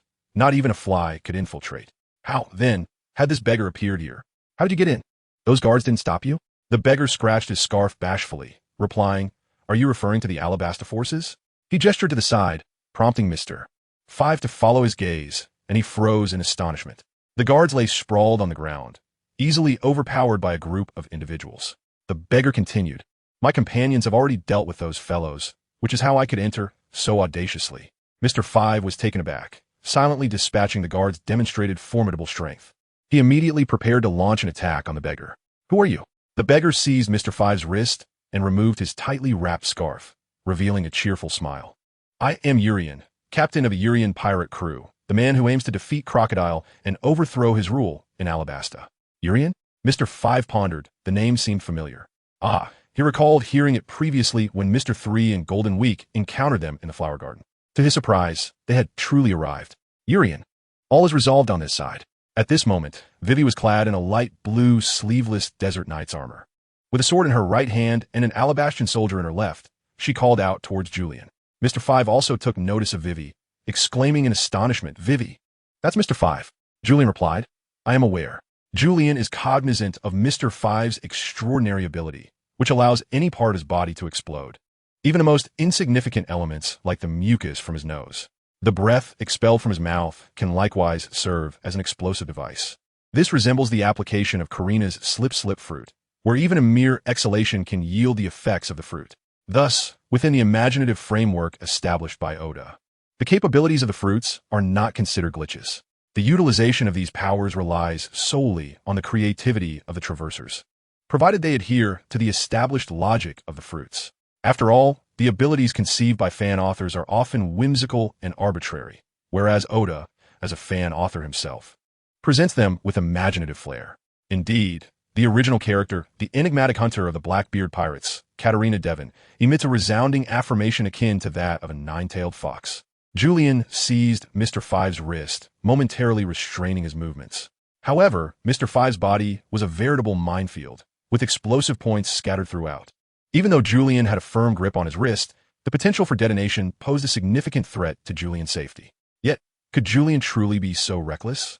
In an instant, a crackling surge of electricity erupted from Julian, illuminating the surroundings with a dazzling display of sparks, effectively engulfing Mr. Five in a tempest of electric chaos. As Julian gently released his grip, Mr. Five collapsed to the ground, unconscious. The crackling sound of electricity outside naturally alerted Valentine's Day, who immediately leapt off Belle's shoulder and glanced anxiously towards the door, feeling a surge of apprehension. What on earth is happening out there? Mr. Five, what's going on outside?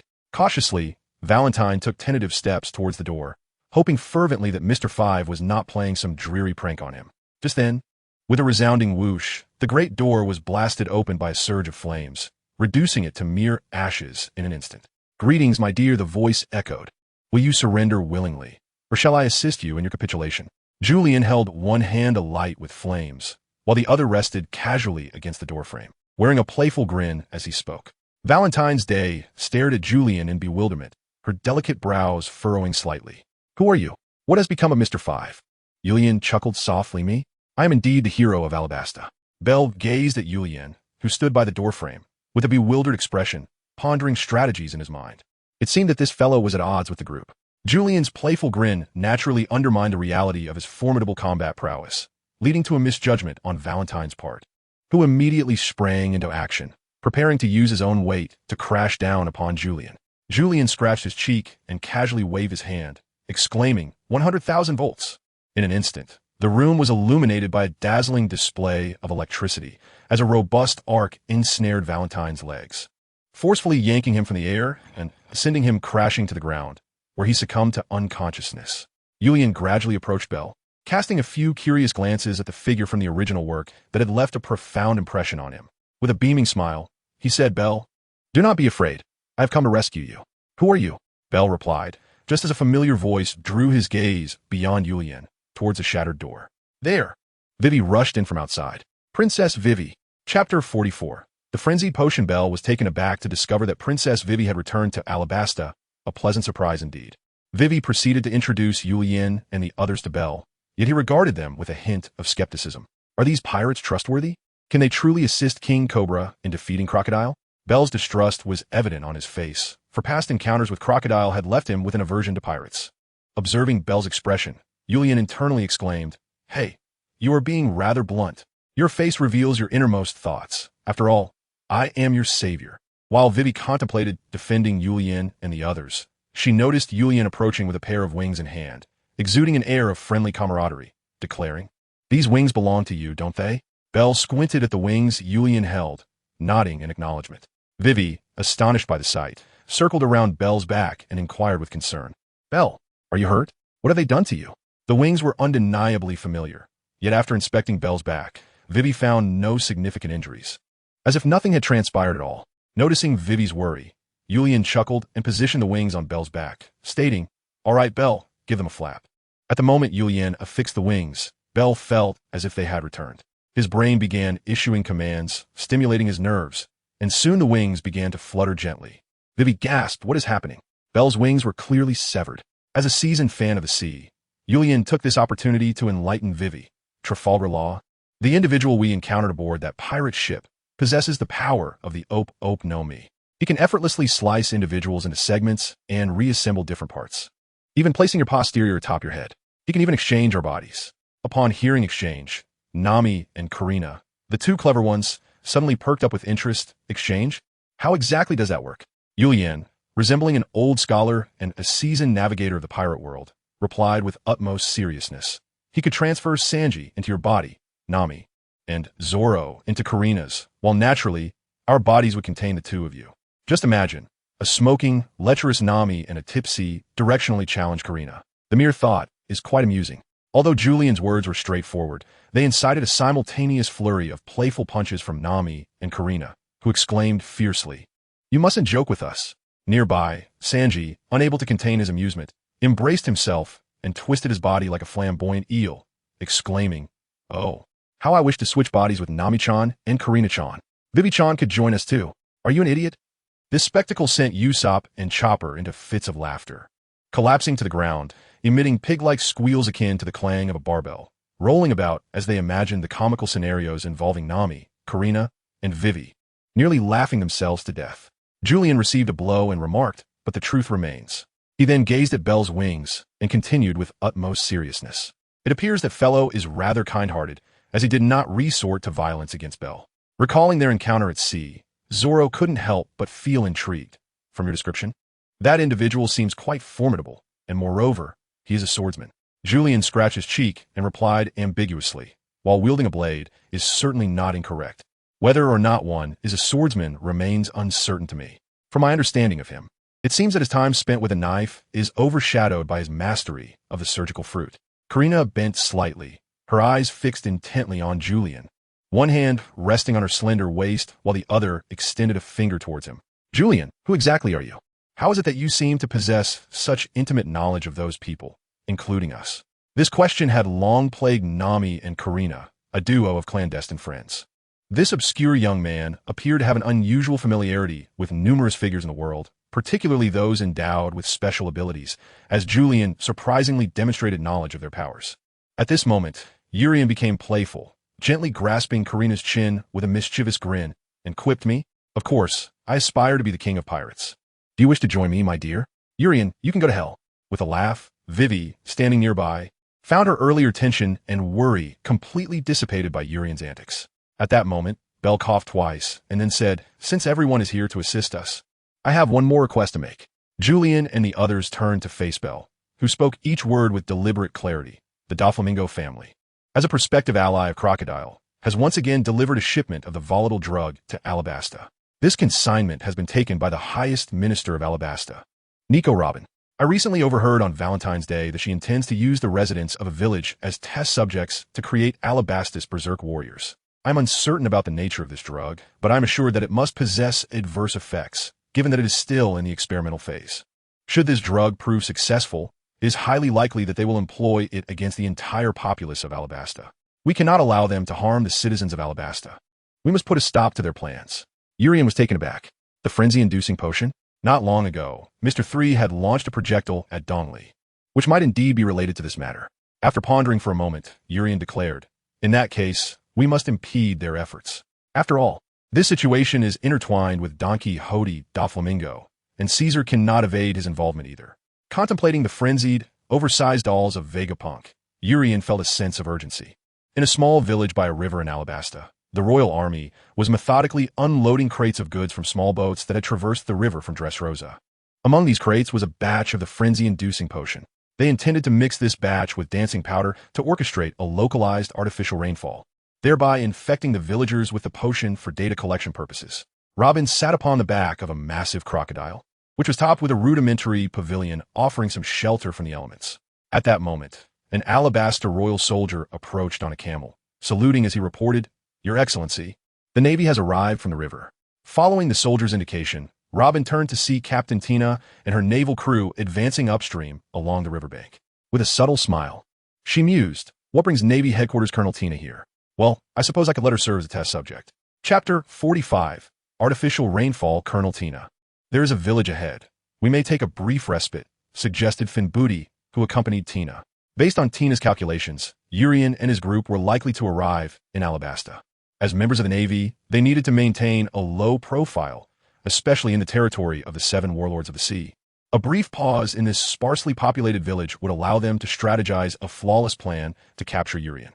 As Tina's group entered the desolate village, They found the ground to be parched, a yellow-brown clay surface strewn with gravel.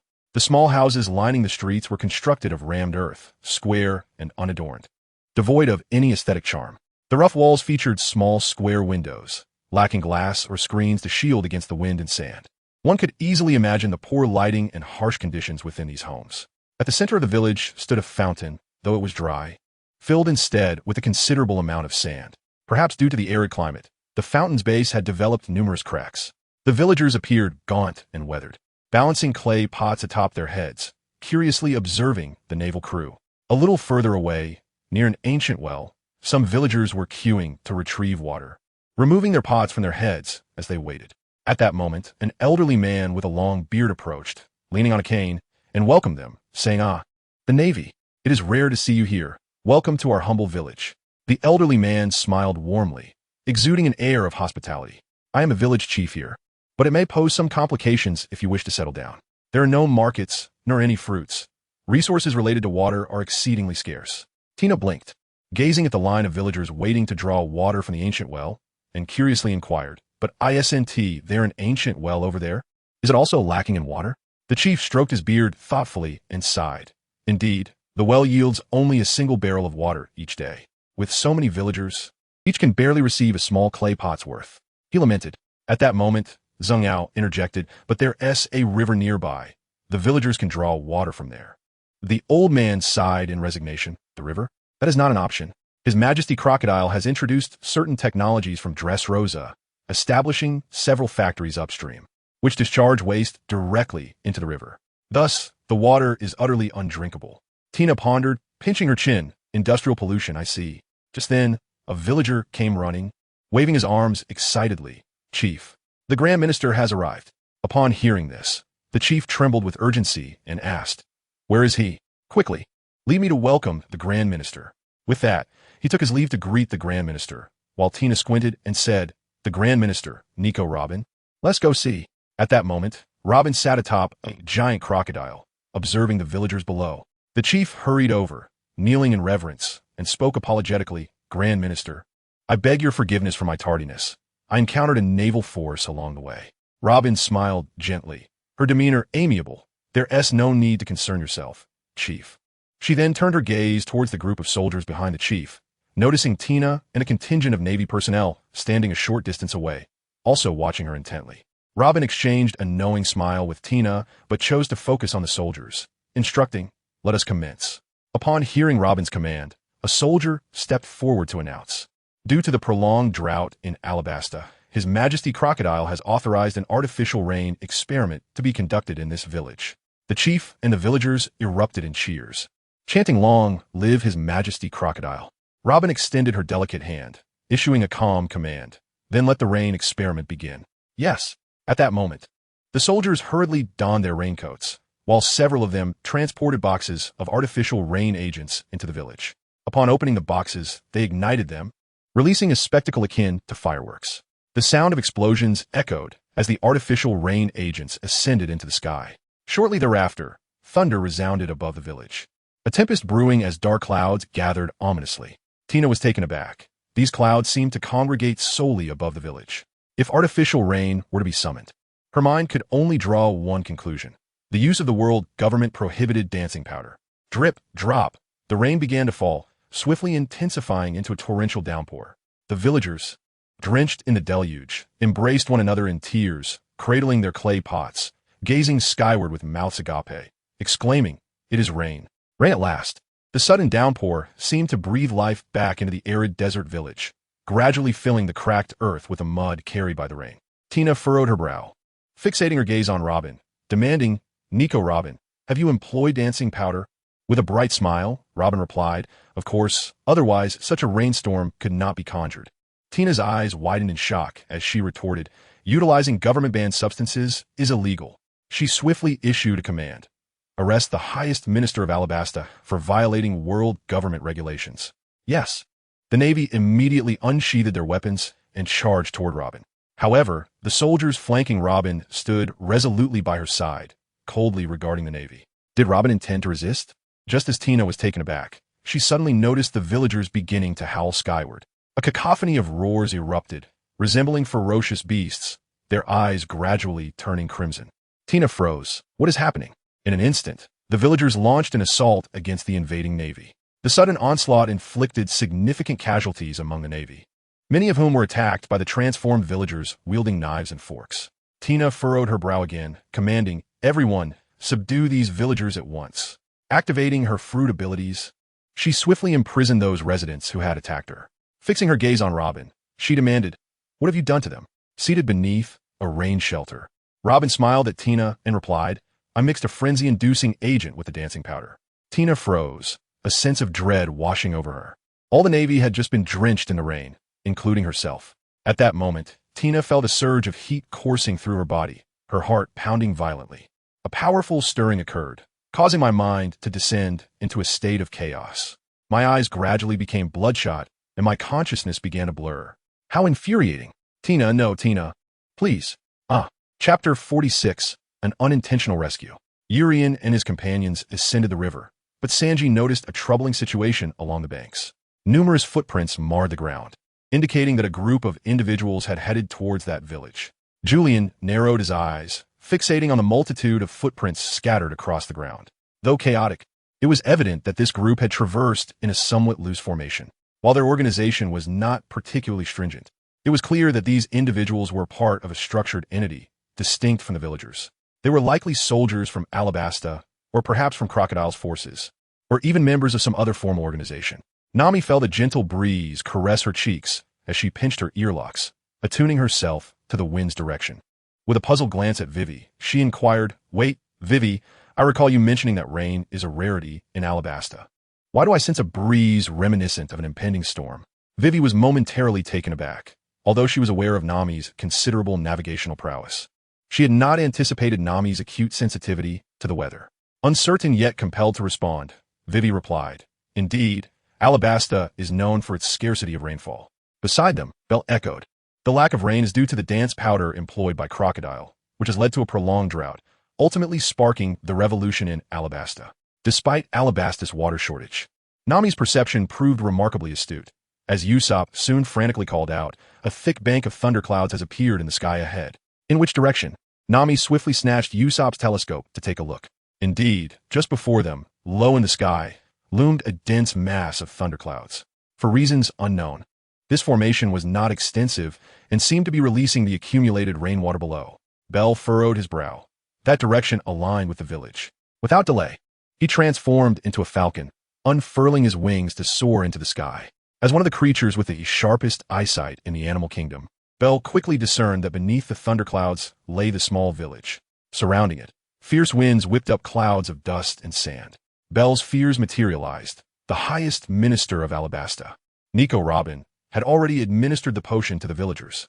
He could clearly see Robin and the soldiers standing nonchalantly, observing the frenzied inhabitants. Among the maddened civilians, a contingent of Navy troops was also identifiable. Bell promptly turned and descended, reverting to his original form. Julie inquired, "What is the matter?" Bell clenched his fists tightly, exclaiming with indignation, "Cursed be it, Crocodile has already targeted the inhabitants of that village. They seem to have become utterly frenzied. It is all my fault for failing to prevent her actions." Julian stood silently by, pondering how one person, even if it were Bell, could possibly thwart the adversary, who was none other than Robin. However, he refrained from expressing such thoughts aloud and instead said, "Do not be afraid, since the event has already transpired. Fear serves no purpose." Julian affectionately ruffled Chopper's head with a smile and remarked, "Our pirate crew boasts the finest doctor on the seas, Dr. Chopper. Leave those frenzied residents to him." Chopper, pushing aside Julian's hand that was caressing his head, shyly twisted his body and exclaimed with a beaming smile, "You fool. I can't stand it. Even if you praise me like that, it won't make me happy." Meanwhile, Zoro, Sanji, and Usopp stood nearby, chuckling, "Hey Chopper, your body is too honest. Just look at how delighted you are."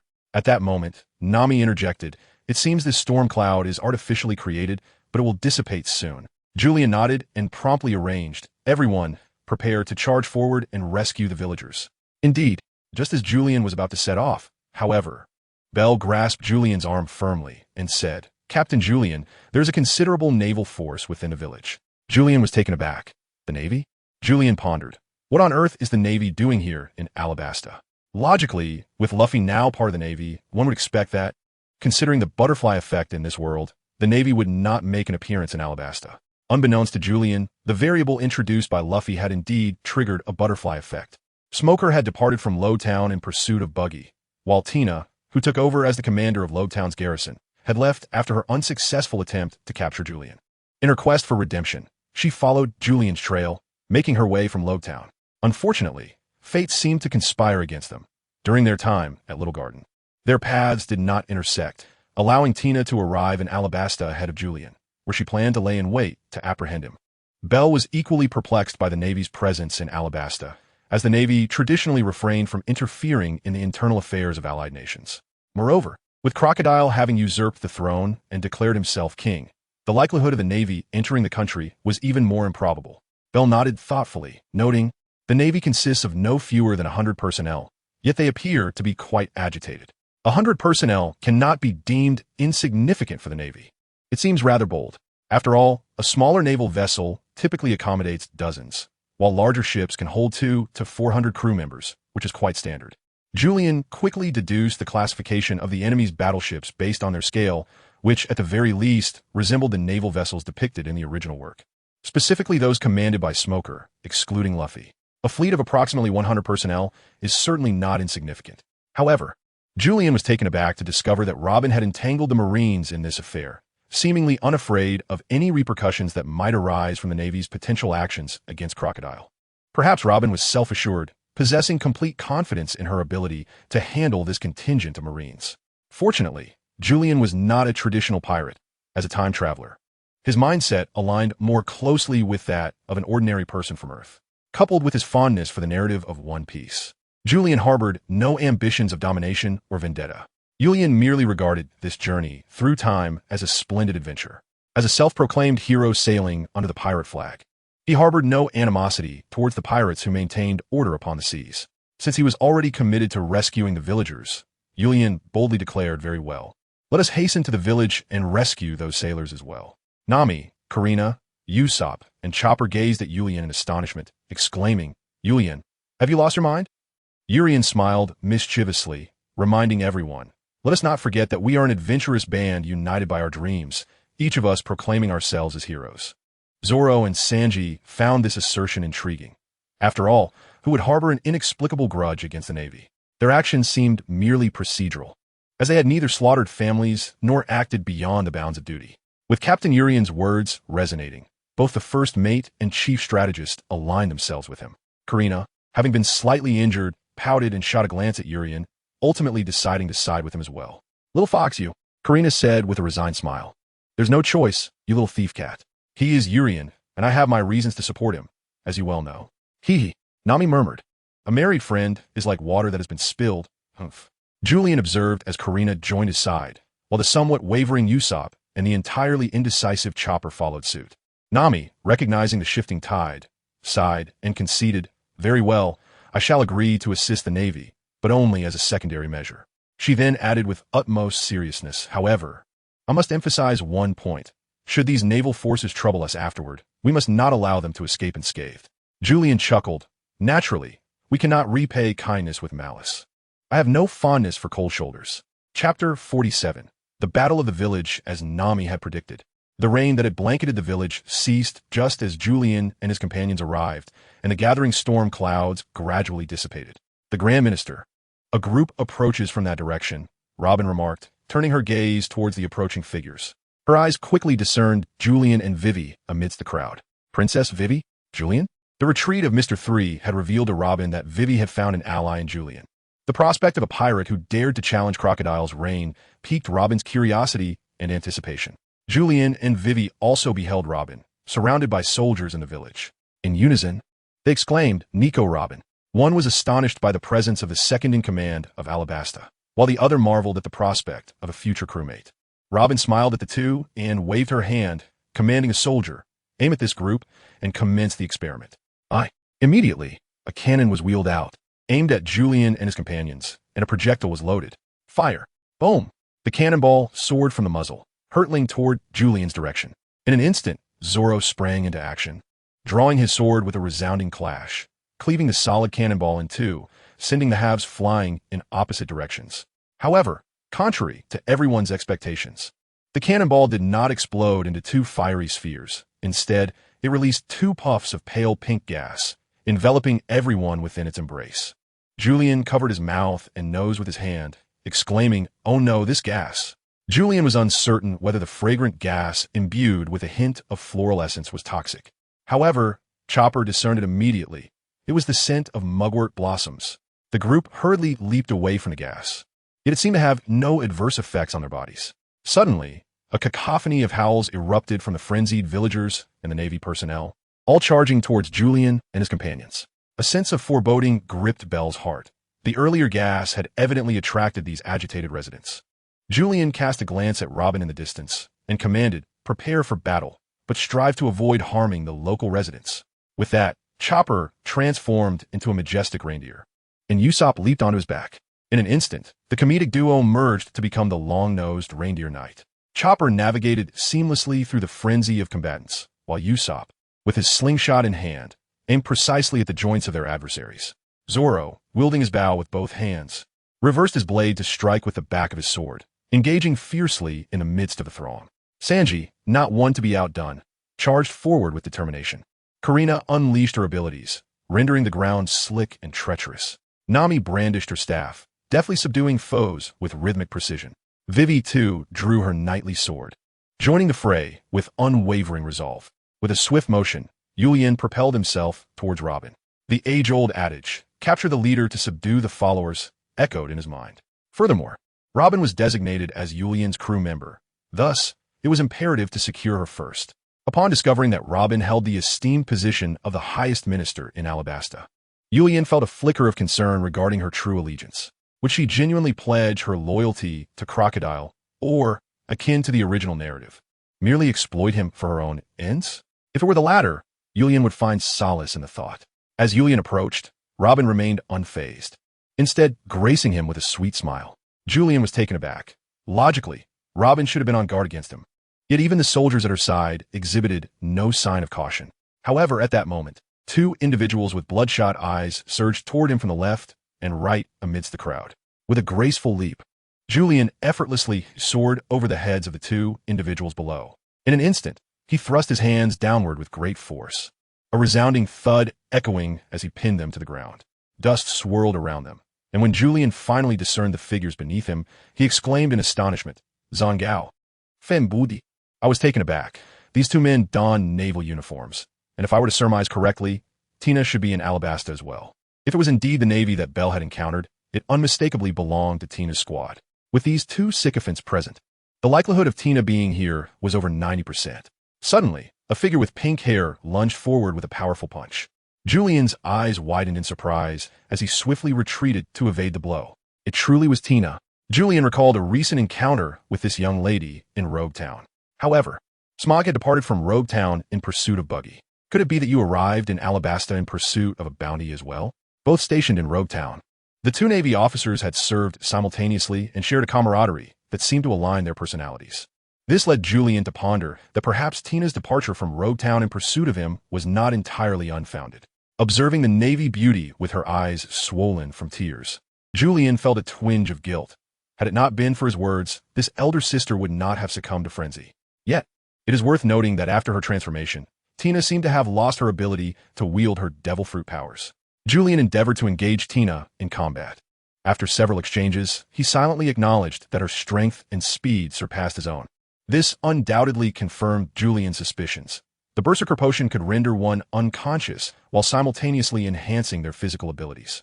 However, in this state of oblivion, an individual would revert to a primal, beast-like existence, fighting purely on instinct, devoid of the martial techniques and abilities acquired prior to losing consciousness. With a resounding thud, Tina delivered a powerful punch to Julian's abdomen, sending him hurtling through the air. Julian rolled several times on the sandy ground before finally coming to a stop. "Julian, are you all right?" Karina hurried over to help him up. Urian failed to notice Karina's pained expression as he wiped the blood from the corner of his mouth. He waved his hand with a smile, assuring her, "It's nothing. I'm merely testing Tina's current capabilities, so there's no need for undue concern." Nami, having knocked out a resident with a swift strike, rushed over, exclaiming, "Urian, we must act quickly. The situation is dire." "What is happening?" he inquired. Nami pointed toward the distant sky, where the once dark clouds had nearly dissipated. However, instead of radiant sunlight, a foreboding twilight of the gods loomed ahead. Robin's use of dancing powder had caused a shift in the local atmospheric pressure, giving rise to a small dust storm in the distance, which was projected to reach the village in approximately 5 minutes. Following Nami's gaze, Urien was alarmed to see a curtain of sand advancing toward the village. Meanwhile, Robin, appearing utterly indifferent, watched Urien with an expression that suggested she anticipated some action from him. Chapter 48. The sandstorm. Tina had lost her self-awareness, which, in this instance, was somewhat easier to manage. Aside from the enhancements in strength and speed, we would set those considerations aside for now. The immediate objective was to capture Robin. Julian charged directly towards Robin. However, he could not recklessly advance without regard for his surroundings. It is essential to note that within this village, not only were a multitude of residents driven mad, but there was also a significant presence of naval forces. Upon witnessing Julian's advance, the villagers armed with farming tools surged forward alongside him. Julian inwardly lamented the predicament. He could not resort to violence against the residents. He quickly called out, "Karina, understand. Smooth the ground." Karina's petite cheeks puffed up, and with her palms pressed before her mouth, she exhaled forcefully, unleashing the lubricated air. Instantly, the air enveloped the ground, as if a slick membrane had been laid upon it. The residents, upon stepping onto this surface, slid uncontrollably, crashing to the ground. Julian shouted, "Quickly subdue these villagers." Having issued the command, he disregarded the villagers and charged directly towards Robin. However, the frenzied Navy soldiers, wielding sharp military knives and axes, advanced menacingly towards Julian. Unlike the citizens of Alabasta, these soldiers, being military trained, possessed a slightly superior physical prowess compared to ordinary civilians. Furthermore, these enraged individuals exhibited greater aggression than the frenzied residents, and Julian hesitated to simply toss them over to Karina as he had before. With electricity crackling in his hands, he summoned 2 orbs of electric energy, the currents crackling and popping, the orbs seeming poised to dart wildly without human control. Julian drew his bow with both hands, charging forth from the ranks of the Navy. The electric sphere in his grasp emitted arcs of electricity, instantly incapacitating the nearby sailors. Their eyes widened in shock, their clothes singed black, and a faint odor of burnt flesh mingled with the scent of charred meat filled the air. Suddenly, with a resounding thud, Tina swooped in, catching Julian off guard and delivering a swift kick that sent him sprawling to the ground. Julian was unexpectedly knocked to the ground by a sudden kick, landing heavily and getting a mouthful of dust. "That woman."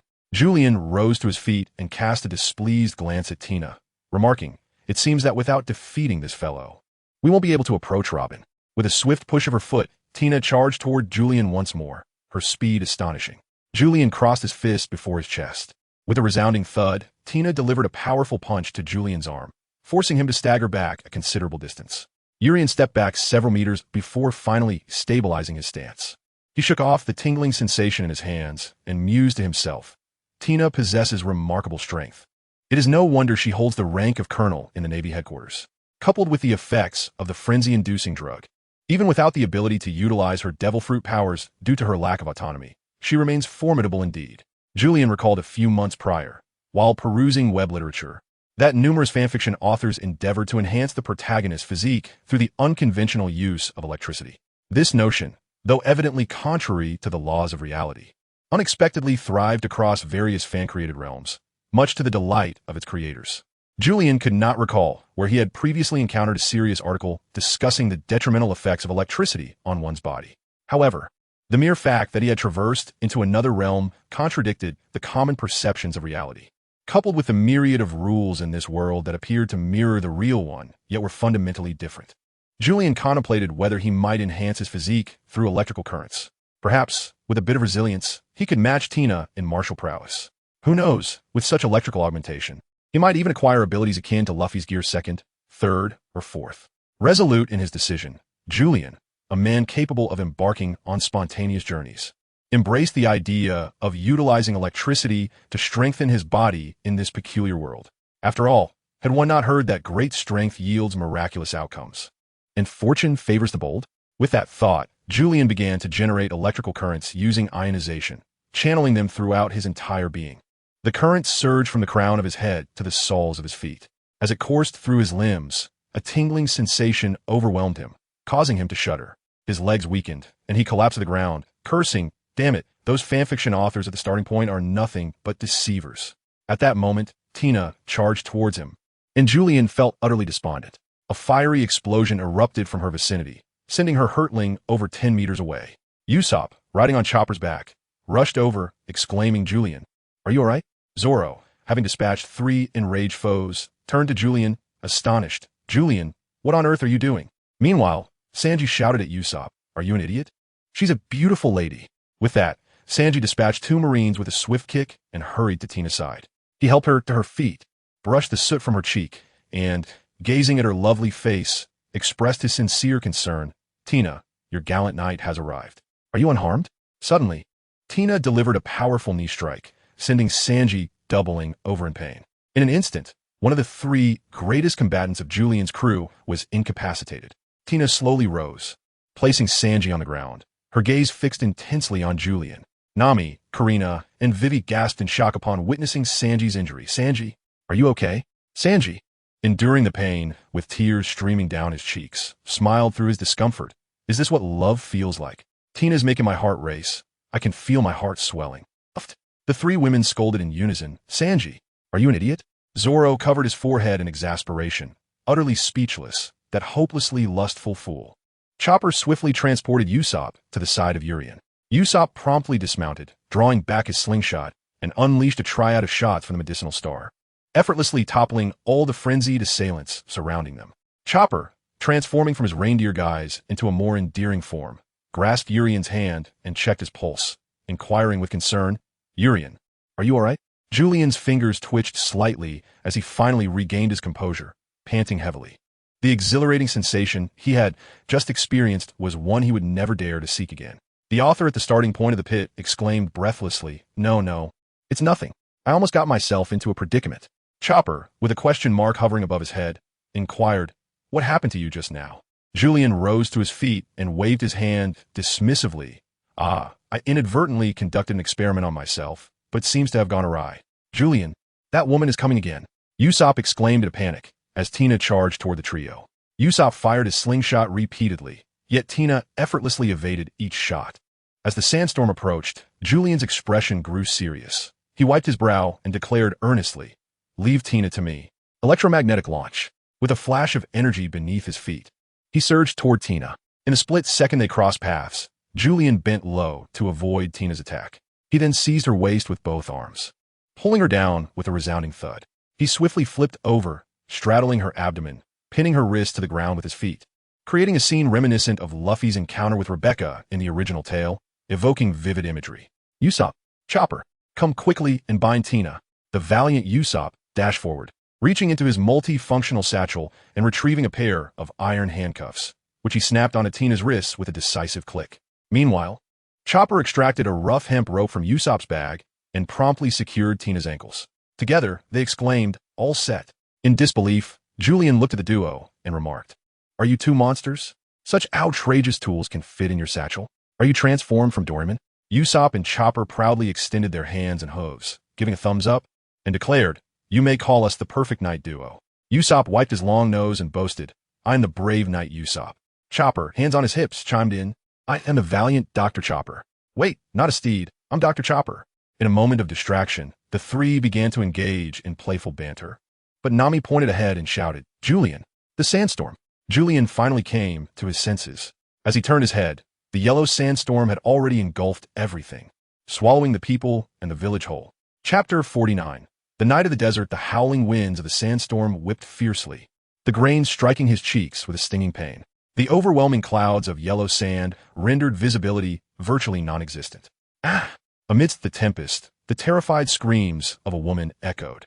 Vivi, Nami, Karina, Julian could not discern who was calling out, nor did he grasp the nature of their plight. As the captain, an instinctive tension gripped him. What is happening over there? The sand was so thick that the path was utterly obscured. He had just stumbled over a stone and fallen. That voice, Julian deduced it must be Karina. "Miss, please refrain from screaming when you fall. You nearly caused a misunderstanding. I thought we were in peril." However, on a different note, Julian could not truly blame Karina for her tumble, with the slippery nature of the slippery fruit. Even on flat ground, one could easily find themselves taking a spill. Julian covered his mouth and nose with a scarf, then commanded loudly, "Everyone cover your mouths and noses. Bend down to reduce your surface area, and avoid letting the sand blow into your mouths." Indeed, in the desert, everyone was clad in long robes, headscarves, and veils, which served to shield them from the harsh winds and sand. As the sandstorm obscured visibility, Julian remained still, refraining from any rash movements. At that moment, a pair of fair arms emerged from behind him, gently patting his cheek. "Robin?" Julian turned his head and caught sight of Robin holding a note. Upon closer inspection, he noticed it bore some written words. Julian swiftly snatched the note from Robin's hands, and in an instant, Robin's fingers transformed into delicate petals. Swept away by the howling sandstorm, Julian gazed at the words inscribed on the note, which read, "Wishing you a delightful time in Alabasta. Until we meet again, smiley-faced Julian, eagerly anticipating your performance." Has Robin departed? What could he possibly mean by anticipating our performance? Is he preparing to witness our overthrow of Crocodile's regime? "Robin, you truly are the best," Julian shouted urgently. "Robin?" Yet, amidst the howling winds and swirling sands, there was no response to Julian's call.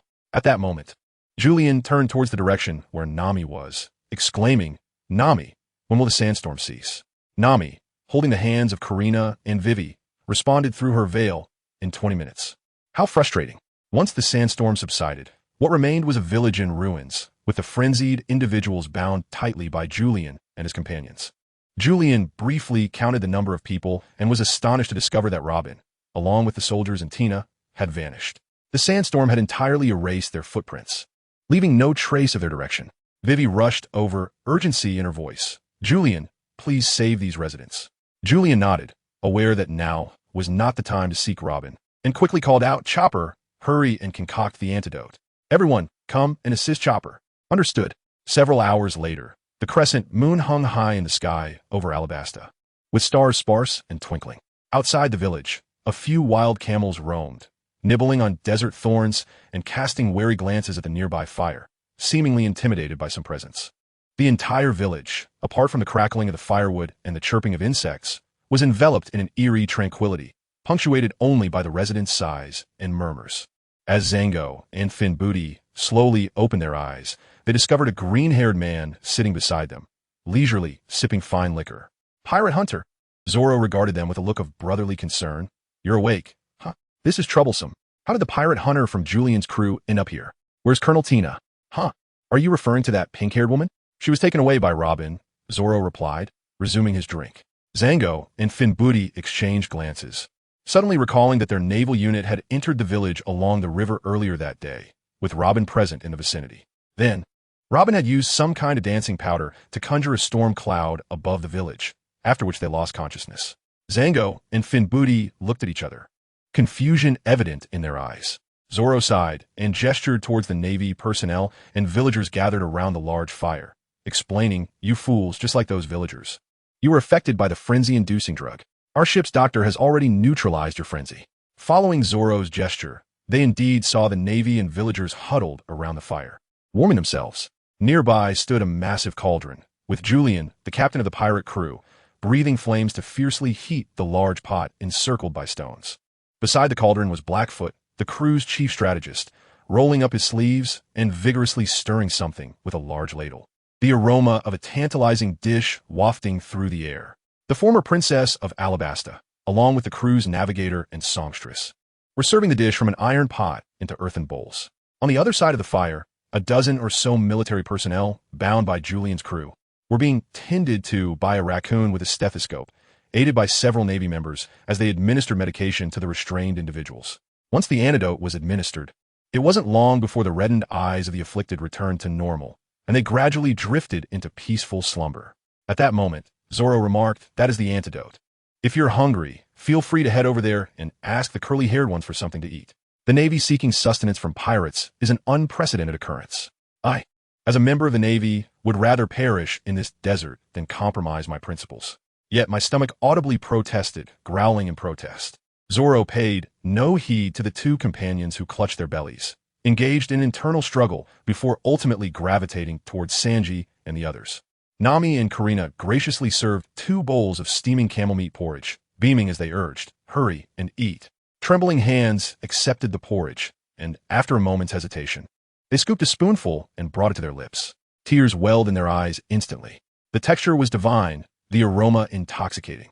The tough camel meat had been transformed into an exquisitely tender dish by the crew, rendering even the seafood feast from the Navy headquarters cafeteria a mere shadow in comparison to this humble yet fragrant bowl of desert delicacy. It was simply delectable. The two, overwhelmed with emotion, devoured the porridge with the fervor of starving dogs. After a brief pause, Finbooty tentatively extended his hand, asking, "Could I possibly have another bowl?"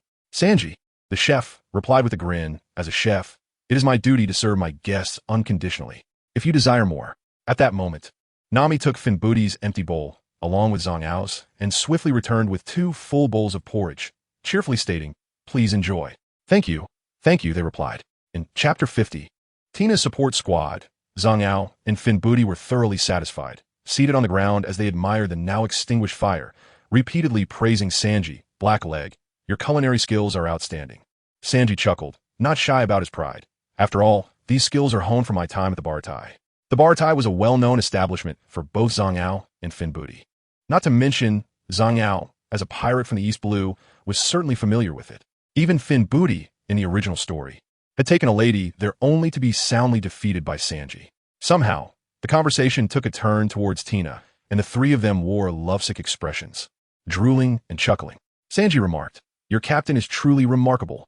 Finbooty eagerly nodded, yes. "Captain Tina has beautiful hair and a splendid figure." Zhang Ao added, "Captain Tina looks incredibly alluring when she smokes." At that point, Sanji produced a cigarette, took a puff, and exhaled a smoke ring, raising an eyebrow. "Captain Tina smokes. I smoke. We are undoubtedly a match made in heaven." Finbooty, brushing his bangs aside, scoffed, "Impossible. Captain Tina would never be interested in a tasteless pirate like you. She surely prefers a refined gentleman like myself." Zhang Gao rose to his feet, shaking out his sleeves, one hand resting upon his military cap, while the other clasped at his abdomen. Bathed in the flickering glow of the campfire and the moonlight, he embarked on a whimsical moonwalk. With a confident flourish, he stood tall, turned to face his companions, and declared, "Colonel Tina undoubtedly favors a dance king like me." Sanji let out a derisive snicker, clutching his own belly with pride, exclaiming, "But during the day, Tina delivered a love strike upon me, and my abdomen still quivers from her fervent blow. You are deceiving us, you big fool." The 2 seized Sanji by the neck and shook him vigorously, tears glistening on their cheeks, lamenting, "I too wish to receive Colonel Tina as passionate onslaught of affection." At that moment, Julian approached, observing the 3 individuals, 2 Navy personnel and a pirate, engaged in playful banter. He chuckled, remarking, "You 3 seem to share an unexpectedly strong camaraderie." The trio, with their arms draped over each other's shoulders, had somehow procured a banner that boldly proclaimed Tina Support Squad. They beamed with pride as they declared, "Indeed, we are the founding members of the Tina Support Squad." Julian couldn't help but exclaim, "You 3 truly know how to have fun." Julian sighed and then spoke, "After tonight, we shall part ways here. We each have our own matters to attend to, and once dawn breaks, we shall go our separate ways. After all, one of us is a pirate and the other is a naval officer." The camaraderie that had so rarely blossomed among the 3, forged through Tina's influence, was instantly extinguished by Julian's words. Zango and Finbooty murmured in agreement. Indeed, Sanji and the others are pirates. Julian glanced at Zango and muttered, "Damn it, what's wrong with pirates? Weren't you a pirate yourself?" Zango was taken aback, blinking in surprise. "Oh, it appears that's the case." At that moment, Finbooty turned to Julian with a sincere expression and inquired, "Smiling brother, you intend to overthrow Crocodile's reign, correct?" "I have already heard from Blackfoot brother." This was hardly a secret. Julian nodded and replied candidly, "Indeed, Crocodile has seized my comrade's homeland, although it has now received the recognition of the world government. That scoundrel has employed Dance Powder to further his nefarious schemes. Thus his position is inherently unjust. Moreover, we possess substantial evidence that can unmask Crocodile's facade, revealing his true pirate nature, and ultimately liberate the deceived residents of Alabasta from his grasp." Julian spoke with conviction, unequivocally defining Crocodile as the embodiment of malevolence. Indeed, from the perspectives of Zango and Finbooty, Crocodile was undeniably the sinister faction. Zango expressed his astonishment, remarking that it was his first encounter with a pirate crew like Julian's, which seemed so unorthodox in its pursuits. After all, in these vast seas, pirates were typically synonymous with pillage and carnage. Finbooty then turned to Julian, beseeching, "Kind sir," with a smile, "if you intend to confront Crocodile, could we perhaps accompany you?" Urien was taken aback. It was quite an unusual request for the Navy to seek an alliance with pirates. In Urien's recollection, such collaborations between the Navy and pirates were exceedingly rare. There had been an instance in Punk Hazard, and another during the confrontation in Dressrosa when Luffy and his crew faced Doflamingo's birdcage. Zango and Finn Booty regarded Urien with utmost seriousness and stated, "Colonel Tina has been captured by Robin, and as her subordinates, we have no choice but to stand against Crocodile, one of the 7 warlords of the sea. Moreover, as members of the Tina-chan support group, we are prepared to brave any peril, even at the cost of our own lives, to rescue the beautiful Colonel Tina from the clutches of the enemy." At that moment, Sanji stepped between the two, resting his hands on their shoulders, and gazed at Urien, nodding emphatically. Indeed, Urien, as a member of the Tina-chan support group, I wholeheartedly agree to allow them to join our mission. Julian stroked his chin and, after a brief moment, broke into a grin, saying, "In that case, let us join forces. However, you must mentally prepare yourself for the repercussions from the Navy upon your return." He quickly grasped the essence of the adage, "The enemy of my enemy is my friend." Furthermore, it was evident that Zhang Yao and Finn Booty were not the notorious pirates they could have been. Under Tina's leadership, they exhibited the demeanor of respectable naval officers. Zhang Yao and Finn Booty exchanged a glance before turning to Julian with earnest expressions, stating, "Compared to the penalties we may face for allying with pirates to rescue Colonel Tina, this is a trivial matter." Julian smiled brightly and said, "Though you two are willing to act alongside us, your companions, Zhang Yao and Finn Booty, repeatedly thumped their chests, assuring us that they share the same sentiment. Thanks to Chopper's healing and Sanji's generous meals, the entire Navy's goodwill towards the Julian pirate crew surged immensely. Upon hearing that the Julian pirate crew intended to rid the world of evil, the Navy members were initially taken aback, but soon raised their hands in righteous indignation, expressing their eagerness to join the cause. On one side was the ambition to defeat Crocodile, overthrow his tyrannical rule, and restore the Alabasta kingdom to the Nefertari royal family. On the other side was the desire to rescue their superior, Tina, and expose Crocodile's crimes of using dance powder and imprisoning the Navy. With both parties aligned in their objectives, a harmonious accord was swiftly reached. On his journey to defeat Crocodile, Julian, alongside Cobra's army and the formidable duo of Dory and Buggy, has gained yet another ally in his quest. Chapter 51. The Sovereign is a serious merchant. Cucumber, with genuine sincerity, remarked, "My apologies, I have been indulging in leisure during the new year and have recently become utterly captivated by CK2. Wishing everyone a joyful new year." Urien rolled his eyes and, in a tone of exasperation, remarked, "Your belated blessing is quite sufficient. Let us return to the matter at hand. Tell the story." "I have been offline for 4 days." Within the palace of Alabasta, Robin casually pushed Tina, whose hands were bound by sea prism stone handcuffs, to the ground. A few Alabasta soldiers surrounded her, spears aimed at Tina with stern expressions, fearful that this naval colonel, captured by the highest minister, might cause some untoward incident. However, Robin merely smiled and dismissed the soldiers, saying, "You may return. This naval officer is restrained by sea prism stone handcuffs and poses little threat." Tina turned her head, her once bloodshot eyes now restored to normalcy, her disheveled hair framing her face as she bit her lip and glared at Robin, asserting defiantly, "Nico Robin, I shall remember you. Do not let me escape. Or else, what will happen then?" A man's voice suddenly emanated from directly in front of Tina. She turned her gaze to see 2 maidens slowly parting a curtain, revealing a middle-aged man with a greasy demeanor, a cigar clutched between his fingers, staring at her with a wry smile. His left hand bore a distinctive hook, and a long scar traversed his face. Tina gritted her teeth and spat, "Crocodile." Once the maidens had withdrawn, Crocodile sat imperiously upon the throne, seemingly indifferent to Tina's fury, and casually remarked, "So you are Tina, are you not? I recall you were quite close to the White Hunter. You were contemporaries, yes?" Tina furrowed her brow, refraining from answering the question, and instead retorted, "Crocodile, are you aware of the crime of imprisoning a naval officer?" Crocodile took a puff from his cigar, flicked the ash with a casual gesture, and looked at Tina with an amused expression. He replied, "Indeed, but what of it? Who knows that you are detained in Alabasta?" Tina was momentarily rendered speechless, her gaze fixed on the exquisite carpet beneath her, her mind racing with alarm.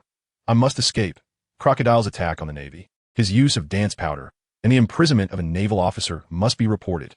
Suddenly, Tina's head snapped up as she witnessed Crocodile transform into sand, gliding from his throne to hover before her, reverting to his original form.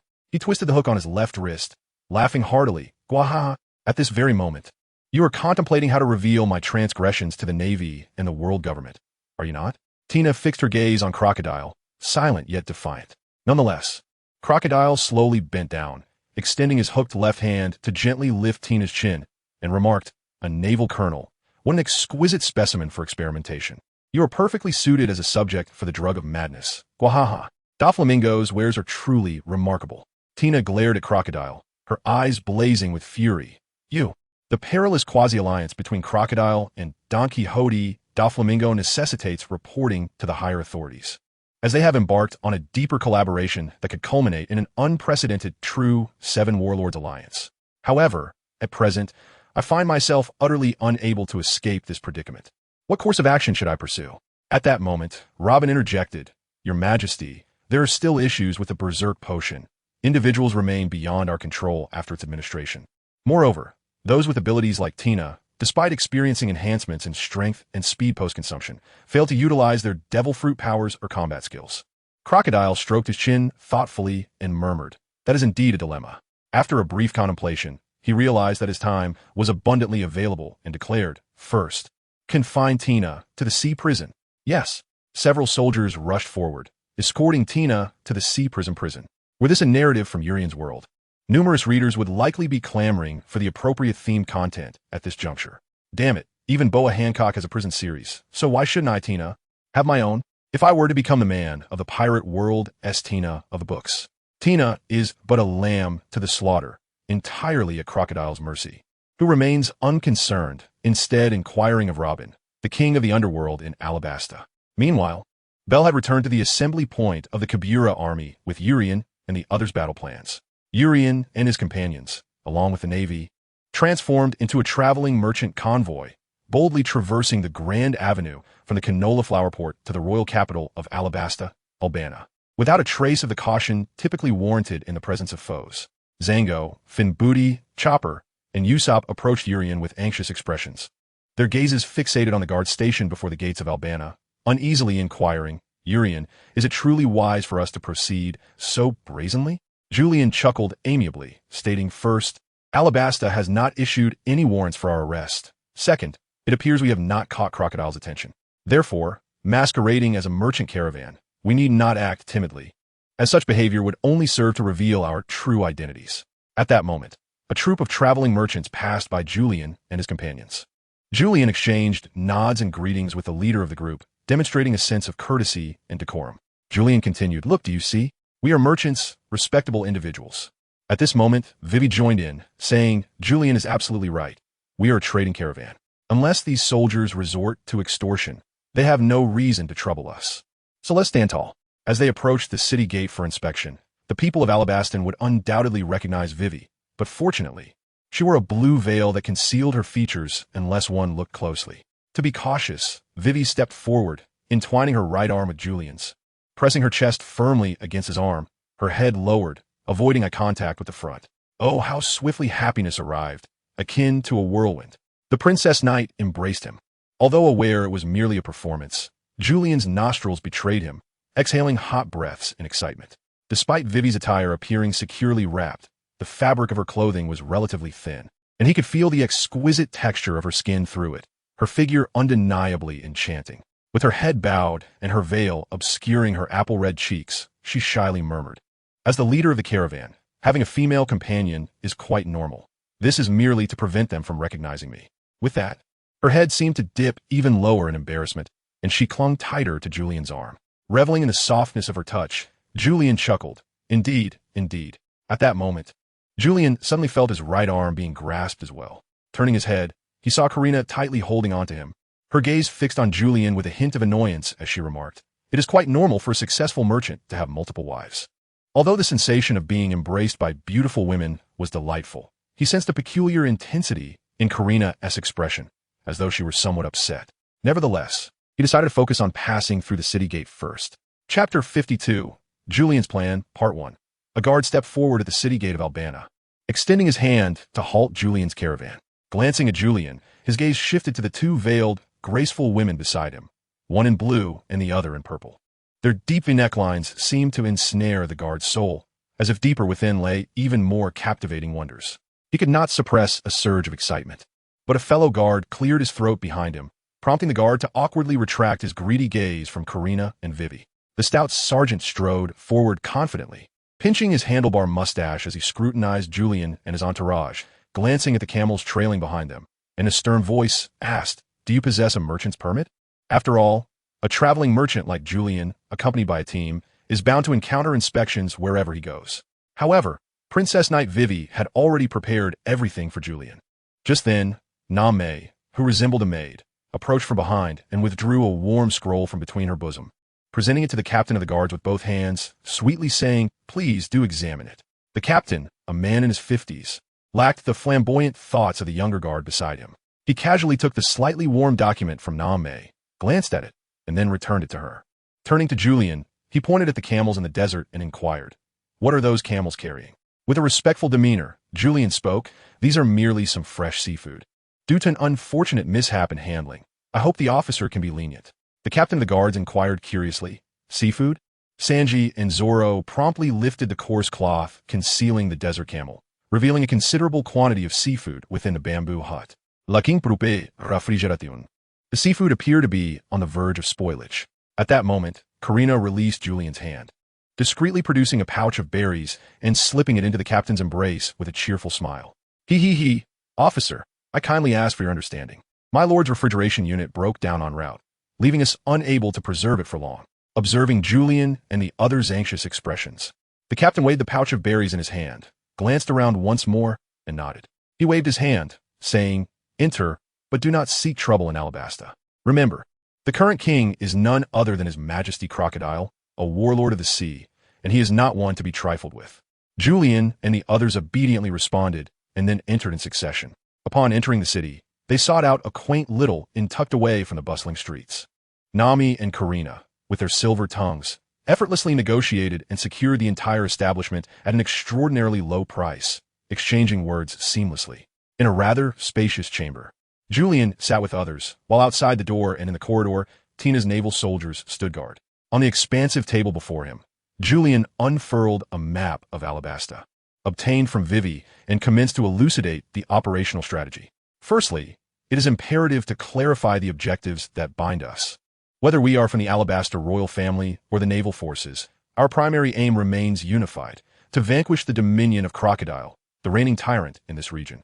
Thus, it is essential to provide a brief overview of the formidable adversaries we may encounter in Alabasta.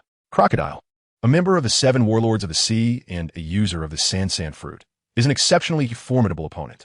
He commands a cadre of powerful subordinates, including Nico Robin, who wields the powers of the Flower fruit, Mr. 1, Das Bones, the user of the Chop fruit, Miss Doublefinger, who possesses the Thorn fruit, Mr. 2, Bon Clay, the Copy fruit user, Mr. 3, Galdino, who can manipulate the Melt fruit, Miss Golden Week, who has abilities akin to hypnosis, Mr. 4, armed with a dog pistol, Miss Merry Christmas, the user of the Mole fruit, and finally, Mr. 5, who wields the Boom fruit, alongside Miss Valentine, who possesses the Float fruit.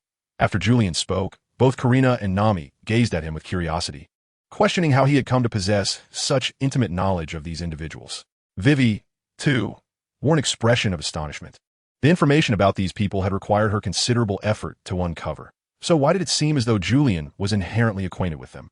The others, however, were oblivious to any peculiarity, merely impressed by Julian's vast knowledge, as he was their captain and, naturally, stood out as exceptional compared to others. Julian cast a glance at the crowd. Their expressions varied. He was no deity, and it was impossible to discern the thoughts swirling in their minds. Perhaps they were astonished by the prowess of Crocodile's subordinates. After a moment of contemplation, Julian and the others continued. These individuals are undoubtedly formidable subordinates of Crocodile. However, it cannot be dismissed that there may exist other formidable characters of whom I am unaware. After all, both Law and Tina have made their appearances in Alabasta, diverging from the original narrative. Who knows what other peculiar entities might emerge in Alabasta? Vivi shook her head, her brows furrowed in concentration, and firmly stated, "No, that is all. To my knowledge, these are the only individuals under Crocodile's command." Julian cast a glance at Vivi, and after a mutual exchange of understanding through their eyes, he received the correct information and continued, "Very well, these are the combatants that Crocodile can muster.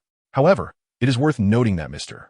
5 and Miss Valentine were already dealt with during our rescue of Belle. Nevertheless, with Mr. 3 and Miss Golden Week, who escaped from Little Garden, the remaining adversaries, including Crocodile himself, still amount to 9 individuals.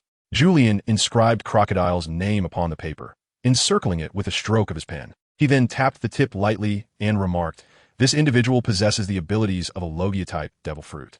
Until we master Haki, we stand no chance of defeating him." Among the crew of the Yulian pirates, many have heard of the existence of the 3-color Haki from Yulian's lips and possess a certain understanding of the 3 types of devil fruits. Consequently, they do not find it particularly strange. As for Vivi and the others, they harbor a sense of curiosity regarding the term Haki. Julian refrained from elucidating the nature of the domineering presence, for he himself lacked comprehension. Elaborating further would serve no tangible purpose. Julian continued, "However, Crocodile possesses a weakness. He fears water." He then turned to Nami and Karina, his expression earnest, as he declared, "Although this may contravene the prohibitions of the world government, it matters not. We are free pirates upon the vast sea, and the decrees of the world government cannot restrain us. Therefore, Nami and Karina, you must infiltrate the location where Crocodile stores the dance powder. I need to conjure a torrential downpour in Alabasta to vanquish Crocodile." Beside them, Zango and Finbudi stared wide-eyed, rising from their seats in astonishment, exclaiming, "Julian, have you lost your mind? Are you truly considering the use of dance powder?" Chapter 53. Julian's Plan, Part 2. Julian chuckled lightly, casting a glance at Finbudi and Zango, and retorted, "What means do you possess to contend with a warlord of the sea from the natural elements? Should you have a superior strategy, I, Julian, would certainly be amenable to collaborating with you." At this juncture, the 2 men fell into a profound silence, for indeed, no better solution to confront Crocodile could be found. Finbudi then remarked, "Yet, that is undeniably a contraband item of the world government." Julian nonchalantly extended a finger, waving it dismissively as he remarked with a look of disdain, "I, along with my righteous companions, are indeed pirates. Indeed, the world government cannot exert its influence over pirates. In order to confront Crocodile and rescue Tina, Finbudi and Zango were compelled to reach a compromise with Julian." At this moment, Urian turned to Vivi and expressed his sincere apologies, saying, "I regret that we must resort to such a desperate measure. We have no other means to confront Crocodile." After a brief silence, Vivi lifted her gaze to Urian and shook her head, responding, "If this is the only way to defeat Crocodile, then let it be so." After all, this was Alabasta, Vivi's homeland, and employing the dance powder would undoubtedly face her opposition. However, Vivi acquiesced to Urian's plan, which brought him a sense of relief. In the original narrative, Luffy was able to strike Crocodile because he possessed blood. Initially, Urian intended to attack Crocodile with water or even blood. Yet, upon witnessing Robin utilize the dance powder, he instantly conceived an alternative strategy to induce rain with the dance powder, thereby effectively suppressing Crocodile's abilities. Once the group's thoughts were unified, Urian glanced at Nami and Karina. Continuing, "So, Karina and Nami, I entrust the matter of the dance powder to both of you." The 2, with unwavering determination, nodded in agreement. Urian then proceeded, "Among Crocodile's subordinates, my greatest concern lies with Mr. 1 and Mr. 2. Their combat prowess far surpasses that of Mr. 3. As he spoke, he turned his attention to Zoro and Sanji, assigning them as well. "Therefore, Zoro and Sanji, I leave these 2 to your capable hands. Mr. 1, with his chop-chop fruit, can be considered a formidable swordsman, making him a fitting opponent for you, Zoro." Zoro unsheathed his sword, Wad Ikamanji, with a grin, saying, "I appreciate this arrangement." Urian continued, "As for Crocodile's subordinates, only Mr. 2 lacks a partner. In fact, his partner is himself. Although his fruit abilities are poorly developed, he excels in kicking techniques, so Sanji, I leave him to you." Sanji removed the cigarette from his mouth, exhaling a wisp of smoke, and calmly remarked, "This too seems to align with my expertise, doesn't it?" Yuli nodded with a cheerful smile and said, "Indeed. After all, the 3 of us are the formidable trio of the Yulian pirate crew. So it is only fitting that we confront the 3 strongest individuals on Crocodile's side." At that moment, Vivi inquired with curiosity, "What about the esteemed Minister Nico Robin?" Julian smiled and said, "That woman likely has her own thoughts. She probably won't take any action against us. Moreover, she is a companion I intend to invite aboard." Vivi stared at Julian in disbelief, her eyes wide with astonishment. "You plan to invite her on board?" Julian nodded affirmatively, stating, "Indeed." After a moment of contemplation, Vivi ultimately replied, "Very well." Julian awaited Vivi to continue speaking, yet she fell silent after her brief acknowledgement. At that moment, Usopp inquired, what about Mississippi? Finger and the others? At this moment, Julian meticulously plotted on the map, declaring that others were not their focus. Their objective was to vanquish Crocodile. Usopp, you and Chopper shall seize this church. As Julian encircled the church in red on the map, Usopp and Chopper exchanged puzzled glances, inquiring, the church? Julian nodded and continued his explanation. The church serves as the commanding height of Alabasta. You shall bring the speaker insect here and set it up. Then wait for His Majesty Cobra to enter the city. Upon entering the church, you will utilize the speaker insect to unveil Crocodile's conspiracy. It is important to note that speaking from this vantage point, the entirety of Alabasta will be able to hear. Usopp lightly tapped his right hand against his left palm, a look of realization dawning upon him. So that is how it is. Julian turned his gaze towards Chopper and continued. Chopper, your responsibilities are quite significant. After accompanying Usopp in the assault on the church, you must commence the formulation of an antidote for the frenzy drug. There is a strong possibility that Crocodile will employ this drug in the battle to induce frenzy among the entire populace of Alabasta. Chopper nodded vigorously beside him, resembling a chick pecking at grains. Julian continued, upon the arrival of His Majesty Cobra at the church, you shall take the antidote to find Nami and Karina, and then blend the antidote into the dance powder. He then turned his gaze towards Nami and Karina, further instructing, after you receive Chopper's antidote, continue to disperse the potion into the sky, enabling the torrential rain to possess the capability to counteract the frenzy. Nami and Karina playfully saluted like sailors, sticking out their tongues and giggling. Understood, Captain Julian. At that moment, Julian glanced at Vivi, Zango, and Fin Beauty, and said, Vivi, you along with Fin Beauty and Zango, shall disguise yourselves as soldiers of Alabasta and infiltrate the city gate guards. His Majesty Cobra will undoubtedly lead his forces to besiege the city. At that point, your task is merely to seize one of the city gates for His Majesty Cobra. Release a signal flare, and upon seeing it, His Majesty will coordinate with you, allowing for a seamless entry into the city. I have already entrusted the plan to Bell. I trust that His Majesty's army has commenced their advance. In response to Julian's series of tactical arrangements, everyone could not help but applaud him, and the crew of the Julian pirates felt immensely fortunate to have such a shrewd captain. After all, in the original narrative, Captain Luffy seemed to rely solely on his reckless bravery and a stroke of luck, lacking any discernible strategy. Once the details of the mission were finalized, Julian continued to remind them, in battle, circumstances can shift in an instant. Should any unforeseen events arise, adapt accordingly. He then turned to Zoro and Sanji, emphasizing, however, Zoro and Sanji, you two must hold off Mr. 1 and Mr. 2 for everyone. Zoro and Sanji, in an unusual display of unity, replied in unison, I, Captain Julian. Chapter 54. The siege of the city. The streets of Alabasta were bustling with life, seemingly unaffected by Crocodile's reign. As one strolled through the alleyways, delightful children could occasionally be seen frolicking and playing. In a certain armory within Alabasta, guards lounged on the ground, engrossed in a game of cards, their faces adorned with smiles, reveling in their winnings, eager to return home with tales of fortune for their wives.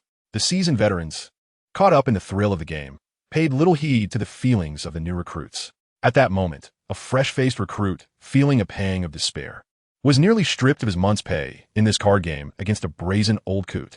The urge to upend the table surged within him. This cantankerous old man, not only hoarding his own savings but also only surrendering half of his winnings to his wife, indulged in debauchery with the remainder. It was truly infuriating. Yet, as a newcomer, the recruit dared not voice his grievances, fearing the old man might take offense and make his life miserable. The recruit was in agony. If this continued, he would be left with nothing but his undergarments. Just as he contemplated an excuse to end this ill-fated game, a group approached the armory. The recruit's heart leaped with joy. Salvation had arrived. He hastily discarded his cards, leapt to his feet, seized his weapon, and turned towards the newcomers. The veteran, displeased, questioned his sudden change in demeanor. What are you doing? Hey, look, there are people coming. The recruit pointed out. The veteran cast a glance at the group, stood up, and followed the recruit toward them, annoyed at being interrupted mid-game. With a hint of irritation, he barked, Hey, what are you lot doing here? Do you even know where this is? At that moment, a man wearing heart-shaped glasses stepped forward, rubbing his hands together. Is this the armory? He asked. The veteran shot him a disdainful look and replied, Yes, this is indeed the armory. Since you are aware this is a military site, why are you not leaving at once? The man continued, Since this is the armory, we have come to the right place. He then produced a ring from his pocket. dangling it from his finger as it swung back and forth. "Here, esteemed soldiers, please take a look at my ring." 1-2 Zhang Ao. Bang! Instantly, 3 men collapsed to the ground, and the group erupted into chaos. He can hypnotize himself. Buggy emerged from the throng. Gazing at the unconscious Zhang Ao, sprawled on the ground. Rolling his eyes, he attempted to rouse him, patting his cheeks as he exclaimed, "Hey, wake up, Zhang Ao, you fool!" Zhang Ao, groggy and disoriented, blinked his eyes open and looked around. Huh, where's this? Buggy, exasperated, replied, "You've put yourself under hypnosis." As Zhang Ao recalled, he exclaimed, "Oh, I remember now."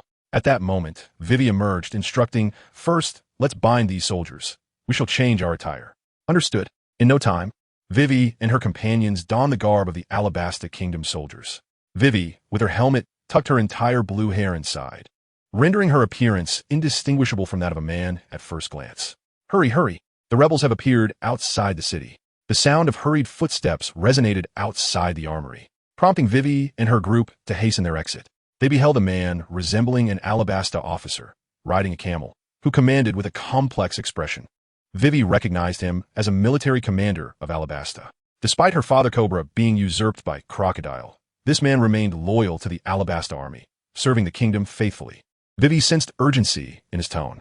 At this juncture, Buggy stepped forward, addressing the group, now clad in Alabasta soldier attire. "Let us depart swiftly." With that, they began their march towards the city gate, while the alarm bells of Alabasta rang out, echoing through the air. The residents of Alabasta were bewildered, questioning the cause of the commotion. Had pirates attacked, or was it something else? An informed individual exclaimed with excitement, "Good heavens! King Cobra has returned with his army." King Cobra? Yet, the majority, deceived by Crocodile and harboring disdain for Cobra, coldly remarked, "That vile man, what does he return for?" They scoffed.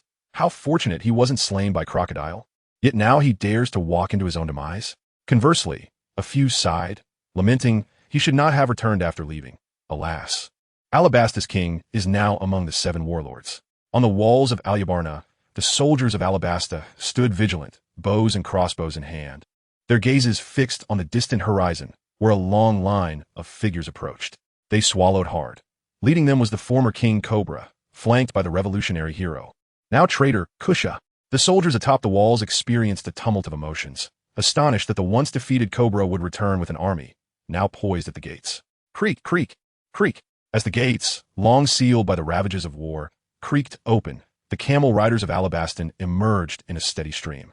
Meanwhile, the forces atop the battlements were steadily increasing. Vivi and the naval officers, clad in soldiers' garb, ascended the walls to behold the distant Kabira army. A flutter of anxiety coursed through Vivi's heart as she silently prayed for her father and Kusha's safety amidst the chaos of battle. Thousands of camel riders had gathered outside the gates of Alabastan, elite cavalry forged by Crocodile himself. Perhaps the Alabastan army intended to unleash this formidable contingent upon Kabira, striving for a decisive blow that would shatter Kabira's lines and secure their utter defeat. Behind the camel riders, Vivi observed ranks of infantry bursting forth from within the gates, ready to form their battle lines in support of the cavalry. Seemingly undeterred by numerical disadvantage, Alabastan had no intention of holding fast in Albana.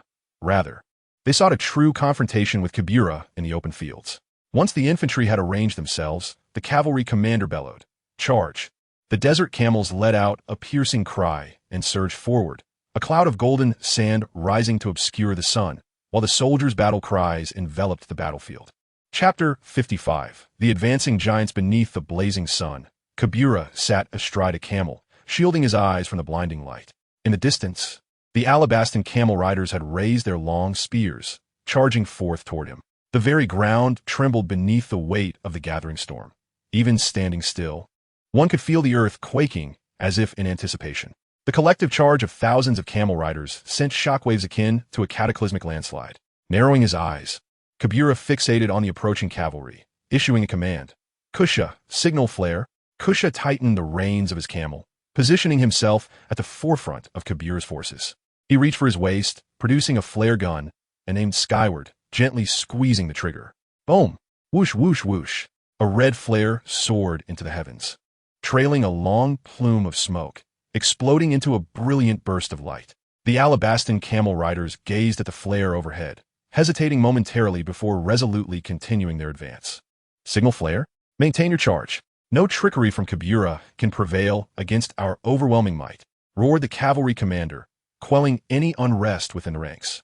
The infantry of Alabastan closely followed the cavalry, hurtling toward Kabura's forces. The distance between the two sides diminished rapidly. Yet at that moment, the cavalry heard a series of sharp cracks. Bang, bang, bang. The sound echoed, reminiscent of some monstrous creature galloping forth. The cavalrymen quickly turned their gaze towards the source of the noise, only to behold two giants charging out from behind the sand dunes, weapons in hand. Barreling directly towards them, the cavalry commander's eyes widened in shock as he exclaimed, "Giants! Actualiens! Cobral has summoned giants. Everyone be cautious." The cavalrymen were utterly unprepared, their focus entirely consumed by Cobral, who had cunningly positioned the two giants behind the dunes not far from their formation, cleverly concealing their immense forms with the elevation of the terrain. In the blink of an eye, Dongli and Buloki surged into the battlefield, their massive axes and swords descending with lethal force, resulting in chaos among the camel cavalry, who were toppled and scattered like leaves in a storm. The giants' weapons effortlessly struck down the cavalrymen, severing arms, thighs, and limbs, creating a gruesome spectacle of carnage. Although the cavalry commander shouted for a charge, he himself tugged at the reins, retreating on his camel. While some cavalrymen advanced, they were no more than mere mortals facing titans, akin to a human battling a lizard. After a brief onslaught, the camel cavalry, having suffered nearly 2,000 casualties, saw their morale utterly shattered. The commander's cowardly retreat only exacerbated the panic, prompting the cavalrymen to frantically pull on the reins, discarding their weapons and fleeing in disarray. "How can we fight giants? We must escape." Dongli cleaved his sword into the sand, sending a group of camel cavalry flying, a triumphant smile breaking across his face as he laughed heartily. "You band of usurpers. Surrender at once." Buloki, with a resounding swing of his axe against the ground, bellowed in his booming voice, "Cloctor, come forth and meet your doom." Witnessing the successful ambush by the two giants, Cobral noted the elite cavalry under Cloctor's command succumbing to despair and chaos. Now was the opportune moment to launch a counteroffensive. With a metallic clang, Cobral unsheathed his curved blade, tugging at the reins to raise his camel's front legs. Clad in chainmail, he aimed his weapon skyward, his legs gripping the camel's girth, and shouted, "Alabasta army, advance. Reclaim the city of Albana. Defeat Cloctor. Kill! Kill!" Kosha echoed the call, "Kill!" The army of Cobra surged towards the city of Albana, their morale soaring as the thunderous cries of battle reverberated through the heavens. The righteous blade was finally unleashed upon the villains who had occupied Alabastan. The camel cavalry, retreating under Crocodile's command, stumbled chaotically into the ranks of infantry, disarraying the formation in an instant. Many infantrymen found themselves trampled beneath the hooves of the camel riders, meeting a tragic end upon the battlefield. Buggy laughed heartily, mocking those cowardly souls. Gripping his massive sword tightly, he glanced back at the advancing Cobra's forces and, turning to Buggy, declared, "Let us pursue this victory and assist His Majesty Cobra in breaching the city walls." Absolutely. The two giants charged forward, the commander atop the walls. Upon spotting Dongli and Buggy, urgently commanded, "Shut the gates! Shut the gates!" With a resounding clang, the gates of Albana were once again sealed, trapping the camel cavalry and infantry who had not yet entered the city outside. The commander of the camel cavalry, seething with rage, shouted at the wall commander, "You scoundrel! Open the gates and let us in." Swiftly, a volley of arrows rained down before the cavalry commander, as the wall commander, with a cold and indifferent gaze, retorted, "Your task is to fight Cobra's subordinates, not to retreat. Should anyone dare to advance a single step, they shall be dealt with mercilessly." The wall commander, gritting his teeth, scoffed at the so-called elite group, who were nothing but cowards. The camel cavalry commander glared fiercely at the wall commander, biting his teeth in defiance. "You dare?" He tugged at the reins and stepped forward. Suddenly, a feathered arrow struck his heart, staining his chest with blood. In disbelief, he stared at the wall commander, his lips trembling, unable to utter a word. A flurry of arrows then pierced through him, sending him crashing to the sandy ground. The wall commander, observing the rout below, coldly remarked, "Let this serve as a lesson. Any further retreat will not be tolerated." The fleeing soldiers exchanged glances, caught between the hungry wolves before them and the ferocious tigers behind. What should they do now? They had no choice but to fight. Scaling the walls was impossible. The only option left was to charge at Cobra. Under the resolute command of the wall commander, the morale of the fleeing soldiers unexpectedly rallied. They turned around, launching a furious assault against Cobra's forces, their battle cries echoing deafeningly into the air. Roar! Roar! Roar! This is a yearning for victory, a longing to continue to survive. Chapter 56. The Response of Crocodile. Outside the city, the Alabasta army found themselves in a desperate struggle, compelled to take up arms once more against the forces of Cobra. The soldiers of both sides collided in an instant, the clang of metal, the cries of battle, and the roars of fury filling the air. Although Cobra's troops were at a numerical disadvantage, with the presence of Jaka and Bell, their spirits soared with each engagement. Furthermore, the addition of the giant warriors Dongli and Buggy dramatically shifted the tide of battle. Cobra's forces gradually established an overwhelming advantage, rendering the Alabasta army outside the city powerless to retaliate. Kosha felled a mounted warrior with a single stroke and rode his camel to Cobra's side. Your Majesty, Cobra. The soldiers outside Alabasta. Cobra nodded. I see them. Relay the order. Those men do not truly wish to fight us. Their apparent fervor is devoid of genuine combat will. Allow them to leave the battlefield. Understood. As Cobra's command spread throughout the ranks, his army began to show mercy towards the Alabasta troops. The once desperate soldiers, realizing Cobra's intent, gazed at him with a hint of gratitude. After a brief skirmish, Cobra's forces feigned defeat, discarding their armor and fleeing. Observing the Alabasta army collapse like a breached dam, the commander on the walls cursed, "These bastards." He waved his hand and shouted, "Prepare the entire army to confront Cobra's forces." Once the enemy outside had been dealt with, Cobra called out, "Dongli, Buggy, advance." The two giants thumped their chests, shouted in unison, and charged towards the Alabasta city walls. Crossbows, fire! With a flurry of arrows aimed at the giants, the massive projectiles soared towards them. Yet, the two giants raised their shields, and the arrows clattered harmlessly against their defenses. With smiles on their faces, they swung sword and axe towards the wall. Boom! The defending soldiers on the walls scattered in disarray. Dongli chuckled. Those contraptions are quite dangerous. Being hit would be troublesome. Alarmed cries erupted among the defenders. The giants are coming. Everyone prepare to fight. Dongli and Buggy advanced like relentless siege machines, overpowering the soldiers stationed on the city wall. At that moment, Vivi swiftly discarded her disguise, revealing the armor of a knight, and unsheathed the sword at her waist, swiftly slaying the captain of the wall guards beside her. Her delicate blue hair soared high as her disguise fell away, and Vivi cried out, "Now is the time. Seize the gates of Albana. Allow the royal army to enter the city." Fin Beauty, Zango, and the naval forces also drew their weapons, charging fiercely at the surrounding guards. The alarm bells of Albana rang out ominously, and within the palace, Crocodile sat upon his throne, gazing down at Robin. He inquired nonchalantly, "They have all departed, have they not?" "With utmost respect," Robin replied, "Your Majesty, they have all left." Crocodile, his expression inscrutable, remarked, "This must pertain to that lad named Urian, correct?" Robin nodded. "Indeed, based on the intelligence we have gathered, Cobra has sought assistance from the Urian pirates." Crocodile let out a derisive laugh. "Huh? That little brat dares to claim he will overthrow my reign. How utterly laughable. These fledgling adventurers, having just entered the Grand Line, remain oblivious to the terrors it harbors. This is a world governed by the law of the jungle, where the strong prevail." Seemingly lost in reflection, Crocodile turned to Robin again and asked, "You have encountered that boy, have you not? What is your impression of him?" Robin replied, "His companions possess considerable combat prowess, akin to Mr. 1 and Mr. 2. As for Urian himself, he appears formidable. However, it seems unlikely that he can defeat you.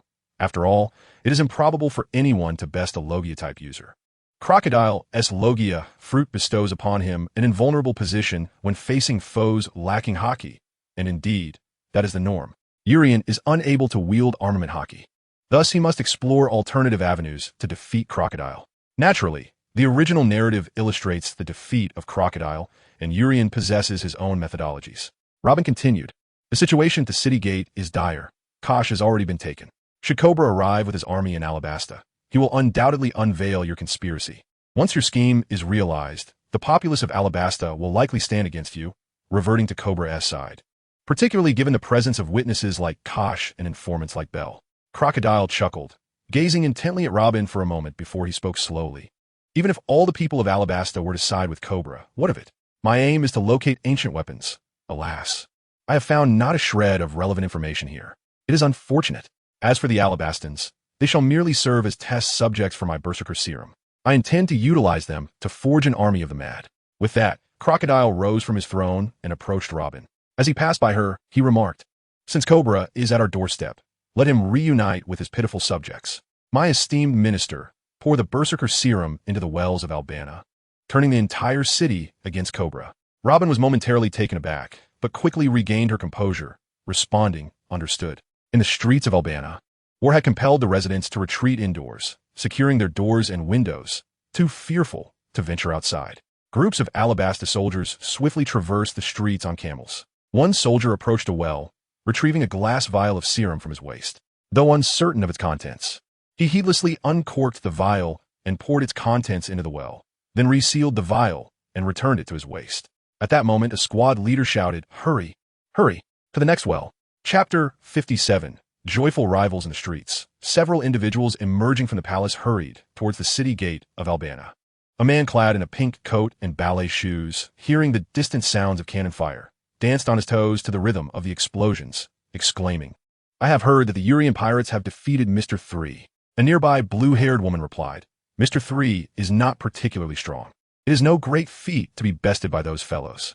Amidst the booming explosions and their conversation, a dark-skinned, round-headed man scoffed, "Those fools at the city gate are truly pathetic."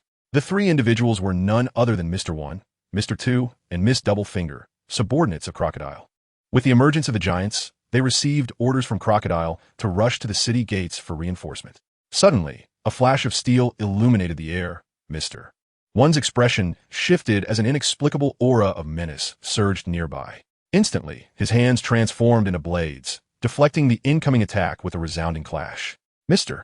2 and Miss Doublefinger stood frozen, turning to witness Mr. 1 colliding with a figure adorned with a green bandana. This individual wielded 3 swords, their blades clashing heavily against Mr. 1's arms. With a sigh of relief, the figure grinned and said, "Phew, I got lost earlier, but fortune has smiled upon me to encounter you. You must be Mr. 1, correct?" Mr. 1 narrowed his eyes, scrutinizing the man before him, and replied, "Roranoa Zoro, the pirate hunter. I recall your dossier. We once extended an invitation to you, yet I never anticipated you would descend into piracy." With a clang, both combatants recoiled, creating distance between them. Zoro fixed his gaze upon Mr. 1 and slowly remarked, "I appreciate the acknowledgement. It seems you still remember me."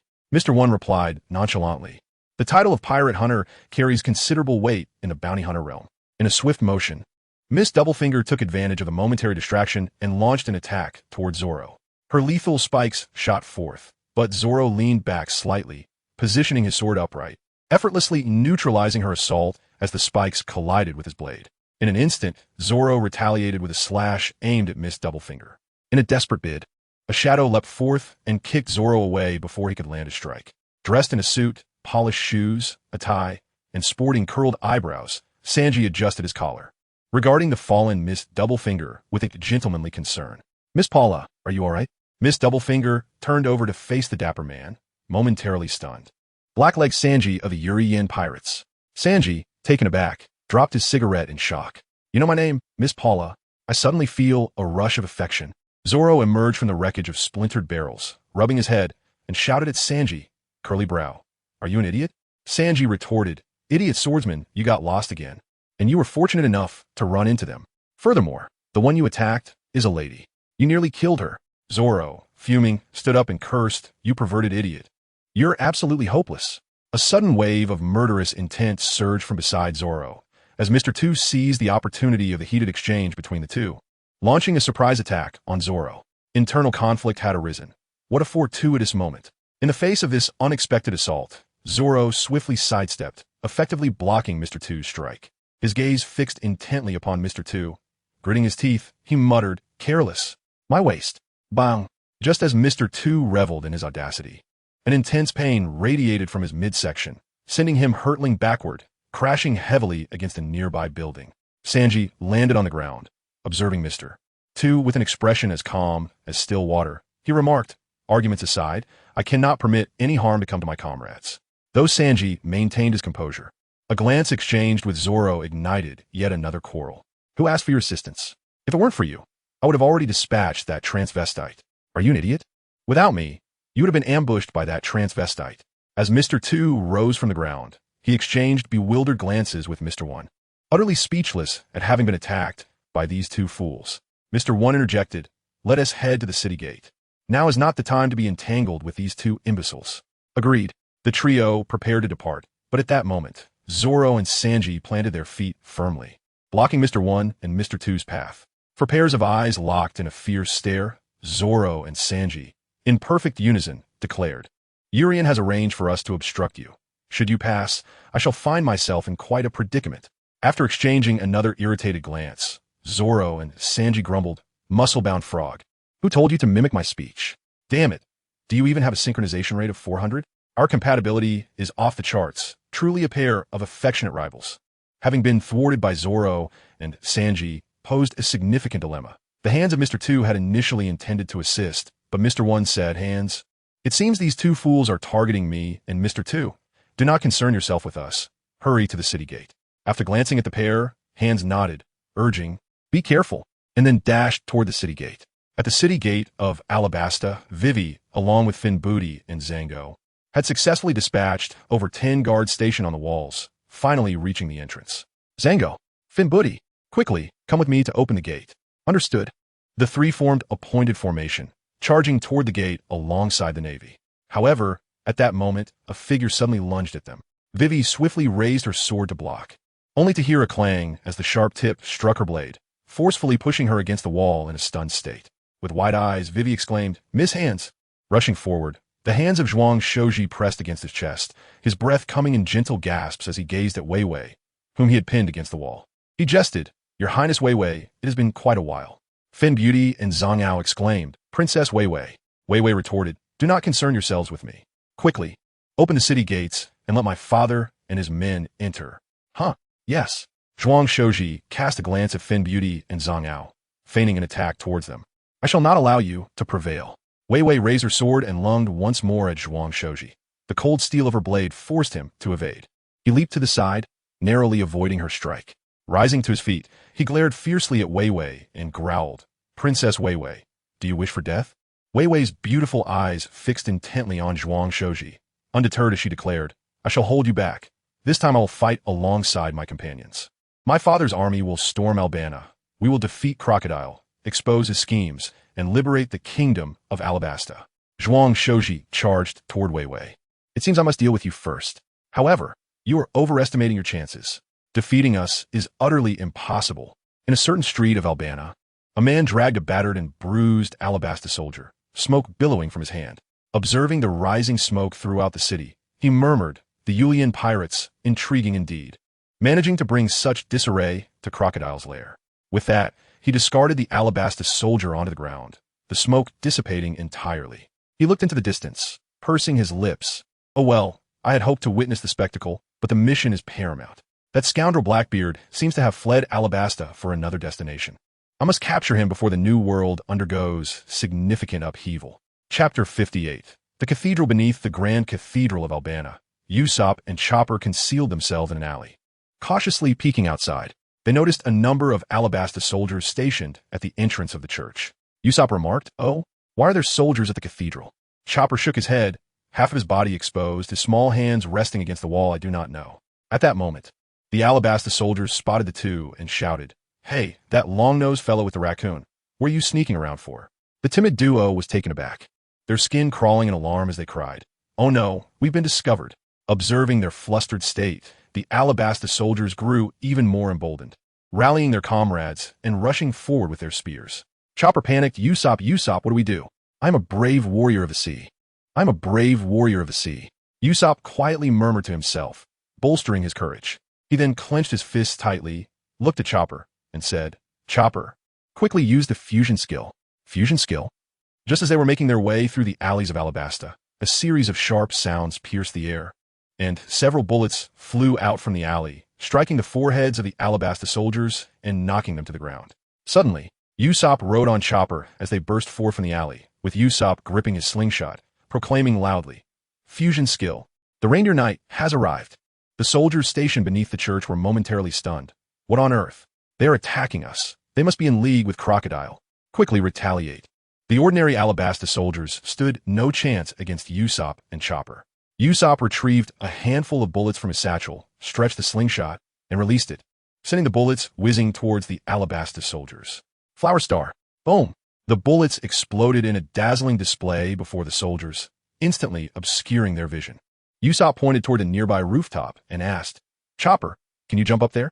Chopper glanced at it and replied affirmatively, turning around to demonstrate his capability. "I can." With a powerful push, he leaped onto a small wooden crate.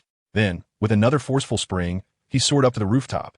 The flour had mostly dissipated, leaving the Alabasta soldiers fanning themselves, covered in white powder, coughing. "Cough, cough, where did that guy go?" "Over here."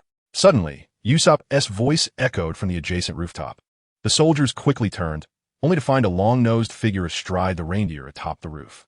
Usopp grinned broadly, releasing the bowstring, gunpowder star, before the Alabasta soldiers could react. The projectile had already reached them, exploding in a burst of sparks. They fell to the ground, incapacitated by the blast. Usopp wiped his nose, boasting, "We are brave warriors of the sea and the combat Dr. Duo. Do not underestimate us." Chopper exclaimed excitedly, "Oh, am I a combat doctor? Is that really okay? I dislike it, and I'm not happy at all." Usopp internally rolled his eyes. "Hey, Chopper, your eyes are practically squinting with laughter." Usopp pointed at the enormous, colorful stained glass window on the church wall and instructed, "Chopper, enter the church through there." "Okay." With a determined thrust from Chopper's hooves, he and Usopp burst through the window with a resounding crack. Inside the church, several soldiers from Alabasta lifted their heads to gaze at the duo hovering above. In a swift motion, Usopp released his slingshot, and with a flurry of shots, he took down the unsuspecting soldiers. With a thud, Chopper landed steadily on the ground. Exclaiming with delight, "Is it done? Usopp, you are incredible." Usopp chuckled, "Of course." Suddenly, a clamor echoed from outside the church. "Quick, Kabira's men are heading to the church." The sound of well-equipped Alabasta soldiers rushing could be heard, and Usopp squinted. "Reinforcements?" Glancing at the church's grand entrance, he urged, "Chopper, hurry. Block the door." "Okay."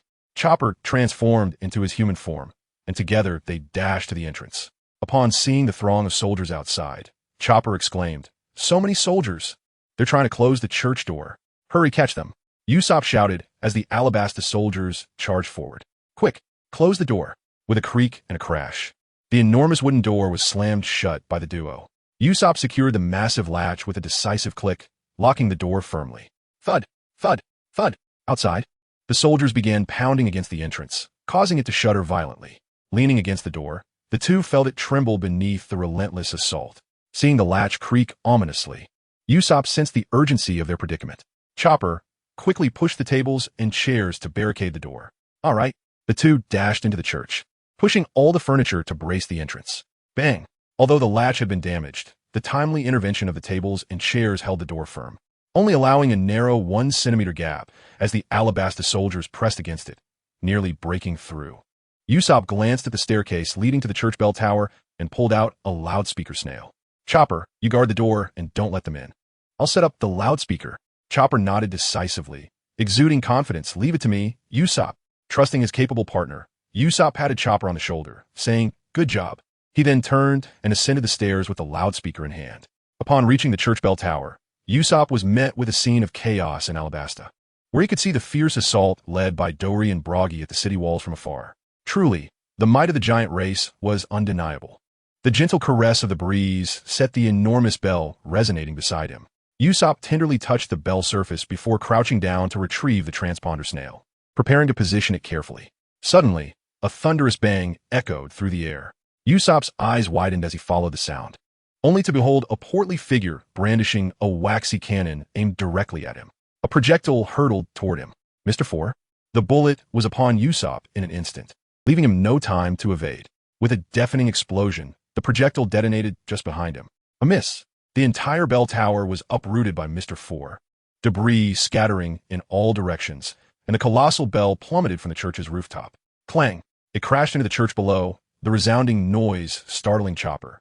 Chopper looked up at the rooftop, his face etched with concern, and shouted, "Usopp, are you all right?" Just then, the ground began to bulge slightly, resembling the entrance of a mole's burrow, the upheaval reaching from outside the main door into the church. Chopper paused, bewildered. "What is this?" Suddenly, a short, plump woman with red hair emerged from the earth, cursing, "You big oaf, there's no way you could keep me out." This was Miss Merry Christmas, as described by Urian. Her appearance and fruit abilities matched perfectly. Is indeed Merry Christmas. Chapter 59. Urian the Great Deceiver. Among Crocodile's subordinates, the duo of Mr. For and Merry Christmas was quite formidable. However, if they were to be confronted separately, anyone could easily defeat them. Chopper recalled Urian's explanations during the battle meeting. The Merry Christmas before him was indeed a singular entity. Her partner must be outside, engaged in a battle with Usopp. Chopper fixed his gaze on Merry Christmas, bolstering his resolve. If it's just one of them, then I can surely handle her. What are you thinking, pig? Merry Christmas charged toward Chopper, her massive claws swiping menacingly. Chopper's eyes widened. Here she comes. In an instant, he transformed into his reindeer form, propelling himself into the air with a powerful leap, skillfully maneuvering along the walls to evade her attack. However, we glanced down at Merry Christmas. He was stunned to see her claws demolish the entire church door with a single strike. Chopper was taken aback. He and Usopp could easily stack the church's benches and other substantial objects at the entrance, making them nearly indestructible. How could Merry Christmas obliterate it in one blow? Such immense power, coupled with her ability to burrow swiftly underground, surely she could not be dealt with so easily by just one person. Urian, you deceitful scoundrel. Chopper's heart sank as he realized the peril he was in. A single swipe from this creature's claws would undoubtedly leave him severely wounded. The ground trembled as the church crumbled, smoke swirling in the air, and the soldiers of Alabastus surged forth, weapons drawn, shouting, "That person is over there, hurry!" Amidst this chaos, Chopper's alarm was interrupted by Usopp's voice from above, shouting, "Ultimate move, Gunpowder Star," with a flurry of explosions. Usopp's barrage of cannonballs erupted among the advancing Alabastus soldiers, sending them sprawling to the ground in a matter of moments. Usopp is incredible, Chopper mused. Usopp wiped his nose and boasted, "Of course." Suddenly, an explosion rocked the wall beside Usopp, sending him tumbling from the rooftop. "Oh no, I'm going to die," Usopp cried. Seeing his friend plummet from such a height, Chopper sprang into action, shouting, "For reinforcement." His body transformed into a large, fluffy ball, and with a soft thud, Usopp landed safely on Chopper's back, unharmed. "Usopp, are you all right?" Chopper asked. Usopp, feeling the fur beneath him, sat up, still shaken. "I almost met my end there." "Thank goodness for you, Chopper." At that moment, the wall beside the church exploded, and Mr. Four, accompanied by his canine companion, made his entrance. "Christmas," shouted Mr. Four, clearly displeased. "You're far too slow, pig." Usopp gasped, "This is bad. Mr. Four and Christmas are together." Julian said, "Trouble arises when they unite." Chopper rolled his eyes, recalling how close he had come to being deceived by Julian. Yet, Julian was innocent in this regard. He genuinely believed that if they fought separately, Chopper and Usopp could easily triumph over them, considering the duo's lack of intelligence. However, Chopper understood the genuine danger posed by Mr. Four and Christmas when they worked in tandem. Just then, Christmas executed a perfect flip and vanished underground. In the next instant, Mr. Four and his dog followed suit. Usopp and Chopper exclaimed, "Here it comes!" The molehole combination punch that Julian mentioned. Suddenly, a dog emerged from one of the holes, dripping with snot, and aimed a sneeze towards the two, launching a baseball their way. "Chopper move," Usopp shouted, pushing them apart just in time as the baseball soared between them. However, the anticipated explosion did not follow, and they quickly realized Mr. Four's baseball strike. As I turned my head, I beheld Mr. Four emerging from a cavern, brandishing a baseball bat. With a resounding crack, he sent the baseball hurtling back. This was dire. Mr. Four had set his sights on Usopp, who was suspended in midair, utterly defenseless. "Usopp!" Chopper cried out in alarm. As his hooves struck the ground, he propelled himself in the opposite direction, colliding with Usopp. Thud! Chopper struck Usopp's abdomen forcefully, sending him sprawling aside. Boom! The baseball soared past, erupting in an explosion behind the two. "Merry Christmas!" chuckled the figure. Your baseball was dodged. Swiftly, he lunged forward, closing the distance between them. This was bad. First strengthening. Chopper transformed into a fluffy sphere, positioning himself protectively in front of Usopp. Splatter! Blood sprayed as Chopper was sent flying by the figure. "Chopper!" Usopp exclaimed in shock. Yet, in the face of the looming threat, he had no choice but to rise and distance himself from her. Observing Usopp's retreat, she taunted, "Pig, that long-nosed creature is all yours." Suddenly, from a nearby molehill, Mr. Four sprang forth, swinging his bat with tremendous force, landing a heavy blow squarely on Usopp's face. Cough! The impact sent Usopp crashing against the wall. Chopper, now in his adorable form, bore 3 claw marks on his chest, blood streaming from his body. Rushing to Usopp's side, he called out, "Usopp!" With his nose bruised, eyes rolling back, and blood spilling from his mouth, Usopp struggled to rise. Usopp, are you all right?" He stammered. Cough, cough. Usopp gasped. I feel like I'm falling apart. Does that sound okay to you? Gathering his breath, Usopp continued. Chopper, lean in. I have a plan. Observing the two whispering conspiratorially, the figure glared in dissatisfaction. You two pigs, perish. With that, she lunged from the ground. Usopp's eyes widened in alarm. Here she comes. Chopper. Understood. Flower Star. Boom. A cloud of smoke erupted, instantly obscuring the vision of both the figure and Mr. Four. Damn it, I can't see. Chopper grasped Usopp by his legs and hurled him with great force, sending Usopp soaring towards Mr. Four. With a sudden whoosh, Usopp emerged from the flower, donning goggles and wielding an enormous hammer inscribed with 5T, charging directly at the sluggish Mr. Four. Christmas exclaimed in disbelief, impossible. A sanctuaire. Is that fellow a monster? Usopp shouted back, I am the brave sea warrior. Usopp, foolish Mr. Four, taste my 5-ton hammer strike. With a resounding thud, Usopp brought the hammer down upon Mr. Four's head, plunging the scene into an eerie silence. Christmas felt a chill run down his spine. He's done for. Mr. Four has been struck by a 5-ton hammer. What now? Escape? What should I do? The atmosphere was unusually still, and Mr. Four stood dazed, scratching his head and blinking. He muttered, I just got hit by a 5-ton hammer. But it doesn't hurt. What? You're lying. Christmas panicked internally, pondering if Mr. Four had been rendered foolish by the blow. Suddenly, a precarious stone from the ceiling fell, crashing directly onto Usopp's 5-ton hammer, shattering the paper construction with a resounding clap. Staring at the remnants of his hammer, reduced to mere wood and paper, Usopp lamented, seriously? My luck is this terrible? I could be hit by a falling rock. Upon seeing the broken paper hammer, Christmas realized he had been toyed with. That bastard. He prepared to charge at Usopp. However, Chopper's voice broke through. Christmas, look over here. That fellow's companion. Christmas quickly turned to see Chopper, now in his human form, brandishing the dog gun. No, not the one from the comic, but the dog gun nonetheless. Chopper aimed the weapon at Christmas, holding a feather from a Karoo duck, scratching the chin of the gun. Christmas's eyes widened in alarm. Not good. That guy used his long nose to distract me and snatched the dog gun. With a mighty sneeze, Chopper scratched the feather against the gun's trigger point. And with a resounding achoo, a baseball was launched straight at Christmas. The speed of the hefty ball was something Christmas could not evade. Boom! It struck him squarely in the face, sending Christmas crashing to the ground. Usopp cheered, well done, Chopper. Immediately, Usopp turned to the clumsy Mr. Four, who, without warning, produced a massive hammer from seemingly nowhere. With an impressive leap, he brought it down with tremendous force. Since a 5-ton hammer isn't particularly delectable, why don't you sample this 30-kilogram hammer instead? Bang! With a single strike, even a brute like Mr. Four was rendered unconscious on the ground. Usopp and Chopper triumphed over Christmas and Mr. Four. Chopper hurriedly approached Usopp, eager to assess his injuries. Usopp, are you all right? After the battle concluded, Usopp immediately relaxed. How could I possibly be fine? I'm dying. Ouch. Be gentle. Easy now, Chopper. In an instant, Chopper had wrapped Usopp like a mummy, and with the bundled Usopp leaning on Chopper for support, they staggered over to the fallen hound, Lasso. Gazing down at the creature that had lost its master, Usopp murmured, Urien mentioned this fellow is called Lasso. If possible, I hope to arm myself with some weapons dropped by my enemies. This counts as a drop, right?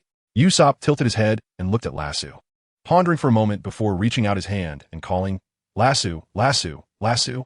The bewildered hound, Lasso, heard its name being called and cautiously leaned forward towards the outstretched hand. A gentle stroke on the head, an undeniable technique of humans towards pets, was successful. Usopp's heart leaped with joy as he patted Lasso's head, beaming. Ha, Lasso, you will henceforth accompany me, the great Usopp. The raucous laughter tugged at his wounds, prompting Usopp to cry out in pain. At that moment, Chopper remarked, Lasso is saying, is there something to eat? I'm a bit hungry. Huh. Chopper, can you understand what it's saying? Chopper replied, I can comprehend animal speech. This creature is likely classified as an animal. Chapter 60. Usopp the Great Deceiver. The city of Alabasta was in utter chaos, teeming with soldiers and panicked civilians. Occasionally, one could see pairs of Alabasta soldiers pouring something into the wells or waterways. Nami observed the scene before her, perplexed. What is that substance? Karina, stroking her chin, echoed her confusion. I don't know, but it's evidently not something good. Could it be poison? Standing at the edge of the street, Nami and Karina whispered amongst themselves, watching the tumultuous Alabasta. Now is the perfect opportunity for us to acquire the dancing powder. Two women gazed at a warehouse ahead, guarded by two soldiers from Alabasta. Nami extracted a map from her bosom, unfolded it, and pointed at a red dot. After surveying the nearby structures, she confidently declared, "Little Fox, this is the place. Shall you confront the soldiers at the entrance, or shall I?"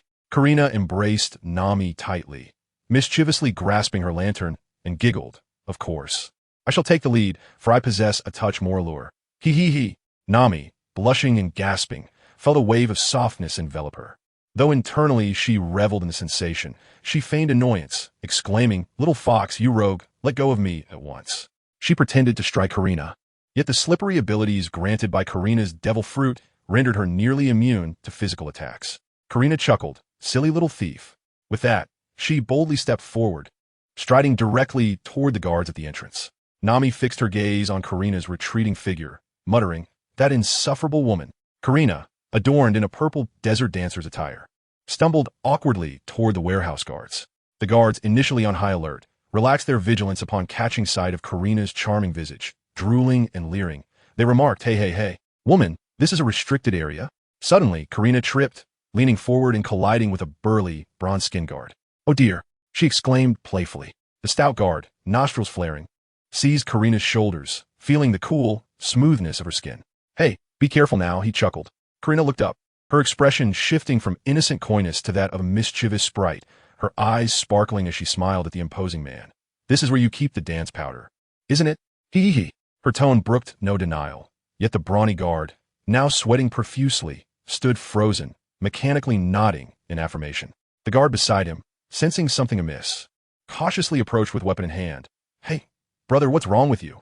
In a swift motion, Karina turned and pressed her dagger against the throat of the approaching guard, grinning. "Oh, nothing much. He was merely engaging in friendly conversation with this lovely lady. Would you like to join him in that regard?" Hee hee hee. The guard, feeling the blade at his throat, dared not move. His eyes darted to Karina's other hand, which held another dagger poised against the burly guard's abdomen, its tip piercing his skin slightly. The guard swallowed hard, shaking his head fervently, fear evident in his voice. "No, no, no, no. There's no need to delve any deeper." Karina glanced over at Nami and chuckled mischievously. "Little thief cat, it's done." Nami pouted and hurried over. The two managed to extract the precise layout of the warehouse from the guards, and after a brief discussion, each took control of a guard, commanding, "Open the door and let us in." The two subdued guards promptly opened the large doors of the warehouse for them, and the four entered in a single file. Bang! Once inside, they swiftly shut the door behind them. The interior was brilliantly illuminated, revealing shelves meticulously stacked with crates of dance powder. Each shelf rose to nearly the height of the Going Merry, prompting Nami and Karina to exclaim in astonishment, "My goodness, Crocodile has amassed this much dance powder." Nami was acutely aware of the powder's potency. If unleashed in its entirety, it could conjure an unprecedented storm not only over the entire Alabasta, but also in the surrounding seas.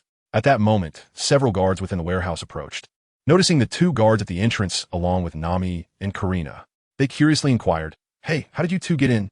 Why is the door closed? Who are these women?" Nami and Karina exchanged glances, each understanding the unspoken message in the other's eyes. Action. Karina swiftly delivered a precise strike to the guard's neck, rendering him unconscious. Nami, too, extracted 3 metallic rods from her deep V-neck and, with a resounding clang, combined them into one. With a swift motion, she struck the guard before her on the head, knocking him out cold. Chaos erupted among the remaining guards in the warehouse. Intruders. Enemy attack. Enemy attack. An alarm blared throughout the facility. Nami and Karina, with a swift rip, tore openings in their skirts for ease of movement, revealing their long, fair legs. Gripping the metal rods firmly, Nami declared, "Little Fox, the competition begins." Karina chuckled, "You're no match for me." Hee hee hee. On the ship Julian, 2 pairs of comedic adversaries emerged, Sanji and Zoro, alongside Nami and Karina. As Karina activated her slippery fruit powers, her body became incredibly slick. The guards in the warehouse, armed and ready to strike, found their attacks futile as Karina, akin to a slippery eel, effortlessly evaded their thrusts. With a sudden glide, she maneuvered beside a guard, deftly incapacitating his hand with a swift strike, rendering him unable to hold his weapon. Such formidable prowess attracted even more adversaries to her. Yet Karina merely smiled playfully, placing a finger to her lips. "Careful, I'm a user of the slippery fruit. You might just slip and fall." With that, she blew across the ground, transforming it into a treacherous surface. The oncoming enemies lost their footing, tumbling to the ground in a chaotic heap. Like a graceful ice skater, Karina glided effortlessly among the fallen guards, hands behind her back, eyes closed, humming a cheerful tune. Meanwhile, Nami confidently wielded the new weapon Usopp had given her, the Climatact. As guards charged toward her, she swiftly disassembled the Climatact into 3 segments, forming a triangle, and declared with seriousness, "Behold my new ultimate move. First, sunny day, clear skies. Watch out, that woman is about to unleash something." The guards, sensing Nami's potential, were caught off guard. Suddenly, a flurry of doves burst forth from the Climatact, leaving Nami embarrassed as she slammed the weapon down, exclaiming, "Usopp, you've betrayed me." The nearby guards shouted in frustration, "Damn it, you've been tricked by this magician. Charge! Take her down." Nami, still unfamiliar with her new weapon, quickly retrieved the Climatact while rummaging through her attire for the instruction manual. "Oh, so that's how it works?" she muttered, piecing together the instructions. With a decisive stop, Nami clicked the Climatact into an L shape, aiming it at the approaching guards, and proclaimed, "Now I understand. Cloudy weather." The guards, in a panic, attempted a halt, only to collide with one another, tumbling into a heap. Suddenly, a burst of flowers shot forth from the Climatact. Ugh! Nami felt a wave of nausea, tossing the Climatact to the ground. "I can't believe I trusted you. You deceitful, long-nosed trickster. Cursed be it. Once again, I have been outwitted by that sorceress. Brothers, onward." Nami seized the weather stick, her eyes brimming with tears as she fled in a frenzy, pursued relentlessly by a cadre of enraged guards. "Little Fox, help me," she cried out. "Usopp and Urien are both deceitful scoundrels." Outside the warehouse, Mr. 3 observed the tightly shut door with a furrowed brow. "Is there no one inside the warehouse?" he pondered. Given Mr. 3's relatively sound intellect, he conjectured, this is troubling. There should be guards at the entrance. "It seems Vivi's group has arrived here first." Alarmed, Mr. 3 exclaimed, "This is not good. We cannot allow the dance powder to fall into their hands." Chapter 61. The clever woman Karina let out a deep sigh, one hand resting on her waist while the other wiped her forehead, a triumphant smile gracing her face as she observed the nearly explosive Nami. "Hee, little thieving cat. I have emerged victorious. I dealt with almost all the guards in the warehouse myself." However, Nami, clutching Usopp's weatherstick manual, retorted indignantly, "Look, little fox. At the end of that paragraph in the manual, it states special combat techniques are written on the back. Who on earth writes crucial information on the back of a manual? Is there anyone in this world who would do such a thing? It's infuriating." Nami, seething with rage, thought that had Usopp been nearby, she would have undoubtedly knocked him out without a second thought. Karina stifled a giggle. Who would have thought our little thieving cat could also be deceived? Nami was about to respond further when her expression suddenly shifted. She fell silent, her eyes scanning the surroundings as she lowered her voice. "Little Fox, wait, something feels off." "Huh?" Karina was puzzled by Nami's sense of unease. Nami closed her eyes, seemingly entering a trance-like state. As the navigator of the Urien pirate crew, she was acutely aware of the fluctuations in the surrounding air currents. With her eyes shut, Nami felt the changes in the room's atmosphere. Even the slightest variation did not escape her notice. Her brow furrowed deeply as she suddenly opened her eyes wide, declaring in a hushed tone, "It's wax. There's wax mixed in the air. Wax." Nami extended her hand, grasping at the air, and soon, 2 fingers rubbed together, revealing a small collection of white particles at her fingertips. Leaning closer to Karina, her expression darkened. She warned, "Wax." Karina gasped sharply, but Nami quickly covered her mouth and nose, admonishing, "Be careful not to inhale the wax into your lungs." As she spoke, she donned her veil, and seeing this, Karina also put on her own. In the realm of wax figures, there was but one individual in Alabasta, Mr. 3, who had previously clashed with the Yulian pirate crew in the small garden, causing both Sanji and Yulian to falter. Karina's expression grew stern. "That Mr. 3, the one with the melt fruit." Nami nodded, speculating, it's likely that his partner, Gold Week, has also arrived. The synergy of these two was nearly invincible. One could plant suggestions in the mind, while the other created illusions. A combination of their powers could swiftly lead the weaker foes to their demise. The 2 women stood back to back, vigilant of their surroundings, when suddenly Karina exclaimed, "Over there!" A shadow appeared not far from Karina, but Nami quickly cautioned, "Wait, little fox, that might just be a wax figure." They restrained their urge to attack, wary of falling into a trap set by Mr. 3 and Gold Week. However, as more wax figures gathered in the warehouse, an ominous feeling began to wash over them. Prolonging this confrontation would only exacerbate their predicament. At that moment, Mr. 3's laughter echoed.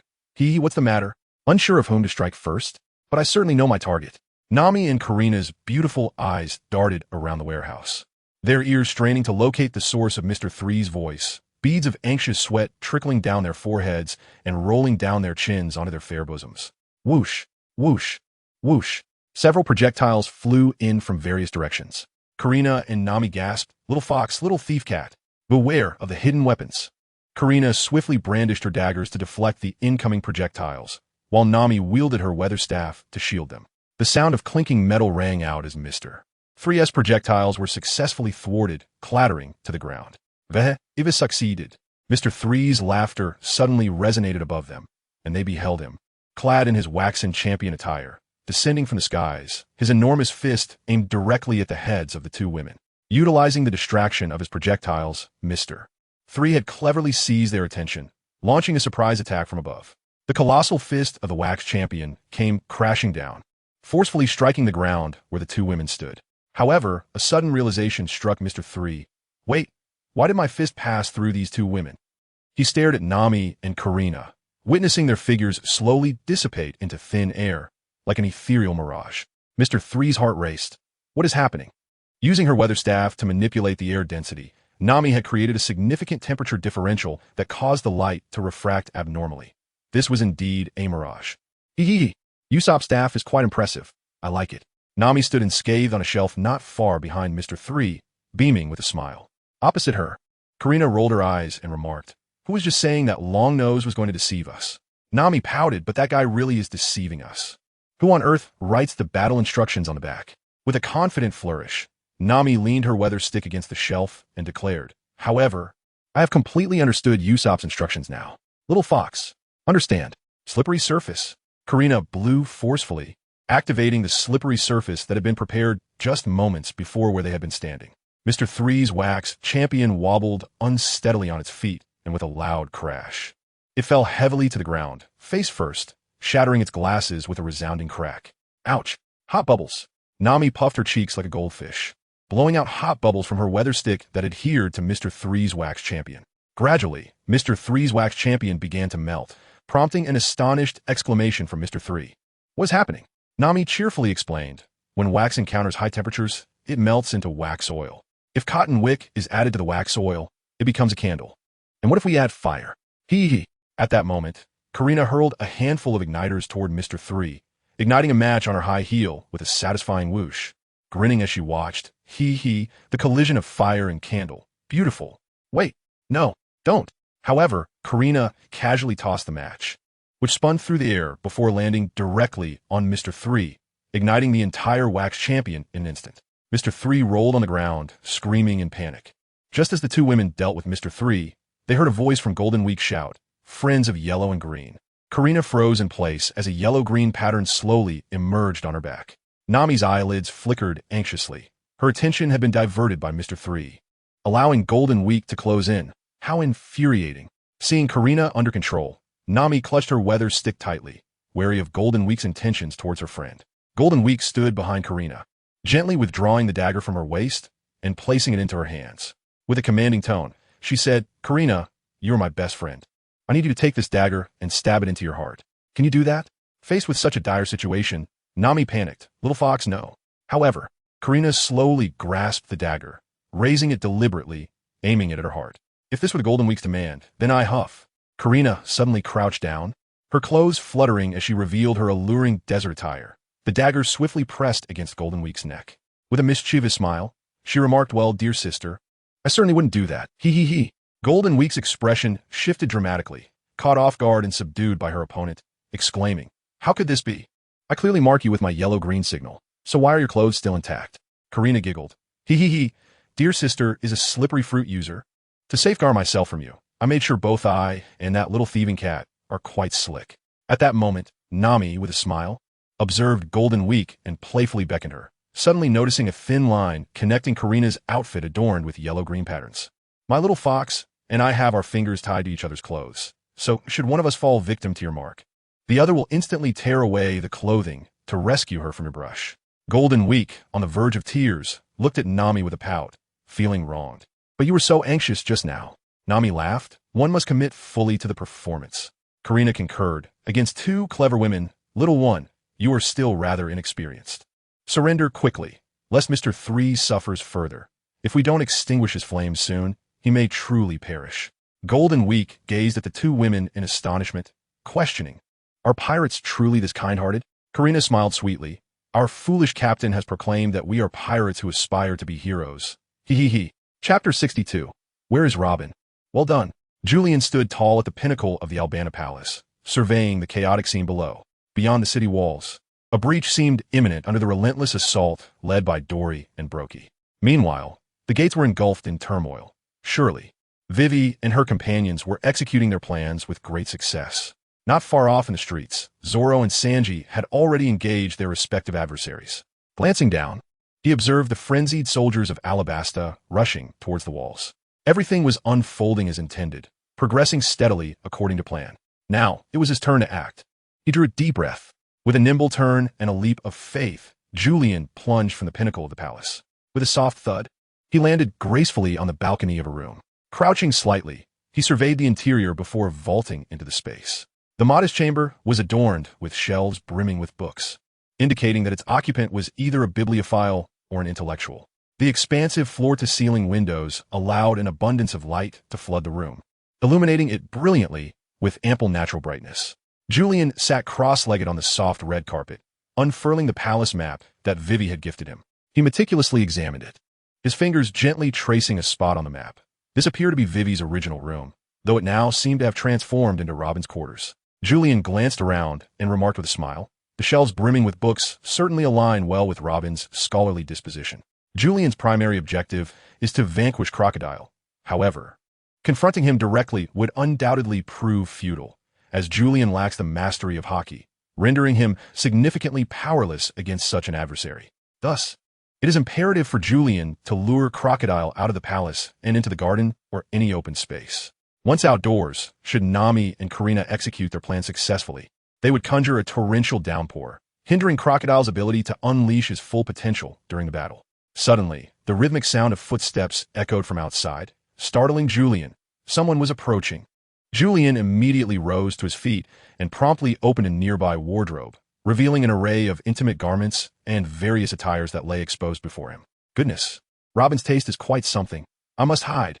With that, Julian slipped into the wardrobe, shutting the door with a soft thud, leaving a barely perceptible crack through which he could discreetly observe the unfolding events outside.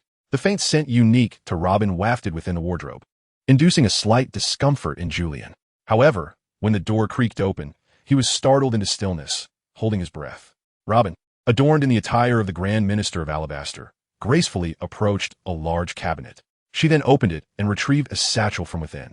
Subsequently, she began to extract several books from the shelves, tossing them into the satchel, followed by a few miscellaneous items from around the room. Finally, with a swift motion, she zipped up the satchel, wiped the beads of perspiration from her forehead, and exhaled deeply. Julian blinked in astonishment. Was Robin about to leave? Where could he possibly be going? Just as Julian pondered Robin's destination, he witnessed Robin unfastening his belt and gradually lowering his trousers. What on earth? How could he change his pants right in front of me? Wait, Robin must not be aware that I am hidden in the wardrobe. After shedding his trousers, Robin proceeded to remove his shirt, carelessly discarding it onto the floor, leaving him clad only in his undergarments. Robin cast a fleeting glance at the grand ministerial attire before retracting his gaze and slowly approaching the wardrobe. Goodness, is Robin truly about to change clothes? Julian's heart raced with disbelief as he watched Robin reach the wardrobe. Extending his fair hand, Robin opened the wardrobe with a creak. But the sight that greeted him left him momentarily stunned. There stood Julian, obediently hidden within the confines of the wardrobe, adorned with a pale purple bra. Beads of sweat glistening on his forehead as he awkwardly extended a hand in greeting. It's been a while. A flush crept across Robin's cheeks as realization dawned upon him. Julian. In the blink of an eye, Julian sprang from the wardrobe, swiftly toppling Robin to the ground. He positioned himself atop her smooth abdomen, pinning her down, while one hand covered her mouth, urging her to remain silent. To his astonishment, Robin had never anticipated Julian's sudden appearance in her room. However, with a swift motion, she crossed her arms, and from the floor emerged several pale hands that seized Julian's arm with a firm grip. This is not good. Julian had no intention of harming Robin. After all, she was a crew member chosen by him. In a moment of carelessness, he failed to restrain Robin's hands, and in the blink of an eye, she had seized him. This was quite troublesome. Julian's hands were firmly grasped by Robin, whose cheeks flushed with a rosy hue, eyes intensely fixed upon Julian, brows furrowed in disbelief. How could you be here? Bare and unadorned, Robin dared not raise his voice, clinging tightly to Julian, who, in turn, wished to avoid a stalemate. The street below the balcony was filled with a cacophony of voices. With an expression of regret, Julian said, I apologize for hurting you. With a sudden burst of energy, he activated the electromagnetic propulsion, his feet crackling with arcs of electricity as he propelled himself away from Robin's grasp. The abrupt release sent a sharp pain through Robin's hands, and as he glanced around, he saw Julian had already dashed through the door. In a flurry, Robin wrapped himself in a nearby sheer bedsheet and rushed to the doorway, cradling his aching arms, watching as Julian's silhouette vanished down the corridor. Julian let out a sigh of relief. He had no desire to engage in battle with Robin. He once again examined the map. If he proceeded down this corridor, he would enter the palace, where Crocodile should be located. However, Julian suddenly burst out of Robin's chamber, striding purposefully down the corridor, inevitably attracting the attention of the palace guards. Intruder! Intruder! The guards rushed forward, weapons in hand, swiftly blocking the corridor ahead of Julian. There were indeed a great many of them. Julian casually seized a flower towering over him by the corridor and hurled it forcefully towards the guard opposite. Electromagnetic cannon. The flower soared like a projectile, striking the guard ahead and sending him sprawling. Julian snapped his fingers. Done. Before us stands a grand entrance to the palace. Electromagnetic cannon. Julian produced a coin and, with a resounding bang, hurled it towards the door. In the next moment, the door was obliterated with a thunderous explosion. Julian leapt forward and burst into the palace, where he beheld Crocodile seated upon the throne, holding some documents. Slowly, he raised his gaze towards Julian and, with an impassive expression, remarked, So, it's you, the smiling face Julian? The young lad whom Vivi summoned for assistance? Julian grinned widely. Ah, you recognize me, do you? Hee. Electromagnetic cannon. With a swift motion, he propelled a coin towards Crocodile, the projectile crackling with arcs of electricity, swiftly creating a gaping hole in Crocodile's head. Countless grains of sand swirled within the cavity, only to coalesce once more, restoring Crocodile's head to its former state. At that moment, Crocodile rose from his throne, fixating his gaze on Julian and uttered futile effort. Julian, do you truly believe a newcomer with a bounty of 40 million can defeat one of the 7 warlords? You underestimate the situation, rookie. With that, Crocodile leaped, his lower body transforming into a cascade of sand as he charged directly at Julian. Julian chuckled. Gotcha. Chapter 63. The trap. Julian turned and fled, leaving Crocodile momentarily stunned, who then scoffed. Did you not claim you would defeat me? Why have you chosen to run? Julian turned his head and casually fired a shot from his electromagnetic cannon. However, it bore no fruit. He chuckled and remarked, Defeating you requires finesse. I am not reckless. Let's take our time. Observing that Julian could not inflict harm upon him, yet continued to boast, Crocodile's temper flared slightly. Desert Blade. A blade of sand swiftly rose from the corridor, hurtling toward Julian with astonishing speed. Julian exclaimed, Goodness, can this technique be employed within the building as well? With a swift flick of his phone, he gently tapped the ground with the tip of his right foot, causing his entire body to pivot to the left with a series of sharp movements, while Crocodile's sand blade narrowly grazed Julian's side, almost striking him. With a stumble, Julian lost his balance, rolling several times on the ground before rising once more to continue his flight. That was close, he gasped. At that moment, Crocodile abruptly swung his left hand, transforming his arm into a cascade of granules that surged towards Julian. The poisonous hook attached to the sand appeared akin to a venomous serpent, hissing ominously as it writhed and advanced. Julian flashed a grin, saying, Though I cannot strike at your body, I shall gladly accept your hook. Julian turned around abruptly, his feet striking the ground with a sudden force, causing his entire body to be propelled backward with a resounding crash. In a fleeting moment, Julian produced a single belly coin, with arcs of electricity dancing in his hand, aiming directly at Crocodile's hook. With a resonant click of his thumb, he propelled the entire coin forward. An electromagnetic cannon. The ionization granted the coin an extraordinary initial velocity, while fire ions were ingeniously affixed to its surface by Julian. A flash of red light, crackling with electricity, shot forth from his hand, striking Crocodile's hook with a resounding clang, sending it soaring. The hook, along with the surrounding gravel, crashed to the ground with a thunderous noise. What a thrill, Julian chuckled, reveling in the excitement. A minute crack appeared on the fallen hook, yet it continued to widen, eventually encompassing the entire structure. With a distinct chime, Crocodile's left hook shattered into fragments. Crocodile could scarcely believe it. His hook was forged from a special metal. What kind of tremendous force was required to achieve such destruction? His gaze fixated on Julian, and a seething rage ignited within him at the thought of his shattered weapon. Rising to his feet, he launched a ferocious counterattack, with spikes of gravel hurling past Julian in a relentless barrage. Julian exclaimed that this was not good. Such an action was never mentioned in the original text. Julian found himself compelled to divert his attention to evade the assaults of Crocodile behind him. Several times, due to his delayed reactions, his skin was pierced by Crocodile's sand spikes. What should have been a short corridor now appeared interminably long in Julian's perception, as he fervently thought to himself, I must lure Crocodile away swiftly. Soft net. Just then, a woman's voice suddenly resonated from ahead of Julian. Julian turned his head and was taken aback to find Robin clad in casual attire, arms crossed, standing before him. Robin, countless pale arms emerged from the ground, swiftly weaving into a colossal, moving net that obstructed the entire corridor. This is not good. Julian's speed was astonishing. Caught off guard, he collided directly with Robin's massive net. The immense force of the impact left Robin somewhat disoriented, causing him to stagger back a couple of steps before regaining his composure. As Julian crashed into the thick webbing, Robin effectively obstructed his path. At that moment, a vast opening appeared in the corridor, revealing a shadowy abyss below. Urian was momentarily taken aback. A trap? However, a hand unexpectedly emerged from the wall, and with a sharp sound, it promptly sent Urian tumbling into the gaping pit below. Thud!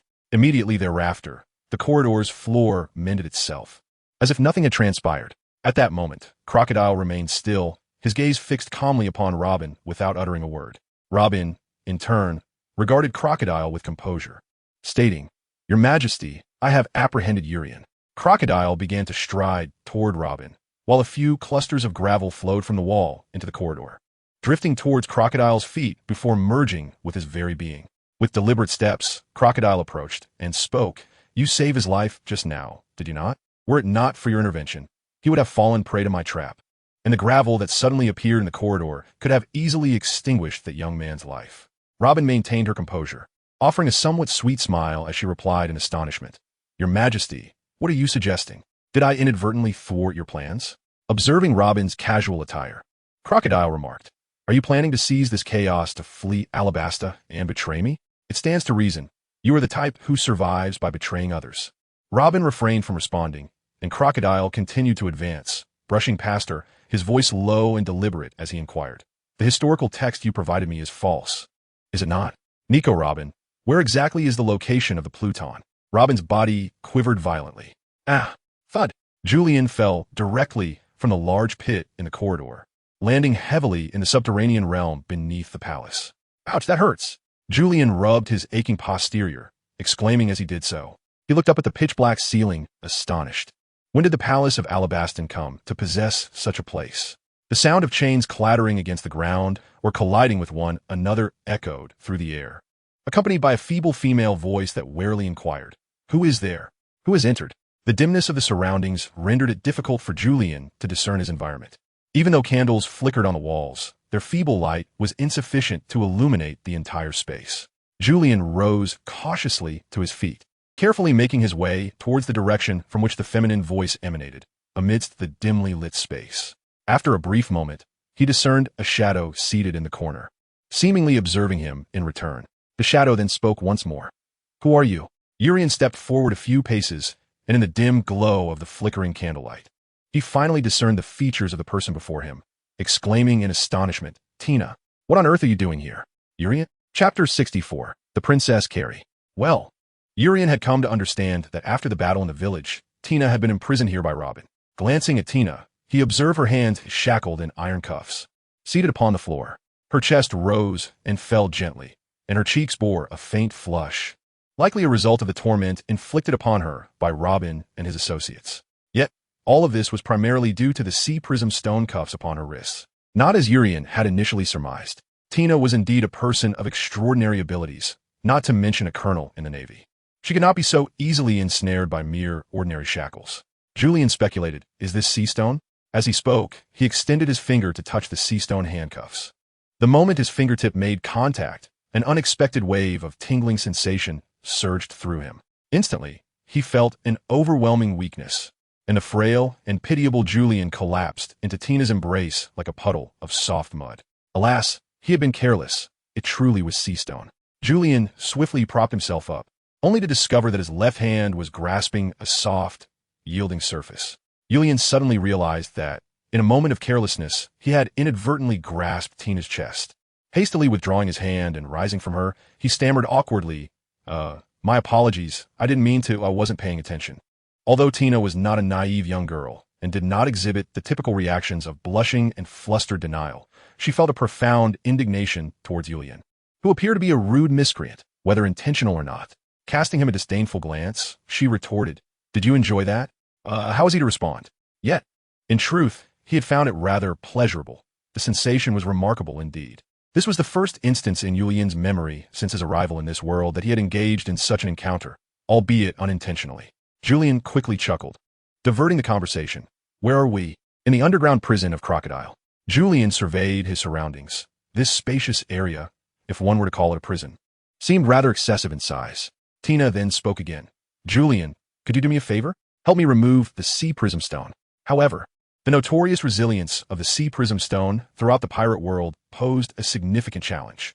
Moreover, the moment he came into contact with it, Julian would feel a debilitating weakness. How could he possibly free her from the shackles of the sea prism stone? The mere thought of such a task was absurd. Tina had little faith in Julian's ability to assist her, especially recalling how he had unexpectedly collapsed into her arms upon encountering the stone. It was a troublesome situation. As she fished a cigarette out from her coat, clearly, the craving had struck. Yet, her final remark to bother alleviated some of the tension between the opposing identities of pirate and navy. Julian cautiously extended his hand, rummaging through Tina's military coat pocket for a moment before extracting a pack of cigarettes. He lit one for her and offered it to her lips.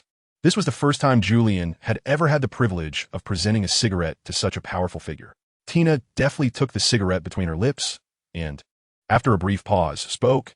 "Tina possesses a means of escape, but you must execute it entirely." "Really?" Julian inquired, intrigued. Tina raised her hands, revealing the sea stone shackles adorning her wrists. "You cannot expect me, bound by these sea stone restraints and struggling to walk, to carry out this plan, can you?" "Well, that is a valid point," Julian conceded. At that moment, Tina gestured towards the area behind him. "I was brought in from there. You're not restricted by the sea stone. Perhaps you could attempt to break through the door directly." Julian blinked, realizing that in his focus on Tina, he had momentarily overlooked the fact that there must certainly be a door within this prison. Urian eagerly made his way towards the direction indicated by Tina, his left hand conjuring a flame that illuminated the surroundings more brightly. Electromagnetic cannon. A streak of blue light flashed by. Yet the door remained unyielding in the face of Urian's assault, showing no signs of wear or damage. Several bolts of electricity flickered, but the door steadfastly stood its ground. "All right, come back." Tina's voice resonated once more, prompting Urian to return to her side and crouch down. "This door possesses some hidden intricacies." Tina furrowed her brow. "I recall this door is not particularly thick, since it remains intact under your attack. It must be forged from sea stone." Julian was taken aback. Has Crocodile become so affluent as to construct a prison with gates made of sea prism stone? Tina continued, "However, I have another method to escape. Oh, every hour, one of Crocodile's subordinates comes to inspect my condition. At that moment, the main gate will be opened. Therefore, Julian, you only need to deal with those individuals and seize the gate, and we shall be free." "Indeed, that is a splendid plan." Tina turned her wrist to reveal a lady's watch, glancing at the time. "I can keep track of time. There are merely 30 seconds remaining until the next opening." "Goodness." With a swift kick, Julian propelled himself forward, a flash of electric light illuminating his path as he swiftly crouched beside the grand entrance, inwardly cursing the unnecessary theatrics of the situation. Must it be such a spectacle? With only a few minutes to spare? They could have simply instructed me to confront Crocodile's minions directly instead of making me smash the door and complicate matters. Moments later, the heavy door creaked open, allowing a flood of brilliant light to pour in, followed closely by several soldiers from Alabasta. Now was the moment. The soldiers were utterly unprepared, bewildered by the sudden appearance of an additional figure in the prison cell that had contained Tina. This facility, designated for the confinement of high-profile prisoners, had not been communicated to by the Chancellor or His Majesty regarding any new inmate. Most notably, this prisoner bore no shackles or restraints. In an explosive surge, Julian swiftly incapacitated the Alabasta soldiers, seizing control of the entrance with remarkable efficiency. Yulian crouched beside Tina and inquired, "Can you walk?" Tina, slightly struggling, managed to rise to her feet and took a tentative step forward, nearly stumbling to the ground. Although the sea stone handcuffs did not significantly hinder the abilities of those with powers, a person who had not fully acclimated would still find it challenging to move freely.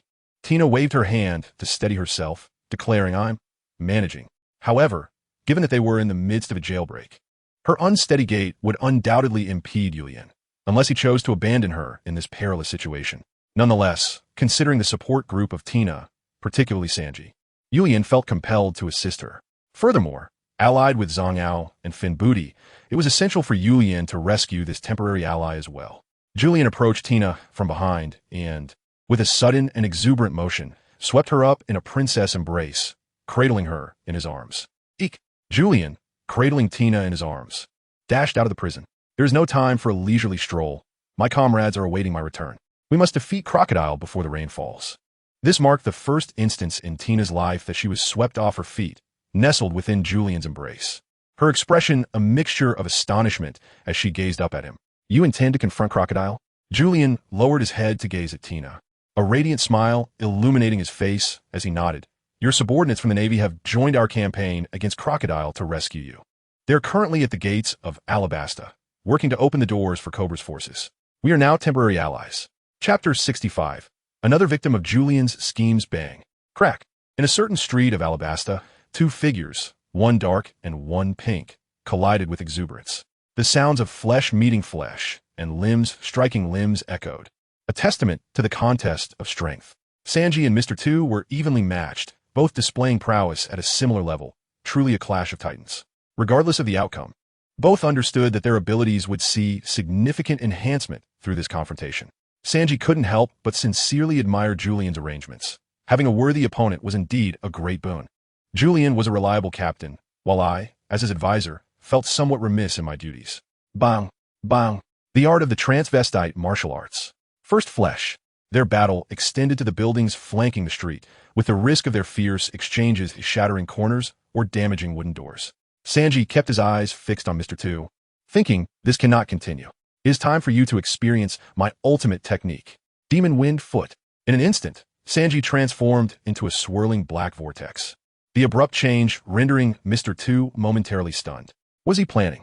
As Sanji spun rapidly, the surrounding debris was swept up by the powerful winds generated by his motion.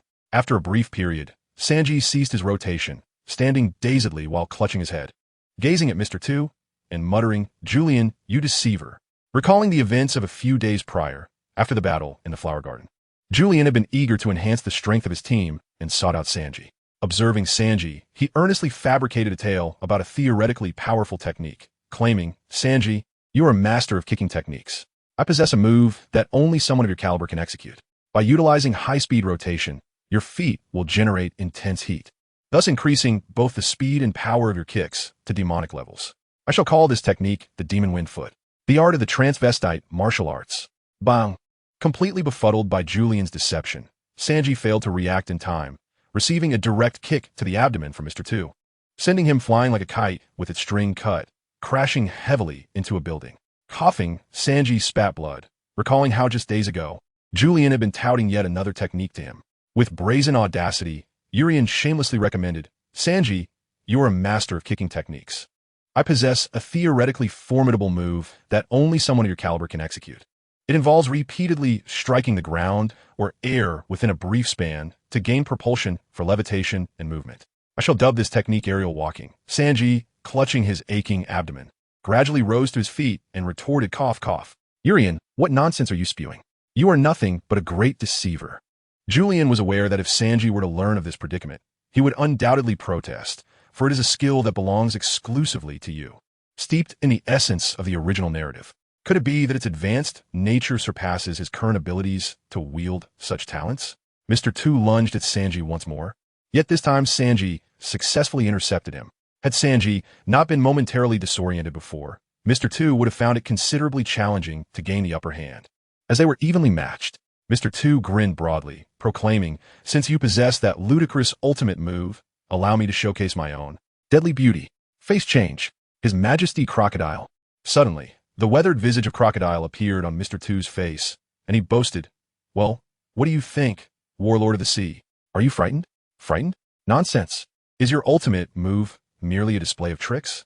Sanji retorted, delivering a powerful kick to Mr. Two's face, sending him tumbling through the air and crashing to the ground. This served as retribution for Mr. Two's earlier strike, while Sanji was momentarily dazed. Mr. Two, now in a disheveled state, crawled on the ground, his right hand brushing against his cheek, and Crocodile's face morphed into that of Miss Valentine. "This is no mere trick. My abilities allow me to infiltrate the enemy ranks." Upon seeing Miss Valentine, Sanji's eyes sparkled with infatuation. Mr. Two then slapped his face again, transforming into Mr. One, causing Sanji's expression to freeze. Next, he changed into Miss Merry Christmas, yet Sanji remained unfazed. Following this, Mr. Two directly mimicked a pair of fingers, and Sanji once again fell into a daze. As Mr. Two transformed into Mr. Three, Sanji's expression returned to its original state. Mr. Two swiftly morphed into Robin, eliciting a distinct change in Sanji's demeanor. This seemingly serious fellow is a pervert. He shows no interest in men or old women, only in beautiful women. Sensing this realization, Mr. Two wore a sly smile. Adopting Robin's form, he approached Sanji and delivered a swift kick, sending him flying. "Success. This fool won't retaliate against me." Having completed his attack, Mr. Two reverted to his original form, while Sanji, rising from the debris, seethed with rage, exclaiming, "How despicable. You transformed into Robin. Just wait until I deal with you." He charged toward Mr. Two, aiming a kick at him. Just as his foot was about to connect, Mr. Two touched his cheek again, transforming into Tina. "Tina." Sanji hastily retracted his foot, narrowly avoiding a kick that could have struck Mr. Two. Yet, in the blink of an eye, Mr. Two reverted to his original form and launched a kick toward Sanji. "Demon Dance." Boom. Sanji was sent flying once more. Cursed be it. Yulian had spoken of Mr. Two's weakness. The moment he attacks, his mimicry would be undone. Now was the time to strike during that fleeting instant. As he observed the approaching Tina, Sanji steadied his heart, encouraging himself. Seize the opportunity. At the moment Mr. Two attacked, Sanji seized the moment. Now, Mr. Two was taken aback. Has the curly brow discovered me? Faced with Sanji's counterattack, Mr. Two immediately halted his assault, morphing back into Tina. "Tina!" Sanji abruptly halted, nearly kicking Mr. Two.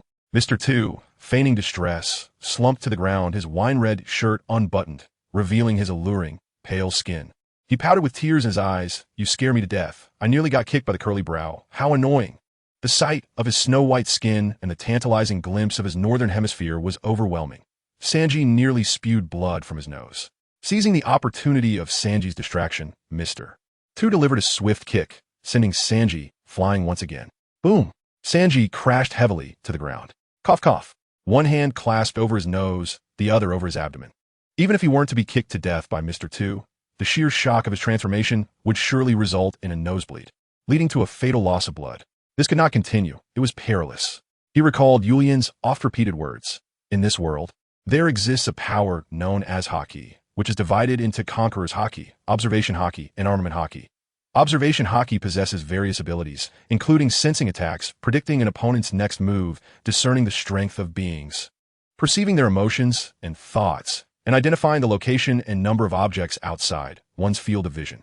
These are the fundamental capabilities of Observation Haki, with range and intensity varying from person to person. Some masters of Observation Haki can even foresee the future. The use of Observation Haki is closely tied to the mind. The user must maintain composure to wield it, as emotional agitation and loss of rationality render it ineffective. After all, as a seasoned fan of the seas, even though the world has undergone monumental changes, Yulian still borrows elements from the original work and encyclopedias. Sanji slowly closed his eyes, calming his mind as best as he could, whispering fervently, "Yulian, you trickster, I shall trust you one last time." To speak of Observation Haki as if it could be activated with a mere blink is, of course, an impossibility. In the enveloping darkness of his closed eyes, Sanji perceived a world devoid of color, rendering even Mr. Two's attacks invisible to him. What Sanji could ascertain was that he was presently incapable of unlocking this so-called Observation Haki. However, the sound of Mr. Two's footsteps and the rush of air generated by his kicks resonated clearly in Sanji's ears. There! Snap! Bang! With a sudden lift of his leg, Sanji adeptly blocked Mr. Two's strike. Mr. Two gasped in astonishment. Impossible. How could you anticipate my attack with your eyes shut? Sanji, smiling with his eyes closed, replied, calm your mind and perceive everything around you through your senses. Sound serves as your warning of an impending assault. With his eyes closed, Sanji remained unperturbed by Mr. 2's impersonation. Tina, you counterfeit. You exert no influence over me. Waist meat, the elegant swan dance. Abdomen meat, the swan spreads its wings against the wind. Upper leg meat, the falling swan dance. Thigh meat, calf meat. The combat between the two reached a crescendo, each delivering kicks and strikes, their bodies marred with wounds. Beef barbecue, bomb swan arabesque. Ultimately, both unleashed their most resplendent attacks, narrowly missing one another, standing back to back on the ground. It was then that Sanji slowly opened his eyes, retrieved a cigarette from his pocket, lit it, and murmured, please refrain from transforming into a beautiful woman in the future. It appears, well, quite discordant and somewhat tarnishes their perfect image in my mind. A cough escaped Mr. 2, the searing pain overwhelming him, causing him to collapse onto the ground. I concede. You curly-browed one. Cough, cough. How can you still have the leisure to discuss such matters? Chapter 66. Breathing in the hierarchy of the Urian pirate crew's deception chain. Who stands at the pinnacle? Chopper, Usopp, and Sanji have all had their fair share of mischief at the hands of Urian during battles. Nami, too, fell victim early on when Usopp's divine manual led her astray with a weather stick. As for Karina, although she was not deceived by anyone, she successfully extracted a devil fruit from Urian's grasp. Unfortunately, in the process of acquiring the fruit, she was ultimately slain by Urian, thus earning him first blood. However, the true master of deception within the Urian pirate crew is undoubtedly not Urian, who has tricked several individuals and claimed Karina's first blood, but rather Zoro. His notorious tendency to get lost often introduces unpredictable variables into their meticulously crafted plans. Fortunately, the overall strength of the Urian pirate crew is not to be underestimated compared to their adversaries, and coupled with a stroke of luck, Zoro's propensity for blunders has been mitigated. Regarding Zoro's confrontation with Mr. 1, Urian found himself unable to offer the same level of guidance as Sanji, who is adept at navigating such situations. After all, Urian knows nothing of swordsmanship. Even with knowledge of the original story's battle progression, Urian could not provide Zoro with any substantial assistance. The only advice he could impart was a solemn reminder. Zoro, this Mr. 1 fellow has consumed the iron-cutting fruit, which means his entire body is made of steel. To defeat him, you must possess the ability to cut through iron. Of course, Urian could not resist later giving Zoro a brief introduction to the concept of haki, similar to what he did with Sanji before retreating, as he himself lacked such abilities. As for Zoro's formidable techniques, even the seasoned fan Urian could not offer guidance. Zoro would have to rely solely on his own intuition. In truth, how could one teach the principles of Azura? Clang! The battle raged on, both sides locked in a fierce struggle. Mr. 1's assault grew increasingly ferocious, while Zoro began to feel the weight of fatigue.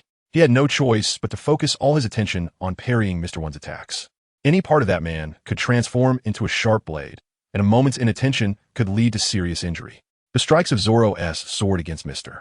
1 produced only the sound of clanging metal, unable to inflict any real damage. The buildings lining the streets had already succumbed to the collateral damage of their fight, crumbling in succession, with walls and stones marred by deep gashes.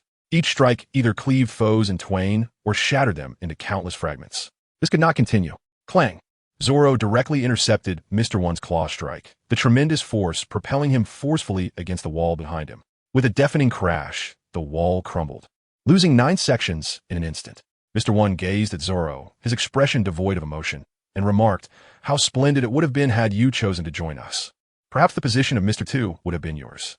With a metallic clash, Zoro summoned strength from his hands and mouth, rebounding from Mr. 1's onslaught and leaping aside. The sword Wado Ikamanji clenched between his teeth. I have stated before, he declared, that if I were to join, the leader of this organization ought to be me. You are courting death. With a resounding clang, the two men collided once more, sparks flying fiercely from their clash.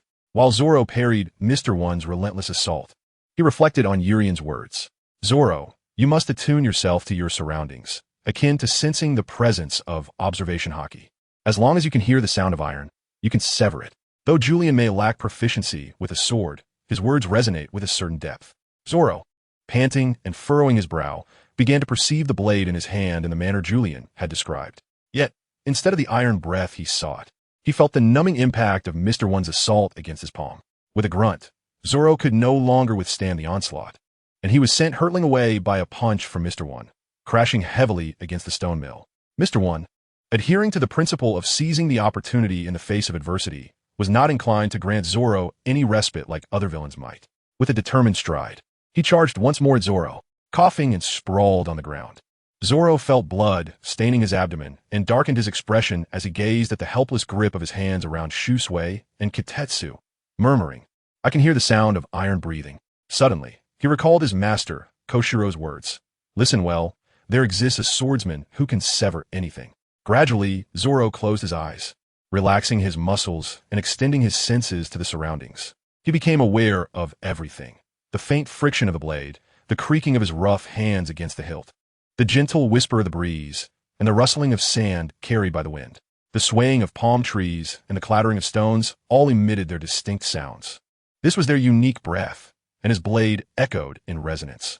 They were alive. In the newfound clarity of the world behind his closed eyelids, Mr. One transformed into a mere moving speaker. "Hey, have you given up on your treatment? If so, allow me to send you off on your final journey." Mr. One advanced swiftly toward Zoro, but Zoro abruptly opened his eyes. With a clang, Shusui and Kitetsu met Mr. One's attack head-on. "Huh? You still possess strength?" With a fierce pull of his arms, Zoro unleashed a tremendous force that propelled Mr. One away.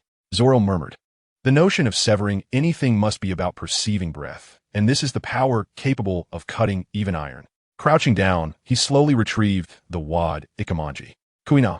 Zoro's gaze fixated on the wad Ikemanji as he softly spoke. "Convey my will to the blade, severing the unbreakable leaves and cleaving the colossal stones." Leaves glided harmlessly past the edge of Zoro's sword, while a mere flick of his blade split a massive rock in two. Mr. One, perplexed by Zoro's actions, charged forward, exclaiming, "Pirate Hunter, have you resigned yourself to fate?" Microscopic slash. However, Zoro firmly gripped the sword Wado Ikemanji, aiming it at Mr. One, and opened his mouth. "One sword style? Aye aye. Lion's song." Clang. With a swift motion, a long cut appeared on Mr. One, and blood gushed forth in a dramatic spray. Zoro slowly sheathed Wado Ikemanji, signifying a pivotal moment with the severing of iron. From the depths of his heart, he expressed his gratitude. "Thank you. I will become even stronger." Chapter 67. The Night Princess beneath a section of the city wall near the gates of Alabasta. Vivi and Miss Doublefinger had been engaged in combat for over 10 minutes. Thorny fingers. The attack from Miss Doublefinger pierced through Vivi's arm, the sound of metal ringing as it embedded itself deeply into the wall behind her. Fortunately, Vivi's current appearance was not that of the frail princess from the original tale. Rather, she had transformed into a night princess, adorned in armor befitting a warrior, influenced by the changes in this world's narrative. The beautiful armor, while retaining some alluring elements, also provided solid protection. It revealed what was necessary while concealing what ought to be covered, striking a balance between aesthetics and functionality. With her hands firmly gripping the knight's sword, Vivi executed a horizontal block, barely deflecting the trajectory of the attack and avoiding a piercing wound to her arm. Nonetheless, her fair skin felt as though it were being scorched by flames, a fiery sensation coursing through her. Yet compared to her original self, Vivi now exhibited greater determination and resilience. Ah! Clang! The knight's sword created a shower of sparks as it scraped against the sharp tips of Miss Doublefinger's attack. And in that moment, Vivi unleashed her full strength, forcefully pushing Miss Doublefinger away.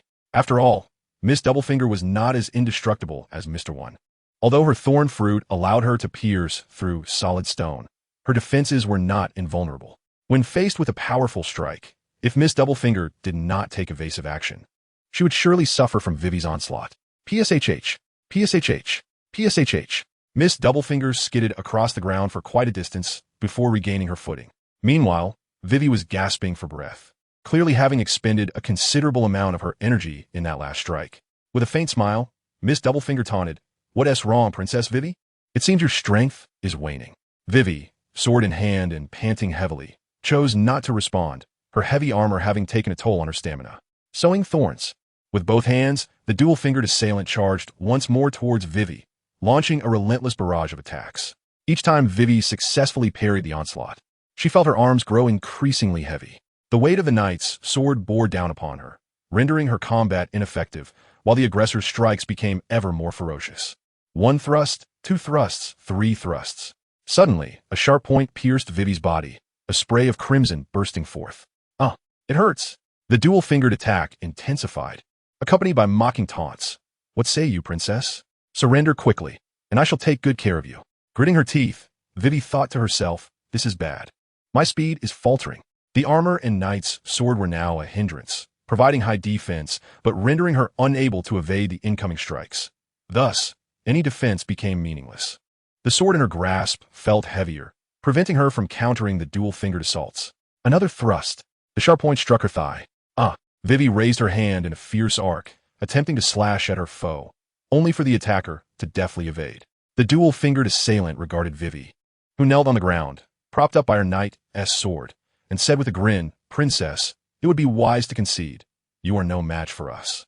At that moment, Vivi grasped her armor, and with a decisive snap, the entire suit clattered to the ground. The breastplate, arm guards, greaves, and gloves scattered about. The dual-fingered foe blinked in surprise.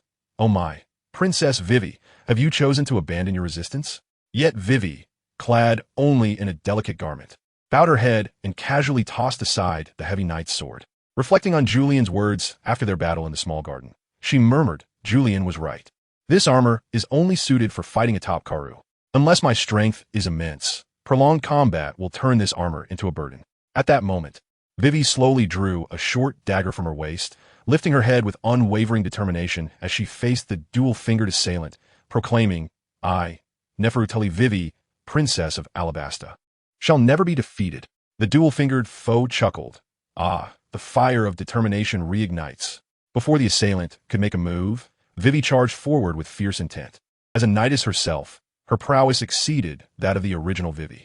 She embodied kindness, gentleness, and resolve, yet possessed an unparalleled bravery, elegance, and tenacity all her own. Clang! Clang! Vivi struck the thorns of the dual-handed beast with her dagger, each blow resonating with determination.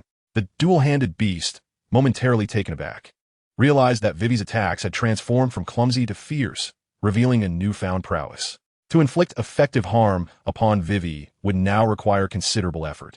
The battle raged on, with neither woman daring to let down her guard. A moment's inattention could lead to ruin in this fierce contest.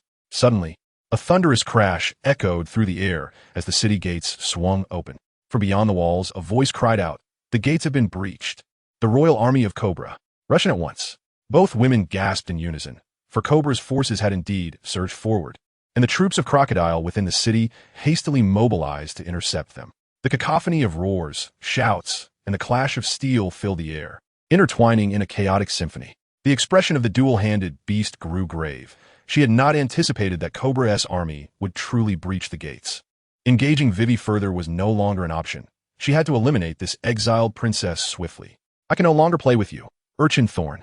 With that declaration, her head transformed into a spiked ball, launching towards Vivi with ferocious intent. Vivi's eyes widened in alarm, and she swiftly leaped aside, narrowly evading the attack. Although she had sacrificed her defenses for speed, her strength still paled in comparison to that of the dual-handed beast. Now, fully committed, the beast posed a significant challenge for Vivi. Meanwhile, the dual-handed beast missed her target, but succeeded in puncturing the wall behind Vivi, leaving numerous holes in her wake. She pivoted, her mouth morphing into a sharp spike, aimed directly at Vivi. With a swift motion, Vivi raised her blade to block, the spike just barely grazing her weapon. The force of the impact sending her sprawling. As Vivi fell to the ground, the dual-handed beast retracted her mouth, transforming once more into a spiked ball, hurtling towards her at breakneck speed. This is bad, Vivi exclaimed, but just then, she heard a familiar cawing sound. Turning her head, her eyes lit up with delight. Karoo! Seeing Karoo charging from the direction of the gates, Vivi extended her hand, seizing the creature by the neck and vaulting onto its back. Karoo! Caw. With a burst of speed, Karoo proved far too swift for the dual-handed beast's spike form to catch, leaping gracefully over the beast's head. Thud! Upon landing, Vivi embraced Karoo's neck, bending down to retrieve the knight's sword she had previously discarded on the ground. She gently patted Karoo, urging him to turn around and face the twin fingers. At that moment, the twin fingers also repositioned itself, rolling back towards Vivi. With the knight's sword in hand and Karoo fighting alongside her, Vivi felt a surge of confidence in her ability to vanquish the twin fingers. With Karoo's speed and the weight of the sword, she did not believe defeat was an option. She tightened her grip on the knight's sword, calling out, Karoo, charge! The twin fingers mocked, Your Highness, do you wish to compare whose attack is more formidable? However, Vivi replied earnestly, I am a true knight. In a flash, both combatants struck each other simultaneously. Vivi was pierced by the sharp tip of the twin fingers, tumbling off the wounded Karoo and rolling several times on the ground. Gritting her teeth, she struggled to rise, using the knight's sword for support. Looking up at the twin fingers, she saw a deep gash carved into its body from her charge, blood gushing forth, and with a thud, it collapsed, losing consciousness. Chapter 68. Breaching the city gates. Vivi. As the vanguard, Kosha had already engaged with Kabira's forces. Vivi coordinated with the navy and coupled with the advancing giants outside the city. Even the towering walls of Albana proved ineffective. Moreover, nearly all of Crocodile's subordinates had intercepted the Urian forces, leaving the defenders at the city gates with no choice but to retreat. Koshara galloped to Vivi's side, hastily dismounting from his camel to help her up. Vivi, are you all right? The battle with the twin fingers had left Vivi battered, her body covered in wounds as though she had tumbled through a bramble patch, blood staining her skin. With a rip, Vivi tore away the scant fabric of her clothing to reveal her smooth abdomen, using the torn cloth to bandage the deeper wounds inflicted by the twin fingers. Shaking her head, she smiled faintly. I'm fine, Kosha. Kosha looked at the twin fingers lying before Vivi. Its eyes rolled back in unconsciousness, astonished. This is Miss Twin Fingers. He gazed at Vivi in disbelief. You defeated the twin fingers. Vivi gently nodded, gathering her flowing blue hair into a ponytail once more. She rose to her feet, donning her armor that she had previously shed. Kosha was astonished. He had not anticipated that Vivi could vanquish the formidable Double Finger, a significant officer under Crocodile's command. From the last great retreat to her escape to the Little Garden, followed by her encounter with Urian and others, one could only wonder what Vivi had endured during this time, as her strength had remarkably surged compared to over a month ago. Karu, are you all right? Vivi approached Karu, crouching beside him and gently stroking his head. Karu trembled slightly before gradually regaining his footing. After a moment, he steadied himself and looked up, cawing jubilantly as if to assure Vivi that he was unscathed and ready for battle once more, brimming with vitality. Vivi smiled. Are you ready to continue fighting? Karu nodded enthusiastically. Hee-haw. With a swift motion, Vivi flipped and mounted Karu again, her knightly armor emitting a melodious chime. Clang! Holding her knight's sword, Vivi turned to Kusha and declared, Kusha, let us continue the fight and utterly dismantle Crocodile's reign. With a crackle of electricity, Urian appeared, leaping from the rooftop while cradling a woman in his arms, landing gracefully beside Vivi. Vivi, is everything well? He inquired. Vivi glanced at Tina in Urian's embrace, and then back at Urian, nodding. Everything is proceeding smoothly. At that moment, Urian felt Tina beginning to squirm in his hold. After all, they were no longer in the palace, but in the midst of a pirate's public display. Even a woman as mature as Tina couldn't help but feel her cheeks flush with warmth. Julian quickly realized the situation, promptly setting Tina down before inquiring, where are Finbooty and Zango? I have rescued Tina for them. Vivi cast a glance at the somewhat vulnerable Tina, then turned her gaze towards the city gate, extending her hand to gesture in that direction as she replied, Finbooty and Zango are over there. Julian made an okay gesture and said to Tina, now, you shall regroup with your subordinates. I must take my leave for my own unfinished business. Tina frowned, pouted slightly, and replied, I don't need you to tell me that. Suddenly, a horde of residents with bloodshot eyes surged onto the street, drawing the attention of Julian and his companions. The soldiers of Cobra rushed forward, attempting to dissuade these red-eyed individuals from remaining in the battlefield. However, the residents, resembling zombies, opened their mouths and lunged at the soldiers. Some acted like wild beasts, roaring and wielding makeshift weapons, attacking the soldiers aggressively. Several soldiers were soon knocked to the ground, being mercilessly beaten or bitten. The cries of the fallen soldiers echoed in despair, and Julian was taken aback, bloodshot eyes. They are in a frenzy. With a swift step, electricity crackled beneath his feet as he charged towards the frenzied individuals. With a series of punches and kicks, he sent the assailants flying, rescuing the soldiers from peril. Turning to Vivi, he urged, frenzied individuals have appeared. It seems Crocodile has administered the frenzy serum to the residents of Albana. Vivi, hurry and regroup with Chopper and the others. Have Chopper bring the serum to Nami and Karina. Understood, replied Vivi. As Julian prepared to depart, Tina called out to him. Julian, yes. Tina lowered her head slightly, glancing around at the ground before raising her gaze, her face filled with gratitude. Thank you, Julian. Acknowledgement from a marine officer was indeed a rare honor for a pirate like Julian. He returned her gratitude with a smile. No need for thanks. We are temporary allies now. With that, he vanished in a flash of electric arcs, darting towards the palace.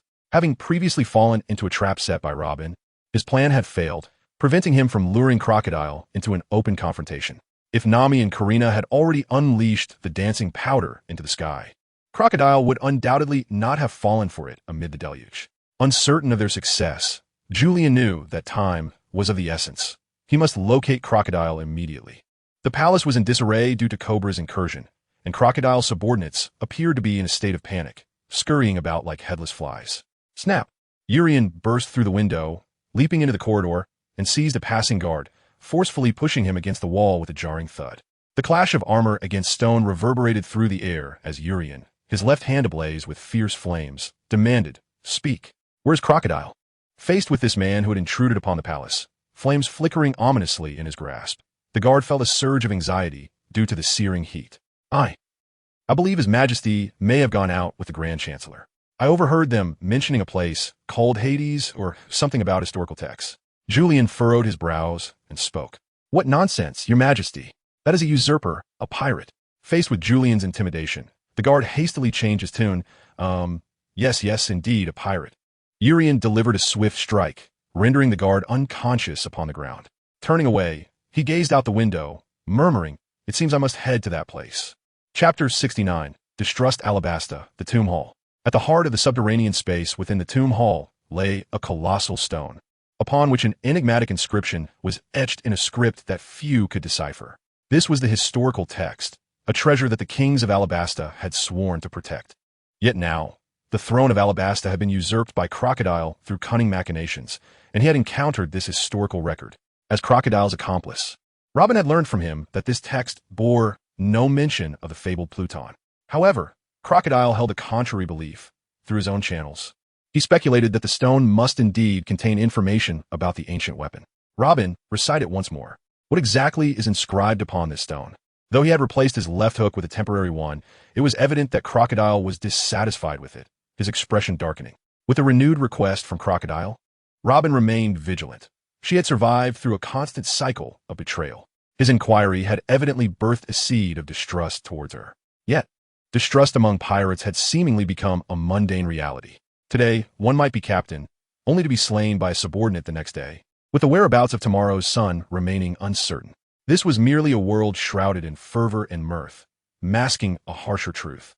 After a moment of hesitation, Robin approached the historical text, gently caressing its surface before closing her eyes. Moments later, she reopened them and contemplated. Kasira conquered Alabasta in the year 239 of the celestial calendar. In 260, the Iron Imam dominated the Bittine dynasty. As Robin recited the stone's contents, Crocodile exhibited visible impatience. Hey, Nico Robin, you know what I seek. I did not come here merely to listen to this. Robin lowered her hands and gradually turned away from the historical text to face Crocodile, her expression earnest as she spoke. Your Majesty, I understand what you desire. However, apart from this, the historical text contains no mention of Pluton. It bears only the history of this nation. Crocodile narrowed his eyes, fixating intently on Robin. After a moment of contemplation, he opened his mouth. Nico Robin, I grant you one final opportunity to reveal the true contents of this historical text to me. As resolute as ever, Robin replied. Kasira conquered Alabasta. That is enough. Crocodile interrupted Robin, scoffing. Do you know why I chose to collaborate with Don Quixote Doflamingo? A sense of foreboding crept into Robin's mind. Yet she forced a smile and replied, Your Majesty, is it not for the Kaido drug? Crocodile chuckled coldly, because that rascal Doflamingo is a broker of the underworld, known as the Joker. The Kaido drug is merely a means of communication between us. My true objective is to glean even the slightest information regarding the Dark King from his network of intelligence. Upon hearing this, Robin's body trembled, and her heart sank as she recognized the gravity of the situation. Crocodile continued, You are a woman of calm intellect and considerable cleverness. However, to me, you are merely a woman of utility. Now that you have willingly severed our alliance and revealed the truth to me, you possess no value left for exploitation. I believe if I were to present a copy of this stone to Doflamingo, he might make a judicious choice. With that, he transformed into sand and surged toward Robin. In a swift motion, Robin evaded Crocodile's attack, narrowly escaping his grasp. The hook struck the historical text with a resonant clang. Robin slid to the side, immediately retrieving a vial from her bosom. her gaze fixed intently on Crocodile. "Have you finally decided to lay your hands on me?" she challenged. Crocodile grinned. "It should not be said that I am attacking you, but rather that you, a woman who can only survive through betrayal, have betrayed me," leaving me no choice but to respond. Robin offered a faint smile. "Crocodile, you underestimate me. I'm not so easily vanquished." With a fierce throw, Robin launched the glass vial containing the liquid toward Crocodile, aiming to drench him and render his elemental transformation ineffective, thus allowing her to strike. However, Crocodile merely tilted his head, effortlessly dodging the vial, just as in the original narrative. Of course, Robin, true to the story, conjured an arm from Crocodile's shoulder, snatching the vial midair. Crack! The vial shattered, but the outcome was not as Robin had envisioned. The liquid splattered across Crocodile's form, being one of the 7 warlords. Crocodile was no match for someone like Robin, regardless of her cunning tricks. With a swift elemental transformation, Crocodile evaded the vial and, in the blink of an eye, appeared behind Robin. The hook swiftly pierced Robin's body. Yet fortunately, the original poison had been destroyed by Urian, mitigating the injuries to Robin significantly compared to the original narrative. With a sharp tug, Crocodile yanked the hook from Robin's flesh, causing a cascade of blood to erupt. Thud! Robin collapsed to the ground, blood spilling from her mouth. Her eyes filled with crimson streaks. Struggling to lift her head, she gazed at Crocodile, who, after wiping the bloodied hook, spoke slowly and deliberately. "I forgive your actions, Robin, for I have never trusted anyone from the outset." Suddenly, a coin whizzed through the air. Bang! It struck Crocodile squarely on the head, sending him reeling backward with a forceful impact. What was that? Could it be Urian's technique? Following the trajectory of the coin, Robin soon spotted Urian's silhouette. He rushed toward her, lifting Robin with a concerned expression. "Robin, are you all right?" Robin shook her head, indicating she was unharmed, yet she expressed her surprise. "Urian, we are enemies. Why are you helping me?" Urian chuckled. The reason is simple. You are my designated crew member, Robin. What do you say? Are you interested in joining our Urian pirate crew as our esteemed archaeologist? We shall reach the ultimate destination of the Grand Line, Raftel, uncovering the historical texts of Alabasta and perhaps other places steeped in history along our adventurous journey. Surely, we shall encounter much more. If you seek to unveil the truths of history, Chapter 70, The Scales of Victory. Julian's words left Robin momentarily stunned. Was he inviting her to join his pirate crew? Moreover, how could he possibly know of her quest to uncover more historical texts and grasp the truth of history? At that moment, Robin's heart was tumultuous. Julian seemed increasingly enigmatic to her. What was there to be puzzled about? She was merely a time traveler, possessing foresight. If only she understood that, she could decipher everything. Fortunately, Robin had not completely veered onto a divergent path. With a crash, Crocodile rose from the pile of bricks, his eyes fixed intently on the suddenly appearing Julian. Rubbing his forehead, which throbbed as if struck by a stone, he muttered, "Armament hockey? No. A novice pirate should not possess such skills." The attack Julian had just unleashed upon Crocodile's body had instilled a measure of caution in him, causing him to hesitate rather than charge recklessly forward. In response to Crocodile's inquiry, Robin gazed at Julian in astonishment. "Wait, Julian, how did you manage to strike Crocodile?" The title of Your Majesty was no longer used. It seemed their relationship was merely superficial. Julian lifted the pouch from his waist, weighing it in his hand, and placed it into Robin's palm with a mischievous grin, saying, "Here lies the reason." The moment Robin's hand made contact with the pouch, the damp sensation instantly revealed the truth to him. "Julian, what have you done?" Julian chuckled slyly by moistening the coin. One can strike a crocodile's very essence. Urian pursed his lips, gesturing subtly towards Crocodile, and remarked, "However, the lethality of a coin dampened by water is ultimately limited against that fellow." After all, Crocodile was a formidable pirate, possessing extensive combat experience. He would not overlook any detail on the battlefield. The jingling pouch of coins in Robin's hand clearly raised suspicions, the color of the coarse burlap deepening in hue. Crocodile likely surmised the reason. That young man had indeed moistened the coins. This bodes ill, as Crocodile had made the discovery. Though Julian vocally expressed concern, his tone betrayed no hint of anxiety. Rather, he appeared rather pleased. Robin, naturally perplexed by Julian's demeanor, observed the slight upward curve of his lips as he leisurely inquired, "Robin, are you able to move?" Robin shook her head, responding, "I feel utterly powerless." After all, she had endured a severe blow, and Crocodile had mercilessly inflicted a penetrating wound upon her. It was truly despicable. Of course, Julian could not simply swoop in for a princess carry like Tina might. After all, Crocodile was no mere underling of the Alabasta Palace. Although the desire to embrace Robin lingered in his heart, Julian dared not act upon it in the face of Crocodile's formidable presence. Julian immediately crouched down, grasping Robin's wrist and placing her hand upon his shoulder, exclaiming, "Hold on to me." Huh? Robin quickly realized that Julian intended to carry her to safety. Without hesitation, she positioned her mature form against Julian's warm back. Julian clasped his hands behind his back, embracing Robin's smooth thigh, his fingers savoring the delicate texture of her skin as he cautioned, "Hold on tight." Creak. Cough, cough, cough. "Robin, loosen up a bit. You're squeezing too hard. I'm about to suffocate." Huh? Oh. Only then did Robin gently ease her grip around Julian's neck, allowing him to finally catch his breath. Crocodile, observing the scene, remarked, "Thinking of escaping?" Julian turned his back to Robin and made a face at Crocodile, exclaiming, "Absolutely." With that, arcs of electricity crackled beneath his feet as he dashed toward the exit of the corridor. Crocodile transformed into grains of sand, closely pursuing Julian, intermittently launching razor-sharp sand blades in an attempt to bring both Julian and Robin to the ground. Wow. Boom. Urian deftly evaded Crocodile's relentless assaults, as razor-sharp sand blades erupted around him. Consequently, the distance between Crocodile and Urian diminished steadily.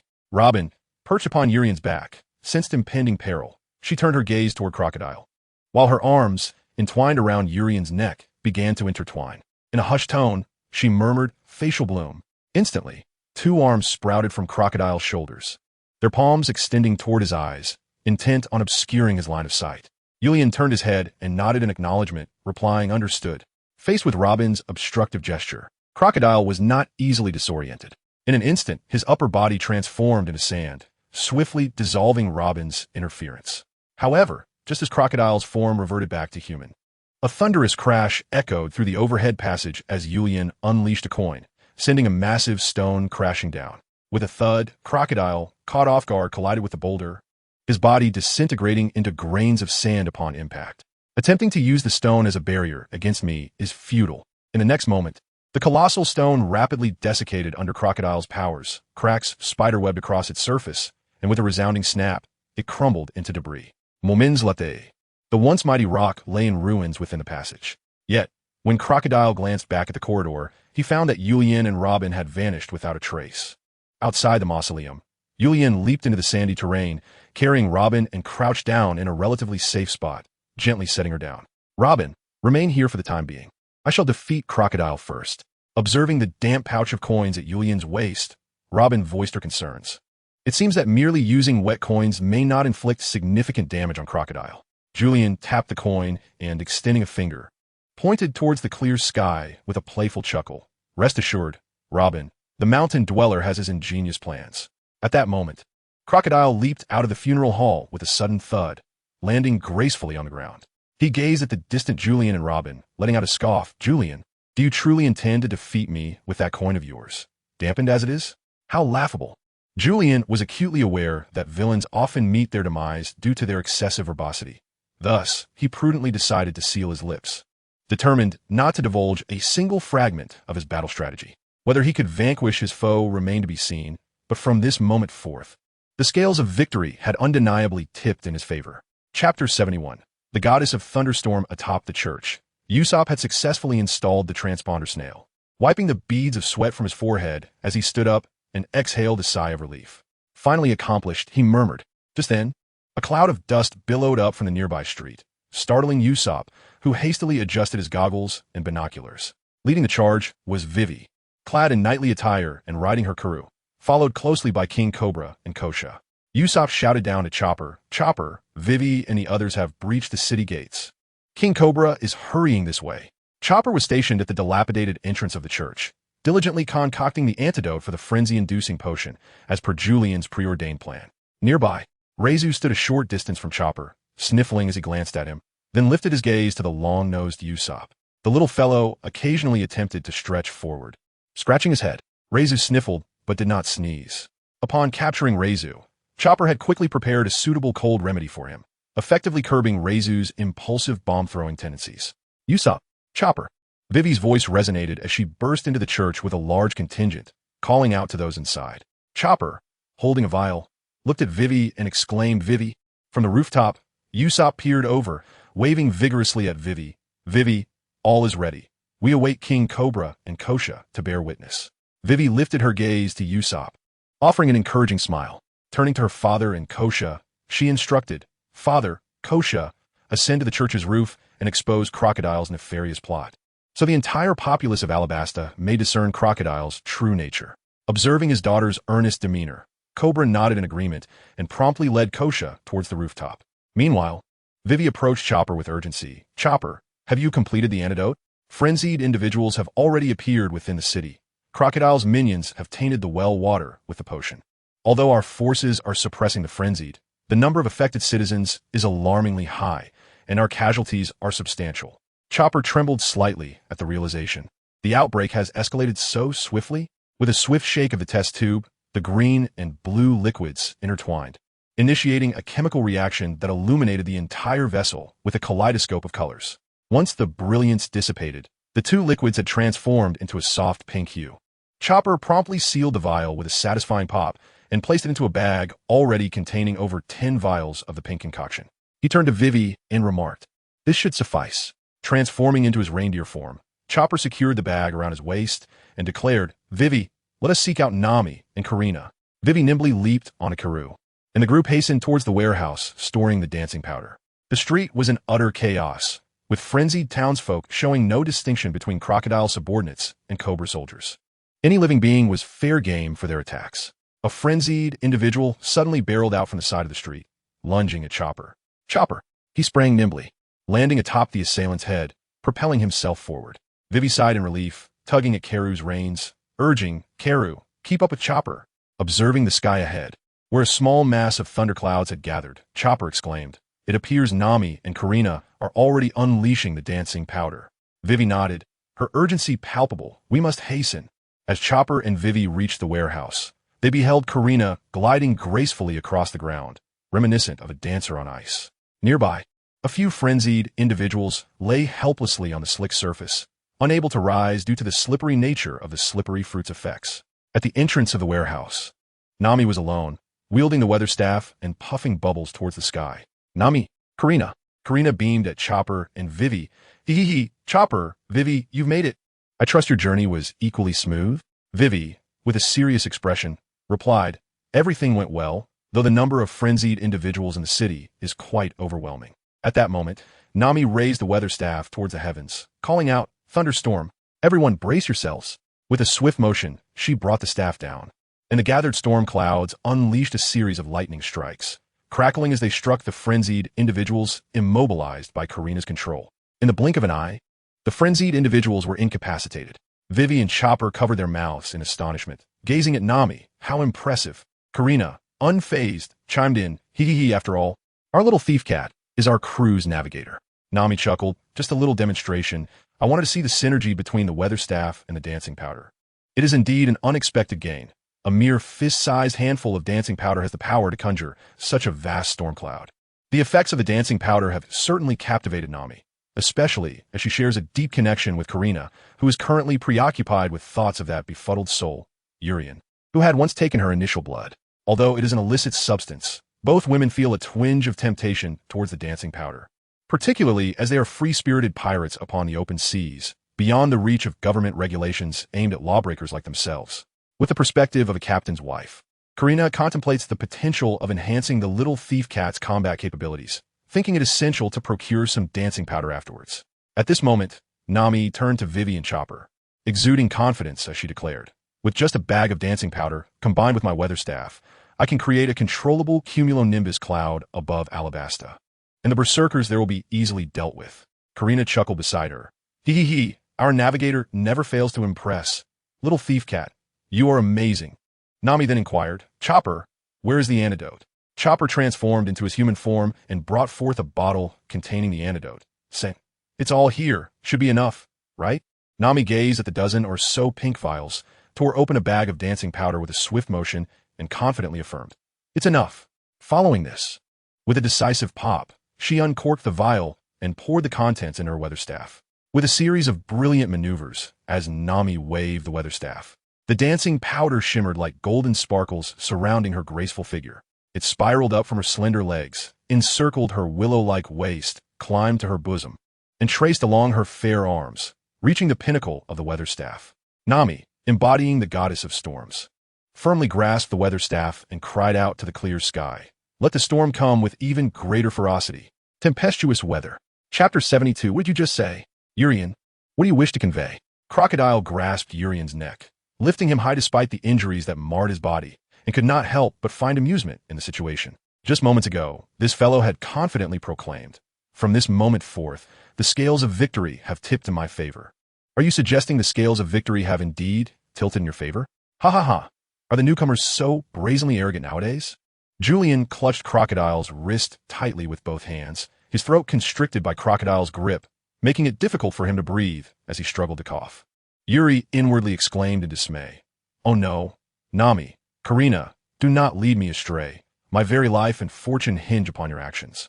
He had initially intended to fly a kite outside, hoping to distract Crocodile. However, after a series of exchanges, Yuri found himself battered and bruised, while Nami had yet to summon the torrential rain. Suddenly, with Crocodile seizing the moment, Yuri sensed impending peril. Julian is certainly not Luffy. He lacks the extraordinary fortune that Luffy possesses. In his battle against Crocodile, he recklessly teetered on the brink of death, yet astonishingly managed to survive against all odds. Julian was acutely aware that once Crocodile drained the moisture from his body, he would inevitably meet a fate akin to that of a mummified relic. Waving a small flag inscribed with GG, destined to be interred in the sands of Alabasta, awaiting the diligent archaeologists of centuries or millennia hence to unearth his remains. Suddenly, a glass bottle filled with water soared through the air, colliding with Crocodile's wrist with a sharp crack, shattering instantly. The liquid within cascaded over Crocodile's wrist, startling him. He turned to see Robin, clutching her wound, collapsed on the ground, propping herself up with great effort, urging Julian with strained words. Julian, now's your chance. Water. Robin had executed her maneuver splendidly. Julian seized Crocodile's wrist with a fierce grip, yanking him down with considerable force. In the next moment, he abruptly shook himself free from Crocodile's hold. 100,000 volts. Crackle. Electric arcs suddenly erupted from Julian's body, as his water-soaked wrist had become corporeal. Coupled with the conductive properties of water, the current surged through his hands and swiftly reached Crocodile's wrist. The white arcs of electricity danced chaotically, ascending along Crocodile's arm. Staggered by the onslaught, Crocodile experienced an immediate sense of paralysis in his hands, rendering him unable to exert control. Fortunately, as a user of a Logia-type devil fruit, the electric surge, although powerful, inflicted only minimal damage upon him. Yet Julian's assault was far from over. Seizing the opportunity while Crocodile's wrist was solidified, a blaze of flames erupted from Julian's right hand, enveloping his palm entirely. With a swift motion, he struck with a knife-hand blow, delivering a heavy impact to Crocodile's wrist. The searing flames, combined with the forceful strike, transmitted an intense pain that radiated throughout Crocodile's entire being. "God damn it!" Crocodile growled, pivoting sharply to unleash a sand blade. A crescent arc of granules hurtling directly towards Julian. Julian was utterly unmatched. Even after sustaining a heavy blow, Crocodile was still able to retaliate. This exemplifies the stark contrast between a novice pirate lacking battle experience and a seasoned, formidable pirate. With a sudden flash of electric arcs from his feet, Julian leaped backward just in time to evade a fatal blow. However, Crocodile's assault swiftly tore through Julian's abdomen, and blood gushed forth in an instant. Julian slid back several paces, one hand clutching his abdomen while the other propped him against the sandy ground, his eyes fixed intently on Crocodile. The situation had become dire. Crocodile, nursing his painfully throbbing wrist, felt a flicker of unease in his eye as he regarded Julian. "It appears I have underestimated you. The moment an opportunity arises, you would undoubtedly inflict harm upon me." With that, Crocodile turned his gaze towards Robin, his mouth forming a slight grimace as he remarked, "However, this woman poses quite an obstruction. Were it not for Robin, Crocodile would not have been struck by Julian." In an instant, Crocodile surged towards Robin, prompting Julian to exclaim in alarm, "This is bad." As he pursued the rushing figure of Crocodile, Robin found herself incapacitated, watching helplessly as Crocodile charged towards her. From her bosom, she produced her last remaining glass vial filled with water, taking aim at Crocodile and hurling it with all her might. Yet, Crocodile was not so easily caught off guard this time. As the vial approached, he flashed a grin at Robin. In that moment, the gritty sand at his core began to coalesce, forming a transparent void through which the glass vial passed effortlessly, soaring past Crocodile's back. Crocodile smirked and declared, "Nicole Robin, I shall not fall for the same trick twice." Unexpectedly, Robin's lips curled into a smile, just as Julian shouted from behind Crocodile, "Crocodile, not necessarily." Electromagnetic cannon. With a resounding whoosh, the vial zipped through Crocodile's form, only to be caught by the pursuing Julian. Like a human baseball, Julian propelled the vial back towards Crocodile with tremendous force. Accelerated by the electromagnetic propulsion, the glass shattered upon impact with Crocodile, catching him completely off guard. The liquid within the vial splashed across a significant portion of his back.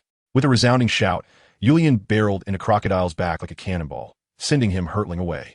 Julian landed steadily on the ground, wiped the blood from the corner of his mouth, clutched his abdomen where he was wounded, and looked at Robin, asking, "Thank you, Robin." Robin remained silent, merely returning Julian's gaze with a rare smile.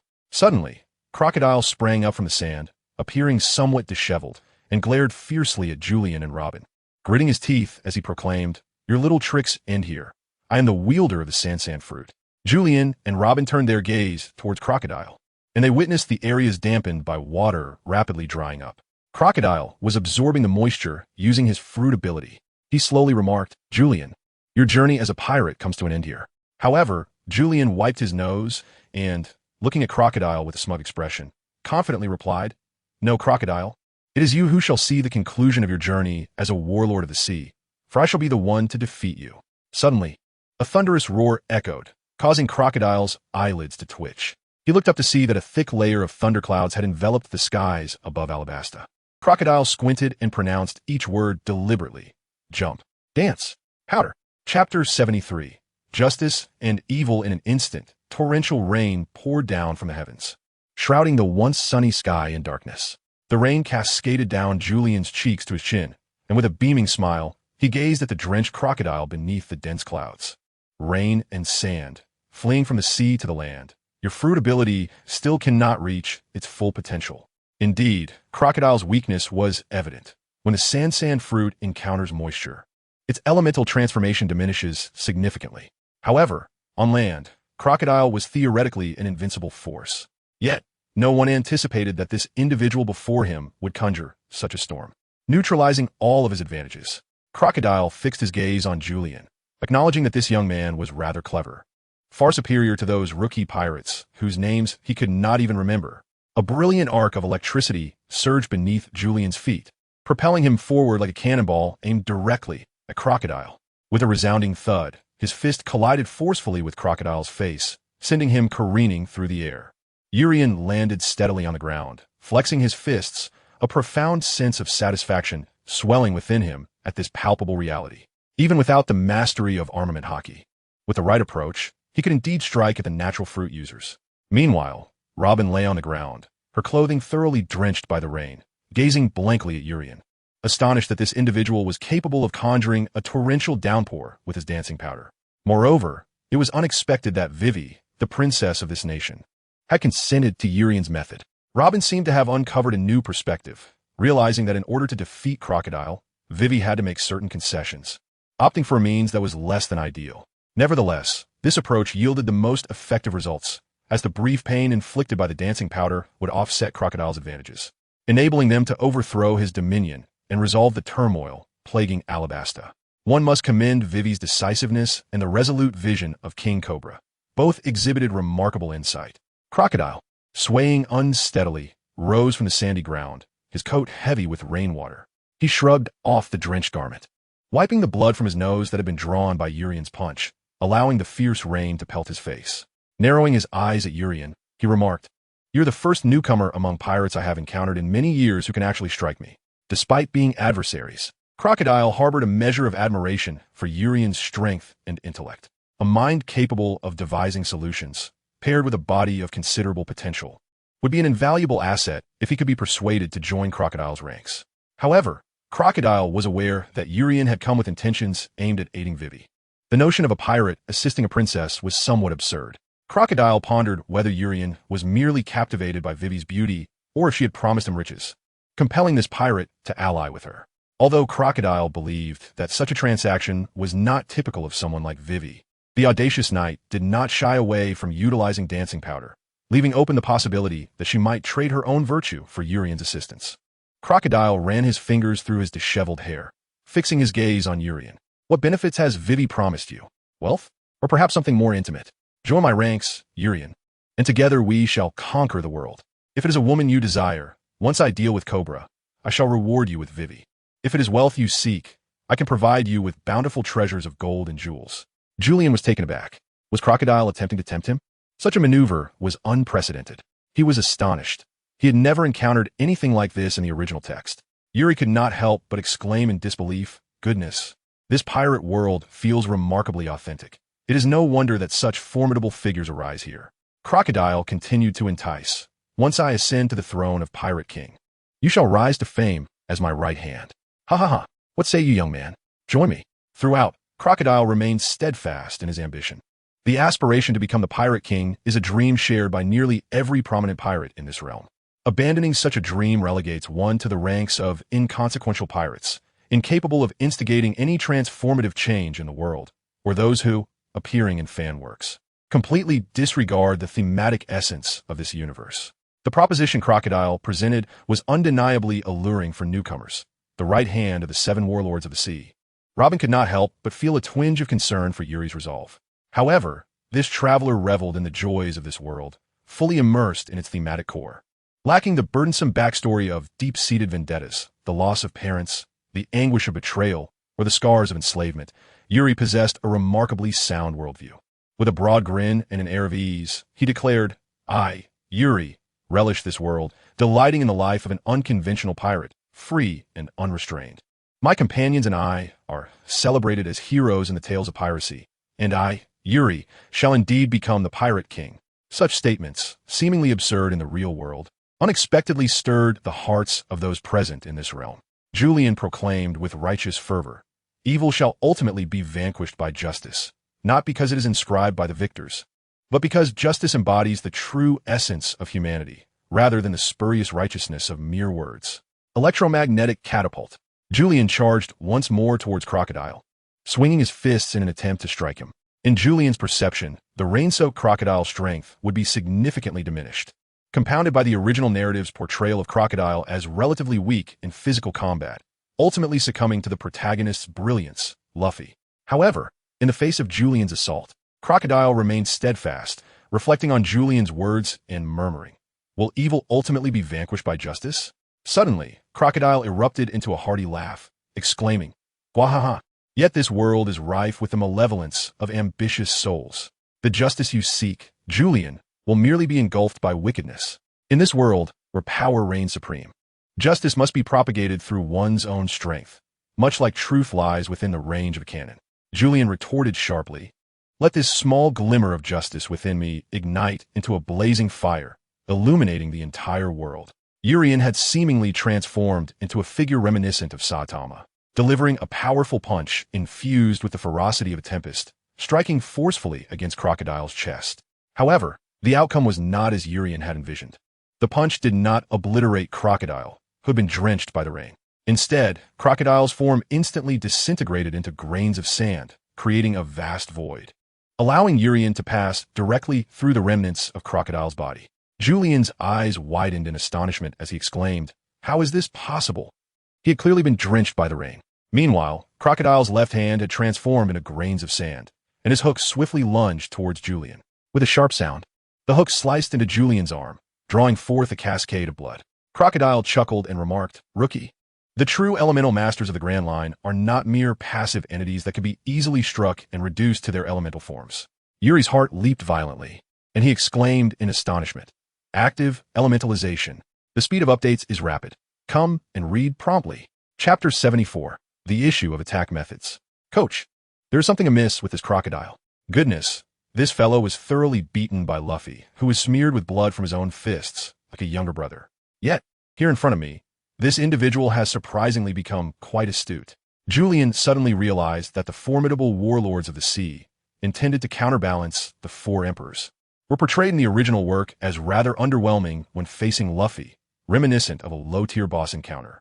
Furthermore, considering Crocodile's performance during the Marineford War, Julian couldn't help but exclaim that Luffy's protagonist aura in Alabasta was rather excessive, It would have been more fitting had he shared some of that brilliance with his adversaries.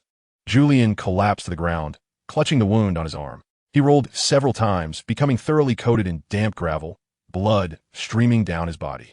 Struggling to rise, he gazed at Crocodile and pondered how to combat the ability of elemental transformation. When Akiji faced Whitebeard, he employed a similar tactic. One might underestimate their opponent. Yet the adversary perceives you as the weakling. Surprised? Unexpected? Julian gently bit his thumb, his mind racing to devise a strategy to confront the natural type ability user who could actively elementalize themselves. The problem posed: the examiner lacks armed haki, while the opponent possesses the natural ability to elementalize. How should this problem be resolved? Responses are welcome at the end of this passage. I await your insights with urgency. Crocodile had no intention of granting Julian much time for contemplation. Transforming into sand, he wielded his hook and charged towards Julian once more, exclaiming, "Gwahaha, what is the matter? Has everything exceeded your expectations?" Indeed, the capability to actively elementalize was beyond Julian's anticipation. However, the inability to defeat the elementalizing Crocodile was, regrettably, within the realm of expectation. Fortunately, Crocodile was not particularly adept in physical combat. Faced with Crocodile's ferocious onslaught, Julian employed every ounce of his skill to evade.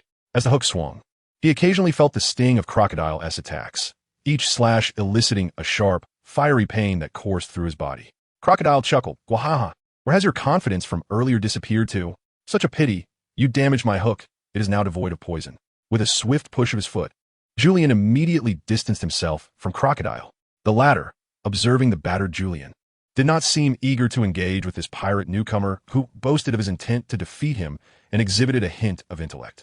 Crocodile regarded Julian with a bemused expression, seemingly waiting for him to devise a strategy to confront him. This is the hallmark of a competent antagonist: loquacious, sluggish in battle, and affording his opponent ample opportunity to turn the tide. Julian's thoughts gradually became clearer. If it were merely a matter of active elementalization, Crocodile's strength had not significantly increased. Under the premise of the torrential rain above, Crocodile had become a target vulnerable to Julian's attacks. Even if he possessed the ability to use armament haki when facing Crocodile, a punch thrown would still be evaded by the latter's active elementalized form. Thus, the issue at hand was not one of whether to actively elementalize, but rather the nature of his own attacking methods. As a transcendent being and a promising youth of the new era on Earth, Urian is an avid enthusiast of international affairs and military matters. He is acutely aware of the two most formidable nations in this world. One adheres to a doctrine of overwhelming firepower, while the other champions the principle of precise strikes. In the face of the current threat posed by Crocodile, one must either employ a strategy of sheer firepower or execute a precise assault. Understanding these two concepts is rather straightforward.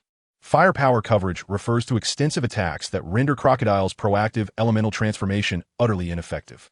Conversely, precise strikes evoke memories of a particular scene from a film, where a character employs speed to breach the absolute defense of an adversary. In the realm of martial arts, swiftness remains invincible.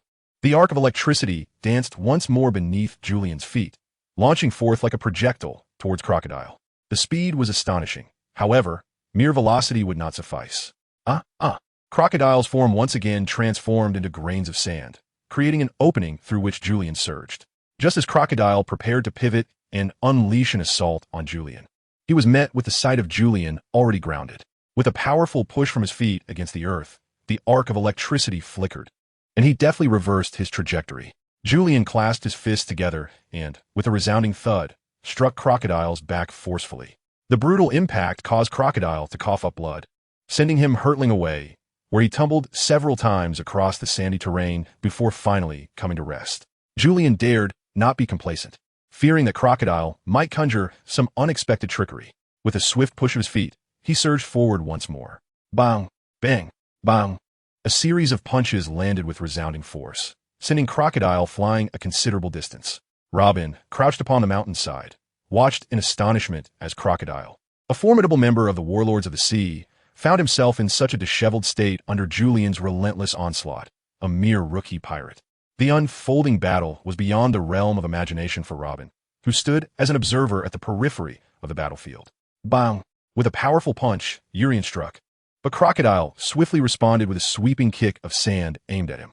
Both combatants were caught in each other's attacks, sent hurtling through the air. They crashed into the sandy terrain, skidding for a distance before finally regaining their balance. Locking eyes with one another, Crocodile cast aside his previous contempt for Urien, while Urien abandoned the innate arrogance of a traveler.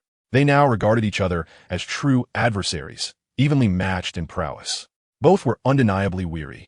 Yet in this moment of exhaustion, an unspoken understanding passed between them, prompting them to propel themselves forward simultaneously.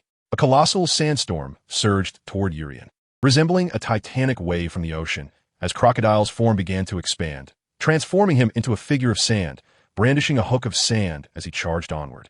Thunder and fire. Julian charged forward, his entire form enveloped in azure flames, while outside the inferno, white arcs of electricity crackled and flickered, surrounding him with an ethereal glow. The dual elements of fire and electricity coalesced around Julian, imbuing him with unparalleled speed and strength. Robin clenched his fists, holding his breath, his gaze fixed intently on the climactic confrontation between the two men. With a resounding crash, the tempest of thunder and fire collided forcefully with the towering figure of the merciless Crocodile, producing a cacophony reminiscent of tearing air, accompanied by the roaring of flames that erupted in a tumultuous display. Bang! Bang! Bang! Julian struck Crocodile with the force of a meteor, delivering a tremendous blow. No matter how formidable Crocodile's Sansan fruit may be, nor how colossal he currently appeared, under the weight of Julian's attack, he was rendered insignificant. In the blink of an eye, the outcome of their confrontation was determined. Crocodile was sent hurtling away, his abdomen impacted by Julian's heavy strike, crashing violently to the ground, and subsequently losing consciousness. Julian gracefully descended to the ground, as the electric sparks and flames transformed into the final particles of light, dissipating around him. Urien gasped for breath, gazing excitedly at Robin with clenched fists, exclaiming, "Ha, Robin, we have triumphed." For reasons unbeknownst to him, Robin felt an inexplicable surge of emotion, as if he were imbued by Urien's fervor. Observing the victorious raindrops splatter against Urien's jubilant cheeks, he could not help but display a smile, affirmatively responding, "Indeed, we are victorious." Chapter 75. The hero's journey. The news of Crocodile's downfall swiftly reached the ears of the inhabitants of Alabasta. Those residents who had been manipulated by Crocodile into a frenzied state through the water supply found themselves liberated as Nami skillfully wielded her weather staff, delivering Chopper's antidote straight into the skies. The torrential downpour and the deafening thunder were not as fearsome to the soldiers and civilians of Alabasta.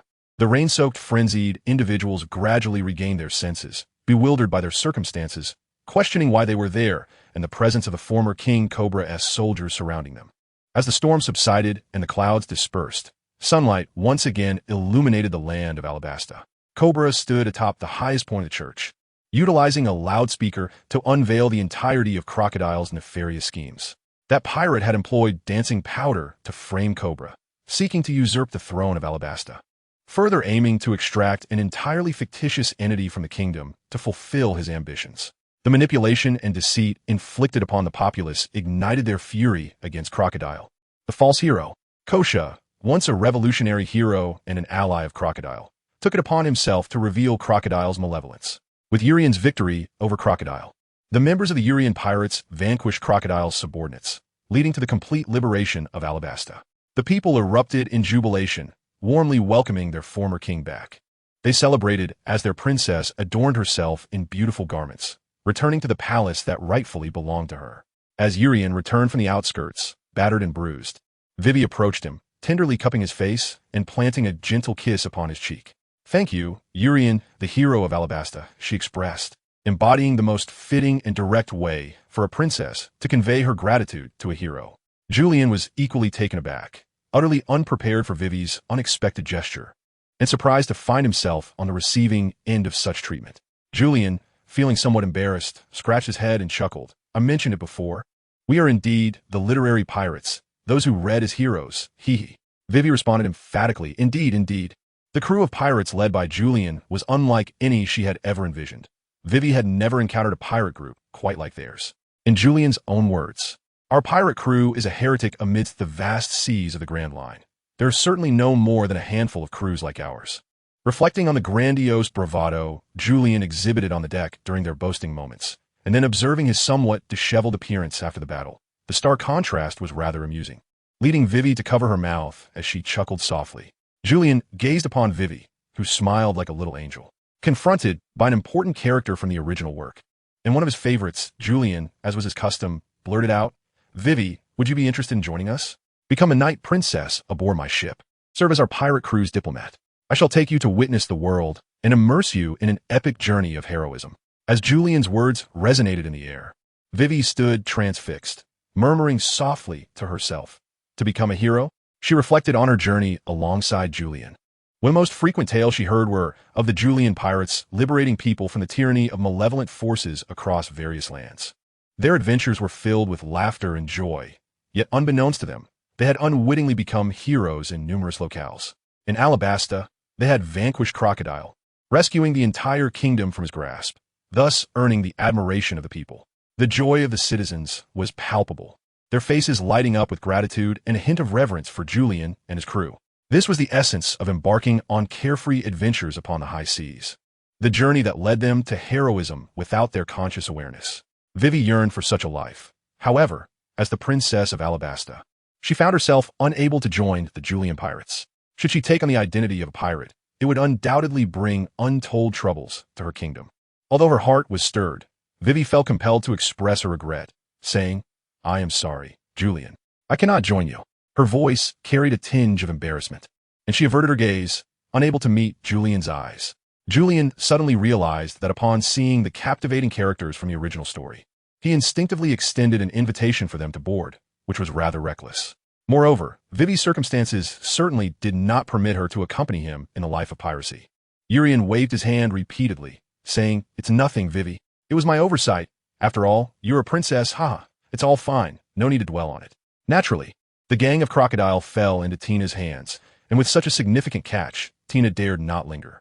Although the relationship between Urian and Tina was that of a Navy officer to a pirate, whether it was capturing Crocodile or being saved by Urian, Tina owed him a debt of gratitude, and not just one. At the harbor of the city of Alabasta, Tina was directing Finn Booty and Zango. "Get Crocodile and his crew aboard the ship. We must return to headquarters." "Yes, Colonel Tina." All of Crocodile's crew, except for Robin, had been apprehended. Tina gazed towards the distant direction of Alibarna, as the sea breeze gently lifted her pink hair. She brushed her hair back and murmured, "Son of the Devil Nico, Robin was attacked by Crocodile, and her whereabouts are now unknown." "Urian, it's fortunate you could conjure such a flimsy lie. Do you think those at headquarters would believe it?" Tina sighed, pouting. "Even if I'm helping you fabricate this just this once, consider it a favor repaid. However, Tina still owes you several more favors. Defeating Crocodile, saving Alabasta, assisting in capturing Crocodile, exposing the alliance between Crocodile and Doflamingo, unraveling the dance powder case, and rescuing a Navy officer like Tina. How could this scoundrel pirate, Urian, expect her to repay all that?" At Navy headquarters, Sengoku received the report from Tina's transponder snail promptly. "What? It's Urian again? Are you joking? You just let Urian go like that? And why did Nico Robin accompany him?" "Tina, you..." On the sofa nearby, Garp chewed on a donut and laughed heartily. "Ha ha, let it be, Sengoku. That kid Urian's mind is a bit off. He doesn't resemble a pirate at all and shouldn't be compared with others. Besides, this isn't the first time we've owed him a favor. A little leniency now and then makes us seem more humane." Watching Garp defend Urian, Sengoku felt a surge of frustration. As the fleet admiral of the Navy, he couldn't afford to be as carefree as Garp. If he were to shed his admiral's uniform, he could laugh without a care like Garp. Yet now, he stood as the highest commander of the Navy, opposing pirates. With a fist striking the desk, he declared sternly, "Even so, we are still the Navy. Principles matter, and pirates cannot be tolerated." Garp, with a twinkle in his eye as he swallowed the donut, scratched his cheek and chuckled, "We can't let Tina go back and kill them. After all, Urian saved her life, and she is escorting Crocodile." Kapu's eyes twinkled as an idea struck him. He exclaimed, "Ah, of course. That little rascal Luffy appears to be not far from Rabaston. Let that foolish boy go." The eyes of the microcosm of the warring states quietly fixed upon Garp, and, as if to speak, Garp. Chapter 76. The reformation of Alabasta. The reign of Crocodile has been overthrown, and the legitimate Nefertari royal family has reclaimed the throne of Alabasta. The populace rejoiced, celebrating with unbridled joy, spreading the news far and wide. The schemes of Crocodile were unveiled, and the people felt a profound sense of guilt for having allowed the Nefertari royal family to be toppled under his deception. Naturally, with the Nefertari royal family restored to Alabasta, the citizens had no means of repaying their immense loyalty or expressing their remorse to the royal family. Yet, Amidst the celebrations of the Nefertari family's return to power, King Cobra unexpectedly announced a forthcoming reformation in Alabasta. This unanticipated declaration stirred a sense of perplexity among the citizens. However, as a former revolutionary leader and now a distinguished figure, Koza stepped forward to affirm his support for Cobra's reforms, declaring himself a son of the people. While the specifics of the Reformation remained unclear, the populace was filled with exuberance. The advancement of Alabasta's reforms commenced with the assistance of the time traveler, Julian. Crocodile's success had merely stemmed from exploiting the people's ignorance of politics, thus creating a divide between the king and the populace, resulting in mutual misunderstanding. To bridge this gap, Julian proposed a solution inspired by Earth's administrative systems. Having previously implemented changes in the Sakura Kingdom, Julian now introduced a dual monarchy. Unlike Britain's constitutional monarchy, where the king symbolizes the state and is a figurehead, the dual monarchy grants real power to the king, exemplified by the historical models of Germany and Japan.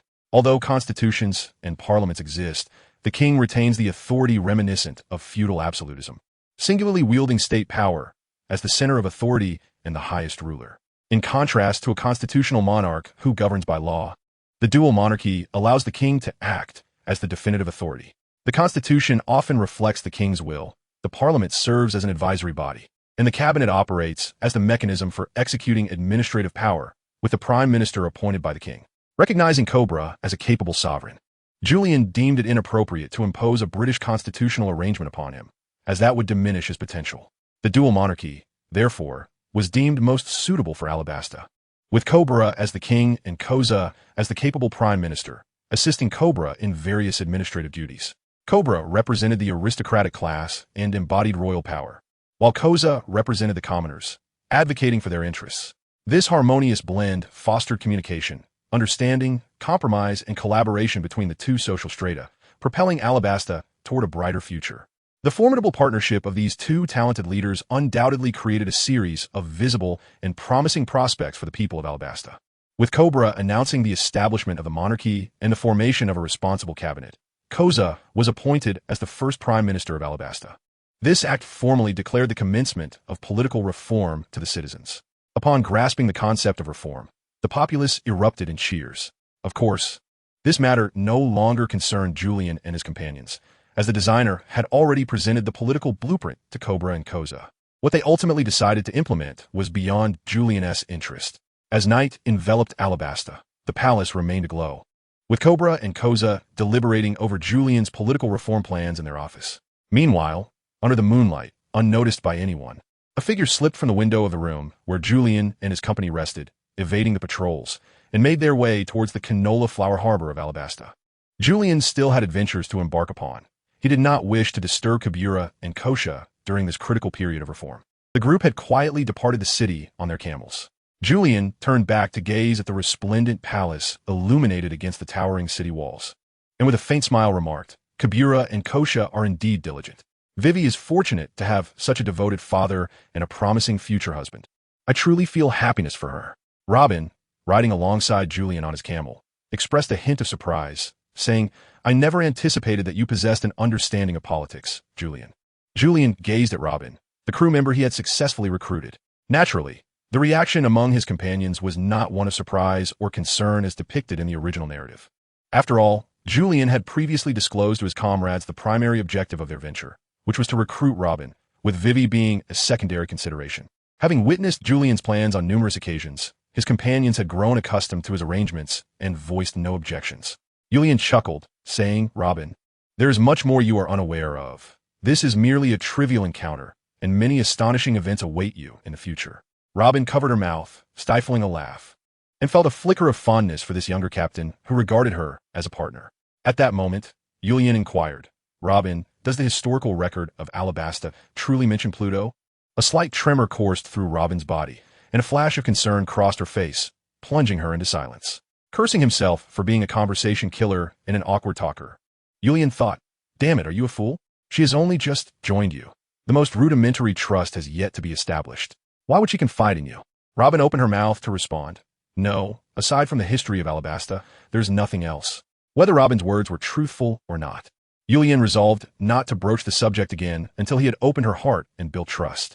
He quickly laughed and shifted the topic, saying, "No worries. I was just asking out of curiosity.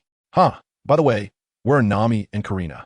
After a moment's contemplation, Robin realized Yulian was attempting to change the subject and sighed softly. They have already returned to the Mary. Julian scratched his cheek and remarked, "Oh, those two girls seem to be quite enthusiastic." Urian and his companions swiftly pursued the moon, soon arriving at the fields of rapeseed. Where the smiley flag of the Mary ship was proudly fluttering under the moonlight at the dock. Julian and his companions swiftly ascended to the deck. Set sail. Destination, Sky Island. Next stop, Magic Valley Town. At Julian's triumphant call, the anchor was raised, and the sails billowed majestically.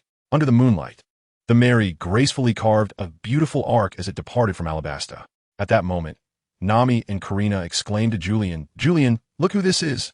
Julian turned his head and beheld a young maiden adorned with a veil, clad in knightly armor, standing upon the deck. Behind her stood a large yellow duck, quacking animatedly in this direction. With her cerulean locks, Julian was taken aback. "Vivi, how did you come to be aboard this ship?"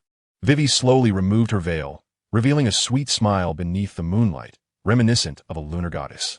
She gazed at Julian and playfully remarked, "My captain, you promised me an adventure of heroism, did you not?"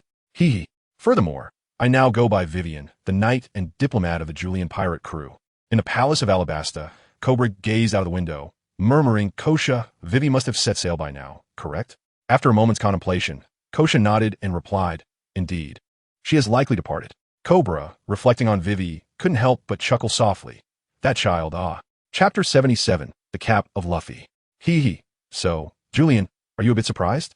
Karina chuckled softly, considering Vivi's arrival a delightful surprise prepared by Nami and herself for Urian. However, Vivi boarding the ship was indeed an unexpected turn of events for Urian, especially since she is a princess of a nation. In the original narrative, despite the deep bonds formed between Luffy and Vivi, she never chose to join them in their piratical adventures. Yet, this tale diverges from its original course. With Urian's presence and the emergence of a dual monarchy, Alabasta can function smoothly even without the royal family. It is, after all, thanks to Urian, this time traveler, that Vivi feels emboldened to leave Alabasta. Nonetheless, her participation necessitates the use of the alias Vivi, and, for revealing her true identity as the Princess of Alabasta, would have significant repercussions. Moreover, Vivi's attire has undergone a transformation. To avoid recognition, she not only adopts a pseudonym, but also dons a veil when interacting with outsiders. Following Urian's counsel, she has discarded her former heavy armor in favor of lighter gear. Her sword has transitioned from a knightly broadsword to a slender rapier with a cerulean hilt. Clad in a blue and white ensemble that complements her light blue hair, she resembles a blue-haired Asuna from the realm of swords and sorcery. Yet, with the veil adorning her face, Vivi exudes an elegance akin to Asuna, infused with an exotic flair reminiscent of a desert-dwelling dancer. Vivi's inclusion has indeed exceeded Urian's expectations. What began as a mere suggestion has blossomed into reality, akin to a spontaneous confession to a stranger that is unexpectedly accepted. Urian's next ambition is to journey to Skypiea and confront Enel. Of course, the primary objective, aside from honing his companion skills, is to gather all the gold bestowed by the inhabitants of Skypiea, as depicted in the original story. Julian harbors an exceedingly ambitious plan, to journey to the City of Water with a substantial amount of gold, and enlist the aid of Frankie to construct a modified version of the Sunny. Having obtained the blueprints for the spacecraft destined for the moon from Enel, Julian intends to create a Sunny that possesses the capability for sustained flight. The utilization of electricity and fire as sources of energy has already been validated in the original narrative. Both Enel and Ace serve as sources of inspiration for Julian. Julian, endowed with the power of the lightning fruit, is a being of ions, harnessing the dual energies of electricity and fire. While he does not claim that the Sunny will become the mightiest vessel among all traversers in the pirate world, it can undoubtedly stand as one of the most distinctive sailboats in this realm.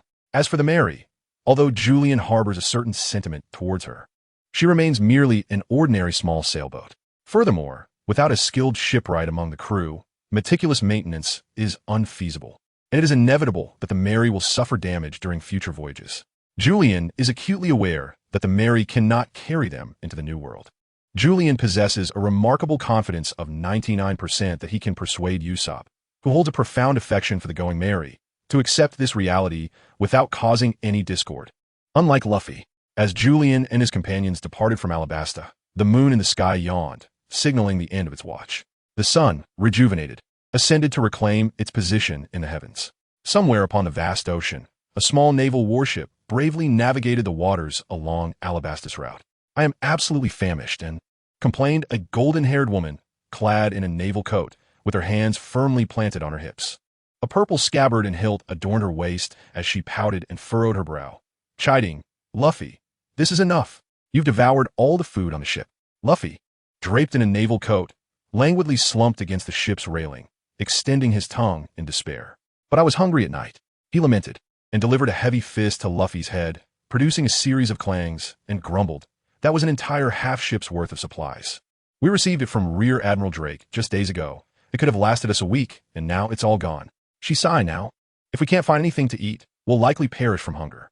This naval vessel was not particularly large, comparable in size to the Sunny from the original tale. On the deck, several sailors were fishing, casting wary glances at, and, as she reprimanded Luffy, one cautiously interjected, "Lieutenant, and Captain Luffy is her commanding officer, after all," and shot a glare at the sailor, causing him to tremble, nearly losing his grip on his fishing rod, which almost fell into the sea.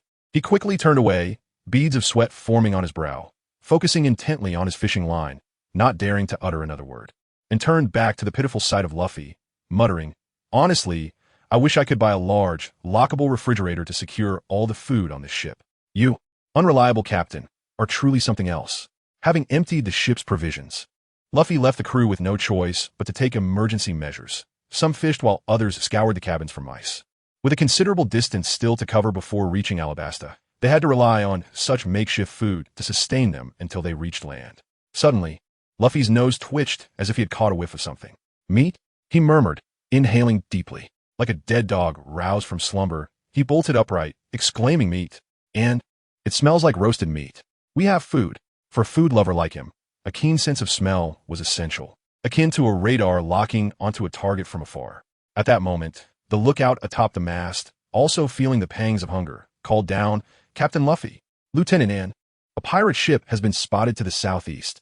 Luffy grabbed the binoculars and, salivating, exclaimed, "And the aroma of roasted meat is wafting from that direction," and snatched the binoculars from Luffy, peering through them in astonishment. "That's the Jolly Roger. It's the flag of the Julian pirates." She gasped, "Luffy, where are our targets?" Just as he was about to inform Luffy of the emergence of their mission objective, he discovered that Luffy was no longer by his side, and glanced around and was taken aback to find Luffy on the deck, tampering with a cannon. Standing atop the cannon's mouth, Luffy pointed towards the Going Merry and commanded the crew, "Fire!" "Wait, Luffy!" Boom! A cannonball shot forth from the cannon, hurtling towards the Going Merry. Although Luffy lacked the flamboyance of Kizaru, his empty stomach rendered him weak, yet he clung tightly to the cannonball as it soared towards the ship. Luffy's solitary venture startled him, who hastily seized command from the reckless captain, ordering, "All hands, change course. Target the Urian pirate crew. Provide support for Luffy." Meanwhile, aboard the Going Merry, Urian and his companions were hosting a feast, joyously welcoming the new crew members, Robin and Vivi. At that moment, the whistling sound of the cannonball drew nearer. Julian and Zoro were the first to react, clutching their delectable treats, and turned to gaze in the direction from which the cannonball had been fired. Zoro unsheathed the sword at his waist, his expression wary. Is it the Navy? However, Julian paid little heed to the modest naval vessel in the distance. What truly captured his attention was the cannonball that bore a person clad in a naval uniform. Luffy. Straw hat. Or rather, military cap Luffy? What on earth? How is this even possible? This is astonishing. P.S. The second volume, The Princess's Restoration, has concluded. The next volume will delve into the pursuit of the defector, where Julian will confront an entirely different narrative on Sky Island. Synopsis of the pursuit of the defector. What sparks will ignite from the encounter between Julian and Luffy? Will it lead to conflict or something else? On Sky Island, a new realm awaits Julian, the time traveler, to explore. Chapter 1. Collusion That Fool. Although it remains uncertain whether Luffy's character will evolve after joining the Navy. If he retains the reckless disposition depicted in the original narrative, then the term fool would indeed be fitting. Should the Merry be struck by a cannonball, it would spell disaster. Julian promptly commanded Zoro, "Intercept it, stop the cannonball, protect the Merry." Understood. Zoro leaped into action, planting his foot on the railing and vaulting upward. With a swift motion, he unsheathed his swords, cutting the incoming cannonball into 4 pieces, which then splashed into the water, creating 4 geysers. Faced with Zoro's ferocity, Luffy, startled, executed a rolling maneuver in mid-air to evade the cannonball, narrowly escaping Zoro's blade. He landed securely on the deck of the Mary, puffing his cheeks in exasperation as he glanced at the descending Zoro and complained, "That was close. You almost hit me. Honestly, I'm a Navy officer, you know." Robin's expression shifted as she crossed her arms, immediately adopting a combat stance. Navy supernova, colonel for Navy headquarters, military cap Luffy. Is he well known? Aside from the captain himself, the crew of Urien was somewhat bewildered by the title. However, upon realizing that their opponent was a colonel from headquarters, they understood that he was of a similar caliber to that woman Tina. The strength Tina displayed back in Rogtown was formidable, and it was evident that the crew of Urien at that time was utterly incapable of confronting her. Regardless of Luffy's true strength, they decided to engage him first. Nami swiftly drew her weather stick, while Karina unsheathed the dagger from her waist. Vivi elegantly donned her veil and unsheathed her slender sword. And Chopper transformed into his human form. Usopp, too, ready to slingshot with a creaking sound. Sanji instinctively positioned himself in front of the four women. Nami inquired, "Robin, is that guy quite formidable?" Robin pondered for a moment and replied, "It's hard to say." Julian remarked, "Perhaps, in some measure, he stands above Tina. After all, that fellow is the grandson of Vice Admiral Carp." Julian's words astonished everyone present. Perhaps the others did not comprehend their significance, but Robin certainly did. After all, Garp is hailed as a hero of the Navy. As for the others, witnessing Garp's overwhelming strength in defeating the Julian pirates at Sirab Town was sufficient to elevate their perception of Luffy to an entirely new level. Julian felt a twinge of anxiety, his mind preoccupied with thoughts of Luffy. Rather than being guided by Shanks towards the path of piracy, Luffy had been led by Akainu onto the path of the Navy. Consequently, it seemed that Luffy was likely devoid of the gum-gum fruit. So what then? Were Luffy's current capabilities? Was he a power wielder, or merely a master of physical combat? As a colonel in the Navy headquarters and a supernova, it was entirely plausible for Luffy to be an adept martial artist without a devil fruit, especially considering his grandfather, Garp, the naval hero who had trained both Kobe and Helmeppo in such a short time. If he possessed a fruit, his strength would undoubtedly be amplified. One could only imagine Kobe back then in Water 7, and it was only reasonable that this version of Luffy would indeed be proficient in the six powers. Casting a furtive glance at the swiftly approaching small naval warship, Julian felt uncertain whether his group could overcome Luffy, who might possess the six powers and potentially a devil fruit, along with his reinforcements. Just as Julian's crew braced themselves for a formidable confrontation, they witnessed Luffy lunging towards the splendid feast prepared by Sanji on the deck, akin to a corgi unleashed, exclaiming with joy, "Meat! It's meat! How delicious!" What they initially anticipated to be a fierce battle transformed in an instant into a delightful surprise brought forth by Luffy. The Navy, uninvited, had come to partake in a feast, a scenario that could only unfold around Luffy. This is so delicious. Who cooked this? It's fantastic. Gulp, gulp.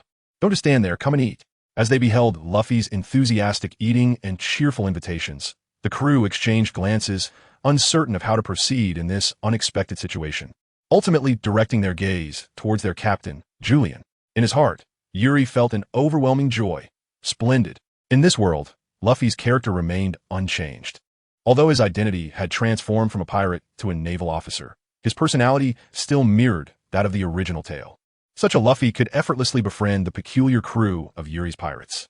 Given Luffy's nature, Yuri was confident that with just this encounter, he could easily win him over. Turning conflict into camaraderie, he envisioned forging a bond with Luffy to create a naval ally for the Yuri pirate crew.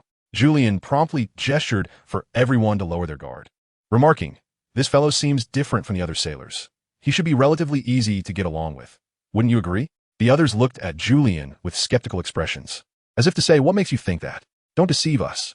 However, Julian, the captain, had consistently proven his judgments to be accurate over time. Zoro, Sanji, Usopp, Nami, and Karina, who had known Julian since their days in the East Blue, naturally held a profound trust in him. Though they were uncertain about the basis of Julian's assessment, they believed in his words and felt reassured. As the first mate, Zoro, despite having drawn his sword against Luffy moments earlier, now sheathed both Shusui and Kitetsu with determination, resolutely adhering to Julian's command. Urien approached Luffy and settled beside him, gently urging everyone, "Please, everyone, take a seat and extend a warm welcome to our new guests aboard." The others, filled with trepidation, slowly made their way over and sat down. This was an opportune moment to foster a closer relationship with Luffy. Clearing his throat a couple of times, Urien prompted, "Hey Navy, aren't you going to introduce yourself?" Luffy swallowed a mouthful of meat, his right hand clutching a large piece of food. As he noticed everyone on the ship gazing at him, he licked the fragrant oil off his left thumb and, with a sudden burst of energy, stood up. With a cheeky grin, he exclaimed, "My apologies, I almost forgot to introduce myself. I am Monkey D. Luffy, the man destined to become the Admiral of the Navy. Thank you all for your hospitality." The crowd exchanged glances between Luffy and Urien. One was a man aspiring to be the Admiral of the Navy, while the other sought to claim the title of Pirate King.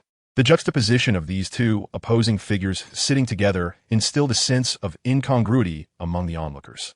At that moment, Luffy's warship approached with a resounding crash, colliding with the Mary's hull and causing the ship to sway perilously. Luffy instinctively grabbed the food to prevent it from tumbling to the ground. The others were startled. This small warship was indeed significantly larger than the Mary. With a flurry of movement, several Navy personnel leaped down from the deck. A striking woman with golden hair, tied in a single ponytail, stood confidently on the Mary's deck in her high heels. Drawing her sword from her waist, she wore a stern expression, fixating her gaze intently on the crowd. Smiling Urien, with a bounty of 120 million, pirate hunter Renoa Zoro, with a bounty of 60 million, Blackleg Sanji, with a bounty of 55 million, Long-Nose Usopp, with a bounty of 5 million, Catburglar Nami, with a bounty of 15 million, Little Fox Karina, with a bounty of 20 million, Demon Child Nico Robin, with a bounty of 79 million. The total bounty of a Urien pirate crew amounted to a staggering 354 million. Luffy, they are the Urien pirate crew, the target of our mission. The appearance of the ponytailed woman abruptly shifted the previously harmonious atmosphere into one of tension. Luffy, still clutching his food, gazed at the woman and muttered, "Even so, they seem like good people to me. Look, they even offer me food," he added. "And my meal almost ended up on the floor because of you." Fortunately, Luffy was well acquainted with his superior, and otherwise, he might have driven him to distraction. They're the targets issued for arrest by Vice Admiral Garp. At that moment, Anne's stomach audibly protested, a reminder that the food had been thoroughly devoured by Luffy, leaving the Navy personnel without their meal. Luffy, observing the stubborn and still trying to maintain his composure despite his hunger, cheerfully encouraged, "And come over and eat. Urien and the others are good people."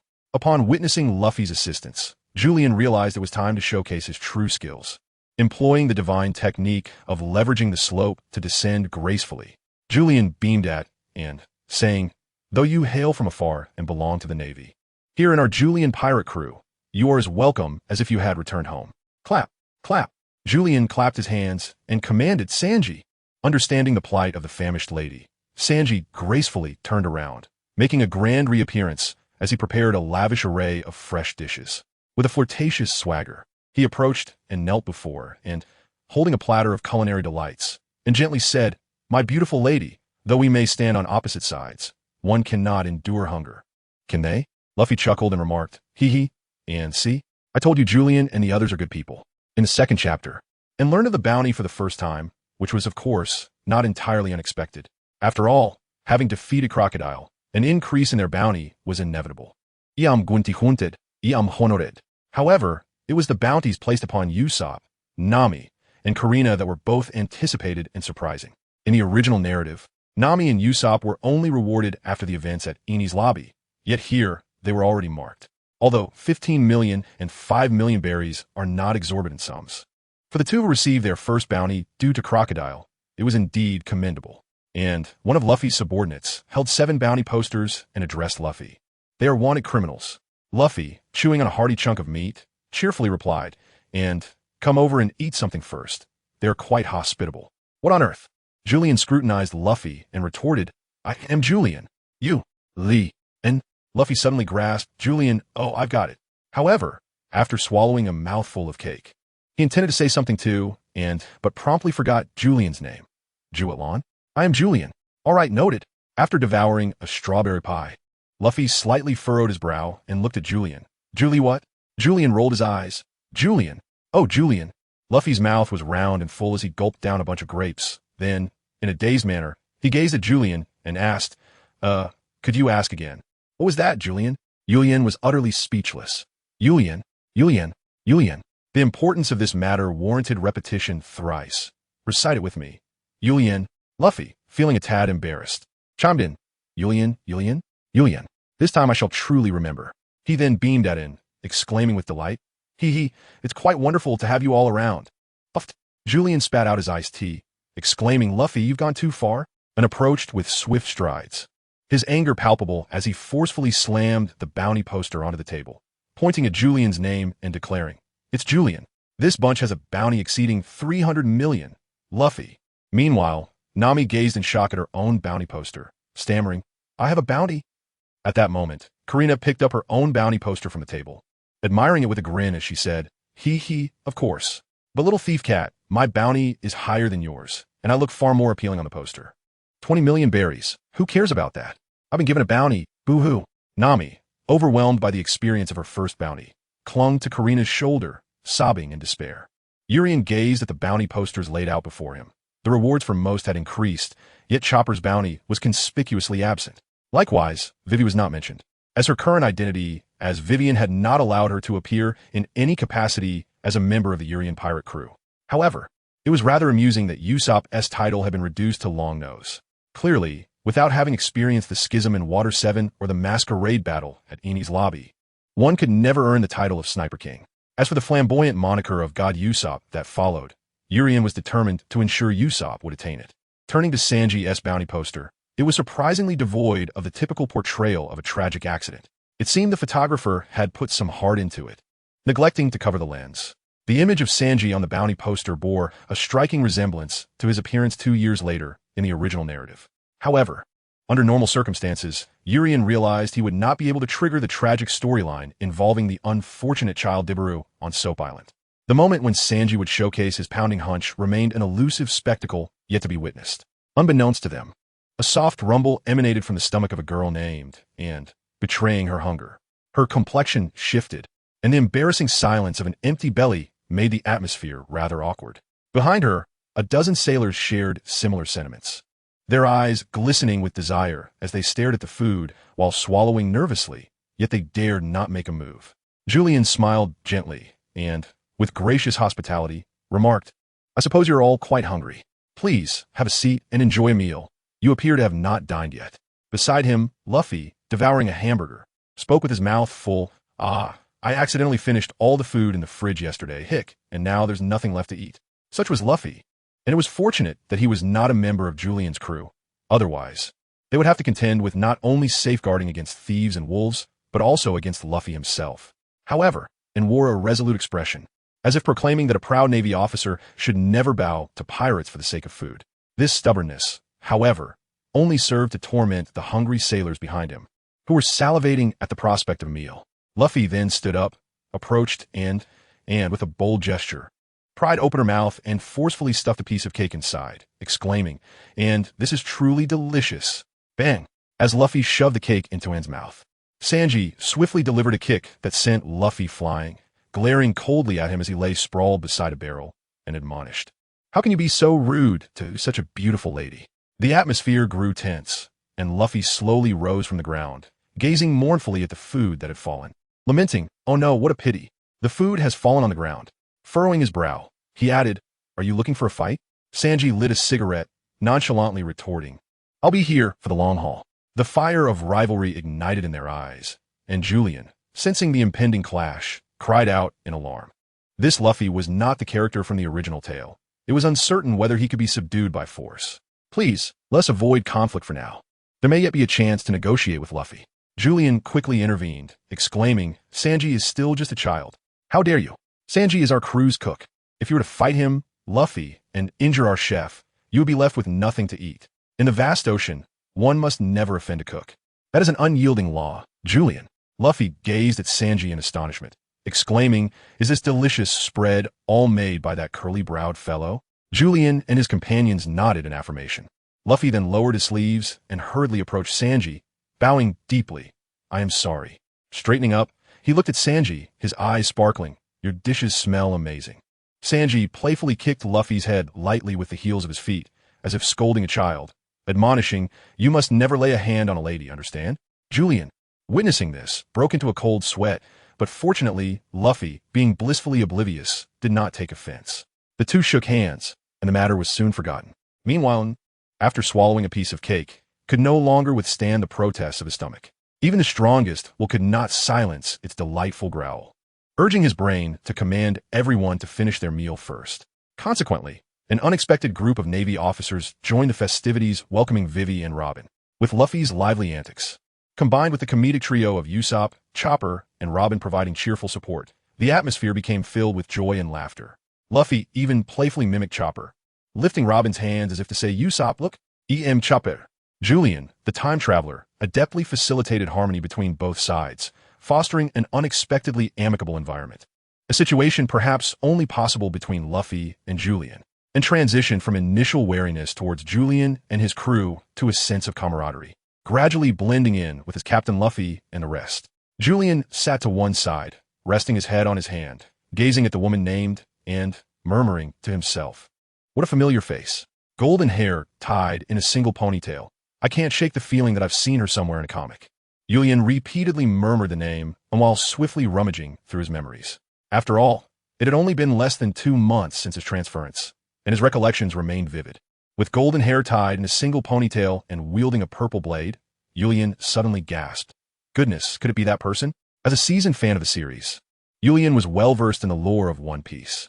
He glanced at him, then at Nami, and his heart raced. The resemblance between the two was striking. Thus, he became increasingly convinced that this was the prototype or perhaps the predecessor of Nami, and first appeared in the embryonic version of One Piece, an Oda's short romantic tale titled Romance Dawn, and later made an animated appearance in the special episode 19. Had the 10th One Piece film, Strong World, never been released, Romance Dawn would still be regarded as episode 0 or a prequel to One Piece. Such obscure anecdotes, familiar to longtime fans, would naturally be unknown to the current generation. Without Romance Dawn, it is likely that the present-day One Piece would not exist, and was an early translation of the female protagonist's name on the internet. While in the animation and contemporary manga, she is also referred to as Shirik and Miru. Furthermore, In's voice in the animation was quite distinctive. Julian vividly recalled and cherished this character. Observing Un, who had seamlessly integrated into the festivities, Julian pondered deeply. What kind of world is this, filled with myriad variables? Chapter 3. Steps of Dissownment. The welcoming banquet for Vivi and Robin, despite the presence of the Navy, was filled with a cheerful atmosphere. Julian and his band of pirates have indeed forged a bond with the Navy's supernovas. After the banquet concluded, Julian generously distributed a significant portion of the provisions from his warehouse. Although Sanji and the others expressed their reservations, Julian reassured them, stating that they would soon arrive at the town of Magic Valley in Gaia, where they could easily resupply on the island. After all, they would quickly ascend to the Sky Island upon reaching Gaia. Upon hearing Julian mention the Sky Island, Luffy's eyes sparkled with wonder. Though he was part of the Navy, this was the first time he had encountered such a concept.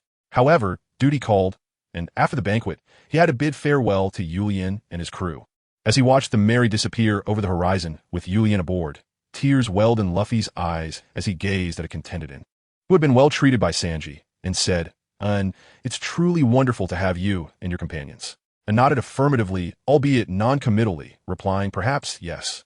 At this moment, having filled his stomach, Luffy felt reinvigorated and eagerly inquired, "So what was the task that Grandpa assigned us?" and rolled his eyes, momentarily fearing Luffy might defy orders. Grabbing Luffy by the collar and pointing in the direction where the Mary had vanished, and exclaimed in frustration, "Luffy, you fool. Our mission is to capture Julian and his crew. I thought you had given up." Realizing the gravity of the situation, Luffy reacted as if someone had stepped on his tail, recalling the fear instilled by his grandfather's iron fist. He pondered the consequences of failing to complete their mission, not to mention the stern Admiral Akainu.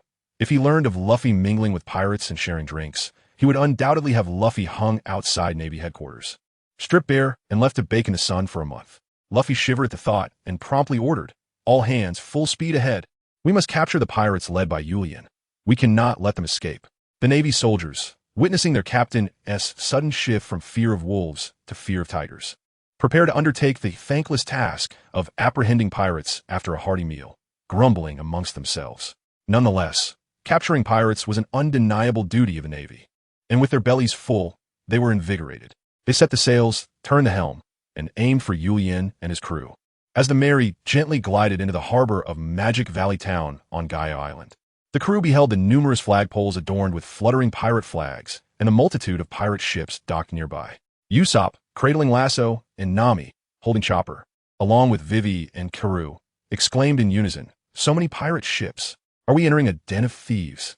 Robin, basking in the harbor breeze and delicately brushing her hair behind her ear, gazed at the pirates on the dock and cheerfully informed her companions. This place is a haven for those who have willingly succumbed to depravity, an unlawful territory beyond the jurisdiction of the world government. Upon hearing the mention of the lawless land, a hint of eager anticipation appeared at the corners of Zoro's mouth. So, this island is home to quite a number of formidable individuals, is it? Robin replied with a cheerful smile. As for that, I cannot say. Julian could indeed make his way directly to a location not far from Magic Valley Town, seeking out one bland in pursuit of a means to ascend to the Sky Island. However, prior to this endeavor, Julian required a brief resupply in Magic Valley Town. Naturally, as a traveler, there existed within him a penchant for thrill and a mischievous desire to confront Bellamy. Moreover, he wished to witness the unfolding of events involving Blackbeard and his crew. Yet, in this realm, Blackbeard had not made an appearance in the Cherry Blossom Kingdom, leaving one to ponder whether they would manifest here. Nonetheless, this place served as a haven for ne'er-do-wells, and should they wish to depart, it was imperative to leave someone behind to guard the ship.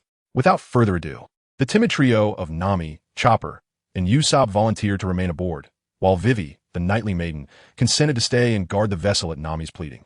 Conversely, Karina, having been injured by Julian, was resolute in following the captain wherever he went, hoping to pilfer some treasures from the pirates inhabiting this island. Karina cast a challenging glance at Nami, seemingly mocking her. Little thief cat, it is indeed an opportune moment for a grand haul.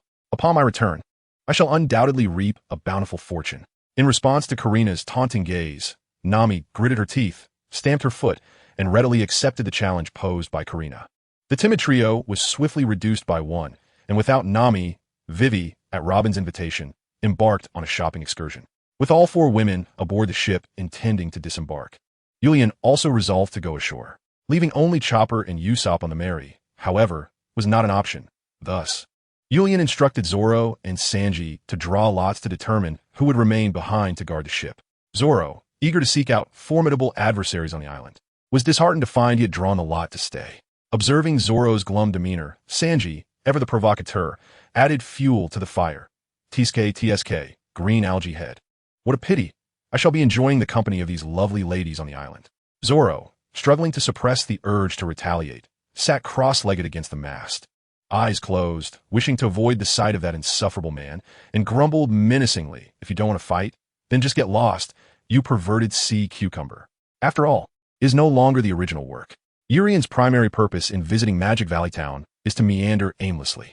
Should Zoro set foot on the island, he would likely embark on his own solitary exploration, perhaps wandering off to some obscure corner. Zoro's decision to leave the ship has indeed granted Urian a sense of relief. Robin and Vivi are off shopping, while Sanji diligently attends to their needs. Nami and Karina, on the other hand, lie in wait, seeking opportunities to engage in their own clandestine duel as thieves. Urian, in his aimless wandering, seeks the thrill of confronting Bellamy, relishing the hollow satisfaction that comes with such hypocritical encounters. Upon disembarking, Robin and Vivi bid farewell to Urian while riding Karoo, and the ever-obliging Sanji takes on the role of a guide, clearing the way for the two ladies. Nami and Karina trail closely behind Urian, on the lookout for what appears to be a substantial catch, hoping for a lucrative deal. Suddenly, Urian spots a familiar figure not far off. The disheveled golden hair, the ambiguous expression that hardly exudes kindness, the signature tattoos adorning the arms, and the blue-haired subordinate beside him, emblazoned with a smiley face reminiscent of Doflamingo's emblem. Julian recognized him at once. This was the arrogant Bellamy, who had ultimately been humiliated by Luffy. Beside him stood the blue-haired Sachis. The protagonist had made his entrance, and Julian's heart soared with joy.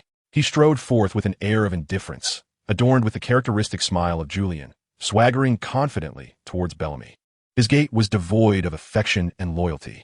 His steps were imbued with malice and wickedness. His stride was marked by heinous transgressions. Nami and Karina stood frozen in place, rubbing their eyes in disbelief, exchanging glances, struggling to articulate a response. Is that Julian? With an air of arrogance, Urian swaggered towards Bellamy, his face emblazoned with a perverse invitation that seemed to scream, "Come at me, strike me." As Urian approached with an ostentatious gait, Bellamy remained rooted in place, his expression dark and unyielding. After a prolonged wait, Urian ultimately found that Bellamy had not taken the bait. As Urian and Bellamy passed each other, he overheard Sachi whispering beside Bellamy, Captain, that is smiling face Urian, the newly emerged pirate with a bounty of 120 million. Those two are the little fox with a bounty of 20 million and the little thief cat with a bounty of 15 million. After walking a few meters, Julian, stunned by what he had just heard, turned back to gaze at the figures of Bellamy and Sachis. His eyes fell upon the bounty notice held by Sachis, which displayed the rewards for every member of his pirate crew. In his heart, he could not help but exclaim in disbelief. Astonishment overwhelmed him. How could it be? In the original story, Luffy's bounty was akin to EMS maritime shipping, while his own bounty was delivered via express air freight with complimentary shipping. Julian felt a wave of despondency wash over him. Meanwhile, Bellamy found himself beset by unease in the presence of his pirate with a bounty exceeding 100 million. The infamous, utterly unyielding demeanor of the man before him offered no room for negotiation. At that moment, Nami and Karina approached, each linking arms with Julian. They gazed at him with relief, exclaiming, "Julian, at last you have returned to your senses." Julian was unable to indulge in his wicked whims. Feeling a sense of emptiness within, he merely uttered an "oh" absent-mindedly. At that moment, Karina cheerfully remarked, "He, Julian, the little thief cat and I are off to do some shopping." Julian nodded listlessly, "Oh." With that, the two women laughed and ran off, having found the big fish. Chapter 4. The youngest of the 7 warlords, Bellamy's lack of discernment left Julian feeling rather uninspired. Akin to the jarring realization of discovering one's daughter is indeed a stranger. Ugh. It was as if he had suddenly uncovered that his limited edition purchase was nothing more than mass-produced merchandise. Nami and Karina, upon realizing that Bellamy was aware of the bounties on their heads, parted ways with Julian. He, too, felt no apprehension about potential troubles, nodding in agreement as he permitted the two women to explore on their own, confident that his reputation had already been established on the island. Julian recalls that in the original work, Luffy had his first encounter with Blackbeard on this island. Two men, both possessing the same dream, yet employing disparate methods to achieve their goals. From Julian's perspective, Blackbeard resembles those protagonists from the realm of fantasy, whose actions are strikingly similar. It is no wonder that the realm of fantasy has led the narrative and thematic trends in Japanese anime and global storytelling for many years. Julian searched several taverns in the town, yet he found no trace of Blackbeard, nor did he catch sight of any other members of the infamous pirate crew. Julian was momentarily rendered speechless. A person who does not enjoy alcohol need not feign sophistication. A drink at a bar can be as solitary as it is intoxicating. He muttered to himself, could it be that Blackbeard's life trajectory has also deviated? During his time in the land of cherry blossoms, known as Drum Island, he had not encountered an attack from the Blackbeard pirates. Instead, he had completed tasks left unfinished by Blackbeard, thereby establishing the White Iron Pirates. Now in Gaia, he saw no sign of Blackbeard whatsoever.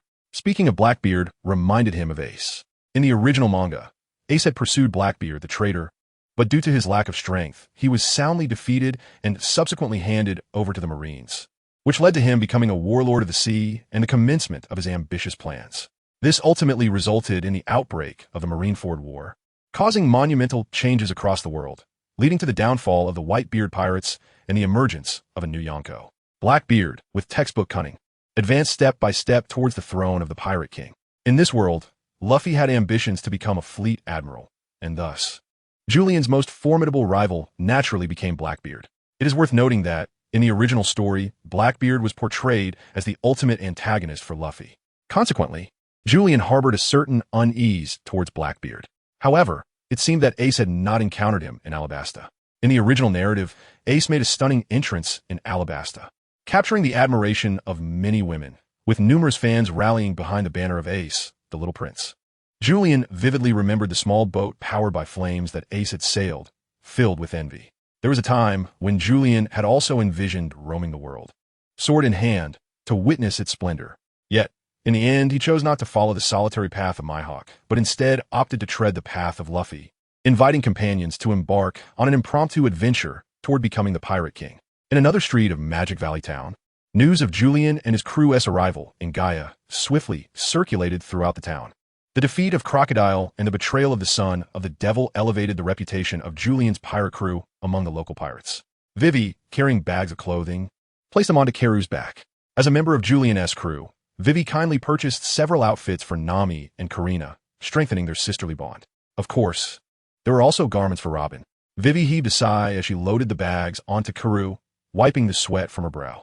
She gently lifted her veil and fanned herself, glancing at Robin, who was engrossed in reading a newspaper and curiously asked, "Robin, what is the matter?" At this moment, Robin presented the newspaper before Vivi with a cheerful smile, exclaiming, "Hee hee, the news of our triumph over Crocodile has been published so swiftly, along with our bounty. As newcomers, defeating a warlord of the sea indeed stirs quite a commotion in this world. Furthermore, the right-hand man of this warlord has pledged allegiance to our ranks, allowing the Urian crew to gradually emerge in the pirate realm. It is no wonder that the streets are devoid of anyone but Robin and Vivi. However, the notorious reputation of the son of the devil from the Urian pirates looms large, deterring anyone from approaching the perilous edge of confrontation." Curious onlookers peeked out, captivated by the two striking beauties of the Urian crew. Holding the newspaper, Robin spoke slowly, although Crocodile ultimately met his fate at the hands of Navy Captain Black Cage Tina. "It appears that the world government has not concealed the fact of our victory over him. A rookie pirate challenging an established pirate leads to mutual destruction. And in the end, Tina apprehended the disruptive Crocodile, while we managed to escape unscathed. Naturally, our worth has risen significantly, rivaling that of Crocodile. And our bounty has soared accordingly, hee hee." With a playful chuckle, Robin shifted the topic, analyzing another matter. However, with Crocodile's arrest, a position among the warlords of the sea is now vacant. The warlords are 7 notorious pirates recognized under the world government, a fact that Vivi, as a princess, is well aware of. Vivi gazed at the list of warlords, reading each name aloud. Crocodile, removed for the subversion of Alabasta. The remaining warlords are Hawk and Don Quixote Doflamingo.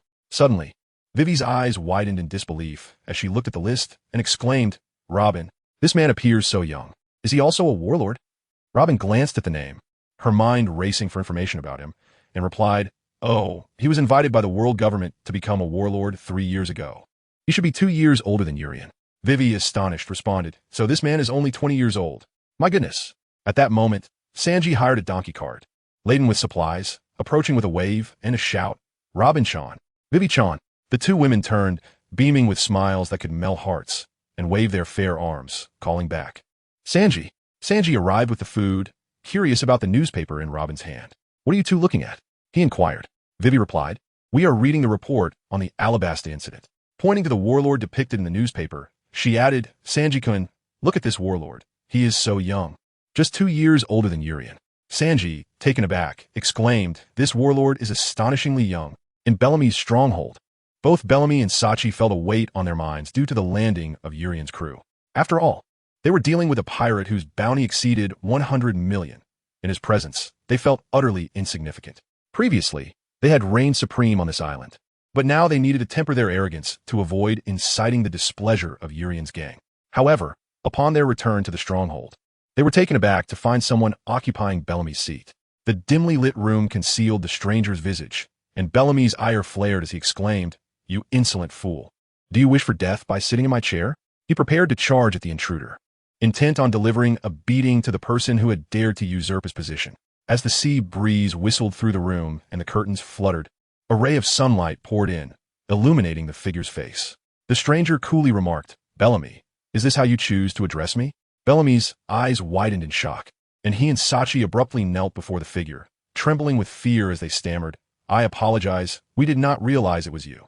The individual slowly rose from the seat, resting a blade on his shoulder, and inquired, "I hear you have already encountered the Urian pirate crew. Is that correct?" Recalling Urian's insufferable demeanor, which he dared not confront, Bellamy clenched his fists and responded resolutely, "Yes, the Urian pirate crew has indeed arrived on the island." Chapter 5. Usopp's provocation. At that moment, a subordinate of Bellamy's stumbled into the room, frantically exclaiming, "This is bad. This is terrible." However, upon noticing the unusual scene, with a man standing before the captain's seat while Bellamy and Sachi stood deferentially like underlings, he paused in shock. Sachi, startled by the intruding subordinate, scolded sharply, "What are you shouting about? Do you not see the esteemed guest here?" The pirate scrutinized the figure more closely, and his heart sank. The man wore a black coat adorned with the signature smile of the Don Quixote family, a fluffy winter hat with leopard spots, and bore a sword on his shoulder. His expression devoid of warmth. The chilling gaze he directed at the young pirate felt as if death itself were looming over him.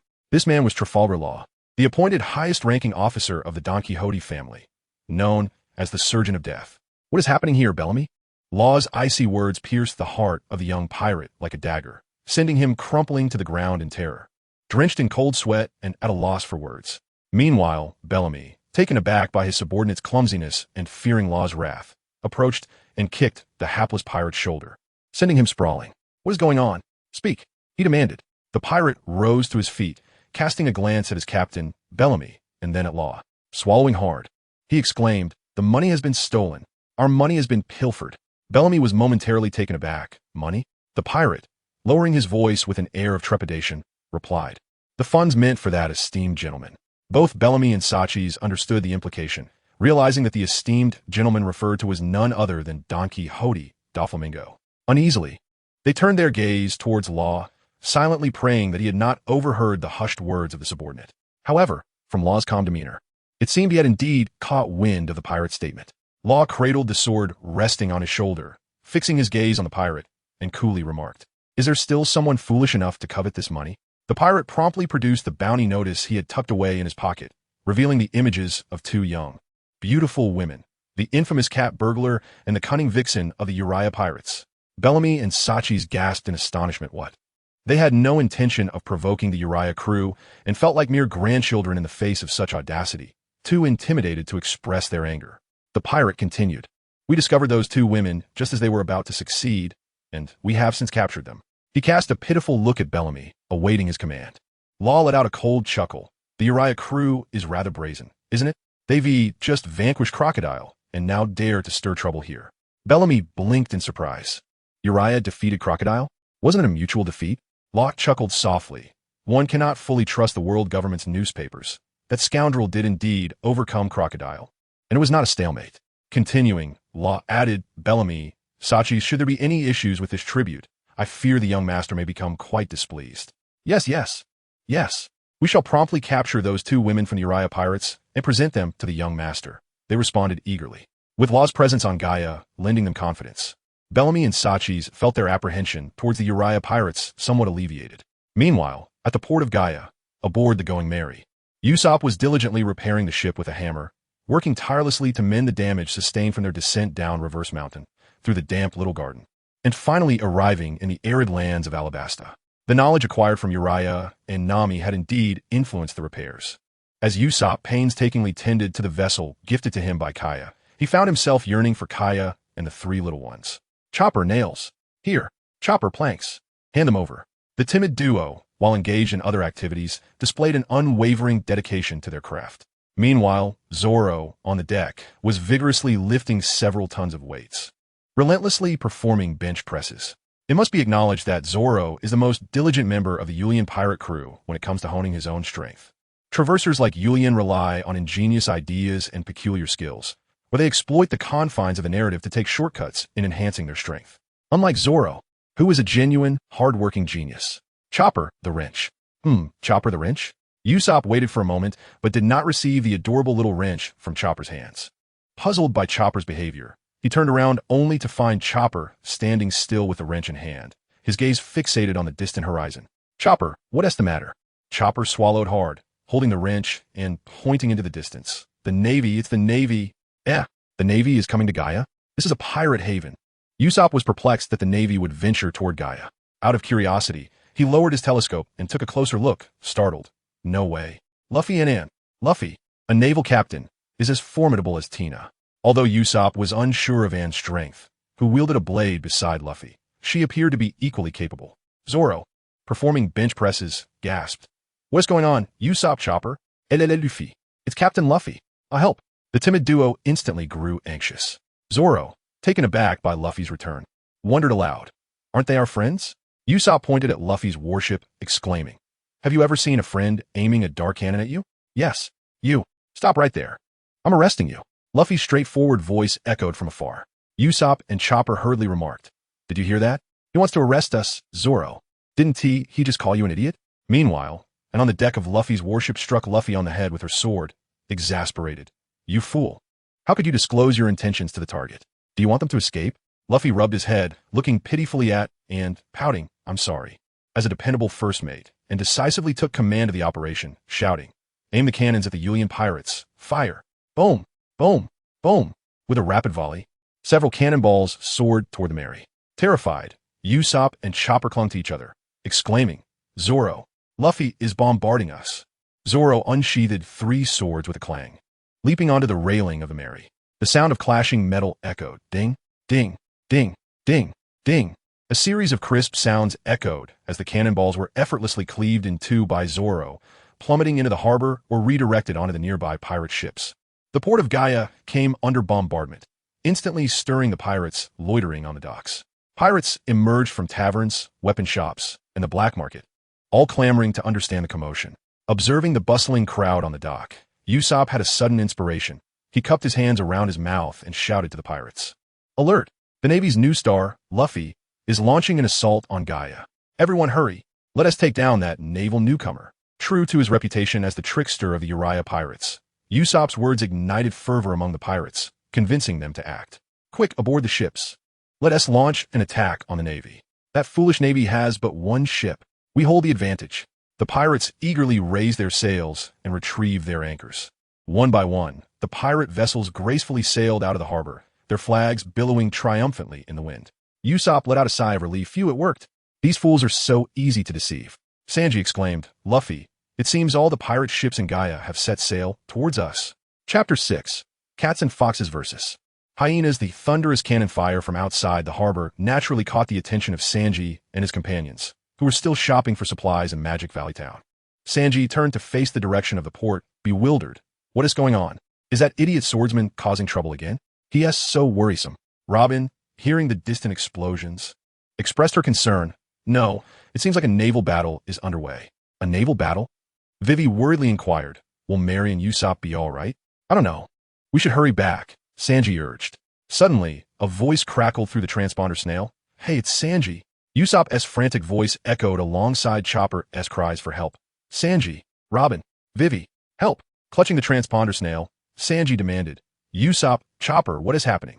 Where's the green-haired head? Usopp replied. Luffy is attacking us from sea. The cannonballs have been intercepted by Zoro. The pirates in the harbor seem to think Luffy is here to capture them and are engaging in battle. Listening to Usopp's words, Robin pondered. Luffy is a Navy captain, a formidable supernova. His strength should not be underestimated, perhaps even surpassing that of Tina. Realizing that Luffy's target was the Uriah crew, Sanji concluded that they could not linger in Gaia any longer and must set off for Sky Island immediately. Holding the transponder snail, he commanded, Usopp, quickly steer the Mary towards the dock near the commercial street. We'll be there shortly. Understood. Usopp fervently nodded his head on the other end of the transponder snail, affirming his commitment, and then continued to inquire, what about Yulian and the others? Sanji shook his head in response. I have no idea. That fellow is with Nami and Karina. Usopp urged, then hurry back. I will reach out to them immediately. All right. The commotion outside inevitably disturbed Urian, who was seated alone in the bar, sipping on his drink. To be in a bar by oneself is to embrace a profound solitude. Suddenly, a pirate burst through the door, exclaiming in a frenzy, it's bad news. The Navy is attacking Gaia. The tale he spun grew increasingly embellished. What had merely been a small naval vessel belonging to Luffy transformed, through the pirates' exaggeration, into a full fleet dispatched to apprehend the pirates lurking on Gaia Island. Reports indicated that numerous pirate ships had already been sunk in the harbor. This unreliable yet alarming news ignited a rush of panic among the pirates within the bar. Everyone, back to your ships. We must flee. The Navy's fleet is upon us. Julian is also that individual who exclaims in astonishment. I merely wish to observe Bellamy and Blackbeard, and then ascend to Sky Island.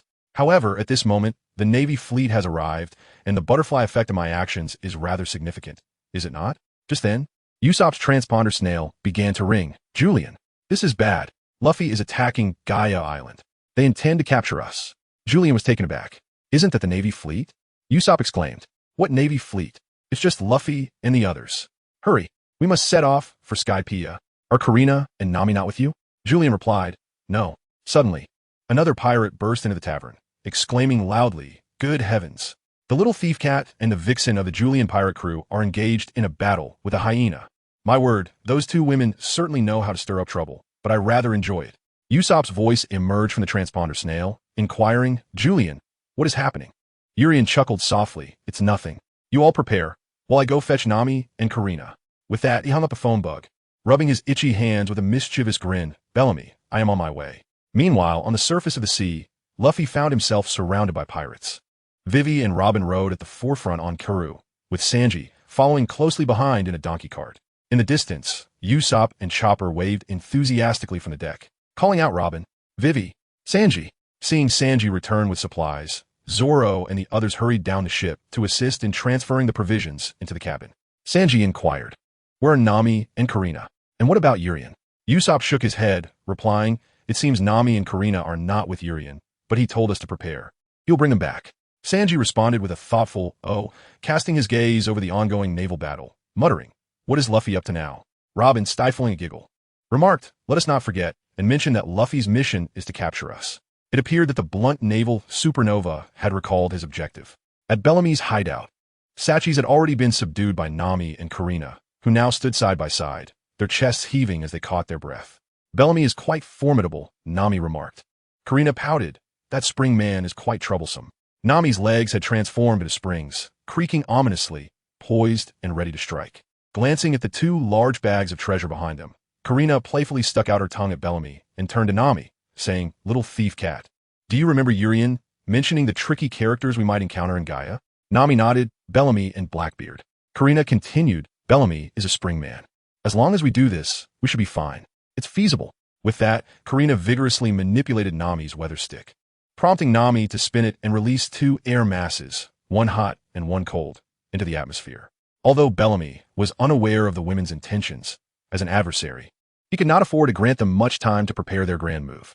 With a powerful spring, he leaped forward, charging at the two women. "Are you two showcasing your skills? Once I capture you, I shall allow you both to demonstrate your talents at my leisure." A single punch pierced through the bodies of Nami and Karina, yet an uncanny sensation left Bellamy feeling hollow, as if his fist had struck nothing but air. With a resounding crash, Bellamy barreled through the two women's forms and collided heavily against the wall. As he rose again, he beheld the silhouettes of the two women dissipating into the air like phantoms. A mirage, Bellamy mused. He could contend with any adversary, but never with the whims of nature. Chapter 7. The audacious thief. No sooner had Nami spoken than a thin mist enveloped the room. This fog did not obscure Bellamy's vision. As he gazed through the haze at Nami and Karina's figures, he licked his lips and chuckled. "Do you think this mist can hinder my sight? How laughable. It is far too insubstantial." Fixating on Nami and Karina, Bellamy's springy legs creaked ominously as he prepared to charge. However, with a swift whoosh, his feet slipped as if coated in butter, executing a 450-degree somersault before crashing to the ground, his face meeting the floor with a thud. Blushing crimson, he stared incredulously at his feet. "So slippery."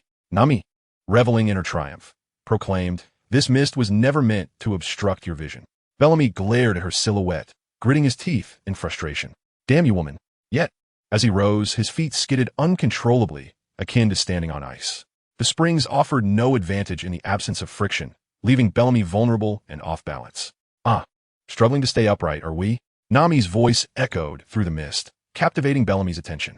Seizing the moment, Karina circled stealthily and lunged towards him with her daggers aimed at his vulnerable rear. Alarmed, Bellamy narrowly evaded the lethal strike by tilting his head, but Karina's icy dagger left a deep gash across his cheek. Daring not to rely on his springs any longer, Bellamy reverted to his original stance and swung a fist at Karina, exclaiming, "Wretched woman." Yet, Karina transformed into an agile ice dancer, gracefully retreating and gliding away, creating distance between them. Indeed, that absent-minded fool Yulian was right. If you lubricate the surroundings, your springs become utterly useless. The realization struck Bellamy. Did Yulian know of his abilities? He pondered, was he truly such a renowned pirate? As Bellamy found himself at a loss, Nami remarked, "The slippery fruit of the little fox, combined with the lubricating mist I conjured, has rendered this area a burden for you." With a decisive snap, Nami dismantled the weather stick into 3 segments. She retrieved a small pouch of dancing powder from her bosom and poured it into the weather stick, grinning mischievously. "Let me show you my final strike." With a vigorous spin of the weather stick in her left hand, a mass of cold air swirled above Bellamy's head. Immediately following, the weather stick in her right hand twirled as well, sending a plume of warm air soaring upwards. The 2 air masses collided above Bellamy, merging into a dense rain cloud. Enhanced by the dancing powder, the rain cloud rapidly expanded, swiftly absorbing the mist that filled the room. Next, Nami forcefully swung the 3rd weather stick, sending an electric ball directly into the rain cloud. In an instant, thunder erupted, crackling ominously. With both hands gripping the weather stick, Nami forcefully pressed downward, exclaiming, "Thunderstorm cloud, lightning." Boom! A powerful bolt of lightning struck down directly atop Bellamy's head. The tremendous force of the lightning surged outward, causing nearby Karina to leap back in fright, rolling to evade Nami's attack. After several somersaults, she finally managed to dodge the onslaught, her chest heaving as she glared at Nami, as if wishing to devour her whole, grinding her teeth and muttering, "Little thieving God." Nami playfully stuck out her tongue at Karina, winking one eye cutely. "Apologies, little fox. It's my first time using dancing powder in battle, and I misjudged the strength. Hee hee hee, you little thief." Nami chuckled. "Bellamy has been defeated. Let us hasten to claim the treasure." At the mention of treasure, the two treasure seekers quickly reconciled, each taking a bag to carry away. With their backs laden with the hefty spoils, one could not help but admire the effectiveness of Bellamy's plunder. It was rare for two little thieves like Nami and Karina to encounter such bountiful treasure. However, as they walked, Karina began to feel the weight of her burden increase. Beads of sweat forming on her forehead. "Little thieving cat, why does it feel like it's getting heavier?" Nami nodded in agreement. "I feel it too. Perhaps it's due to our earlier exertion." The two women turned to confirm the contents of their treasure. To their astonishment, what they found behind them were not two large bags of loot, but an assortment of furniture. Nami was carrying a vanity, while Karina bore a sofa. One piece of furniture after another appeared, as if conjured from thin air. Lamps, a guarantee, a telephone bug, chairs. Nami and Karina jolted in unison, exclaiming, "What on earth is happening?" In a flurry, they cast the furniture off their backs, utterly bewildered. The two women lifted their heads, only to find Luo Zhong leaning against the doorframe, a smile gracing his lips as he regarded them. The captain of the Uriah pirate crew, the little thief cat, and the little fox captain. "I never anticipated that you two would vanquish Bellamy, the pirate with a bounty of 55 million. Turning their gaze to Luo's side, they noticed the two sacks of treasure they had been carrying now resting beside him. Nami gasped, "When? How is that possible? How did our treasure end up there?" Karina's eyes darted around the room, only to realize that an ethereal blue light had encased the area without their notice. Luo chuckled softly. "Your treasure? I'm afraid these items are offerings from Bellamy to the young master." "Young master?" With a swift motion, Luo drew the cursed blade, Demon Cry, its edge gleaming ominously. He opened his mouth to speak. "Don Quixote da Flamingo, who dares to pilfer even the tributes of the 7 warlords of the sea. You truly possess audacity beyond measure." Nami and Karina stared in shock. The 7 warlords of the sea? They exchanged glances, realizing the gravity of the situation. Their adversary was a subordinate of the warlords. Without a second thought for the treasure, they turned to flee. However, Luo merely smiled. Yet those who dared to confront Crocodile's pirate crew and attempt to steal from the young master seemed to possess a certain boldness. Just as Nami and Karina approached the exit, a swift sound sliced through the air. With a flick of his wrist, Luo delivered a lethal strike that cleaved them in two. In that instant, time appeared to freeze. Their upper bodies floated in the air, eyes wide with terror as they beheld their lower halves still running below. An ear-piercing scream erupted from their lips. What on earth is happening? Chapter 8. Doflamingo's olive branch within the realm of my capabilities. All is under my dominion. Whoosh! A coin, crackling with electricity, shot through the doorway. So swift! Luo abruptly tilted his head, but the coin, propelled by its formidable force, grazed his cheek, leaving a shallow cut. Wiping the blood from his face, he fixed his gaze on the entrance. Who goes there? Clang! Thud! Julian swiftly dashed through the door, leaping forward with great vigor. He pressed his hands firmly upon the heads of Nami and Karina, exerting considerable force, effectively grounding their bodies that had been momentarily lifted by Law's attack. Do not inquire about the rationale behind such a crude maneuver success. In the original narrative, Luffy and his companions employed similar tactics against Kinneyman. As Julian embraced Nami and Karina, descending to the ground, Law finally discerned the identity of the newcomer. Julian, the head of the family. Observing Law, Julian appeared somewhat taken aback, pondering why this individual would be present on Gaia Island, and upon closer inspection of Law's insignia, it was evident he belonged to the Don Quixote family. Julian's mind began to stir with contemplation. The most direct reason for Law's departure from Doflamingo was undoubtedly Corazon, and the presence of Law as a member of the Don Quixote family clearly indicated much. Both Law and Corazon had evidently chosen divergent paths. Perhaps in this world, Corazon remained undiscovered by Doflamingo, skillfully concealed. Alternatively, it is conceivable that Corazon never became Marine at all, but instead genuinely embraced his role within the Don Quixote family. It is also plausible that following Corazon's demise, Law unexpectedly inherited his will becoming an undercover marine embedded within the Don Quixote family. Furthermore, there exists the possibility that Corazon has indeed perished, yet never intersected with Law's life, and that his devil fruit powers were bestowed upon him by Doflamingo. The myriad possibilities surrounding each character in this world caused Julian's head to throb intermittently. As a seasoned fan, his once prided familiarity with the plot proved to be of little significance in this reality. His extensive knowledge of character abilities could also lead to anomalies, such as Luffy's existence without having consumed the gum-gum fruit. The only aspect that Julian could truly master was the unwavering nature of the majority of individuals in this world. As for the precise disagreement between Luo and Cola's one, Julian found himself disinclined to ponder it any further. Glancing to his side at Bellamy, who lay sprawled on the ground, his body charred and blackened, Julian pursed his lips. It was evident that this fellow had been thoroughly vanquished by the combined efforts of Nami and Karina. What had begun with such exuberance had culminated in profound disappointment, leaving him with nothing but the solace of a beautiful companion. Urian's current objective is to lead Nami and Karina away from Law's room. Within the confines of the room, it could be said to be Law's absolute domain. Julian tightened his grip around the slender waists of the two women and chuckled softly. Although I am uncertain why this perilous individual is here, I must take my leave. I have no desire to engage in battle within the room. Seizing the moment while Law was distracted, he swiftly turned and fled with Nami and Karina in his embrace. Law, having learned of Julian and his companions due to Crocodile's affairs, had not anticipated that Julian seemed to possess a certain understanding of him from his words. Observing Julian escape the confines of his room with the two women, fleeing from Bellamy's stronghold, Law grasped his weapon and pursued them. The stronghold was not far from the port, and upon exiting, Julian quickly spotted the Merry-Go, its anchor already raised.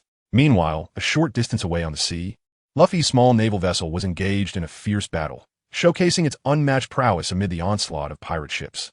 Usopp, aboard the Merry-Go, was the first to notice the trio, waving his arms and shouting, "Julian, Nami, Karina, we are over here." Julian, resolute in his command, declared, "This territory belongs to the young master. One cannot simply come and go as they please." At that moment, Law had also emerged in pursuit, but without looking back, Julian forcefully hurled Karina toward the Merry-Go, followed swiftly by Nami. Electric sparks crackled around Urian as Nami and Karina hurtled towards him like two cannonballs. "Go, Zoro, Sanji, Robin, I leave Nami and Karina to you." With a resounding thud, Zoro and Sanji leapt from the side railing of the ship, soaring into the air to catch Nami and Karina. However, the force of Urian's ability caused both Zoro and Sanji to lose their balance mid-flight. At that moment, a net of flesh, woven from alabaster arms, sprouted from the deck, climbing high towards the mast. The arms at the top swiftly coiled around the mast, securing it firmly. With a soft thud, Robin utilized her powers to weave a vast net, gently lowering the fort to safety. Upon landing, Sanji glared at the distant Urian, exclaiming, "That rude fellow. Can't he be a bit gentler with Miss Nami and Miss Karina?" Robin fixed her eyes on the individual who had captured Urian, her expression tense. The Surgeon of Death, Trafalgar D. Law. Zoro unsheathed his sword with a metallic clash, eyeing Law's formidable weapon, the Enma, with eager anticipation. "Is he strong?" he inquired. Robin nodded solemnly. "He is a subordinate of the Warlord of the Sea, Don Quixote Doflamingo, and a high-ranking member of the Don Quixote family." Julian fixed his gaze intently upon Luo. As one who had chosen a divergent path, Julian was uncertain whether Luo's strength surpassed that of the original narrative at this juncture. However, Luo did not hasten to act. Instead, he retrieved a snail-like communicator from his coat and said, "Young master, the head of Julian is right before me." Urian was taken aback as Law was conversing with Don Quixote Doflamingo. Shortly thereafter, Law directed the transponder snail towards himself, revealing Doflamingo, who was adorned with sunglasses and wore a cheerful smile, presenting a rather unique appearance. "Fu, my dear Urian, I have heard of your triumph over Crocodile. You possess quite a bit of strength. What say you? Would you be interested in joining my ranks, Fu?" Faced with Doflamingo's tempting offer, Urian resolutely declined, proclaiming, "No, I aspire to become the king of the pirates." "Doflamingo, you are my rival." This dramatic declaration, laden with youthful fervor, did not induce an awkward atmosphere among the onlookers. On the contrary, Doflamingo erupted into laughter upon hearing these words. "Fu, such an arrogant lad, Fu." Doflamingo then regained his composure, calmly stating, "Law, I'll leave the smiling face to you." With that, the transponder snail fell silent, akin to a wilted mushroom. Law tucked the transponder snail back into his coat pocket and remarked nonchalantly, "Urian, it seems you have made a rather questionable choice. Inevitably, battle loomed on the horizon. Yet at that moment, a sudden whoosh pierced the air as a cannonball hurtled toward them from afar. Whoa, whoa, whoa! You fool! With a resounding boom, the cannonball struck a nearby small house, instantly obliterating it.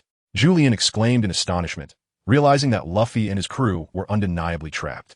This fellow had joined the Navy and even learned a trick or two from Kazuru. Cannonball ambush. With a start, Luffy emerged from the pile of bricks, picked up a nearby military cap, brushed off the dust, and placed it back upon his head. His gaze naturally shifted to Julian, but it also fell upon Law, who stood opposite him. The emblem of the Don Quixote family was emblazoned on the hem of Law's coat, prompting Luffy to become instantly vigilant. His expression turning grave. The Don Quixote family. Law, fixated on the unexpected Navy intruder, murmured, "The Navy's supernova wearing a military cap?" The two pirates regarded each other with an intensity that suggested a clash between fire and water. Yuri felt a surge of excitement. There was hope. He approached Luffy, giving a hearty pat on his shoulder, saying, "Luffy, this fellow is entrusted to you, a subordinate of the Shichibukai. I shall take my leave now." With that, he vanished in a flash of lightning, darting towards the Mary. Luffy was momentarily taken aback, quickly regaining his composure to shout, "You fool, don't run away." However, with Law positioned opposite Luffy, the latter could not afford to disregard him and thus refrained from pursuing Yuri immediately. Both had their sights set on Yuri. And seizing the moment while Luffy was distracted, Law initiated his attack. Room. Chapter 9. The Seven Warlords of the Sea. Law's unexpected arrival left Yuri slightly taken aback, and Luffy's pursuit also caught him off guard. Yet, Luffy's presence inadvertently served as a shield for Yuri. In comparison to his target, Yuri, Law posed a greater threat to Luffy. After all, Luffy perceived that although he and Yuri belonged to opposing factions of the Navy and pirates, there was something about this pirate that seemed worthy of friendship. With Luffy serving as a diversion, Yuri naturally made his way to the Mary, setting course directly for the eastern shore of Gaia Island. Julian's ambition is to land on the Sky Island, vanquish Enel, acquire the gold and the schematics for Enel's ship, and subsequently journey to Water 7 to craft a modified version of the Thousand Sunny. However, there is little time to engage in idle chatter with Luffy and Law in the Misty Valley. Unlike the crew of the original tale, led by Luffy, Urian and his companions are resolute in their purpose. The distance between the eastern and western shores is but a trifling one, and in no time at all, they find themselves upon the eastern bank. A magnificent castle looms majestically by the seashore, yet the Mary sails into view from the side of this grand edifice. The robust wooden planks afford the crew an unobstructed view. Observing the quaint little houses behind the castle, Usopp remarks with a hint of sarcasm, "Oh, the Fayade is quite impressive indeed." Julian smiled faintly. This is the place, the descendant of the boastful Roland, Bran Kulik, the ultimate leader of the United Ape Army. The Mary slowly docked by the shore, and Julian, accompanied by the others, leaped down from the deck, making their way towards the castle. The small, creaking door was gently pushed open by Julian, revealing Bran as he removed his vest, twisting it dry by the water barrel. With Masra and a gorilla from the United Ape Army nearby, Julian speculated that these three individuals had likely just emerged from the depths of the sea. However, within this chamber, in addition to the trio, there sat a man with auburn hair styled in a pompadour, sporting a tuft of beard on his chin, who seemed to be seeking counsel from Bran. He appeared somewhat familiar, yet Julian could not place him. As Julian and his companions entered the room, all four occupants turned their gazes towards them.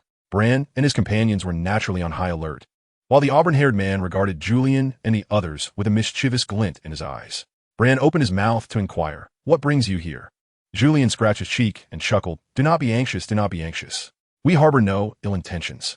We are merely a band of pirates seeking passage to the Sky Island."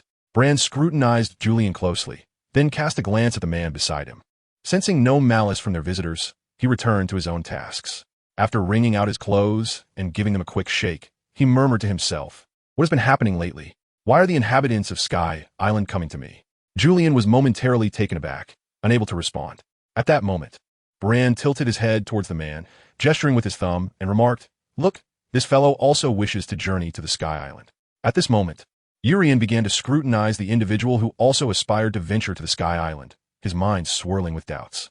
Logically speaking, the quest for Bran and the utilization of the soaring ocean currents to reach the Sky Island was a narrative triggered by Luffy and his companions.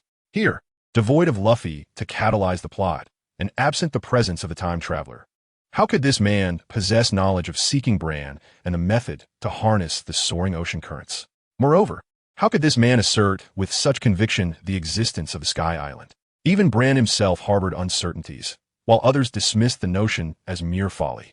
Yet, the auburn-haired man rose from his seat, strode confidently towards Urian, extended his hand, and beamed with a hearty smile, saying, "Urian, I never anticipated encountering you here.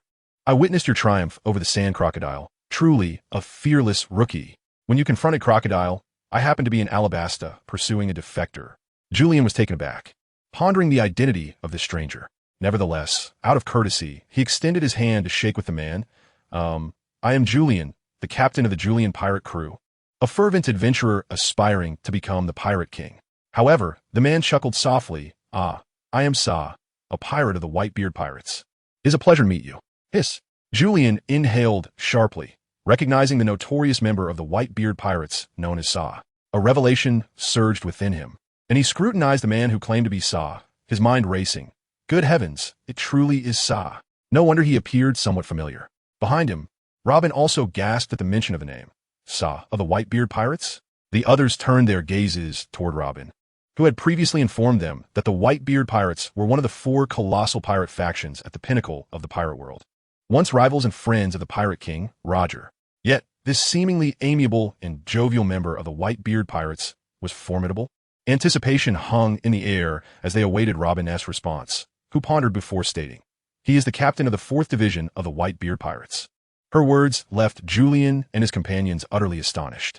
It was well known that any captain from the Whitebeard Pirates could easily obliterate their fledgling crew.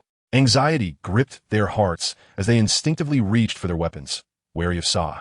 Observing their tension, Sa quickly extended a gesture of goodwill, repeatedly waving his hands. "Hey, everyone, I harbor no ill intentions. I am merely here in pursuit of a defector."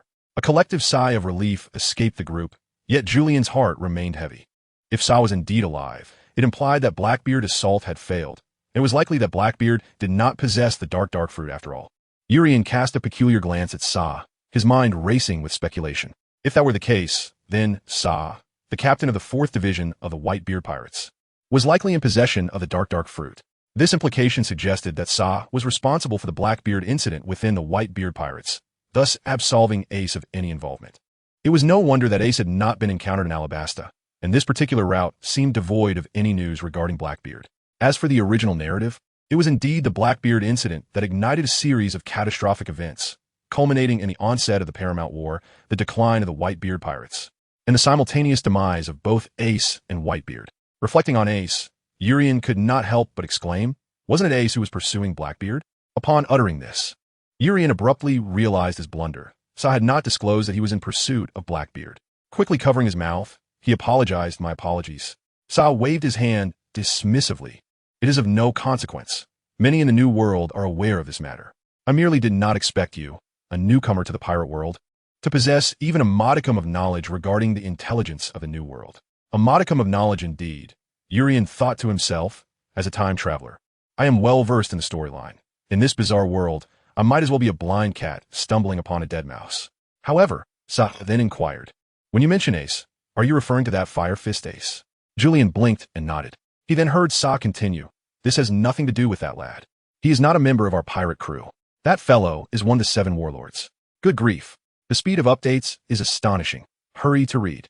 Chapter 10. This information is of utmost significance. Every time he comes looking for trouble, our captain instructs us not to go all out. I simply cannot comprehend. After all, he is one of the 7 warlords meant to counterbalance us. Julian murmured to himself, "Of course, you wouldn't understand. Whitebeard must have intended to reform Ace, seeking to shield this individual, whose true identity is known to but a handful, under his protective wing, all while defeating him. It must be acknowledged that Ace's true identity is exceptionally well concealed. Currently, the only person within the world government and the Navy who is aware of Ace's real identity is likely Carp, for otherwise, Ace could not possibly hold his position as one of the 7 warlords of the sea, given that Ace is one of the 7 warlords in this world. It raises the question to count. Crocodile, Don Quixote Doflamingo, Hancock, Kuma, Mihawk, Moria, Ace, Jinbei. Wait, that makes 8 individuals among the 7 warlords. Upon this realization, Julian gazed at Sachi in astonishment. If Ace is one of the 7 warlords, then there are indeed 8. The time traveler, still ensnared in the habitual thinking of the original narrative, naturally arrived at this conclusion. Sachi scratched his head. There are 7. Suddenly, Julian snapped back to reality. The world had shifted the moment Akainu lost his arm.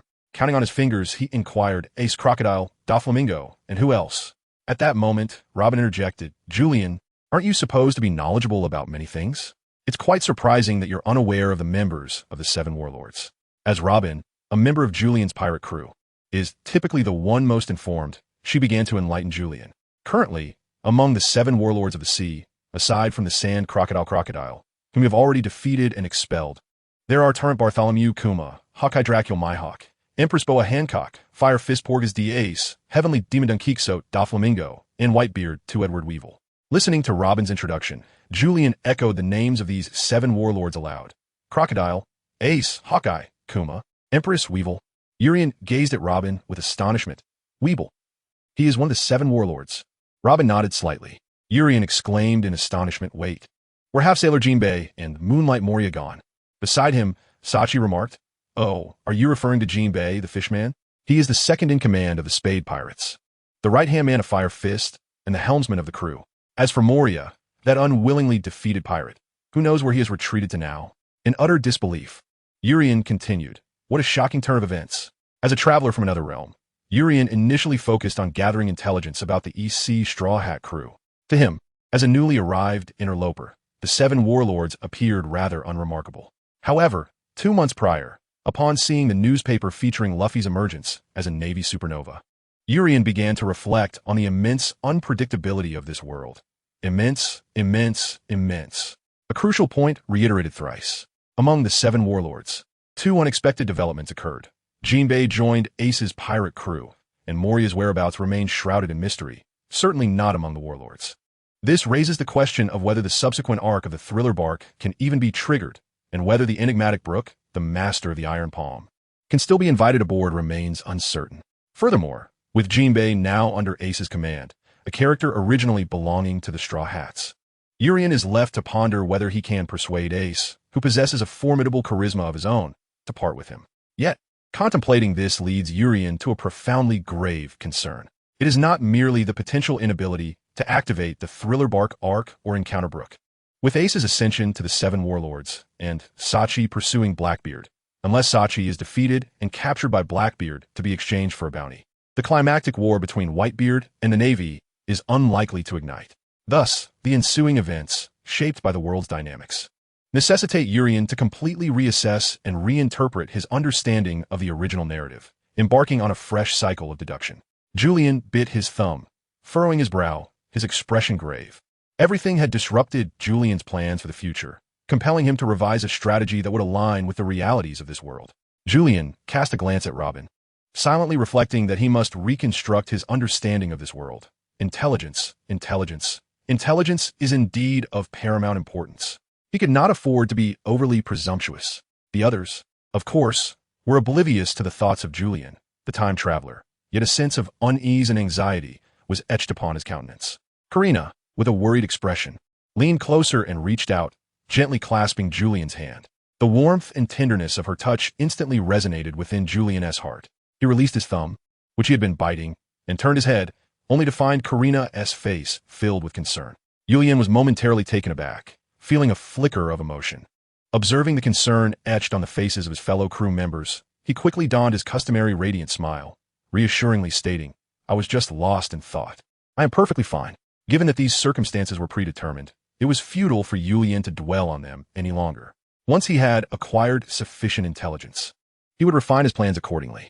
As for the present, whether the world below had transformed or if the heavens above would also undergo change, Julian knew that to realize his ambitious plan to modify the Sunny, a journey to the Sky Island was essential. Sachi exhaled a sigh of relief. Though he was uncertain about the cause of Julian's earlier distraction, his recovery was undoubtedly a positive development. With a broad grin revealing a row of pristine teeth, Sachi addressed Julian. According to the intel, Blackbeard has fled to the Sky Island. I lack a vessel, and since you are headed there, would you mind allowing me to accompany you on your ship? Julian had previously enlightened his crew about Blackbeard, and although he was unsure of Blackbeard's true strength, the way Julian spoke of him rendered him nearly invincible in their minds. Consequently, the timid trio eagerly nodded in agreement, urging Yulian to accept Sachi's proposal in light of the looming threat posed by Blackbeard's presence on the Sky Island. Both Karina and Vivi shared similar concerns regarding the formidable figure Yulian had described, and they too nodded encouragingly at Yulian. However, the prospect of Blackbeard appearing on the Sky Island did indeed catch Yulian off guard. If Sachi were to join them, it would create a scenario where the forces of Blackbeard and Whitebeard would collide with Yulian's group and the inhabitants of the Sky Island, including Enel. Although the outcome of their arrival on the Sky Island remained uncertain, the unfolding of such an intriguing narrative filled Yulian with anticipation. Before agreeing to Sachi's request, Yulian turned to him and inquired, "Sachi, could you enlighten us about your abilities?" In a gesture of camaraderie and sincerity, Sachi scratched the back of his head and chuckled. "Oh, my apologies. It's prudent for us to know each other's abilities. It will aid our cooperation should we encounter any difficulties. I am a Logia-type Devil Fruit user, possessing the powers of the Dark Fruit." Indeed, Yulian felt a sense of relief. Even after the failed attack on Blackbeard, Sachi still wielded that fruit. Yet, a new question arose. What was Blackbeard's Devil Fruit ability, or did he not possess one at all? At this moment, Karina tugged at Yulian's sleeve and quietly asked, "Yulian, didn't you say that Blackbeard was the one with the dark fruit?" "Ah, this is a product of Julian's scientific exposition, stemming from the inertia of the original narrative." Julian scratched his cheek, feeling a twinge of embarrassment as he remarked, "There seems to be a slight issue with the intelligence." At that moment, the door to the room was forcefully flung open with a loud bang, revealing Luffy, rolling up his sleeves, accompanied by a contingent of Navy officers, all bearing numerous injuries. They fixed their intense gazes on Julian and shouted, "You fool! Where do you think you're going? What the hell? Luffy, and Chapter 11. The unfolding of a major event, you fool. Where are you running off to?" "Soru," Luffy exclaimed. "And is not Luffy. Besides Julian's group, there was another particularly conspicuous individual in the room, Sachi." However, at this moment, Luffy had already charged towards Julian, who was startled by Luffy's sudden movement. "A master of the 6 styles, damn it. At my current level, I am still somewhat lacking in dealing with a master of the 6 styles." Yuri inwardly exclaimed in alarm. Yet at that moment, Sachi stepped forward, extending his hand. A billowing cloud of black smoke erupted as he swiftly grasped the neck of the newly emerged Luffy with a sharp crack. With a thunderous impact, he slammed Luffy to the ground, crouching beside him and murmuring, "Ah, the grandson of Admiral Carp, the Navy supernova, Monkey D. Luffy." Coughing as Sachi tightened his grip, Luffy flailed his arms ineffectively before the captain of the 4th Division. "Let me go, you bastard," he shouted, and, drawing his sword, charged in with the Navy, encircling Sachi and completely disregarding their original target, the task at hand, Yuri. The small abode of one Bland was suddenly crowded with 2 factions. Sachi maintained his hold on Luffy, gazing at him without uttering a word, while the Navy remained fixated on Sachi, not daring to make sound. One Bland looked at both groups, frowning. "Hey, if you intend to fight, kindly take it outside. My little house cannot withstand your ruckus." As pirates, they naturally harbored a strong aversion to the Navy. And with Sachi's formidable strength, One Bland and his companions were increasingly concerned that Sachi's actions might lead to the destruction of the entire house. Sachi apologized. "I do not wish to engage in conflict. This fellow, Luffy, release Luffy." And his blade pointed menacingly at Sachi. With the presence of Blackbeard and Enel on the Sky Island, acquiring gold necessitated Sachi's formidable prowess. At that moment, Yuri discreetly signaled to Zoro, calming Sanji with a gesture, indicating that Zoro would not take any extreme measures against him. With a sharp clang, Zoro drew his sword, intercepting and Luffy is merely provoking. Sachi cast a glance at Yuri, returning a smile for his goodwill. Gradually, Sachi lifted Luffy, articulating each word deliberately. "Navy, listen carefully. I have no time for your childish games of Navy versus pirates." He gestured toward the ceiling. "I intend to pursue traders to the Sky Island and will be taking Yuri's ship. Thus, under no circumstances will I permit you to harm them. Do you understand?" Whether they comprehended or not, the previously indignant Luffy now gazed with wide, sparkling eyes, resembling an inquisitive child. Ignoring Sachi's hold on him, he turned to Yuri, exclaiming with excitement, "You're going to the Sky Island? I want to go too. Take me along." Julian sprayed a mouthful of soda, truly embodying Luffy's spirited style. Julian nodded, a twitch at the corner of his mouth. Yes, to the Sky Island."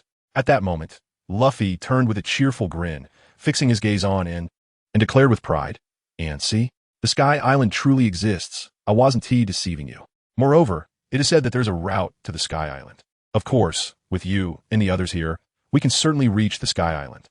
Let us go there together and have some fun. And, watching Luffy being lifted by Sachi, wore a worried expression and said, Luffy, our mission.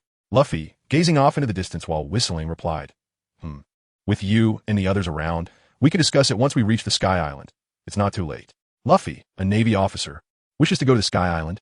Sachi and the others were taken aback, directing their astonished gazes toward Julian. After all, Sachi needed to board Julian's ship. And now was the moment for Julian, as captain, to make his stance clear. Although Luffy's desire to go to the Sky Island posed some complications, it was not entirely out of reach. Julian's eyes darted as he swiftly pulled Luffy onto his side of the battlefield. Luffy, shall we strike a bargain? He proposed. Julian chuckled. Sachi intends to venture to the Sky Island in pursuit of Blackbeard, while I, too, have my own reasons for traveling there, to retrieve certain items. Although your mission is to apprehend me, a far more enticing target presents itself before you. Blackbeard and his crew. We could very well join forces. If the three of us unite against Blackbeard, once we triumph over him, his accomplices can be handed over to your navy, while Blackbeard himself will be entrusted to Sachi. Turning to Sachi, Julian inquired, Blackbeard does have accomplices, does he not? Would you mind entrusting them to Luffy? Sachi nodded slightly. Indeed, he has a few associates, and surrendering them to the navy poses no issue for me. My sole objective is Blackbeard. With that, he released his grip, allowing Luffy to descend. At this moment, Urian approached Luffy, extending an olive branch. What do you think? This deal is quite advantageous, is it not? Blackbeard's accomplices are undoubtedly far more heinous than our Urian pirate crew. The notorious reputation of Blackbeard has spread from the New World to the first half of the Grand Line, known to all-powerful figures. The naive Luffy pondered this notion, and, coupled with the temptation of adventuring in the sky, he readily agreed. Luffy, and hesitated nearby. This means collaborating with pirates. How will we explain this to Grandpa Carp? If Admiral Akainu finds out, you will be in deep trouble. The thought of his grandfather and Admiral Akainu sent a shiver down Luffy's spine. Yet, glancing at Urian and considering the myriad possibilities of the Sky Island, Luffy grinned and said, and it's fine. If we manage to capture Blackbeard and his crew, they certainly won't blame me. Luffy, you're quite something. Nevertheless, since the captain had made a decision, and then the other Navy members had no choice but to comply, for Luffy was indeed the highest authority here. Congratulations to Urian. Not only had he latched onto the formidable Sachi, but he had also secured a group of Navy officers as muscle. Although the Sky Island harbored Blackbeard and Eneru, Urian possessed utmost confidence in acquiring the schematics for the Golden City and Eneru's ship. On an island in the Grand Line, at the Enyo Navy's base, Zifa addressed the situation. Your actions have incited considerable ire within the Navy. I implore you to cease. Everything concerning that individual was anticipated by Advisor Crane. Clad in a white coat, Zifa fixed his gaze upon the man and read before him, murmuring, Sakazuki, is this your reason for obstructing me? That man is one of the 4 emperors. Do you intend to stop me from eliminating him? Akainu observed Ein and Benz standing beside Zifa, along with the Enyo Navy and White Bear behind him, and inhaled deeply. Zifa-sensei, I cannot allow you to disrupt our Navy strategies. Zifa, regarding Akainu and the Navy personnel and PX behind him, could not help but scoff. Humph, it seems the Navy has utterly degenerated. Even you have grown weak enough to lose an arm in the East Blue. Akainu's body trembled slightly as he placed his hand on the lava-formed stump, murmuring, Zifa-sensei, I have simply wagered the Navy's justice on the future. Zifa shook his head, raising the massive iron wall crusher in his right hand. You Navy have fallen. You have weakened. Therefore, let justice be upheld by us, the Enyo Navy. Akainu's arm had turned crimson, and he proclaimed loudly, the Navy has not fallen. Justice endures eternally.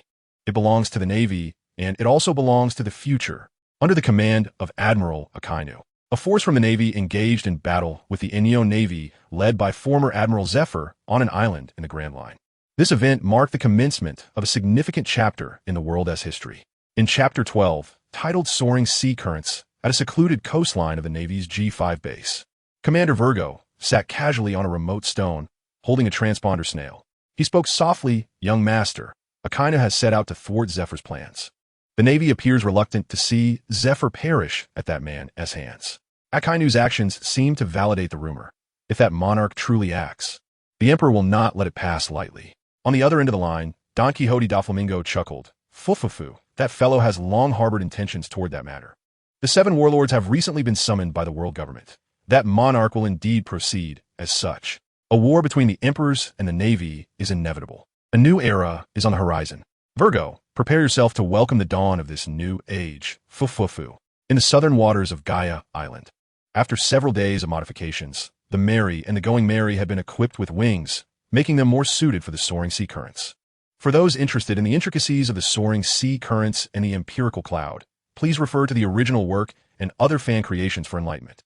The pirate ship of the Monkey Mountain Coalition led the way, scouting for the emergence of the soaring sea currents. The Navy's Going Mary was positioned alongside the pirate ship, following in the wake of the two pirate vessels. Standing beside Luffy, Sanji gazed at the Mary and the smiling crew on its deck, sighing, "Luffy, are we really going to ally with pirates?"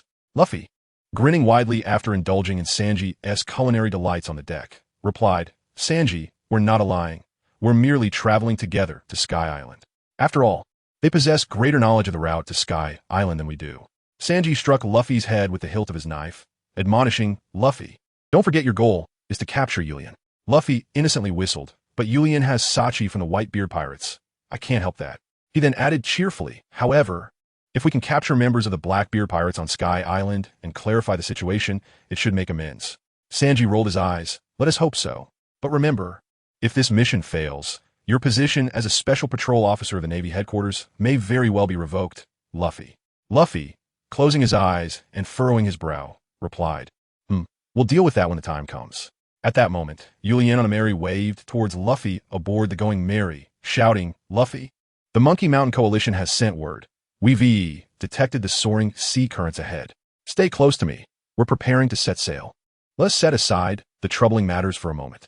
Luffy, exhilarated like a fool, grasped the handrail tightly as he exclaimed, "Oh. All right, we are ready." Meanwhile, Nami was in contact with Wembran while studying the nautical charts of the southern waters of Canaan, commanding, "Chopper, turn the helm 360 degrees to the right and proceed at half sail."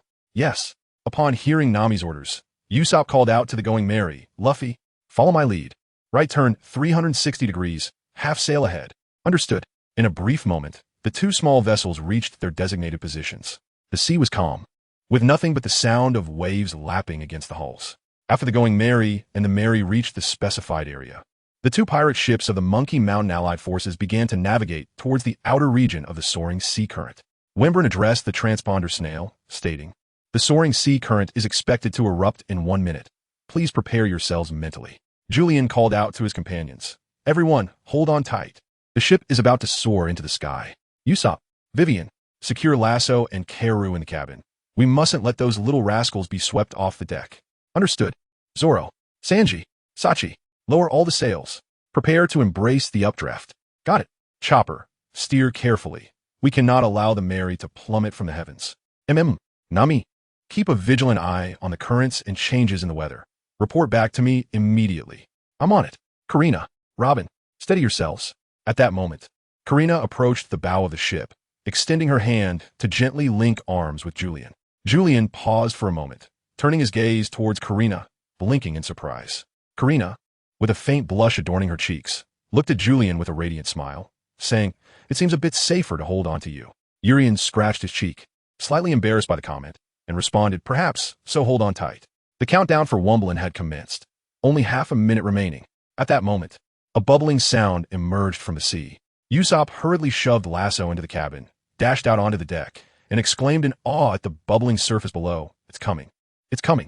Meanwhile, on the Going Mary, without Nami's navigational expertise and Urian's command, the deck was in utter disarray. Luffy, preoccupied with marveling at the peculiar sights, exhibited none of the qualities of a competent captain. Fortunately, with the diligent assistance of an who was sweating profusely while orchestrating various arrangements, some semblance of order was finally achieved. 10, 9, 8, 3, 2, 1. Here it comes. Wishing you all good luck. Boom. A tremendous current erupted from directly beneath both ships, shooting skyward. "It has arrived." Julian and Ennin shouted in unison, "Hold on tightly, everyone." The current surged like a prominent column, and alongside its ascent, a tremendous updraft spiraled upward. With a resounding boom, the sails of the Mary and the Going Mary, previously tilted at a steep angle of 60 degrees, were suddenly filled by this powerful updraft. In an instant, both vessels soared upwards, propelled by the force of the current. "Hooray! We are on our way to the Sky Island." The crew cheered exuberantly. As the cheers echoed, the the ships began to creak and groan. Usopp exclaimed, "What is happening?" Nami, composed and unfazed, replied, "We are flying. The Mary has broken free from the column of the current."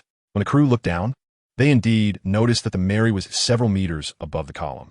The Going Mary, positioned nearby, mirrored this ascent, with Luffy on board bouncing with uncontained excitement. Glancing back at the pirate ships of the Monkey Mountain Alliance below, they appeared to shrink into mere specks, eventually disappearing from sight. In an instant, both ships plunged into the clouds above. Chapter 13. Moonwalk. The skyward current propelled the Mary and the Going Mary directly into the heavens.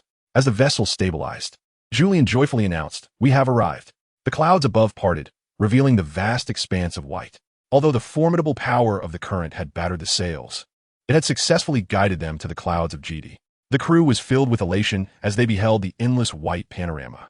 Nami, glancing at the log pointer on her wrist, exclaimed, "It's changing." The log pointer has begun to shift.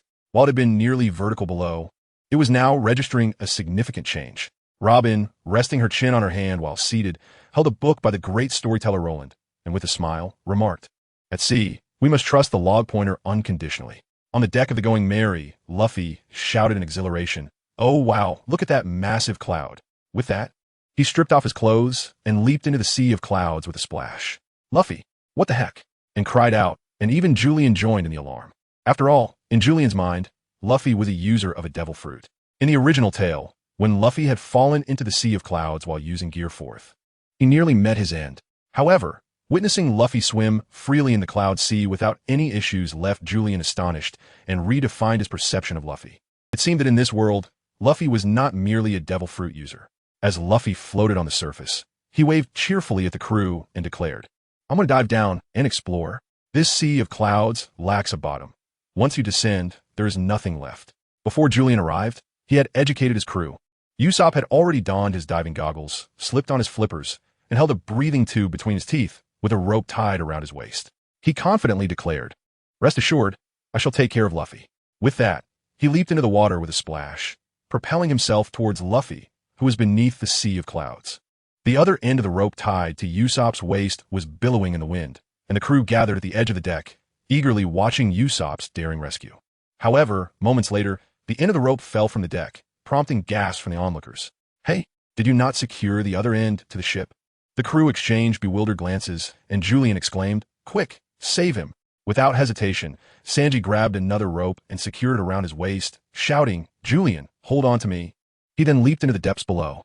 As Sanji plunged into the water, Julian and Zoro reached for the rope, but the coarse fibers quickly burned against their palms. Zoro grimaced, "That kappa." Beneath the clouds, as he peered through his diving goggles at the plummeting Luffy, Usopp pouted, "That fool. If he goes any deeper, he'll be beneath the clouds. Allow Grandmaster Usopp to save you." Usopp swam furiously towards Luffy, but Luffy had already reached the lowest point of the cumulus clouds and burst forth with a splash. Luffy exclaimed, "Wow, I made it down here." Usopp cursed under his breath, following closely behind. As Usopp dove through the clouds, just as he was about to rescue Luffy, he saw Luffy using Moonwalk to tread the air, wiping the sweat from his brow and re-entering the clouds. No way, is he really walking in midair? Usopp was astonished, witnessing such an extraordinary feat for the first time. However, he suddenly sensed something amiss. Wait, the height. Oh no, the other end of the rope isn't secured. Help, help. Below lies the boundless expanse of the ocean, where a fall would undoubtedly lead to a shattering demise. Usopp, in his despair, found himself at a loss for words regarding the ineptitude of those on the deck. Yet, at that moment, a sudden sound pierced the air. A sharp snap of the rope halted Usopp's descent. He lifted his gaze skyward, though the thick clouds obscured his view. Usopp understood that it must be Julian and the others who had come to his rescue. When Sanji brought Usopp back to the deck of the Going Mary from beneath the clouds, he collapsed, gasping for breath. The harrowing situation he had just endured had nearly cost him his life. He vowed never to venture into the cloud sea again. Observing Luffy frolicking above the clouds like a fish in water, Usopp circled his hand in frustration and exclaimed, "That scoundrel. He managed to leap back using Moonwalk. How infuriating. I should never have gone down to save him." Julian couldn't help but chuckle at the scene. Indeed, it was quintessentially Navy 6. However, poor Sanji was suffering. Having risked his life to grasp Usopp's rope, his hands now ablaze with pain. Chopper meticulously tended to Sanji's wounds with a small medical cotton ball. Usopp approached to express his gratitude, apologizing, I'm sorry, Sanji, for causing you injury. Karina, ever the charming presence, lit a cigarette for Sanji. Her eyes sparkling with delight as she said, our Sanji is truly valiant. He he he. The captain's wife possessed an innate talent for lightening a mood. With her generous flattery, Sanji's demeanor transformed, his pain momentarily forgotten.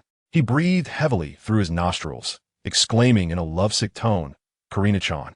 Even if Usopp were to do this several more times, I would have no objections. Just a moment ago, Usopp had been expressing his thanks. But now he couldn't help but grimace slightly. Chopper wrapped Sanji's hands in layers of gauze, his heart aching at the sight of Sanji's injuries. With his hands in such a state, Sanji won't be able to cook for us these next few days, he lamented. Sanji's culinary skills had consistently garnered rave reviews from the crew. He was nothing short of a divine chef. If he were unable to prepare meals, the crew would undoubtedly suffer a decline in appetite. As the group donned expressions of concern, Sachi stepped forward, proclaiming, since Sanji is unable to cook, I shall take charge of our meals for the next few days. Consider it a reward for our voyage to Skypiea. A wave of astonishment swept through the crew. But Julian immediately recalled Sachi's background. Not only was he the 4th Division commander of the Whitebeard Pirates, but he was also a skilled chef. Julian felt a flicker of anticipation as he wondered what culinary delights awaited him from the Whitebeard Pirates. Chapter 14, Price Increase. It must be said that Sanji's culinary skills were unmatched, ranking among the finest Julian had experienced, second only to Sanji's Bartai and Zoro's skills.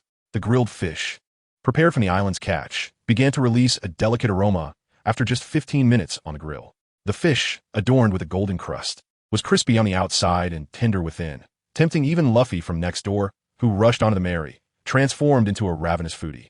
A sprinkle of Sanji's secret cumin powder elevated the flavor to such an extent that it even captivated the roaming sky sharks of the cloud seas. Usopp suddenly yanked on the fishing rod, exclaiming, Chopper, Julian, come help me. I caught a shark. Julian, indifferent to the act of fishing, took a mouthful of the fish from the Sky Island. The succulent juices burst forth, enveloping his palate in a symphony of flavors. The tender flesh danced upon his tongue, colliding within his mouth, elevating his taste buds to an exquisite climax. Once swallowed, the lingering aftertaste was irresistible. In the blink of an eye, the roasted fish was devoured with fervor. Sanji, holding the skewer of roasted fish, noted that while he had used his own blend of seasonings, the method of preparation differed subtly from his own. With a tentative bite, he discerned the slightly varied flavors, prompting a sudden epiphany. His taste buds swiftly extracted and analyzed the ingredients and cooking techniques, enhancing his culinary skills in the process. Welcoming all who came, the chefs of the sea displayed their generous and straightforward nature. The Going Merry and the Thousand Sunny had anchored side by side, and the sailors, drawn by the tantalizing aroma, hurriedly gathered. It was a rare and splendid feast uniting navy and pirate alike, as everyone sprawled on the deck, gently caressing their slightly distended bellies, basking in the satisfaction of a hearty meal, yawning and savoring the moment. As Captain Julian allowed the crew a brief respite to replenish their oxygen-deprived minds, he issued the command to proceed. They found themselves above the White Sea, soaring at an altitude of 7,000 meters. Here, beneath the clouds, the inhabitants of Qinghai typically struggled to navigate due to the thin air. However, this did not significantly concern Julian and his companions. They had yet to encounter the assaults of the Sandians or cross paths with Gonfol. Enjoying a tranquil journey thus far, Julian understood that the first layer, thrust upward by the tumultuous sea currents, was indeed the White Sea. To enter the divine realm of Ainalu, one must pass through the gates of heaven and ascend to the ethereal heights of 10,000 meters above the pristine waters. The landscape was adorned with vast expanses of clouds, towering like small mountains. The vessels, the Mary and the Advance, sailed through this cloud-laden sea, obscured from the distant horizon and unable to discern their bearings. In a moment of boldness, Julian leaped from the deck, landing directly upon a nearby, billowing white cloud. To his astonishment, he could stand. Following his lead, the exuberant trio of Luffy, Usopp, and Chopper followed suit, bounding joyfully onto the cloud. Chopper, brimming with excitement, frolicked upon the fluffy expanse, occasionally pinching and grasping at the cotton candy-like clouds, thoroughly enchanted by their whimsical texture. Julian observed the surroundings for an entire week and was astonished to discover, not far away, a mass of clouds cascading down like a waterfall. Yuri felt a surge of joy as he realized he had discovered the location of the gate to paradise. He promptly pointed towards the waterfall and exclaimed, Nami, I am here to guide you. The entrance to the White Sea lies in that direction. With Yuri's guidance, the Mary and the Going Merry swiftly navigated through the clouds, and the four companions returned to their respective vessels. Before them loomed a colossal iron gate, emblazoned with the words Gate to Paradise. Vivi stood on the deck, gazing up at the magnificent portal in astonishment, exclaiming, "By passing through this gate, one can reach the divine realm. I have heard from Yuri that it is a land of gods. I wonder how it compares to Alabasta." Meanwhile, Nami and Karina's eyes sparkled with greed, fully aware of Yuri's mission, to defeat Enel, mend the rift between the Scipians and the inhabitants of Sky Island, and acquire gold. Observing the two treasure seekers, Robin couldn't help but chuckle to herself. Moreover, Yuri had hinted at the existence of historical treasures on Sky Island, piquing Robin's interest further. At the gate to paradise stood a diminutive, withered old woman. Julian had previously enlightened his companions about the gate of Heaven's inspectors. As the Amazon observed the arrival of the Mary and the Forward, she inquired, "Are you here for sightseeing or for battle?" "Certainly for battle," Julian replied, "but rather for sightseeing." His words did not align with his intentions. Expressing a desire for conflict might attract unwelcome repercussions. The Amazon murmured, "I assumed you were also here to engage in combat. To partake in the sightseeing, a fee of 1 billion axter per person is required, considering the presence of Blackbeard." Julian still needed to gather intelligence and devise a tactical plan. Julian conducted a head count, finding that his pirate crew, along with Sasa, totaled 10 individuals, amounting to a staggering 100 billion XDollars. Considering that Luffy, serving as a naval officer, had limited funds at his disposal, it became apparent that he and his entourage of 15 Navy personnel would also need to cover their own tickets, which would amount to 150 billion XDollars. Thus, the grand total culminated in 250 billion XDollars, which, when converted to berries, equated to 2 million berries, and when translated into soft currency, approximated around 150,000. As Julian contemplated this, a pang of sorrow pierced his heart. At present, he possessed no more than 3 million berries, and after accounting for the ticket expenses incurred by Luffy and his companions, he was left with a mere 500,000 berries. This equated to approximately 18,000 yuan in hand, and in the blink of an eye, he was reduced to a scant 3,000. Yuri's heart was bleeding internally. The wealth he had amassed over 2 months of traversing would soon dissipate into nothingness. Yet, he continuously consoled himself. This is a venture of minimal investment with substantial returns. Just envision the unclaimed gold lying on the deserted island. Indeed, this ticket is worth every penny. At this moment, Urien was possessed by the spirits of 2 avaricious figures, glaring at the naval personnel of the Advance as he lamented the overwhelming number of sailors. Yet, he contemplated the presence of Blackbeard and Enel in the Sky Island, realizing that an alliance with Luffy was an indispensable choice. Moreover, he mused that Blackbeard might very well be coveting the treasure of gold, prompting him to hasten his actions. It was merely 5 million berries, and Urien had come to terms with it, adopting a fa ade of affluence, as he proclaimed, "Madam, I would like to purchase a ticket. I will pay in full, with no debts." He addressed anyone below 50 as sister, those under 70 as madam, and the rest as grandma, which was Urien's approach to social interactions. Furthermore, the ticket seller's age, whether 80 or 90, was of no concern. He would sweeten their hearts by calling the madam first. The Amazonian, unhurried, inquired, "Are there a total of 25 individuals?" Julian nodded, and Amazon continued, "Very well. A total of 75 billion axter." Julian had yet to grasp the situation when Luffy from the neighboring ship exclaimed, 75 billion? How much is that?" and shook his head in uncertainty. Luffy pouted and said, "And how much meat can we buy with 750 billion? That's exorbitant, isn't it?" Julian smiled faintly, thinking to himself, "How foolish. I have already calculated everything. 75 billion. Can I still retain a portion of it? 75 billion hectare? Shouldn't it be 25 billion hectare? That's 10 billion hectare per person." Amazon glanced at Julian and the others, smacked his lips, and said nonchalantly, "There's no other choice. The front is strained, and the rear is starved. The kingdom of the gods is not easy to navigate, and ticket prices have been increasing every month." Julian gazed at Amazon with a sense of despair, lamenting the unexpected turn of events. He looked up at the sky and murmured, "What on earth has transpired?" Karina and Nami leaned closer to Julian, their expressions tinged with anxiety, and inquired, "Julian, what shall we do? We do not possess such a sum of money." Yuri felt a surge of determination within. After all, the old man was a pirate, albeit one who masqueraded as an adventurer under the guise of piracy. Resolving to take drastic measures, He inquired, "Madam, if we lack funds, can both our crews still proceed?" The astonishment among Nami, Karina, and the others standing beside Yuri was palpable. Is that truly permissible? To their surprise, Amazon nodded and replied, "Feel free." Really, is it that simple? Luffy exclaimed, casting a grateful glance towards Amazon. "You are truly a kind soul, dear lady." Julian rolled his eyes, muttering about the absurdity of so-called good people, deeming them mere fools. Yet, as he contemplated, the preservation of 3 million berries brought a semblance of balance to his mind. After completing the necessary formalities, the swift vessel beneath the cloud secured both ships with a series of sharp clicks, racing along the cloud route towards the pristine sea. However, what unfolded before the onlookers was far from the anticipated fairy tale realm of a divine kingdom. Instead, they were confronted with a dilapidated and decrepit locale. Julian gazed in astonishment at the dilapidated realm of the gods before him, exclaiming, "What on earth is happening here?" The swiftest updates beckon readers to immerse themselves. Chapter 15. The War on the Sky Island. Julian recalled that the Angel Beach, which lay beyond the gates of paradise, was a place of ethereal beauty. Although the monochromatic lines of the comic could not capture its splendor, the animated rendition portrayed it as a remarkably picturesque locale. Here, Luffy and his companions had once encountered Cornus, the guide from the Sky Island. However, at present, there was neither Cornus gracefully playing her lute upon the shore, nor glimpses of charming houses nestled behind the verdant foliage. What remained were only the billowing clouds of smoke and the lifeless bodies of the Sandia people and the white berets strewn across the beach.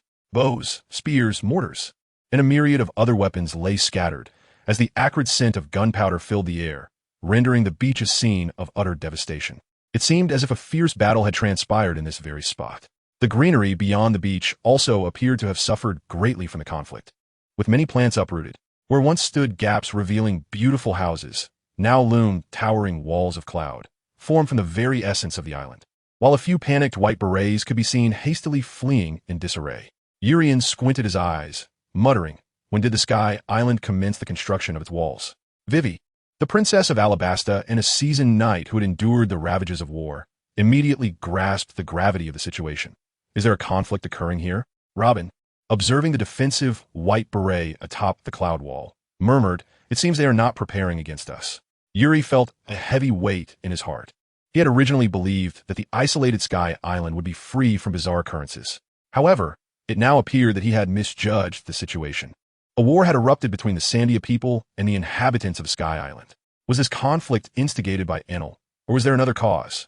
It is no wonder that Amazon had increased the ticket price from 1 billion to 3 billion. There must be a reason behind such a significant change, as rumors often stem from truth. With one hand cradling the other, Julian stroked his chin in contemplation, pondering the myriad possibilities that might unfold in the Sky Island. At that moment, Usopp suddenly exclaimed, "Everyone, look to the 8 o'clock direction." The group quickly turned to gaze towards the port side of the Mary, where they were astonished to behold a throng of primitive individuals gliding over the clouds as if traversing a sea of vapor, their shoulders burdened with an array of weapons.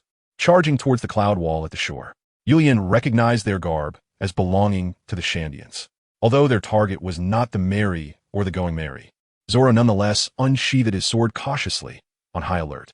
A flurry of arrows surged forth, aimed directly at the ramparts of the cloud wall, drawing wisps of vapor from the arrowheads as they landed upon the fortifications. Urian was taken aback. This was the cloud arrow previously wielded by the White Beret, capable of conjuring a pathway of clouds for one to tread upon. Dozens of these cloud pathways were directly connected to the cloud wall, and the Sandia people leapt forward, shouting as they charged towards the cloud wall. The impending clash between the Sandia people and the White Beret was about to erupt while on the deck of the Forward, and exclaimed in astonishment, "Is that the Blackbeard pirate crew?" Julian turned his head and saw, and pointing at the group of Dia people, "Those fellows are members of the Blackbeard pirates." As Julian gazed in the direction indicated by him, he was taken aback to discover the formidable assembly of the Sandians, among whom were a few so-called flag bearers. Behind them fluttered 2 black banners, boldly displaying 3 skulls, the Jolly Roger of the Blackbeard pirates. My, what an impressive sight. Julian was taken aback to discover that Blackbeard had actually brought the Sandians under his command. As for the cloud wall, could it be that the Sky Island was showcasing a confrontation between Blackbeard and Enel?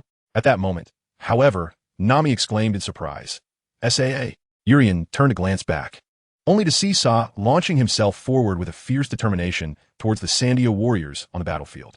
The flag of the Blackbeard pirates was, for Sa, a beacon of animosity.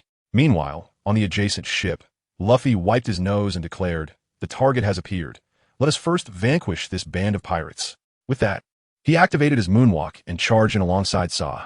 As Luffy's capable right-hand man, Ace found himself once more assuming command from his rebellious captain, commanding, "Advance, Moby Dick." Prepare to engage in a fray and capture every member of the Blackbeard pirates. On the Mary, the crew turned their gazes to Captain Urien, who sheepishly replied, "Why are you all staring at me? Sot and Luffy have already gone in. Let's follow suit. Remember to leave a few alive." The siege or harassment tactics employed by the Sandio warriors had yielded some success, leaving the white berets of the Cloud Wall in a state of dismay. However, amidst their struggle, an unexpected turn of events unfolded on the battlefield. Out of nowhere, a group of formidable fighters appeared, swiftly incapacitating the Sandio warriors, leaving them bruised and battered on the ground. Those Sandio warriors who had just been assaulting the Cloud Wall began to retreat, redirecting their aggression towards this sudden influx of challengers. The white berets of the Cloud Wall swallowed hard, exclaiming, "These individuals are incredibly strong." Among them was a green-haired swordsman and a golden-haired one with a single ponytail, each effortlessly dispatching Sandio warriors with a single stroke. There was also a nimble young man who deftly trampled the Sandio warriors with apparent ease. An orange-haired woman wielded lightning, while a purple-haired lady caused the Sandio warriors to slip and slide.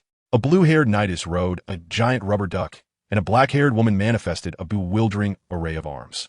There was even a nearly invisible figure, a man controlling fire and lightning, and another whose hands emitted a thick black smoke. Nearby, a battleship belched cannon fire, alongside a long-nosed figure wielding a slingshot and a fur-clad man manning a cannon. Within 10 minutes, the Sandio warriors sounded the retreat, overwhelmed and disarmed, fleeing in disarray. Who could this group be? Divine Lord, an elderly man, clad in full armor, appeared before the Cloud Wall, squinting down at Urien and his companions. The white berets shook their heads in confusion. "We do not know."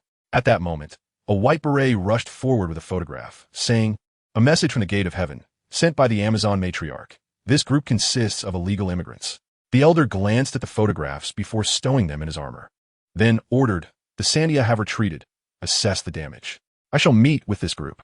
The white berets expressed their concern, but Divine Lord, they appear quite perilous. The elder lifted his knight's lance, mounted his celestial steed, and declared, "They have already clashed with Blackbeard.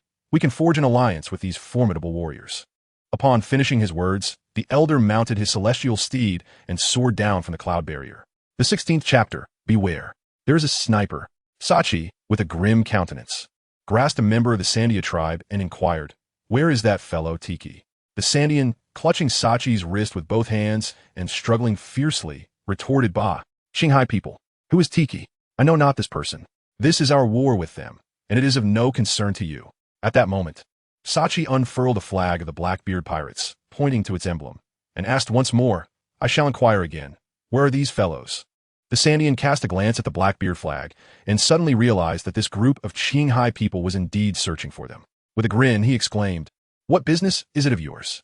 Nearby, Julian, who had been observing, nearly spewed his soda, thinking that the Sandian had softened. The unexpected turn of events nearly caused him to be thrown from the vehicle. Julian was also prepared to employ intimidation and persuasion, believing himself to be a well-traveled earthling with extensive knowledge of various interrogation techniques. A slight pressure, he thought, would surely extract intelligence about Blackbeard from the mouth of this Sandian. However, at that moment, the head of the Sandian before him was suddenly pierced, blood and brain matter splattering across Sachi's face. Sachi's expression darkened. Was there someone else?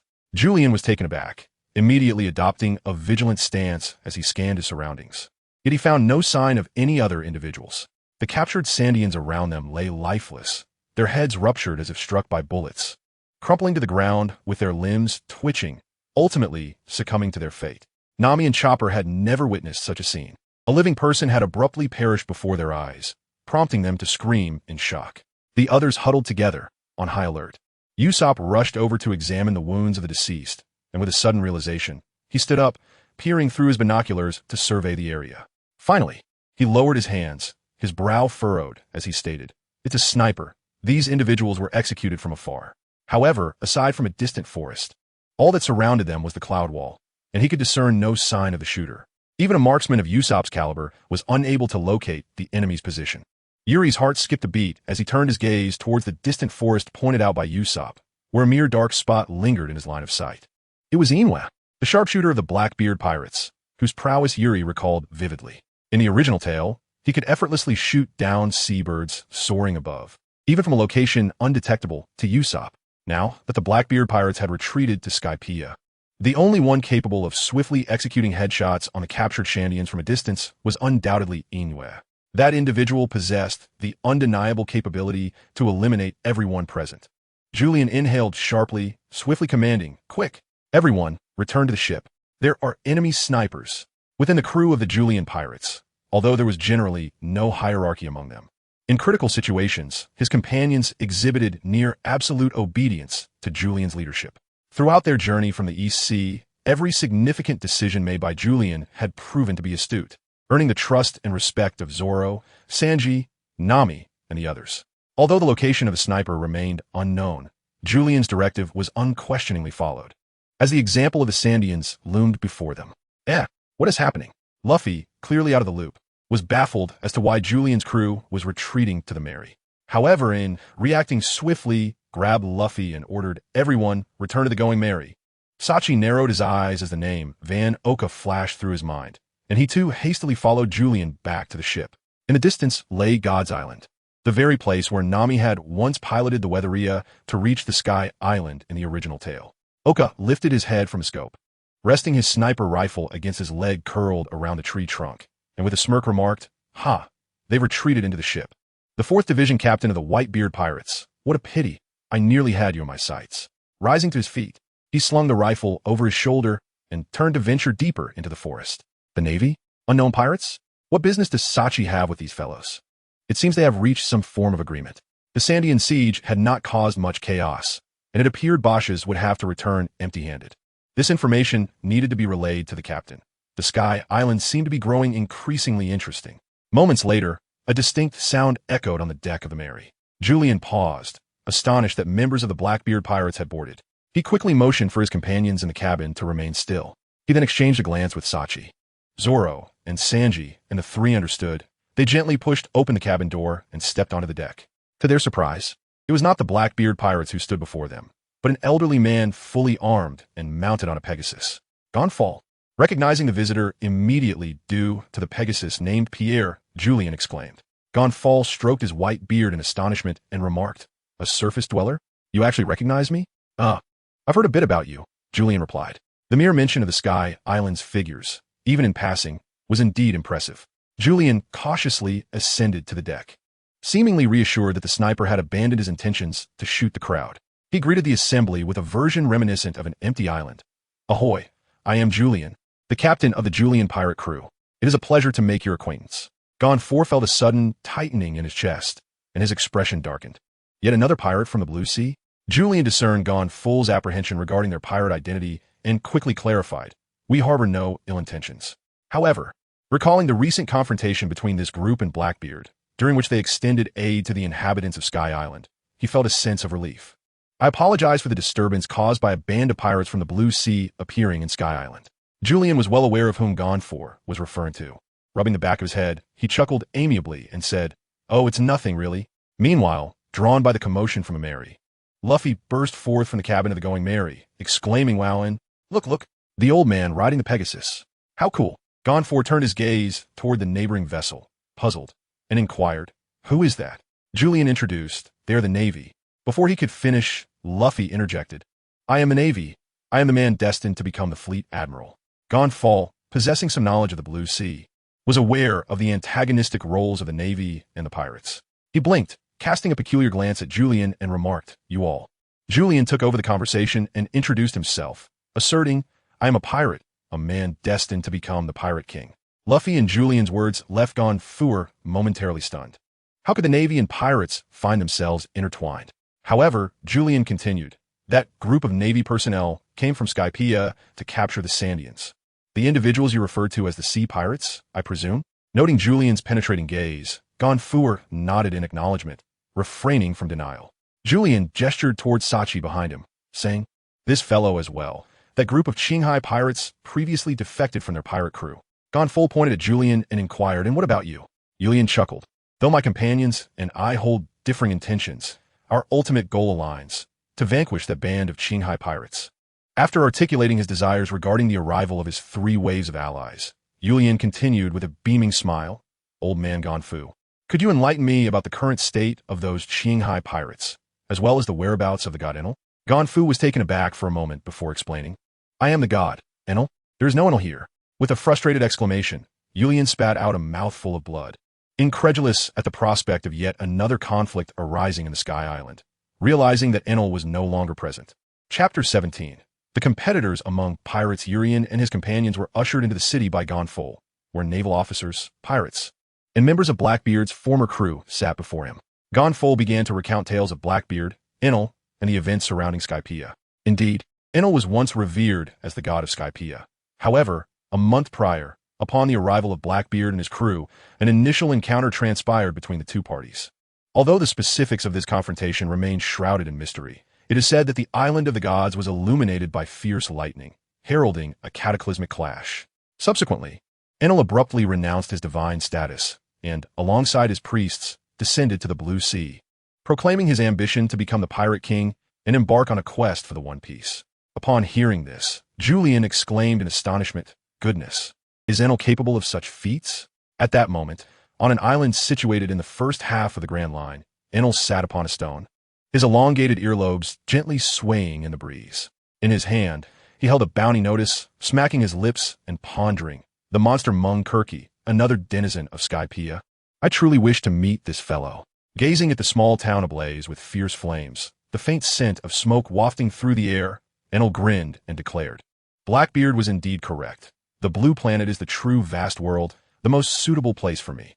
I have arrived at the Grand Line, and I am coming for One Piece. All shall bow before God Enel. Yeah." His expression then turned grave as he continued, "All who defy the divine shall meet their demise." Just then, the exuberant Sadal, bouncing joyfully, approached him, his plump figure endearing, waving a bounty notice in his hand, exclaiming, "Lord God, who, the latest bounty notice. You have been awarded a bounty." Enel's lips curled into a slight smile as he casually took the notice from Sadal's hand. Meanwhile, Sadal leaped with delight, clapping his hands and exclaiming, "Lord God, look. If it were Xtor, your bounty would be 900 billion. My goodness, you are truly elevated." Who. Tilting his head, Enel contemplated for a moment before calculating. "So, my bounty in the Blue Planet should be 90 million berries. I wonder how that measures up there." However, Enel was displeased with the title on the bounty notice, pouting slightly and muttering, "I am a god. I should be referred to as God Enel." Sadal, evidently oblivious to Enel's dissatisfaction with the title, continued excitedly, Shura, Nirvana, and I all have bounties too, Lord God." Enel glanced at Sadal and casually remarked, "Is that so?" He then rose to his feet and said, "Let us go, Sadal. Inform everyone to head to the next island."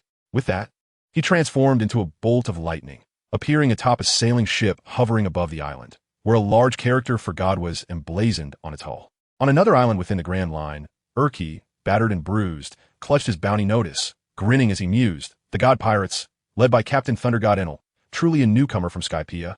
This Grand Line is becoming increasingly intriguing."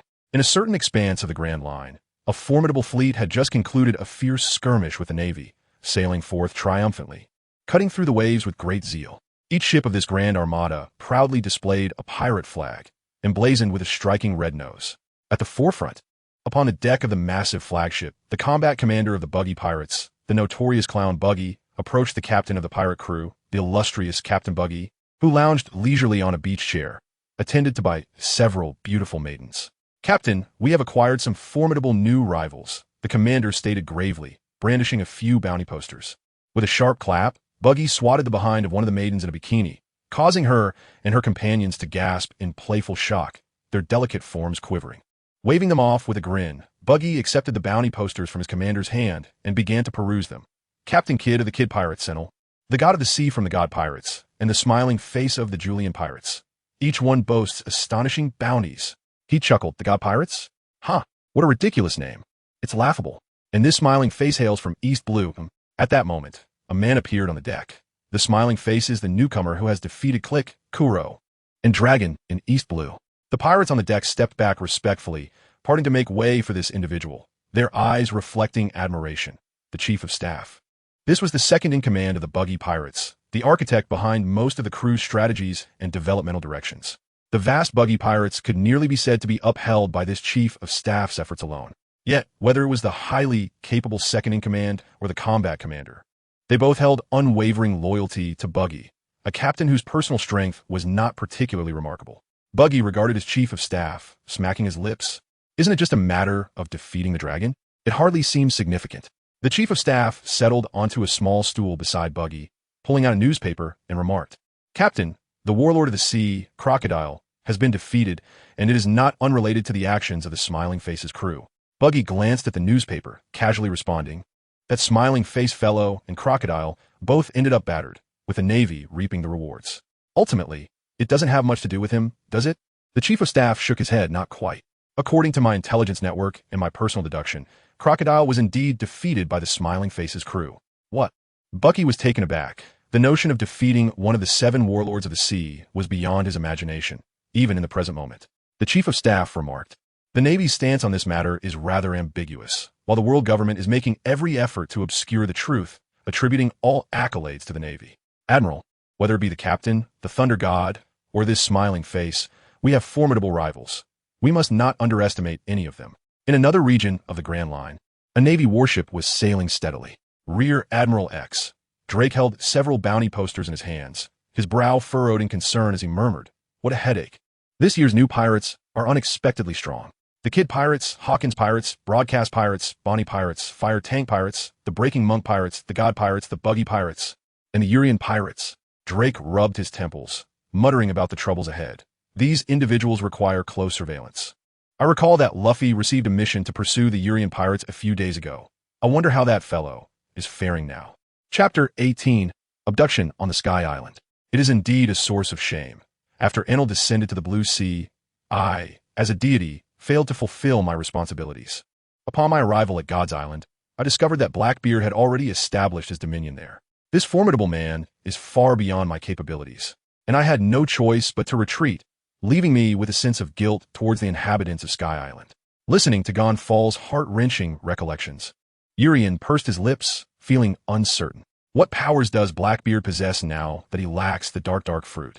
What is his current strength? Surely, a battle must have erupted between him and Enel, but in Urian's mind, Blackbeard must surpass Enel. Yet, why would he send Enel to the Blue Sea? A multitude of questions swirled in the mind of Urian, the time traveler, leaving him perplexed. Beside him, Luffy patted his chest, confidently asserting, "Don't worry, old man. The Navy will defeat Blackbeard and his crew."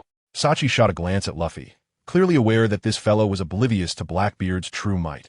Even he, the captain of the Whitebeard's 4th Division, had to tread carefully when facing Blackbeard. At this moment, Vivi, curious, inquired, "Lord God, why did you engage in war with those Shandians?" As a princess, she was naturally sensitive to such matters.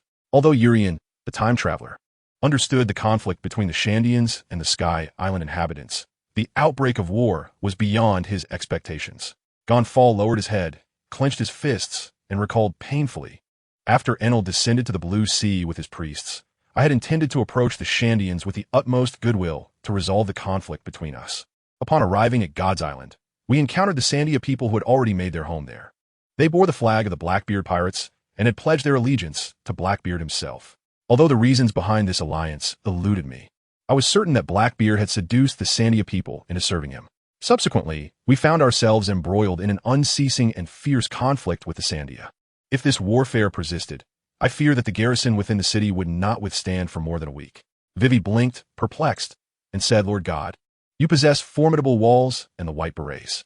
With ample provisions in the city, surely holding out for several months should be feasible." Gonfuer looked at Vivi and shook his head in resignation. "Vivi, you are unaware that while we can defend ourselves, the number of warriors is continually dwindling. Each day, we face the disappearance of a dozen men. It is not only the white berets, even the residents within the city are vanishing. If this continues, we shall find ourselves with no one left to defend it, and the city will inevitably fall to the Sandia." Vivi and Julian exclaimed in unison, "Are they deserting?" Gonfuer sighed, "Not deserting. They are simply missing, vanished without a trace." The timid trio huddled together in fright, with Chopper, his eyes brimming with tears, clinging tightly to Nami, exclaiming, "Are there man-eating monsters on Sky Island? How terrifying!" Zoro, possessing little interest in gathering information about the Sky Island, strolled alone through the desolate streets, clutching a bottle of cloud liquor. The doors of the surrounding houses were barred, and apart from the patrolling white berets, few souls were seen on the streets.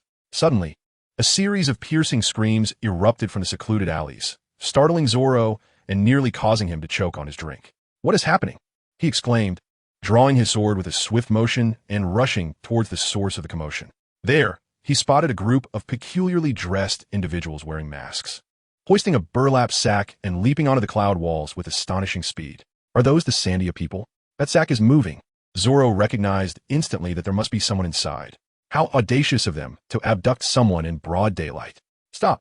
Zoro bellowed, quickly pursuing them.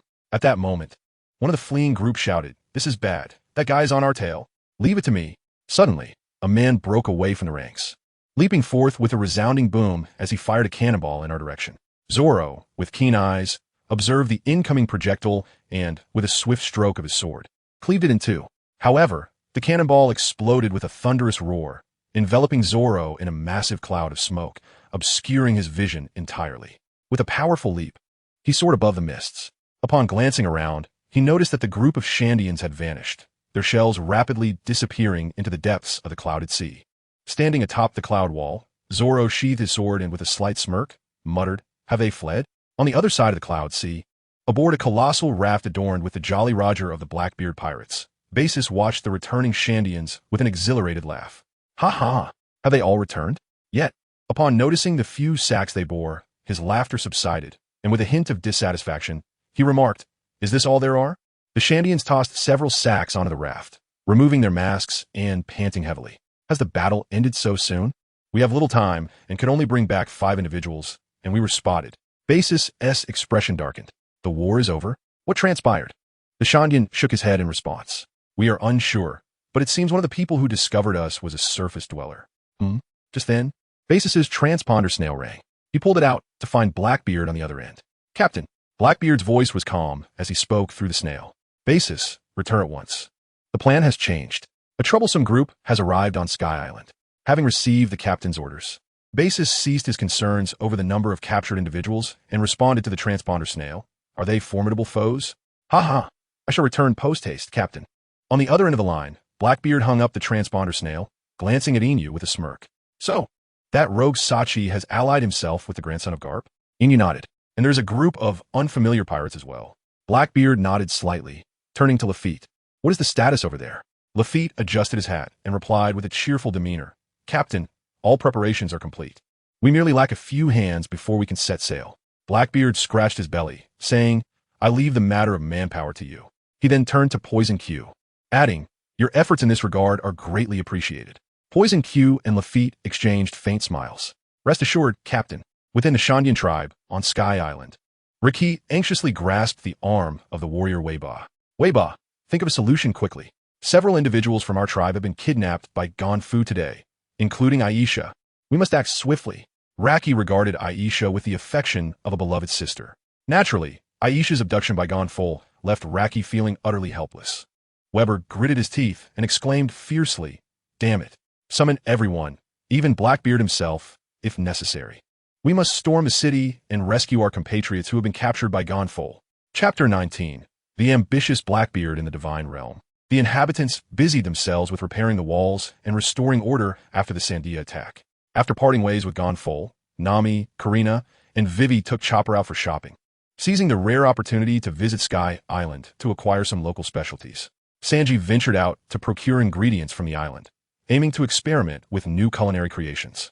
Meanwhile, the room was left with only the contemplative Urian, Robin engrossed in various texts and materials about Sky Island, and Usopp tinkering with a collection of island shells. The intelligence acquired by Julian and his companions from Gon-Fo revealed that Blackbeard's crew had formed a collaborative alliance with the Sandians. Unbeknownst to the Sandians, incited by Blackbeard, they frequently launched attacks against this side, harboring an intense animosity towards the residents of the Sky Island. Meanwhile, in the realm of the gods, reports of missing persons emerged daily, creating an atmosphere of dread among the inhabitants, who remained oblivious to the underlying circumstances. In Julian's perspective, the alliance between Blackbeard and the Sandians was undoubtedly malevolent, and he foresaw the Sandians suffering losses in their dealings with Blackbeard.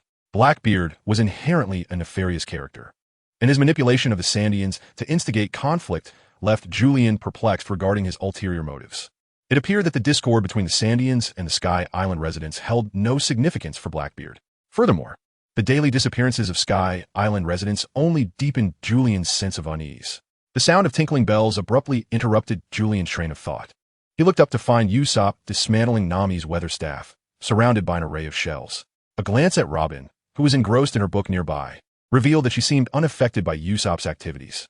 However, upon noticing Julian's gaze, she shifted her attention from the pages to his face, smiling warmly as she inquired, "Julian, are you perplexed by the alliance between Blackbeard and the Sandians?" After all, Julian had previously elaborated on Blackbeard aboard the ship, and Robin had heard whispers about this traitor from the Whitebeard pirates. Julian nodded thoughtfully, expressing his perplexity regarding the collaboration between Blackbeard and the Sandians.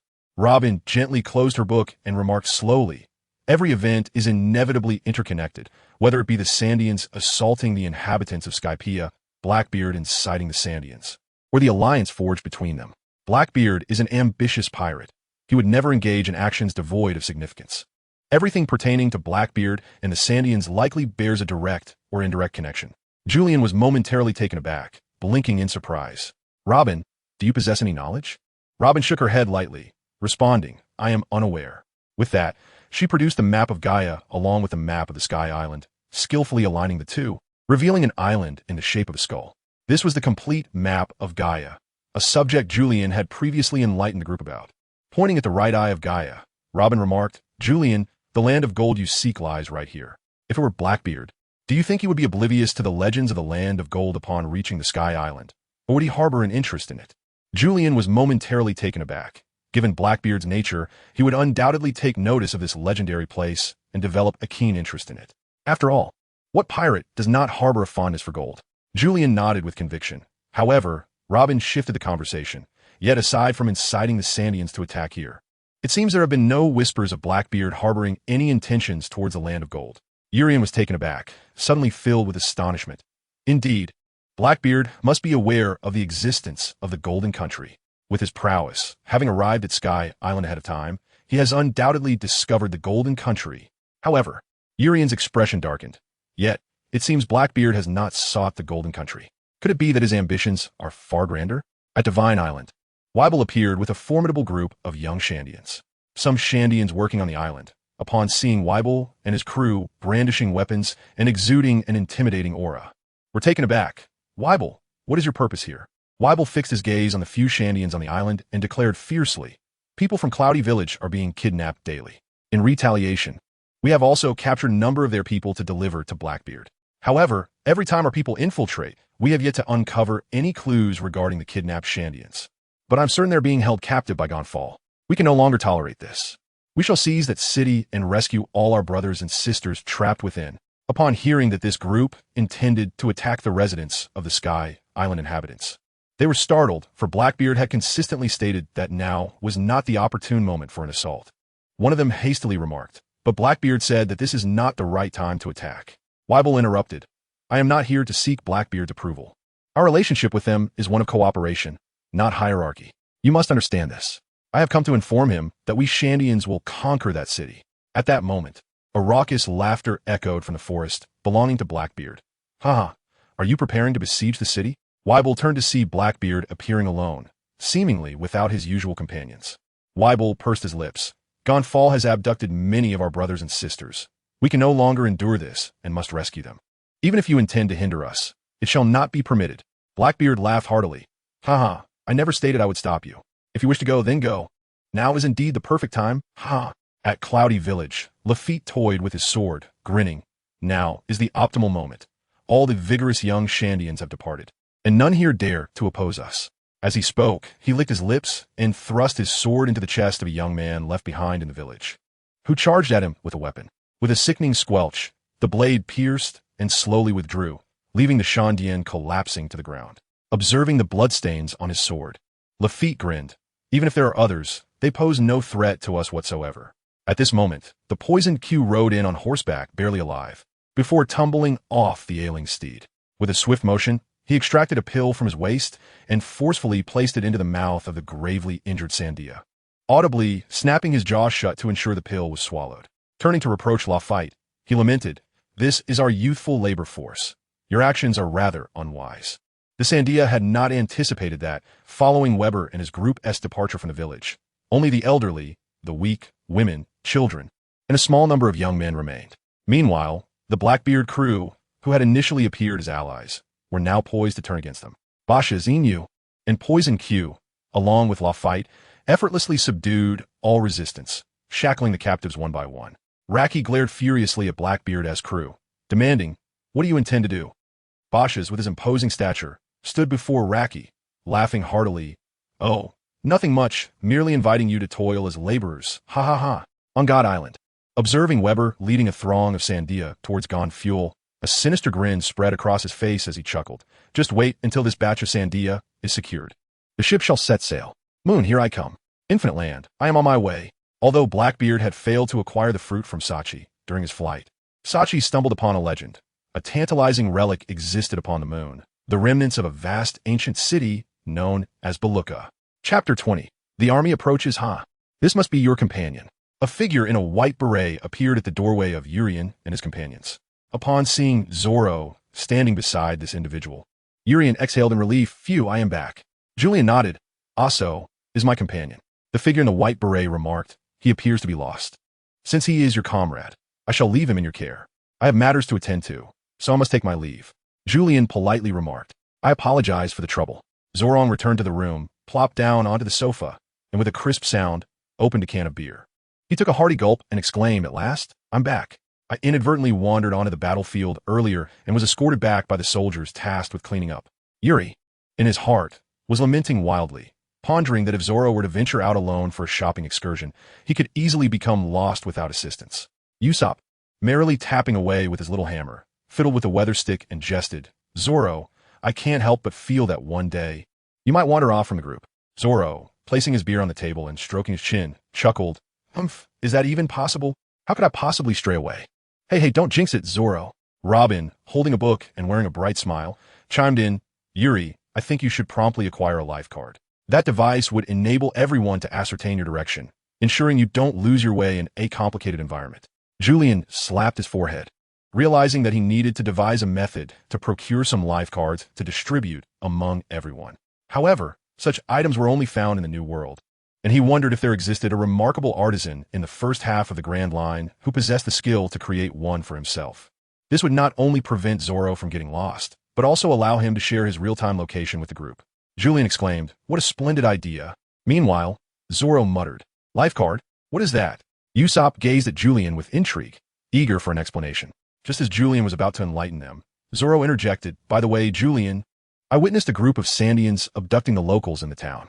I intended to thwart their plans, but when I pursued them, those rascals resorted to trickery and escaped."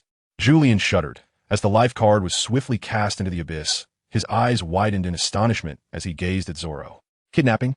At that moment, Robin also closed her book and shifted her attention to Zoro. Indeed, the attire of those individuals was familiar. They were the same warriors we encountered upon our arrival. The Sandians, if I am not mistaken. Julian nodded affirmatively, reiterating, "Are you certain it is the Sandians who are abducting the inhabitants of Sky Island?" Zoro asserted with conviction. "There is no deceit in this matter." Robin opened her mouth to speak. Julian. Julian pressed his hand down, signaling his understanding, and then fell into deep contemplation, murmuring to himself, "The Sandians are abducting the inhabitants of the Sky Islands? And Gonfor mentioned that residents are disappearing daily. Does this not imply that the Sandians are indeed kidnapping the denizens of the Sky Islands?" At this moment, Urien turned to Robin, seeking confirmation in her gaze. Their eyes met, thoughts aligned. Indeed, Robin shared the same sentiment. The disappearance of the Sandians and the residents of the Sky Island was directly connected. Yet, this notion ensnared Urien in the inertia of the original narrative. What advantage would the Sandians gain from abducting the inhabitants of the Sky Island? Zoro observed the peculiar expressions on Urien and Robin's faces, and, with a puzzled smile, inquired, "What is wrong? Is something amiss?" Meanwhile, Usopp gently patted the head of his sausage dog, Lasso, and slowly remarked, "Zoro, you've been out shopping.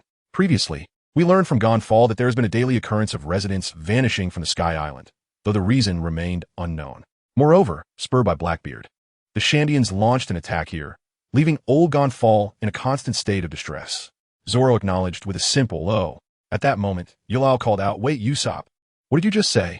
Usopp, still holding Lasso's head, blinked and looked at Urien, questioning, "Did I say something wrong about Gonfall being quite troubled?" Julian furrowed his brow slightly and said, "In the previous sentence, I mentioned that Blackbeard incited the Sandians to launch an attack here." Urien's eyes sparkled with realization as he suddenly rose to his feet, pacing excitedly around the room. "Indeed, is Blackbeard," he exclaimed. Robin had just analyzed that every event occurring in Skypiea is intrinsically linked to Blackbeard, whether directly or indirectly. Although the reasons behind the Sandians' abduction of the island's inhabitants remain unclear, it is certain that Blackbeard stands to gain from it. Usopp's words illuminated Urien's understanding. Everything indeed ties back to Blackbeard. Without the fluttering wings of this high-flying butterfly, the chances of Skypiea, a realm so distant from the Blue Sea, encountering the butterfly effect instigated by Luffy would be virtually non-existent. This implies that Urien's arrival in Skypiea will unveil a world true to the original narrative, one governed by the enigmatic Enel. The immense transformations within Skypiea can also be inferred from Gonfall's perspective, which undoubtedly relates to Blackbeard. However, Urien could not fathom why Blackbeard would abduct the residents of Skypiea. Suddenly, a deafening alarm resonated throughout the city, and the streets erupted with the hurried sound of footsteps and cries. What was happening? Usopp, startled, rushed to the window, where he beheld the white berets brandishing their weapons. Rallying their comrades, "Hurry! The Sandian army is advancing." Julian also edged towards the window, exclaiming in astonishment, "Is the army approaching?" Just then, a magnificent pink-speckled steed soared across the sky, revealing Gon Fu, fully armored, brandishing a knight's lance as he charged forth on Pierre, racing towards the outskirts of the city. After a moment of contemplation, Julian remarked, "Hurry and lend your assistance." Beside the guest house where Urien and his companions were staying, Luffy suddenly burst forth from the nearby inn, adjusting his military cap as he called out, "I'll head over to deal with Blackbeard's subordinates first. You all hurry and follow." By the time and emerged with the Navy personnel, Luffy had already leaped away with remarkable agility. Turning around, he noticed Urien and the others rushing out from their rooms. The two exchanged slight nods of acknowledgement before making their way towards the cloud wall. At that moment, Sa stood at the highest point within the city, gazing at the dense army of Shandians beyond the cloud wall. They no longer bore the flag of Blackbeard's pirate crew. Sa squinted, pondering, have these Shandians ceased to fight under Blackbeard's banner? Nami, who was shopping in the street, was startled by the sudden tolling of the alarm bell. Hearing the white beret next to her announce the news of the Shandian army's invasion, she felt a wave of anxiety wash over her. Meanwhile, Vivi swiftly mounted Karu's back. As a princess, she was naturally sensitive to the realities of war. "Nami, Karina, Chopper, I'm heading to the cloud wall to assist," she declared before swiftly departing. Chapter 21. Fabricated recording whoosh. Arrows of cloud shot up from below the city towards the cloud wall, weaving intricate paths as they intertwined and formed a protective barrier. The soldiers on the city wall shouted, "The Shandians are here. Prepare for battle." The Shandians, treading upon the cloud paths, swiftly ascended the walls. The combat effectiveness of the white berets was insufficient, and they found themselves retreating in the face of the fierce Shandians. As one Shandian thrust a spear into a white beret, he raised his lance high and shouted, "Charge! Let us rescue our compatriots." Chaos erupted on the cloud wall as more and more Shandians surged forward. At that moment, Gon Fu, riding Pierre, arrived at the cloud wall, piercing a Shandian's shoulder with his spear. He then bellowed, "Ha!" lifting the Shandian effortlessly and, with a vigorous swing of his knightly lance, hurled him off the wall. Upon witnessing Gon Fu's arrival, the white berets erupted in cheers. "It is the great deity." With a serious expression, Gon Fu enunciated each word. "Everyone, maintain your defense at the cloud wall. Not a single Shandian must pass through." Yes, the presence of Gon Fu significantly bolstered the morale of the white berets. However, this could not deter the ferociously advancing Shandians, who were now pouring forth in full force. "Gon Fu, where have you hidden my compatriots?" Gan Fu was momentarily taken aback as Wei Bo emerged, shouldering a mortar and charging down the path. He aimed directly at Gan Fu and, with a resounding bang, pulled the trigger, sending a shell hurtling towards him. Gan Fu's eyes widened in shock. He swiftly pushed aside the white beret beside him and yanked on the reins. Pierre immediately flapped his wings and soared into the air. Boom! A tremendous explosion erupted against the wall of clouds, and Gan Fu stared at Wei Bo. Bewildered, "What are you saying?" At that moment, the mantis Kamali lunged forward, slashing viciously towards Gan Fu. Clang! Ganfol barely managed to deflect Kamali's attack with his lance, his gaze fixed intently on his assailant. Kamali, with a swift motion, recoiled and coldly declared, "The Sandians vow today to reclaim their kin. Everyone close your eyes." Bang! Amidst the shouts, a gunshot rang out, and a bullet hurtled towards Ganfol. He was momentarily stunned as the projectile detonated just before him, blinding him with a searing light, leaving him in a blinding haze. Ganfol shielded his forehead with one hand, enduring the pain as he attempted to open his eyes. In his ears, he could hear Weibo and Kamali exclaiming, "Well done, Braham. The final blow is mine." Ganfol's heart sank. Braham's flash gun obscured his vision, allowing Kamali to close in. With great difficulty, he managed to crack his eyes open slightly, only to see Kamali approaching swiftly. Ganfol's heart skipped a beat. But then he heard a clang, and a figure appeared before him, intercepting Kamali's advance. "Ganfol, are you all right?" Upon looking, he found a blue-haired girl riding a duck, her left hand gripping the reins while her right wielded a knight's short sword to block Kamali's assault. "It's you?" Ganfol recognized the girl as Vivian. Her sudden appearance had indeed saved him, and he managed to smile. "I'm fine, thank you." Vivian nodded, then turned her gaze to Weibo and the others, biting her lip. "Isn't this a bit unfair? 3 against 1, and against an elder, no less." Weibo was taken aback. "Qinghai people?" With Vivian intervening, Kamali, begrudgingly, remarked, "Our matters with Ganfol do not concern you Qinghai people, do they?" With that, Kamali charged towards Vivian. Clang, clang, clang, clang. The clash between the two warriors resonated with a crisp sound as their weapons collided. Although Vivi managed to entangle one opponent, she still had to contend with Weber and Braham. These two adversaries proved to be quite formidable, and the gradual decline of the White Beret amidst the onslaught of the Sandian warriors weighed heavily on Ganfo's mind. Ganfo's gaze settled on Weber as he spoke in a low tone. "Weber, what is it that your Sandian faction truly seeks? Have you begun to serve Blackbeard? You have been troubling us for a month now. Is it not possible for us to coexist peacefully?" "Weber sneered. Coexist peacefully. What a jest. The only possibility for peace lies in the release of our compatriots." "What do you mean?" Ganfo inquired, confusion evident in his voice. Weber scoffed. "Are you feigning ignorance?" With that, Weber and Braham began to flank Ganfo. "You have kidnapped our villagers and pretend to know nothing. Your acting skills are impressive." Ganfo struggled to fend off their attacks, bewildered. "What? Kidnapped your villagers? Are you mistaken?" Boom! A cannonball was fired, and Weber asserted confidently, "That is what Blackbeard has claimed." Ganfo tilted his head, narrowly evading Weber's strike, staring at him in disbelief, murmuring, "You must be easily deceived." Weber, exhaling through his nostrils, carelessly threw a shell towards Ganfo. Thud! Ganfo caught it with one hand, glancing at it and recognizing it as a sound shell. He pressed the button, and a familiar voice emanated from within. "On the Soap Islands of Qinghai, there exists a slave auction house. If you sell these Sandians there, you will surely reap a fortune. The people of the Sky Islands are quite rare in Qinghai." Ganfo was taken aback. "What is this?" Weber replied, "Cannot you even recognize your own voice?" Ganfo was astonished. He had never uttered such words. Although the voice bore a resemblance to his own, he was certain it was not his, and he had never heard of any soap islands in Qinghai. Stammering, he protested, "That was not me. That person is not me." In Weber's eyes, Ganfo's protestations were mere defenses. Regardless of his arguments, the Sandians were determined to flatten this place and rescue their kin. "Braham," Weber commanded. "Understood." As the two advanced toward Ganfo once more, Luffy made his entrance. Swoosh! Suddenly appearing in front of Braham, he raised a leg and with a resounding kick sent Braham flying. Luffy adjusted the brim of his military cap, fixing his gaze on Weber, and warned, "Ganfo, I absolutely will not allow you to harm even a single hair on him." Thus unfolded Chapter 22, Unfounded Accusations. Braham. As he watched Braham being kicked away, Weber shouted.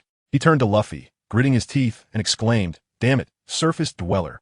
Luffy wiped his nose and assumed a fighting stance, declaring, "Serving under Blackbeard, I have ample reason to apprehend you, Scipion."